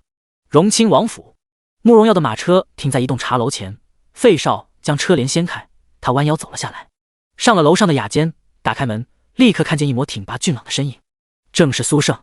见慕容耀下来，他上前：“瑞王殿下，舅舅不必多礼。”慕容耀单手附在身后，朝着他露出一个笑意：“直呼我名字就好。燕儿，坐。”苏胜英俊的面容难得显出一些温和。慕容耀转身落在了苏胜对面，伸手示意了一下旁边的费少。费少立刻点头，转身去了门外守着。等到屋内只剩下2人，慕容耀手只端起面前的琉璃杯，漆黑的眸中露出一丝沉思。今日听闻九王兄又病发了。苏胜点头，本王也听闻了，看样子慕容恒坚持不了多久了，倒真是可惜了。慕容耀淡淡应了一句，声音中带着几分不明的惋惜。苏胜眸色幽深，慕容恒心思难测，敏感多疑，不像是苏家人，倒是与慕容婷有几分类似。他手指握紧琉璃杯，半晌却又摇头，不，他也不像慕容婷，他比慕容婷更有能力。若他身体康健，这个皇位应该他来做。慕容耀眸光微抬，那舅舅为何不顺势推九王兄一把，而是选择扶持我？闻言，苏胜敛了敛眸，或许这就是宿命吧。在苏家与慕容婷之间，他更偏向于慕容婷，那么必定会成为我们的阻碍。慕容耀没有说话，而是转着手中的杯盏，突然道：“舅舅觉得九王兄的身体会好吗？”苏胜疑惑：“耀儿何出此言？”慕容耀没吭声，只是脑海中蓦地划过沈若曦的脸，在夜色下泛着异样的野力。他心头突然有种莫名的预感，预感在他的身上会有什么变数。但是冷静下来，他又觉得自己的预感有些荒谬。毒药灸液，天下奇毒，本就无药可解。想到此，他心神微定，看向苏胜道：“父皇给我赐婚了，此事本王已经知晓。”苏胜英挺的眉头蹙起，将琉璃盏重重放在桌上。慕容婷一定是知晓汉阳王冷红有意要将女儿嫁给你，所以才先下手为强，将林秀仪赐给你做正妃。说到此，苏胜眸中愈加不悦。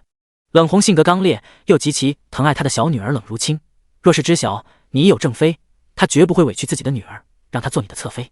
若是不能结亲，想要彻底拉拢冷红便难了。慕容耀倒是冷静，父皇消息倒灵通，不过他未定能够如愿。圣旨已下，耀儿，你还有何办法不娶林秀仪？如今我与林秀仪还未成亲，便有回旋之地。慕容耀将手中的杯盏放下，缓声道：“我已经密信一封送到母后的手中，我想母后读了信之后，应该知道要如何帮我。”闻言，苏胜沉默了片刻，似是有些不认同。此事风险诸多，你何必将皇后卷入其中？舅舅心疼了。慕容耀转头，突然笑了一下，露出一颗小虎牙，表情显出几分幼态，然而眸中却毫无温情。苏胜狭长的眸微转，缓声道：“本王担心她手软，舅舅还是不了解母后。”慕容耀敛了敛眸，母后不会手软的，为了我。说罢，他微微转头：“舅舅若是关心母后，可让父皇应允去见她一面，过几日吧。”苏胜微微捏了捏眉心，药王谷那边出了点事，萧问天病了，派人传来密信，说是要龙骨做药引，但是本王记得上贡的龙骨一根给了太后熬汤药了，另外一根给了慕容恒。萧问天那只老狐狸死了便死了，那只老狐狸不会一直为我们所用。慕容耀眸中崩出沉思的光芒，若是机会合适，舅舅可扶持新的谷主，目前就先让他苟延残喘一阵子吧。第135章，最毒妇人心。夜色深沉，微凉如水。将军府内，沈天荣拿着一把大刀，气势汹汹地冲到后院。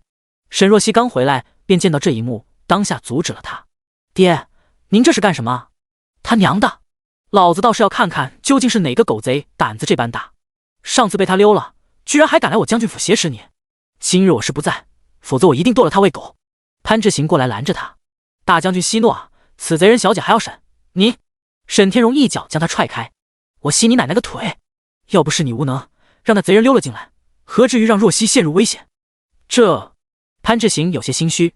沈若曦拦住他：“爹，此事怪不到潘叔。”他将白洛如何进将军府的事跟沈天荣说了一遍，之后道：“爹，女儿有重要的事问他，您冷静点，等我问了他之后再说。”沈天荣瞬间拧眉：“若曦，此人扮作女人，一听就是个变态啊！你怎么能单独去见他？爹随你一起进去。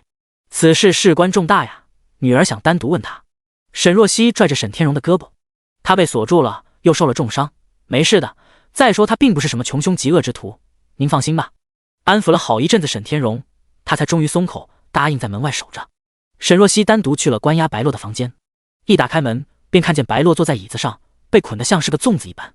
他换了一身简单的白色单衣，肩膀上隐隐有红色晕开，应该是伤口渗血了。看见沈若曦，他妖冶的脸上露出一个纨绔的笑意：“你可算是来了，美人，给我解开呗！你看我伤口都裂开了，疼死了。”沈若曦没理他，他兀自拉过一把椅子，坐在了上面：“我有话问你。年纪22，还未成亲，身强体壮，绝对比你那个病秧子灵王强。”说完之后，白洛还冲着他抛了个媚眼。沈若曦一双美眸连起：“没问你这个。”哦，不是对我感兴趣，想要以身相许吗？白洛笑得风流，那你想问什么？想问的话尽管问，我一定知无不言。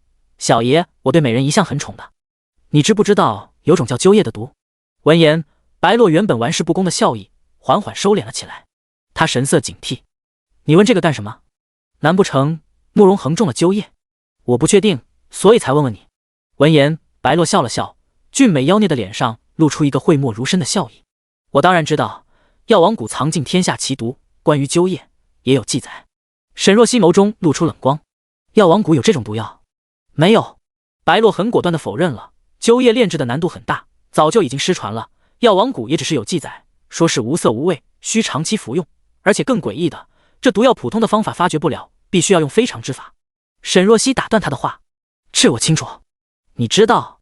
白洛的眸中闪过一丝异样。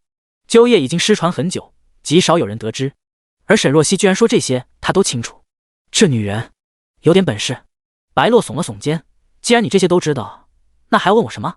我想知道，若是中了鸠叶会有什么症状？这个倒不是很清楚。白洛拧了拧眉，只是听说发作起来剧痛难忍，而且常在夜间发作，严重的甚至会陷入癫狂。听到这话，沈若曦的眸中越发幽暗。符合，跟慕容恒的症状很符合。白洛扬起那张俊美精致的脸庞，眯了眯眼。慕容恒该不会真中了鸠叶吧？沈若曦没应他，而是问道：此毒该怎么解？闻言，白洛露出一个狡黠的笑意。这个我凭什么告诉你？我可以用龙骨跟你换。沈若曦目光审视，你不惜2次以身犯险，龙骨对你而言应该很重要吧？白洛的神色怔了一下，龙骨确实对他很重要。萧问天是他义父，是他将他捡了回来，结束了他孤儿的身份，又对他视如己出，让他成了药王谷的少谷主。如今萧问天病入膏肓，他必须救他。白洛眯了眯眼，我凭什么相信你？万一我说了，你又反悔，那我岂不是完了？你现在还有选择吗？沈若曦似笑非笑地看着他，现在你是阶下囚，我不是征求你的意见，我是在给你退路。你是个聪明人，相信不会这么不知好歹的。谁知白洛呵呵一笑，美人，你当真以为我贪生怕死啊？这么威胁我是吓不到我的，大不了一刀封喉，人生自古谁无死，早死晚死都得死。沈若曦也笑，我可不会做杀人这么残忍的事情，我顶多是让人阉了你，然后将你送进宫里，做个小太监。灵王殿下这么宠我，一定会同意我的做法吧？说着，他掏出袖中的匕首，放在手中晃了晃，看着匕首反射出的光亮，白洛只觉得胯下一紧，果然最毒妇人心，大意了。沈若曦从椅子上站起身，条件我已经说了，你不用急着答复，等明天再告诉我答案就行了。说罢，转身朝外走去，身后白洛伸着脑袋，喂，你至少得给我松个绑啊，不然我怕是见不到明天的太阳了。喂喂，你长得这么美，不会如此狠心吧？回答他的是沈若曦啪的一声关上的门。院中见他出来，沈天荣立刻凑上去，若曦，审完了？爹，他伤口裂开了，等会让府里大夫给他看看吧。沈若曦眸中闪过一丝思索，之后有些疑惑道，爹，之前听端王殿下的意思，药王谷的人不能踏入京城，这其中有什么原因吗？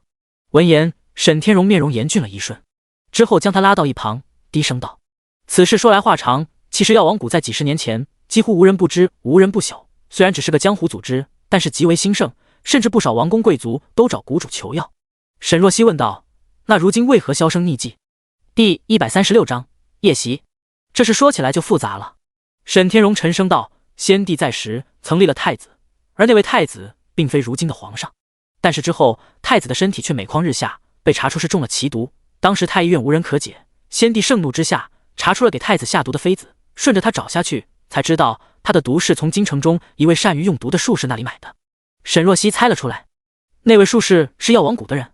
不错，不过他也不知道买他毒药的人究竟是何身份，更不知道自己无意中毒害了太子。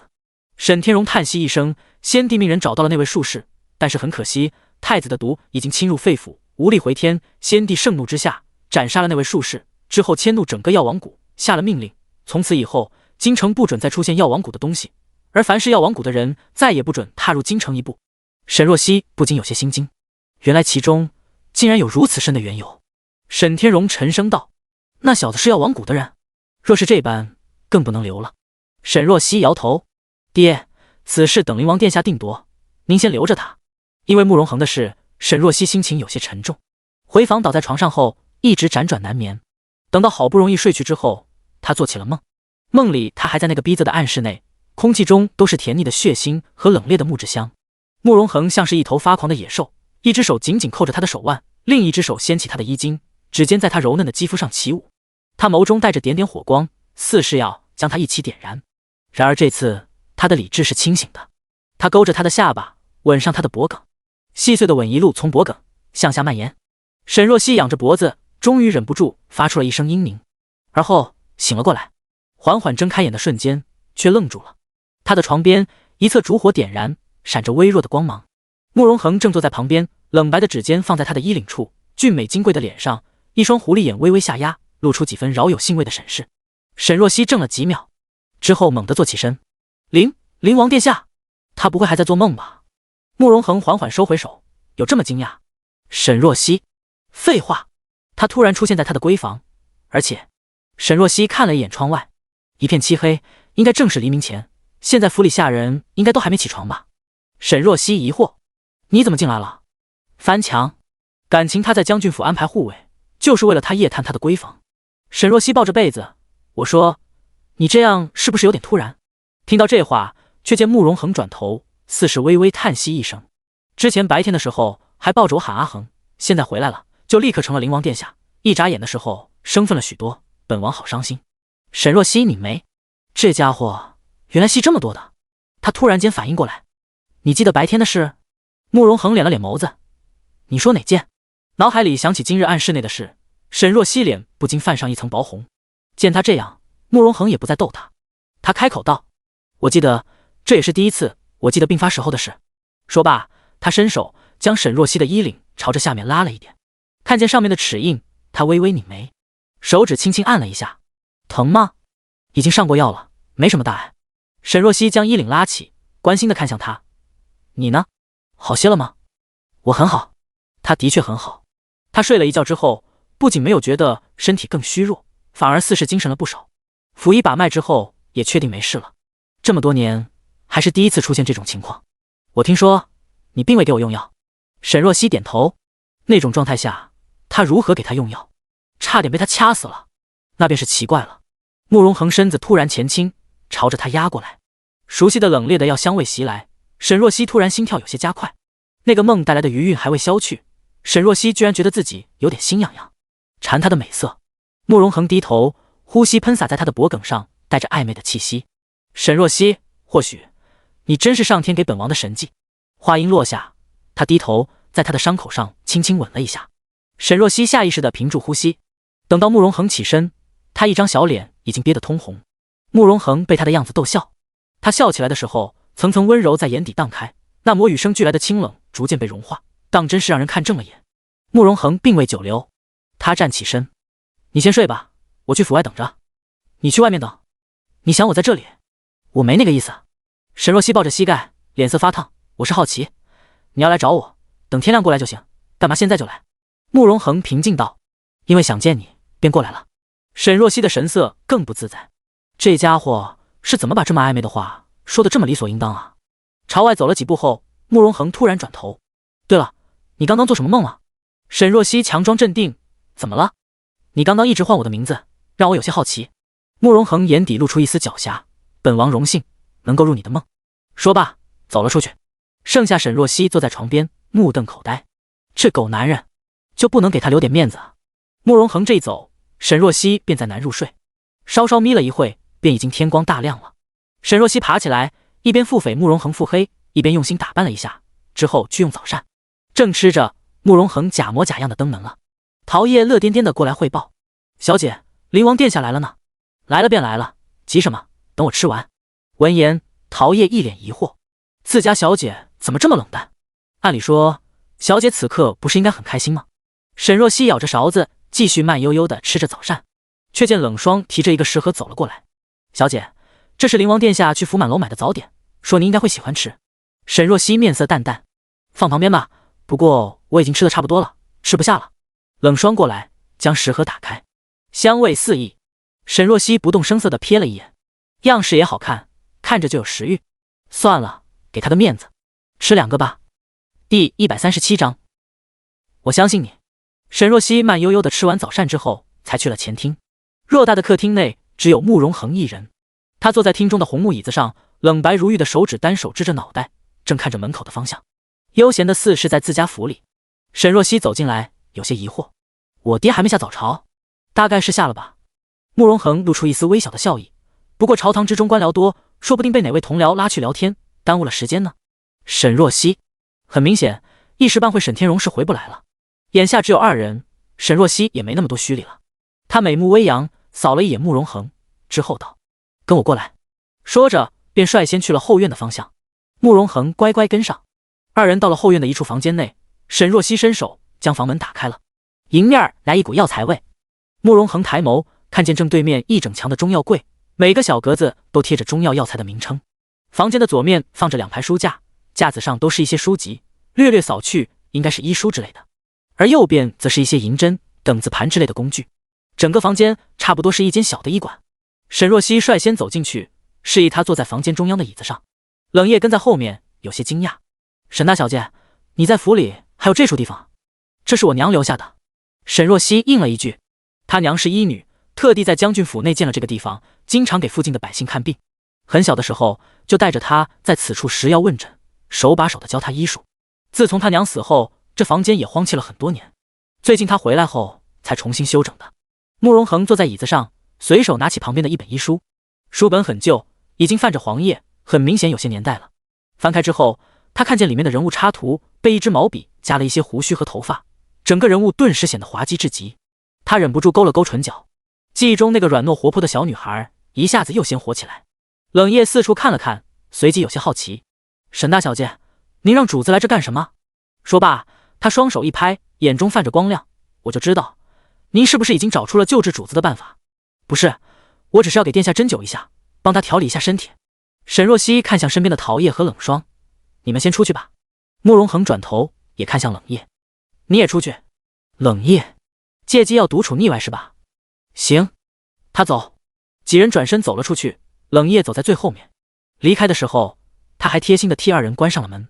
等人走后，慕容恒伸手放在自己的腰间，似是要解蟒袍的腰带。沈若曦神色一怔：“你干什么？”“针灸，你说的。”沈若曦：“你冷静点，不用脱衣服。”慕容恒眸中闪过一丝打量之色，而后将手指挪开舞，问道：“你将人都支走，是有什么话要跟我说？”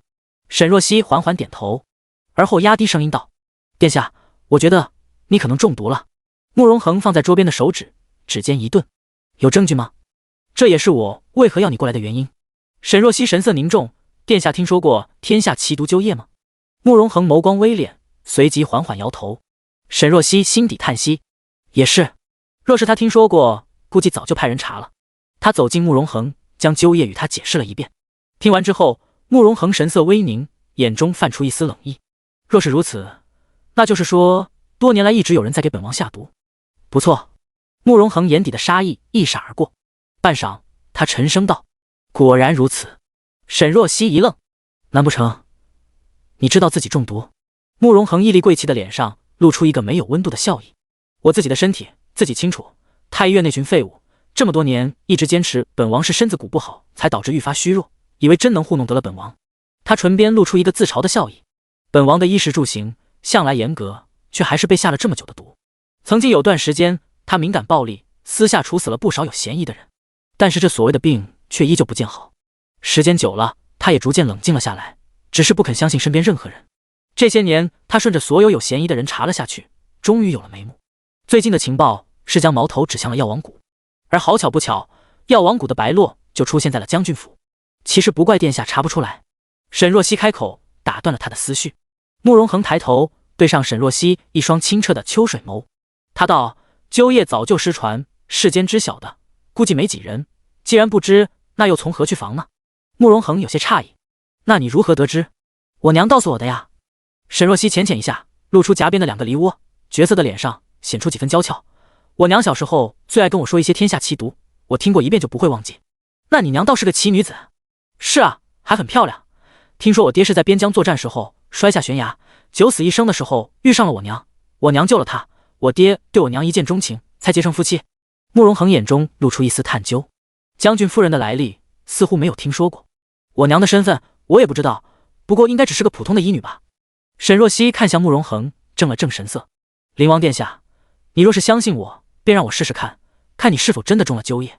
他拿出银针，如实道：我准备用银针刺入你几个关键的穴道，在此过程中，你不能动弹。若是我有异心，你会立刻丧命在我手里。慕容恒没吭声。沈若曦心微微沉了沉，但是很快又释然。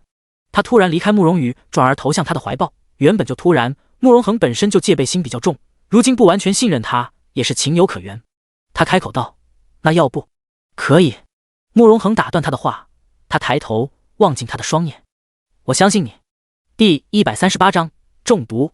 沈若曦拿着银针，心头那点失落瞬间被治愈。他露出一个安抚的笑意：好，那我开始了。慕容恒点头，他看着沈若曦手中的银针，缓缓闭上了眸。他其实完全没有想过信任不信任他的问题。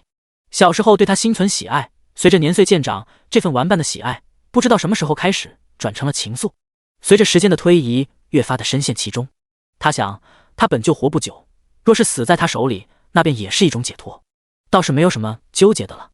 沈若曦不知道他心中的想法，只是垂眸，拿着银针缓缓朝着他的手腕和脖颈处扎了过去。扎完之后，他用银针沾了点凤仙花的粉，点燃旁边的烛火，将银针放在上面烤了一会。没毒。沈若曦微微拧眉，难不成猜错了？但是他娘明明说过，鸠业的毒单纯的用银针试探根本试不出来，要用银针试探之后，抹上凤仙花的花粉，再用火烤银针，若是银针变黑，便是有毒。但是现在银针泛着银亮的光泽，丝毫没有变色。迟疑了片刻，他伸手摸向慕容恒的腹部，在其上和其下3寸的位置停下。丹田旁边的位置最易积毒，若是在此处用银针试试，或许能有发现。扫了一眼闭眼沉着的慕容恒，沈若曦伸手开始拽他的腰带，却见慕容恒突然睁开眼，琥珀色的眸子微微一敛，带着一丝疑惑。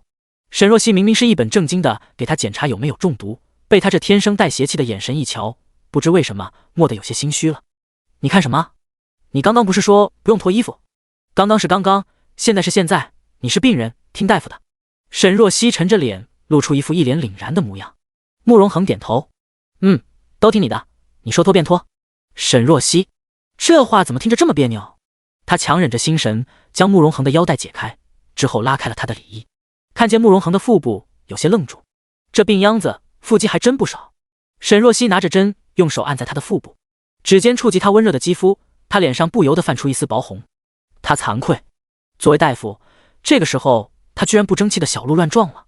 沈若曦拿着银针，稳住心神，朝着他的丹田位置和关元穴和膻中穴位置依次扎了进去。扎的会有点深，有点疼，你忍着点。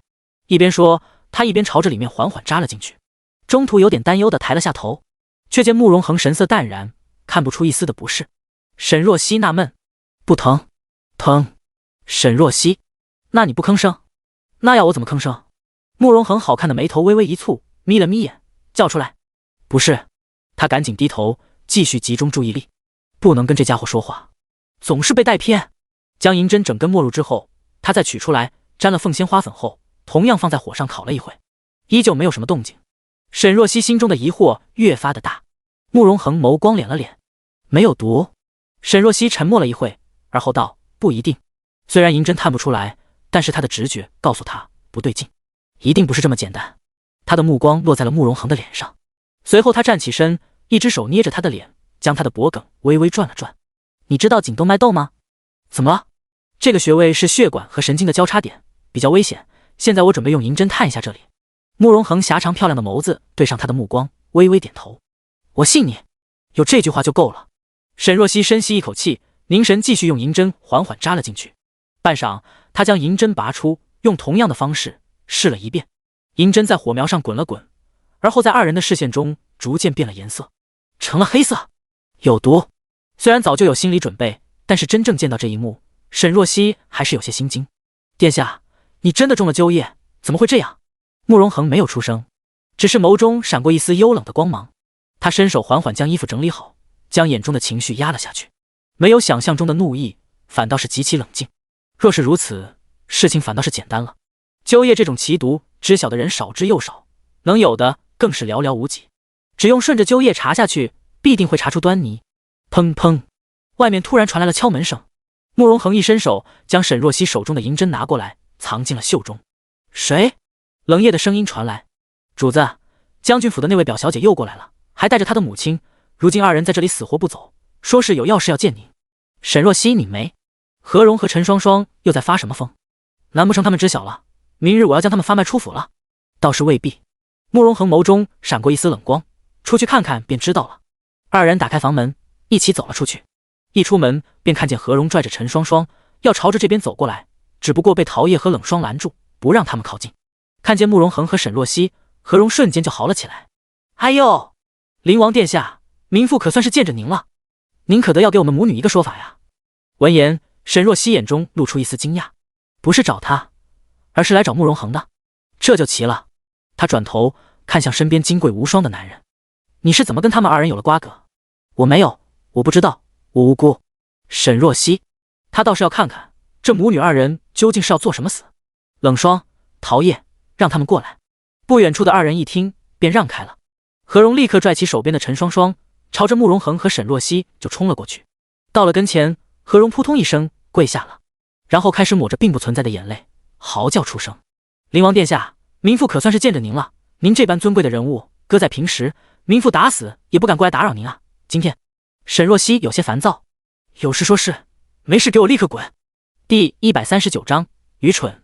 何荣立刻不吱声了，他有些不满地看了一眼沈若曦，之后挺直腰板：“我自然是有重要的事说了，若曦，不过这事你听到可能有些受不住，你等会可得站稳了。”说着，他一把拉住旁边的陈双双，看向慕容恒，满脸都是热忱：“灵王殿下，您可还记得双双？”陈双双今日穿了一身素白的衣裙，头上还戴了一朵白绢花，跪在地上，做出一副扭捏的模样，一双期盼的眸子不时朝着慕容恒扫去，眼里满是娇羞。慕容恒扫了他一眼：“没印象。”陈双双一愣，随即手指搅在一起，一脸的不甘：“殿下，您怎么能不记得奴家呢？”沈若曦拧眉：“陈双双，你穿得跟奔丧一样，究竟是要干什么？”闻言，陈双双眼底一阵不悦。沈若曦什么眼神？她特地穿上这身白衣服，显得仙气飘飘，惹人怜爱，想要勾起灵王殿下的怜惜之心。不过目前她没空跟沈若曦扯这个。陈双双扭着身子，一脸的娇羞：“灵王殿下，您不记得了吗？6日前，您在酒楼身体不适。”陈双双脸都红透了，他都说得这么明白了，慕容恒应该知道了吧？谁知慕容恒神色冷淡：“本王记得。”吃陈双双一喜，而后又听见慕容恒道：“本王在凤仙楼见了端王兄，之后便回去了。你怎么知道本王的行踪？”一旁的冷夜接上一句：“擅自跟踪灵王殿下。”陈双双，你不想活了吧？听到这话，陈双双和何荣齐齐愣住了。慕容恒这意思是想提起裤子不认人了？这可不行！何荣实在忍不住了，他扯着他那破锣嗓子大声道：“哎呦，灵王殿下，您可真是贵人多忘事啊！您那天不是身体不适吗？双双正巧也在那酒楼，听见动静就过去看了，谁知道一进去就被您……”何荣顿了顿，似是有些难以启齿，他一拍大腿，做出一副为难的样子：“就被您给强行占有了呀！”这话一出，院内尽可闻真。半晌，是沈若曦率先出了声：“噗！”他笑出了声，随即脸上的神色缓缓冷了下来。“陈双双，你知不知道你在说什么？”他就说那日陈双双偷偷跟踪慕容恒做什么，没想到是想对他用这种卑劣的手段。他比他想象中更加愚蠢，简直愚不可及。陈双双对他的反应有些不悦：“表姐，你笑什么？我知道这件事对你打击有点大，但是事已成定局，你就算生气也无济于事。再说了，咱们姐妹两人如果能一起侍奉灵王殿下，那也是一桩美事。你放心，你还是灵王妃的，我自知身份低微，不会跟你抢这个位置的。”他话音刚落，一旁的陶叶实在忍不了了，他撩着袖子：“我呸！陈双双，你疯了是不是？大白天梦还没醒呢，你也不照照镜子看看自己，你给我家小姐提鞋都不配，还敢肖想灵王殿下？我看你是活腻了。”陈双双瞪着他：“陶叶，你就算嫉妒我，也不用这么诋毁我吧？我嫉妒你？嫉妒你不要脸吗？你……”陈双双咬着唇，压住心头的火气，之后看向慕容恒，表情一下子变得委屈兮兮：“殿下，您不能就此不认账啊！当日您不知是喝多了还是怎么的，突然身体不适，等奴家一进去，您就直接打晕了奴家，等奴家醒来，已经不是清白之身了。”说完之后，他悄悄掀起眼眸，看向慕容恒，却见他清冷如玉的脸上依旧冷若冰霜。半晌，他冷声道：“你可知道，栽赃诋毁本王是死罪？”慕容恒声音淡淡，面上看不出情绪，但是冷夜忍不住屏住了呼吸。他知道自家主子现在极其不悦。何荣还不知死活，坐在地上哀嚎：“灵王殿下，您就是借10个胆子给我们母女，我们也不敢诋毁您啊！双双如今已经是您的人了，您不能这么不认账啊！若是京城其他人知晓了，这不得是天大的丑闻啊！”他正喊，突然听见一声厉喝：“又怎么了？我一回来就听见后院咋咋呼呼的，出什么事了？”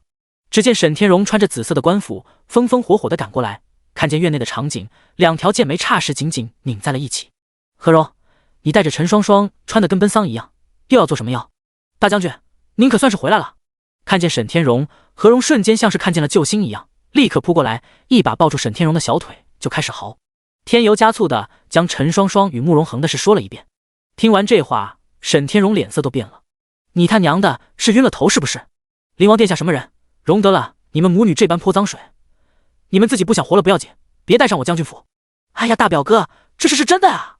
何荣一口咬定确有其事，就差举手发誓了。陈双双也跪在一旁，眼泪婆娑的，一脸委屈的样子。看见二人这般模样，沈天荣有些沉默了。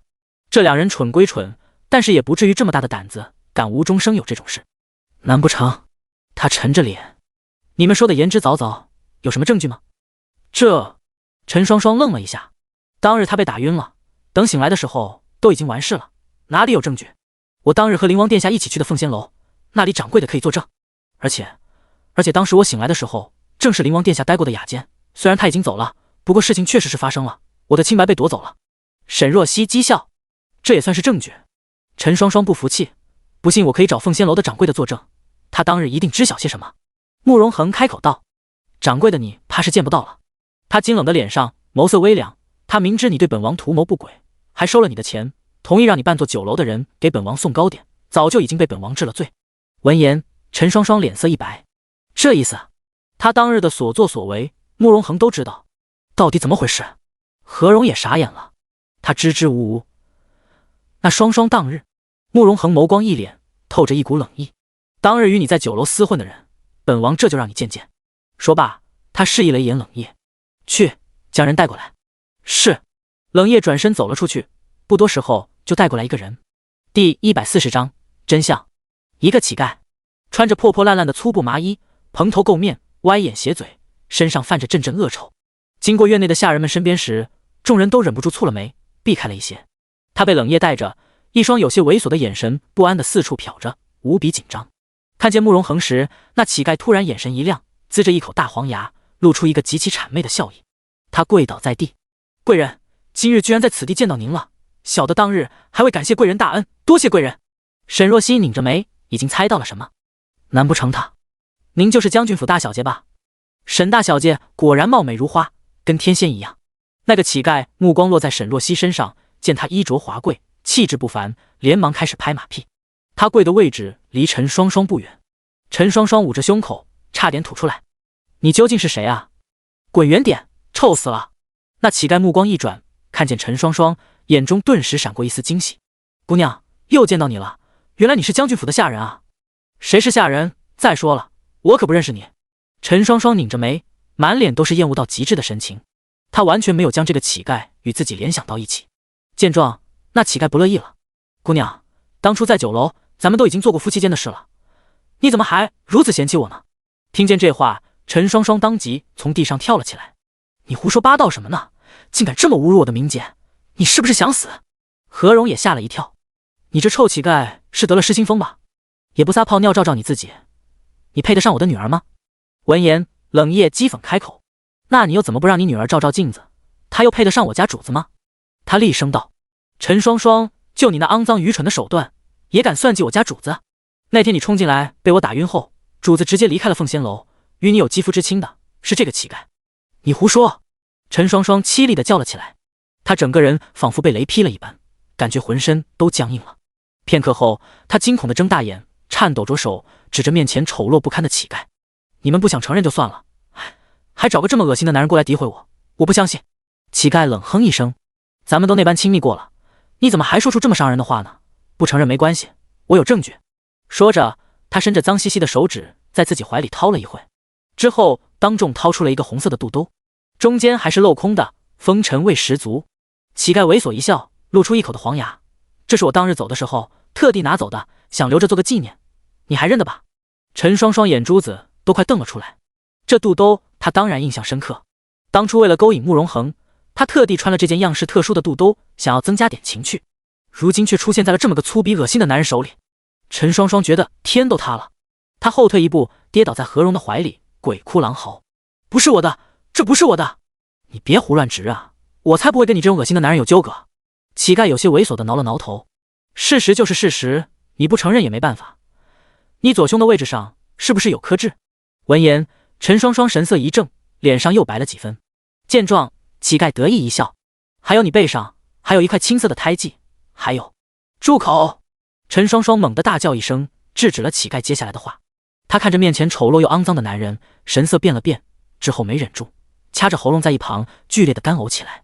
何荣张大嘴，整个人也是懵了，他一把拽住陈双双：怎么回事？你不是说你已经给灵王殿下下了药，得手了吗？这乞丐是怎么回事？我怎么知道？哦，我不相信，我才不相信我跟这种男的发生了关系，太恶心了。听到这话，一旁的沈天荣彻底怒了：何荣，你们还真是狗胆包天，居然真的想设计灵王殿下！慕容恒眸光幽冷：你亲口承认敢给本王下药，也免了本王去找证据，按照律法，你们的罪行当诛。说罢，他示意了一眼旁边的护卫，护卫们立刻上前拽住陈双双和何荣，就要将二人拖下去。何荣慌了，他蹬着自己的双脚：你们这是干什么？要将我们带到哪里去？护卫冷哼一声：你们狗胆包天，当然是处死了。啊！何荣吓得大叫一声，随即死命挣扎起来：救命啊！民妇知道错了呀，放开我，我不想死啊！他也不知道哪里来的劲，猛地挣脱开了护卫的胳膊，扑通一声就跪下了，对着慕容恒砰砰地磕着头：灵王殿下，民妇错了，真错了，民妇鬼迷心窍，民妇狗胆包天，民妇这就让您消气。说着，他伸出手，啪啪地扇着自己的脸。陈双双看见了，也立刻有样学样，一把推开护卫，跪在何荣身边，惶恐地打着自己的脸。二人都吓狠了，此刻这般扇自己的巴掌，丝毫没有手软。不消片刻，二人的脸就肿成了馒头。一旁的陶叶瞥了一眼二人，有些没好气：你们刚刚给灵王殿下泼脏水的时候，可不知道错，明明就跟一个乞丐做出了这般恶心的事，居然想把这口锅扣给灵王殿下，真是无耻。沈若曦也拧了拧眉，虽然说陈双双没有算计成功，但是一想到陈双双一直以为那日在雅间的是慕容恒，他心底也是一阵膈应。何荣山的自己鼻血都快出来了，但是见慕容恒和沈若曦丝毫没有松口的样子，一下子着急了。他停下动作，一转身死死抱住了沈天荣的腿：大将军，我的大表兄啊，您可得救救我们啊，我们可是您的亲戚啊。沈天荣一脚将何荣踹开：你们这对母女简直贪得无厌，愚蠢至极，我对你们已经仁至义尽了，给我滚！沈天荣是真的气了，二人不仅狗胆包天，敢陷害到慕容恒的头上，更为重要的，何荣和陈双双明明知晓沈若曦已经被赐婚给慕容恒，他们居然还打慕容恒的主意，完全置沈若曦于不顾，简直可恨。他们千不该万不该去坑他女儿。一想到这，沈天荣极其窝火，也后悔当初一念之仁，让这两个祸害进了府。第141章恶报。何荣被踹到一边，头磕在地上，都出了血。哎呦！何荣发出了杀猪般的嚎叫，他摸着额头上的伤口，悲愤交加：大将军，你简直太过分了，我娘可对你有救命之恩啊，想当年你误食了有毒的野果，要不是我娘给你灌了马尿，你……闭嘴！天天拿这件事来说，当初那野果本身就没什么毒，吃了顶多也就拉几天肚子，你娘给我灌了马尿，害得我吐了一天，接下来几天都没胃口吃饭，你还好意思说？沈天荣暴跳如雷，大吼出声。他说完之后，整个院子都安静了下来。沈若曦睁大眼：爹，原来是这样的吗？沈天荣面色讪讪：别提了，我本来念及过去的一点旧情，看他们无依无靠，想照应他们一番，如今看来实在是没有必要了。何荣神色不甘：我娘那也是一片好心啊，就算害你吐了，那也是恩情，大将军，你不能眼睁睁看着我遭祸端啊！沈天荣冷哼一声，双手负在身后，懒得再理会他。何荣心一沉，没想到会是这样的结果。眼见沈天荣铁了心不为他们说话，何荣只能将目光放在了慕容恒的身上。他哭天抢地的求饶：灵王殿下，民妇和女儿虽然鬼迷心窍，但是好在并没有陷害到您，也罪不至死啊，灵王殿下，求您放明父和双双一条生路啊！慕容恒没应他，而是看向身边的沈若曦：“你要如何处置他们？本王听你的。”原本他压根不会为了这二人在这浪费时间，直接就让手底下的人处置了。但是他们是将军府的人，而且他看出沈若曦对二人颇有意见，交于他处置便是最好。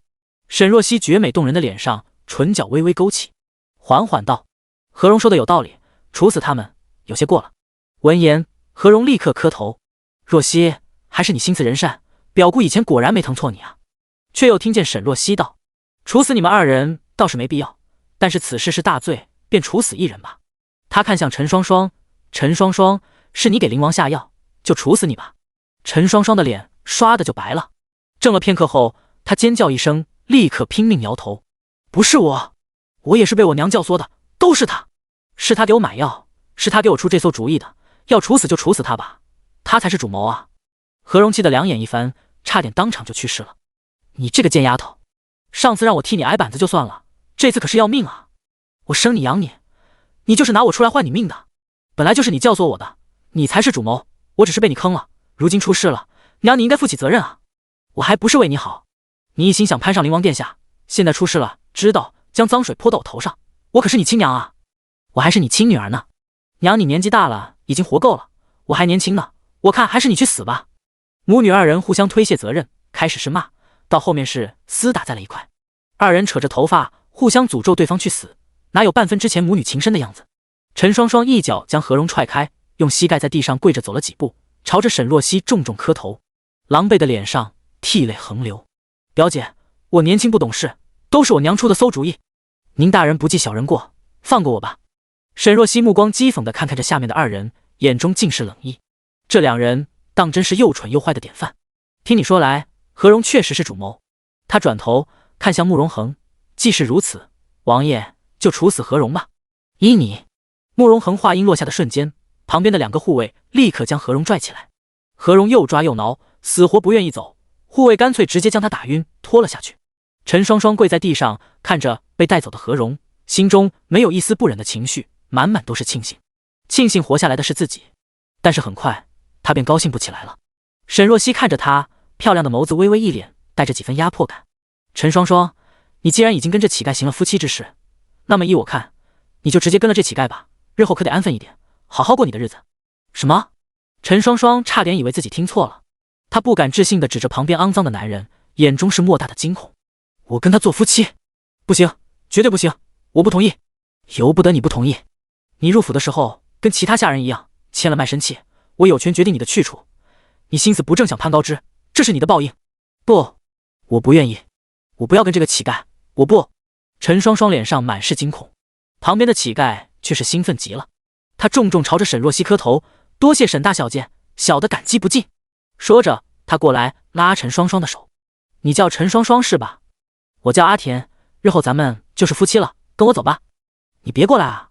陈双双一把推开他，拼命擦着自己的手，鼻翼间充斥着那股臭味，又想要吐出来了。乞丐哪里肯放过到手的媳妇，一把拽住陈双双，将她朝着外面拖去。陈双双挣脱半晌，却怎么也挣脱不开，顿时凄厉的尖叫起来。她实在难以忍受这个男人，但是却又没有去死的勇气。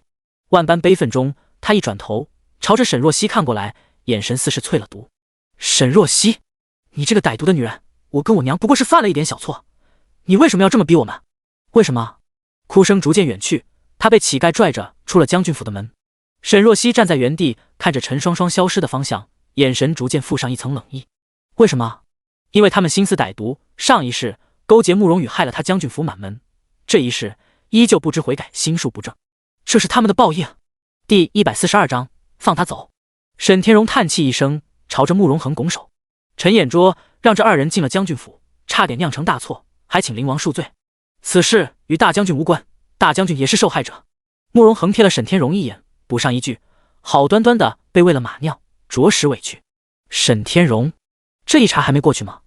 他正了正神色，朗声道：“灵王殿下，那个药王谷来的贼人，此刻还在我将军府内，您准备如何处置？本王也是为此事来的。”慕容恒眸色沉了沉，之后迈步带着几人一起朝着关押白落的房间走去。到了之后，慕容恒让其他人等在外面，之后与沈若曦一同走了进去。昏暗的房间内，白洛还被捆着，被禁锢的时间太长，他不似之前那般精神。绯色的唇已经失了血色，俊美妖孽的脸上神色有些疲倦，只是还是那富懒洋洋的样子。自带风情的桃花眼微微一掀，看见二人，霎时露出一个痞气的笑意。怎么，灵王殿下要亲自过来送我上路了？慕容恒目光灼灼，直接问道：“你要龙骨做什么？”白洛笑道：“我说了，你就能给我。或许呢？”慕容恒屹立清贵的脸上划过一丝审视：“你若是对本王的问题如实相告，本王不仅会给你龙骨，还会放了你。”闻言，白洛的笑意微微敛起，他坐正身子，有些警惕地看着慕容恒：“有这么好的事？慕容恒，你必定是有什么条件吧？”慕容恒却没应他，而是道：“你说还是不说？”白洛略略权衡了一下，之后开口道：“我要龙骨，是因为我义父萧问天如今身体不好，需要龙骨做药引才能救他。义父对我恩重如山，我才会过来冒这个险。”萧问天，慕容恒眸中闪过一丝冷光，而后道：“看不出来，你倒是个忠义之人。”白洛呵呵两声：“我也没看出来，你身手这么好。”那一剑将他肩膀都射穿了，疼得要死。鬼知道他现在面上笑嘻嘻，心里其实已经将慕容恒骂了千百遍。白洛拧眉：“我说了实情，你当真会放我走？”本王一言九鼎。闻言，不仅是白洛，沈若曦也有些纳闷：“殿下真要放了他？”慕容恒转头：“你若是不愿意，杀了也行。”白洛：“去他娘的一言九鼎！他就是这病秧子哄未来老婆的工具人是吧？他的命也是命。”沈若曦微微咳嗽一声：“我是觉得殿下不如让他拿东西换龙骨，据说药王谷藏进天下奇药，说不定有殿下需要的。”慕容恒脸眸：“你觉得他有办法救本王？或许呢？白洛之前跟我说过，即使治不好，也能让殿下的身体好转。”闻言，慕容恒淡淡一笑，眼底却没什么温度。这些年，他也吃过不少名贵罕见的补药，但是都没有任何作用。灸液的毒极其罕见，他不太相信这个白洛能有办法。见慕容恒不吭声，白洛眼底露出一丝探究：“说到这个，我倒是好奇，慕容恒，你该不会真的中了灸液吧？”慕容恒瞥了他一眼：“若是中了，难不成你能解？”白洛原本是想说能解，但是一对上慕容恒幽深的眸子，他谎话霎时卡在了喉头。他有预感，若是他不诚心交代，慕容恒等可能会直接让他的小命交代在这里。想到此，他耸了耸肩：“我不会解。”听到这话，一旁的沈若曦心一沉，随即有些怒意：“你之前可不是这么说的，那不是缓兵之计吗？美人，我当时若是说我不会解，谁知道你会不会看我没有价值了，就直接给我一刀呢？我有这么歹毒？难说，最毒妇人心。”白洛漂亮的眸微微一压，看向慕容恒，难得露出几分认真：“不过我可以问问我义父，他老人家识遍天下奇毒，说不定会有办法。”慕容恒眼底却没半点波澜，他开口道：“我听说药王谷不仅医毒一绝，藏进天下奇珍异草，而且还以此牟利，在整个大眼国都流通着你们药王谷的毒药，想必这笔生意很大。”白洛一怔，随即拧眉：“你说这个是想干什么？若是将来你成谷主，药王谷要为本王所用。”闻言，白洛一愣，随即大笑：“灵王殿下，你这算盘打得也太响了，就算我如今答应你，你会相信我吗？”慕容恒也笑，不过眼底没什么温度：“本王向来不喜欢强人所难，你若是不愿，本王也不会强迫你。”慕容恒单手负在身后，金贵清雅的脸上带着与生俱来的上位者气息：“本王依旧会放你回去，不过你日后的记住是谁留你一命，他日我有事要吩咐你，你需全力以赴。”白洛一口应下：“这个没问题。”闻言，慕容恒开口唤了一声：“冷夜。”门被打开，冷夜一身劲装走了进来：“主子，给他松绑。”冷夜应了一声，走过去将捆着白洛的绳索给解开了。白洛捂着受伤的肩膀，又捏了捏酸胀的手腕，眸中闪出一丝狡黠的光芒：“灵王殿下放心，这么大的恩情，我白洛一定铭记在心，日后定会有求必应。”才怪！白洛心底一阵讥讽，他不知道慕容恒究竟是要打什么主意，但是想要让他为他所用，做他的春秋大梦去吧。慕容恒将他眼底的不屑尽收眼中，而后似是没察觉一般。他看向白洛：“本王有2根龙骨，除了送给将军府的这根，还有1根在灵王府中，本王会立刻让人取过来给你。”说着，他扔给白洛一张令牌：“出城门的时候拿着本王令牌便行了，不用再钻狗洞了。”白洛，这家伙真他妈让人火大啊！第143章帮忙。白洛接过令牌，露出一个违心的笑意。多谢了。慕容恒说到做到，很快便有人取了龙骨过来，送到了将军府。白洛怀揣着12分的小心，将龙骨收进怀里，之后飞身上马。他拉着缰绳，一身白衫飘逸风流，俊美四溢。灵王殿下，这么顺利，还真是让我有些害怕。不会等我刚出城门，你就派人缴了我药王谷吧？本王要杀你便杀了，何须这么迂回？白洛转眸一想，也是。他勾着唇，那我就先走了。说罢，他朝着沈若曦眨了眨眼，美人，之前2次吓到你了，之后若是有机会再见，小爷我一定给你赔礼，咱们后会有期。他一扬鞭，飞快地离开了将军府。看着他的背影，沈若曦拧眉，殿下，这个白洛看似不正经，但是并非好拿捏之人。慕容恒眸色淡淡，本王知道，他也不会遵守承诺，更不会甘心为你所用的。本王也知道，那王爷为何给他龙骨，还放他走？慕容恒缓缓捻了捻自己的手指，瞳孔无温。如今不甘，不代表之后也不甘。他有预感，很快这个白洛就能派上用场了。日光清朗，微风和煦，初冬的暖阳落在长秋宫前红色的山茶花上，更显得一派温馨宁静。院内，苏柳穿着紫色的丝绸褶皱罗裙，正拿着剪刀在给院前的花朵修剪枝叶。宫人来报，皇后娘娘，端王殿下来了。话音落下，慕容修穿着青色的蟒袍，手拿折扇，朝着长秋宫走来。走近之后，他朝着苏柳拱手：“母后。”苏柳停下动作，微微一转头，看见慕容修，他端庄稠丽的脸上露出一抹淡淡的笑意。端王来了，听闻母后要见儿臣，是有什么事要交代儿臣吗？没有事情就不能找你吗？苏柳将手中的剪刀递给身边的宫女，看了一眼慕容修：“你跟本宫过来，本宫有话要跟你说。”慕容修立刻迈步跟着他走进了长秋宫内。苏柳坐在一旁的软榻上，让玉芝燃了一缕佛香，袅袅佛香飘散在空气中，让人的心神也忍不住安静了下来。苏柳挥了挥手：“你们都去外面等着。”宫人们立刻应下，之后转身走了出去。等到人都退下之后，苏柳的神色才逐渐沉了下来。他看向慕容修，眸中带着一抹厉色：“端王，你可知错？”慕容修一头雾水：“母后何意？”苏柳看着他，一双柔软的眸子此刻染上几分犀利。半晌，他缓缓吐出3个字：“聂玉兰。”闻言，慕容修心一沉，整个人都僵了一下。他强行稳住心神，抿着双唇：“母后好端端的提兰嫔做什么？”苏柳将他的神色全然看在眼里，心中已经有了答案。他单手支招脑袋，目光沉沉落在慕容修的身上：“你是当真不知，还是将母后当作傻子？母后不想逼问你，你与聂玉兰私通的事，你自己交代吧。”闻言，慕容修的心彻底沉了下去。他与聂玉兰的事，苏柳已经知道了。扑通一声，慕容修双膝跪地，神色泛出一丝惶恐：“母后儿臣知错。”苏柳拧着双眉，又气又怒：“端王，你当真是糊涂？本宫以往只当你是风流了些，不想居然敢与后宫嫔妃苟合。如此大逆不道的事情，你有没有想过，若是你父皇知晓了，会是什么后果？父皇他还不知晓此事？”慕容修的眼中泛出一丝光亮。苏柳冷声道：“若是你父皇知晓，你觉得你还能好好跪在这里与本宫说话吗？”母后。慕容修声音带着惊慌，他英俊的脸上满是祈求：“请母后帮帮臣，不要将此事告知父皇，母后求您了。此事事关重大，若是本宫帮你隐瞒，之后皇上若是知道了，本宫亦是大罪。”苏柳捏着眉心，似乎很是头疼。闻言，慕容修沉默了一阵，而后道：“母后既然没有将此事告知父皇，而是让儿臣进宫，那么说明母后并没有下决心揭发此事，不是吗？”苏柳看向面前的慕容修，神色微敛：“你说的不错。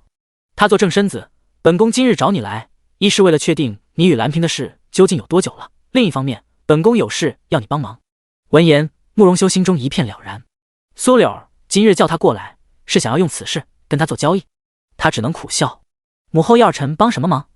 苏柳缓缓道：“你应该听说，你父皇将林太傅之女林秀仪赐给了瑞王吧？”“瑞王的王妃，本宫希望是他自己真心想娶的人，所以本宫希望你能帮他一把。”闻言，慕容修有些心惊：“父皇圣旨已下，儿臣要怎么帮？此事本宫自有主意，只要你答应。”慕容修垂在身侧的手微微握紧，事到如今，他还能不答应吗？儿臣答应，母后尽管说。闻言，苏柳起身走进慕容修，与他低声耳语了一阵。听完之后，慕容修的瞳孔忍不住睁大，眸中闪过一丝犹疑，最终还是点了头。儿臣明白了，到时候臣谨听母后吩咐。见他垂着头，有些落寞的样子，苏柳的眼底晃过一丝复杂。他伸手放在他的头顶抚了抚，修儿，难为你了。母后替儿臣瞒下这么大的过错，是母后为难了。慕容修低声应了一句，之后朝着苏柳拱了拱手。母后若是没有其他事，儿臣便先走了。你回去吧。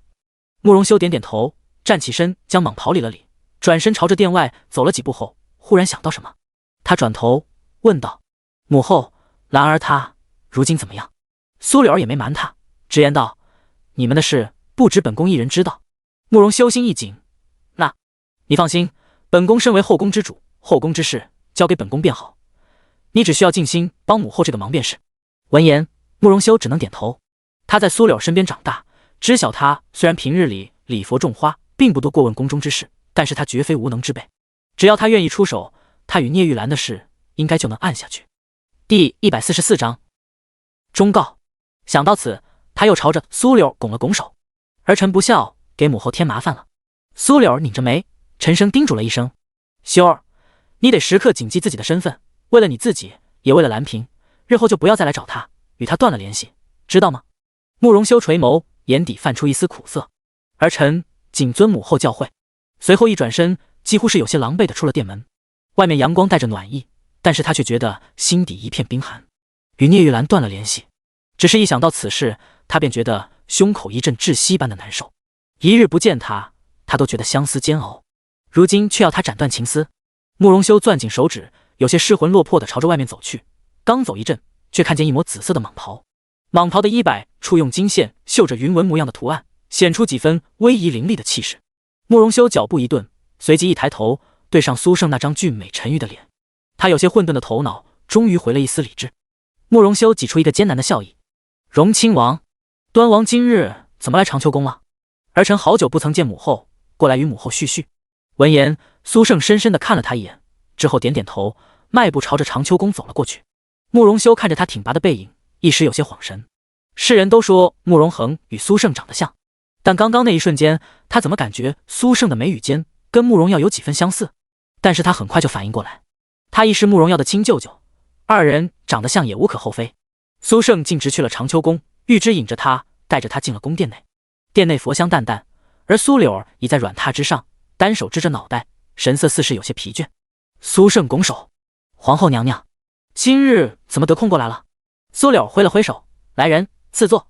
殿内的太监立刻将一张金丝楠木椅放在苏胜身后，之后识相地退了下去。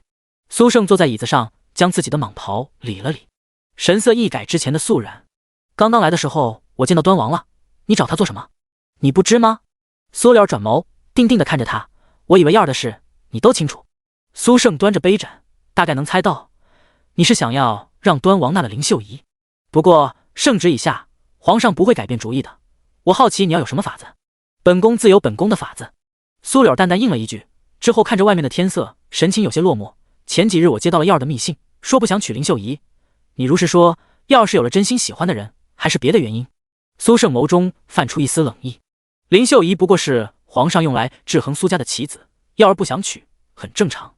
那他究竟要娶谁？苏胜迟疑了一下，之后还是道：汉阳王娥妖女冷如清。苏柳拧眉：耀儿喜欢她。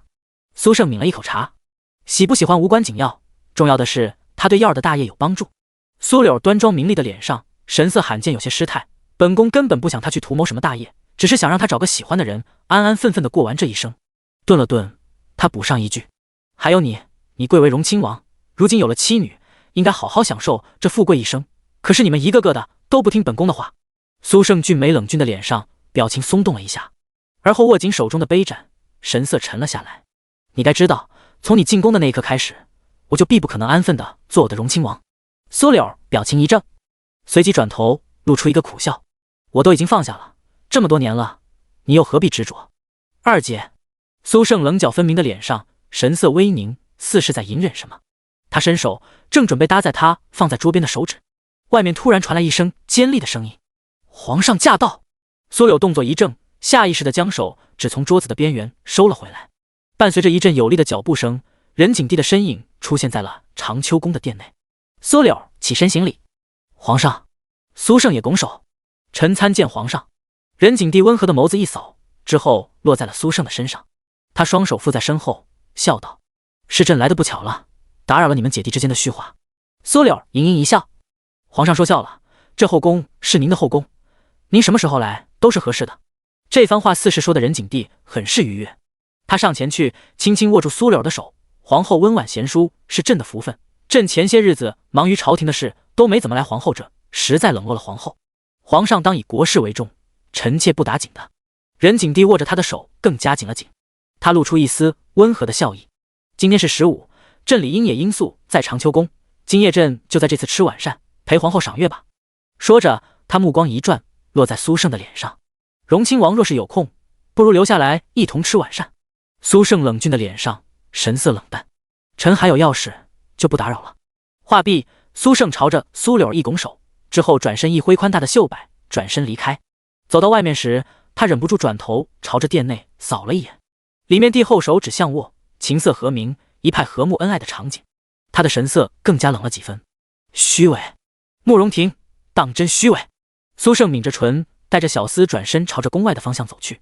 天色微暗，已经快要到宫门下月的时候，加上心中不悦，他的脚步便快了几分。蟒袍在夜色中甩出一抹凌厉的弧度，身后的小厮一路小跑着才能跟上他的步伐。苏胜走得太快，在经过假山的拐弯处时，差点撞上一个人。来人身子一闪，差点摔倒在地。苏胜顺手扶了他一把。第145章，做梦都想过这一刻。夜色下，慕容明山神色未定，他一抬眼，却撞见了一张俊美异常的脸，眉飞入鬓，目若星辰，削薄的唇微微压下，带着几分与生俱来的威仪。是荣亲王苏胜。荣亲王。短暂的惊讶之后，慕容明山站稳身子，立刻唤了一声。喊出名字的同时，他眸光低垂，耳垂隐隐泛上一丝红色。苏胜拧眉，似是在回忆他的身份。半晌，终于有了些印象：“你是贤妃的女儿。”荣亲王不记得了。慕容明山微微抬起头：“我们在宫宴上见过好几次，我是慕容明山，我母妃的确是贤妃。”他怎么也没想到会在这里遇上苏胜，便忍不住多问了一句：“荣亲王怎么在此？本王过来与皇后叙叙。”原来是这样。慕容明山露出一抹淡淡的笑意，他继承了宁英英的美貌，一双水眸盈盈动人，眉梢间自带风情。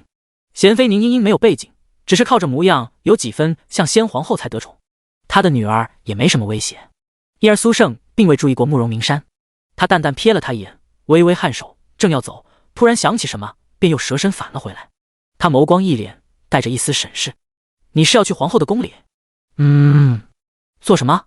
闻言，慕容明山有些心虚，他绞着手指，不好开口，但是又想与他多说一些话，便缓缓道：“我母妃新学了一支舞，想要邀请父皇去永乐宫欣赏她的舞。”说完之后，慕容明山纤细的手指微微握紧。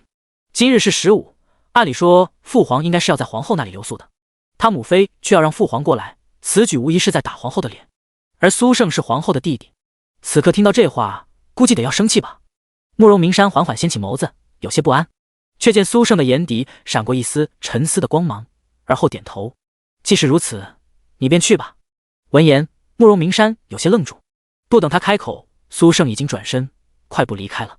他微微侧过身子，看着苏胜离开的方向，野丽的脸庞隐在黑暗中，看不清其中情绪。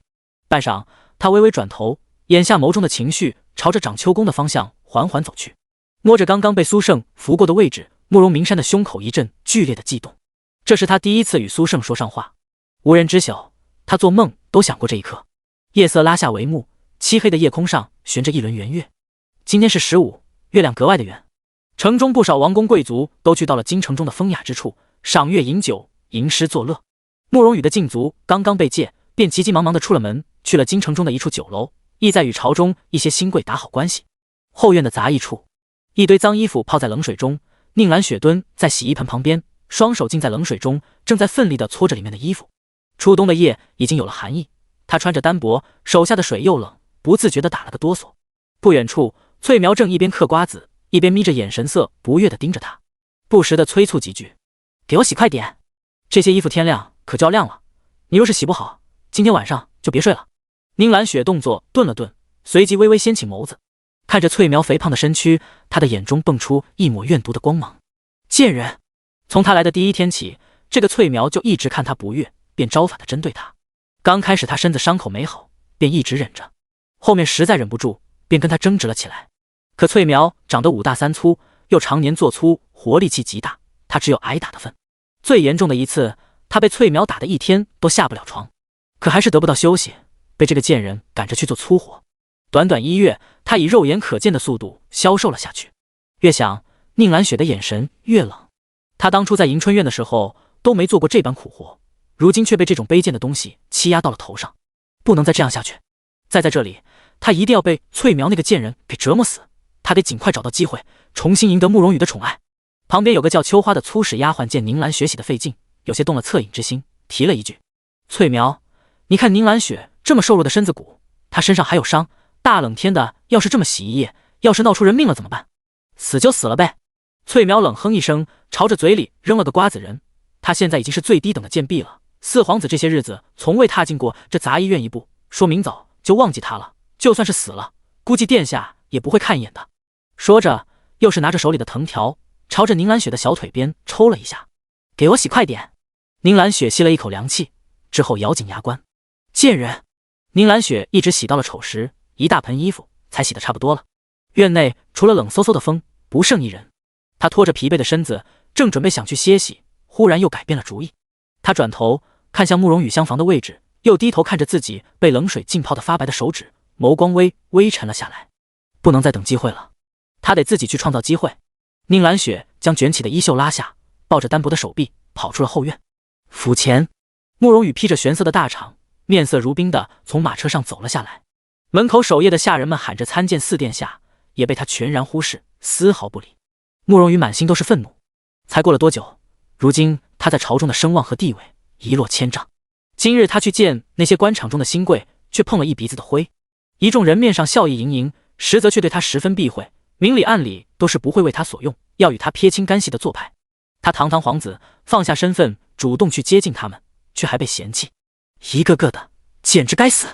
慕容羽满心愤懑，无处排解，一拳狠狠砸在旁边的一棵树上，手指瞬间一阵剧痛。身后的景六有些惊慌：“殿下，您手指流血了，滚远点，我要自己带会。”“是，奴才这就退下。”景六惶恐地离开了。慕容羽在原地站了一会，眉目纠结，心中一片悲伤与无助。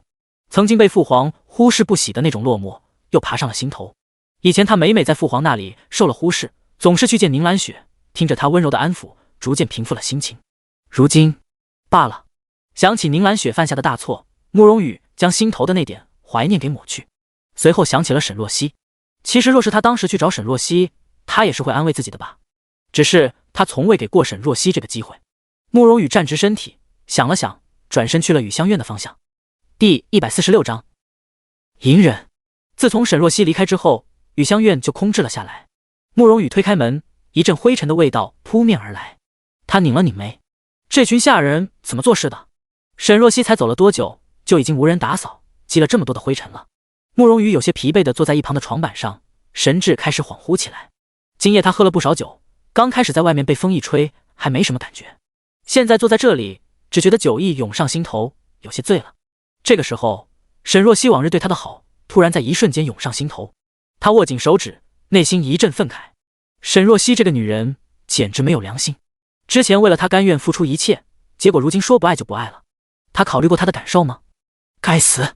沈若曦，你当真该死？真以为我没了你不行吗？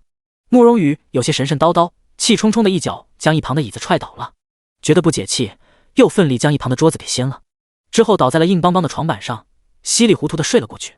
初冬的夜带着冷意，他抱着双臂，半睡半醒中抖了一下。就在此时，他却觉得脸上一暖，似是有人在轻抚他的脸。慕容羽想睁开眼，但是醉得厉害，身上使不出力气。就在此时，他感觉有人在吻他，温软的唇贴上他的脸，之后一路朝下。很快，一股强烈的刺激袭来，让他的小腹瞬间被点燃。慕容羽伸手将身下的人拽起来，压在了自己的身下。他半眯着眼，屋内一片昏暗，看不清对方的脸，只是若有若无的香气传来，引得他原本就不清醒的头脑更加发热。他不管不顾地撕去了身下人的衣衫，跟他滚在了一起。对方的技巧很娴熟，对他的喜好也很了解。慕容羽很快就被勾得理智全无。这突如其来的温柔香来得恰到好处，将他满心的愁绪抚平，沉沉陷入了欲海之中。半个多时辰后，宁兰雪拉着自己的衣服，蹑手蹑脚地从房间内走了出来。她并不打算躺在慕容羽的身侧，陪着他到天亮。若是这样做了，慕容羽醒来后定会觉得他是故意勾引他。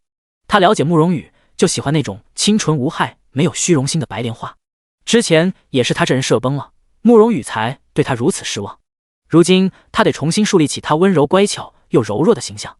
宁兰雪转头看了身后的房门一眼，眸中微微一冷。不过他倒是没想到慕容羽居然来了雨香院，难不成现在还放不下沈若曦？想到此，宁兰雪拧了拧眉，忍着腿间的不适，朝着杂医院的方向走了过去。慕容羽估计是静得久了，这次弄得有点重。等到了杂医院，宁兰雪又累又困，一倒头就睡下了。但是还没睡多久，就被一盆冷水给泼醒了。啊！他猛地尖叫出声，一瞬间从船上弹坐了起来。睁开眼，看见膀大腰圆的翠苗站在他的床前，一只手叉着腰，另一只手上拿着一个木盆。宁兰雪抹着脸上的水，怒声道：“你发什么疯？闭嘴！宁兰雪，昨天晚上让你洗衣服，结果你洗成什么样子了？”说着，翠苗一伸手拽住他的头发，将宁兰雪拖下了床。宁兰雪尖叫着，被他拽到了院子中。翠苗一伸手将他甩在了地上。“你给我好好看看，这就是你洗的衣服。”翠苗将一件外衣抖在他的跟前，只见白色的外衣上胸口处破了一个洞。翠苗满脸怒意：“这可是咱们府里管家研制的衣服，你居然给洗成这个样子，贱婢！看我不揍死你！”翠苗冲上来，骑在宁兰雪的身上，开始对她拳打脚踢。旁边的几个粗使丫鬟一边整理着院子，一边看戏。秋花抱着柴火，有些看不下，将翠苗给拦住了。“算了，她身体本来就不好，别打了，真要是死了，你也惹了一身麻烦，你说是不是？”翠苗起身啐了宁兰雪一口：“贱婢，这次的损失就拿你的月钱抵。”说罢，她骂骂咧咧地拿着外衣朝着外面走去。“洗坏了衣服，这是说大不大，说小不小，得让管事的婆子去跟上面说，跟严志说个情。”不一会儿，翠苗就回来了，她眼里闪着八卦的光，一过来就迫不及待地说道：“刚刚我去前院，结果听到了一个大消息。”院内的几个粗使丫鬟立刻过来，满脸好奇：“怎么了？发生什么事了？”做下人的日子枯燥又乏味，他们日常最喜欢的事情之一便是探听府里的秘密。之前宁兰雪是主子的时候，也是他们私下偷偷嚼的谈资。翠苗低声道：“我听前院的几个婆子说，昨天夜里四皇子是在雨香院过的，似乎是宠幸了一个女人。”众人纳闷，自从王妃和离后，雨香院不是没人了吗？是啊，所以才觉得邪门呢。一旁的宁兰雪听到这话，下意识地转过头看了过来。翠苗对上他的眼神，有些讥讽道：“怎么，听到四皇子宠幸别人，你是不是心里不好受？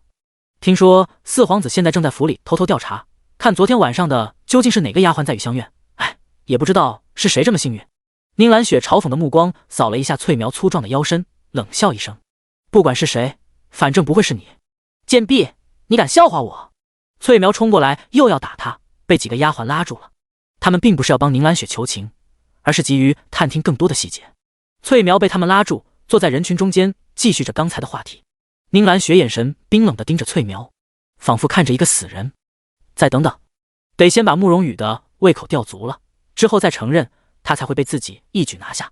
到时候翠苗这个贱人，他会让他知道什么叫生不如死。冬日的阳光洒在皇宫青色的地砖上，将昨夜的薄霜尽数融化。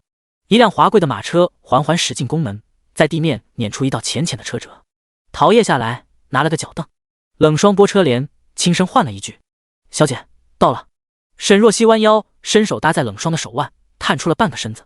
她银白如玉的脸上，双眸如水，唇色嫣红，一头乌黑的头发散在身后，如同上好的绸缎。她顶着日光眯了眯眼，之后动作轻柔地走下了马车。第147章觐见。昨日他突然收到皇后的口信，说她如今待嫁慕容恒，是未来的林王妃，皇后想见她。沈若曦便一早就来了。她有些疑惑，之前嫁给慕容羽的时候，皇后并未传唤她。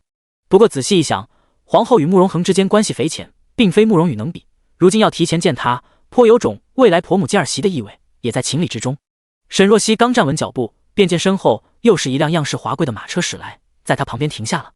车帘被掀开，一张白皙清丽的脸庞露了出来，是林秀仪。看见沈若曦，她的脸色瞬间冷了下来。没想到在这里也能遇上你，你该不会也是来见皇后娘娘的吧？沈若曦面不改色：“不错。闻言，林秀仪冷哼一声，拉着身上白色的披风，面无表情的迈步，朝着后宫的方向走了过去。沈若曦带着桃叶与冷霜，也朝着同样的方向走了过去。二人几乎是同时到了长秋宫的，还没有进去，便听见一阵说笑的声音。踏进殿门后，才发现殿内不止苏柳一人，秦海棠、秦贵妃、娴妃宁莺莺、德妃卢淑仪和兰嫔聂玉兰，包括几位公主和苏天灵。目光扫过苏天灵的片刻，沈若曦的目光冷了冷，随即压下眼底的情绪，朝着苏柳和其他妃嫔行了礼。苏柳满眼含笑，难怪别人都称赞你们二人是京城双姝，如今一看，果真是国色天香的美人。灵王和瑞王倒真是有福气了。沈若曦垂眸，皇后娘娘谬赞。林秀仪也柔柔应了一声，多谢娘娘夸赞。秦海棠扶着自己华贵的金步摇，美目微微一转，落在林秀仪的脸上，蹙了蹙眉。林秀仪，你脸色怎么这么差？赐婚瑞王不应该是大喜的事，你神色憔悴，一脸哀怨，是怎么回事？林秀仪一愣，没想到秦海棠上来就直接质问。她违心道：回贵妃娘娘，臣女近日是生病了，所以面色不太好，能嫁给瑞王殿下是臣女的荣幸，臣女太过高兴，几日都没睡好觉。谁知听到这话，娴妃宁莺莺一声冷笑：几日都睡不好觉，赐婚这事就让你高兴成了这样？你好歹是太傅之女，就算是开心，也未免有些太不矜持了。德妃吕淑仪开口道：这是天大的荣幸，换谁都不能平静对待，正因如此，才显得林秀仪对这门亲事看重。宁莺莺嗤笑一声，随后看向沈若曦：沈若曦，你呢？也高兴的几日没睡？沈若曦，臣女自然是高兴的。苏柳瞥了宁莺莺一眼，今日本宫唤他们二人过来，是想提前见见他们，与他们随意聊聊。你们这番说话，倒是吓着他们了。闻言，宁莺莺有些不愿地闭上了嘴。苏柳让工人给沈若曦和林秀仪赐座，之后与二人说了几句。宁莺莺懒懒地站起身：皇后娘娘，臣妾有些乏了，就告辞了。她本就是闲得没事，才想过来看看，但是刚坐一会就觉得有些累了。说起来奇怪，最近她总是觉得容易困，不知道是不是天气冷了，人也懈怠了。苏柳也没留她，应了一声，便让宁莺莺走了。慕容明玉坐在旁边，目光落在沈若曦脸上。沈若曦，听说灵王的聘礼已经送到你将军府了，大张旗鼓的从前门摆到了后院，风光极了。而后他话锋一转，突然笑道：估计是比你当初嫁给四皇子的时候还要盛大的多吧。他突然提及慕容羽，着实让场面有些僵。苏柳转头微微瞪了他一眼，慕容明玉却当作没看见。秦海棠有些不爽：明玉公主，你不会看气氛吗？今日这么大喜的日子，你提慕容羽那晦气的玩意做什么？膈应谁呢？今日他来这里就是怕沈若曦被人欺负，一看果然有不长眼的。慕容明华在旁边不动声色地掐了下秦海棠的胳膊：皇后还在呢，悠着点。秦海棠被他一提醒，有些不愿意闭了嘴。慕容明玉被他责骂，脸上有些挂不住：贵妃娘娘，我并非那个意思，而是……秦海棠打断他的话：行了，今日在我们面前膈应几句不要紧，等到了灵王面前，你可得说话小心点。本宫听说他将沈若曦捧在心尖尖，听到这话可不高兴。闻言，慕容明玉脑海里自动浮现了慕容恒冰冷的面容，霎时还真有些发怵，顿时没吭声了。苏柳端坐在软榻上，缓缓道：若曦与恒儿这些日子听说倒是相处的不错，不过林秀仪，你与瑞王并不熟悉，本宫今日唤你过来，是想给你个机会，与瑞王熟悉熟悉。林秀仪有些惊讶：瑞王殿下在这里？不仅仅瑞王，还有其他的王公贵女。今日你与沈若曦留在宫中吃午膳，你正好趁此机会与瑞王多聊聊。林秀仪心神一动：其他人？这么说，慕容恒也在？慕容明玉突然道：林秀仪，我就这一个弟弟，要是心性单纯，你日后可得一心一意对他，全力做好他的瑞王妃。若是你有半点不守规矩的，不仅父皇和母后饶不了你，我也定不会放过你。林秀仪倾慕慕容恒的事，他很清楚。如今将林秀仪赐婚给慕容耀，他还真担心林秀仪身在曹营心在汉，他得好好敲打他。对上慕容明玉警告的眼神，林秀仪有些心惊。之前慕容明玉对他倒是都客气，今日却翻脸这么快，倒是让他觉得有些不好惹。林秀仪下意识看向旁边的苏柳，以为他会说点什么制止慕容明玉，却见苏柳喝着茶水，眸光淡淡，似是没听见。林秀仪顿时心一沉。沈若曦在旁边也垂了垂眸，今日乃是来聊天的，怕是来敲打他们的吧。第148章，感情一直很好。沈若曦坐在椅子上，在长秋宫内与几人聊了一会。可能是因为林秀仪与慕容耀的亲事太过突然，加上慕容耀是皇后的亲生儿子，慕容明玉将矛头都对准了林秀仪。沈若曦反倒是落得轻松，几人在长秋宫待到了晌午之后，纷纷去了御花园。苏柳早就沿着河道两边的亭子设好了流觞曲水宴，最前面的是几位皇子，慕容修和慕容耀，还有解了禁足不久的慕容羽。慕容恒并不在，慕容明华走在沈若曦的身侧，语气调侃：“别失望，九哥也来了，不过去了太后那里。”沈若曦转头，目露疑惑。这位静安太后是仁景帝的亲生母亲，听说也是脾性极好，只不过多年来一直有痴症，一会清醒，一会糊涂，因而她一直住在自己的靖康宫，大小事宜基本都不出面了。现在年纪大了，糊涂的时候更多了。沈若曦道：“那为何其他皇子都没去，偏偏只有灵王去了？”那是因为太后从小就偏爱九哥，今日九哥一进宫就被太后召见了过去，估计要留在靖康宫吃午膳了。慕容明华明艳动人的脸上闪过一丝狡黠的光芒。你这与九哥还未成亲呢，就这么分不开了？你们什么时候感情变得这么好了？我们感情一直都很好啊。慕容明华，学会虐狗了是吧？沈若曦随口问道。说起来，你也到了该成婚的年纪，不知道什么样的男子能入你的眼。慕容明华一抬眸，看见不远处沈彻正站在凉亭边，跟同期的同僚们聊什么。青年面如冠玉，举手投足间风度不凡，如青松玉柏，十分瞩目。他微微勾了勾唇，好看的吧？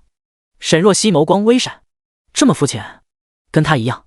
不远处，林秀仪提着自己的罗裙，跟在慕容明玉的身后，缓缓上了凉亭的台阶。皇后已经发话，让他与瑞王增进一下感情，即使不愿，他也得过来。原本以为慕容恒也在，结果到了这里，却唯独不见慕容恒，他的心中难免失落。此时，旁边突然传来一声不悦的声音：“你那什么脸色？搞得本公主逼着你过来一样。”慕容明玉转头，见林秀仪眉宇间的愁色，有些不快，低声呵斥了一声。林秀仪心中有些不悦，但碍于身份不好发作，只能调整了表情，露出一个淡淡的笑意。臣女紧张，刚刚走神了。慕容明玉冷哼一声，带着她到了慕容耀的面前。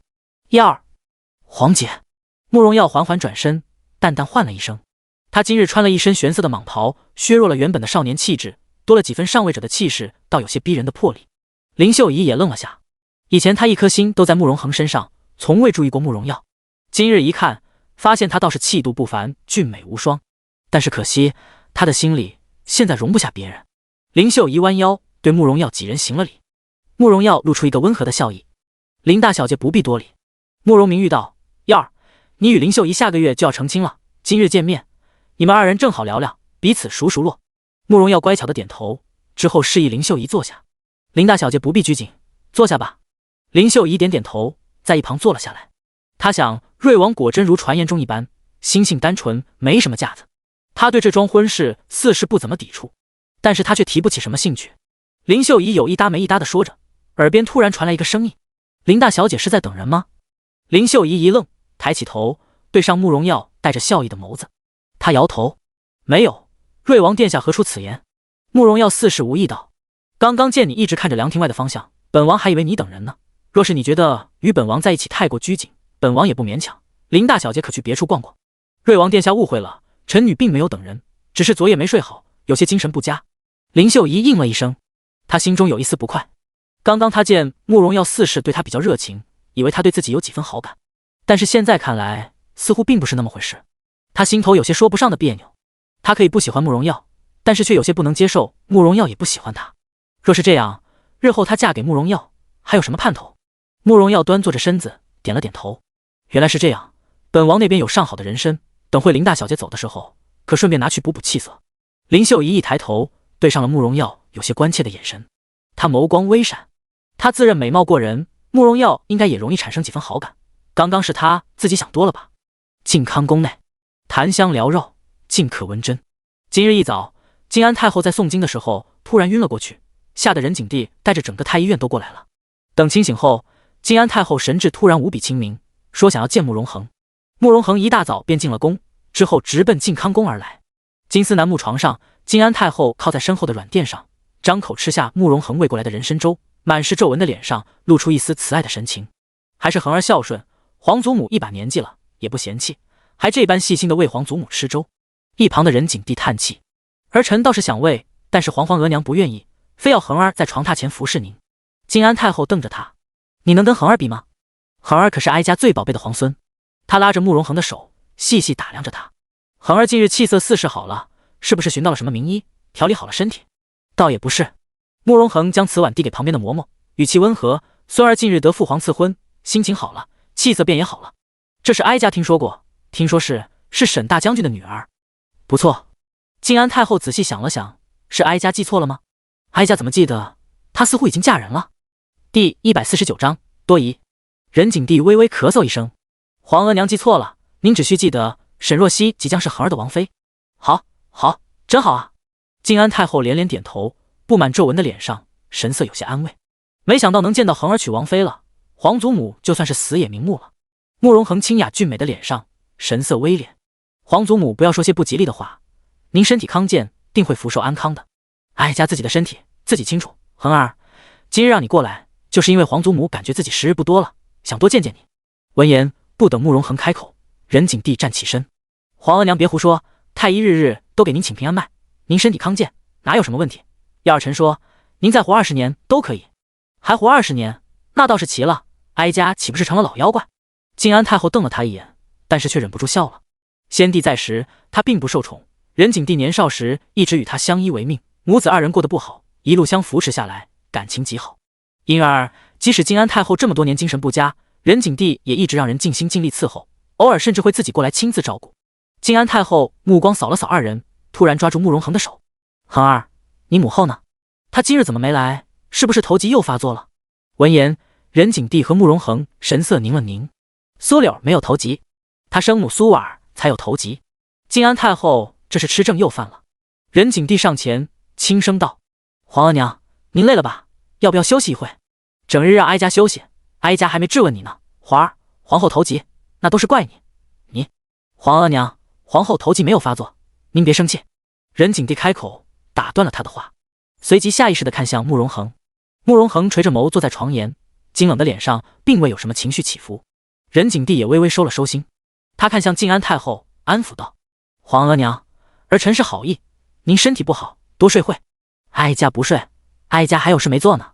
说着，他浑浊的双眼露出一丝思索，喃喃道：是什么事来着？哀家一时忘记了。半晌，他露出一个恍然的神情，伸手在自己的枕头底下摸了摸，之后摸出了一个玉手镯，成色不是极好，上面还有点斑驳的痕迹，是先帝送给他的为数不多的一件首饰，他一直带在身边。静安太后拉着慕容恒的手放在他的掌心，笑眯眯的：恒儿有王妃了，这只手镯送给你未来的王妃，这可是哀家最宝贝的手镯了，可别跟你皇祖父说，他要是知道我把他送的东西给人了，一定会怪罪我的。太上皇早就已经不在了，就算在的话，也不会在意他将手镯送给谁吧。慕容恒轻轻握着手镯，点了点头：孙儿谢过皇祖母。那明日大婚，你可得记得带着你的王妃过来给哀家看看，哀家倒是要瞧瞧什么样的女子能够入得了恒儿的眼。慕容恒也未反驳，低声应下：孙儿知道了。2人陪着静安太后吃了午膳之后，又陪着她聊了会天。等到静安太后歇息后，任景帝与慕容恒才走出寝宫。一到外面，一直等候的骆太医便跪倒在地：皇上，灵王殿下。任景帝问道：太后的身体究竟怎么样？回皇上，太后的身体状态不佳。闻言，任景帝的眉头瞬间蹙起：怎么个不佳？支支吾吾的，朕要听实话。见他动怒，骆太医头垂得更加厉害，只能如实道：皇上，太后身体衰竭的厉害，而且精神状态也愈加不好，恐怕……顿了顿，他鼓足勇气道：恐怕这个冬日难挨过去了。说到最后，他声如蚊呢。任景帝脸色瞬间沉了下来，慕容恒眸光也微微顿了一下，他问道：真没办法了吗？灵王殿下，微臣已经尽力了，太后如今随时都有可能，请皇上和灵王殿下做好心理准备。若是可以的话，其实倒是可以试试给太后冲冲喜，若是太后心情好了，说不定会有点起色。冲喜？任景帝愣了一下，随即下意识地看向慕容恒，露出一抹沉思的神色。他挥挥手示意骆高杰离开。等人走后，任景帝转头看向慕容恒，刚刚骆高杰的话恒儿也听见了，恒儿有何想法？慕容恒神色平静：下个月是瑞王大婚，倒是请皇祖母亲临，他老人家说不定会有好转。任景帝摇头：太后最想看见的应该是恒儿娶灵王妃，儿臣的婚事已经定在了来年正月，皇祖母福寿延绵，一定能到那个时候的。说罢，慕容恒拱了拱手：父皇，儿臣就先去御花园了。他转身缓缓离开。自古帝王多疑，他知道任景帝在怀疑是不是他授意骆高杰这样说，让他与沈若曦的婚事提前。原本他求娶沈若曦，任景帝内心便不是十分同意。将军府一直是为任景帝所用，如今他与沈若曦即将成婚，若是将军府倒戈成了他的助力，对皇权是削弱，而且他与荣亲王一直以来的制衡局面也会被打破。此事他多说无益，等任景帝自己去调查吧。他亲自查到此事并非他授意，任景帝才会安心。有了结果之后，不必他多言，任景帝自会有决断。不论如何，沈若曦他定是要娶的。御花园内，流觞曲水宴已经散去，沈若曦的心情并不太好。席间，慕容羽频频向他示意，企图引起他的注意，让他的胃口都没了。等到人群散去，慕容要起身，邀请林秀仪一同在宫内逛逛。林秀仪应下，二人漫步离开了。沈若曦转身也欲离开御花园，身后慕容羽原本是想要追来的，但是却被冷霜和冷夜双双挡住。冷霜武艺高强，冷夜是慕容恒的人，他两个都不好得罪，只能悻悻作罢。陶叶跟在沈若曦身后，露出一个嫌弃的眼神。奴婢看四皇子脑子是真坏了，小姐都要跟灵王殿下成亲了，他到底要干什么？你不是说他脑子坏了，何必跟一个脑子不正常的人计较？陶叶笑出声，小姐说的是。主仆二人刚刚离开御花园，却迎面撞上一个人。第150章，解围。是沈彻，他薄唇抿紧，神色微沉，看起来有些不悦。沈若曦露出一丝诧异：“二哥，谁惹你生气了？”不等沈彻回答，他身后的阿昌探出身子，惊慌道：“大小姐，之前那个女流氓又来了，还阴魂不散地缠上二少爷，二少爷可气坏了。”女流氓？沈若曦一转头，看见不远处苏天灵正带着婢女和随从，双手负在身后，悠哉悠哉地走过来。他去哪都是这么张扬，排场弄得比公主都大。那张脸没有继承到苏盛极家的骨相，也没有薛元的柔美妩媚，虽然是好看的，但是却显得刻薄狠厉。相由心生，沈若曦看着他的眼神又冷了几分。苏天灵走过来，目光落在沈彻身上，像是盯着猎物一般，充满了戏谑。沈大人怎么这般躲着本郡主？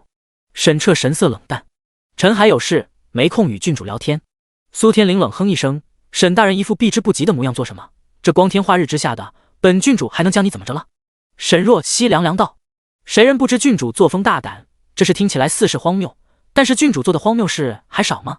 苏天灵冷笑一声：“沈若曦，你话可不能乱说。若是本郡主真做了什么伤天害理的事，皇上早就处置我了。你这般说，难不成是在怀疑皇上包庇我？”沈若曦眸光凌厉：“圣上仁慈，不想郡主却不知感恩，反而得寸进尺。臣女并未怀疑皇上，反倒是郡主的行径是在藐视皇权。”听到这话，苏天灵的神色沉了下来。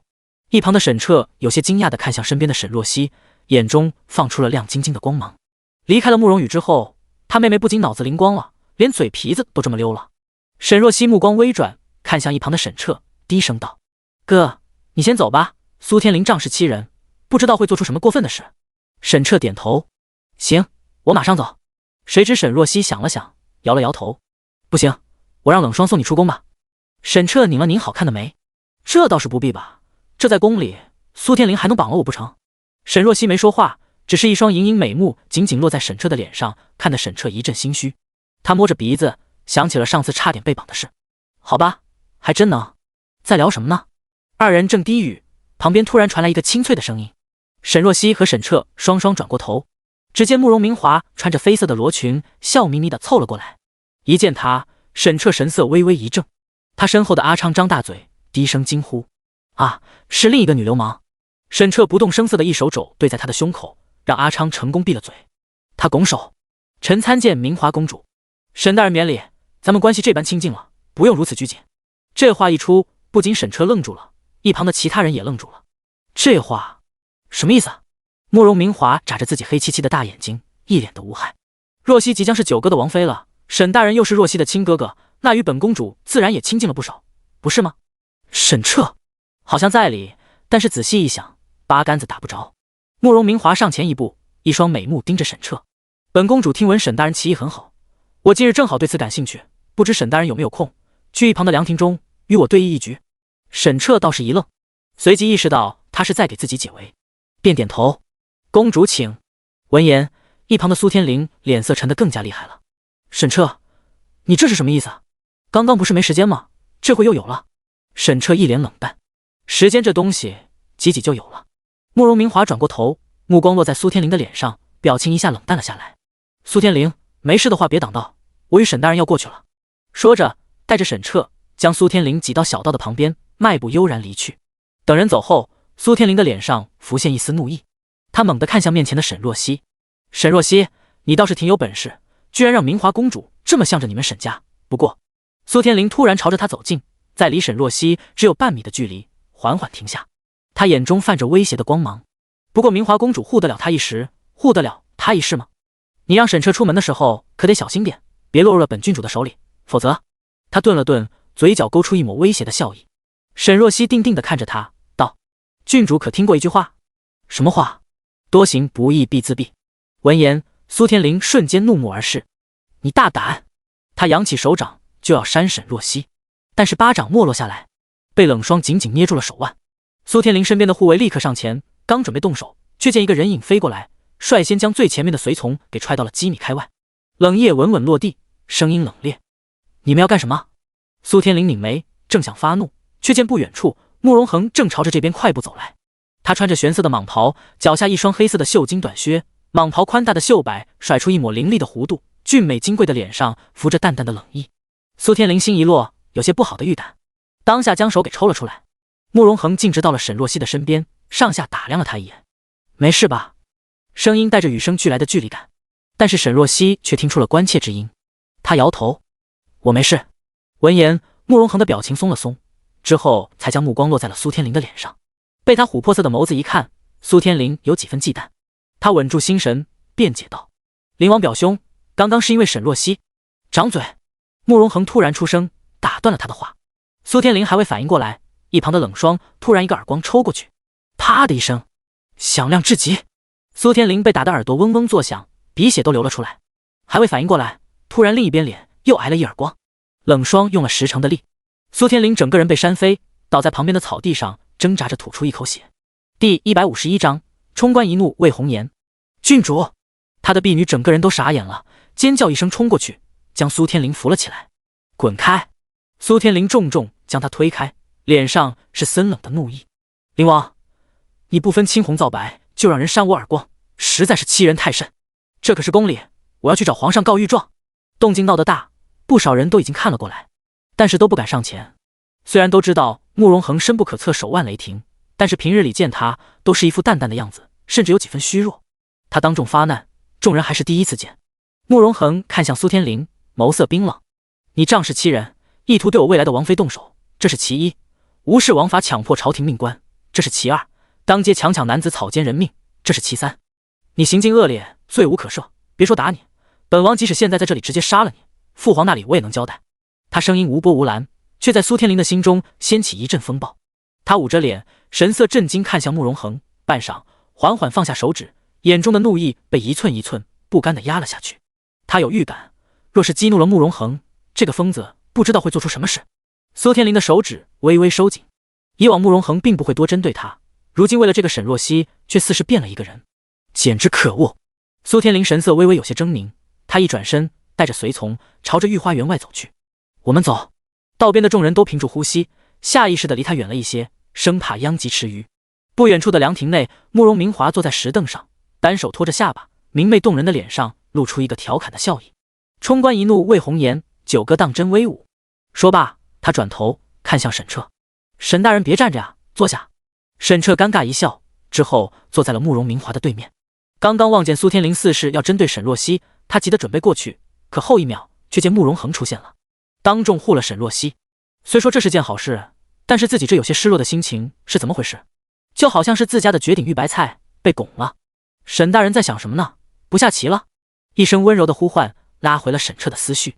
他抬眸对上了慕容明华明亮漆黑的双眸，沈彻不由得心神一动，他稳住心神，伸手在棋盘上方示意了一下：“明华公主，您先请。”慕容明华拿着棋子，眨巴着眼，露出一副柔弱的模样：“沈大人，等会可得手下留情啊。”说罢，落下一子。沈彻也跟着落子。随着时间过去，棋局也逐渐明显起来。慕容明华落下最后一子，笑眯眯的道：“沈大人，我好像赢了。”沈彻，小丑竟是他自己是吧？他如玉的脸上神色有些尴尬。公主棋艺高超，微臣佩服。沈大人谦虚了，一定是你手下留情，我才赢了此局，对吧？沈彻，真没有。沈彻眸光微垂，温声道：今日还未对公主道谢。他拱手，如玉般清雅的脸上露出一丝淡淡的笑意，多谢公主今日替臣解围了，加上之前2次了。慕容明华拖着下巴，目光在他清俊俊美的脸上停了停，之后道：沈大人不用挂在心上，我帮你亦是帮自己。公主何意？沈彻这倒是不懂了，却见慕容明华眯了眯眼，露出一个狡黠的笑意。他并未回答他，而是站起身：我还有事，得去我母妃那里一趟，沈大人也先回去吧。他起身，带着宫女施施然离开。等沈彻回过神，空气中只剩弥留的一缕淡淡香味。日光温柔，午后的风也带着慵懒的倦意。沈若曦与慕容恒一起在后花园内并肩散步，二人逐渐远离人群，去了一处比较僻静的回廊处。沈若曦看着他，忽然道：手伸出来。慕容恒乖乖伸出左手，沈若曦搭上他的脉搏，替他把了下脉，脉象平稳，没什么问题。他将手移开，压低声音：灵王殿下，鸠夜的毒，你查出是谁下的吗？慕容恒摇头，之后缓声道：本王内心有怀疑的人，不过还不确定。此事皇上知道吗？不知。为什么？沈若曦有些疑惑。王爷若是将此事告知陛下，陛下也可替你查探一番，皇权施压之下，定会有更大的进展。慕容恒却没吭声，他伸手捏着沈若曦细白的手腕，将她的手掌包裹在掌心，语气有些漫不经心：因为他也是我怀疑的人选之一。沈若曦一惊，掌心细小的颤动让慕容恒微微掀起了眸子。你似乎很惊讶。沈若曦点头，确实惊讶，人人皆知皇上对你是极其宠爱，父皇宠爱我，并非单纯的因为我是他儿子。他说的隐晦，沈若曦并不全然理解其中含义，只觉得有些心惊。皇权之下，深宫之中，一切看来并非表面那般。他正沉思，突然听见一阵细碎的呼救声，伴随着女子的呜咽：救命！救命啊！沈若曦一愣，下意识地站起身。女子的声音又断断续续传来。沈若曦拧了拧眉，转了转身子，声音好像是从那处假山边传来的。皇宫禁地，怎么会有人呼救？慕容恒也站起身，跟他一起朝着假山处走了过去。二人快步过去，看见林秀仪正被人按在一处石头上，外衫被人扯开了，而按在他身上准备施暴的不是别人，正是慕容修。沈若曦出声道：端王殿下。听见声响，慕容修动作一顿，转身看了过来。林秀仪趁机推开他，抹着眼泪朝着慕容恒的方向跑了过来。灵王殿下，救救臣女！沈若曦拦在慕容恒的面前，伸手将林秀仪的外衫整理了一下。林大小姐不必惊慌，我与灵王殿下在，没事的。林秀仪止住脚步，面色微沉。虽然沈若曦来得及时救了她这一遭，但是她却对她感恩不起来。若是慕容恒一人过来就好了。第152章负责。沈若曦问道：究竟怎么回事？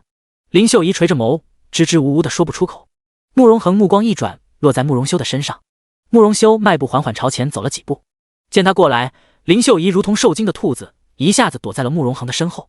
慕容修抬手将自己的蟒袍随意整理了一下，露出一个有些不羁的笑意。本王今日午宴喝多了酒，有些醉了，林大小姐，对不住了。这么轻飘飘的语气，瞬间让林秀仪的脸上浮现了怒意。沈若曦也蹙紧了眉头。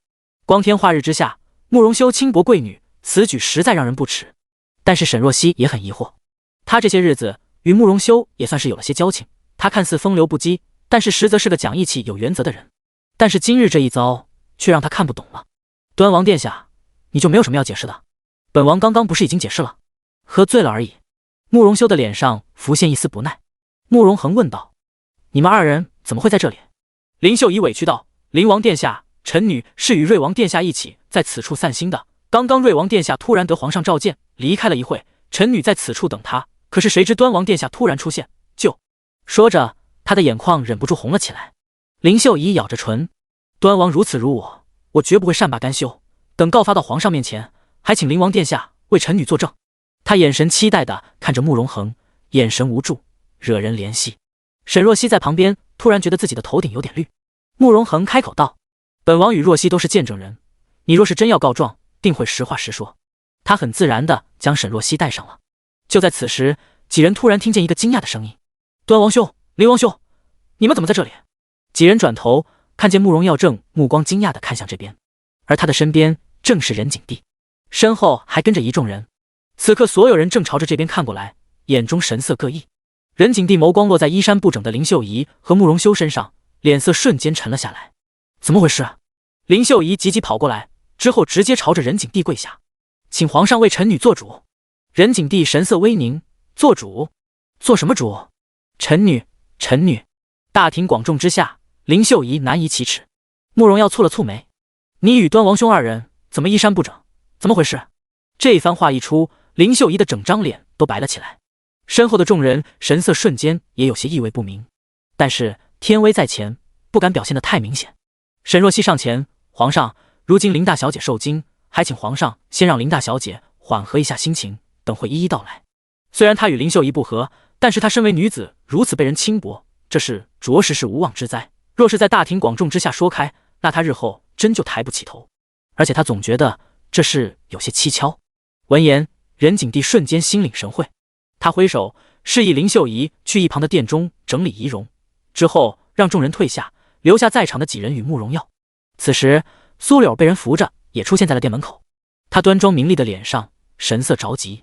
听说林秀仪出事了，究竟怎么了？任景帝扫了他一眼，示意道：皇后坐下吧，朕正审着呢。苏柳微微点了点头，坐在了任景帝的身边。任景帝目光沉沉地看向林秀仪，究竟什么事？如实说来。林秀仪满脸都是委屈与愤怒，她上前跪地叩首：皇上，臣女刚刚在园中等待瑞王殿下，却见端王殿下突然闯了进来，之后就意图对臣女不轨。听见这话，几人神色一变。林秀仪低声道：幸好灵王殿下在，及时出现，否则臣女就……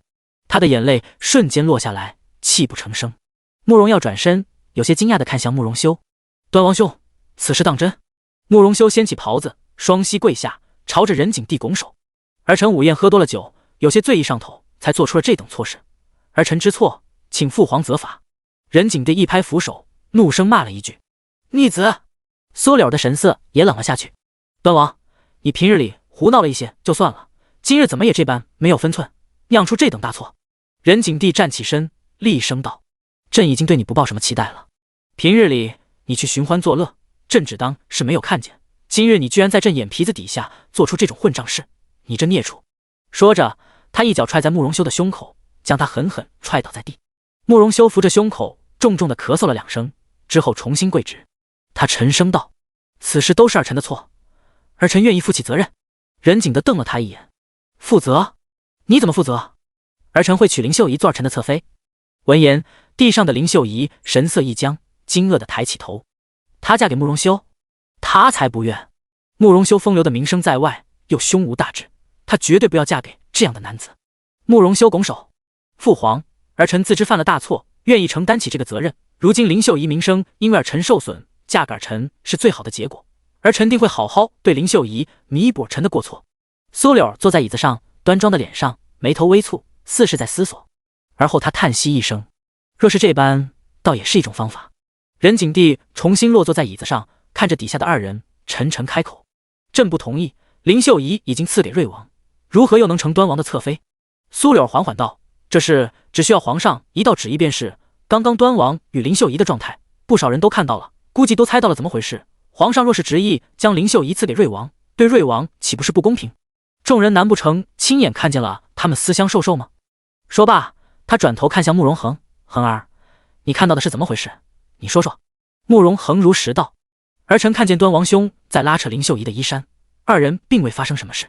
闻言，任景帝看向苏柳：皇后，你听见了，林秀仪尚且是完璧之身，就因为此事要将林秀仪改赐给端王，不免太过荒谬了吗？第153章婚事提前。苏柳手指紧紧按着椅子的扶手，众口铄金，今日这么多人看见了园内的事，一定会有不好的言论传出来。林秀仪与端王之间有没有发生什么，不是那么重要了，她名节已毁，嫁给瑞王实在不妥。任景帝声音淡淡：谁敢乱传谣言，朕就杀了谁以儆效尤。皇后还有什么问题吗？他话音落下，殿内安静了几秒。苏柳还想开口，却见慕容耀抢先一步道：林王兄既然亲眼看见端王兄并未酿成大错，那林秀仪便就还是未来的瑞王妃。今日之事，相信在父皇的震慑下，没人敢乱嚼舌根。闻言，任景帝神色松了松，他笑道：瑞王明事理，朕甚是欣慰。见状，苏柳手放在椅子扶手上，微微垂了下去。他也知道此刻多说无益，任景帝靠在椅子上，冷峻的脸上眸子幽深至极。半晌，他开口道：“瑞王与林秀仪成亲的事照常举行，恒儿的婚礼也放到同一天吧。”此话一出，殿内的几人都有些惊讶。苏柳问道：“恒儿与沈若曦的亲事不是在明年吗？太后身体不佳，太医说要冲喜，就将恒儿的婚事提前吧。朕刚刚找大司命看过，那一天与恒儿与沈若曦的八字相合，也是好日子。”说罢，他掀起眸子看向慕容恒和沈若曦：“你们二人觉得如何？”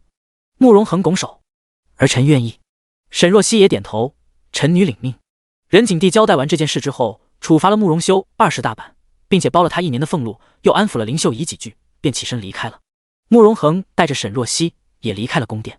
林秀仪跪在原地，怔怔地看着慕容恒修长的背影，心中极为复杂。他都没有关心他一句：“受惊了吗？”一旁传来一个温和好听的声音。林秀仪一抬头，撞见慕容耀黑漆漆的眸子，他微微垂眸：“臣女没事，多亏皇上深明大义。”林秀仪缓缓站起身，看着慕容耀清俊如美玉的脸庞，他迟疑道：“瑞王殿下，您会不会对臣女有嫌隙？林王兄都说你与端王兄并未发生什么，此事就此翻过，本王不会在意。”闻言，林秀仪总算是松了口气，嫁给瑞王总比嫁给端王好。经此一遭，他倒是对此事没那么排斥了。林秀仪朝着慕容耀扶了扶身，也带着婢女离开了宫殿。慕容耀看着他的背影，唇边的笑意收敛，眼神一寸一寸冷了下去。他原本就对林秀仪没有半分感情，又何来嫌隙一说？但是今日事情确实没能如他所愿。他原本是想要慕容修与林秀仪发生关系，这样即使父皇不愿，也只能将林秀仪嫁给慕容修，但是却被慕容恒和沈若曦给撞见阻止了，未免太不巧了。不知怎么，慕容耀突然想到了之前玄通主持说的变数。1、2，苏柳儿走近他，轻轻唤了一声。慕容耀转头：“母后。”苏柳看着他，眸中露出一丝关切。耀儿若是真不想娶林秀仪，母后再想想别的法子。不必了。慕容耀打断他的话，他浅浅一笑，露出2颗小虎牙，沾染上几分少年气。母后已经为儿臣尽力了，但是如今父皇的态度已经很明显，不会松口的，母后就不必涉险了。说着，他朝着苏柳拱了拱手：“母后，儿臣还有事，就先走了。母后在小厨房给你做了你最喜欢的菜，陪母后吃个饭再走吧。”“不了，儿臣有急事。”慕容耀朝着他拱了拱手，一转身便朝着宫殿外走去。林秀仪这边已经没了可能性，那他只能换个方向。现在没有心情去用膳。苏柳在原地看着慕容耀的背影，直到他消失在视线中，才缓缓收回目光，而后招呼身边的宫女：“端王被打了20大板，一定伤得不轻，你去本宫那里拿上一瓶上好的金疮药，悄悄给他。”苏柳叹息一声，此事是他对不住慕容修了。皇宫外，沈若曦出了宫门，正巧看见慕容修被2个随从扶着，正踉踉跄跄的要上自己的马车。他上前走了过去：“端王殿下。”慕容修转头看见沈若曦，神色略有冷淡：“有事？”沈若曦迟疑了一下，还是直接问了出来：“端王殿下，刚刚林秀仪那件事究竟是怎么回事？你不是已经看见了吗？”慕容修嘴角露出一个自嘲的笑意：“本王醉酒，险些酿成大错。”慕容恒站在一旁，一双狭长的眸中带着几分审视：“我记得你酒量并没有这么差。”心中有些烦闷，今日就多喝了几杯。慕容修脸色苍白，随即叹了口气：“林秀仪估计是恨上了我，等我养好伤后，会亲自登门给林太傅道歉的。”说着，他朝着慕容恒和沈若曦挤出一个笑意：“没想到你们的下个月就要成亲了，恭喜了。”说罢，他转身扶着臀部，艰难地挪进了车厢内。沈若曦问不出什么，也只能上了自己的马车，却见身后慕容恒将自己的蟒袍提起来，也亦步亦趋地跟在他的身后。沈若曦睁大眼：“你干嘛？与你上一辆马车？你自己不是有马车吗？本王马车太大，冷。”沈若曦：“胡说八道，你是张口就来啊？”他迟疑，若是被人看到，估计会惹来闲言碎语吧。谁嚼舌根，本王就杀了他以儆效尤。他很自然地学着任景帝的语气，说出这种震慑的话语。见沈若曦不吭声，慕容恒瞳孔微微晃了晃，之后单手握拳放在嘴边咳嗽了几声，趁着那张原本就冷白病弱的脸，看起来委屈极了。外面冷，再不进马车，我可能要生病了。他软硬兼施，沈若曦只能投降。行，那你进来吧。慕容恒嘴角噙着一丝笑意，也跟着他钻进了车厢。一旁的冷夜将这一切看在眼里，忍不住在心底摇了摇头。主子这真是为了和未来王妃亲近，什么手段都使。多少有点不要脸了。车厢内，沈若曦刚刚坐稳，突然就见慕容恒一伸手揽住她的腰，将人抱在了自己的腿上。沈若曦吓了一跳，她压低声音：“你干什么？本王说了，这样就暖和了。”沈若曦一双美目瞪着他，耍流氓也不会找个好点的借口吗？第154章无药可救。他挣扎了2下，没挣扎开，也就随他去了。窝在慕容恒的怀里，他悠悠叹了口气，说起来，今日端王殿下和林秀仪的事，你觉得是怎么回事？慕容恒如玉的指尖抬起，把玩着他的一缕黑发，淡淡道：“凡是想不清楚的时候，朝着利益方面想，自然就能想通了。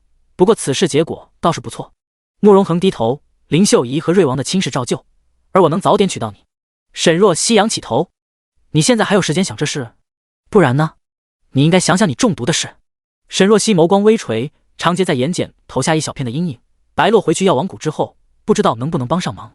远离京城的一处山林内，越往里走，道路越窄，两边的山越高，终成峡谷的状态。沿着峡谷一路前行几百米，视线才逐渐开阔，空旷广袤，却是别有洞天。奇花异草遍布满地，一座巍峨宏大的大殿立在其中，占据了上百亩的面积。这便是药王谷。谷主萧问天的房间内，几声软绵绵的抽泣声从房间内传出。聂倩儿穿着嫩黄色的抹胸罗裙，外面披着一件金色的镂空薄纱，正伏在萧问天的床边，轻轻擦拭着自己的泪。谷主，您总算是好了，您老人家这些天日见消瘦，都吓死奴家了。萧问天靠在床边，吃着白落喂过来的鹿茸，皱纹丛生的脸上露出一个安慰的笑意。别哭了，哭起来都不好看了，我自己的身体自己清楚，你放心吧，如今不会有事了。说着，他看向旁边的白落，眼底露出一丝赞赏。这次多亏了洛儿，你以身涉险给我弄来这龙骨。话毕，他眼中露出一丝关心，肩上的伤口好些了吗？白落垂眸，俊美精致的脸上神色恭敬。上了些上好的药，好得很快。萧问天点头，随即叹息一声：“你这些日子出谷，我十分担心。不过幸好你安然回来了。”一旁的聂倩儿娇嗔一句，勾着萧问天的手指：“谷主，您都不担心奴家吗？奴家这些日子为了照顾您，可都瘦了。”“是，倩儿也费心了。”萧问天反手握住他细嫩的手指，脸上露出一抹宠溺的神色。一旁的萧云熙忍不住翻了个白眼：“聂倩儿，你不就在这里撒撒娇掉几滴眼泪，凡事都是下人做，怎么能跟我师兄的功劳比？”聂倩儿咬着唇，有些不满地看向萧问天：“谷主，您看他那。云熙，倩儿这些天伺候我也费了不少心力，倒是你一整天的看不到个人影，你亲爹躺在床上也不知道过来照顾。”萧云熙不服气地撇着嘴：“你有你的倩儿伺候不就行了？要我干嘛？行，我现在就出去，不打扰你和你的倩儿恩恩爱爱了。”说着，萧云熙便朝着外面走去。一边走，他一边嘀咕：“再多被那女人伺候几次，迟早得死在他的床上。”他声音不大不小，正好可以让几人听到。聂倩儿一张妩媚的脸瞬间委委屈屈：“谷主，云熙一直都不喜欢我，若是因为我坏了你们父女间的感情，那我真成罪人了。不如我直接出谷，免得你们因为我一直争执。”云熙年纪小说话直，你不用理会他，你是我的人，如今论身份，他还得喊你一声娘，就算他不满，也改变不了这个事实。闻言，聂倩儿终于露出笑容。萧问天刮了一下他的鼻子：“你先出去，我跟洛儿有话要说。”“好，那奴家先走了。”聂倩儿软软的站起身，扶着自己的发髻，扭着纤腰走了出去。等他一走，萧问天微微正了正色，看向白落：“你之前说这龙骨是慕容恒给你的？”“是。”“他就没提什么要求？”“目前没有。”“那倒是奇了，慕容恒不是什么热心菩萨，更何况药王谷与皇室本就有旧怨。”闻言，白落顿了顿，而后说道：“他可能想要药王谷帮他解毒。义父，您听说过灸液这种毒药吗？”“自然听说过，怎么了？”“慕容恒中了这毒。”“哦。”萧问天的眸中闪过一丝异样的神色，他浑浊的双眸微微掀起，开口道：“灸液的毒，寻常方法压根就不能查探出来，他是怎么知道自己中了此毒？”白落的脑海里霎时浮现了沈若曦的面容，他缓声道：“这次出谷倒是遇上了一个有趣的女人，她对毒甚是了解，也不知道是从哪里学的。义父，灸液的毒，您老人家有办法能解吗？怎么，你想要救慕容恒？”闻言，白落耸了耸肩：“他的死活不关我的事，但是您老人家了解我，我这个人最不喜欢的就是欠人情。”萧问天沉思了片刻，而后看着窗外的日光，缓缓摇了摇头：“灸液这种毒，一旦中了，世间便没有能解的法子，天长日久，会慢慢腐蚀人的内心和精神，身体逐渐衰弱，最后暴毙而亡。等人死后，这毒也就逐渐消失了，绝对查不出来的。白洛拧眉，这么说来，慕容恒当真无可救药了？无可救药。不过，萧问天似是想到什么，之后又摇了摇头。算了，那也只是传言，绝对不可能是真的。慕容恒必死无疑了。一碗鹿茸见底，萧问天挥了挥手，我吃的也差不多了，你下去休息吧。白洛点头，转身下去了。等他离开，萧问天缓缓将被褥掀开，颤巍巍地拿起旁边的拐杖站起身，拉开墙上的一幅字画。字画遮住的地方有个暗格，他轻轻一拧，暗格便打开了一个洞，洞里有个红色的瓷瓶。萧问天伸出干枯的手指，将瓷瓶倒了倒，里面倒出了几粒极小的红色药丸。他拿了一颗放在掌心，眼底放出一抹光亮。他这一生最得意的事，莫过于他亲手调制出了灸液这种奇毒。第155章离间。当初他亲自找到苏胜，与他做了交易，他将灸液献给他，而他承诺等慕容耀登基皇位之后，解封药王谷的禁令，让药王谷的名声响彻整个大燕国。如今已经快10年，他的身体一天不如一天，不知能不能看见这盛况。他这10年来都在与虎谋皮，虽然从苏胜那里得到了不少好处，但是还不够。他如今身体每况愈下，已经等不到慕容耀登上皇位了，他急需苏胜给他更多的利益。灸液只有他会调制，这些年他定期给苏胜与慕容耀提供灸液，但是最近他却并未及时给二人提供毒药。他提出现在就要解除药王谷的禁令，至于怎么解除，那就是苏胜的事了。但是苏胜那边一直没动静，他得再催一催了。萧问天将灸液装进了一个信封，一共装进去的还有一封信，信封上赫然是几个字：瑞王亲启。做好这一切后，他将一切重归原位，沉声唤了一声：鬼面。一个黑衣人从外面走了进来，来人身形高大，穿着一件全黑的斗篷，将自己裹得严严实实，只露出一双阴冷的双眼。此人叫鬼面，是萧问天买来的死士，身手极好，一直负责保护他的安全。只是面目曾被烧伤，长相十分可怖，便一直蒙面示人。萧问天将信交给鬼面，挥了挥手：去，送给慕容耀。鬼面拿着信朝着他拱了拱手，之后消失在了他的视线中。外面，白洛出门后碰上了聂倩儿，他细白的手指捂着胸口，柳眉微蹙，一副柔弱的模样。白洛，过来扶我一把，我觉得好不舒服。白洛站在原地，神色不悦。你又想干什么？聂倩儿是一个富商送给萧问天的，听说一直用秘术培养，从小服药和学习伺候男人的技巧，床榻间是一绝。萧问天贪色，自从得了聂倩儿，瞬间对其他的美人不感兴趣了，一颗心掉在他的身上，日日求欢。他身体本就差，加上沉迷美色，这一次才会差点酿成大祸。白洛，你好生冷漠啊，这般冷血，真是白瞎了这般好看的脸。聂倩儿缓缓走过来，腰肢扭得如同柳条一般，他伸手缓缓抚上白洛坚实的臂膀，像是一株柔软的藤蔓，企图缠绕在他的身上。我心口疼，你帮我看看。说罢，他抓起白洛的手，就朝着自己丰满的胸部摸了过去。白洛一用力，将他甩开了。你心口疼就去找别人看病，我没空。这聂倩儿虽然得宠，但是却生性放荡，不止一次的想要勾引他。白洛很烦这女人，但是萧问天宠她，他便一直忍着。别人哪有你医术好，我就想要你看。聂倩儿丝毫不觉得羞耻，反而继续凑上来，吐气如兰。白洛，你还没开过荤吧？你废话很多，喝被我说中，恼羞成怒了。聂倩儿笑出声，她越男无数，轻易就看出白洛是个雏儿，让他更加心痒痒了。萧问天那个糟老头子早就不行了，他每天都要卖力迎合，早就心生不满。但是白洛就不一样了，不仅年轻，还长得好。聂倩儿勾着他的手指，你相信我，只要你试一次，一定就会对我欲罢不能。白洛漂亮的桃花眼朝着他瞥了瞥，怎么，你心口不疼了？还疼着呢，你还不给我看看？白洛将聂倩儿推开，而后扔给他一颗药。聂倩儿有些莫名，这是什么？退骚药。聂倩儿甩开聂倩儿之后，白洛朝着自己房间的方向走去，在一处转弯处差点撞上一个下人。抱歉，少谷主，走路当心点。白洛随口应了一句，正准备离开，却见那人双手呈上一封信。少谷主，这是有人要属下交给您的，请您过目。给我的？白洛有些疑惑的接过，扫了一眼，信封上没有一个字。白洛有些纳闷，正想问问究竟是何人送信过来的，却见刚刚还在面前的下人此刻却不见了踪影。白洛一愣，将信塞进了自己的袖中。到了自己房间后，他缓缓将信封打开了，看见里面的内容，白洛神色一紧，瞳孔震了一下，里面就简短的一句话：萧问天是你的仇人。白洛拧眉，伸手将信放在面前的烛火上，将其燃成了一堆灰烬。无稽之谈，定是谁想要离间他与义父之间的关系。慕容羽的府内，他从宫里回来之后，心情就一直很差。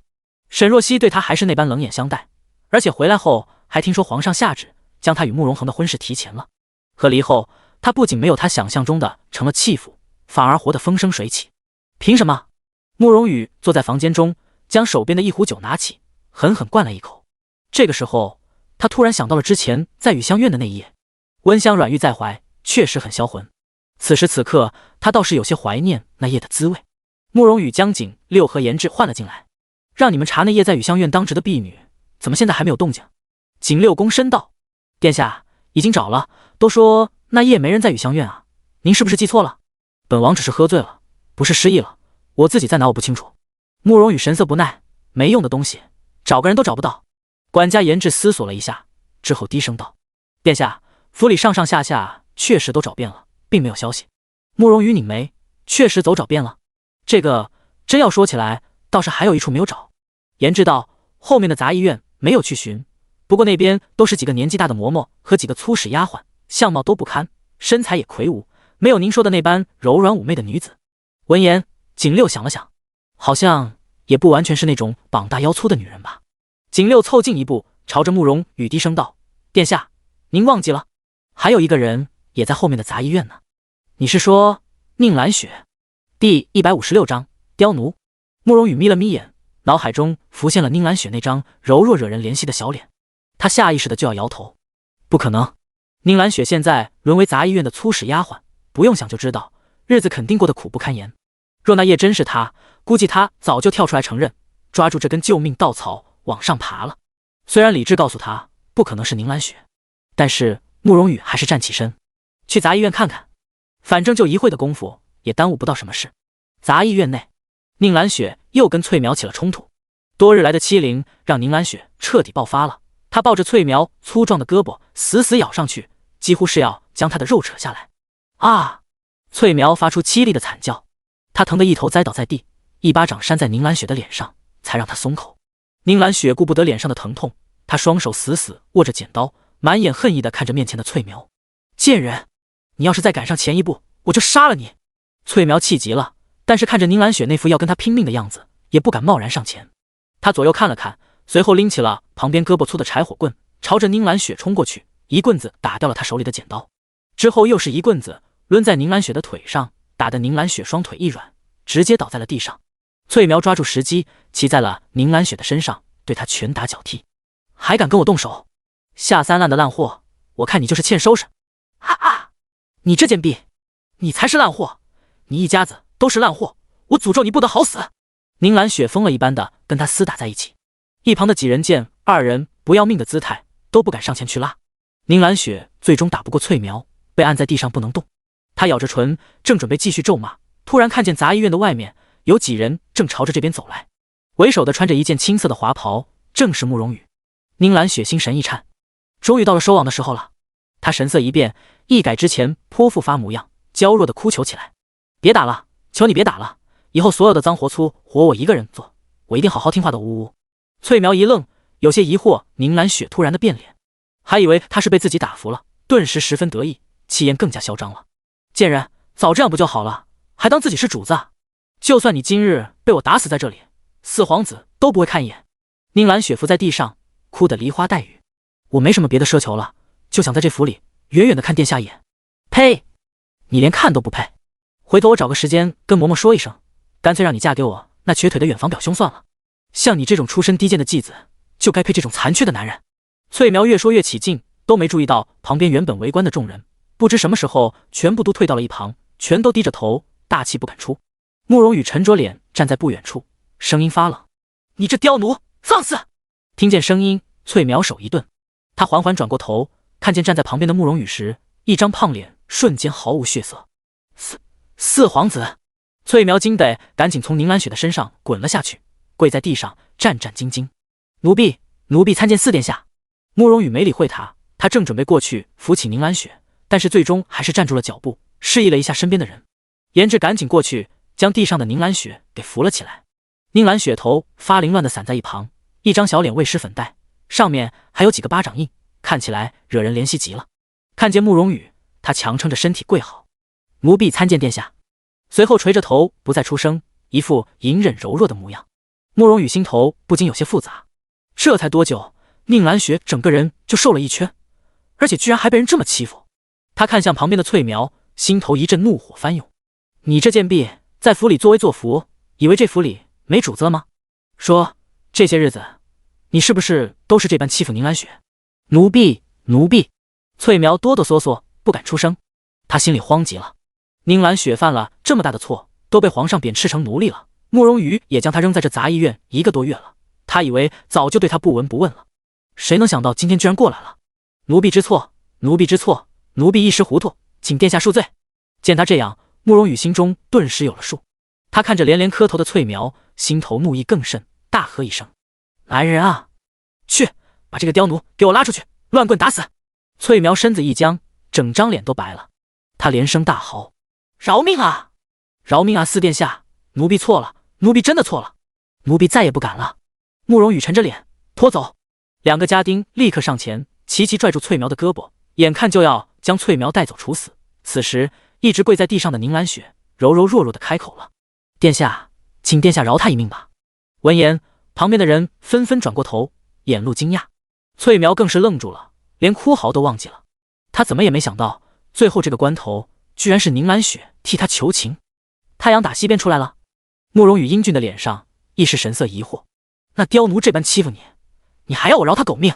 宁兰雪垂着眸子轻声道：“奴婢自知是个罪人，罪孽深重，不想再连累别人了。翠苗虽然恶毒可恨，但是终归是条人命，还请殿下饶了他。”他重重磕头，一副诚心祈求的样子。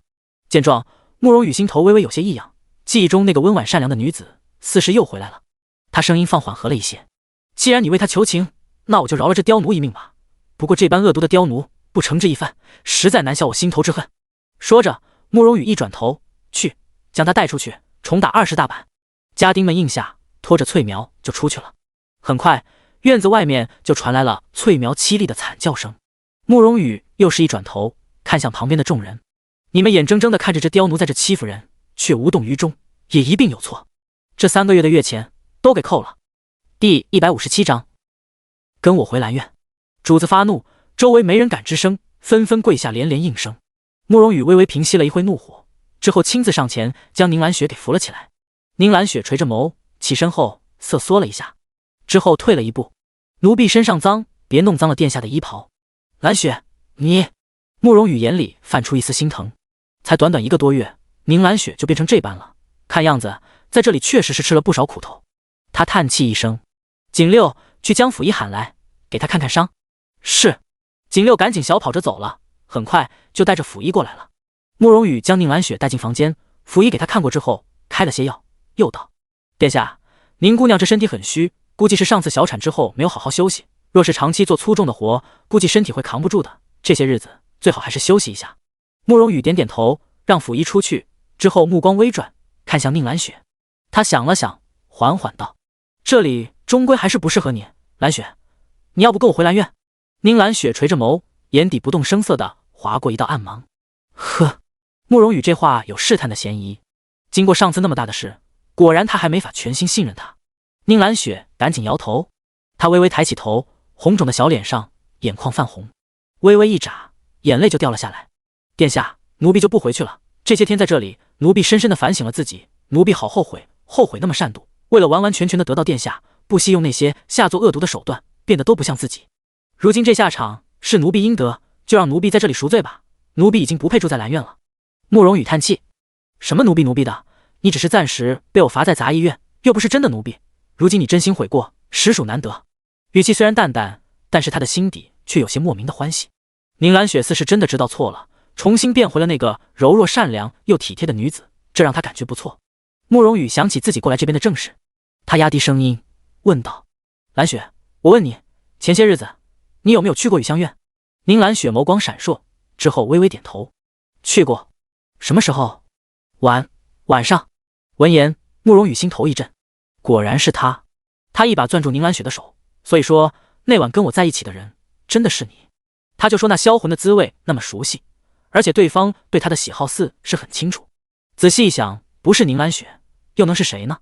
兰雪，那夜你为什么等我睡着后偷偷走了，让我在府里找了好一阵子？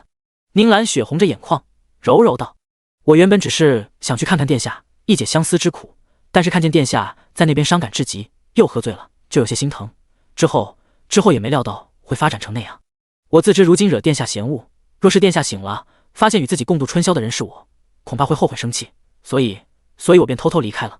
慕容羽握着他的手指，只觉得宁兰雪句句话都显得可怜。他顿了顿，正色道：我只是一时生气，倒不是真的对你彻底失望。兰雪，你刚刚也听见府医的话了，再待在这里，你身体会吃不消的，跟我回兰苑吧。可是我如今的身份已经不配了，这是我的府邸，我说你配你就配，我看谁敢说话。可是宁兰雪与他推辞了半天，最后才勉为其难地答应了。他推着慕容羽的手臂：殿下，这杂医院又脏又乱，您赶紧回去吧，我与这里的姐妹告个别，在这里住久了，与她们也有了点感情。好，那你先收拾一下，等会我让人过来接你。慕容羽很是欣慰，之前宁兰雪那么苛待下人，如今居然说跟他们有了感情，虽然比较掉身份，但是也说明他是真的改了。与宁兰雪说好之后，慕容羽便带着他走了出去，跟管事的嬷嬷说等会来接宁兰雪，之后便离开了。等到他的身影彻底消失在视线中，院内一众人才心有余悸地回过神。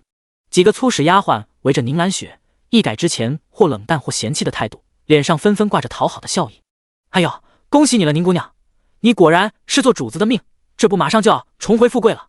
宁姑娘，你一来我就觉得你是大富大贵的命，不像我们这些糙人，一看就是做丫鬟的料啊。翠苗真是过分，我早就看不惯他这么欺负你了，只是可惜我打不过他，也是敢怒不敢言，对不住了呀，宁姑娘。兰雪，你看你长得皮肤白皙貌美如花的，殿下一直忘不掉你，也是情理之中啊，放在哪个男人能舍得啊？听到这话，宁兰雪微微转头，突然看向了刚刚说话的那个粗使丫鬟。她是秋花，之前也就她在翠苗欺负自己的时候说过几句话。你刚说什么？我没说什么呀，兰雪，你……兰雪也是你能喊的？宁兰雪微微拧眉，刚刚还柔弱的眸中闪过一丝冷意。秋花吓了一跳，赶紧跪下：奴婢说错了，奴婢应该喊主子了。这就是了。宁兰雪冷笑一声，随即突然一抬脚踩在了秋花的手上，狠狠撵着。秋花疼的脸都扭曲起来，但是却不敢嚎叫出声，只是不断的对着宁兰雪哀求：奴婢错了，宁主子，奴婢口误，您看在以前奴婢帮过您几次的份上，就饶了奴婢吧。你还敢提这事？宁兰雪的神色更不爽了，在这里不人不鬼的日子，我再也不想被人提及，更不想被人知道跟你们睡在一个屋，知道了没？知道了，奴婢知道了。秋花连连点头，旁边的几人也赶紧跪下。见状，宁兰雪这才松开了脚。她有些好笑，这个秋花怎么回事？不会以为她帮过自己几次就成了她的恩人吧？她只会觉得恶心，居然受了这种低贱丫鬟的恩，太恶心了。宁兰雪微微调整了下心情，转身坐在一旁的凳子上等了一会。不多时候，翠苗就被人抬了回来。第158章讨好。她身上全是血迹，嗓子都嚎嘶哑了，看起来无比凄惨。看见宁兰雪，她瞬间露出一个比哭还难看的笑意。宁主子，奴婢有眼无珠，之前得罪了宁主子，多谢宁主子给奴婢求情，奴婢一定会记得主子大恩的。宁兰雪勾了勾唇角，这贱婢果然身体好，挨了20大板，居然都没晕过去，这样更好，清醒着折磨才更有意思。宁兰雪摸着自己已经有些粗茧的手指，笑道：你倒是不必急着感谢我，我留着你的贱命是不想你那么轻易的死了。你之前那般欺辱我，怎么能这么便宜你呢？闻言，翠苗神色一僵，一张胖脸上吓得肉都在颤动。你想干什么？我之前不是说要让你不得好死吗？当然得说到做到了。宁兰雪站起身，目光扫过屋内胆颤心惊的众人，露出一个阴冷的笑意。她用手将自己凌乱的头发理了理，缓缓开口，声音柔柔，却让人汗毛倒竖。我如今的回兰苑了，翠苗如今受了重伤，你们可得给我好好照顾着她，得让她多活一阵子。若是你们照顾的让我不满意，今日她的下场可能就是你们的明日，懂了吗？懂了懂了，奴婢们一定听您主子的话。众人眼中布满惊恐，点头如捣蒜。见状，宁兰雪微勾了勾唇角，迈着步伐慢悠悠地朝着外面走去。经过翠苗的时候，他一口唾沫啐在了他的脸上。见翠苗面无血色的样子，宁兰雪只觉得畅快到了极点。旁边，秋花和几个粗使丫鬟走到翠苗面前：“翠苗，你别怪我们啊，我们也是迫不得已的，谁让你之前作恶多端呢？”宁兰雪慢悠悠地出了房间，很快身后就传来翠苗痛苦的叫声。宁兰雪笑意越发灿烂，这些贱婢们彼此之间哪有什么真正的情分？一条贱命还不是拿在主子手里？他相信他们一定会听他的话，好好照顾翠苗的。宁兰雪走到杂役院门口，便遇到了过来接她的景六，她的身后还跟着4个丫鬟，手里都拿着衣服和首饰。景六满脸堆笑：“宁姑娘，您跟他们告别好了吧？咱们去兰院吧，这是4殿下给您准备的4个丫鬟。”宁兰雪不动声色地扫了他一眼，这个狗奴才还真会见风使舵。宁兰雪露出一个温和的笑意：“我如今已经不是侧妃了，就不用这么多丫鬟了，留下2个就行了。”“行，那奴才会回禀4殿下的，我们走吧，宁姑娘。”宁兰雪点头，几人朝着兰院走去。兰院外面，几个下人正在打扫，见到他都纷纷行礼。推开门，只见房间内已经准备好了饭菜。宁兰雪这么久以来第一次吃上这么好的膳食，一口鱼肉下去，她感觉整个人都活了过来，终于摆脱那不人不鬼的日子了。吃完饭后，2个丫鬟又伺候她洗了个澡。等她沐浴好之后，景六已经掌着灯，带着慕容羽过来了兰院。宁兰雪穿着白色的单衣，跪在地上等候他的到来。慕容羽过来将她扶起来：“你跪在地上做什么？如今天冷，别受冻了。”“奴婢恭迎殿下。”慕容羽牵着他的手，带着他去到床边坐下。景六和旁边的丫鬟识相的退了出去。慕容羽声音温柔：“不是说了，你不用自称奴婢，可是我现在身份低微，日后恐怕也就这样了，不这样称呼，传出去的话不太好。”宁兰雪明白自己如今身份尴尬，但是她还是抱有一丝期待，想着慕容羽能不能想办法抬抬她的身份。然而慕容羽微微叹息一声，他捏着她的手指：“兰雪，你应该清楚，如今你已经被父皇贬成了奴隶，我给不了你什么正式的身份了，日后你恐怕就跟通房无异了。”这话说的委婉，其实宁兰雪连通房都不够资格了，说难听点，只是个暖床的工具。宁兰雪垂着眸，放在身侧的手指紧紧握住，随后挤出一个笑意：“奴婢知晓。”见宁兰雪没有不满，反而平静接受，慕容羽倒是对她多了几分怜惜。又来了，以后人前你这样自称，人后就还是同以前一样吧。我知道了，殿下。宁兰雪身子一歪，主动投入他的怀抱，随后手指灵巧地解开他的腰带。殿下今日似乎很累，就让我来好好服侍你吧。最近我确实心烦，事事不顺。殿下不必愁闷，你通身贵气，是有福之人。皇上不过是因为对你母妃有意见，才这般冷落你。若是你得到灵王与瑞王同样的待遇，一定比他们强。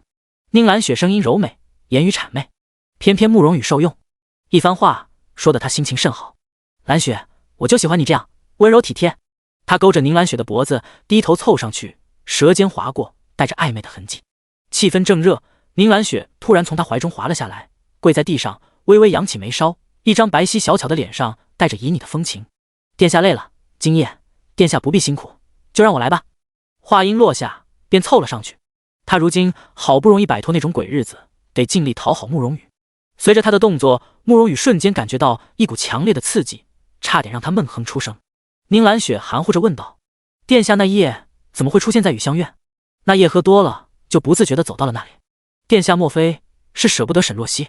闻言，慕容羽微微拧眉，他按着他的头：“这个时候就不要提他了，扫兴。”顿了顿，他有些不甘的道：“沈若曦倒是真的好手段，迷得慕容恒对他欲罢不能，2人婚事提前了，下个月他就是灵王妃了。不过慕容恒终究只是个短命鬼，等他死了，我定会找他新仇旧账一起算。”闻言，宁兰雪眼底闪过一丝怨毒的光芒。沈若曦下个月就要与灵王成婚，倒是真够快的。沈若曦，她受到的苦，她绝对要加倍让她还回来。第159章，求亲。皇宫内，金銮殿之上，任景帝坐在明黄色的龙椅之上，群臣立在两侧。伴随着一声尖细嘹亮的汉阳王道，一抹高大魁梧的身影出现在了大殿门口。汉阳王冷红穿着藏蓝色的蟒袍，迈着大步朝着殿内快步走来。他身形高大，面容粗犷，因为封地靠近边塞，肌肤被染上一层古铜色，衬着那一脸的络腮胡，显得整个人气势凛冽，神态威严。陈冷红参见皇上。声如洪钟，任景帝露出一个温和的笑意。汉阳王远道而来，辛苦了，来人，赐座。谢皇上。冷红起身，甩着蟒袍的袖子，缓缓坐在了大殿的右侧。他目光一转，落在了大殿的左侧。左面的群臣之手同样放着一把金丝楠木椅，上面坐着一个男子，面容冷白如玉，双眸狭长冷淡，模样是极其的俊美雅贵。虽然看上去病恹恹的，但是男子的存在感却极强，冷贵中透出一股与生俱来的压制感。他开口道：“这位就是灵王殿下吧？”慕容恒转头朝着他微微一颔首。任景帝笑道：“正是灵王。汉阳王看来与灵王甚是有缘分，一来就注意到了他。”冷红心底冷哼，整个金銮殿就他坐着，想不注意都难。他听说过了，因为慕容恒身体不好，任景帝特许他在上朝的时候坐着，倒真是偏心的紧。他目光一转，落在了慕容耀的身上。少年虽然还未完全长成，但是也是芝兰玉树，风姿过人，假以时日，相信也是个了不得的人物。随后又看向了慕容羽，扫了一眼后，将目光转开了。任景帝道：“听说汉阳王此番过来，除了特地给朕献上难得的汗血宝马，还想要为自己的女儿找一位如意郎君。”冷红拱手：“不错，皇上，臣的妖女冷如清今年已经16，到了该婚嫁的年纪。臣几个子女中最疼爱的就是这个小女儿，希望能给她找一位称心的夫君。”闻言，任景帝眼中露出一丝不易觉察的锋芒。他问道：“那汉阳王可有主意的人选？”冷红的目光在大殿上扫了一圈，之后说道：“皇上，臣性子直，有话就直说了。爱卿尽管直言。瑞王慕容耀身份尊贵，俊美非凡，又与臣的小女年纪相当，臣原本很是中意她，但是入京的时候听说瑞王已经有了婚约。”冷红拧眉：“臣的女儿，臣不愿委屈她做妾，就此作罢吧。”一旁的苏胜薄唇微抿，眼底微微露出一丝凉意。果然如此，冷红不愿冷如清做妾。座上的任景帝露出一个为难的神色：“朕已经给瑞王与灵秀仪赐了婚，此事已成定局，倒是可惜了。不过朝中不乏诸多好儿郎，汉阳王可以挑选其他人。”说着，他似是想起什么：“朕记得武定侯的嫡子秦承轩至今还未婚娶，他之前遭受了意外，腿受了伤，但是如今得到名医诊治，已经好的差不多了。这是实话，秦承轩确实已经好的差不多了，再养养，估计就与正常人无异了。武定侯府地位显赫，秦承轩又是偏偏好儿郎，最关键的，武定侯对他忠心耿耿，且不构成威胁。冷红与武定侯府结亲，倒是不错的选择。”这个冷红似是有些犹疑。见状，站在前面的万干忍不住有些紧张。这原本不关他的事，但是他那逆女最近不知道抽什么风，惦记上了秦承轩。之前他喜欢慕容恒，结果无疾而终，如今终于不一棵树吊死了，对秦承轩有了好感，不会还没开始就结束了吧？殿上，苏胜突然走出来：“皇上，汉阳王远道而来，一心想给自己女儿找个中意的夫婿。既然他中意瑞王，那皇上何不赐冷如清做瑞王的平妻，成全了他的心愿呢？”任景帝神色微敛：“平妻？此事朕倒是没想过，而且我朝尚且还没有皇子娶平妻的先例，那便从皇上您这里首开。”苏胜朗声道：“不过一门亲事，皇上何必迟疑不决，寒了汉阳王的心呢？”他一开口，顿时以苏胜马首是瞻的一些臣子立刻走出来，迎合着他的意思，请求任景帝答应。任景帝坐在龙椅上，眸中透出一丝不悦。冷红与慕容耀结亲，是他不愿看到的，但是此时这场景，若是他执意不同意，会显得太过明显，让冷红心中不悦。藩王若是有一心，那便是个隐患。苏胜这是逼他。任景帝正要开口，旁边的慕容恒缓缓起身：“本王能看出汉阳王爱女心切，既是如此，又何必委屈小郡主做平妻？秦承轩本王见过，亦是风流倜傥难得的好儿郎，小郡主如果嫁过去，便是唯一的主母。若是二人感情深厚，说不定之后会一生一世一双人。”闻言，冷红的眸中微微露出一抹沉思的光芒。他权衡了一下，慕容耀虽好，但是已经有了婚约，况且日后若是继承大统，后宫之中也定是莺莺燕燕不断。他不奢求自己的女儿能够嫁给最尊贵的人，只求她能嫁给自己最爱、对他真心之人。想到此，冷红抬起眸，朝着任景帝道：“皇上，臣是为小女求亲，但是最重要的还得是臣的小女自己喜欢。臣觉得可以让臣女与武定侯世子先见一面，若是他看中了，臣的意见便不重要了；若是看不中，他就带着冷如清回自己的封地去。世间大好郎，他就不信找不到合适的。”闻言，任景帝抚掌大笑：“甚好，既是如此，情况，你回去与秦承轩说一声，择日去跟小郡主见个面。”情况拱手领命。冷红已经开口，其他人不好多说，这事便就暂时这样按下了。满朝文武都松了口气，唯独万干心情忧虑。他逆女的感情之路还真是坎坷，这刚刚才萌芽的爱情就要被掐断了。这都叫什么事啊？第160章，心上人究竟是谁？京城的一处皇家府邸内，冷红刚踏进后院，就见一个婢女歪着发髻，快步从最大的厢房内走出来，小脸苦巴巴的。冷红拧眉：“阿桑，你头发怎么回事？”回王爷，是小郡主，她吵着要出门，奴婢不让，小郡主很生气，扔鞋子砸的。冷红有些头疼，这小祖宗。他挥了挥手，示意阿桑下去，之后自己朝着冷如清的房间走了过去。刚靠近，就听见里面传来一声怒喝：“不说了，让你滚出去，还敢过来！”说着，一只鞋子就飞了出来。冷红伸手稳稳接住，他神色一顿，之后露出一个无比讨好的笑意：“是谁惹了我的乖女儿生气了？”内室的珠帘被拨开，走出了一个身穿红色百蝶罗裙的女子。少女长着一张标准的鹅蛋脸，肤色白皙，身段婀娜，十分漂亮。只是如今一双杏眼瞪大，满满都是不悦。看见冷红，冷如清神色一变，赶紧迎上去：“父王，你总算是回来了。”他拽着冷红的胳膊：“快，咱们快点出门。好不容易来京城一趟，我早就想要出去逛逛了，可是下人们都不允许我出去，气死我了。”“别急，父王有事跟你说。”冷红将他拽住，随即有些宠溺地刮了一下他的鼻子：“你看你都快要成亲的年纪了，还这么闹小脾气。”冷红叹气，她这小女儿从小被宠坏了，做事随心所欲，飞扬跋扈。因而她今日去宫里的时候，就跟府里下人提醒了，要好好看着她，别让她出门惹祸。冷红正色道：“如清，今日父王上朝，见到了瑞王。瑞王怎么样？”冷如清有些好奇，毕竟是自己的结亲对象。冷红道：“瑞王确实是仪表不凡，气度不凡。不过皇上已经给他赐了正妃，父王才不愿意我宝贝女儿做妾，所以我又给你挑了另一门亲事。”“谁啊？不会是皇上其他儿子吧？”冷如清蹙了蹙眉：“听说皇上子嗣不多，目前就瑞王与他最合适了。”“不是。”冷红摇头：“剩下的3个皇子中，慕容修风、刘承信且早就有了正妃，与你不合适。慕容恒倒是人中龙凤，但是可惜命薄，估计没几年活头了。剩下的慕容羽不提也罢。”冷红眼露嫌弃，据说他为了一个青楼女子，逼得自己的正妃和离，比慕容修还要荒唐许多。这种没脑子的东西，怎么配娶我的女儿？冷如清有些好奇，那究竟是谁啊？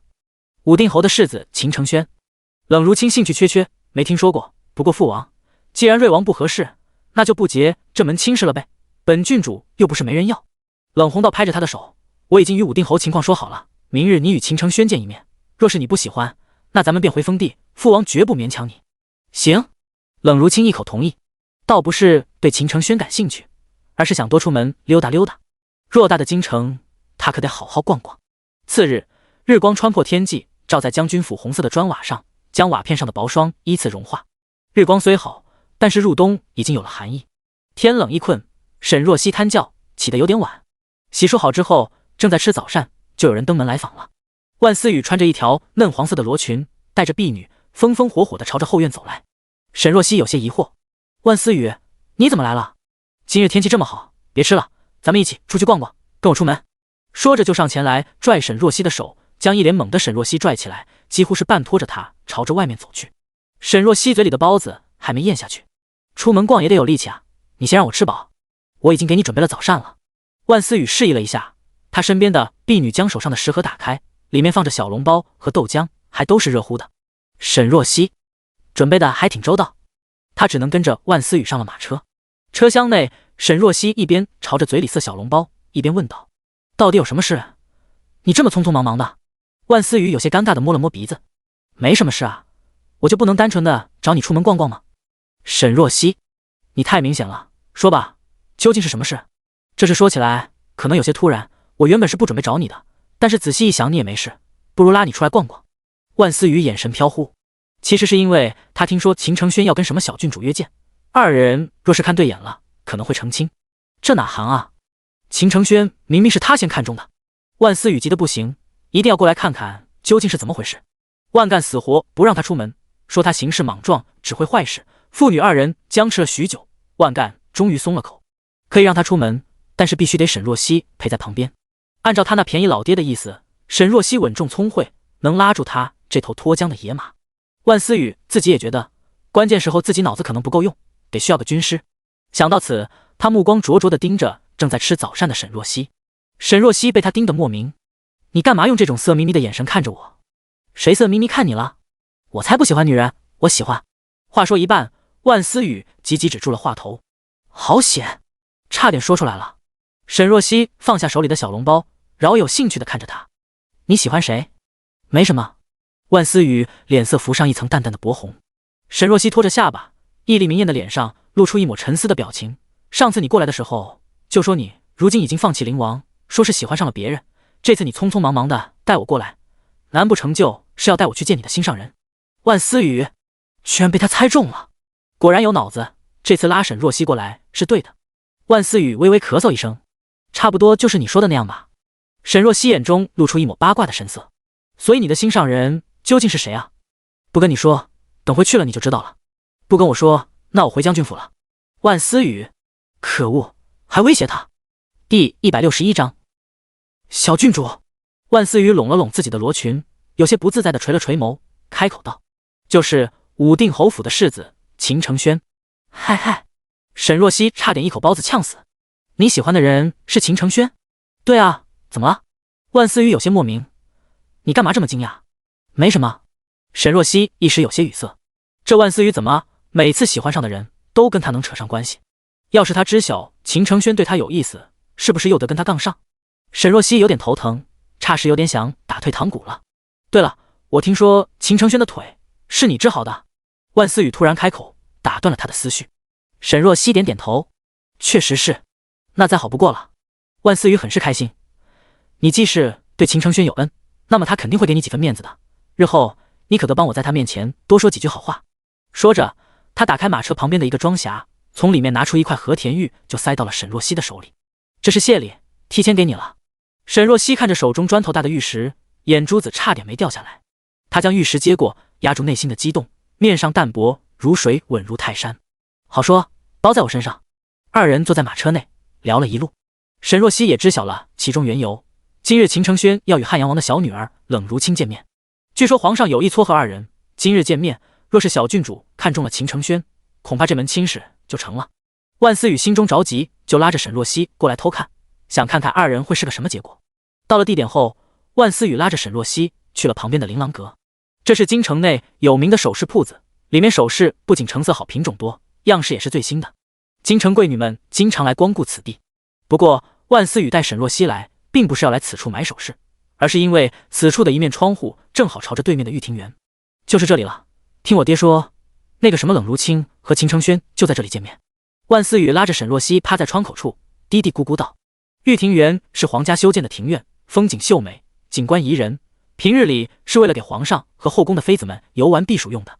此时似是为了给这位小郡主和秦承轩创造二人独处的机会，御庭园空无一人，只有门口几个皇家守卫在把守着。万思雨不禁有些咬牙切齿，这小郡主究竟是什么人物啊？找个夫婿这么大张旗鼓的，公主也就这待遇了吧？沈若曦缓缓道：汉阳王曾从龙有功，在封地又有兵力，不可小觑，皇上自然重视。皇上与其说是重视，倒不如说是忌惮。忌惮冷红此次进京结亲，是否另有原因？万思雨有些不服气的拧着眉。这么说来，这小郡主倒不是个善茬，也不知道是什么样子。我听说汉阳王的封地靠近边塞，那边气候不好，莫咱们京城养人，说不定那小郡主是个丑女呢。他话音刚落，突然听见一阵脚步声，一群人拥着一个红衣女子上了2楼。女子穿着华贵，容颜屹立，白皙清丽的脸上，一双黑色的眸子像是一只狡黠的猫，带着好奇和灵动。她的身后跟着一个婢女和几个随从，每个随从手里都拿着不少的物件，糖人、灯笼、糕点、字画。女子一上2楼，眼神瞬间一亮，她东摸摸，西看看，之后拿起旁边的一块玉雕，放在手中掂了掂，动作虽然随意，但是却能看出举手投足间气度不凡，绝对不是一般人家的女子。见到冷如清的动作，琳琅阁的掌柜赶紧走过来：贵人，您要是看中了哪个，小的给您拿过来，免得累了贵人的手。闻言，冷如清冷哼一声：你这店家说的那么好听，不就是怕我把你的东西给摔坏了吗？掌柜的憨憨一笑，露出招牌的笑容：小人这都是小本生意，贵人体谅。经营琳琅阁多年，掌柜的早就八面玲珑，来琳琅阁的人非富即贵，他不会轻易得罪。这位贵人瞧着面生，是第一次来小的铺子吧？本郡主从粤的过来，第一次来京城，见到不少好玩的新鲜玩意。冷如清明媚的脸上露出一个不屑的笑意。你放心，你的东西本郡主要是碰坏了，绝对不会少你一个子。原来是郡主，小人参见郡主。郡主慢慢看，要是有什么不清楚的，尽管吩咐小人。掌柜的点头哈腰。一旁的沈若曦和万思雨吃了一惊。郡主，京城中就一位郡主苏天灵，如今面前的这女子自称郡主，很明显便是汉阳王的女儿了。没想到居然在这里遇上了那位传说中的小郡主。沈若曦低声道：“这位小郡主长相倒是挺不错的，光看长相与世子倒是般配。”话音刚落，他便察觉到了一股哀怨的目光，一转头，只见万思雨苦巴巴地瞪着他：“我可给你了砖头大的和田玉呢，你怎么胳膊肘朝着外面拐？”沈若曦，我只是说长相，看性子，估计不是世子喜欢的类型。万思雨咬着自己的手指，看着冷如清漂亮的脸庞，心中十分不安。该死，这小郡主比他想象中要好看啊，好像比他还好看那么一点。怎么办？秦承轩不会真的跟他看对眼吧？万思雨思绪正乱，胳膊突然被沈若曦对了一下，他瞥向窗外，示意道：“看，世子已经到了。”万思雨扭头朝着窗外看了过去，果然见秦承轩已经站在了御庭园的门口。他今日穿了一件蓝色的袍子，上面绣着一些竹叶花纹的雪白滚边，绸缎般的黑发上高高竖起，上面插着一根羊脂白玉簪，衬得原本就清贵的人更显俊秀雅致。万思雨差点看呆了，随后拉下脸：“秦承轩都到了，这郡主怎么回事？还在这选东西，这不是让人白白等候吗？”冷如清身边的婢女阿桑也瞧见了外面的秦承轩，她提醒了一句：“郡主，世子已经到了。”冷如清正看收拾看得起劲，她头也没抬：“来就来了，让他多等会又不算什么，本郡主还没看够呢。”第162章矮冬瓜。阿桑问道：“那郡主需要派人去跟世子说一声吗？”“不用，若是这点耐心都没有，以后怎么能受得了我的脾气？”他将一根珠花簪子比在发间，问道：“阿桑，快看看，我戴这簪子怎么样？”阿桑点头：“郡主国色天香，戴什么都好看。那这个呢？也好看。”冷如清越挑越起劲，4时压根就将秦承轩抛到了脑后。买了一堆首饰后，他将目光又放在了一旁的一只步摇上。这只步摇花形纷繁，做工精巧，十分富贵耀眼。见冷如清对这步摇感兴趣，掌柜的立刻道：“贵人好眼光，这是新到的离水紫磨金步摇，全京城仅小的一家有这样式，贵人若是喜欢，可以带着试试。”闻言，冷如清立刻来了兴趣。他刚准备开口让掌柜的取出来给他看看，却听见一声中气十足的声音：“这只步摇我要了！”万思雨冲过来，一把将一沓银票拍在了掌柜的面前，随后挑了挑眉：“你看看够不够？不够我再拿。”掌柜的认出了他，瞬间笑得点头哈腰：“哟，万大小姐，好久不见了。”万思雨是这里的常客，财大气粗，是他的大主顾。冷如清一转头，对上万思雨的眼神有些不爽地拧了拧眉：“这哪里来的矮冬瓜，敢跟本郡主抢东西？”“矮冬瓜！”万思雨一时没回过神，他只不过是身材娇小了点，跟他和沈若曦这种高挑的美人比，有点身材劣势，不至于成矮冬瓜吧？居然这么侮辱他！万思雨气急，刚准备跟他争执，却被一旁的沈若曦给拦住了。他露出一个淡淡的笑意：“这步摇是郡主先看上的，咱们就别凑热闹了。冷如清终归是郡主，身份摆在那里，况且此事本就是万思雨不对在先，若是他真与冷如清闹起来，吃亏的只会是万思雨。”冷如清看了他一眼，看见沈若曦那张过分明艳的脸，眼神微微亮了一下：“好漂亮的女子。”冷如清负着手问道：“还算是有个识趣的，你叫什么？”沈若曦犹豫了一下，随即道：“臣女沈若曦。”“就是你啊，我知道你，听说你现在已经与灵王定了亲了。”冷如清霎时睁大双眼，之前他从他父王那里听说了沈若曦与慕容羽的事，他还以为是沈若曦其貌不扬，慕容羽才会被一个青楼女子迷了眼与他和离。现在看来，慕容羽何止是脑子不好，眼神也有问题吧？沈若曦，你还算是识趣，不像这个矮冬瓜。话毕，他又看了一眼旁边气鼓鼓的万思雨：“这矮冬瓜是你朋友吗？我劝你别跟他待一块了，他一看就脑子不好，影响你的智商。”万思雨暴怒：“矮冬瓜来矮冬瓜去的，我有名字，我叫万思雨。”冷如清歪着脑袋，一脸懵：“没听说过，大概是什么小人物吧？”万思雨又被他的态度气到，他咬着牙不悦的道：“你现在还有闲情雅致在这挑首饰？”冷如清一脸莫名：“我挑首饰官，你什么事？你算哪根葱？”说罢，他沉下脸：“你若是再在这里嚷嚷，本郡主可就对你不客气，要治你个不敬之罪了。”你……万思雨正要开口，被沈若曦狠狠掐了一把：“她是郡主，你注意点。”闻言，万思雨将满心的不悦压下，语气缓和道：“郡主，你不是跟世子过来见面的吗？如今人已经来了，你却将他扔在下面，自己一个人在这买首饰，不是让世子等得着急了吗？”冷如清将那织布摇拿起来，插在头上试了试。他等着就等着呗，世子本人都没说话，你在这急什么？难不成你对世子有意思啊？冷如清原本也就随口一说，谁知听到这话，万思雨瞬间面红耳赤。我才没有呢！你别胡说八道，我就是路见不平。沈若曦一拍脑门，这家伙，这是不打自招了吧？见状，冷如清瞪大眼，不是吧？你真喜欢世子啊？他的眼中闪过一丝惊讶，之后有些狡黠的眯了眯眼，忽然道：“阿桑，去喊世子过来，跟他说本郡主想在这里与他见面。”是，郡主。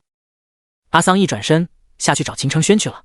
万思雨一愣，随即有些疑惑，他压低声音道：“沈若曦，这小郡主是想干什么？还不明显吗？想当着你的面与秦承轩见面，想要气你。”沈若曦拉着他的胳膊：“我觉得咱们还是先离开吧，他们二人见面，我们处在这里干什么？”万思雨的犟脾气上来了：“我不走，我才不生气，说不定世子压根就看不上这郡主，到时候就有好戏看了。”说罢，他自顾自地找了把椅子坐在了一旁。见沈若曦似是想跑的样子，万思雨撇着嘴：“东西已经收了，你可得陪我到底。”沈若曦，他就不该贪那块玉。外面，婢女阿桑找到秦承轩，说明了缘由后，带着他朝着琳琅阁走了过去。不远处的一间茶楼内，慕容羽见到这幅场景，霎时拧了拧眉：“怎么回事？那位小郡主怎么又不去玉庭园了？”一旁的景六也有些摸不着头脑：“这奴才也不知道啊，四殿下，咱们安排的人还候着呢，现在怎么办？”闻言，慕容羽拧着眉，神色有些纠结。原本他是安排了一批人，准备等冷如清出现的时候，故意出现刁难他，之后他再即使现身英雄救美，借此在冷如清的面前刷上好感。可谁知计划赶不上变化，看这样子，冷如清似是不准备去玉庭园了。他吩咐道：“去，跟那批人说一下，让他们去琳琅阁找冷如清的麻烦。今日这场戏，我是一定要演的。”是。景六立刻小跑着离开了。琳琅阁内，秦承轩跟着阿桑上了琳琅阁的2楼，迎面看见一位红衣明丽的少女悠悠坐在椅子上，手里拿着一根样式华贵的步摇，对着铜镜摆弄。这应该就是那位小郡主了。秦承轩只淡淡瞥了冷如清一眼，之后便看向了一旁，那边坐着万思雨和沈若曦。第163章刺客。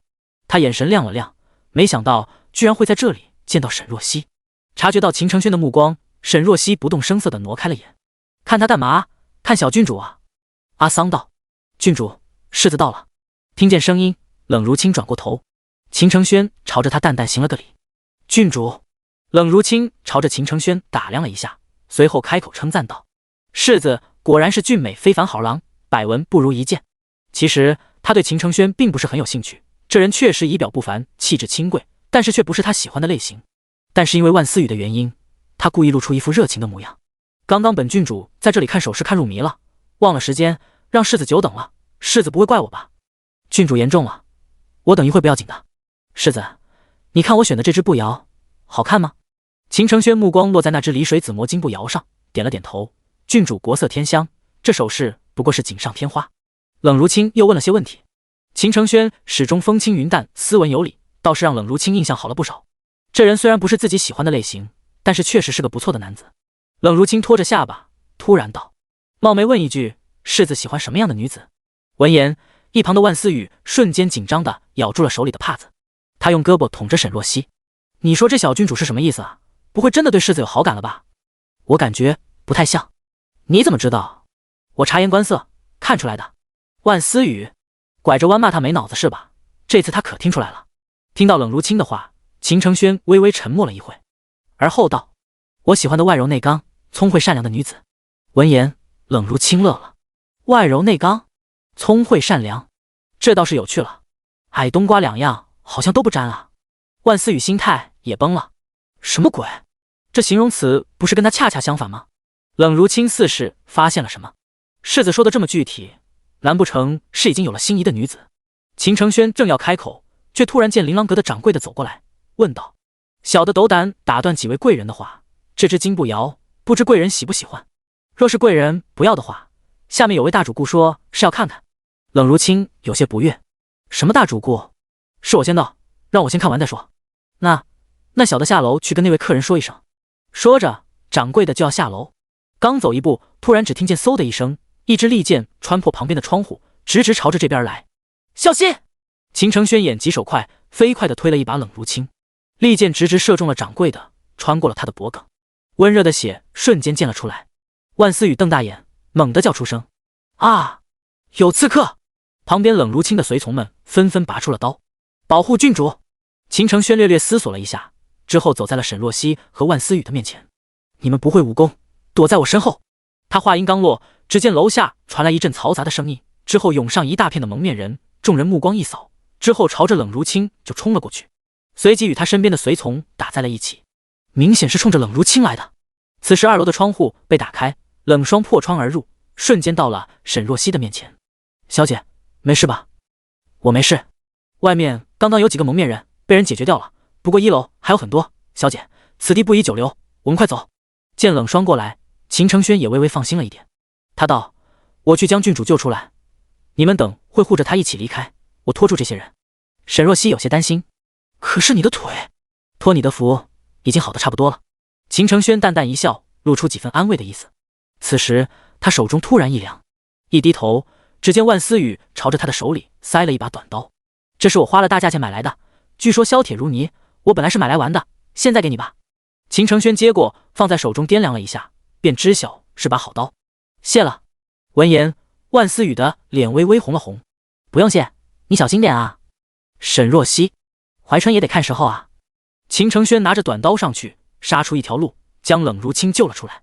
冷霜带着几人一脚踹开窗户，之后将沈若曦抱起。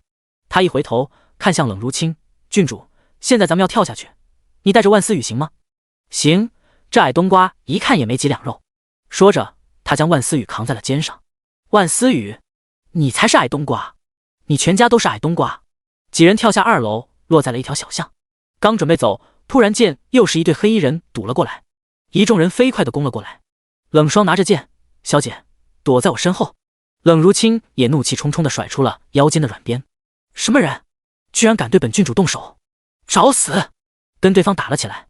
沈若曦拉着万思雨靠在一旁，他拧眉：“这群人训练有素，不像是普通的刺客。”万思雨有点慌：“完了完了，今日我的小命不会交代在这里吧？”“不会，这边这么大的动静，巡防营应该很快就会过来，我们不会死的。”他话音刚落，突然只听见嗖的一声，一枚暗器朝着这边飞了过来，正中冷如清的肩膀。“啊！”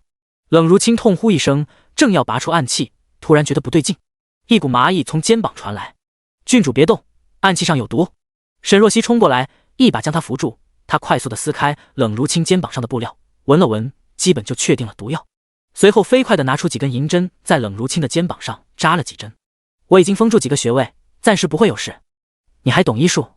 冷如清眼露惊讶，随后有些安心的点点头：“好。”虽然他与这个沈若曦第一次见面，但是却对他有种莫名的信任。此时慕容羽已经赶到了巷外，看着里面的蒙面人，他有些惊讶地看向景六：“这些人你哪里找来的？演的也太逼真了，跟真的亡命之徒一样。”说着，他拔出剑：“该我上场了。”便冲了过去。“殿下！”景六想唤住他，但是晚了一步，他急得原地跺脚。他想说，这批人好像不是他找来的。第164章受伤。慕容羽上前几步，发现沈若曦居然也在，他一愣，随即心中一乐，来得正好，正好顺便连他一块救了。一箭双雕。想到此，慕容羽一甩自己的衣袖，声音凌厉：“你们究竟是什么人？好大的胆子，居然敢对郡主行凶！”听见声音，冷如清一鞭子抽飞，靠近自己的一个蒙面人，气喘吁吁地靠在了沈若曦的身边。“这人是谁？”沈若曦冷着脸：“渣男。”冷如清。沈若曦瞥向人群外的慕容羽，冷声道：“慕容羽，你要救便救，在那里摆姿势耍帅是个什么意思？”慕容羽一听，脸色顿时有些难看。好个沈若曦，到现在还不服软，等会他得拖延一阵子，故意不救他，让他知道害怕。慕容羽一挥剑，朝着人群便冲了过来。那批蒙面人一看，瞬间分出一拨人去跟慕容羽打了起来。几回合下来，慕容羽有些吃不消，他咬牙：“景六这是从哪找来的人？下手也没个轻重的，等会万一真伤到他了怎么办？”慕容羽费劲地踹倒旁边的几个刺客，之后将剑压制着一个人，压低声音道：“你们怎么回事？居然敢跟我动真格的！”眼下时机差不多了，赶紧给我撤了。蒙面人拧了拧眉，这哪里来的神经病？滚开！蒙面人猛地挣脱开来，朝着慕容羽就砍了过去，利刃擦着慕容羽的脖而过，泛着深沉的杀气。慕容羽一愣，随即反应了过来，这批人是真的刺客。他摸着脖颈，眼中露出震惊。该死，这群人究竟是从哪里跑出来的？不行，他不能冒这个险。慕容羽刚想打退堂鼓，却被涌上来的蒙面人给围住，一瞬间脱不开身。他没办法，只能一边抵挡着敌人的进攻，一边后退。就在此时，一旁的屋顶上突然出现一个身材魁梧的男人。男人穿着银色的铠甲，手中提着一把大刀，周身都是肃杀之气，应该是这群人的头目。他目光扫了一眼突然出现的慕容羽，猛地跳下来，拿着大刀就朝着他劈了下来。慕容羽拿剑抵挡，结果力道不够，手臂直接被压下，手中的剑深深地刺入了自己的肩膀。啊！他疼得大呼一声，随即声音急促：别杀我！我告诉你，我是大燕国的四皇子，你若是杀了我，会被诛九族的。男人似是听到什么好笑的话，冷笑一声，大刀朝着他继续压下来。来人，救命！快救命！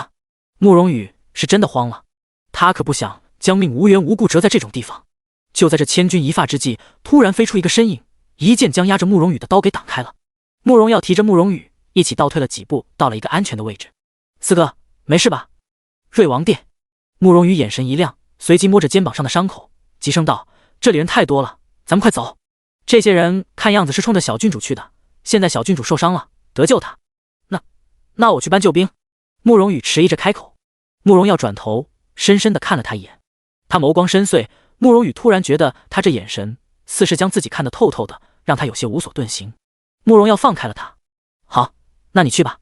慕容羽仿佛如蒙大赦，赶紧转身狼狈地跑了。慕容耀身边的护卫费少拧了拧眉，王爷，不要管他，去救郡主。慕容耀则手持长剑，与费少杀出一条重围，朝着冷如清的方向冲了过去。他过来之后，目光飞快地扫了几人一眼，之后看向沈若曦与万思雨：你们二人怎么会在此？沈若曦说来话长，瑞王殿下，郡主受伤了，您先护送她离开。慕容耀转过头：你们先走，我断后，本王的马车就在外面的巷口，费少会护送你们离开。冷如清有些疑惑地转过头，面前的少年与他年纪相仿，剑眉星目，棱角分明，一双漆黑的眸子似是比天边的星辰还要亮，端的是俊美无双，气质金贵。他忍不住开口：你就是瑞王殿下？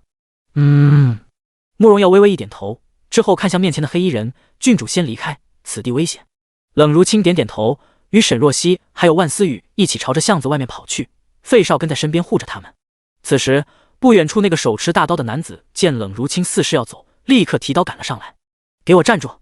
他以脚蹬着墙，猛地追了过来。慕容耀赶紧上前去迎敌，交手几招之后，慕容耀微微敛了敛眸。此人内力深厚，武功很高，有些难缠。交手了一阵后，见冷如清他们已经到了巷子外，慕容耀也不恋战了，赶紧抽身离开。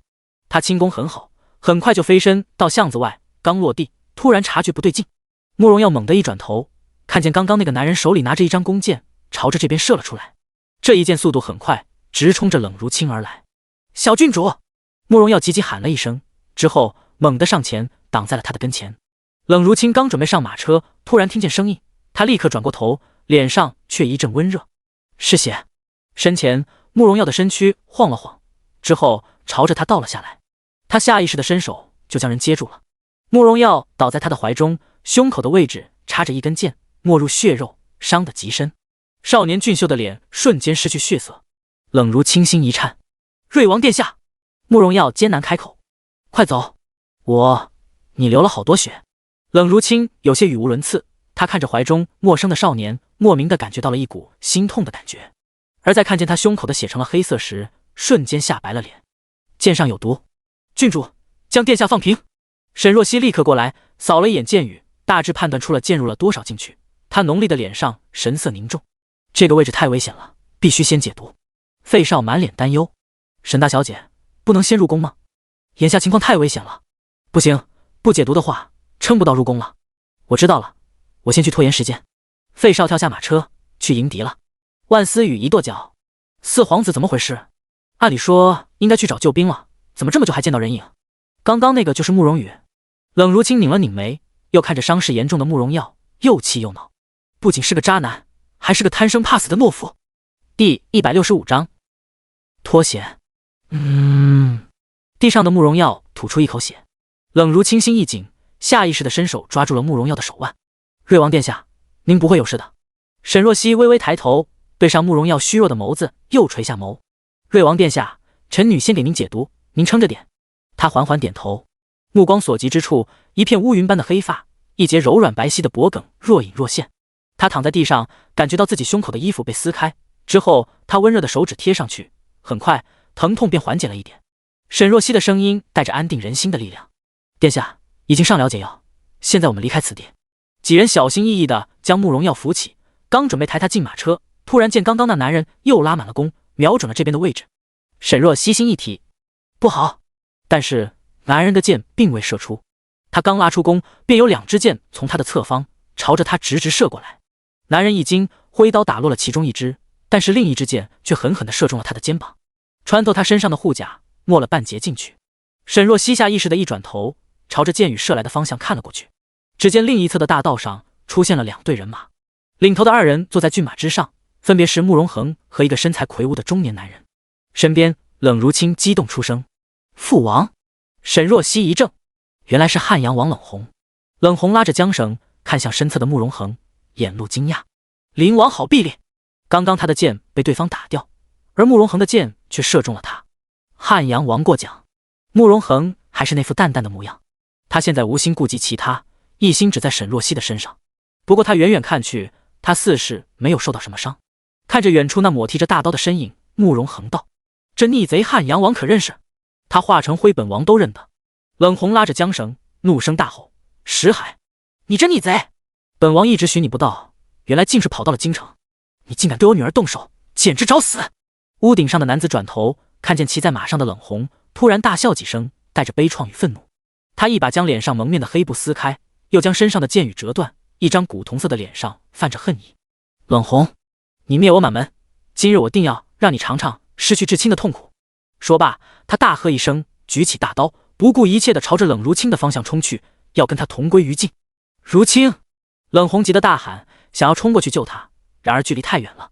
身侧的慕容恒突然一把将冷夜手里的弓箭拿过，一只脚踏着马背，飞身而起，在半空中拉起弓箭，嗖的一声，箭雨便朝着冷红的方向射了出去。冷红一愣，慕容恒之前那一箭已经让他意想不到，如今这一出手更是让他惊叹不已。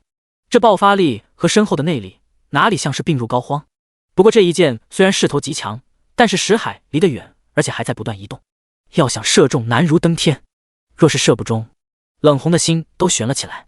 石海猩红着眼，举起大刀藤在半空中，怒吼着要朝冷如清劈来。然而就在此时，一支利箭正中他的后背穿胸而过，石海身形一僵，像是一只断线的风筝，直直掉了下来，砰的一声，重重砸在地上。他的手下们看见石海落地，一瞬间都站在了原地，纷纷没了战意。冷红微微睁大眼，有些震惊地看向身侧的慕容恒，却见他伸手示意了一下身后的玄甲军上前，将投降的逆贼们纷纷拿下了。随后骑着马朝着沈若曦的方向奔了过去。冷红也回过神，立刻也追了上去。慕容恒到了跟前，立刻翻身下马，将沈若曦从马车上拽下，抱在了怀里。看到他手上的血迹，他的眼中露出一瞬的杀意：“你受伤了？这血不是我的，是瑞王的。”沈若曦急急将他的手指拉下，看向地上的慕容耀：“瑞王受伤了，很严重。”冷如清握着慕容耀的手指，眼眶都急红了。他抬头看着冷红：“父王，快救救他啊！”瑞王府，王府内，下人们端着盆从慕容耀的房间内进进出出，一盆又一盆的血水从他的房间内端出来。沈若曦一边处理伤口，一边将慕容耀的毒完全给解了。弄好一切之后，沈若曦收起金针，准备下去，却听见慕容耀虚弱的声音传来：“这剑还没拔，你不替我治伤吗？臣女已经为殿下治好了毒，剑雨没得太深，位置凶险，臣女没有绝对的把握能保殿下无恙。太医院中有主治外伤的，殿下安心等一会就好。”说罢，他转身走了出去。他其实是推辞了。慕容耀的剑伤确实比较凶险，但是技术精湛的大夫应该都能处理，只是不管怎么样都会存在风险，他不敢拿自己和身后的将军府去赌。况且慕容耀身份尊贵，没有皇上的允许，他也不敢擅自动手。沈若曦刚走到门口，便见任景帝和苏柳匆匆赶了过来。身后还跟着一群太医。苏柳鬓发微乱，神色有些苍白，似是受到了巨大的打击。沈若曦还是第一次见他这么失态。沈若曦赶紧跪下行礼。苏柳急急问道：“瑞王怎么样了？”瑞王殿下的血已经止住，毒也解了，只是剑雨比较深，位置又凶险，臣女不敢擅自动手。闻言，苏柳身形一晃，差点摔倒。身后的宫女赶紧扶着他，任景帝也拍了拍他的手：“皇后不要惊慌，这么多的太医在，一定没事的。”苏柳强撑着身子走到了慕容耀的床榻边，见到床上虚弱至极的少年，眼眶瞬间红了。他声音颤抖：“第166章，臣女想嫁给瑞王。”床上的慕容耀缓缓睁开眼，对上苏柳无比担忧的眼神，他缓缓挤出一个笑意：“母后，儿臣没事。”这怎么能叫没事？苏柳看着他胸口的那支箭，一颗心悬到了嗓子眼。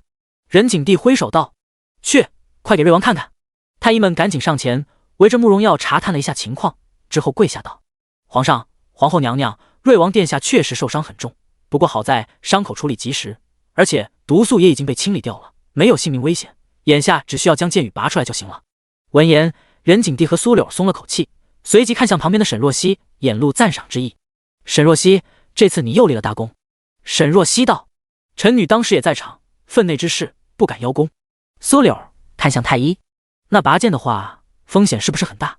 这剑羽的位置确实比较危险，但是微臣有把握能处理好，还请皇上和娘娘不要太过担心。闻言，苏柳总算是松了口气。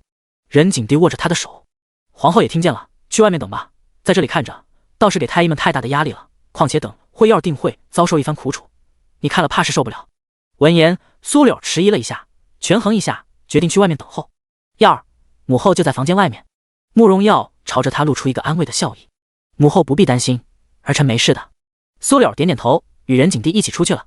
沈若曦跟着走了出去。外面，万思雨与秦承轩也等候在院子中。帝后对几人询问了当时的情况，几人都如实说了。闻言，任景帝微微蹙眉：“这么说来，耀儿是为了救小郡主受的伤？”秦承轩点头，随即跪下：“臣当时没能及时护住瑞王殿下，是臣的过失，请皇上责罚。此事你已经尽力，你有大功，怎么能说是你的过失？”任景帝看着秦承轩肩上的伤口，缓和语气道：“秦承轩，你也赶紧去处理一下伤口吧，免得严重了。臣不碍事，如今瑞王殿下的情况比较严重。”说罢，他站在了一旁，与众人一起等候着屋内慕容耀的消息。旁边突然有人偷偷的拉着他的袖子。秦承轩一转头，看见万思雨悄悄地塞给他一瓶药：“这是我买的金疮药，对伤口很有用的，你试试。”秦承轩：“多谢。”这个万大小姐身上怎么总是带着有些莫名其妙的玩意？几人等了一会，忽然有人来报，说是灵王和汉阳王过来了。任景帝挥手让他们进来。很快，一行人便快步走进了内院。与帝后行礼之后，冷如清忍不住急急问道：“皇上，瑞王殿下如何了？”太医正在为他处理剑羽，说是没有生命危险了。闻言，冷如清精致的小脸上终于露出一丝欣喜的笑意：“那就好，瑞王殿下是为了救我而受伤的，若是真的有个什么三长两短，我这辈子都于心不安的。”冷红拱手跪地：“是臣的错，石海是陈封地的罪犯，臣抓捕不严，被他跑到了京城，还酿出这等大祸，是臣失职，请皇上责罚。”石海原本是他的下属，但是因为他连同他的家人犯了大罪，被冷红下令全族问斩。抓捕当日，石海却逃了。这些天他一直不曾有消息，没想到石海居然到京城。石海清楚，他最疼爱的便是自己的小女儿冷如清，估计就是想要杀了冷如清，以此来报复他。任景帝缓缓拧眉：“这事朕也听说了，石海人呢？”人被灵王射中之后被擒住了，不过伤得太重，很快就咽气了。冷红微微一转头，看向身侧的慕容恒，眼中露出惊叹：“此事多亏灵王，不想灵王不仅雄才大略，身手也这般好。”任景帝神色也微微有些诧异：“灵王确实功夫不错，不过汉阳王也是武艺超群，能得你这么夸赞，看来灵王的武功近日又有精进啊。”慕容恒脸眸：“儿臣当时也是着急，用尽全力射了那一箭之后，身体有些吃不消。”说着咳嗽了几声。沈若曦转过头，担忧道：“灵王殿下如今身体有些虚弱，怕是那一箭有些耗损身体，日后还请殿下当心，别做这种事了。”他能感觉到慕容恒在有意示弱，既然如此，他自然要帮他一把。谁知慕容恒一转头，低声道：“听你的。”沈若曦假装什么都没听到。一旁，任景帝看了看四处，之后道：“我听说当时四皇子也在场，现在他人呢？”儿臣在。人群后面传来了一声吞吞吐吐的声音，而后慕容羽缓缓走上了前，不等任景帝开口，他便扑通一声跪在了地上。儿臣有错，请父皇责罚。任景帝眯了眯眼，那你说你错在何处？儿臣当时不敌对方，就怎么了？怎么不说了？任景帝如绣的脸上露出一抹怒意，你不好意思说，朕帮你说。你贪生怕死临阵脱逃，简直是丢我大燕国皇室的脸。慕容羽急急道：“父皇，儿臣的当时是去找救兵了，绝不是逃跑啊。”闻言，沈若曦冷哼一声：“当时你的随从景六不是在巷子外面吗？你完全可以让他去找人支援，何至于自己去喊人？”万思雨也撇了撇嘴：“四皇子糊涂了吧？连我都清楚，这边这么大的动静，巡防营肯定会得到消息，立刻赶过来的。你多跑一趟干什么？”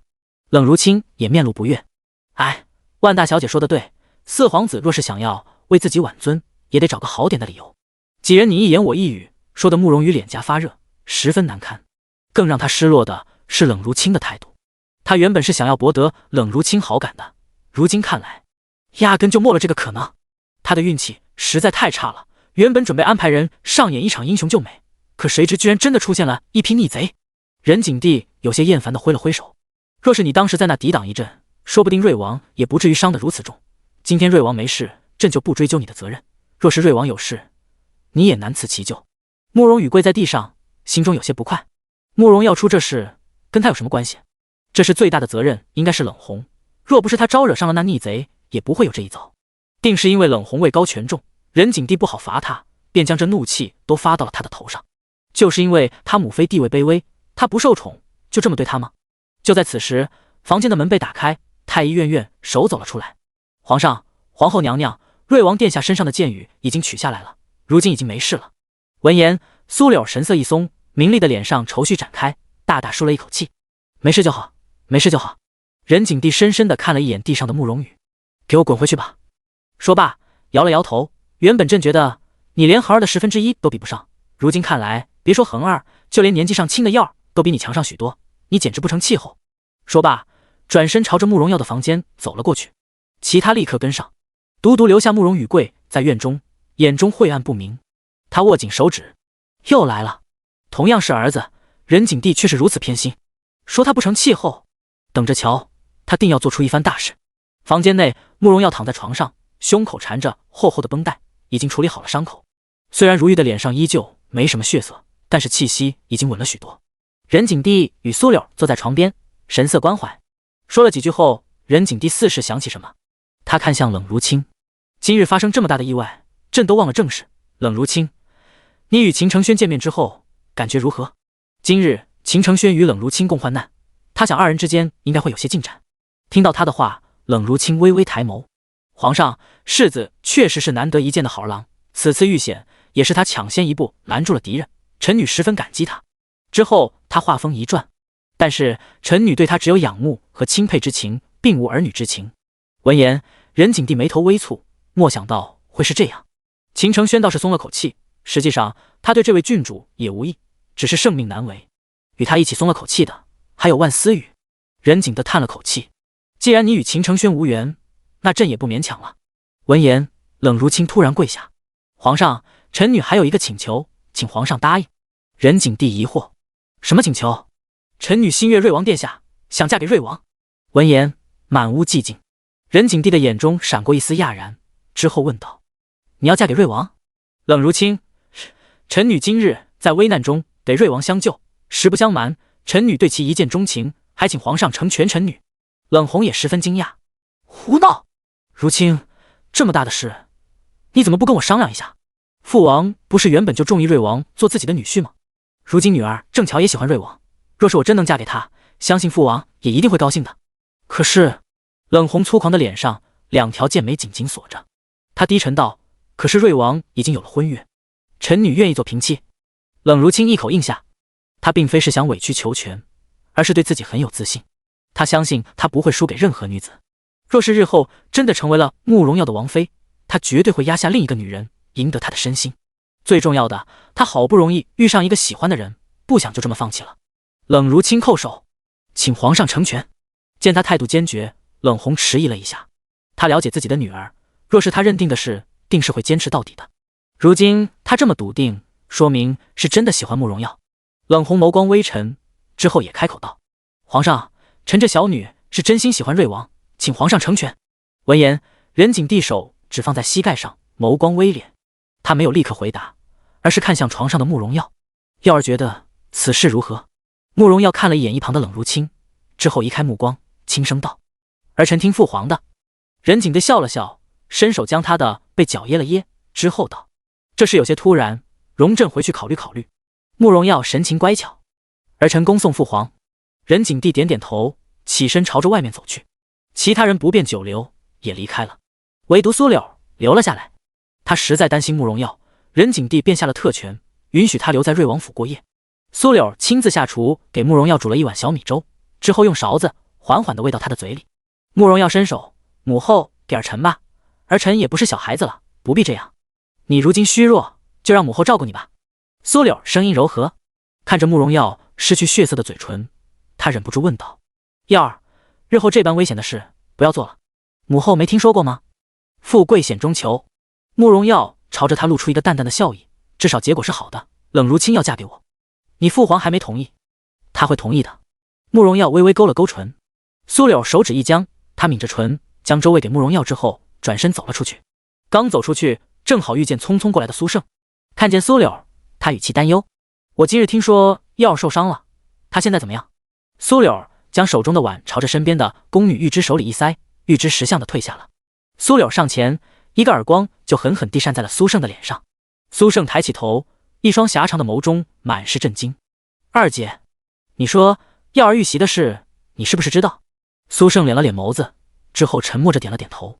苏柳愈加生气，他一把揪住苏胜的衣领：“耀儿是我10月怀胎生下来的，是我的心头肉，谁也不能让他陷入危险，否则本宫一定不会放过他，即使是你。我并没有想到耀儿会受这么严重的伤。”苏胜眸光微闪，一向狂傲的脸上罕见地露出一丝心虚。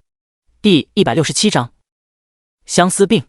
苏柳声音压低：“若是皇上查出来是你与耀儿策划的这次刺杀，二姐，我们没这么蠢。慕容婷多疑，这件事后，他定会怀疑这批刺客是不是我们派来的，因而我们不会去策划这场谋杀，我们只不过是寻了一个机会。”苏胜声音放缓，试图安抚他。他确实没有想到慕容耀会受这么重的伤，他只是收到消息，石海带着人埋伏在京城，意图刺杀冷如清。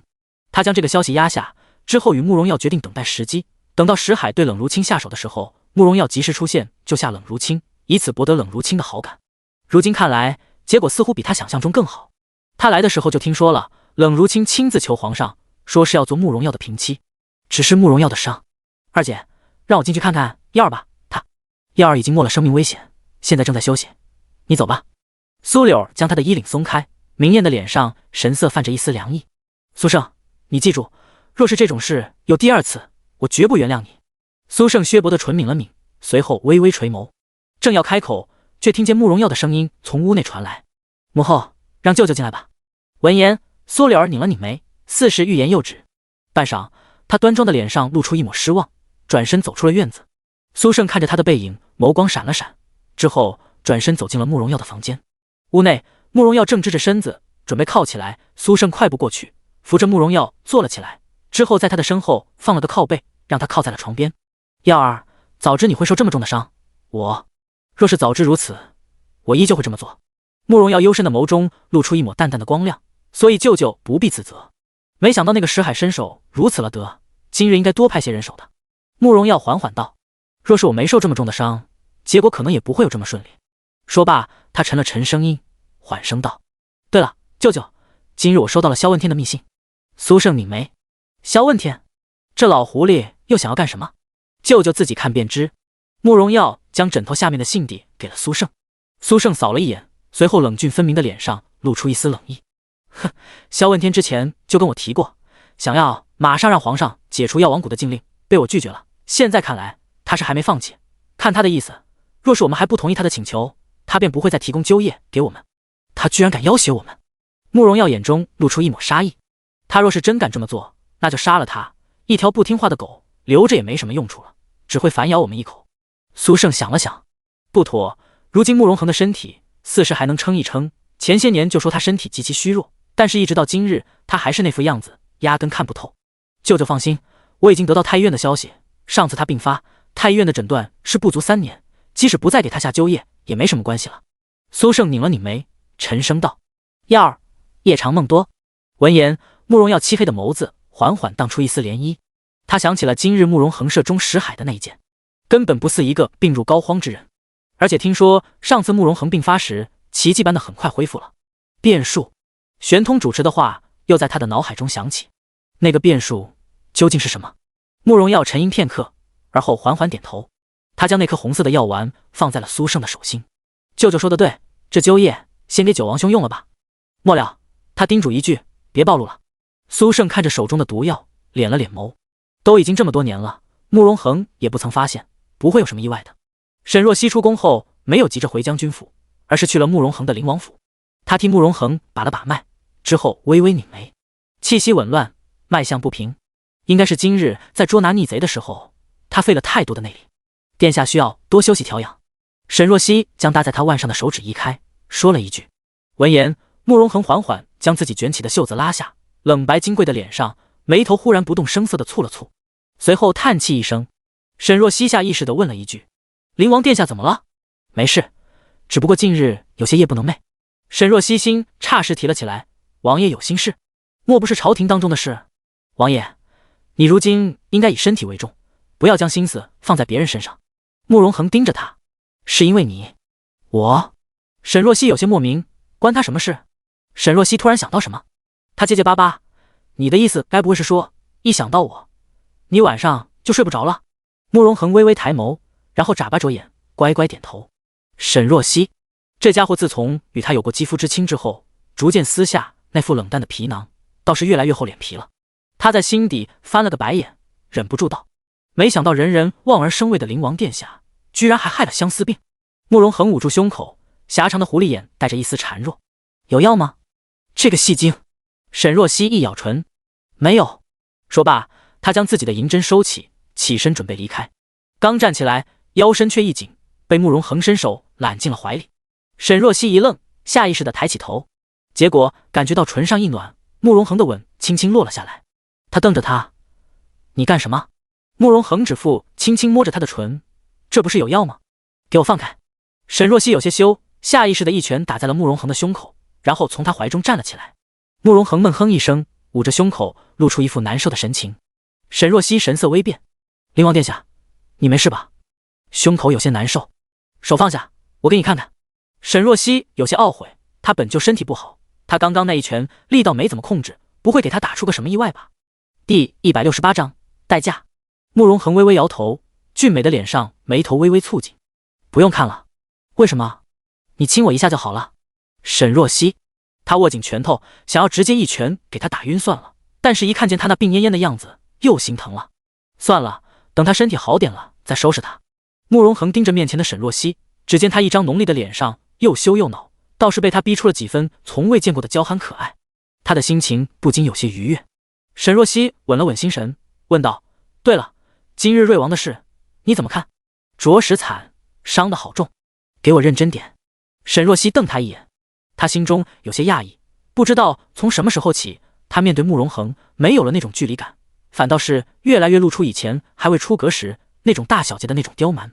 慕容恒缓缓道：不管怎么说，瑞王的目的达到了，经此一遭，算是如愿娶了冷如清了。可是皇上不是还没答应吗？会答应的。慕容恒道：如今冷红已经开口愿意委屈自己的女儿做平妻，若是父皇还执意不同意，便显得太过刻意了。冷红必然能猜到父皇是对他不放心，怕他与苏家联手，一旦冷红觉得父皇对他不信任，按照他的脾性，必定会与父皇生出嫌隙。沈若曦浓丽的脸上微微闪过一丝讶然。这么说来，瑞王娶冷如清是有预谋的。自然。沈若曦微微拧眉，脑海中浮现了上一世的慕容耀，年轻的帝王威仪冷傲，与这一世清俊俊美的少年缓缓重合。原来并非是3年时间改变了一个人，而是他骨子里原本就是这般。他缓缓道：这么说来，瑞王对皇位是势在必得了。慕容恒点头，他的执着和野心倒是比我强烈得多。沈若曦转头有些意外，听你这意思，你不怎么想要皇位。慕容恒眯了眯眼，你想？沈若曦，我可没说这种话。他可没有想，这种大逆不道的事，他不敢想。慕容恒单手支着下巴，似是在思考。若是你真的想，我倒是可以夺过来送给你。沈若曦，这家伙有做昏君的潜质。这事先打住，你目前应该考虑的是鸠夜的毒。沈若曦放低声音，你查到是谁给你下的吗？查到了。闻言，沈若曦一怔，他没料到慕容恒的消息居然这么迅速。那是谁？此事与药王谷的谷主萧问天有关。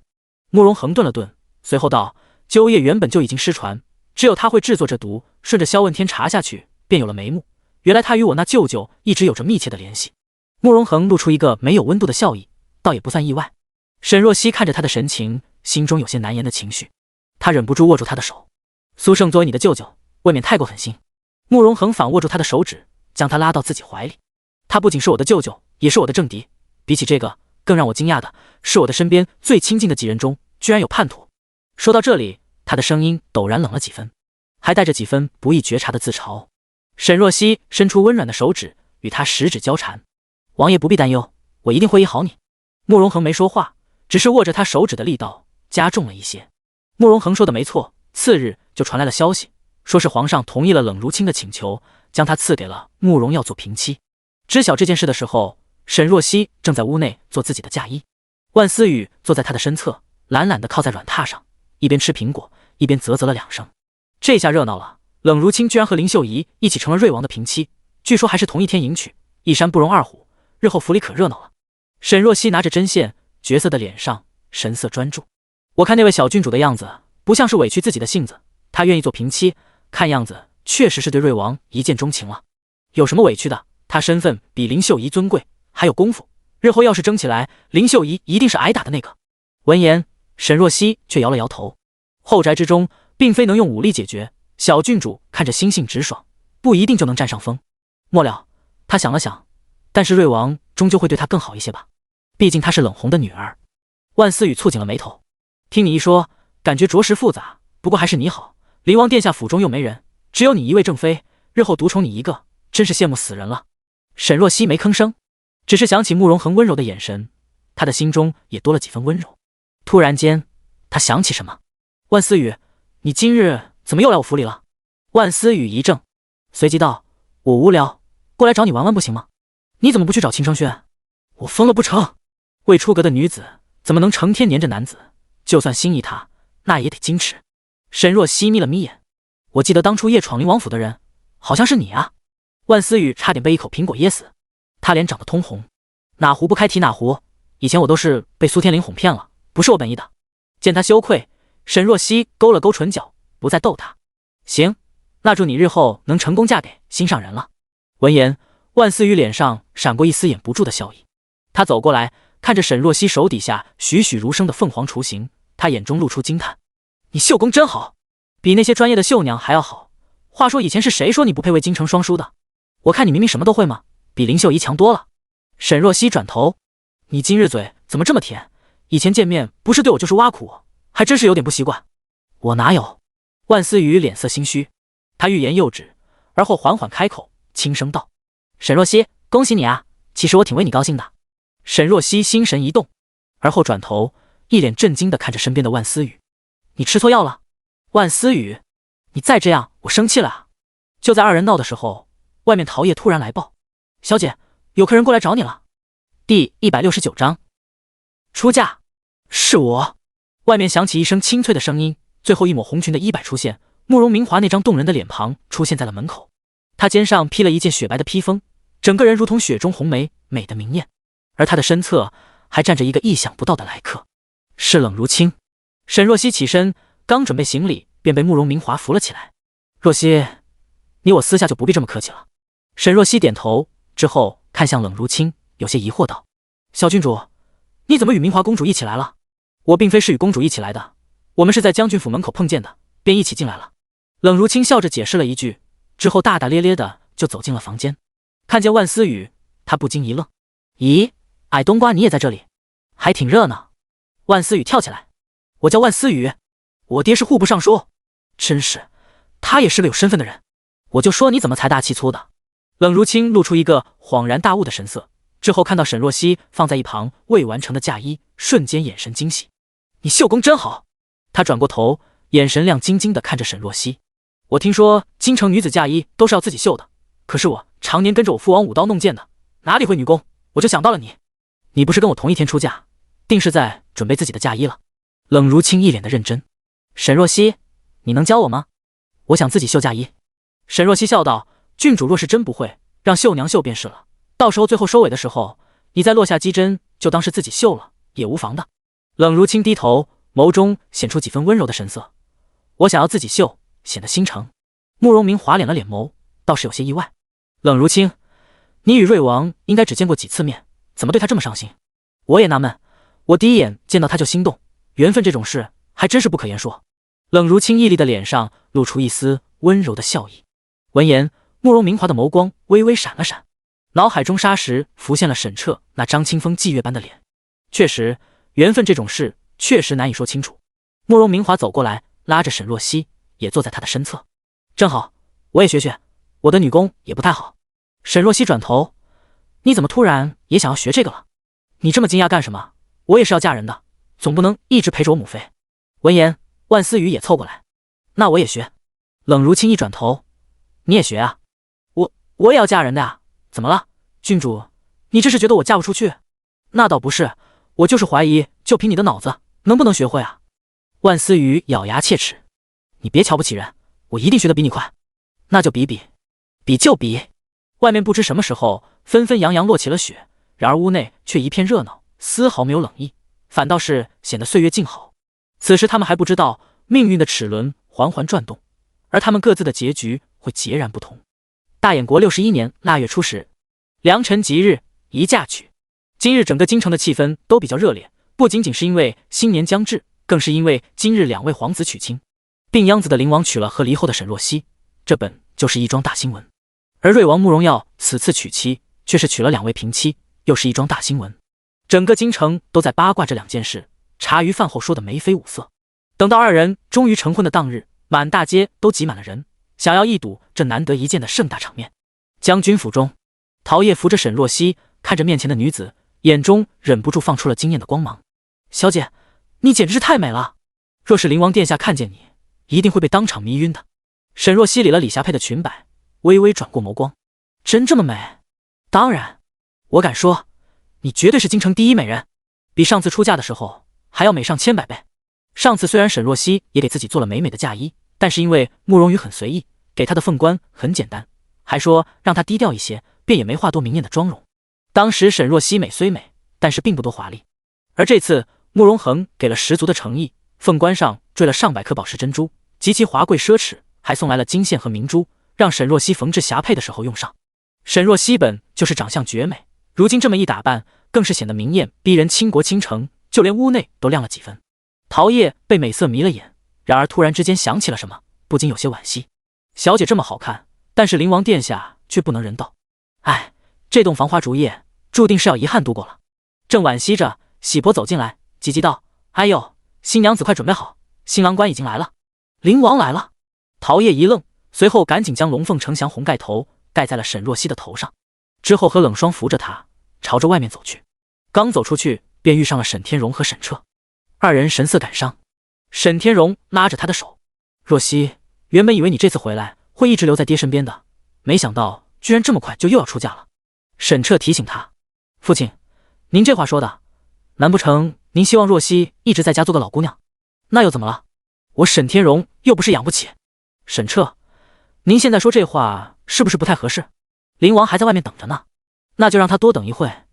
你话怎么这么多？沈天荣扭头狠狠瞪了沈彻一眼。沈彻有些无奈地转过头，跟他凶什么？有种去外面当着慕容恒的面凶啊！沈若曦握紧沈天荣的手指，柔声道：“爹，你若是想女儿了，尽管去看就好。虽然我不在你身边了，但是还有大哥和二哥。别提了，你二哥手无缚鸡之力，日后不知道有谁能看得上他，看见他我就糟心。至于你大哥，算了吧，整日脸跟个棺材板似的，谁乐意跟他在一块？”沈天荣刀逼刀，说出来丢人。他大儿子沈月虽然年少有为，但是性子也不知随谁了，冷冷冰冰的，嘴还欠，他打又打不过，骂也骂不过，气势上还被他压一头，憋屈。沈彻低声道：“父亲，您说话悠着点，大哥很快就要回来了。回来就回来，我是他老子，我还能怕了他不成？”沈彻内心呵呵，说的好像你不怕一样。沈若曦眼神一亮：“大哥要回来了。”“大哥打了一场大胜战，苍凉国与咱们签署了10年的和平协议，保证绝不来犯。皇上很高兴，特许大哥回京，要对他论功行赏。估计这次回来后会待很久吧。我好久没见到大哥了，挺想他的。”沈若曦神色满是欣喜。一旁的喜婆提醒道：“大将军，沈大小姐，这回该出门了，要是误了及时就不好了。”闻言，沈天荣终于依依不舍地放开了他的手，扶住了他的胳膊。“若曦，我送你到门口。”“好。”沈天荣搀着他走到了将军府的门口。门外，慕容恒正穿着红色的新郎服，坐在骏马之上，早早就在等候。见几人出现，他弯腰从马背上下来，朝着几人走过来。他原本就是难得一见的美男子，如今一身大红色的喜服，衬着那张冷贵俊美的脸，更是显得举世无双，风华万千。周遭的一切在此刻仿佛都成了陪衬。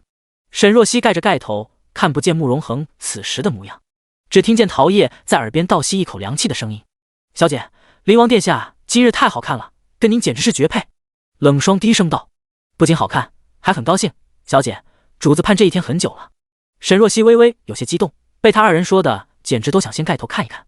他胸腔跳得厉害，是一种发自内心的期待和欣喜。就在此时，他的面前突然伸出了一只骨节分明的手，是慕容恒的。沈天荣有些不舍地将沈若曦的手交给慕容恒：“灵王殿下，请岳父大人放心，本王一定会好好珍惜若曦的。”听见这声称呼，沈天荣一愣，这家伙改口倒是挺快挺自然，该不会是蓄谋已久了吧？他神色有些僵硬地点了点头，之后看着慕容恒牵着沈若曦，小心翼翼地扶着她上了花桥。随着一声起叫声响起，鞭炮声骤然响起，热热闹闹的迎亲队伍排成长龙，缓缓离开。后面跟着的嫁妆一眼看不到头，几乎是占据了将军府面前的整条长街，比当初沈若曦嫁给慕容羽的时候更要盛大了不知多少倍。人群中有人惊呼：“这次不仅灵王殿下给出了天价的聘礼，将军府给的陪嫁也比上次要多啊！”“就是，没想到将军府的底子还挺丰厚，这得多少钱啊？看样子此次将军府是出了血本了。”门口沈彻也有些纳闷：“父亲，咱们将军府哪来这么多的陪嫁？”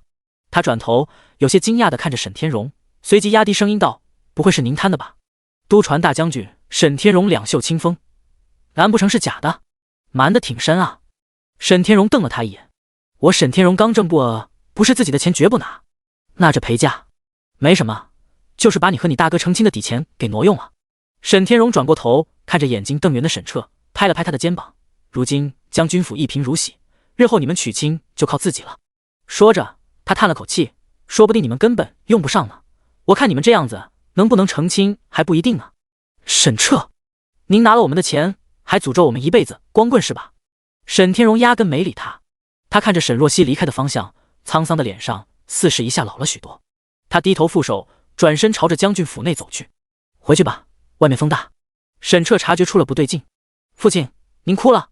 沈天荣死鸭子嘴硬：“你说什么？我不是说了风大吗？”沈彻眼中闪过一丝复杂的神色：“说实话，我还是第一次看见您哭。怎么说呢？还挺好笑的。”“闭嘴！你懂什么？别人嫁女儿都嫁一次，我嫁2次，这是双倍的伤心，我能不哭吗？”沈彻，这是什么破逻辑？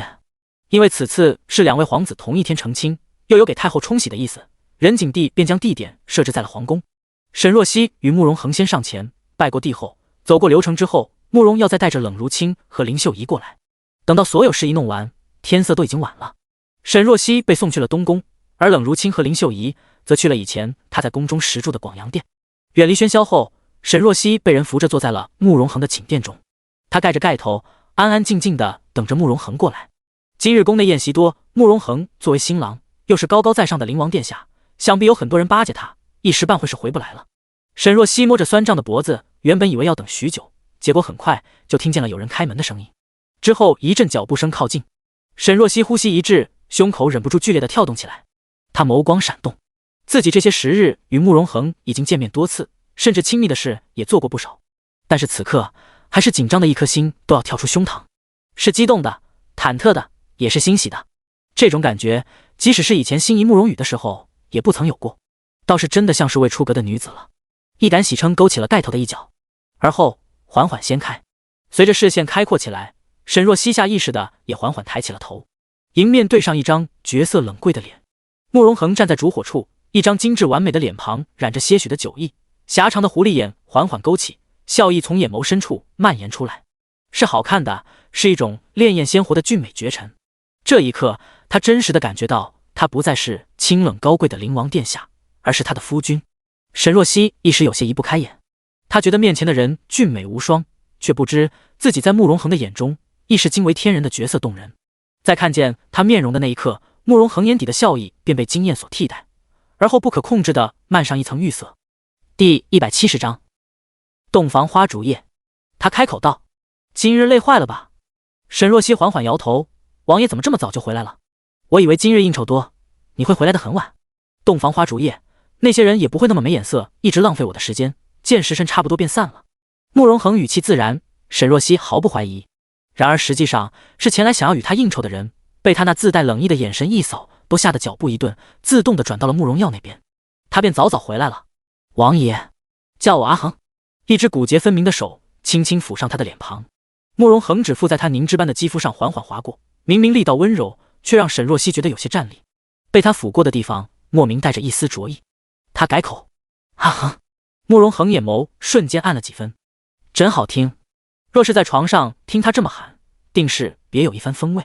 他手指落在他的凤冠上，亲自将他沉重的凤冠取了下来，掂量着手中的重量，他霎时又有点后悔，不该坠上这么多的宝石，虽然华丽，但是却让他受累了。沈若曦摸着酸涩的脖子，缓缓抬起头，见慕容恒将凤冠放到一旁后，朝着他伸出了手。他将手指搭了上去，起身随着他一起到了桌前。精致的玉雕桌面上放着2杯早就已经倒好的合卺酒。沈若曦看着他：“你要与我喝合卺酒，这不是应该的吗？”闻言，沈若曦眸光微闪，而后点头：“应该的。她嫁给慕容羽的当晚，独坐空房等了一夜，当时别说合卺酒，连觉都没睡。你分心了。”慕容恒淡淡的声音突然响起，将沈若曦的思绪拉了回来。他的眼神犹如实质，似是将沈若曦的所思所想全都给看透了。不准想别人。沈若曦嘴硬：“我没有想别人。”慕容羽算不上人，他没撒谎。慕容恒唇角勾出一抹淡淡的弧度，之后拉起他的手，与自己的胳膊交缠。“好，你说没有便没有。”他将酒杯抵在自己的唇边，说道：“若曦，喝了这合卺酒，你就要与我相守一辈子的。既是选择了我，这辈子你绝对无法离开我的身边的。”他语气平静，但是眸中深沉的占有欲却不可免地露出几分。沈若曦对上他的眼神，坚定而缓慢地开口：“花好月圆现比翼，天长地久补齐眉。”说罢，缓缓抬起酒杯，将合卺酒抿了一半进去。慕容恒心神微动，也看着他抬杯饮了一半，剩下的一半，二人交换，各自喝了，算是礼成了。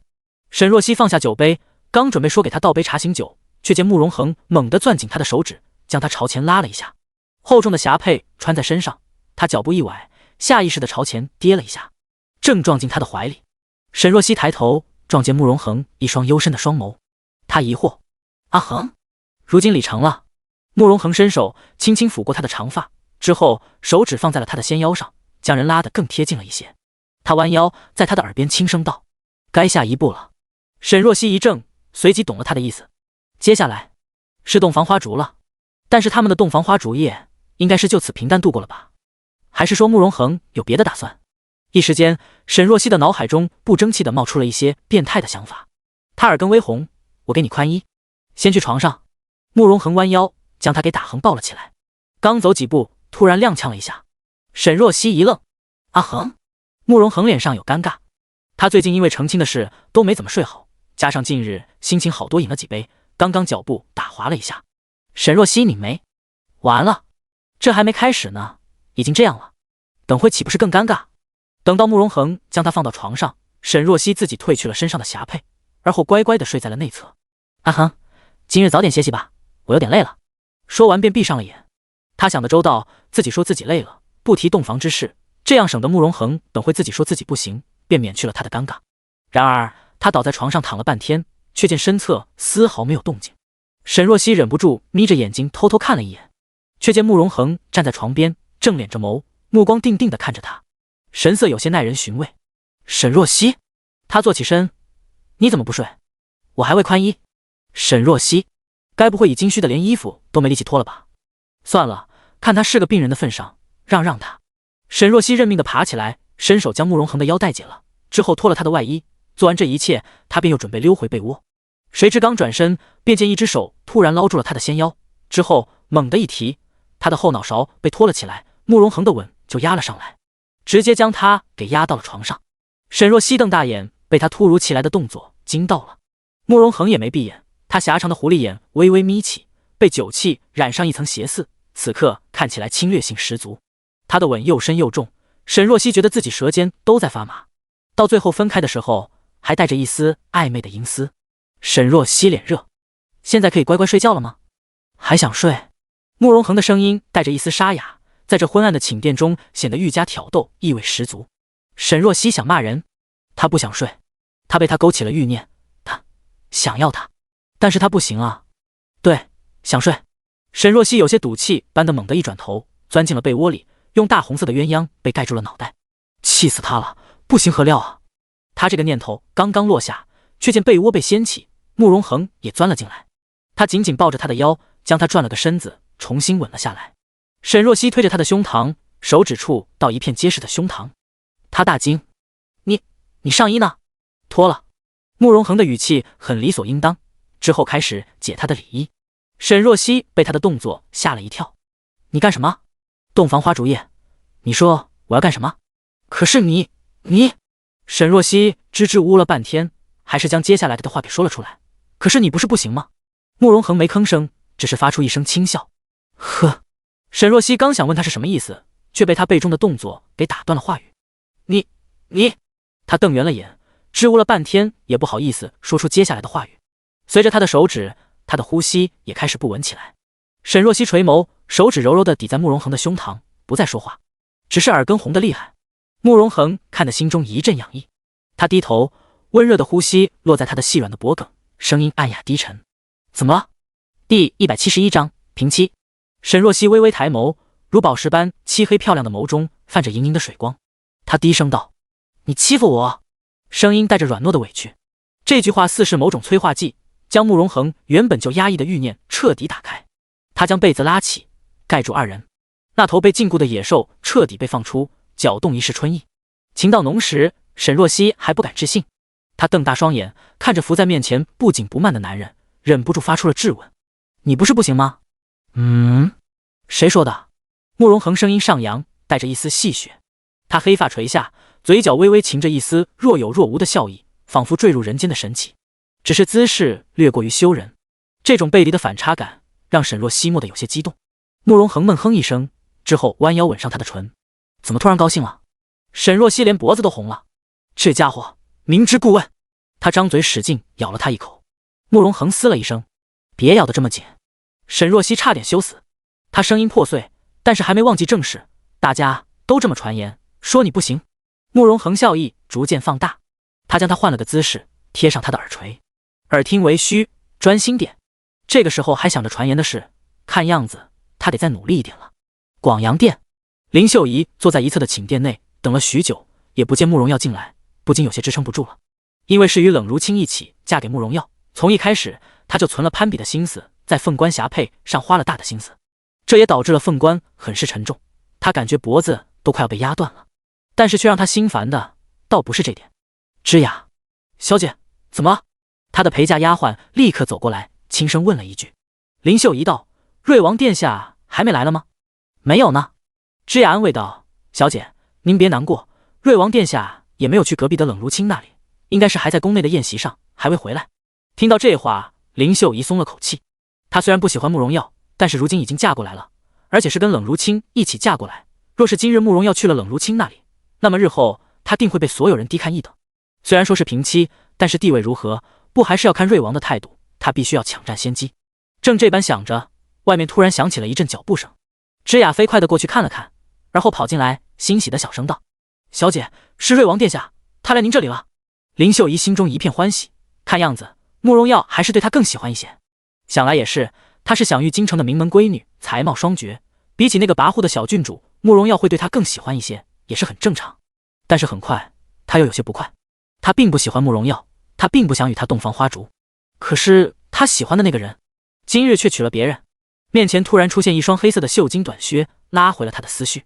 林秀仪稳住心情，端着身子，而后红盖头的一角被洗成枸杞，缓缓掀开。慕容耀站在床前，身形修长，面容俊美，此刻正定定地看着他。他身上带着些许的酒意，但是神色依旧清明。刚刚的应酬有些多，便多耽误了一会，这算是给他解释。林秀仪心中有些欢喜，这欢喜无关情爱，是一种胜利者的沾沾自喜。他露出一个笑意，确实有些酸，不过王爷今日来了我这里，小郡主怕是有些委屈。他一副温柔大方的模样，颇有主母的风度。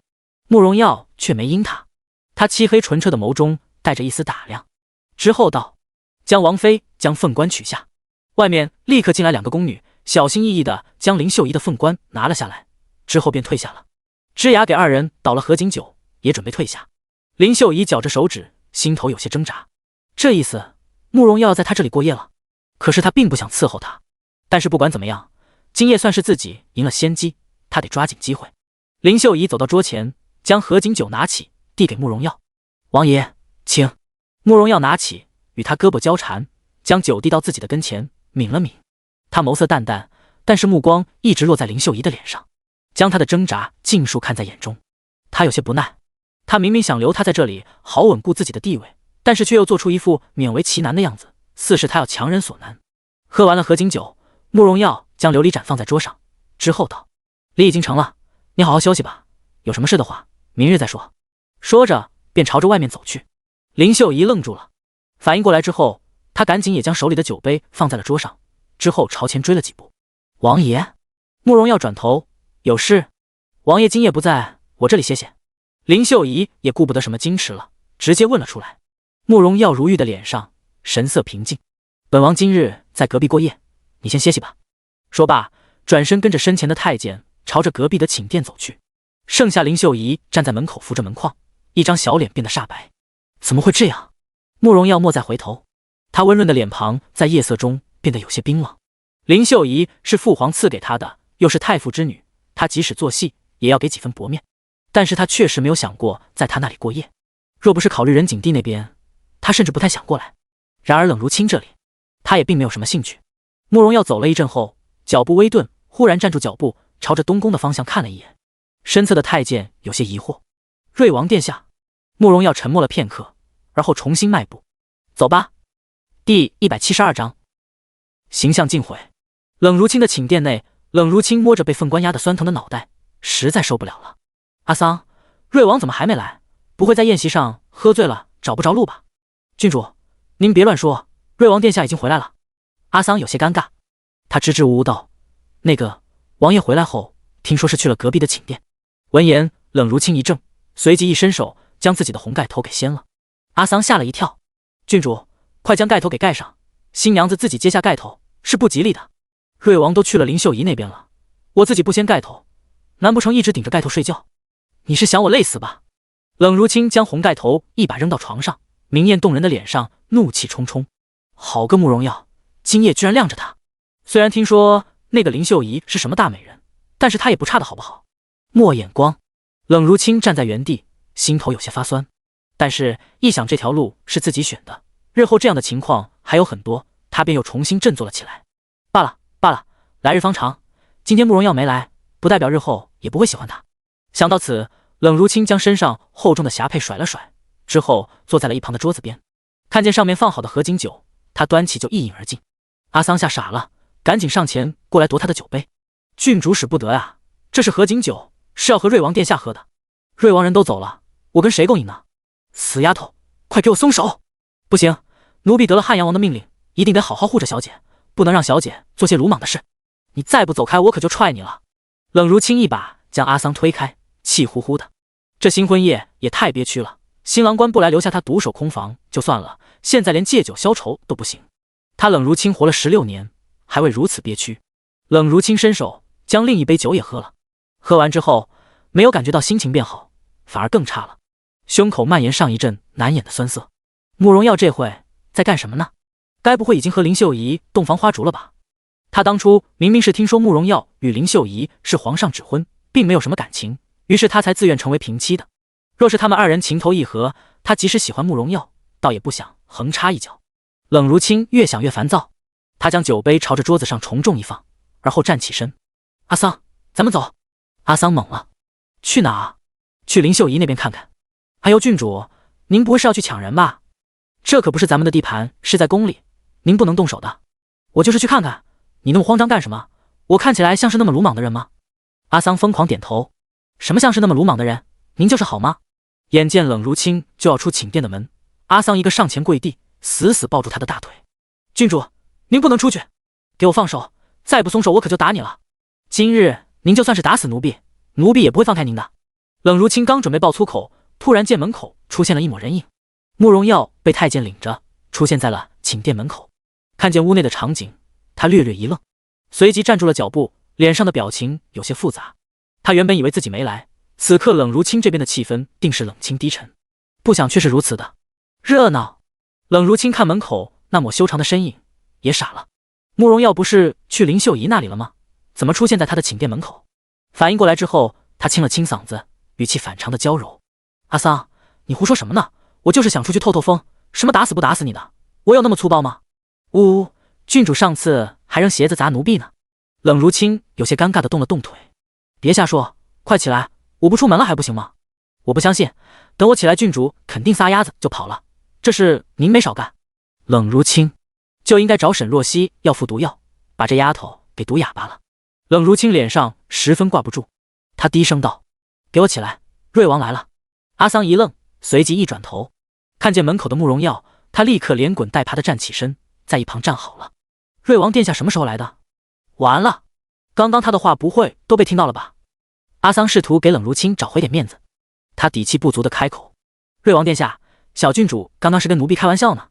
郡主平日里其实温良贤淑，十分端庄的。今夜，你先出去吧。”慕容耀开口打断了他的话，随后踏进了寝殿。冷如清有些懵：“你怎么来我这里了？”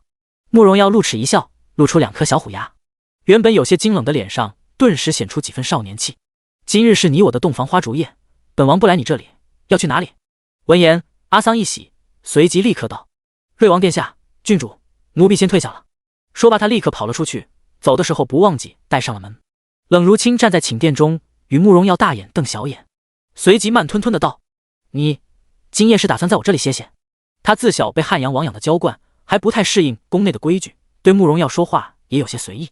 慕容耀眯了眯眼，问道：“你希望我去林秀仪那里？”“当然不是。”话出口之后，冷如清意识到自己的反应太强烈了，他微微咳嗽一声：“我听阿桑说你去林秀仪那里了，便以为今日你不会过来我这边了。”冷如清暗自思忖，难不成是被林秀仪赶出来了？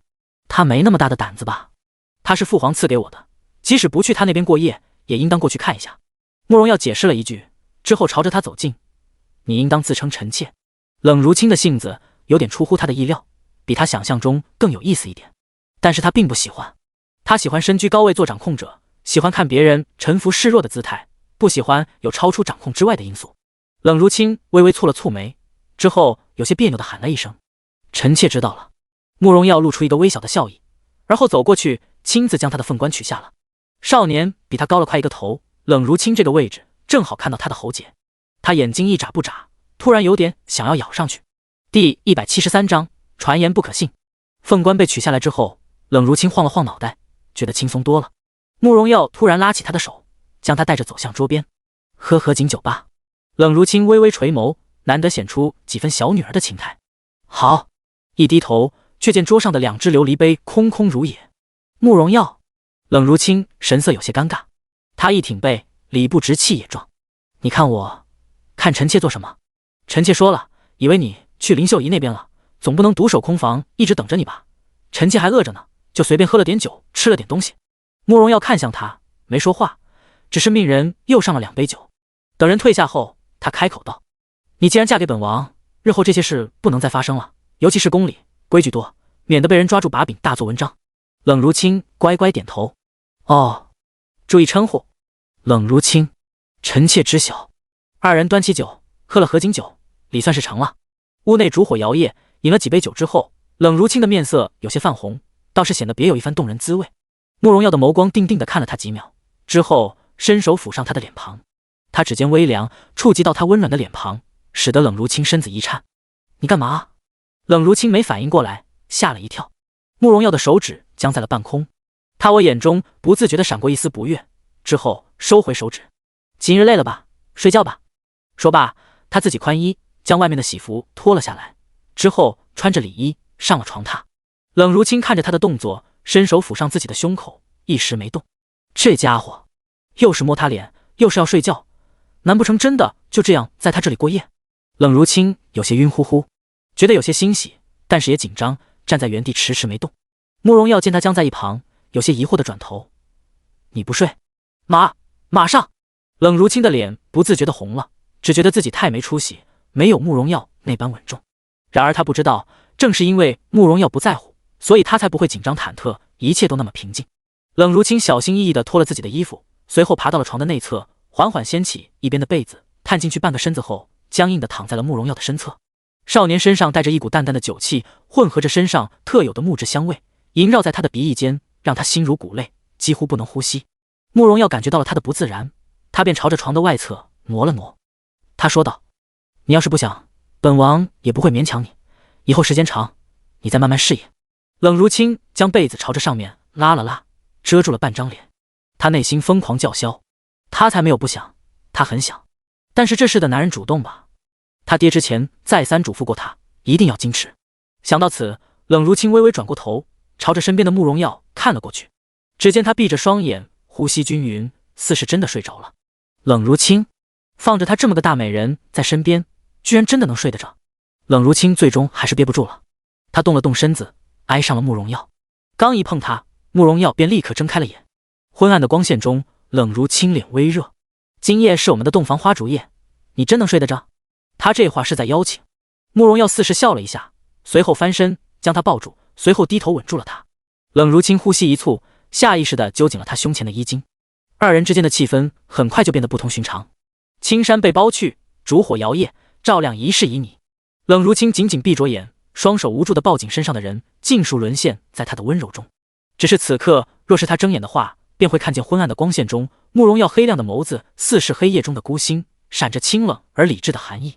京城半夜的时候下了一场小雪，东宫的琉璃瓦上被铺上一层淡淡的白，平添了几分冷意。但是整个皇宫的气氛却有些不同寻常，像是一碗滚烫的油，平静的表面下早就已经炸开了锅。昨夜东宫叫水了，还不止一次。这个消息不胫而走，很快便悄悄地传遍了整个宫中。灵王不能人道，这事都传了多少年，而如今却让所有人都大跌眼镜。此刻宫中所有人都伸长了脖子，等着想看看这是真相究竟如何。沈若曦完全不知道外面此刻的场景，她睡得很沉。昨天被慕容恒折腾到天亮，这家伙也不知道哪里来的劲头，最后是他红着眼求着的喊着阿恒，才放过他。外面传来工人的轻唤，沈若曦才缓缓睁开眼，终于醒了过来。醒来后才发现自己在一个温热的怀抱中，慕容恒一张俊美分明的脸抵在面前，他身上特有的药香味将他紧紧包围，让他觉得有些不真实的虚幻感。沈若曦紧紧盯了面前的人半晌，而后伸手轻轻抚上了慕容恒的脸。感觉到他的触碰，慕容恒微微拧眉，轻声哼了一下。沈若曦有些恍惚的大脑这回才渐渐恢复理智，他一愣，随即睁大眼：阿恒，你发烧了？难怪身上这么烫，这家伙昨夜不是很勇猛吗？看样子是耗尽了呀。慕容恒缓缓睁开眼，狭长的眸顺着他的脸轻轻一扫，之后落在他的胸前，顿住了。沈若曦低头，这才反应过来，昨天洗过澡之后，他太累了，衣服都没穿就直接睡了。闭眼，他下意识地伸手挡在胸前，有些羞恼地瞪了他一眼。慕容恒神色虚弱：我头晕眼花，什么都看不清。沈若曦，信了你的邪。他起身正准备将自己的衣衫穿好，却感觉腰一疼，顿时嘶了一声。究竟是谁传他不能人道的？传言害死人。沈若曦忍着不适将衣衫拿过来，却被慕容恒大手一挥扔在了一旁，之后捞住他的腰，又将他带到了怀中。你干什么？沈若曦倒在他的怀里，下意识地挣扎了一下，感觉到身后的动静，他身子一僵，随后一巴掌扇在了慕容恒的手臂上。你都发烧了，脑海里还在想什么？慕容恒抵在他的脖颈处，声音暗哑：我可以。你可以什么可以？给我松开。沈若曦将他的胳膊甩开，再次爬起身。这家伙身上都烫成那样了，还想着有的没的。他可不想他死在他的床上，这一世的日子还刚刚开始呢。第174章，生病。你先躺着，我去叫下人进来。沈若曦挪到床边，走下了床。谁知刚一落地，就感觉双腿一软，差点跪下来。他咬了咬唇，看了一眼床上神色虚弱的慕容恒，这家伙，要不是看他生病了，他定要去踹2脚。沈若曦忍着腿间的不适，朝着门口走去，将门拉开了一点。陶叶和冷霜还有几个宫女太监都在外面守着。见沈若曦出来，陶叶立刻上前：“王妃，您怎么自己起来了？有什么需要的话，尽管说一声，奴婢进去伺候就行。”“不用了，灵王殿下生病了，让太医来。”“殿下生病了？”小鱼子赶紧凑过来，随即朝着沈若曦道：“王妃娘娘，奴才立刻去请太医。”说着，立刻转身小跑着离开了。冷霜凑近道：“王妃，属下多嘴问一句，您可以自己给殿下看病？我有点饿，让太医来吧。”沈若曦缓缓说了一句：“她现在走路腿都发软，看什么呀？还是交给太医吧。”“您饿了？那我立刻让人准备膳食。”冷霜拱了拱手，走了下去。陶叶站在一旁，黑亮的眼睛滴溜溜地看着沈若曦，几次三番欲言又止。沈若曦有些纳闷：“怎么了？那个小姐，昨日洞房花烛夜，您还好吗？”她不好问的直接，现在全都在好奇昨夜东宫叫水的事，陶叶也好奇，但是这事实再没胆子问。听到这话，沈若曦脸上有些不自然：“不太好。”说罢关上了门，留下陶叶一脸的深思。叫水了还不太好，这究竟怎么一回事啊？沈若曦被人伺候着洗漱好了之后，太医也过来看过了慕容恒。他跪在地上拱手道：“灵王殿下，您这身体……”慕容恒正从床上起来，让小鱼子伺候他穿衣。听见声音，他冷淡的眸光朝着太医瞥了一眼：“有什么话直说。您这身体节制一点便行了，实在是因为耗损有些厉害才会发烧，没有什么大问题。”“嗨嗨！”一旁的冷夜差点被自己口水呛死。大清早的，他听见了什么？太医劝不能人道的主子节制。慕容恒带着冷意的眸光一扫，冷夜吓了一跳，赶紧稳住了表情。沈若曦坐在一旁，脚趾疯狂蜷缩在一起。天，他刚刚应该自己给他把个脉的，也不至于现在的场面这么尴尬。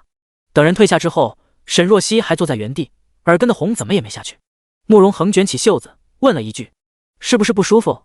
沈若曦悠悠地转过头，咬着唇，有些嗔怒道：“都怪你。”“确实我怪我。”慕容恒不紧不慢的道：“我昨夜弄疼你了，日后会小心的。”“我不是说这个。”沈若曦有些难以启齿：“你既然身子虚弱，就该知道节制点，也不至于今日发烧了，等传了出去多离谱。”慕容恒沉思了一会，而后道：“这得怪你了。”“沈若曦，怪你昨夜实在是太美，我把持不住也是情理之中。”听到这话，沈若曦的脑海中不受控制地浮现了一些不该有的画面，她竭力将脑子里的废料给压了下去，之后正色道：“话说关于你的传言究竟是怎么回事？”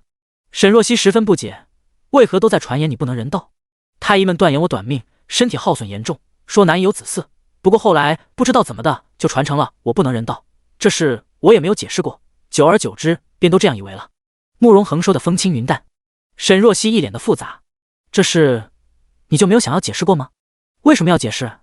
沈若曦：“很好，一时不知道怎么接了。”慕容恒朝着他瞥了一眼，而后眯了眯眼：“你好像对这事一直耿耿于怀，是不高兴吗？昨夜也不太像。”沈若曦打断他的话：“既然传言是假的，你为什么不早点告诉我？”害得他还在想着该如何保全他的自尊心，没想到这家伙就是个白切黑。沈若曦有些恼怒，一拳朝着他的胸口打去，却被慕容恒轻易地抓住了手指。他将他的手放在唇边，轻轻吻了一下：“别气了，去长秋宫吧。”“可是你不是发烧了吗？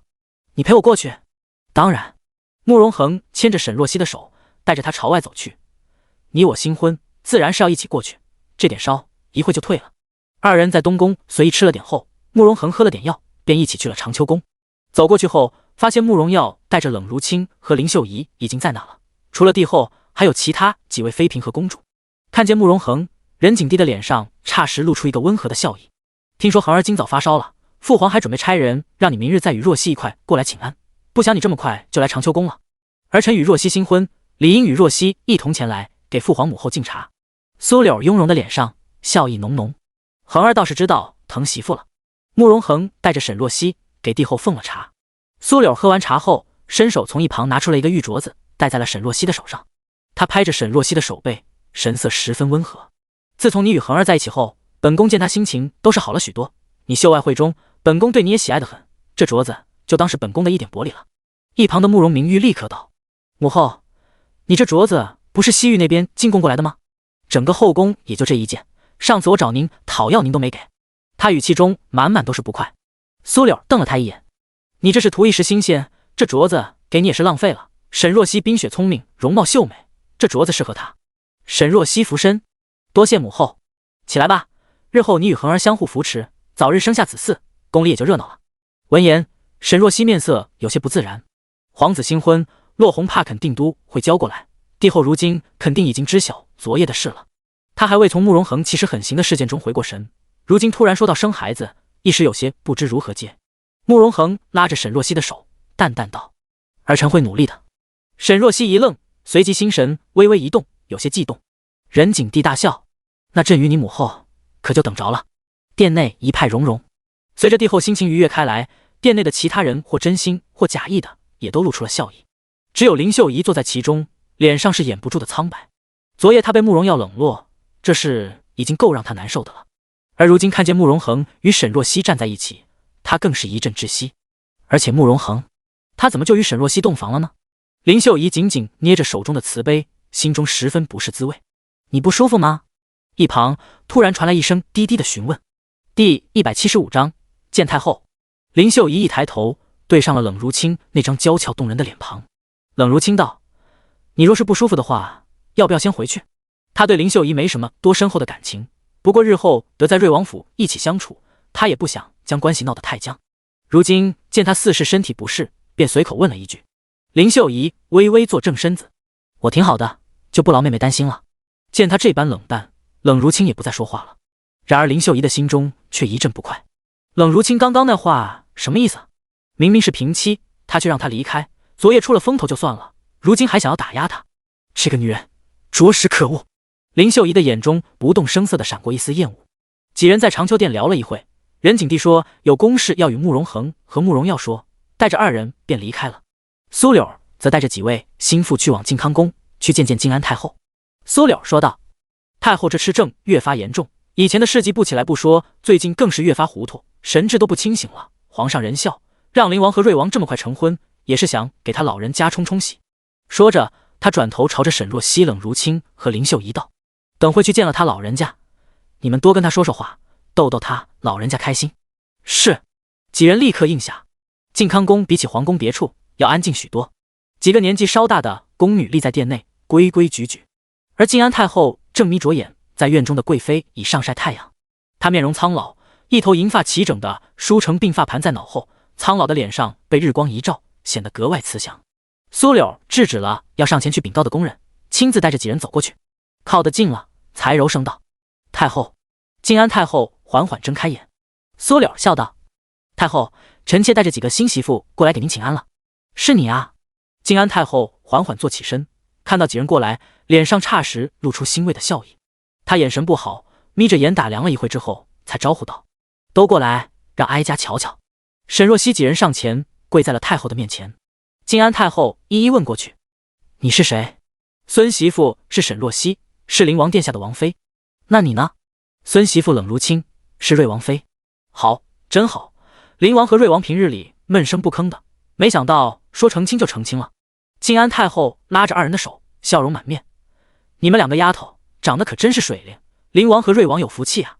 苏柳提醒了一句：太后，这还有一位孙媳妇呢。林秀仪有些尴尬的跪在一旁，朝着他道：孙媳妇林秀仪是瑞王的王妃，参见太后。靖安太后有些懵，瑞王的媳妇不是在这里吗？怎么又多了一个？末了他恍然大悟：哀家知道了，你是瑞王的侧妃是吧？林秀仪一噎，正要解释，却见靖安太后打断他的话，兀自说道：耀儿这个孩子平日里看着倒是挺安分乖巧的，结果一下子就娶了两人，这可不是什么好的行为，是不是在哪里学坏了？他缓了缓之后道：还是得学恒儿，一心一意对一个人。说着，他抓起沈若曦的手说道：恒儿怎么没有陪你过来啊？是不是又去见他母后了？沈若曦一愣，苏柳在这里呢，太后却提起这个，看样子的确是神志不清明。他看向苏柳，见他默默点了点头，他便没有纠正，只能顺着静安太后道：“王爷并未去母后那里，有急事去见父皇了，之后会过来看您的。”好，好。静安太后握着他的手，朝着冷如清与林秀仪道：“你们先去外面坐会吧，哀家有事要单独跟。你叫什么来着？”回太后，孙媳妇叫沈若曦。闻言，静安太后吩咐旁边的人：“你们都下去等着，一会再过来。哀家有事要单独与若曦说说。”见状，苏柳便带着其他人转身走了下去。太后身边的吕嬷嬷拿了个软垫垫在沈若曦的膝下，让她跪着舒服一下。静安太后垂眸看着沈若曦的脸，细细打量，眼底都是慈爱之意。半晌，她突然道：“你这丫头长得可真是好看，恒儿母后是哀家见过最好看的女子，可是你比她还要胜上几分。”沈若曦心神一动：“太后您，哀家没糊涂，不过是想跟你多说些话，又怕其他二人觉得哀家偏心，就装糊涂罢了。”沈若曦眸光微敛：“太后想要与孙媳妇说什么？”她之前就听慕容明华说，太后对慕容恒是最宠爱的，可能因为这层关系，对他也多了几分厚爱。静安太后伸手将他乌云般的鬓发抚了抚，之后叹息一声：“其实恒儿看着无比尊贵，却是个命苦的孩子。他生母死得早，身边又没个人真心待他。如今他主动选择了你，想必你这孩子定是走进了他的心里。”沈若曦顿了顿：“父皇和母后都对王爷很好，日后孙媳妇也定全心全意对待灵王，请太后放心。”闻言，静安太后的眼中却溢出一丝复杂，她叹息一声，忽而喃喃：“皇上终究是皇上，他有他的顾虑。皇后看着也是仁厚之人，只是他太爱自己的孩子，这也不好。”沈若曦正想委婉问一句这话是什么意思，却见静安太后的眼神突然有些呆滞，她突然攥紧着沈若曦的手，神态有些激动：“婉儿，婉儿，母后对不住你，母后没有劝住她，婉儿你别怪母后。”沈若曦一愣，随即反应过来太后的痴症发作了。婉儿，苏婉儿，那不是先皇后的名字吗？太后这话是什么意思啊？沈若曦心中一惊，不知太后是胡言乱语，还是因为一时糊涂说出了什么皇宫秘辛。第176章，敌意。太后，您又糊涂了，先皇后已经不在了，如今皇后娘娘是苏柳。吕嬷嬷赶紧走过来，将静安太后接下来的话给打断了。太后神情恍恍惚惚：“是吗？哀家怎么记得昨日她还过来看望哀家，给哀家看她亲手做的虎头鞋，说是要给未来的皇儿穿呢。太后，您记错了，来，奴婢扶您进去。”吕嬷嬷搀着她缓缓起身，扶着她，准备让她进去躺在床上休息。沈若曦跟在身侧，低声道：“嬷嬷，我会医术，让我给太后瞧瞧吧。”吕嬷嬷转头温和道：“林王妃有心了，不过太后这痴症已经犯了多年了，太医已经看了多次，说是因为年纪大了的原因，没什么办法。”说是这样说，但是她还是让开了。沈若曦走过去，搀扶着太后去到了床上，之后伸手把了把脉，随即微微一惊。太后脉象虚弱，不过能感觉到中气比较足，身体有细微虚热之症，应该是长期用人参、鹿茸等上好的补品将她的身体养着。但是很可惜，沈若曦眸中不动声色地闪过一丝惋惜。即使呵护着，但是太后的身体依旧不行，恐怕没有多少阳寿了，难怪说要冲洗。太后，奴婢服侍您喝药。此时吕嬷嬷端了一碗药走了过来。沈若曦伸手道：“嬷嬷，让我来吧。”“好，林王妃您小心烫。”吕嬷嬷将药递给了沈若曦。沈若曦接过，用勺子搅搅了搅，闻到一股子浓烈的药味后，她的动作顿了顿。她不确定的又闻了闻，随后压下心底的震惊，平静道：“嬷嬷，这是给太后的补药吗？”“回王妃，这是太医院给太后娘娘熬制的补药，太后近日精神不佳，一直在用这补药补身体。”闻言，沈若曦稍稍点头，之后将药端着喂到了静安太后的嘴边。等到一碗药见底，静安太后也睡了过去。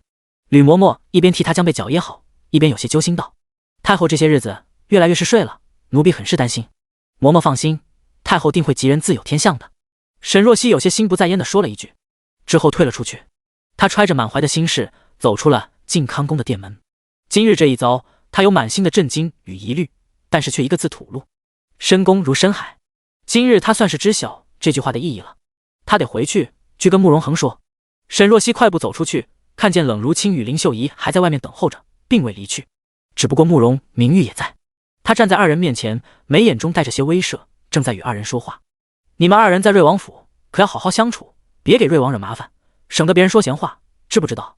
林秀仪点头：“知道。”冷如清微微蹙了蹙眉，虽然对慕容明玉的态度有些不喜，但还是回了一句：“慕容明玉扫了他一眼，之后缓缓道：“我听说昨夜瑞王在你那里过夜的。冷如清，既然瑞王如今对你比较主意，你日后更要小心伺候他。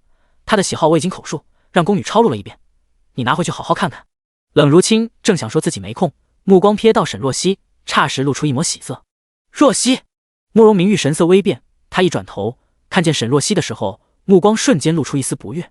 沈若曦走过去，开口道：“太后已经睡下了，你们就不用等候了，改日再过来请安吧。”闻言，林秀仪冷笑一声：“沈若曦，你倒是真有能耐，我们都没与太后说上两句话，就你一个人在里面待了这么久，估计讨得了太后的欢心吧。”沈若曦似是没听到他的嘲讽之意一般，平静道：“太后她老人家确实与我挺投缘的，日后我得多来看望她老人家。”林秀仪眼神微沉，愈加不悦了：“太后不过是看在灵王的面子上，才对你这般好态度的，你得意什么？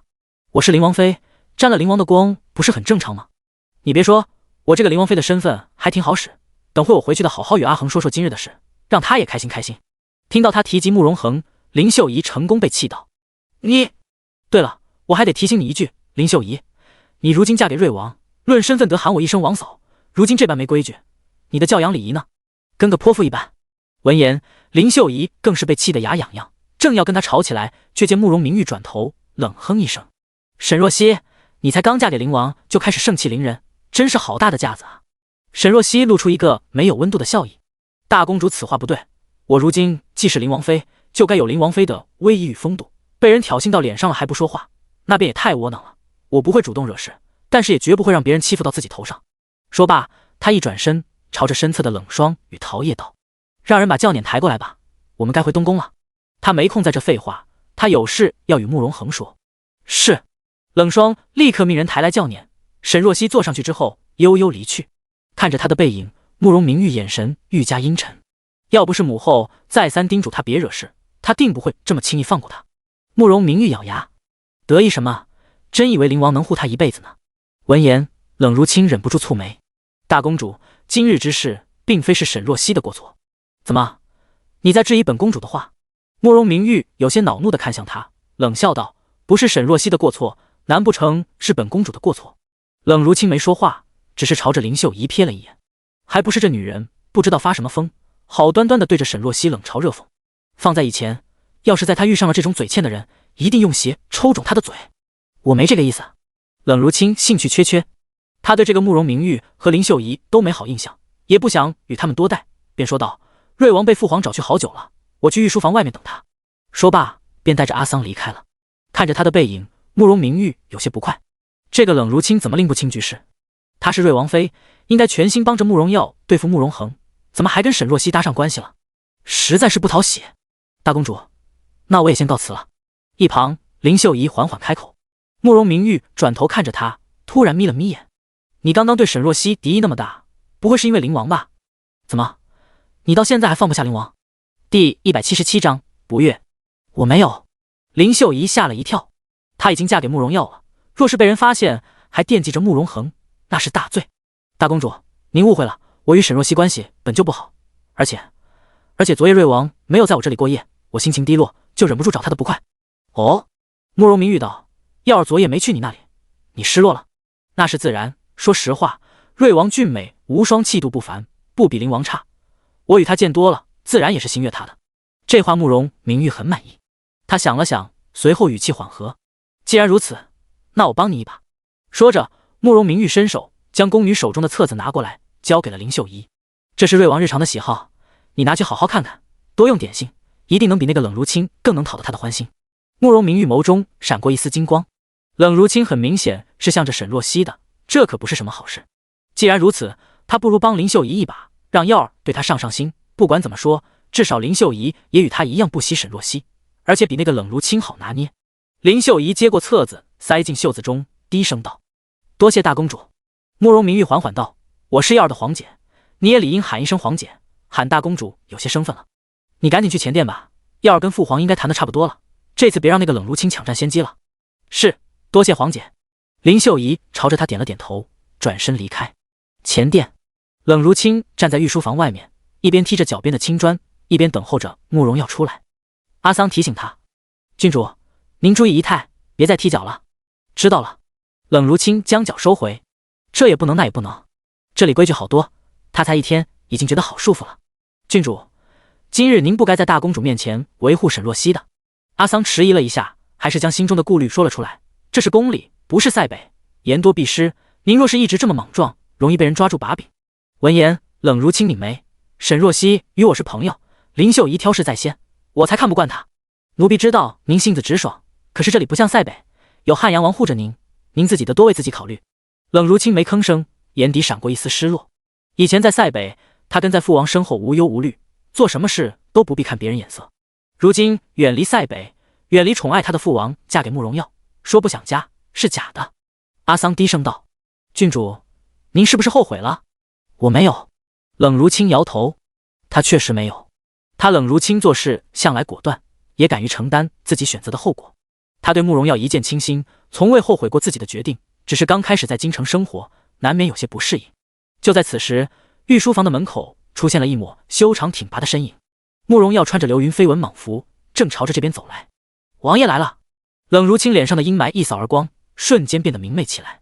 他刚准备跑过去，却见一抹身影比他更快一步跑到了慕容耀的身边。林秀仪脸上带着柔和的笑意：王爷，您要回府了吗？慕容耀没吭声，只是淡淡的扫了他一眼。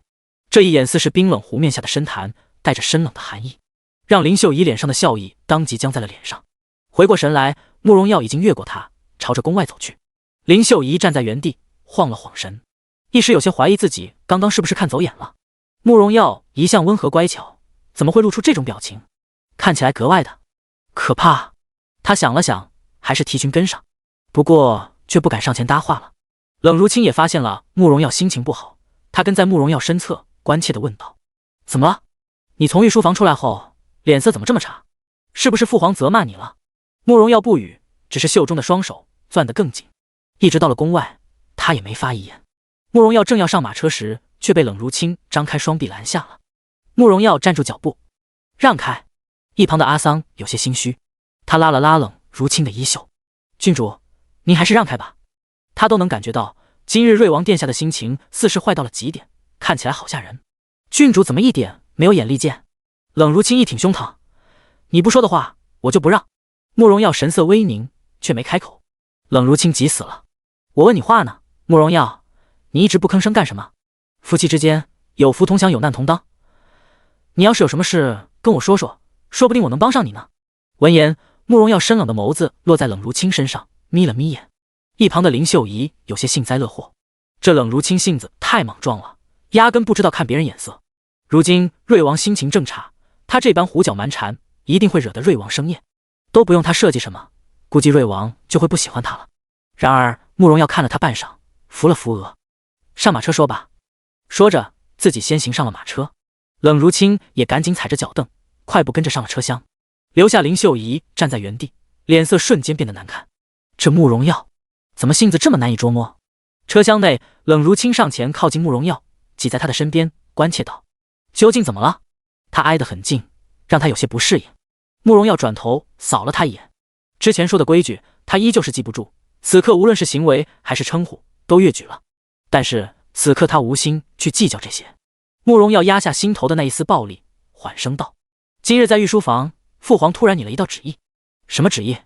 慕容耀沉吟半晌之后缓缓道：他要立九王兄做太子。灵王殿下。冷如清微微拧了拧眉，心头没什么触动。谁做太子他其实并不关心，他只关心慕容耀。所以你才这么生气？冷如清压低声音，迟疑着问道：你想要皇位？他就算再没心没肺，也知道这话是禁忌，他不该这么问。但是他希望知晓慕容耀的一切，包括他的野心。第178章立储。慕容耀看着他，并未正面回答，只是眸光微微落在他的脸上，将他的表情变化尽收眼底。他对他说这番话，是在试探他的态度。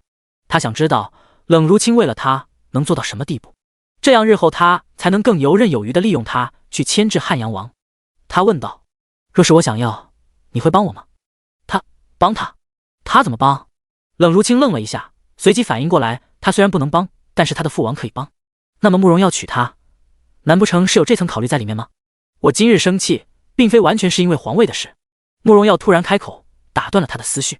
冷如清抬头看向他，眼中带着疑惑，那是因为什么？慕容耀眸光微转，缓声道：我如此勤恳学习治国之道，克己自守，勤勤勉勉，但是最终还是输给九王兄，实在太过没用。说罢，他嘴角露出一个自嘲的笑意。他身体不好，尚且能赢我，若是身体康健，怕是更没有我什么事了。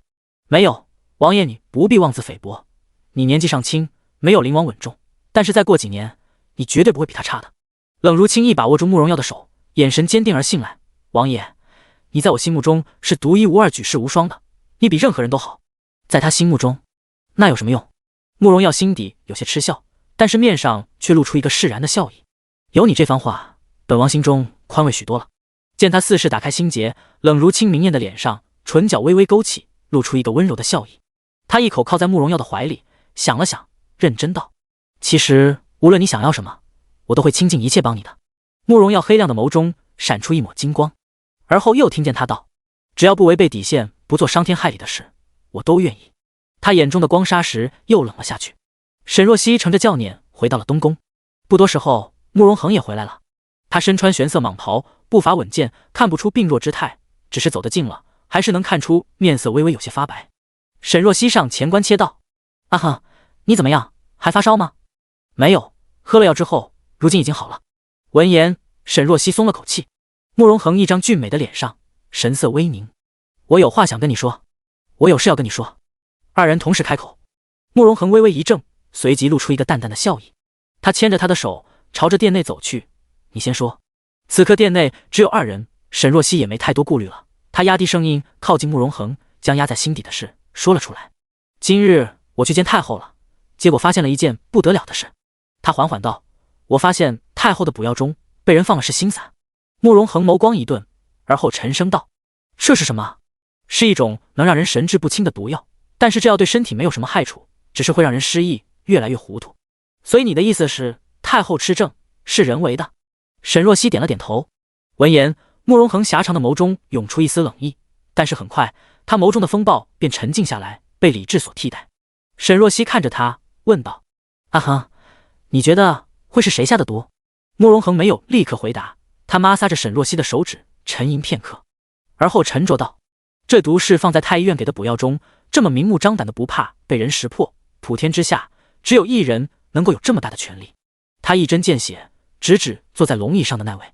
沈若曦没有太多惊讶，因为从一开始他也是这般怀疑，所以才在闻到是心散的味道后，依旧给太后喝下了药。因为这若是任景帝的意思，他擅自揭穿，不仅制止不了这件事，还会给自己惹来大祸。只是为什么？都说皇上仁孝，这究竟是为什么？慕容恒道：你不是说了，这药对身体无害，只是会让人神志不清，我猜想可能是想要太后闭紧嘴巴，怕他说出什么事。闻言，沈若曦一愣，而后想起了静安太后拉着他的手提及先皇后的事，难不成是因为先皇后？沈若曦心中万分疑惑，越想越觉得心惊。这皇宫之中究竟是藏着多少秘密？脸上突然被抚上一只手，慕容恒伸手摸着他白皙的小脸，温声道：想不通的事就不要多想了，寻找真相的事交给我就行。可是沈若曦伸手将他的手指握住，眼中是真切的关心。可是若真是他，你会很危险。身在皇家，有许多事便是身不由己，而且我本身就是个漩涡，走到今天注定避不开争端，而且日后处境会更加凶险。若曦，你害怕吗？他面色平静，然而内心却有些不安。他是他的软肋，若是沈若曦怕，他便花大代价去走另一条路，退出这漩涡中心。然而沈若曦却是淡淡一笑，温柔的目光中蕴含着漫天风华。有阿恒在我身边，我怎么会怕？慕容恒心神一震，一股从未有过的悸动与欣喜在血液中翻滚。他握着他的手指的力道忍不住加大，将他拽住自己怀中。他抚着他微凉的黑发，觉得原本一直空洞的内心，此刻仿佛被什么填满了。沈若曦伏在他的胸前，问道：你刚刚说有事要跟我说，是什么事啊？不等慕容恒回答，殿外突然跑进来一个人，是小鱼子。他一路小跑进来：灵王殿下，皇上。刚吐出几个字，却看见一对璧人搂在一起，缠绵的劲差点酸掉了他的大牙。小雨子嘴一瓢：奴才什么也没看见，奴才瞎了，奴才这就走。回来。慕容恒声音冷淡：是。小鱼子又硬着头皮滚回来了。慕容恒问道：“你刚刚想说什么？”“是皇上身边的王公公来了，说是皇上的旨意到了。”沈若曦有些疑惑：“皇上怎么突然下旨？是有什么重大的事吗？”慕容恒牵着他的手：“你不是好奇我有什么事要跟你说吗？听完旨意你便知晓了。”沈若曦跟着他一起出了殿门，外面王德福拿着拂尘和圣旨已经在等候。慕容恒携着沈若曦跪下，之后便见王德福将圣旨打开，尖细的嗓子在东宫的殿前响起：“奉天承运，皇帝诏曰：自古帝王祭天立极，抚育环区，必建立原储，茂隆国本，以绵宗社，无疆之休。”闻言，沈若曦心中大惊，这是要立慕容恒为储君。第179章制衡。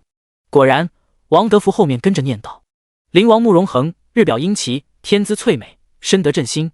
于大衍31年12月初9，受慕容恒以册宝，立为太子，正位东宫，以重万年之统，以系四海之心。”王德福念完之后，慕容恒双手接过圣旨：“恭喜殿下，贺喜殿下！”王德福笑容满面，如今的唤一声太子殿下了。皇上说了，3日后的册封大典在即，殿下这几日好好休息，届时一同去往岳山祭祀，正式行册封大典。公公辛苦。哎呦，老奴哪能得您这声辛苦啊！王公公满脸惶恐，又说了几句道贺的话，之后才转身带着人离开了。慕容恒也与沈若曦回到了殿中。沈若曦回过神：“你要跟我说的事就是这个？”慕容恒微微点头，金贵的脸上神色依旧平稳，看不出半点惊喜与激动。今日在御书房，父皇说了此事。怎么会这么突然？并不突然，怕是瑞王取冷如清的时候，他便就在筹谋这件事。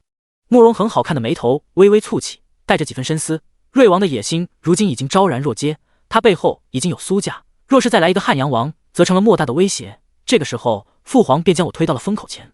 慕容恒眸中闪过一丝凉意，我成太子，那便退无可退了。他还是灵王的时候，还有退路可选，但是如今身居太子之位，便是无路可退，不成功便成人。父皇这是逼着他去对付苏家与瑞王。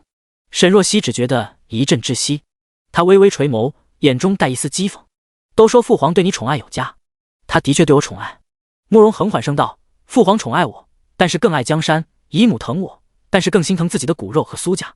人是矛盾的，也是自私的。身在皇家，有诸多的身不由己，而每个人都在这身不由己中被迫做出取舍。”沈若曦鲜少听他说这么多话，而且是这么秘密的话语，可见他对他是全身心的信任了。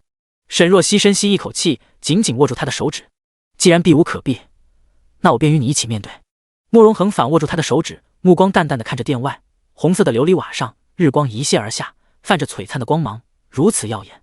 一阵风袭来，带着微微的凉意。他眯了眯眼：“起风了。”千里之外的药王谷，白洛拿着剑避开众人出了谷，身后赵健跟了上来：“少谷主，您这是要去哪？”白洛转身，义父的身体日渐孱弱，龙骨虽然救回了他的命，但是却不能使他身体康健。他老人家听说诡异赵天行有紫阳丹，让我去找赵天行谈谈，看看能不能拿到。赵健有些担忧：“诡异一派向来与咱们不和，况且赵天行为人奸诈，少谷主，您若是独自一人过去，实在太过危险，属下与您一起。”“不用了，咱们去的人多了，反倒是让赵天行心生忌惮。我一个人去，我是药王谷的少谷主，他就算再怎么不待见药王谷，也不敢擅自对我下手。”“是，属下知道了。”赵健神色有些不满，其实谷主的身体还是因为纵欲过度，罪魁祸首是那个聂倩儿。行了，这话不要让义父听见，你回去吧，让义父他老人家这几天好生休息。白洛吩咐了他一句，随即转身走了。转身的片刻，白洛的神色便微凝了起来。他此次下山找鬼医求丹药是其一，其实还有重要的事。一路快步到了山下，天色已经微微暗了下来，白洛正准备休息一下，突然觉得不对劲。他猛地一回头，看见一个身影鬼鬼祟祟地躲在了一棵树后。他俊美妖孽的脸上神色瞬间沉了下去。萧云溪听见这声大喊，树后面的那抹身影僵了僵，之后慢吞吞地走了出来。萧云溪那张娇俏的脸上笑得尴尬：“师兄，你怎么知道是我？这事你还干得少吗？不是你还能是鬼啊？”白洛怒声道：“你又跟着我干什么？我跟你一起去找鬼医啊，师兄，你就带着我吧，我才不想回药王谷天天对着我爹那张丑脸和聂倩儿那个蛇精，要是你都嫌弃我，我就真的没人可以依靠了。”萧云溪微微垂眸，神色有些低落。见状，白洛只能拧眉：“行，你跟我一起吧，不过别多话，别乱跑，凡事听我的。”听，我一定听你的。萧云熙满脸都是开心，他跳着站在白洛的身边，转头看着他那张异常精致的脸庞，眼底泛着真切的欢喜。师兄，你真好看，你要是个女人，我爹一定不要捏掐要你。闭嘴，不会夸人就别硬夸。话说师兄，你今日怎么这么迟钝？我跟着你这么久了，你都没有发现？白洛没吭声，只是好看的眉头锁了锁。他今日心事很重，便没有注意到萧云熙。白洛拢了拢手指，他的袖中藏着一张字条。自从上次没头没脑的传来一封密信，说萧问天是他的仇人后，传信的人便一直没有了动静。而前2日，他的屋内突然又出现了一封信，上面写着一个地址和一个人名，沈之鹤。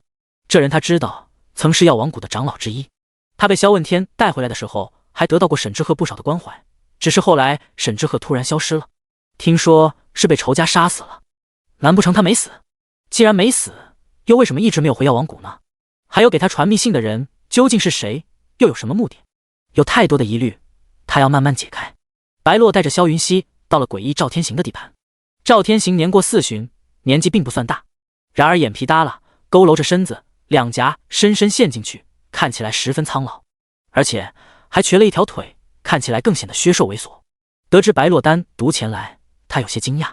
等到白洛说明来意，赵天行却嗤笑一声：紫阳丹是我耗费上千种稀世药材才炼就的神丹，本来是想要进贡给当今皇上，讨得龙颜一跃，寻找机会将我们诡异一派发扬光大。你如今却要我给萧问天那个老不死的，他也配？第180章寻人。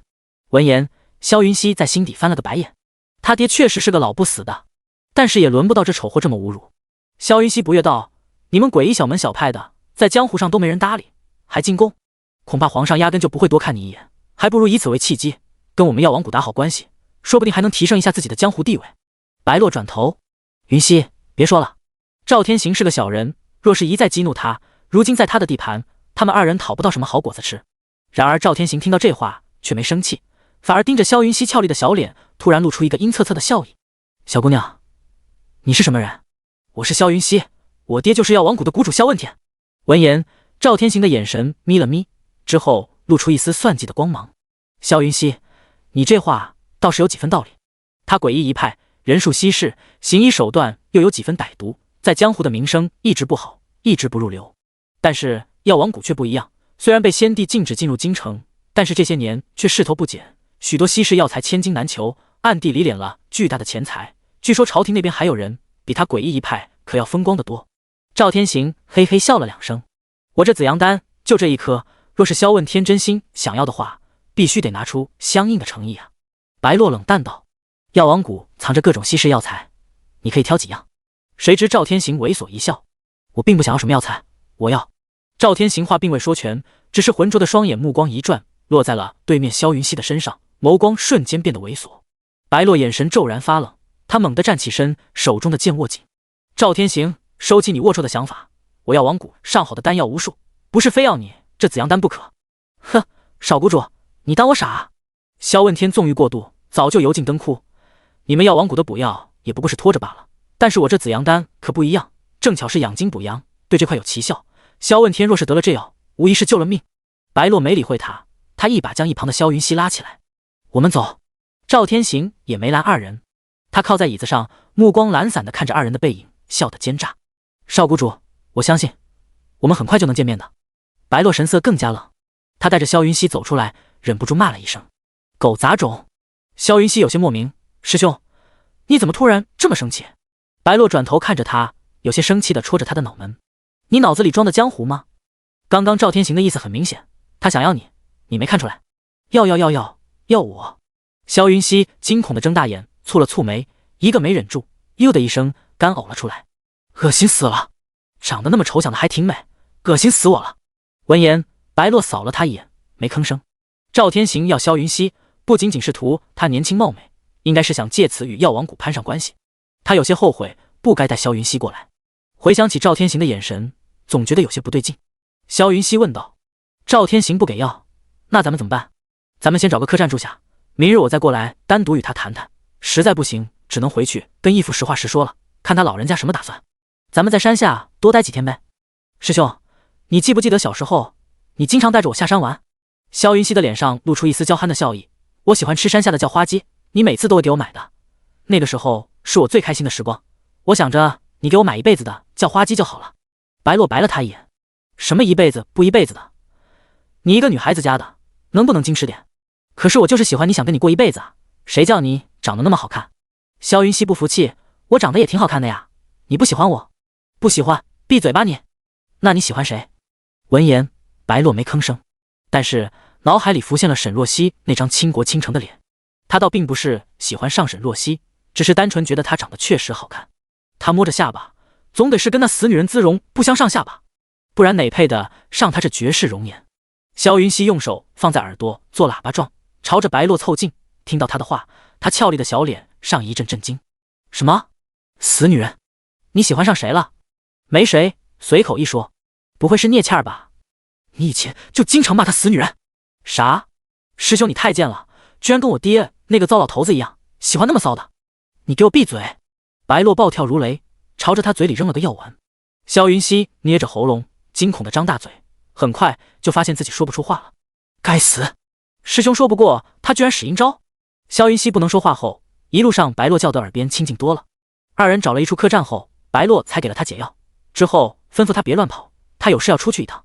萧云熙这下不敢多嘴了，低声骂骂咧咧的去了自己的房间。白洛也进了自己的客房，将东西放下后，他转身出了客栈，按照字条上的地址去到了一处破烂的街道。这条街十分老旧，聚集了诸多乞丐和流民。一路上他遇到不少沿街乞讨的乞丐，散发着阵阵恶臭。还有人见他衣着光鲜，动了上来强抢的念头，但是见到他手中的利剑，又胆怯的退下了。白洛到了字条上所说的破庙前，走了进去，里面流落着许多乞丐，他一一看过去，却没有记忆中的那张脸。白洛蹲下来，给了一个小乞丐几枚铜钱，之后问道：小兄弟，你知不知道这里有位叫沈之鹤的？小乞丐仔细想了一下，之后摇了摇头。白洛有些失望，之后又觉得自己有些荒谬。萧问天将他养大，对他恩重如山，虽然说萧问天有时候行事并不光明，但是对他却一直不错。他却因为一封莫名出现的信而真的怀疑上萧问天，或许送信之人才别有居心，想要离间他与萧问天之间的关系。想到此，白洛站起身，朝着破庙外走去。在门口的时候，发现几个男人围着一个乞丐，一边骂骂咧咧，一边拳打脚踢，大意是他偷了馒头。那个乞丐抱着馒头倒在地上，一边痛苦的蜷缩，一边狼吞虎咽的将馒头塞进嘴里，似是饿极了。白洛本无意管闲事，但是目光微微一瞥那个乞丐，却觉得有些眼熟。他不确定的上前将几个男人拨开，看见地上的瘸腿乞丐时，一时愣住了。虽然此人面容潦草，形容枯槁，但是那张脸却是熟悉的。白洛惊声道：沈师叔！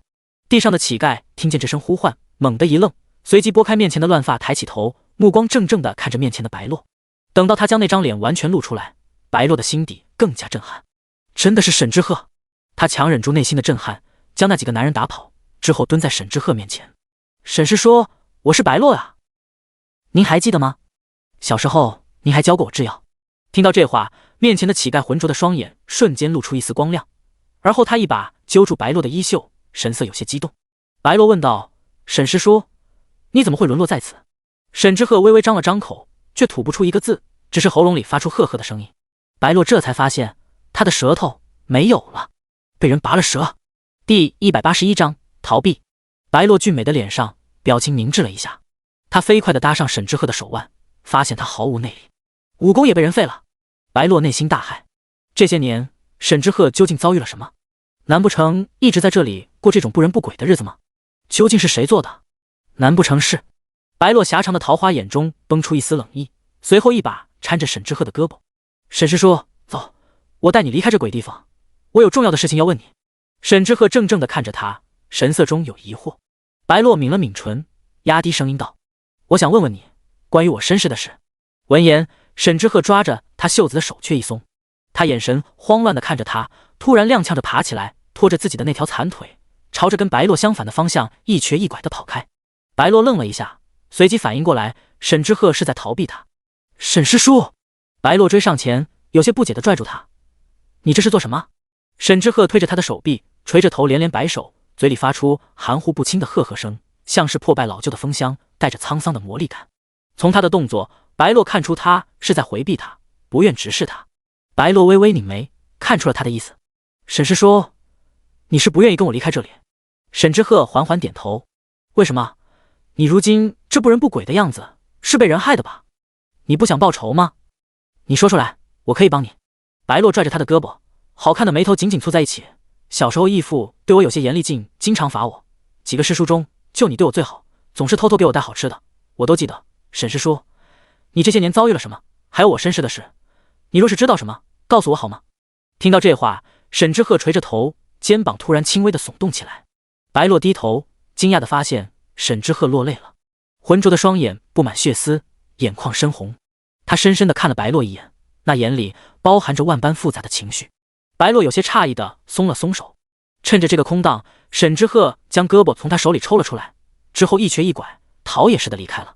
白洛拧了拧眉，再次跟了上去。不过这次他没有强行逼问他，而是默默地跟在了他的身后。他跟着沈之鹤到了一间破败的瓦房，里面满是霉味和馊味，旁边还有一团乱糟糟的干草，应该是他平日里休息的地方。沈之鹤蜷缩着身子躺在干草堆里，微微闭上了眼。已经入冬，屋内一股阴冷之气，冻得他单薄的身子有些发抖。白洛蹲在他的身边，缓声道：“沈师叔，我不知道你到底经历了什么才变成这样子，但是在我心里，你永远都是那个我敬爱的沈师叔。今日我过来见你，可能有些突然，你好好休息一下，明日我再过来看你。”沈之鹤始终没有吭声，闭着眼睛，似是睡着了一般。白洛也没再勉强他。说完这番话之后，他便转身走了。离开的时候，将身上的外衣脱下来，盖在了沈之鹤的身上。等到他走后，沈之鹤缓缓睁开了眼，一双浑浊的眸中情绪复杂，随后在深处逐渐蔓延出一股深切的愧疚与悔恨。摘星阁7楼的门被打开，冷意裹挟着夜色闯进来，让整个楼内的气氛都冷了几分。慕容恒披着玄色的大氅踏步走进来，冷白如玉的脸上泛着与生俱来的金贵。冷夜伸手将他的大氅解下，之后便退了出去。慕容恒弯腰坐在房间中唯一的一把太师椅上，看向立在一侧的朱雀。何事？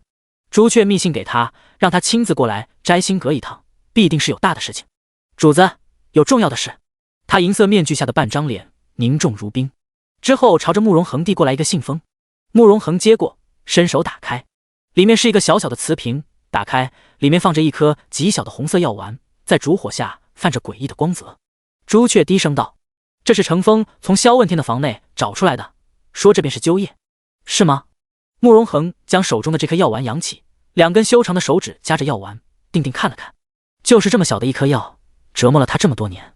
朱雀半隐在黑暗中迟疑了一下，之后还是忍不住道：“程风偷听到了萧问天与白洛的对话，萧问天的意思是灸液的毒无药可解。”闻言，慕容恒的动作顿了一下，随后发生一声冷笑：“呵。”笑容里带着几分煞意。“没有解药吗？既然如此，那萧问天更没有留着的意义了。”他将灸液放回瓷瓶，吩咐道：“让程风继续待在药王谷，随时待命。”是。朱雀继续道：“主子，还有一事。”说。白洛已经对萧问天产生了怀疑，现在已经去找沈之鹤了，应该很快就会发现真相。不知道了，之后的事便不需要我们提点了，白洛自己会知道怎么做，必要时候让程风帮白洛一把就行。慕容恒顿了顿，之后冷声道：“不过得提醒他一句，不要让萧问天死得太轻松。属下定会将您的意思传达给程风。不过……”朱雀有些迟疑，那个白洛看起来有些桀骜不驯，属下担心，即使他将萧问天取而代之，也不一定会为您所用。闻言，慕容恒清贵俊美的脸上眸光幽深，这就由不得他了。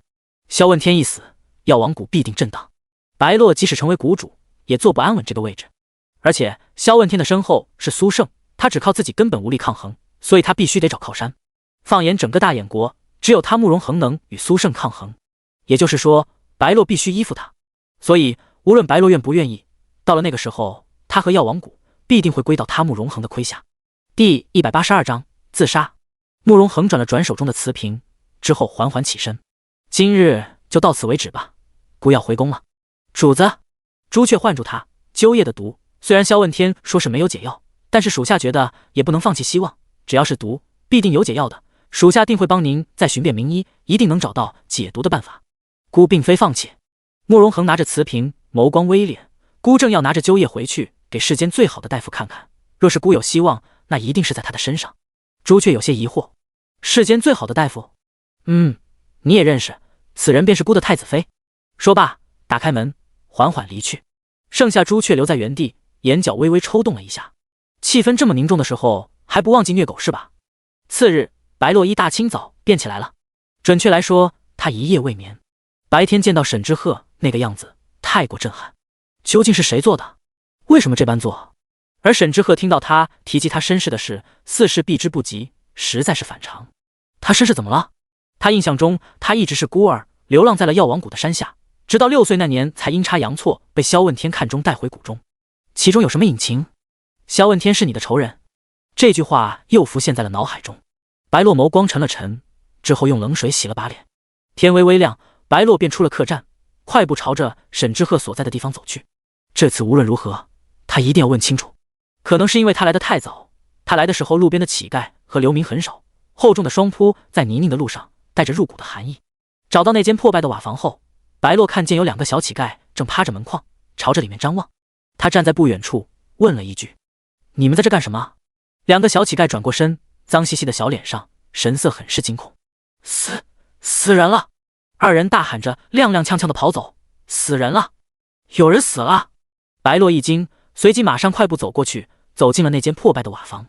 看见里面的一幕，他瞳孔骤然紧缩。只见摇摇欲坠的瓦房内，梁上悬着一根绳子，而绳子上吊着一个人，正是沈之鹤。沈师叔！白洛大喊一声，快步上前，一剑将梁上的绳子割断，将人给放了下来。一触碰到沈之鹤的尸体，白洛的动作立刻僵住了。身体已经冷了，看样子死了已经有些时候了。他来晚了。白洛的心瞬间沉了下去。他稳住满心的情绪，快速地查看了一下沈之鹤的身体。他身上伤口不少，但是大多都是皮外伤和淤青，看样子在这里经常受人欺负。而他右手的手指全都鲜血淋漓，似是新伤口，有些不明白是怎么弄破的。检查下来后，发现没有别的致命伤，只有脖子上的勒痕迹能致死，屋内也没有打斗的迹象，应该是自杀。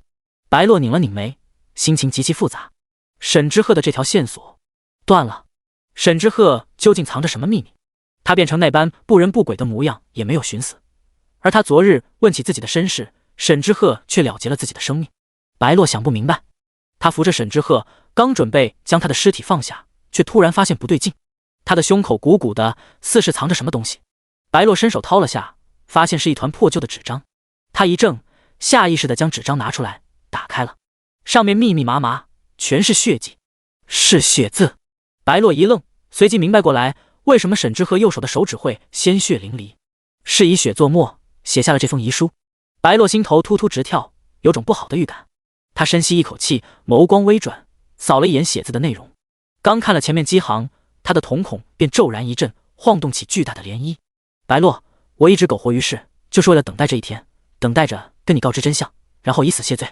白洛抿紧薄唇，竭力压制住内心涌动的情绪，继续看了下去。外面天色渐亮，冬日初升暖阳，日光透过破烂的窗户照进屋内，镀上一层金色的光晕。白洛身处朝阳之中，却丝毫感觉不到暖意，一股彻底的寒冷从骨中生出，将他的四肢百骸都冻僵了。他死死咬着牙齿，感觉到已经有了血腥味之后，才逐渐从这冰冷的麻木中回过神。短短的一封血书，他却看了足足1个时辰。良久，白洛将手中沾满血迹的纸张揉成一团，攥在了掌心。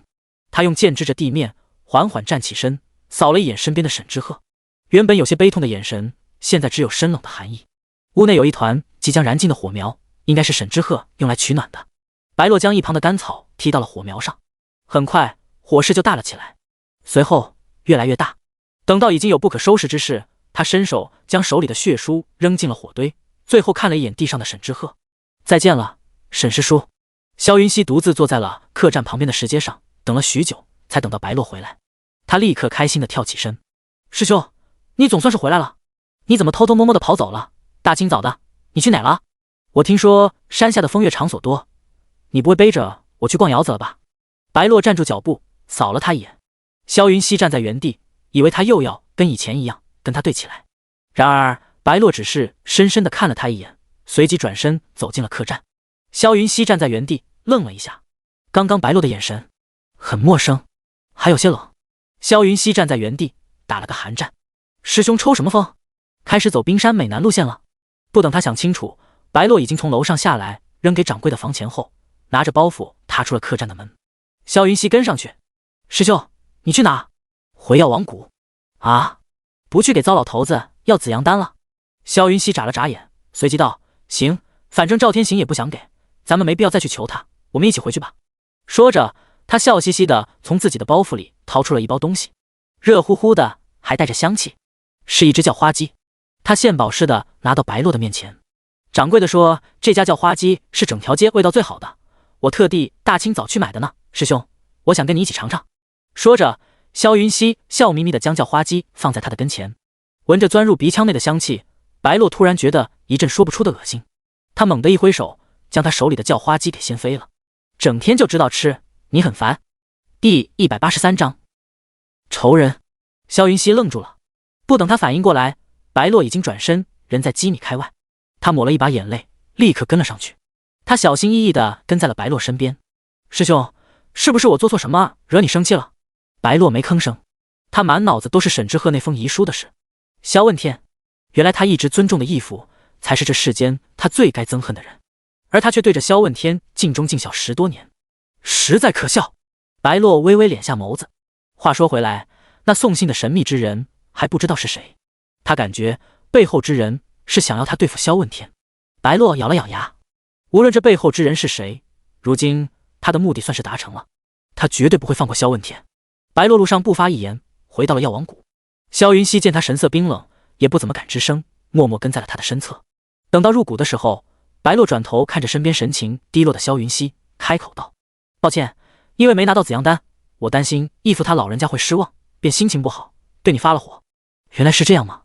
萧云熙的眼神又明亮起来，随即有些惋惜的叹了口气，那也不能打飞我的鸡啊，我跑了不少路买的呢，以后下山去我买一只还给你。白洛漫不经心的回了一句。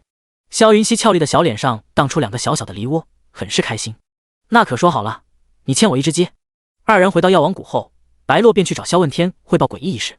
萧云熙不想见到萧问天与聂倩在一起腻歪，便没有跟过去，回到了自己的住处。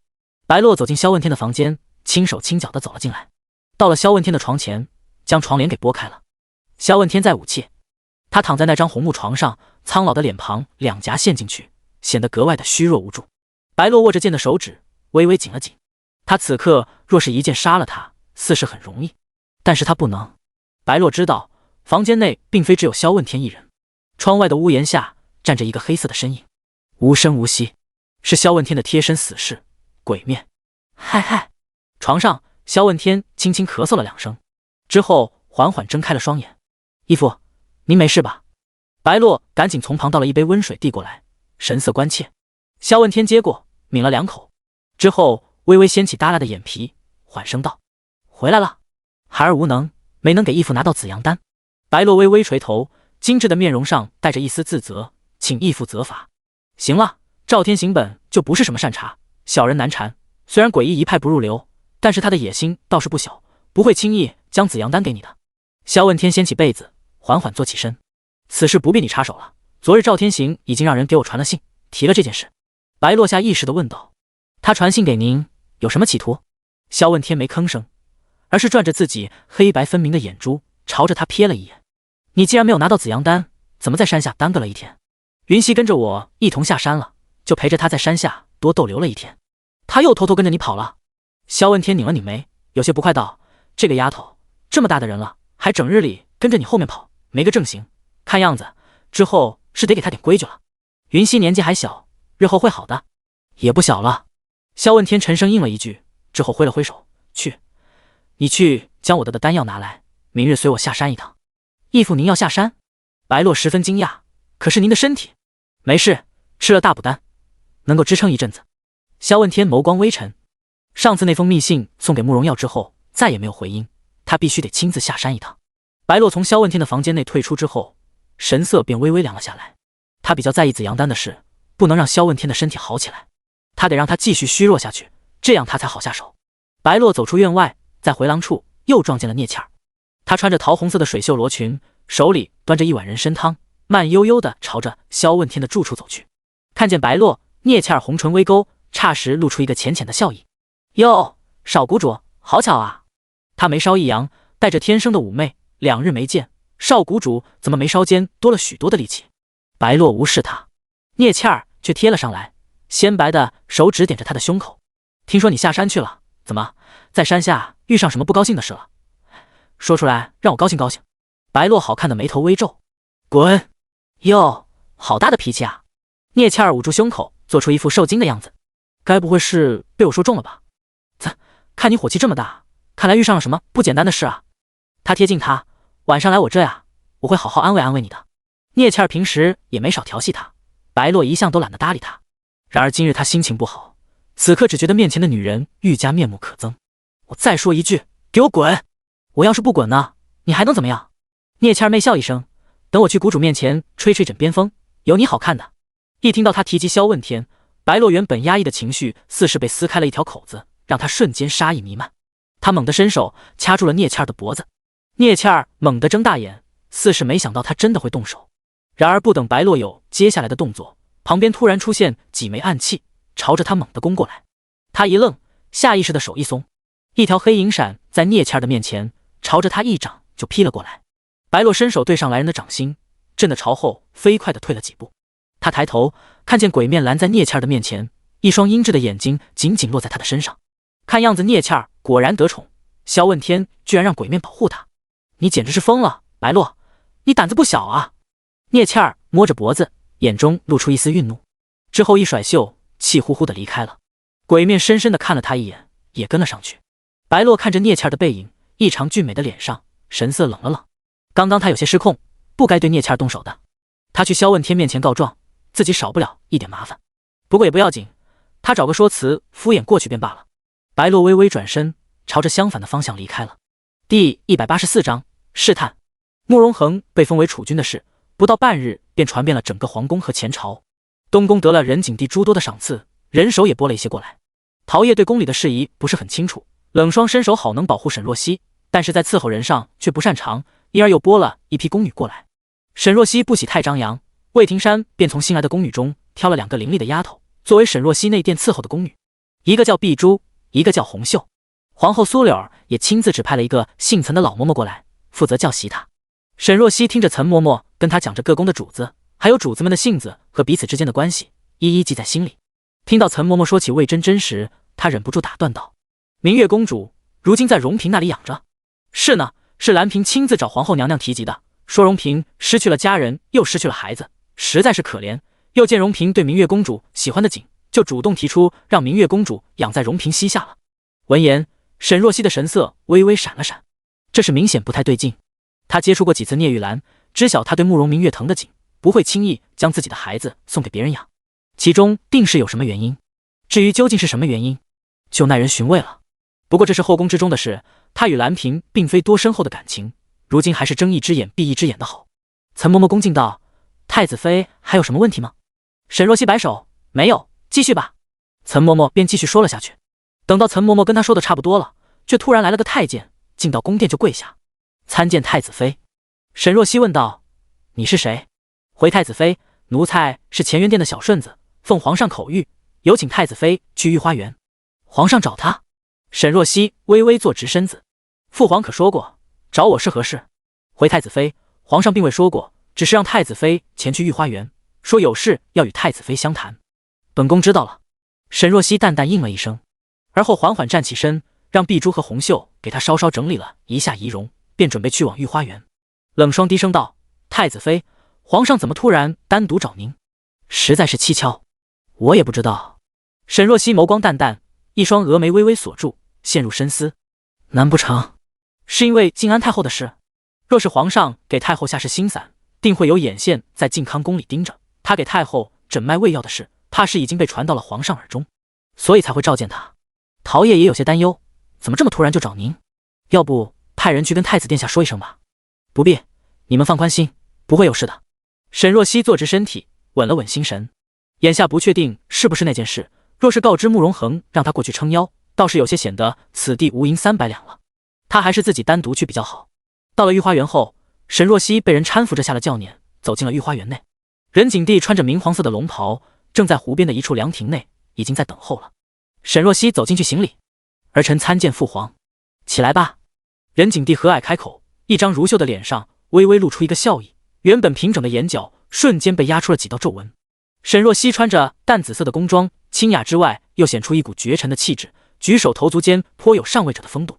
任景帝微微点头，几日不见，沈若曦，你倒是越来越有太子妃的气度了，衡儿好眼光。多谢父皇称赞。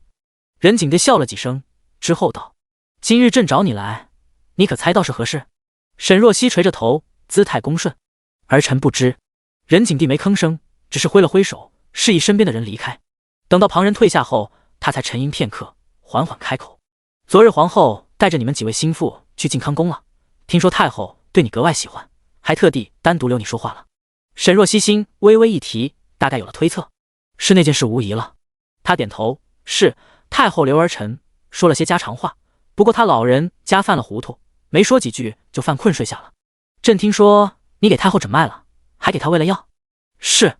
闻言，任景帝的眸色深了几分，他起身踱了几步，之后道：沈若曦，朕知晓你医术了得，你倒是说说太后的痴症，依你看是怎么一回事？听到这话，沈若曦眸光稍稍一顿，面上虽然沉静，但是心底却在飞快地权衡任景帝这句话的意思。他定是怀疑他了，怀疑他是不是知晓了太后的痴症是人为的。若是他如实说自己发现了，那便是要直面任景帝给太后下毒这一事。若是他不说是心散并非罕见的毒药，寻常大夫都能查探出来，这个借口有些拙劣，任景帝定会怀疑他在撒谎。左右都是为难。见他不吭声，任景帝开口道：怎么不说话了？沈若曦抬起头，思虑片刻后下了决心，他猛地跪下，重重叩首：父皇，儿臣有重要的事要禀报。你说。父皇，儿臣怀疑昨日发现太后的补药中被人放了是心散。任景帝神色微变，随后声音一凛：沈若曦，你可知道你在说什么？儿臣知道。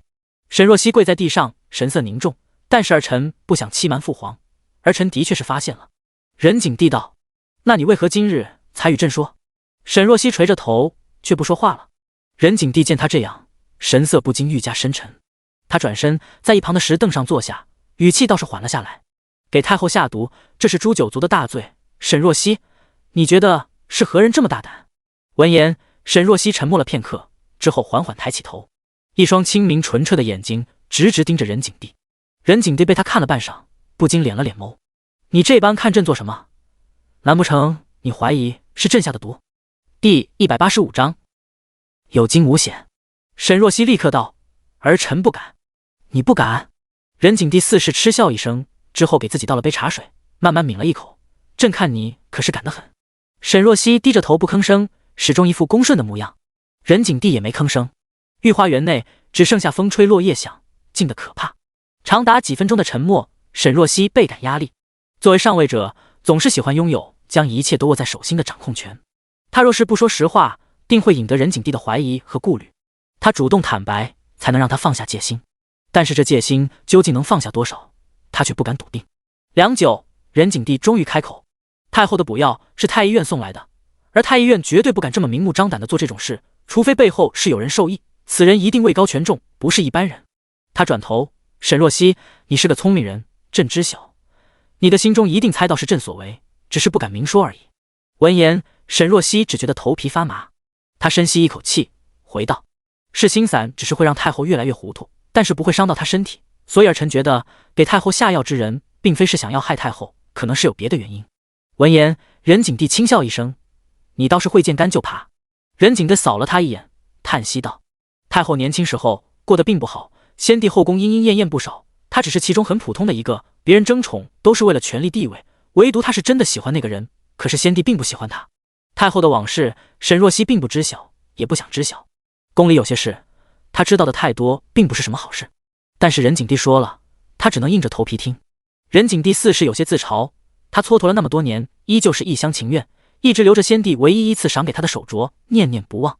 直到朕登基，这念想也未消失，年纪越大，似是越来越陷在往事里出不来。所以有些时候，朕觉得与其清醒的悲伤，不如就这般糊涂的过着，至少日子舒心。说罢，他看向沈若曦：你觉得呢？沈若曦垂眸：儿臣一直都觉得下药之人不是想要害太后，如今听父皇一说，只觉得豁然开朗。任景帝冷哼一声，之后道：别跪着了，起来吧。沈若曦缓缓站起身，在任景帝的示意下，坐在了他对面的石凳上。任景帝一双金目落在他的脸上，说道：你知不知道，你刚刚那番话说出来，稍有不慎，便有杀身之祸。儿臣相信父皇深明大义，绝对不会随意降罪儿臣。行了，此事朕已经不打算怪罪于你，你也不必再小心翼翼地拍朕的马屁了。儿臣句句诚心。沈若曦抬起头，对上任景帝灼灼的目光，不卑不亢。儿臣在将军府的时候，父亲就经常对儿臣提及，说父皇宽容仁厚，孝义两全，是难得的人君。所以儿臣即使猜到太后的药有可能出自您手，也深信您一定是有不得已的原因，今日才会斗胆告知实情。沈爱卿吗？任景帝脑海中浮现沈天荣那刚正不阿的面容，微微点了点头。的确是沈天荣能说出的话。他再次看向沈若曦，目光柔和了许多。你倒是遗传了你父亲直爽忠心的性子。他挥挥手，罢了，今日朕找你过来，也是想解除这个误会。如今话已说开，你回去吧。沈若曦如释重负，他站起身，理了理裙摆，缓缓俯身。那儿臣就先回去了。任景帝点头。等到沈若曦走了几步，他突然又喊住了他。等等。沈若曦转头，父皇还有何事？太后那件事，你有没有告诉过恒儿？沈若曦一愣，随即对上了任景帝那双凌厉的双目，他眼神泛着审视的光芒，似是要将他片片剖析开来。沈若曦缓缓道：儿臣还未来得及说。哦，殿下昨日生病，夜里才退烧，今天一早好了点便出门了，到现在还未回来。他说的是实话，慕容恒从昨天到今日确实很少在东宫。闻言，任景帝略略沉思了一下，随后点头：恒儿身体不好，你多注意点。父皇放心，儿臣关心殿下，绝不会让他为一些琐事烦心。他这话的意思，便是不会将太后的事告知慕容恒了。任景帝颔首，淡淡应了一声。沈若曦转身缓缓离开了御花园。看着他的背影，任景帝眸光逐渐变得幽深。沈若曦，以前怎么没有发觉他如此聪明识时务？罢了，与聪明人打交道也省了诸多麻烦。只要他安守本分，知道什么话该说，什么话不该说，倒也是个不错的太子妃。沈若曦出了御花园后，紧绷的神经终于松懈了下来。他微微舒了一口气，想起刚刚任景帝犀利的目光，还觉得有些心有余悸。但是这一遭应当是有惊无险的过去了。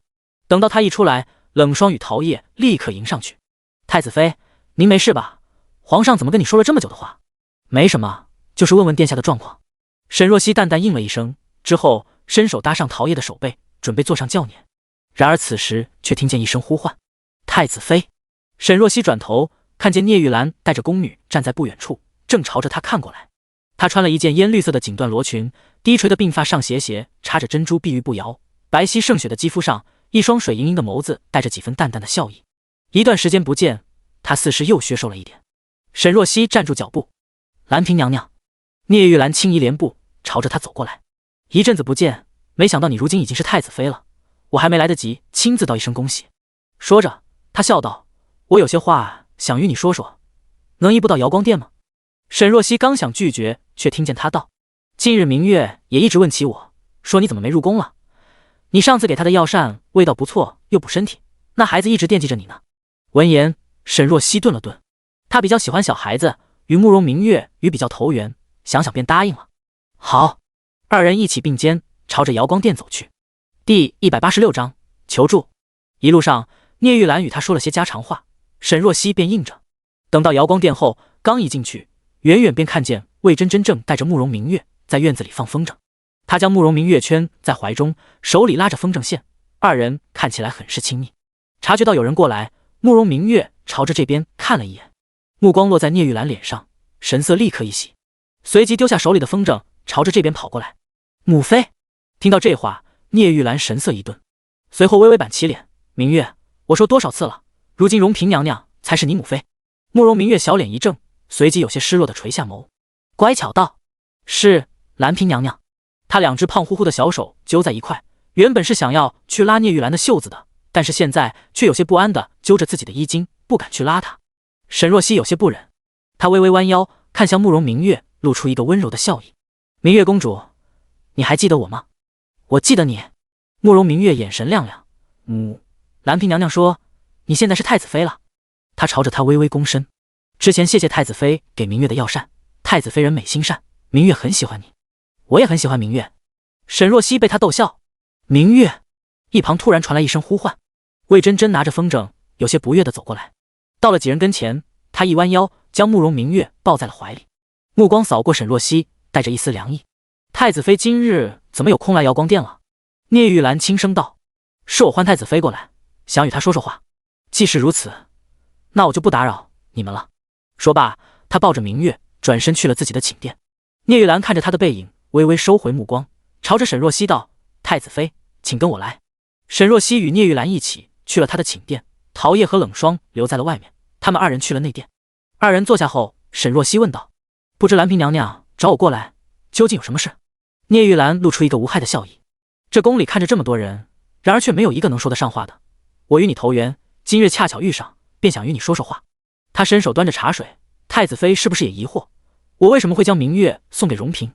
沈若曦道：“你应该是有你的考虑，后宫的事他不想掺和进去。”一儿虽然好奇，也没有多问。他的态度有些疏远，让聂玉兰不禁有些心慌。他叹了口气，不再说这事，而是故作轻松道：“我今日亲手做了些糕点，拿给你尝尝。”说罢，聂玉兰站起身。他刚一站起，突然脚步虚浮地晃了一下，之后跌坐在了椅子上。沈若曦神色担忧：“兰嫔娘娘，你怎么了？”“没什么，刚刚突然觉得有些眩晕。”“你手伸出来，我给你把脉。”沈若曦没有多想，开口说了一句。聂玉兰点头，手搭在了桌边。沈若曦搭上他的手腕，开始给他诊脉，手指按着聂玉兰的脉搏。沈若曦面色一正，他不确定的再次把了把脉，随即转头，有些惊讶的看着聂玉兰：“兰嫔娘娘，你这是有孕了？”话一出口，聂玉兰的脸上却没有半分惊喜，反倒是露出一丝心虚。她收回手腕，将袖子整理好，一张银白动人的脸上泛着几分愁绪。见她这样，沈若曦敛了敛眸：“你知道？”聂玉兰缓缓点头，而后有些艰难的开口道：“太子妃，你能给我开一副落胎药吗？”沈若曦神色一变：“你说什么？”聂玉兰一咬唇，直接朝着沈若曦跪下了：“太子妃，我求你给我一副落胎药，最好是悄无声息，不容易被发现的那种。”沈若曦明艳浓丽的脸上神色逐渐冷静了下来，她眸光复杂的看向地上的聂玉兰：“兰嫔，你可知道你在说什么？谋害皇家子嗣是死罪，你这是要拉着我跟你一块死？不，若曦，虽然我们只见过几次面，但是我心底却一直将你当做了朋友，求你帮我这个忙，我绝对不会连累你的。”聂玉兰有些慌张的看着他，眼眶微微发红：“我实在是不知道该找谁了。我知道此事对你不公平，可是这宫里我没有任何信得过的人，只能找你帮忙了。”听到他的话，沈若曦的眉头微微锁紧。按理说，兰嫔有孕是喜事，即使她不愿意生下这个孩子，也不至于如此惊慌。除非你肚子里的孩子是别人的。听到这话，聂玉兰神色一僵，随即微微咬着唇，一言不发。这个孩子是上次慕容修来的时候怀上的，当日他来的匆忙，又遇上魏真真突然闯入，便没有做错失。原本他想着就这一次应该不会，可是没想到居然怀上了。皇上已经许久没有召他侍寝，这事一旦被别人发现，他就会死无全尸。见他这样，沈若曦只觉得一阵头大，看样子是被他猜中了。聂玉兰看着如此温顺柔弱，没想到能闹出这么大的事。沈若曦定了定神，随即缓缓站起身：“兰嫔娘娘，今日之事我会当作什么都没有听见，此事我爱莫能助，请你见谅。”说着他就要走。“太子妃，若曦！”聂玉兰一把拽住她的裙摆，手指攥得发白，一张浓丽柔弱的脸上神色无助可怜：“我知道你医术了得，一定能帮我瞒过去的。只要你帮我这一次，日后你无论有什么要求，我就算是拼死也帮你。”沈若曦有些不忍，但是还是理智道：“兰嫔娘娘医术再怎么了得，只要是落胎药，又怎么会没有一点痕迹？我的身后是东宫，是太子，是将军府，牵一发而动全身，实在不能帮你冒这个险。今日之事就当作没发生过吧。”说罢，他将裙摆从聂玉兰的手中拽出，转身走了出去。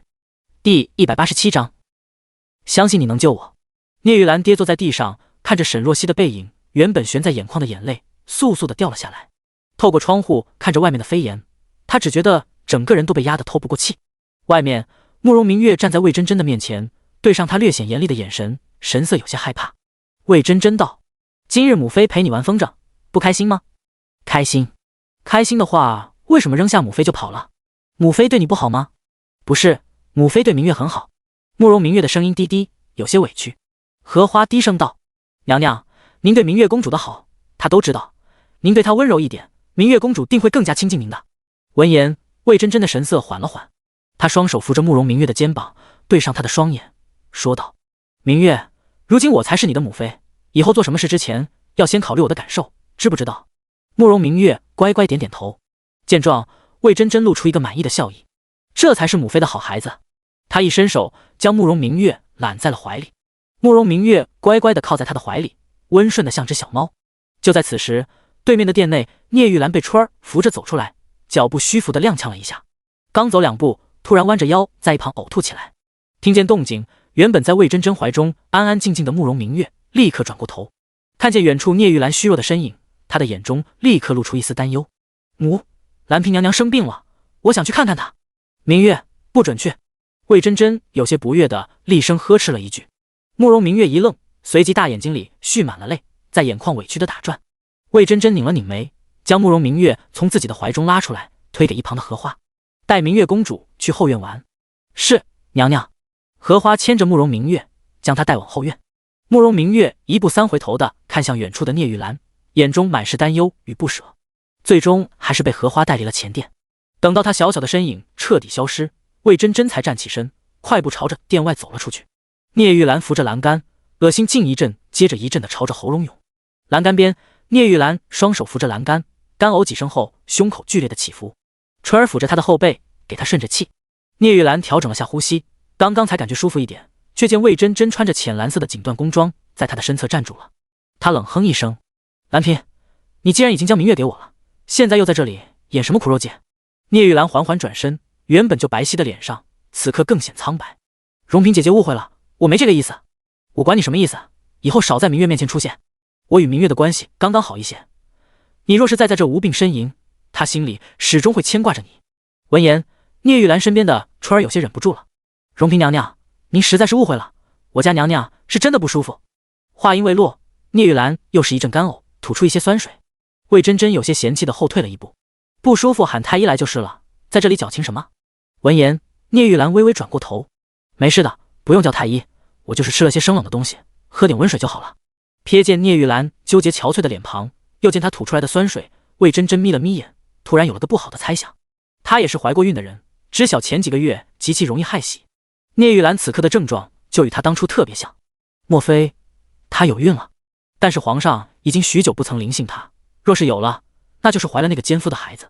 想到此，魏真真拧了拧眉，随即冷声道：“兰嫔，我不管你到底在想什么，不过看你一副死气沉沉的样子，就算带着明月在身边，也迟早会害了他。你要是有点自知之明，就离他远点。”聂玉兰扶着栏杆，听到这话，身子一颤，随即抖得像是风中的落叶。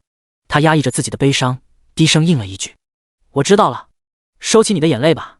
在我这装可怜，我只觉得恶心，整日里一副愁眉不展的样子，跟谁欠了你似的。”魏真真有些冷冷地甩下一句，之后转过身，飞快地离开了。春儿扶着聂玉兰，不满地低声道：“娘娘，荣嫔娘娘说话实在是太难听了。”不用管她。聂玉兰忍着干呕的冲动，缓声道：“你去跟皇后说一声，就说我要出宫一趟，想回去探望我的爹娘，请她准许。她不能再等了，太医每个月都定时请平安脉，她若是一直躲着不让把脉，迟早会惹人怀疑。如今害喜的症状已经出现，再也不能拖下去了。”天色渐暗，夜色渐浓，原本蓝白的天空染上一层暗色，笼罩了整个皇城。东宫殿内的烛火被一一点燃，摇曳着暖色的光芒。沈若曦坐在殿内的黑漆扇桌旁，看着面前的果盘，浓丽动人的脸上神色微凝。殿内的门被打开，伴随着一阵微凉的寒意，慕容恒踏了进来。他一转头，便看见沈若曦托着腮坐在桌边，目光沉思，小脸上神色有些纠结。他的心情突然就好了许多。“你回来了。”听见响声，沈若曦立刻抬起头，朝着他露出一个淡淡的笑意。慕容恒几步朝着他走了过来，他身上还带着外面的冷意。沈若曦赶紧将手中的暖炉递过去，慕容恒没接，而是伸手握住了他的手指，放在掌心细细揉捏。对上沈若曦疑惑的目光，他长睫微扇，露出一个委屈的神色：“冷，你比暖炉更舒服。”看着他那张无辜却又俊美的不似凡人的脸庞，沈若曦到嘴边拒绝的话语被咽了下去。算了，看在他长得帅又有病的份上，惯他一次。慕容恒问道：“今日父皇找你过去，说什么了？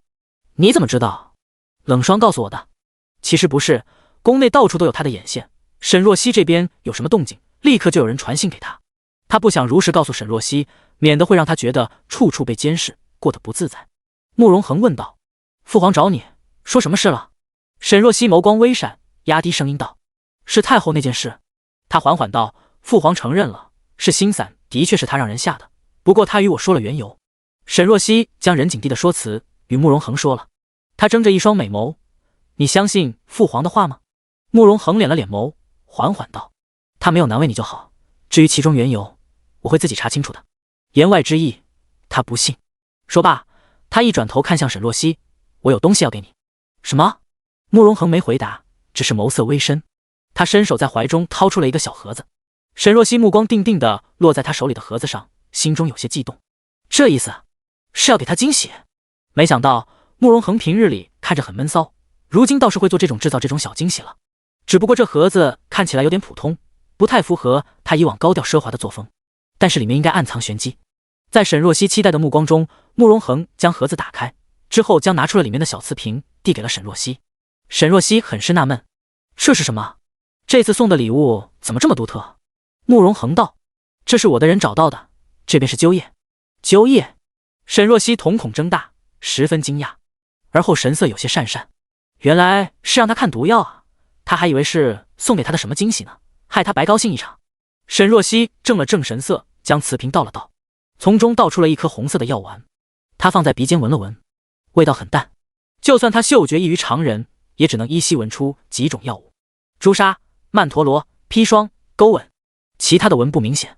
沈若曦眼中有些惊叹，不得不说，制造这鸠叶的人简直是奇才，这么多的毒药混合在一起，但是味道却怎么淡，并且难以试探出来毒性，里面肯定加了诸多的药物互相作用，达成一种奇妙的平衡，这非一般人能做到的。慕容恒狭长的眸子敛了敛：“你倒是还欣赏起给我下毒的人了，可这技术难度确实很高。”我一时忍不住感慨了一句。沈若曦微微抬起眸，看向面前的男人，眼神带着期待：“你既然找到了制造鸠叶的人，那也找到了解药吧？”“没有。”慕容恒眸色微深，带着一丝冷意。听那人的意思，鸠叶的毒无人可解，他能制出鸠叶，却没法解毒。闻言，沈若曦嘴角的笑意微微沉了下来。这么说来，是真的无药可救了。慕容恒道：“不过我相信你。”“我？”沈若曦，若是你没有办法解此毒，那么这世间就没有能够救我的人了。沈若曦，这狗男人突然这样对他寄予厚望，他觉得压力好大，有种他将性命交给他的感觉。不用你说，我也会认真研究出解毒的方法的。沈若曦将鸠叶小心翼翼地放回瓷瓶中，认真地应了他一句，随即对上慕容恒温和的眸子，关心道：“你还未用晚膳吧？赶紧吃饭吧，你身体不好，要按时用膳。”“也是。”慕容恒微微坐直身体，漂亮的眸子微微一压，露出几分漫不经心的慵懒。“吃饱了才有力气做事。你晚膳之后还有事吗？忙什么？”沈若曦忍不住问了一句，随后叮嘱道：“明日便要随父皇去岳山行册封大典了，你得好好休息，有什么事等册封大典结束之后再说吧。”慕容恒没吭声，只是深深地扫了他一眼。等吃完晚膳，慕容恒迫不及待地沐浴之后，沈若曦总算是知道他要忙什么了。殿外寒霜突降，殿内春意盎然。晃动的床围内，沈若曦将脸埋在枕头里，忍不住再次咬牙切齿。谣言究竟是谁传出去的？这家伙简直是头累不死的牛！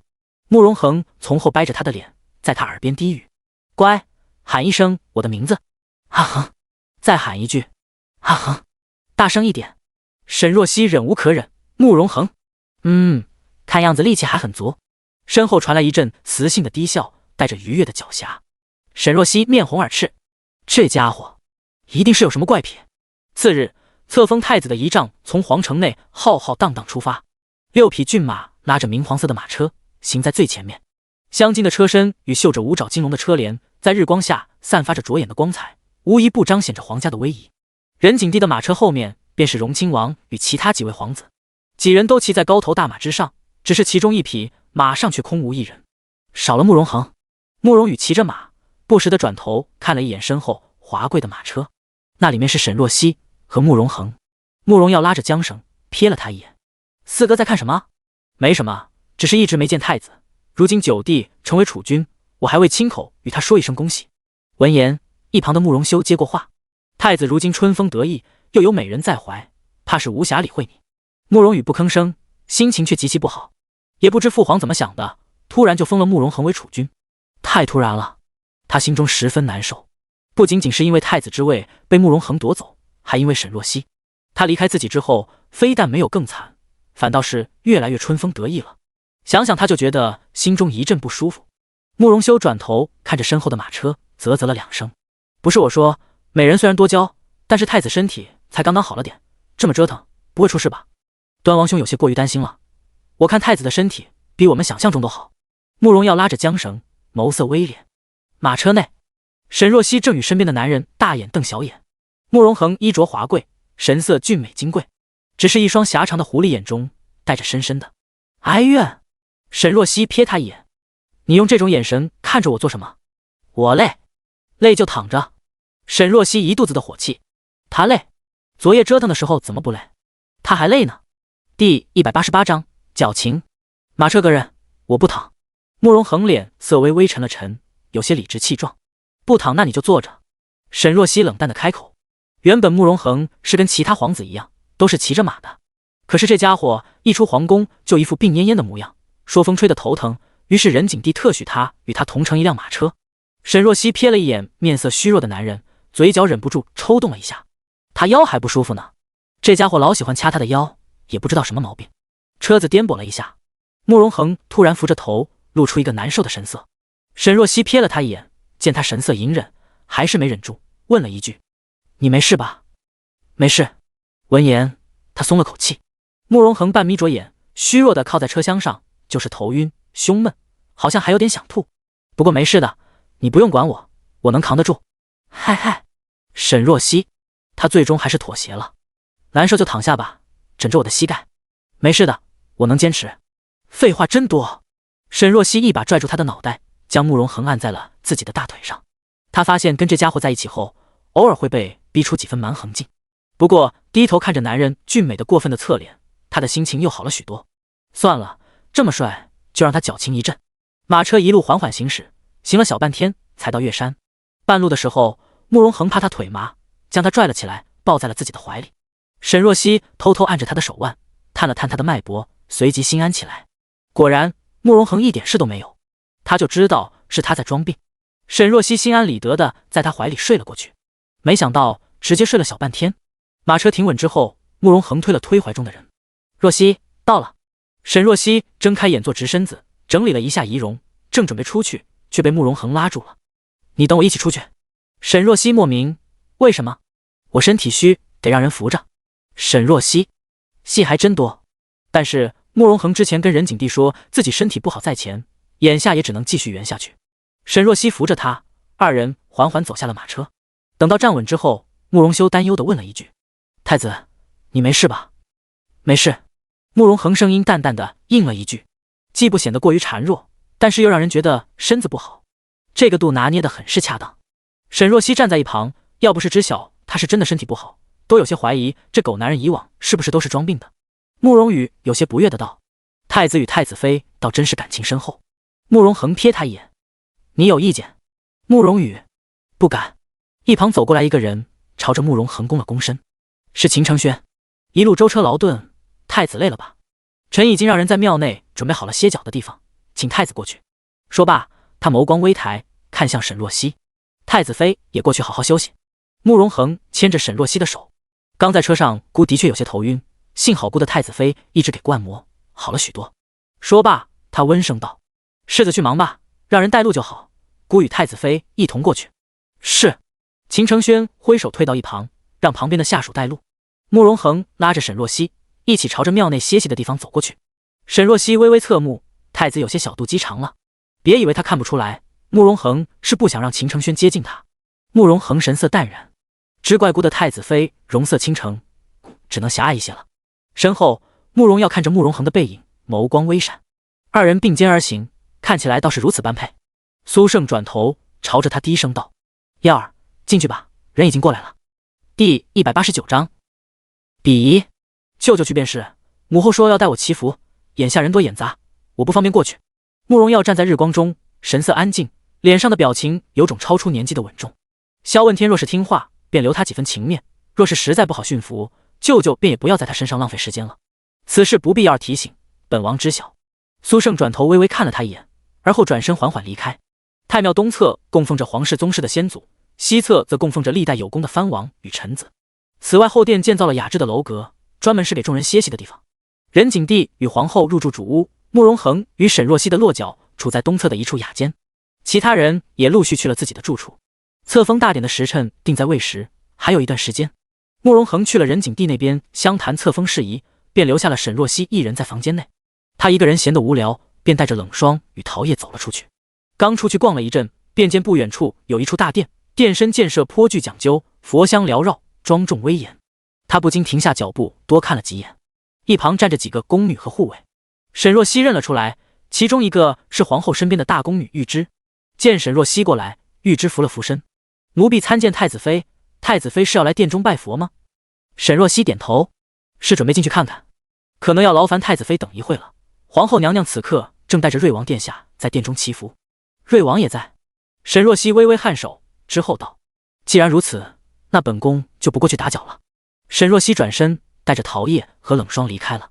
殿内，苏柳正面对殿上的一尊金身大佛虔诚膜拜。她穿着金色的叶地锦缎长裙，上面绣着2只栩栩如生的凤凰，外面罩着一件红色的真丝外套，袖口处绣着如意流云图案，更显端庄而隆重。慕容耀站在她的身侧，身着紫色蟒袍，唇红齿白，模样俊美。他看着苏柳，将手中的3炷香插进香炉，开口道：“母后真的相信这些虚妄之物？”苏柳微微转过头，相不相信又有什么重要的，只不过图个心安。他朝着慕容耀走近：“母后听闻你近日心情不太好，一直有些担心。耀儿，你上次的剑伤还未完全痊愈，不能忧思过虑。母后是聪明人，相信母后一定知晓儿臣是为什么忧思，也知晓要如何才能解了这忧思。”苏柳神色一顿，而后压低声音道：“太子之位你父皇已经定了，你即使不甘，木已成舟，何必执着此事？”慕容耀黑漆漆的眸子敛过一丝锋芒：“母后还是不了解儿臣，他对什么都不感兴趣，唯独权势。此生他所求便是至高无上的地位。母后今日找我过来，便是为了劝阻儿臣。”闻言，苏柳露出一个温和的笑意：“母后许久不曾和耀儿说说家常话了，今日机会难得，我们母子谈谈心。”他伸手握住慕容耀的手：“你新婚刚过，与冷如清和林秀仪相处的如何？”“便是寻常的处着，母后知晓，儿臣并不喜欢林秀仪。”“那冷如清呢？”慕容耀眸光微闪，原本也想说不感兴趣，但是又怕苏柳过于担心，便道：“比想象中有趣。”“那就好，冷如清本宫瞧着也是个性子直爽的人，而且能看出来他心里是有你的。耀儿除了权势地位，有时候也看看身边人，世间最难得的其实是真心人。”慕容耀对他所说的话不置可否，但是见苏柳眸色微敛，愁凝眉心，忍不住多问了一句：“母后这话是有感发吗？”苏柳微微抬眸看向殿外，目光淡淡而悠远，神色添了几分落寞，半晌才开口缓缓道：“母后是怕你看不清自己的心。”慕容耀微微挑眉，眉眼中闪过一丝不屑，他淡然道：“母后多虑了，他想要什么，他比任何人都清楚。”沈若曦带着桃叶和冷霜四处逛了逛，见有一处天然的清潭，清可见底，里面游动着许多懒懒的胖锦鲤。他一时来了兴趣，拿了旁边一根草在逗湖中的鱼。正斗得起劲，突然见水面倒映出一个身影，穿着绛紫色的锦袍，面无表情地盯着他。沈若曦一抬头，便看见慕容羽带着锦六站在清潭旁边，负手而立，脸上带着一丝傲然的冰冷。沈若曦瞬间觉得眼前的鱼都不可爱了，身侧的冷霜有些戒备地盯着慕容羽，桃叶也拧了眉。太子妃，桃叶，我累了。桃叶，冷霜，咱们回去吧。沈若曦转身就要走，完全无视他。慕容羽冷声道：“见到我就走，沈若曦，你就这么心虚吗？”沈若曦嘴角抽搐了一下，他正闲得慌，虽然不想搭理慕容羽这个智障，但是这可是他上门赶着找骂的。心虚？我为何心虚？慕容羽冷哼：“那你为何看见我就走？我不想搭理你，你看不出来吗？本想给你点颜面，你却非要赶着上来丢脸。慕容羽，你贱不贱啊？”沈若曦，你给我住口！你才要住口！本宫如今是太子妃，你冲着我大呼小叫，还有没有规矩了？沈若曦一双美目瞪向他，带着上位者的睥睨与傲意，让慕容羽突然有些心虚。与此同时，也更火大。记忆中那个对他奋不顾身、低眉顺眼的沈若曦，与眼前言辞激烈、面容冰冷的沈若曦判若两人。慕容羽握紧拳头，哼，如今架子这么大，估计是觉得自己已经飞上枝头，成为万人之上了吧？沈若曦，你得意不了多久的。慕容恒的身体还是个未知数，说不定明日就暴毙了。沈若曦讥讽道：“你还是先担心你自己吧，我定会有这一天，但是你不一定能看到呢。”冷霜爬墙头跟他说了，慕容羽还留着宁兰雪那个祸害，二人又重新搅合到了一起。宁兰雪从来就不是个安分的，再这样下去，慕容羽被他拖累死是迟早的事。渣男见女死一块，痛快！沈若曦，你这是在咒我？慕容羽气得牙痒痒。可恶，这个女人简直太可恶了！他现在已经不抱期待去拢回她的心了，他现在只想弄死她。慕容羽双目微撑，眼神泛着杀意，但是沈若曦却丝毫不怕。他那点三脚猫功夫，他还不知道吗？压根就不是冷霜的对手，吓唬谁呢？四哥，一旁突然传来一个清朗好听的声音，打断了二人剑拔弩张的气氛。几人转头，只见慕容耀正迈步走来，俊美如玉的脸上带着一丝温和的笑意。他朝着几人走近。太子妃也在，怎么没见太子？沈若曦缓缓道：“殿下去见父皇了，我闲着没事，就在这边逛逛。”说罢，他露出一个客套的笑意。如今有些乏了，我就先走了，不打扰你们说话了。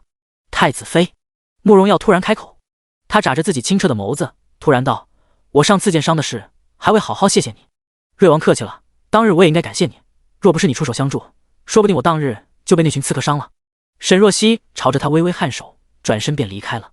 他神色微敛，不知道为什么，如今见慕容耀，总觉得他与以前不一样了。少年的稚气褪去，倒是越来越像记忆中那个威严冷峻的帝王。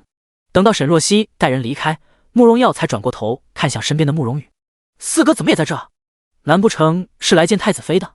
谁要见他，不过是无意碰见了。”慕容羽神色不悦，他的确不是来见沈若曦的，他是想来见苏胜的。如今他在朝堂之中陷入孤局，夺嫡已经无望，而且慕容恒已经成为了太子，他与沈若曦水火不容，跟慕容恒也不和，等到慕容恒真登基了，他绝对没什么好下场。他得找个靠山，便想到了荣亲王苏胜。但是刚刚他准备去见苏胜，却被告知苏胜现在谁也不见，让他吃了个闭门羹。慕容羽拧了拧眉，随即看向了面前的慕容耀。苏胜是慕容耀舅舅，对他极好，若是慕容耀为他说几句好话，便少走了许多弯路。想到此，慕容羽的态度立刻温和许多。瑞王弟，我其实有事想要见荣亲王，不过他四事很忙，你能不能帮我搭个线，让我与他见一面？四哥见舅舅要做什么？此事说来话长，总之是有重要的事。四哥不会是想要拉拢舅舅，让他拉你一把？闻言，慕容羽眼露惊讶。瑞王弟，你怎么知晓？慕容耀年纪尚轻，又一向心性单纯，怎么会知道他的心思？猜的。慕容耀眼中不露声色地闪过一丝不屑。慕容羽那点心思太过明显。我了解舅舅，他为人有些挑剔，若是四哥想要与舅舅共谋大事，得表现出相应的能力和诚意。说罢，慕容耀便缓缓转身离开了，留下慕容羽在原地，心中一阵气血翻涌。慕容耀这意思，不就是说苏胜看不上他？虎落平阳被犬欺，一个个的狗眼看人低。慕容羽眼底闪过一丝阴鸷。你们等着。第190章易容。沈若曦带着人回到了自己的住处，慕容恒还未回来，他便坐在窗前翻看着带来的一本古籍医书。他将鸠叶分了一丁点出来，碾碎了细细研究过，大约是有10几种毒药，其中有一些比较罕见，他只知晓，还从未见过。慕容恒已经被下了这么久的毒，要想解很难。想到慕容恒说鸠叶的毒如今没有解药，他的神色不禁有些凝重。门口响起了一阵脚步声，陶叶端着一杯热茶朝着他走来。沈若曦靠在椅子上，缓缓翻着书页，朝着他扫了一眼，目光微微一凛。他将书页缓缓合上之后，朝着身侧的冷霜低声说了什么。冷霜的眼神瞬间警惕。陶叶低着头，缓缓迈步走过来。太子妃，请用茶。放着吧。沈若曦淡淡应了一声。陶叶伸手将茶水轻轻地放在了旁边的桌上。杯盏刚落，却突然见旁边的冷霜猛地一掌劈过来。陶叶毫无防备之下，猛地一惊，飞速侧身避过。冷霜抓住机会，飞快地给他点了穴。陶叶睁大眼睛，满脸不解：“太子妃，您这是干什么？”“行了，都这个时候就别装了。刚刚冷霜那一掌你都能躲过，陶叶可没有你这么好的身手。”沈若曦站起身，朝着面前的陶叶走近。对方被点了穴，没法动，只是一双眸子闪着心虚的光芒。沈若曦满脸好奇地盯着面前的人，这易容术好厉害啊，怎么做的？几乎看不出一点痕迹。闻言，面前的贾桃叶明显没了耐心。你这毒妇，快给我解开穴道，我有重要的事找你。声音赫然是个男的，而且还很耳熟。沈若曦嘴角抽动了一下，伸手按在他的脸上，试探着按了按，之后顿了顿，伸手轻轻拽住一个角度一接，瞬间接下来了一张人皮面具，而露出的真容绝色俊美，比女人还要妖孽3分，正是许久不见的白落。沈若曦嘴角一抽，果然是你这个死变态。谁是死变态？你有没有礼貌？白落垮着一张脸，十分不悦。沈若曦看着他，有些无语。现在跟我谈礼貌？你还是担心你自己的小命吧。说，你为什么会出现在这，又有什么目的？沈若曦目光审视，册封大典守卫森严，白落绝对溜不进来，除非是有人放他进来的。闻言，白落沉下眼，让你丫鬟把我的穴道解开，我有事跟你说。他神色有些着急，是很重要的事，时间来不及了，我不能离开太久，被人发现就完了。沈若曦不为所动。什么事？白落咬牙，你就不能放开我吗？现在这样等会，若是有人进来我不是的，当场被处死。你都孤身闯到这里来了，我以为你早就不怕死了呢。沈若曦瞥了他一眼之后略微沉思了一下，解开他的穴道。冷霜有些迟疑，这家伙太过狡猾，太子妃还是将他点住比较好。没事，放开他吧。沈若曦稍稍示意了一下，白落没有对他动手的理由，而且他没这么蠢，挑这个地方动手，应该是找他有重要的事才冒险过来。冷霜上前将白落的穴道解开了，他立刻警惕地看了一眼门外，之后朝着沈若曦走近。站住！冷霜飞快地拔剑横在了他的脖颈，让他停在离沈若曦1米的距离。白落不爽地眯了眯眼，之后伸手在自己的袖中掏了掏。冷霜始终盯着他的动作，随后见他掏出了一个小小的瓷瓶，朝着沈若曦递过去。毒妇，拿着。沈若曦下意识地问了一句，这是什么？你让这凶巴巴的女人下去，我只能跟你一个人说。见沈若曦不吭声，白落有些着急地催了一句，赶紧的呀，小爷我可是拿生命在帮你。沈若曦站起身，掏出几根银针抵在他的风池穴处，之后朝着冷霜道，你出去吧。冷霜点点头，走了下去。等到屋内只剩下2人后，沈若曦开口道，说吧。白落咬了咬牙，这女人就这么不信他吗？这个位置的穴位十分危险，只要他扎进去会当场毙命。果然是毒妇。他压下心头的不快，压低声音道，我是跟我义父一起来的，他有阴谋，之后若是出现什么突发状况，我给你的药就能派上用场了。说罢，他眉梢一挑，我的话说完了，快松开，我得赶紧回去了。沈若曦一头的雾水，你义父不是对你恩重如山吗？你如今怎么背叛他了？还有，你义父究竟是想干什么？这事我一时半会说不清，你是个聪明人，到时候你自会知道的。白落低声道，我得走了。沈若曦顿了顿，之后缓缓移开了银针。白落松了口气，将旁边的易容面具拿过来，放在脸上折腾了一下，很快就成了桃叶的样子。沈若曦看得目不转睛，这是怎么弄的？好厉害！那当然，这易容术可是小爷我自己研究出来的。白落有些得意，随即有些疑惑的转头，我的易容术这么高超，你为什么那么快就发现了我不是桃叶？因为你身上的药香味实在是熟悉。白落，他低头在自己身上闻了一下，什么都没有。这女人一定是属狗的。还有你的身形。沈若曦目光扫过他的身形，蹙了蹙眉，虽然你的缩骨功很是神奇，但是你与桃叶的身高相差比较大，因而还是有些区别，走路姿势也有些别扭，熟悉的人一眼就发觉了不对劲。原来是这样。白落拧眉，那还得怪那个矮冬瓜，实在是太矮了。说罢，他重新端正身子，准备出去，被沈若曦喊住了。桃叶呢？被你弄哪去了？那矮子被我绑了，就扔在旁边的房间里，我没下重手。说着，他迈着小碎步，有些别扭的快步离开了房间。沈若曦收回目光，看着手中的药丸，陷入了沉思。第191章，密谋。一旁的小房间内，桃叶手脚被绑着扔在地上，嘴里被塞了一块布，无力地蹬着地面。他万万没想到，在这种时候，这个地方居然会有人如此大胆，敢绑了他。就在他又急又怕的时候，房间的门猛然被人打开，一道亮眼的光线挤进来，仿佛救赎的光芒。桃叶心中一喜，心头的不安瞬间落下，眼泪都忍不住在眼眶中打转。门口出现了一抹削瘦的身影，看起来很是俊朗。桃叶的心瞬间跳得厉害。桃叶，你没事吧？来人声音也很好听，而且有些熟悉。等人走近了，桃叶看清了对方的脸，是小鱼子。他胸口的那只小鹿瞬间撞死了。桃叶，小鱼子走过来，将他嘴里的布条给拿下，之后将捆住他手脚的绳子给解开了。见陶叶俏丽的脸上有些苍白，眼中还有泪，小鱼子愣了一下，以为他是惊惧过度，下意识的就将他拉入了自己怀中。没事了，别怕。他胸口心跳有力，身上因为常年伺候慕容恒，染上一抹淡淡的檀香味，还挺好闻。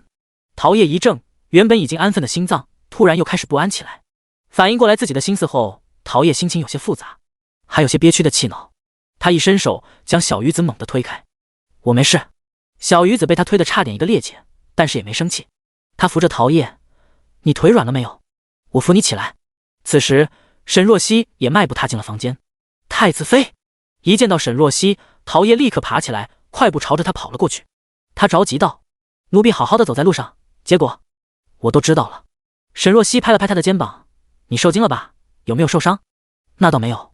此事你不要跟外人声张。沈若曦缓缓开口，之后看向屋内的小雨子和旁边的冷霜，还有你们，此事暂且别张扬，一切等到太子回来了再说。小雨子和陶叶都有些不解，但是见沈若曦眸中带着厉色，便纷纷点了点头。幽暗的阁楼内光线昏暗，日光透过窗户直直照进来，落在屋内二人的身上。苏胜穿着深紫色的蟒袍，腰间系着一根白玉腰带，衬得身形颀长，面容冷峻。他的面前站着一个略显佝偻的身影，鬓发苍白，面庞沧桑，但是一双不大的眼睛却露出两抹金光。苏胜瞥着面前的人，神色有些不悦。鸠夜带来了吗？萧问天微微咳嗽两声，声音沧桑而阴沉。没有，鸠夜并非这么容易炼制，况且老朽最近身体不好，怕是荣亲王还需再等一段时日。苏胜不耐，既然如此，你要与本王在此见面做什么？萧问天微微抬眸。荣亲王权势滔天，但是却迟迟不帮老朽解除药王谷的禁令，实在是让老朽心急，便不顾危险，想亲自见面与您谈一谈。苏胜冷声道：药王谷不能踏足京城，这是先帝禁令，并非说废除就能废除。本王已经说了，等瑞王登基帝位，保你药王谷成为大燕国第一门派。呵呵。萧问天发出几声干涸的笑声。瑞王登基？可是我听说如今慕容恒才是太子，那还不得怪你的毒药？苏胜不满地朝着他扫了一眼，若是你的毒药管用，慕容恒如今已经毒发身亡了。荣亲王，世间能立刻毙命的毒药多不胜数，但是您也知道，就凭慕容恒的谨慎和他的身份，要想给他下寻常的毒药，简直是难如登天，况且有被发现的风险。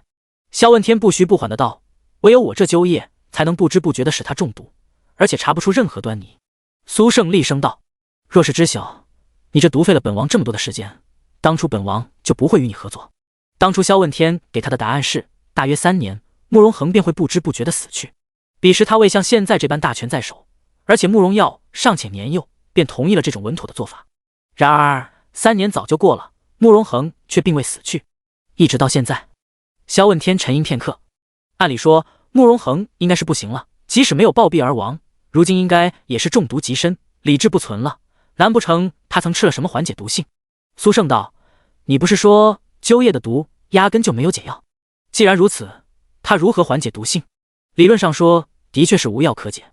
苏胜微微侧目，你这话什么意思？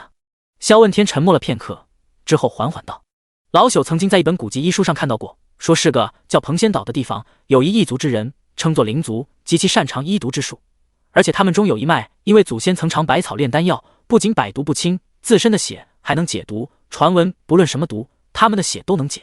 闻言，苏胜嗤笑一声：天方夜谭，世间怎么会有这么离谱的事？就算真的存在，这些人也早就灭绝了。毕竟他们的血就是稀世灵药，那么有权有势之人必定对其虎视眈眈。萧问天点头：王爷说的是，这的确不可能。传言灵族早在100年前就被灭了，慕容恒上乃去找灵族的人。苏胜看了看时辰，沉声道：解除药王谷禁令一事，本王会找个合适的时间跟皇上提的。你今日赶紧回去吧，若是被人发现便麻烦了。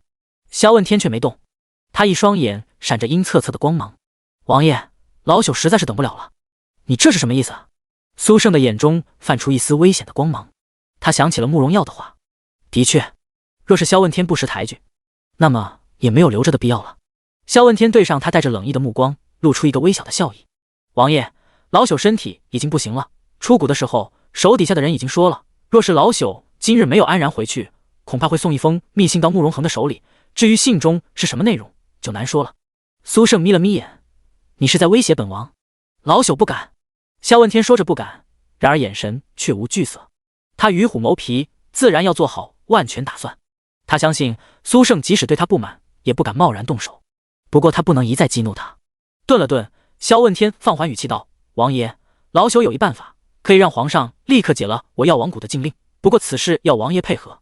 苏胜微微转头，你说。第192章杀意。萧问天从怀中缓缓掏出了一瓶药，递到了苏胜的面前。王爷，这是千蛇毒，请王爷将此毒下给皇上。你疯了！苏胜眉眼间染上一层厉色，给皇上下毒难如登天，本王凭什么替你冒这么大的险？平日里给皇上下毒定是不行，但是今日册封大典，机会比寻常时候多，王爷手眼通天，定会有法子的。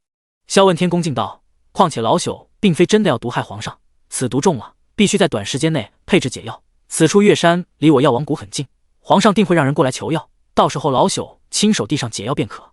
苏胜冷哼一声，你想要以救驾之恩来让皇上解除你药王谷的禁令？王爷英明。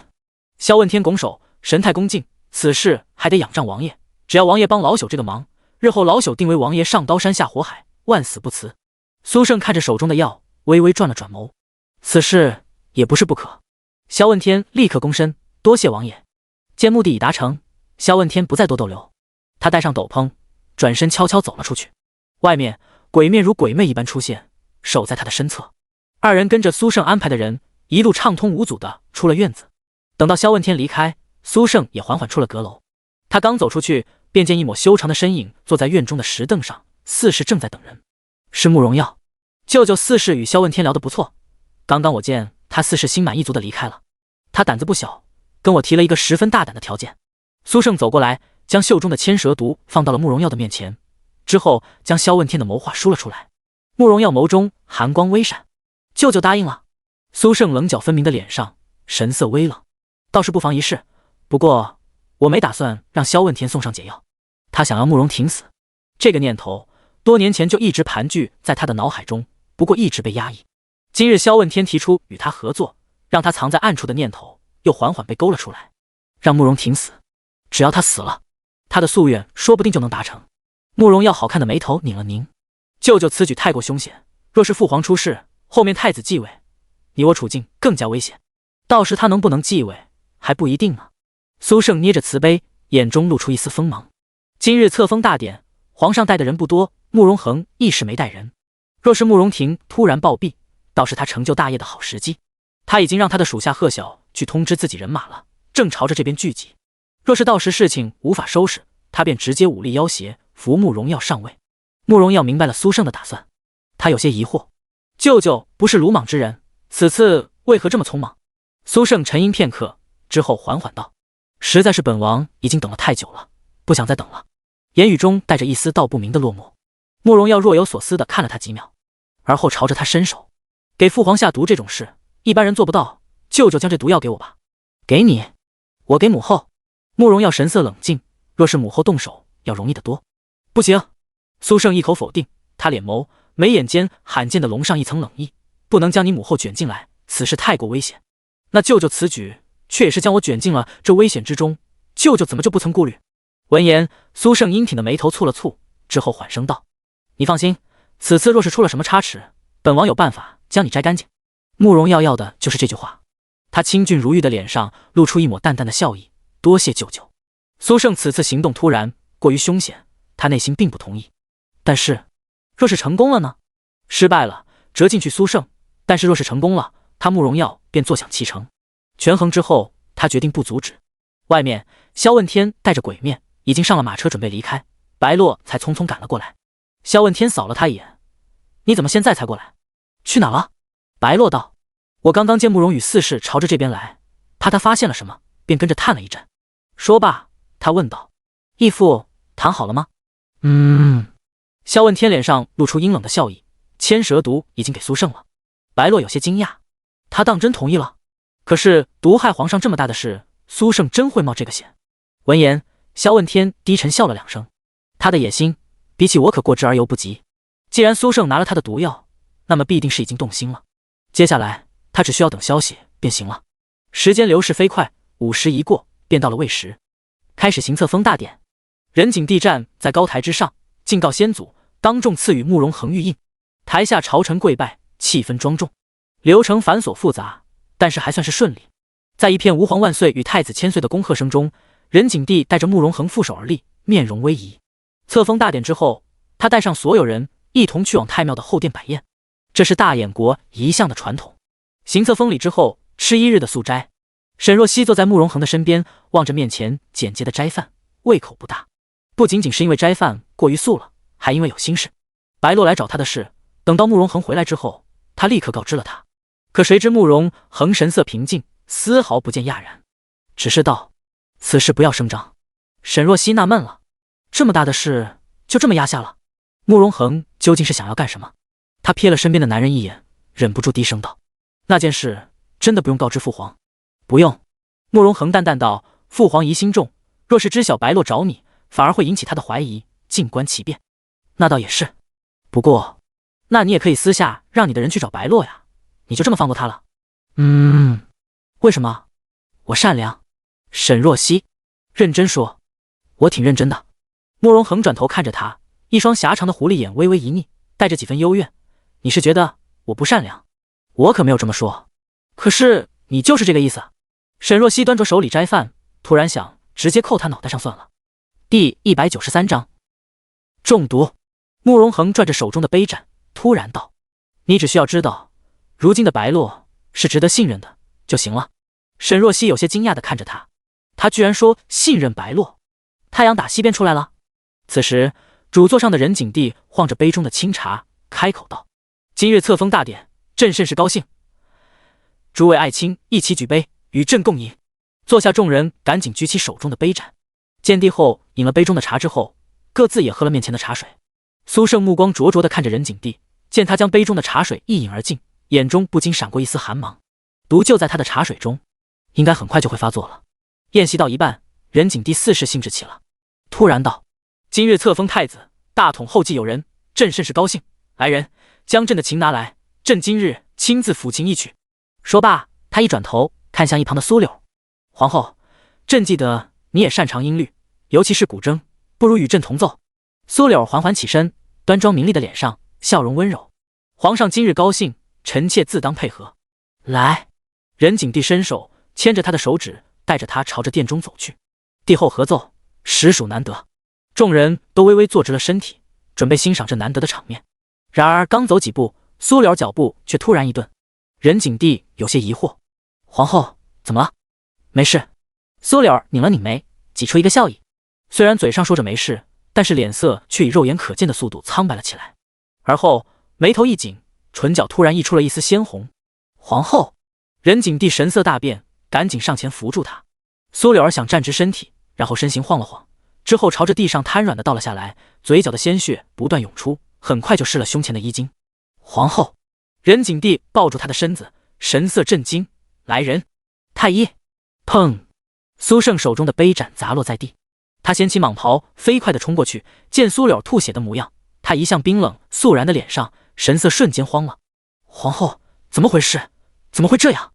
千蛇毒明明是下在仁景帝的茶水中，为什么中毒的会是他？快让太医过来！”苏胜怒吼一声，之后伸手准备从仁景帝手中将苏柳抱起。仁景帝一转头，朝着他怒目而视：“荣亲王，你干什么？皇上，请把二姐交给我，朕的皇后自当留在朕的身边，给朕退下。”闻言，苏胜眸光一紧，狭长的眸中敛过一丝冷意。就在此时，一只手拽住他：“舅舅，先让太医看母后要紧。”慕容耀声音沉沉，拉回了他的理智。苏胜薄唇微抿，之后手指一松，放开了苏柳的衣襟。仁景帝深深地扫了他一眼，抱着苏柳，快步走到软榻前，将他轻轻放到了榻上。慕容恒面色也微微凛了凛，他站起身，拉着沈若曦飞快地离开坐席，走上前去。几个太医急匆匆上前，正要给苏柳查探，却被仁景帝呵斥了：“你们先退下。”说罢，他猛地一转头，看向一旁的沈若曦：“太子妃，你过来给皇后看看。”“是。”沈若曦立刻提裙上前，赶紧掏出银针，直接试了试苏柳吐出的血。他这个症状很明显是中毒。银针探入，很快变黑。沈若曦神色微凝，果然是中毒了。他赶紧探了探苏柳的脉搏，感觉到脉象紊乱的厉害后，让人拿出屏风将众人隔离在外，只留下了皇上和皇后身边的大宫女玉芝。随后飞快地拉开苏柳的衣襟，用银针在他几个关键穴位扎了扎，毒素蔓延得很快，一直朝着心脏的位置涌。掌握了情况后，他朝着皇上拱手：“父皇，母后中毒了，毒素蔓延速度非常快，情况比较危险。”任景帝眉头深锁，声音沉沉：“是什么毒？”母后的迹象像是千蛇毒。闻言，任景帝转头看向一旁的几个太医，目光锁住其中一人：“周太医，你擅长用毒，你也过来看看。”微臣遵命。周景武快步都过来，跪在榻前查探了一阵之后，拱手道：“皇上，皇后娘娘确实是中了千蛇毒。”任景帝厉声道：“既然如此，还不快用药？”皇上，此毒虽然不算罕见，但是解药却并不好保管，御寒则无效。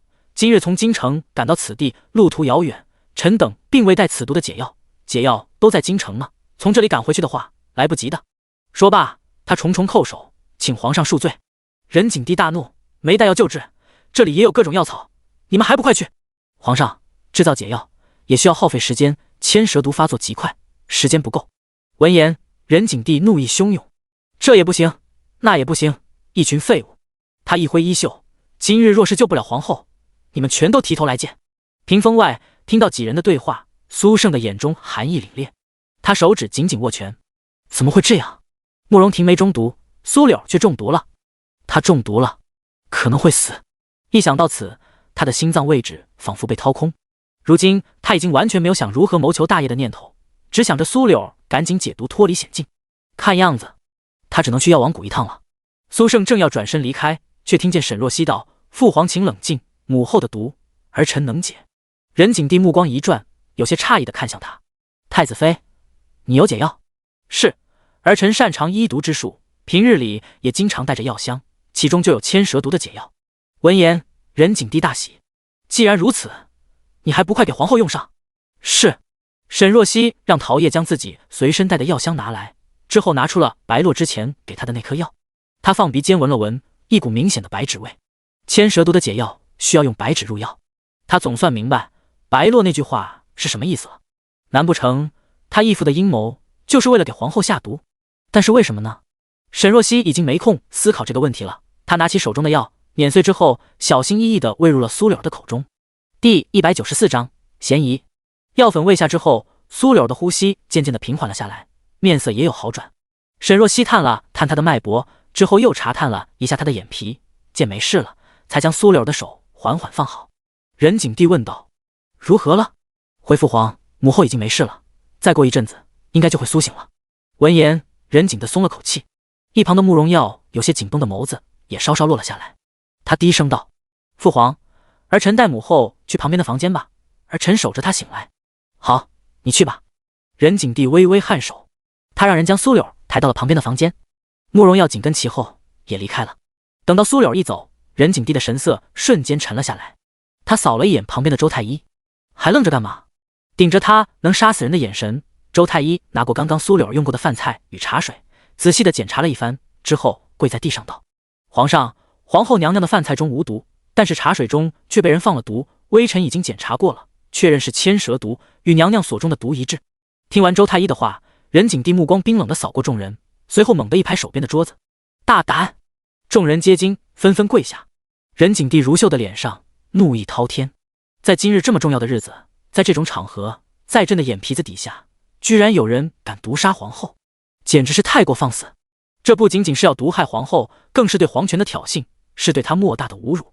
查，给朕查，给朕从上到下的查，从上到下，今日负责膳食的下人一个都不能放过。身边的大统领宋涛一低头，是，随即带着人下去调查了。苏胜站在一旁，眸光微沉，他并不担心会查出什么，他既然做好了下毒的准备，就不会轻易留下痕迹。他在担心苏柳。一旁，王德福躬身上前：“皇上，气大伤身，您得注意身体啊！皇后娘娘万福，定不会有事的。走开，朕心烦。”任景帝一把将王德福推开，之后目光一转，一一落在面前的几个皇子和苏胜身上，开口道：“你们对此事有什么看法？”几人站在原地，心思各异。慕容恒心中有猜测，但是没有开口。苏胜则是面色冰冷。慕容修低眉顺眼，他对权势斗争什么的不感兴趣，今日之事也完全看不出什么。慕容羽支支吾吾，母后贤良宽厚，从未听说过得罪什么人，怎么会有人这么大胆，要毒杀他呢？他的语气中满是震惊和不解。听到这话，却是让任景帝愤怒的情绪逐渐冷静了下来。不错，皇后一直身居后宫礼佛种花，从未树敌。即使是有人对她不满，那也应该是后宫，而不会是今日在这里被人毒杀。莫非？任景帝转头看了眼苏柳喝水的瓷杯，帝后用的杯盏一模一样。苏柳喝下的那杯茶水，有没有可能原本是给他的？一想到此，任景帝的眼中的寒意猛然加深。察觉到他的杀意，慕容羽吓了一跳。怎么回事？怎么他刚一说完，父皇的眼神就瞬间变得这么可怕了？难不成是怀疑他了？慕容羽吓得赶紧拱手。父皇，儿臣一直敬仰孝顺母后，母后遭遇横祸，此事与儿臣绝无关系。朕知道。任景帝瞥了他一眼，不用他说，他也不会怀疑到慕容羽头上，他没这个手段和能力。任景帝眸光一转，落在了慕容恒和苏胜的脸上，随即又移开。想要他死的人很多，苏胜是。至于慕容恒，若是他知晓了那件事，那也是有巨大的嫌疑。父皇在怀疑什么？慕容恒缓缓出声，拉回了他的思绪。任景帝抬眸，对上他波澜不惊的双眸，沉声道：太子，此事你有什么见解？儿臣没有头绪。慕容恒俊美的脸上表情平静，只是有些猜想。你说。儿臣觉得下毒之人可能并非是想要给母后下毒，目标也许是父皇您，只是出了差池，母后阴差阳错的喝下了毒药。这一点任景帝也猜测到了，便没有太多惊讶，只是道：除此之外呢？顺着这个猜想推一推，便能推出很多疑点。慕容恒狭长的狐狸眼稍稍一睨，带着几分厉色。此人若目标是父皇，保险起见，那定是给呈上来的2杯茶水都下毒，这样父皇无论喝了哪杯茶，都定会中毒。但是此人却只下毒了1杯茶水，明显是想保全母后。普天之下，对父皇不满，但是又重视母后的人，这个范围便小了许多。闻言，殿上一阵沉默。慕容恒这话所指，实在是太明显。沈若曦站在一旁，嘴角微微抽搐了一下。你可真行，干脆将荣亲王是凶手几个大字写脸上算了。苏胜微微勾起唇角，带着一丝嘲讽。太子究竟在怀疑谁？孤没怀疑任何人，是父皇让孤猜测的。任景帝，他对上苏胜平静的目光，眸中露出几分深思。慕容恒的话确实有几分道理，但是事情若是苏胜做的，未免显得鲁莽了些。而且这么重大的事，苏胜绝不会犯下这么乌龙的事件，让皇后喝下了毒药。但是若不是他，又是谁躲在暗处想要他的命？苏胜微微转头看向慕容恒，既然太子有猜想，那本王也有猜想。他目光一转，看向沈若曦。皇后中的千蛇毒，太医们都说了此毒的解药不好保管，所以不曾带来。那太子妃为什么恰巧就有这解药？霎时，所有的目光都聚集在了沈若曦的身上。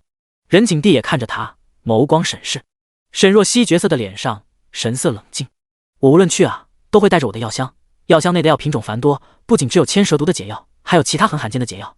看来我与母后很投缘，恰好就带了这解药。慕容恒接过话，天佑母后，这是他一生积德行善的造化。二人一唱一和。苏胜冷哼一声，当真这妖巧，还真是奇了。就是这妖巧。沈若曦面色不变，顺着苏胜的话接下去，然后看见苏胜的面色又难看了几分。他突然发现学慕容恒这种欠欠的劲头倒是挺好使的，成功让对方看不惯，但是又拿自己无可奈何。第195章较劲。苏胜开口道：本王大胆猜想一下，或许太子妃早就知晓皇后或者皇上会中毒呢，因此便提前备好了这解药，并非巧合。沈若曦扬眉，荣亲王这意思，我自导自演了这一场解毒的戏，我这么折腾不是很荒谬吗？越是荒谬，往往才越是事实，因为没有人会怀疑上你，说不定就拿了其他人做替罪羊。苏胜目光冷冽地看着他，一字一句道。他常年身居上位者，目光自带压迫。沈若曦站在原地与他对视，虽然倍感压力，但是却也从容不惧。匹夫无罪，怀璧其罪，按荣亲王的意思，今日我若是不拿出解药救母后，倒是没有嫌疑。如今我救了母后，不仅无功，反而有罪了。说罢，他朝着任景帝微微拱手。父皇，儿臣给母后解毒，完全没有多想其他，一心只想救母后。如今荣亲王却这般怀疑儿臣，实在是以小人之心夺君子之腹。闻言，任景帝的眸光微微沉了沉，正要说话，却见大统领宋涛回来了。不过他不是一个人回来的，他的身后还有几个侍卫抬着一个人，准确来说是一具湿漉漉的尸体。沈若曦扫了一眼，认了出来，是皇上身边的太监小顺子。宋涛跪下：“皇上，臣带人去调查了一番，其他人嫌疑都不大，但是您身边常伺候的小顺子公公却大有嫌疑，臣便准备带小顺子前来问话，结果却在后面的湖水中发现了他的尸体。”小顺子湿漉漉的尸体被放下，躺在了冰冷的垫上。旁边的太医上前查探了一下，尸体还未僵硬，也没有被湖水泡得肿胀，预计溺亡的时间不超过半个时辰。这么大个人溺亡在湖里，居然没人发现。任景帝的声音带着怒意。宋涛惭愧低头：“是臣的失职。”说罢，宋涛拿出了一个瓷瓶，双手递了过去。打捞上小顺子的时候，臣从他的身上发现了这个。任景帝接过，是个空瓶子。他示意了一旁的周太医，周太医赶紧拿过，打开仔细闻了闻，之后朝着任景帝道：“皇上，瓶内还残留着一丝气味，微臣能肯定，这便是装千蛇毒的瓷瓶。”闻言，任景帝看着殿中的尸体，眸色愈加冷冽。小顺子虽不如王德福贴心信任，但是也是他选中的奴才，在他身边伺候了好几年，如今却发生了这种事，他究竟是受人指使，还是被人揪住当了替罪羊？慕容羽忍不住拱手道：“父皇，此事绝不会这么简单，背后一定大有隐情。”朕知晓。任景帝神色不悦，这么明显的事用不着他提醒，只是小顺子一死，线索断了，想要再往下查，难如登天。任景帝眉头深锁，沉吟了片刻，而后厉声道：“此事必须查清楚。册封太子当日出了这么大的事，必须将背后之人揪出来。若是真相不明，他睡觉都不安稳。”苏胜拱手：“皇上，此事背后一定有惊天阴谋，请皇上将此事交给臣，臣一定找出背后之人，让皇上与皇后安心。”慕容恒一时开口道：“大理寺卿归儿臣管辖，父皇，此事按理说应该交给臣。”二人站在殿前，都是罕见的绝世风姿，但是却又都带着让人忌惮的锋芒。任景帝的目光在二人脸上扫过，心中不仅泛起阵阵疑虑。这二人都有不可能动手的原因，却又都有动手的动机，他无法完全信任。将这件事交给他们任何一个人去查，都是莫大的风险。任景帝微微敛眸，之后缓声道：“朕觉得此事另有合适的人选。”闻言，众人皆是一愣，慕容恒和苏胜都没吭声。只要对方不接手此事，那便行了。一旁，慕容羽心中忍不住燃起了希望。父皇不信任慕容恒和苏胜，那么他的机会便来了。只要他做好这件事，便有了翻身的余地。慕容羽清了清嗓子：“父皇，儿臣愿意调查此事，请父皇给儿臣一个机会。”任景帝冷淡道：“你也不适合。”慕容羽神色一僵：“此事不交给他，那要交给谁？”一旁一直没吭声的慕容修对上任景帝的眸子，有些惊讶。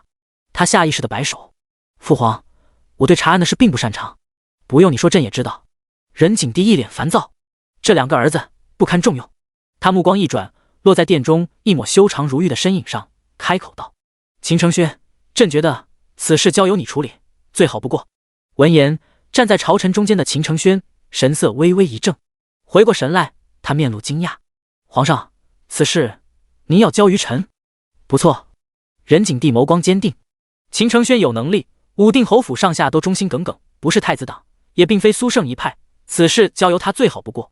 况且秦承轩之前因为腿伤沉寂了2年，如今这次是个机会，若是此事办好了，朝中便也多了一位能臣。”见秦承轩似是有些顾虑，任景帝眸光又严厉几分：“怎么，你不肯？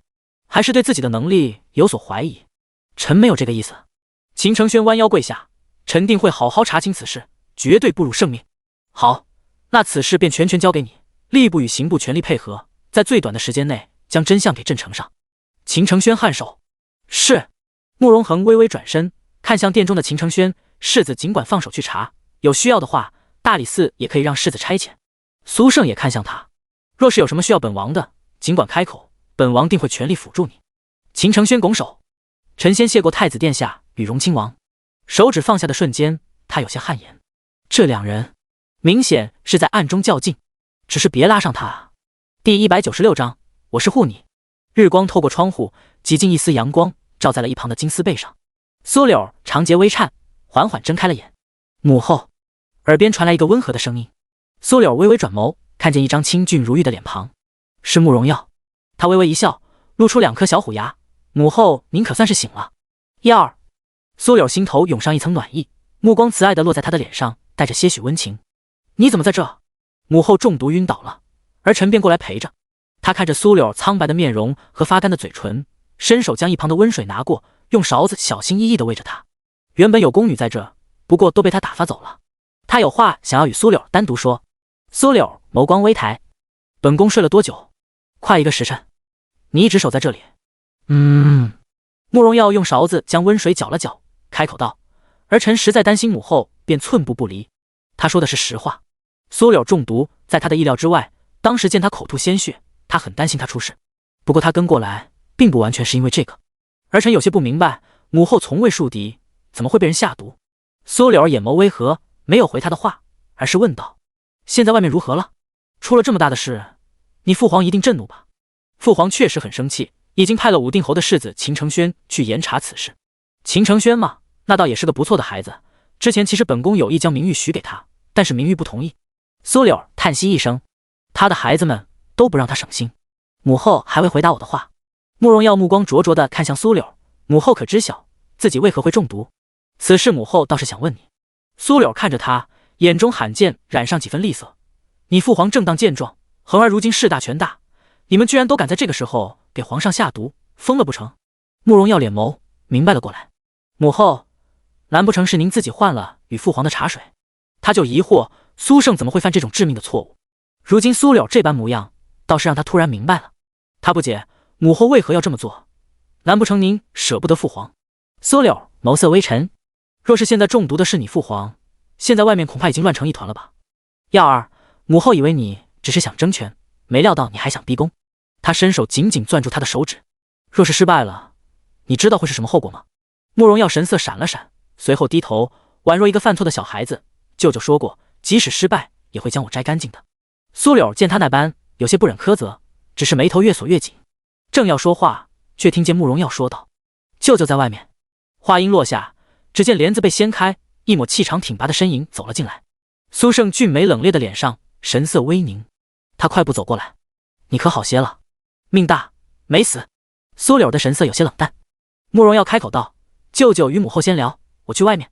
话毕，他转身离开，给了二人单独说话的空间。苏胜迈步上前，见苏柳放在床榻边的手指染了一丝血，他单膝跪在榻前，拿出帕子想要给他擦一下。刚刚触碰到他，却见苏柳抬起手指，一巴掌便扇在了他的脸上。只是身体虚弱，没有什么力道。苏胜瞳孔晃了一下：二姐，你别唤我，你以往狂妄一些，便让我寝食难安，如今你简直是疯了，居然想要谋逆。他虽然气急，但是依旧理智，声音压得极低。苏胜微微拧眉：你都知晓？对，我知晓你今日是想要对皇上下毒，但是我不知道你究竟是在何处下毒，便暗自换了与他的所有膳食。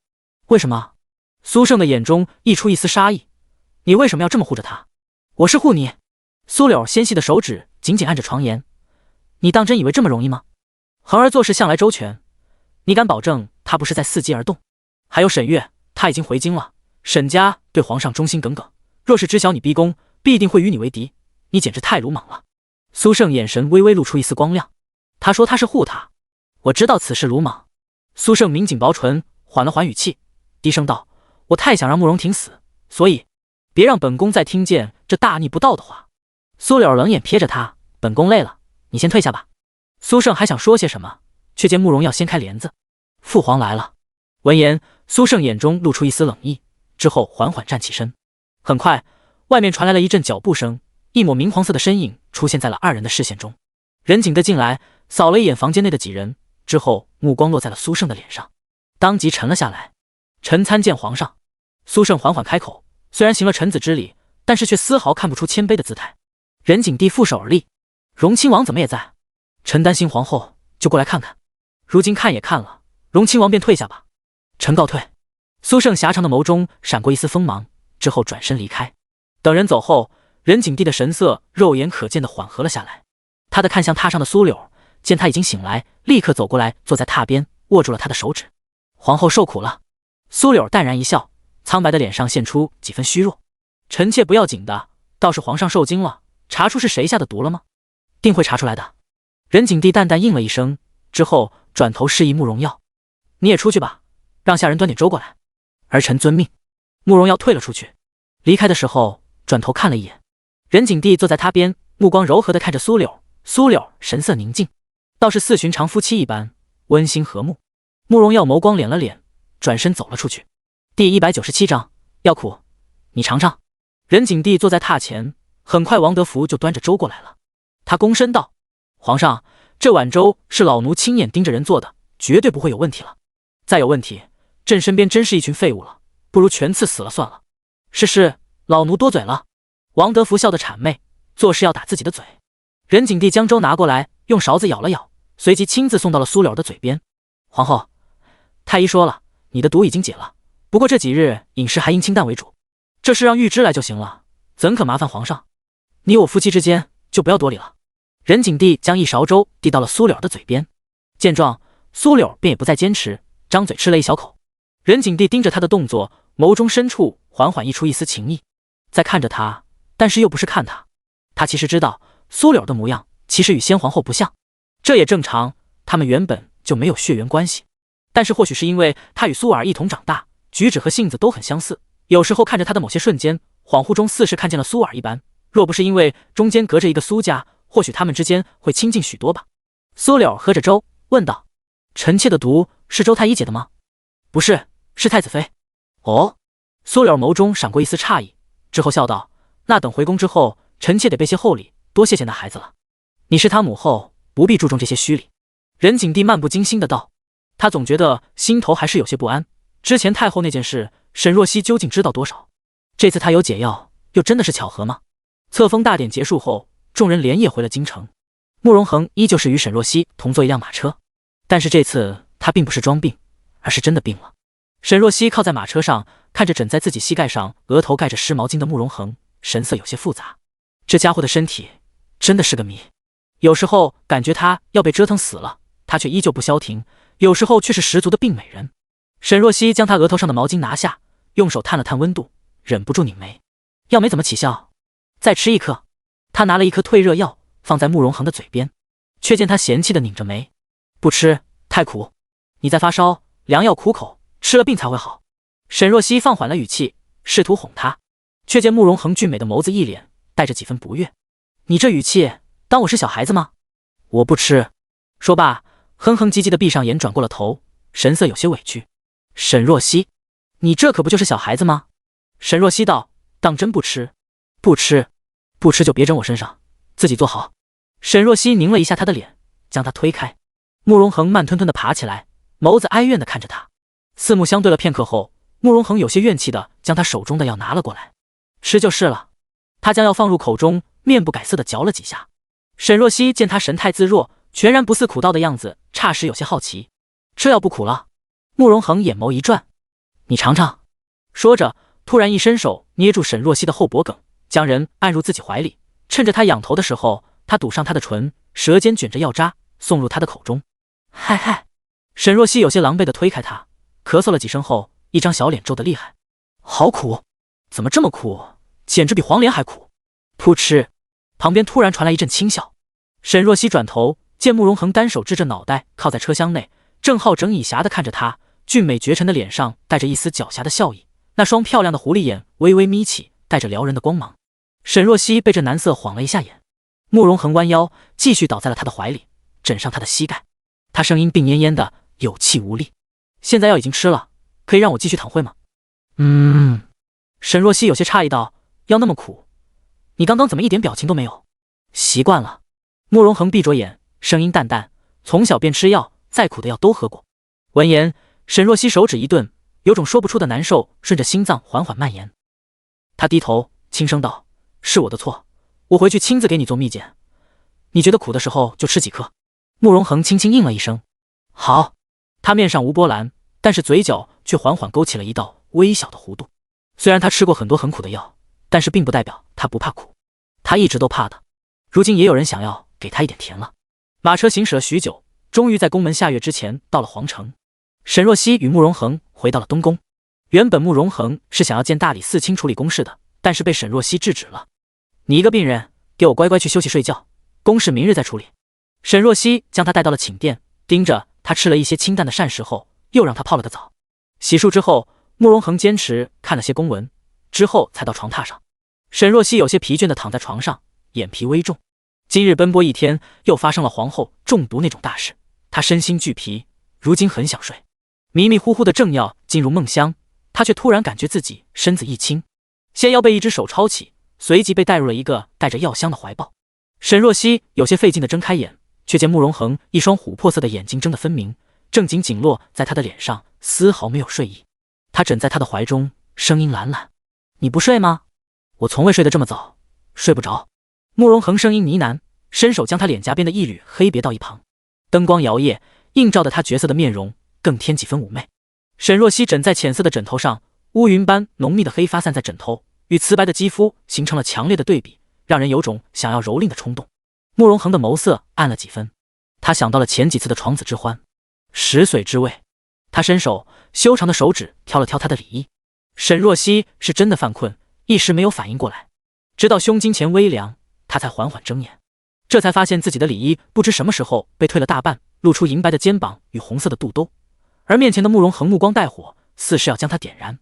他瞳孔顿时放大，正要将面前的男人推开，却见慕容恒的手已经滑了进去。沈若曦伸手抵在他的胸前，脸上染上一层薄红。你干什么？还生着病呢？已经不烧了。他指尖轻动，连揉带捏，察觉到身下人的战力，慕容恒唇边笑意狡黠，他抵在他耳边：我听说发烧的时候多出汗，反而会好得快，都是歪理。沈若曦咬唇：我是大夫，听我的，给我乖乖睡觉去。好。慕容恒低头，细碎的吻落了下来。第198章不能留。沈若曦捏着他的脸：不是答应了听我的吗？听。慕容恒的目光认真至极，做完了就听。他翻身压过来，将金丝被拉高盖住二人，伴随着加大的喘气声，背下的动作也逐渐加大。中途沈若曦低气着挣扎的伸出被子，刚刚攀到床沿，却被另一只有力的手掌给握住，十指交缠，给他重新拉回了背中，顺势带着男人的低呼：还有一会就好了。你刚刚也说一会的，这次是真的，不骗你，别咬我了。屋外寒霜肃肃，屋内温暖如春。东宫这夜又叫水了，还不止一次。皇城之外，夜色如水，带着沉沉的寒意。慕容修的马车缓缓停在一座气派的府邸门前，他掀开帘子，披着貂绒披风走了下来。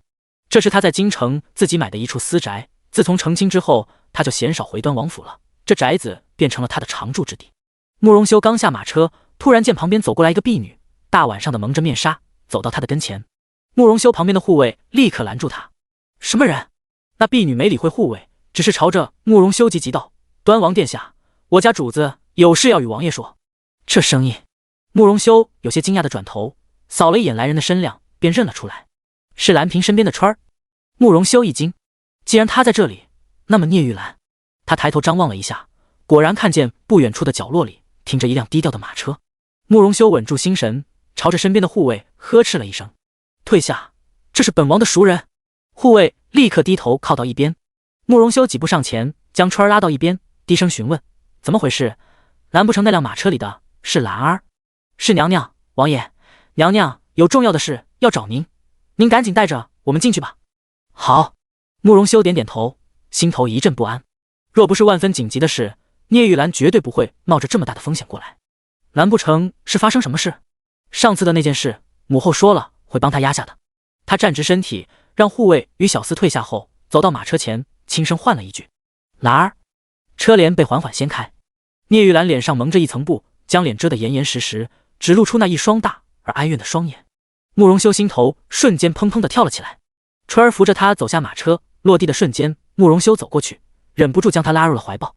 聂玉兰吓了一跳，他一把将他推开：别这样，我有重要的事要找你，快进去。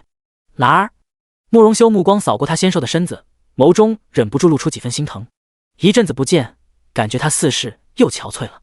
上次那件事后，他一直没机会问他究竟怎么样了。慕容修带着他从后门悄悄地走进了自己的府中，正准备将人带到自己的房间，却突然听见一声脆生生的呼唤：王爷。慕容修身子一僵，他缓缓转头，看见梁芷柔正带着丫鬟，正满脸欣喜地朝着他跑来。然而看见他身侧的聂玉兰，霎时笑容僵在了脸上。王爷，他是谁？与你无关。慕容修冷声开口，将聂玉兰挡在了身后。察觉到他紧张惊慌的情绪，他转头低声朝着春儿吩咐：“你先带你家主子去我房里，这里我来应付。”是。春儿扶着聂玉兰转身进了慕容修身后的房间。见状，梁芷柔的神色愈加难看。王爷，这又是你从哪个风月场所带过来的继子？你说话给我注意点，他不是什么继子。那他是谁？与你何干？总之他比你好上千倍万倍。闻言，梁芷柔身形一晃：“王爷，就算你不喜欢我，也不至于如此你折辱我。”慕容修脸上带着怒意：“你怎么会在这里？不经过本王同意就来这里，谁让你过来的？”梁芷柔被他凶得眼眶泛红：“我想见你，本王不想见你。你若是还想做你的端王妃，就好生待在端王府内。”慕容修毫不客气地打断他的话，随即冷声朝着府里的下人吩咐：“日后没有本王的允许，别让他进我府邸的门。”说罢，他猛地一挥衣袖：“来人，送他出府。”话毕，转身进了房间，再也没有看梁芷柔一眼。梁芷柔看着他决绝的背影，脚步一晃，差点摔倒。身边的婢女扶着他，忍不住低声道：“王妃，王爷也实在太狠心了点，他为了一个风月女子，居然这样对您，您不能这么一问忍让，至少要去宫里与皇后娘娘说的。说了又怎么样？只会让他更厌恶。走吧。”梁芷柔有些寡淡的脸上，唇被他咬得毫无血色。他深深地看了一眼慕容修的房间，一想到他今夜又是温香软玉在怀，就心如刀割。但是又能如何呢？当初他与他说的明白，说他对他无情意，让他不要嫁过来。但是他贪心，是他死活要嫁给他，以为时间久了能捂热他的心，到头来惹得他越来越厌恶。梁芷柔神色黯然地被人扶着，缓缓出了府。院内逐渐归于平静，而屋内气氛却不同寻常。房间内，聂玉兰将脸上的布拿下，一张绝美的脸上神色不安。她有些担心道：“你的王妃见到了我，她会不会认出来？”“不会的，兰儿，你不用担心，不会有人认出你的。”慕容修好生安慰着她。而且梁芷柔不是我的王妃，本王从未承认过她。慕容修走近，伸手抚上她的脸，眼中是深深的眷恋。“兰儿，你怎么会过来？”“我只能来找你，慕容修，我有孕了。”闻言，慕容修的表情停在他脸上的手指一顿，随即反应过来：“我的。”聂玉兰缓缓点头，大眼睛里露出一丝空洞的神色：“我已经好久都没有事情，万一被人查出来，后果难以想象，所以我求了皇后娘娘让我出宫，说是回娘家一趟。”聂玉兰摸着自己的小腹，眸光闪烁：“这孩子不能留，你早晚落胎要来，你要打掉，不然呢？”聂玉兰微微抬眸，目光悠悠地看着他：“难不成你想要留下这个孩子？”第199章，不要再见面了。我不是。慕容修眸光闪烁，他与聂玉兰的孩子，他的确想过，甚至做梦都想要一个，但是这是不可能的。他们不能有孩子，即使有，这个孩子也注定无法出生。我是担心你喝了落胎药会有危险。我不喝才有危险，不仅你有危险，还有我身后的聂家全都会陷入万劫不复之地。聂玉兰沉声道：“拿药来吧。”慕容修站在原地，看着他憔悴却坚定的眼神，心一横，转身走了出去。他安排身边最信任的小厮去外面抓了一副落胎药，之后让春儿去熬了。熬了快1个时辰，药才被端了上来。“娘娘，给。”春儿递过去。聂玉兰抖着手接过，看着黑色的药，眼一闭，全部喝了下去。一碗药下去之后，等了半个时辰，药效就发作了。聂玉兰双手紧紧捂住小腹，疼痛一阵一阵的袭来，逼得她的脸色越来越白，很快就疼得直不起身。“春儿，我想吐。”春儿赶紧将旁边的痰盂拿了过来。聂玉兰一阵干呕之后，吐出一些酸水。慕容修抚着她的背，有些不安：“兰儿，你怎么样？要不我找府医来吧？”“不行，此事绝对不能张扬。”聂玉兰一口拒绝了。她抬眸看着他：“等会落胎的时候，你可能会受不了这个场面，你出去吧。”“可是……”“出去！”聂玉兰语气罕见的出现了厉色。慕容修咬了咬唇，最终还是看向川儿，叮嘱道：“照顾好你家主子。”说罢，转身走了出去。他并不想走，但是他怕看见他太痛苦的模样，自己会控制不住情绪，做出什么不理智的行为来。院中空无一人，慕容修孤身坐在旁边的石凳上，俊朗的脸影在夜色中，手指微微握紧，只觉得心中的无力感如此沉重。他望着黑漆漆的夜空，想起了往事。他16岁那年，第一次见到聂玉兰，只一眼便深深地沦陷了下去。那时候他母妃刚刚去世，他被养在皇后的膝下，但是一直与他不亲近。父皇不怎么关注他，身边也没个亲近的人，他心中十分苦闷。那日他实在是思念母妃，便冒着被问罪的风险，偷偷跑去了他母妃以前住过的宫殿，默默地待了一会。出去的时候，为了躲避巡逻的侍卫，不小心闯入了聂玉兰的院中。那个时候他只是个答应，身材玲珑有致，不像如今这般削瘦，也不似现在这般眉眼中带着愁绪。他穿着白色的百蝶罗裙，在院中挥着水袖翩翩起舞，美得不染纤尘。那一刻，他突然觉得原本有些空洞的胸口突然被填满了。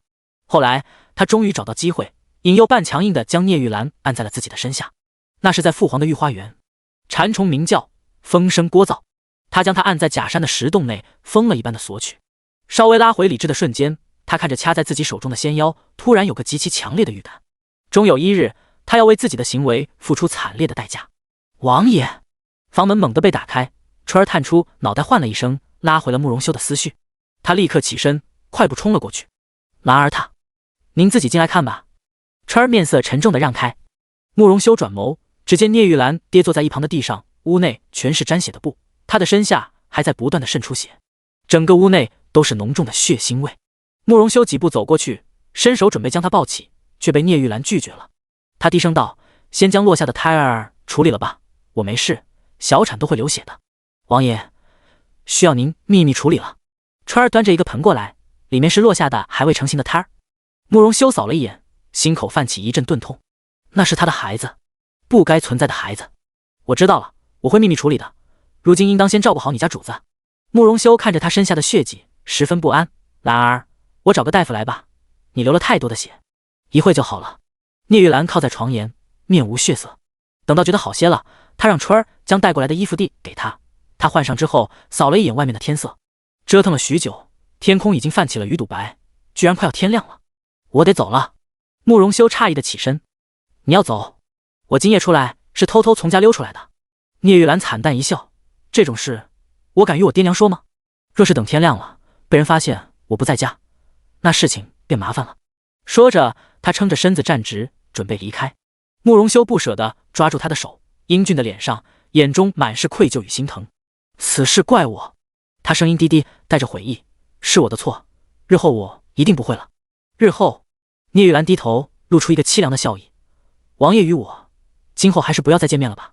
他已经舍弃了明月，如今又失去了肚子里的胎儿，再与慕容修纠缠下去，他迟早会陷入万劫不复之地。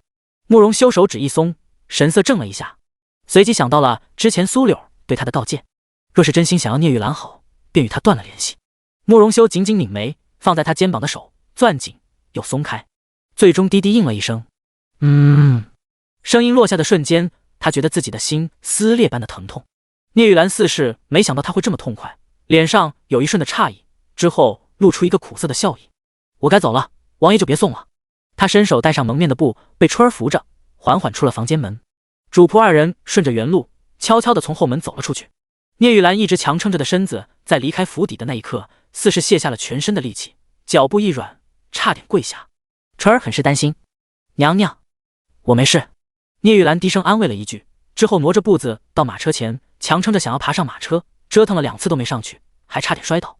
他攀着冰冷的马车，鼻子一酸，满腹的委屈与悲伤汹涌而出，差点落泪。但是如今不是哭的时候。聂玉兰忍着心头的万般情绪，咬牙有些狼狈地爬上了马车。春儿拉着缰绳，小心翼翼地赶着马车，在隐隐的晨光中离开了此处。只是二人不知，这一切都被一个人看在眼里。第200章算计。林秀仪坐在不远处的马车内，打开车帷，目光穿过夜色，落在对面那2道人影身上。他这几日心情不好，便与瑞王说想要今日回门一趟。慕容耀同意了。然而他昨夜一直睡不着，便大清早的就上了马车回太傅府，结果在半路却撞见了这一幕。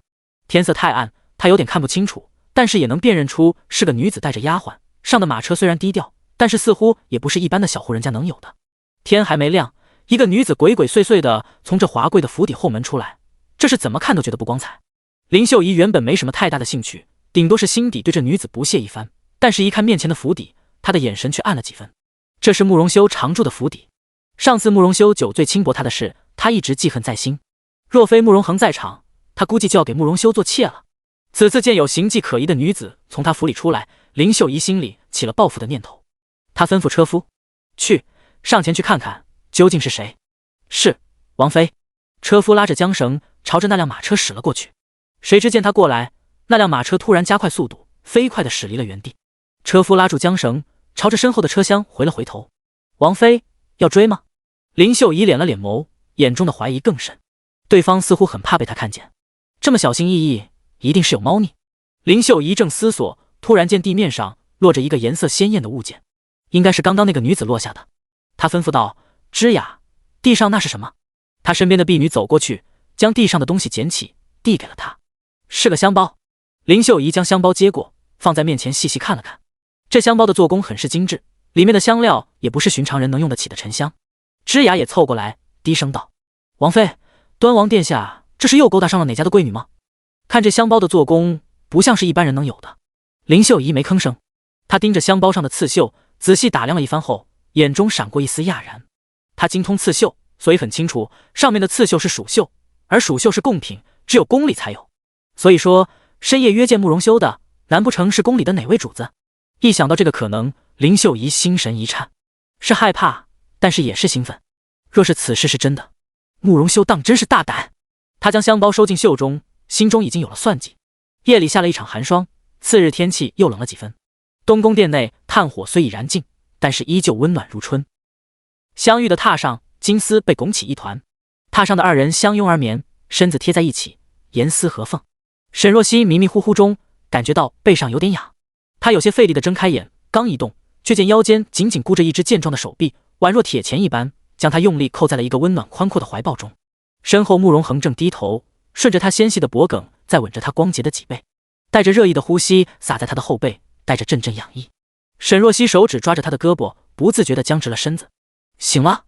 察觉到怀中人的动作，慕容恒抬起头，掰着她的小脸，让她看向他。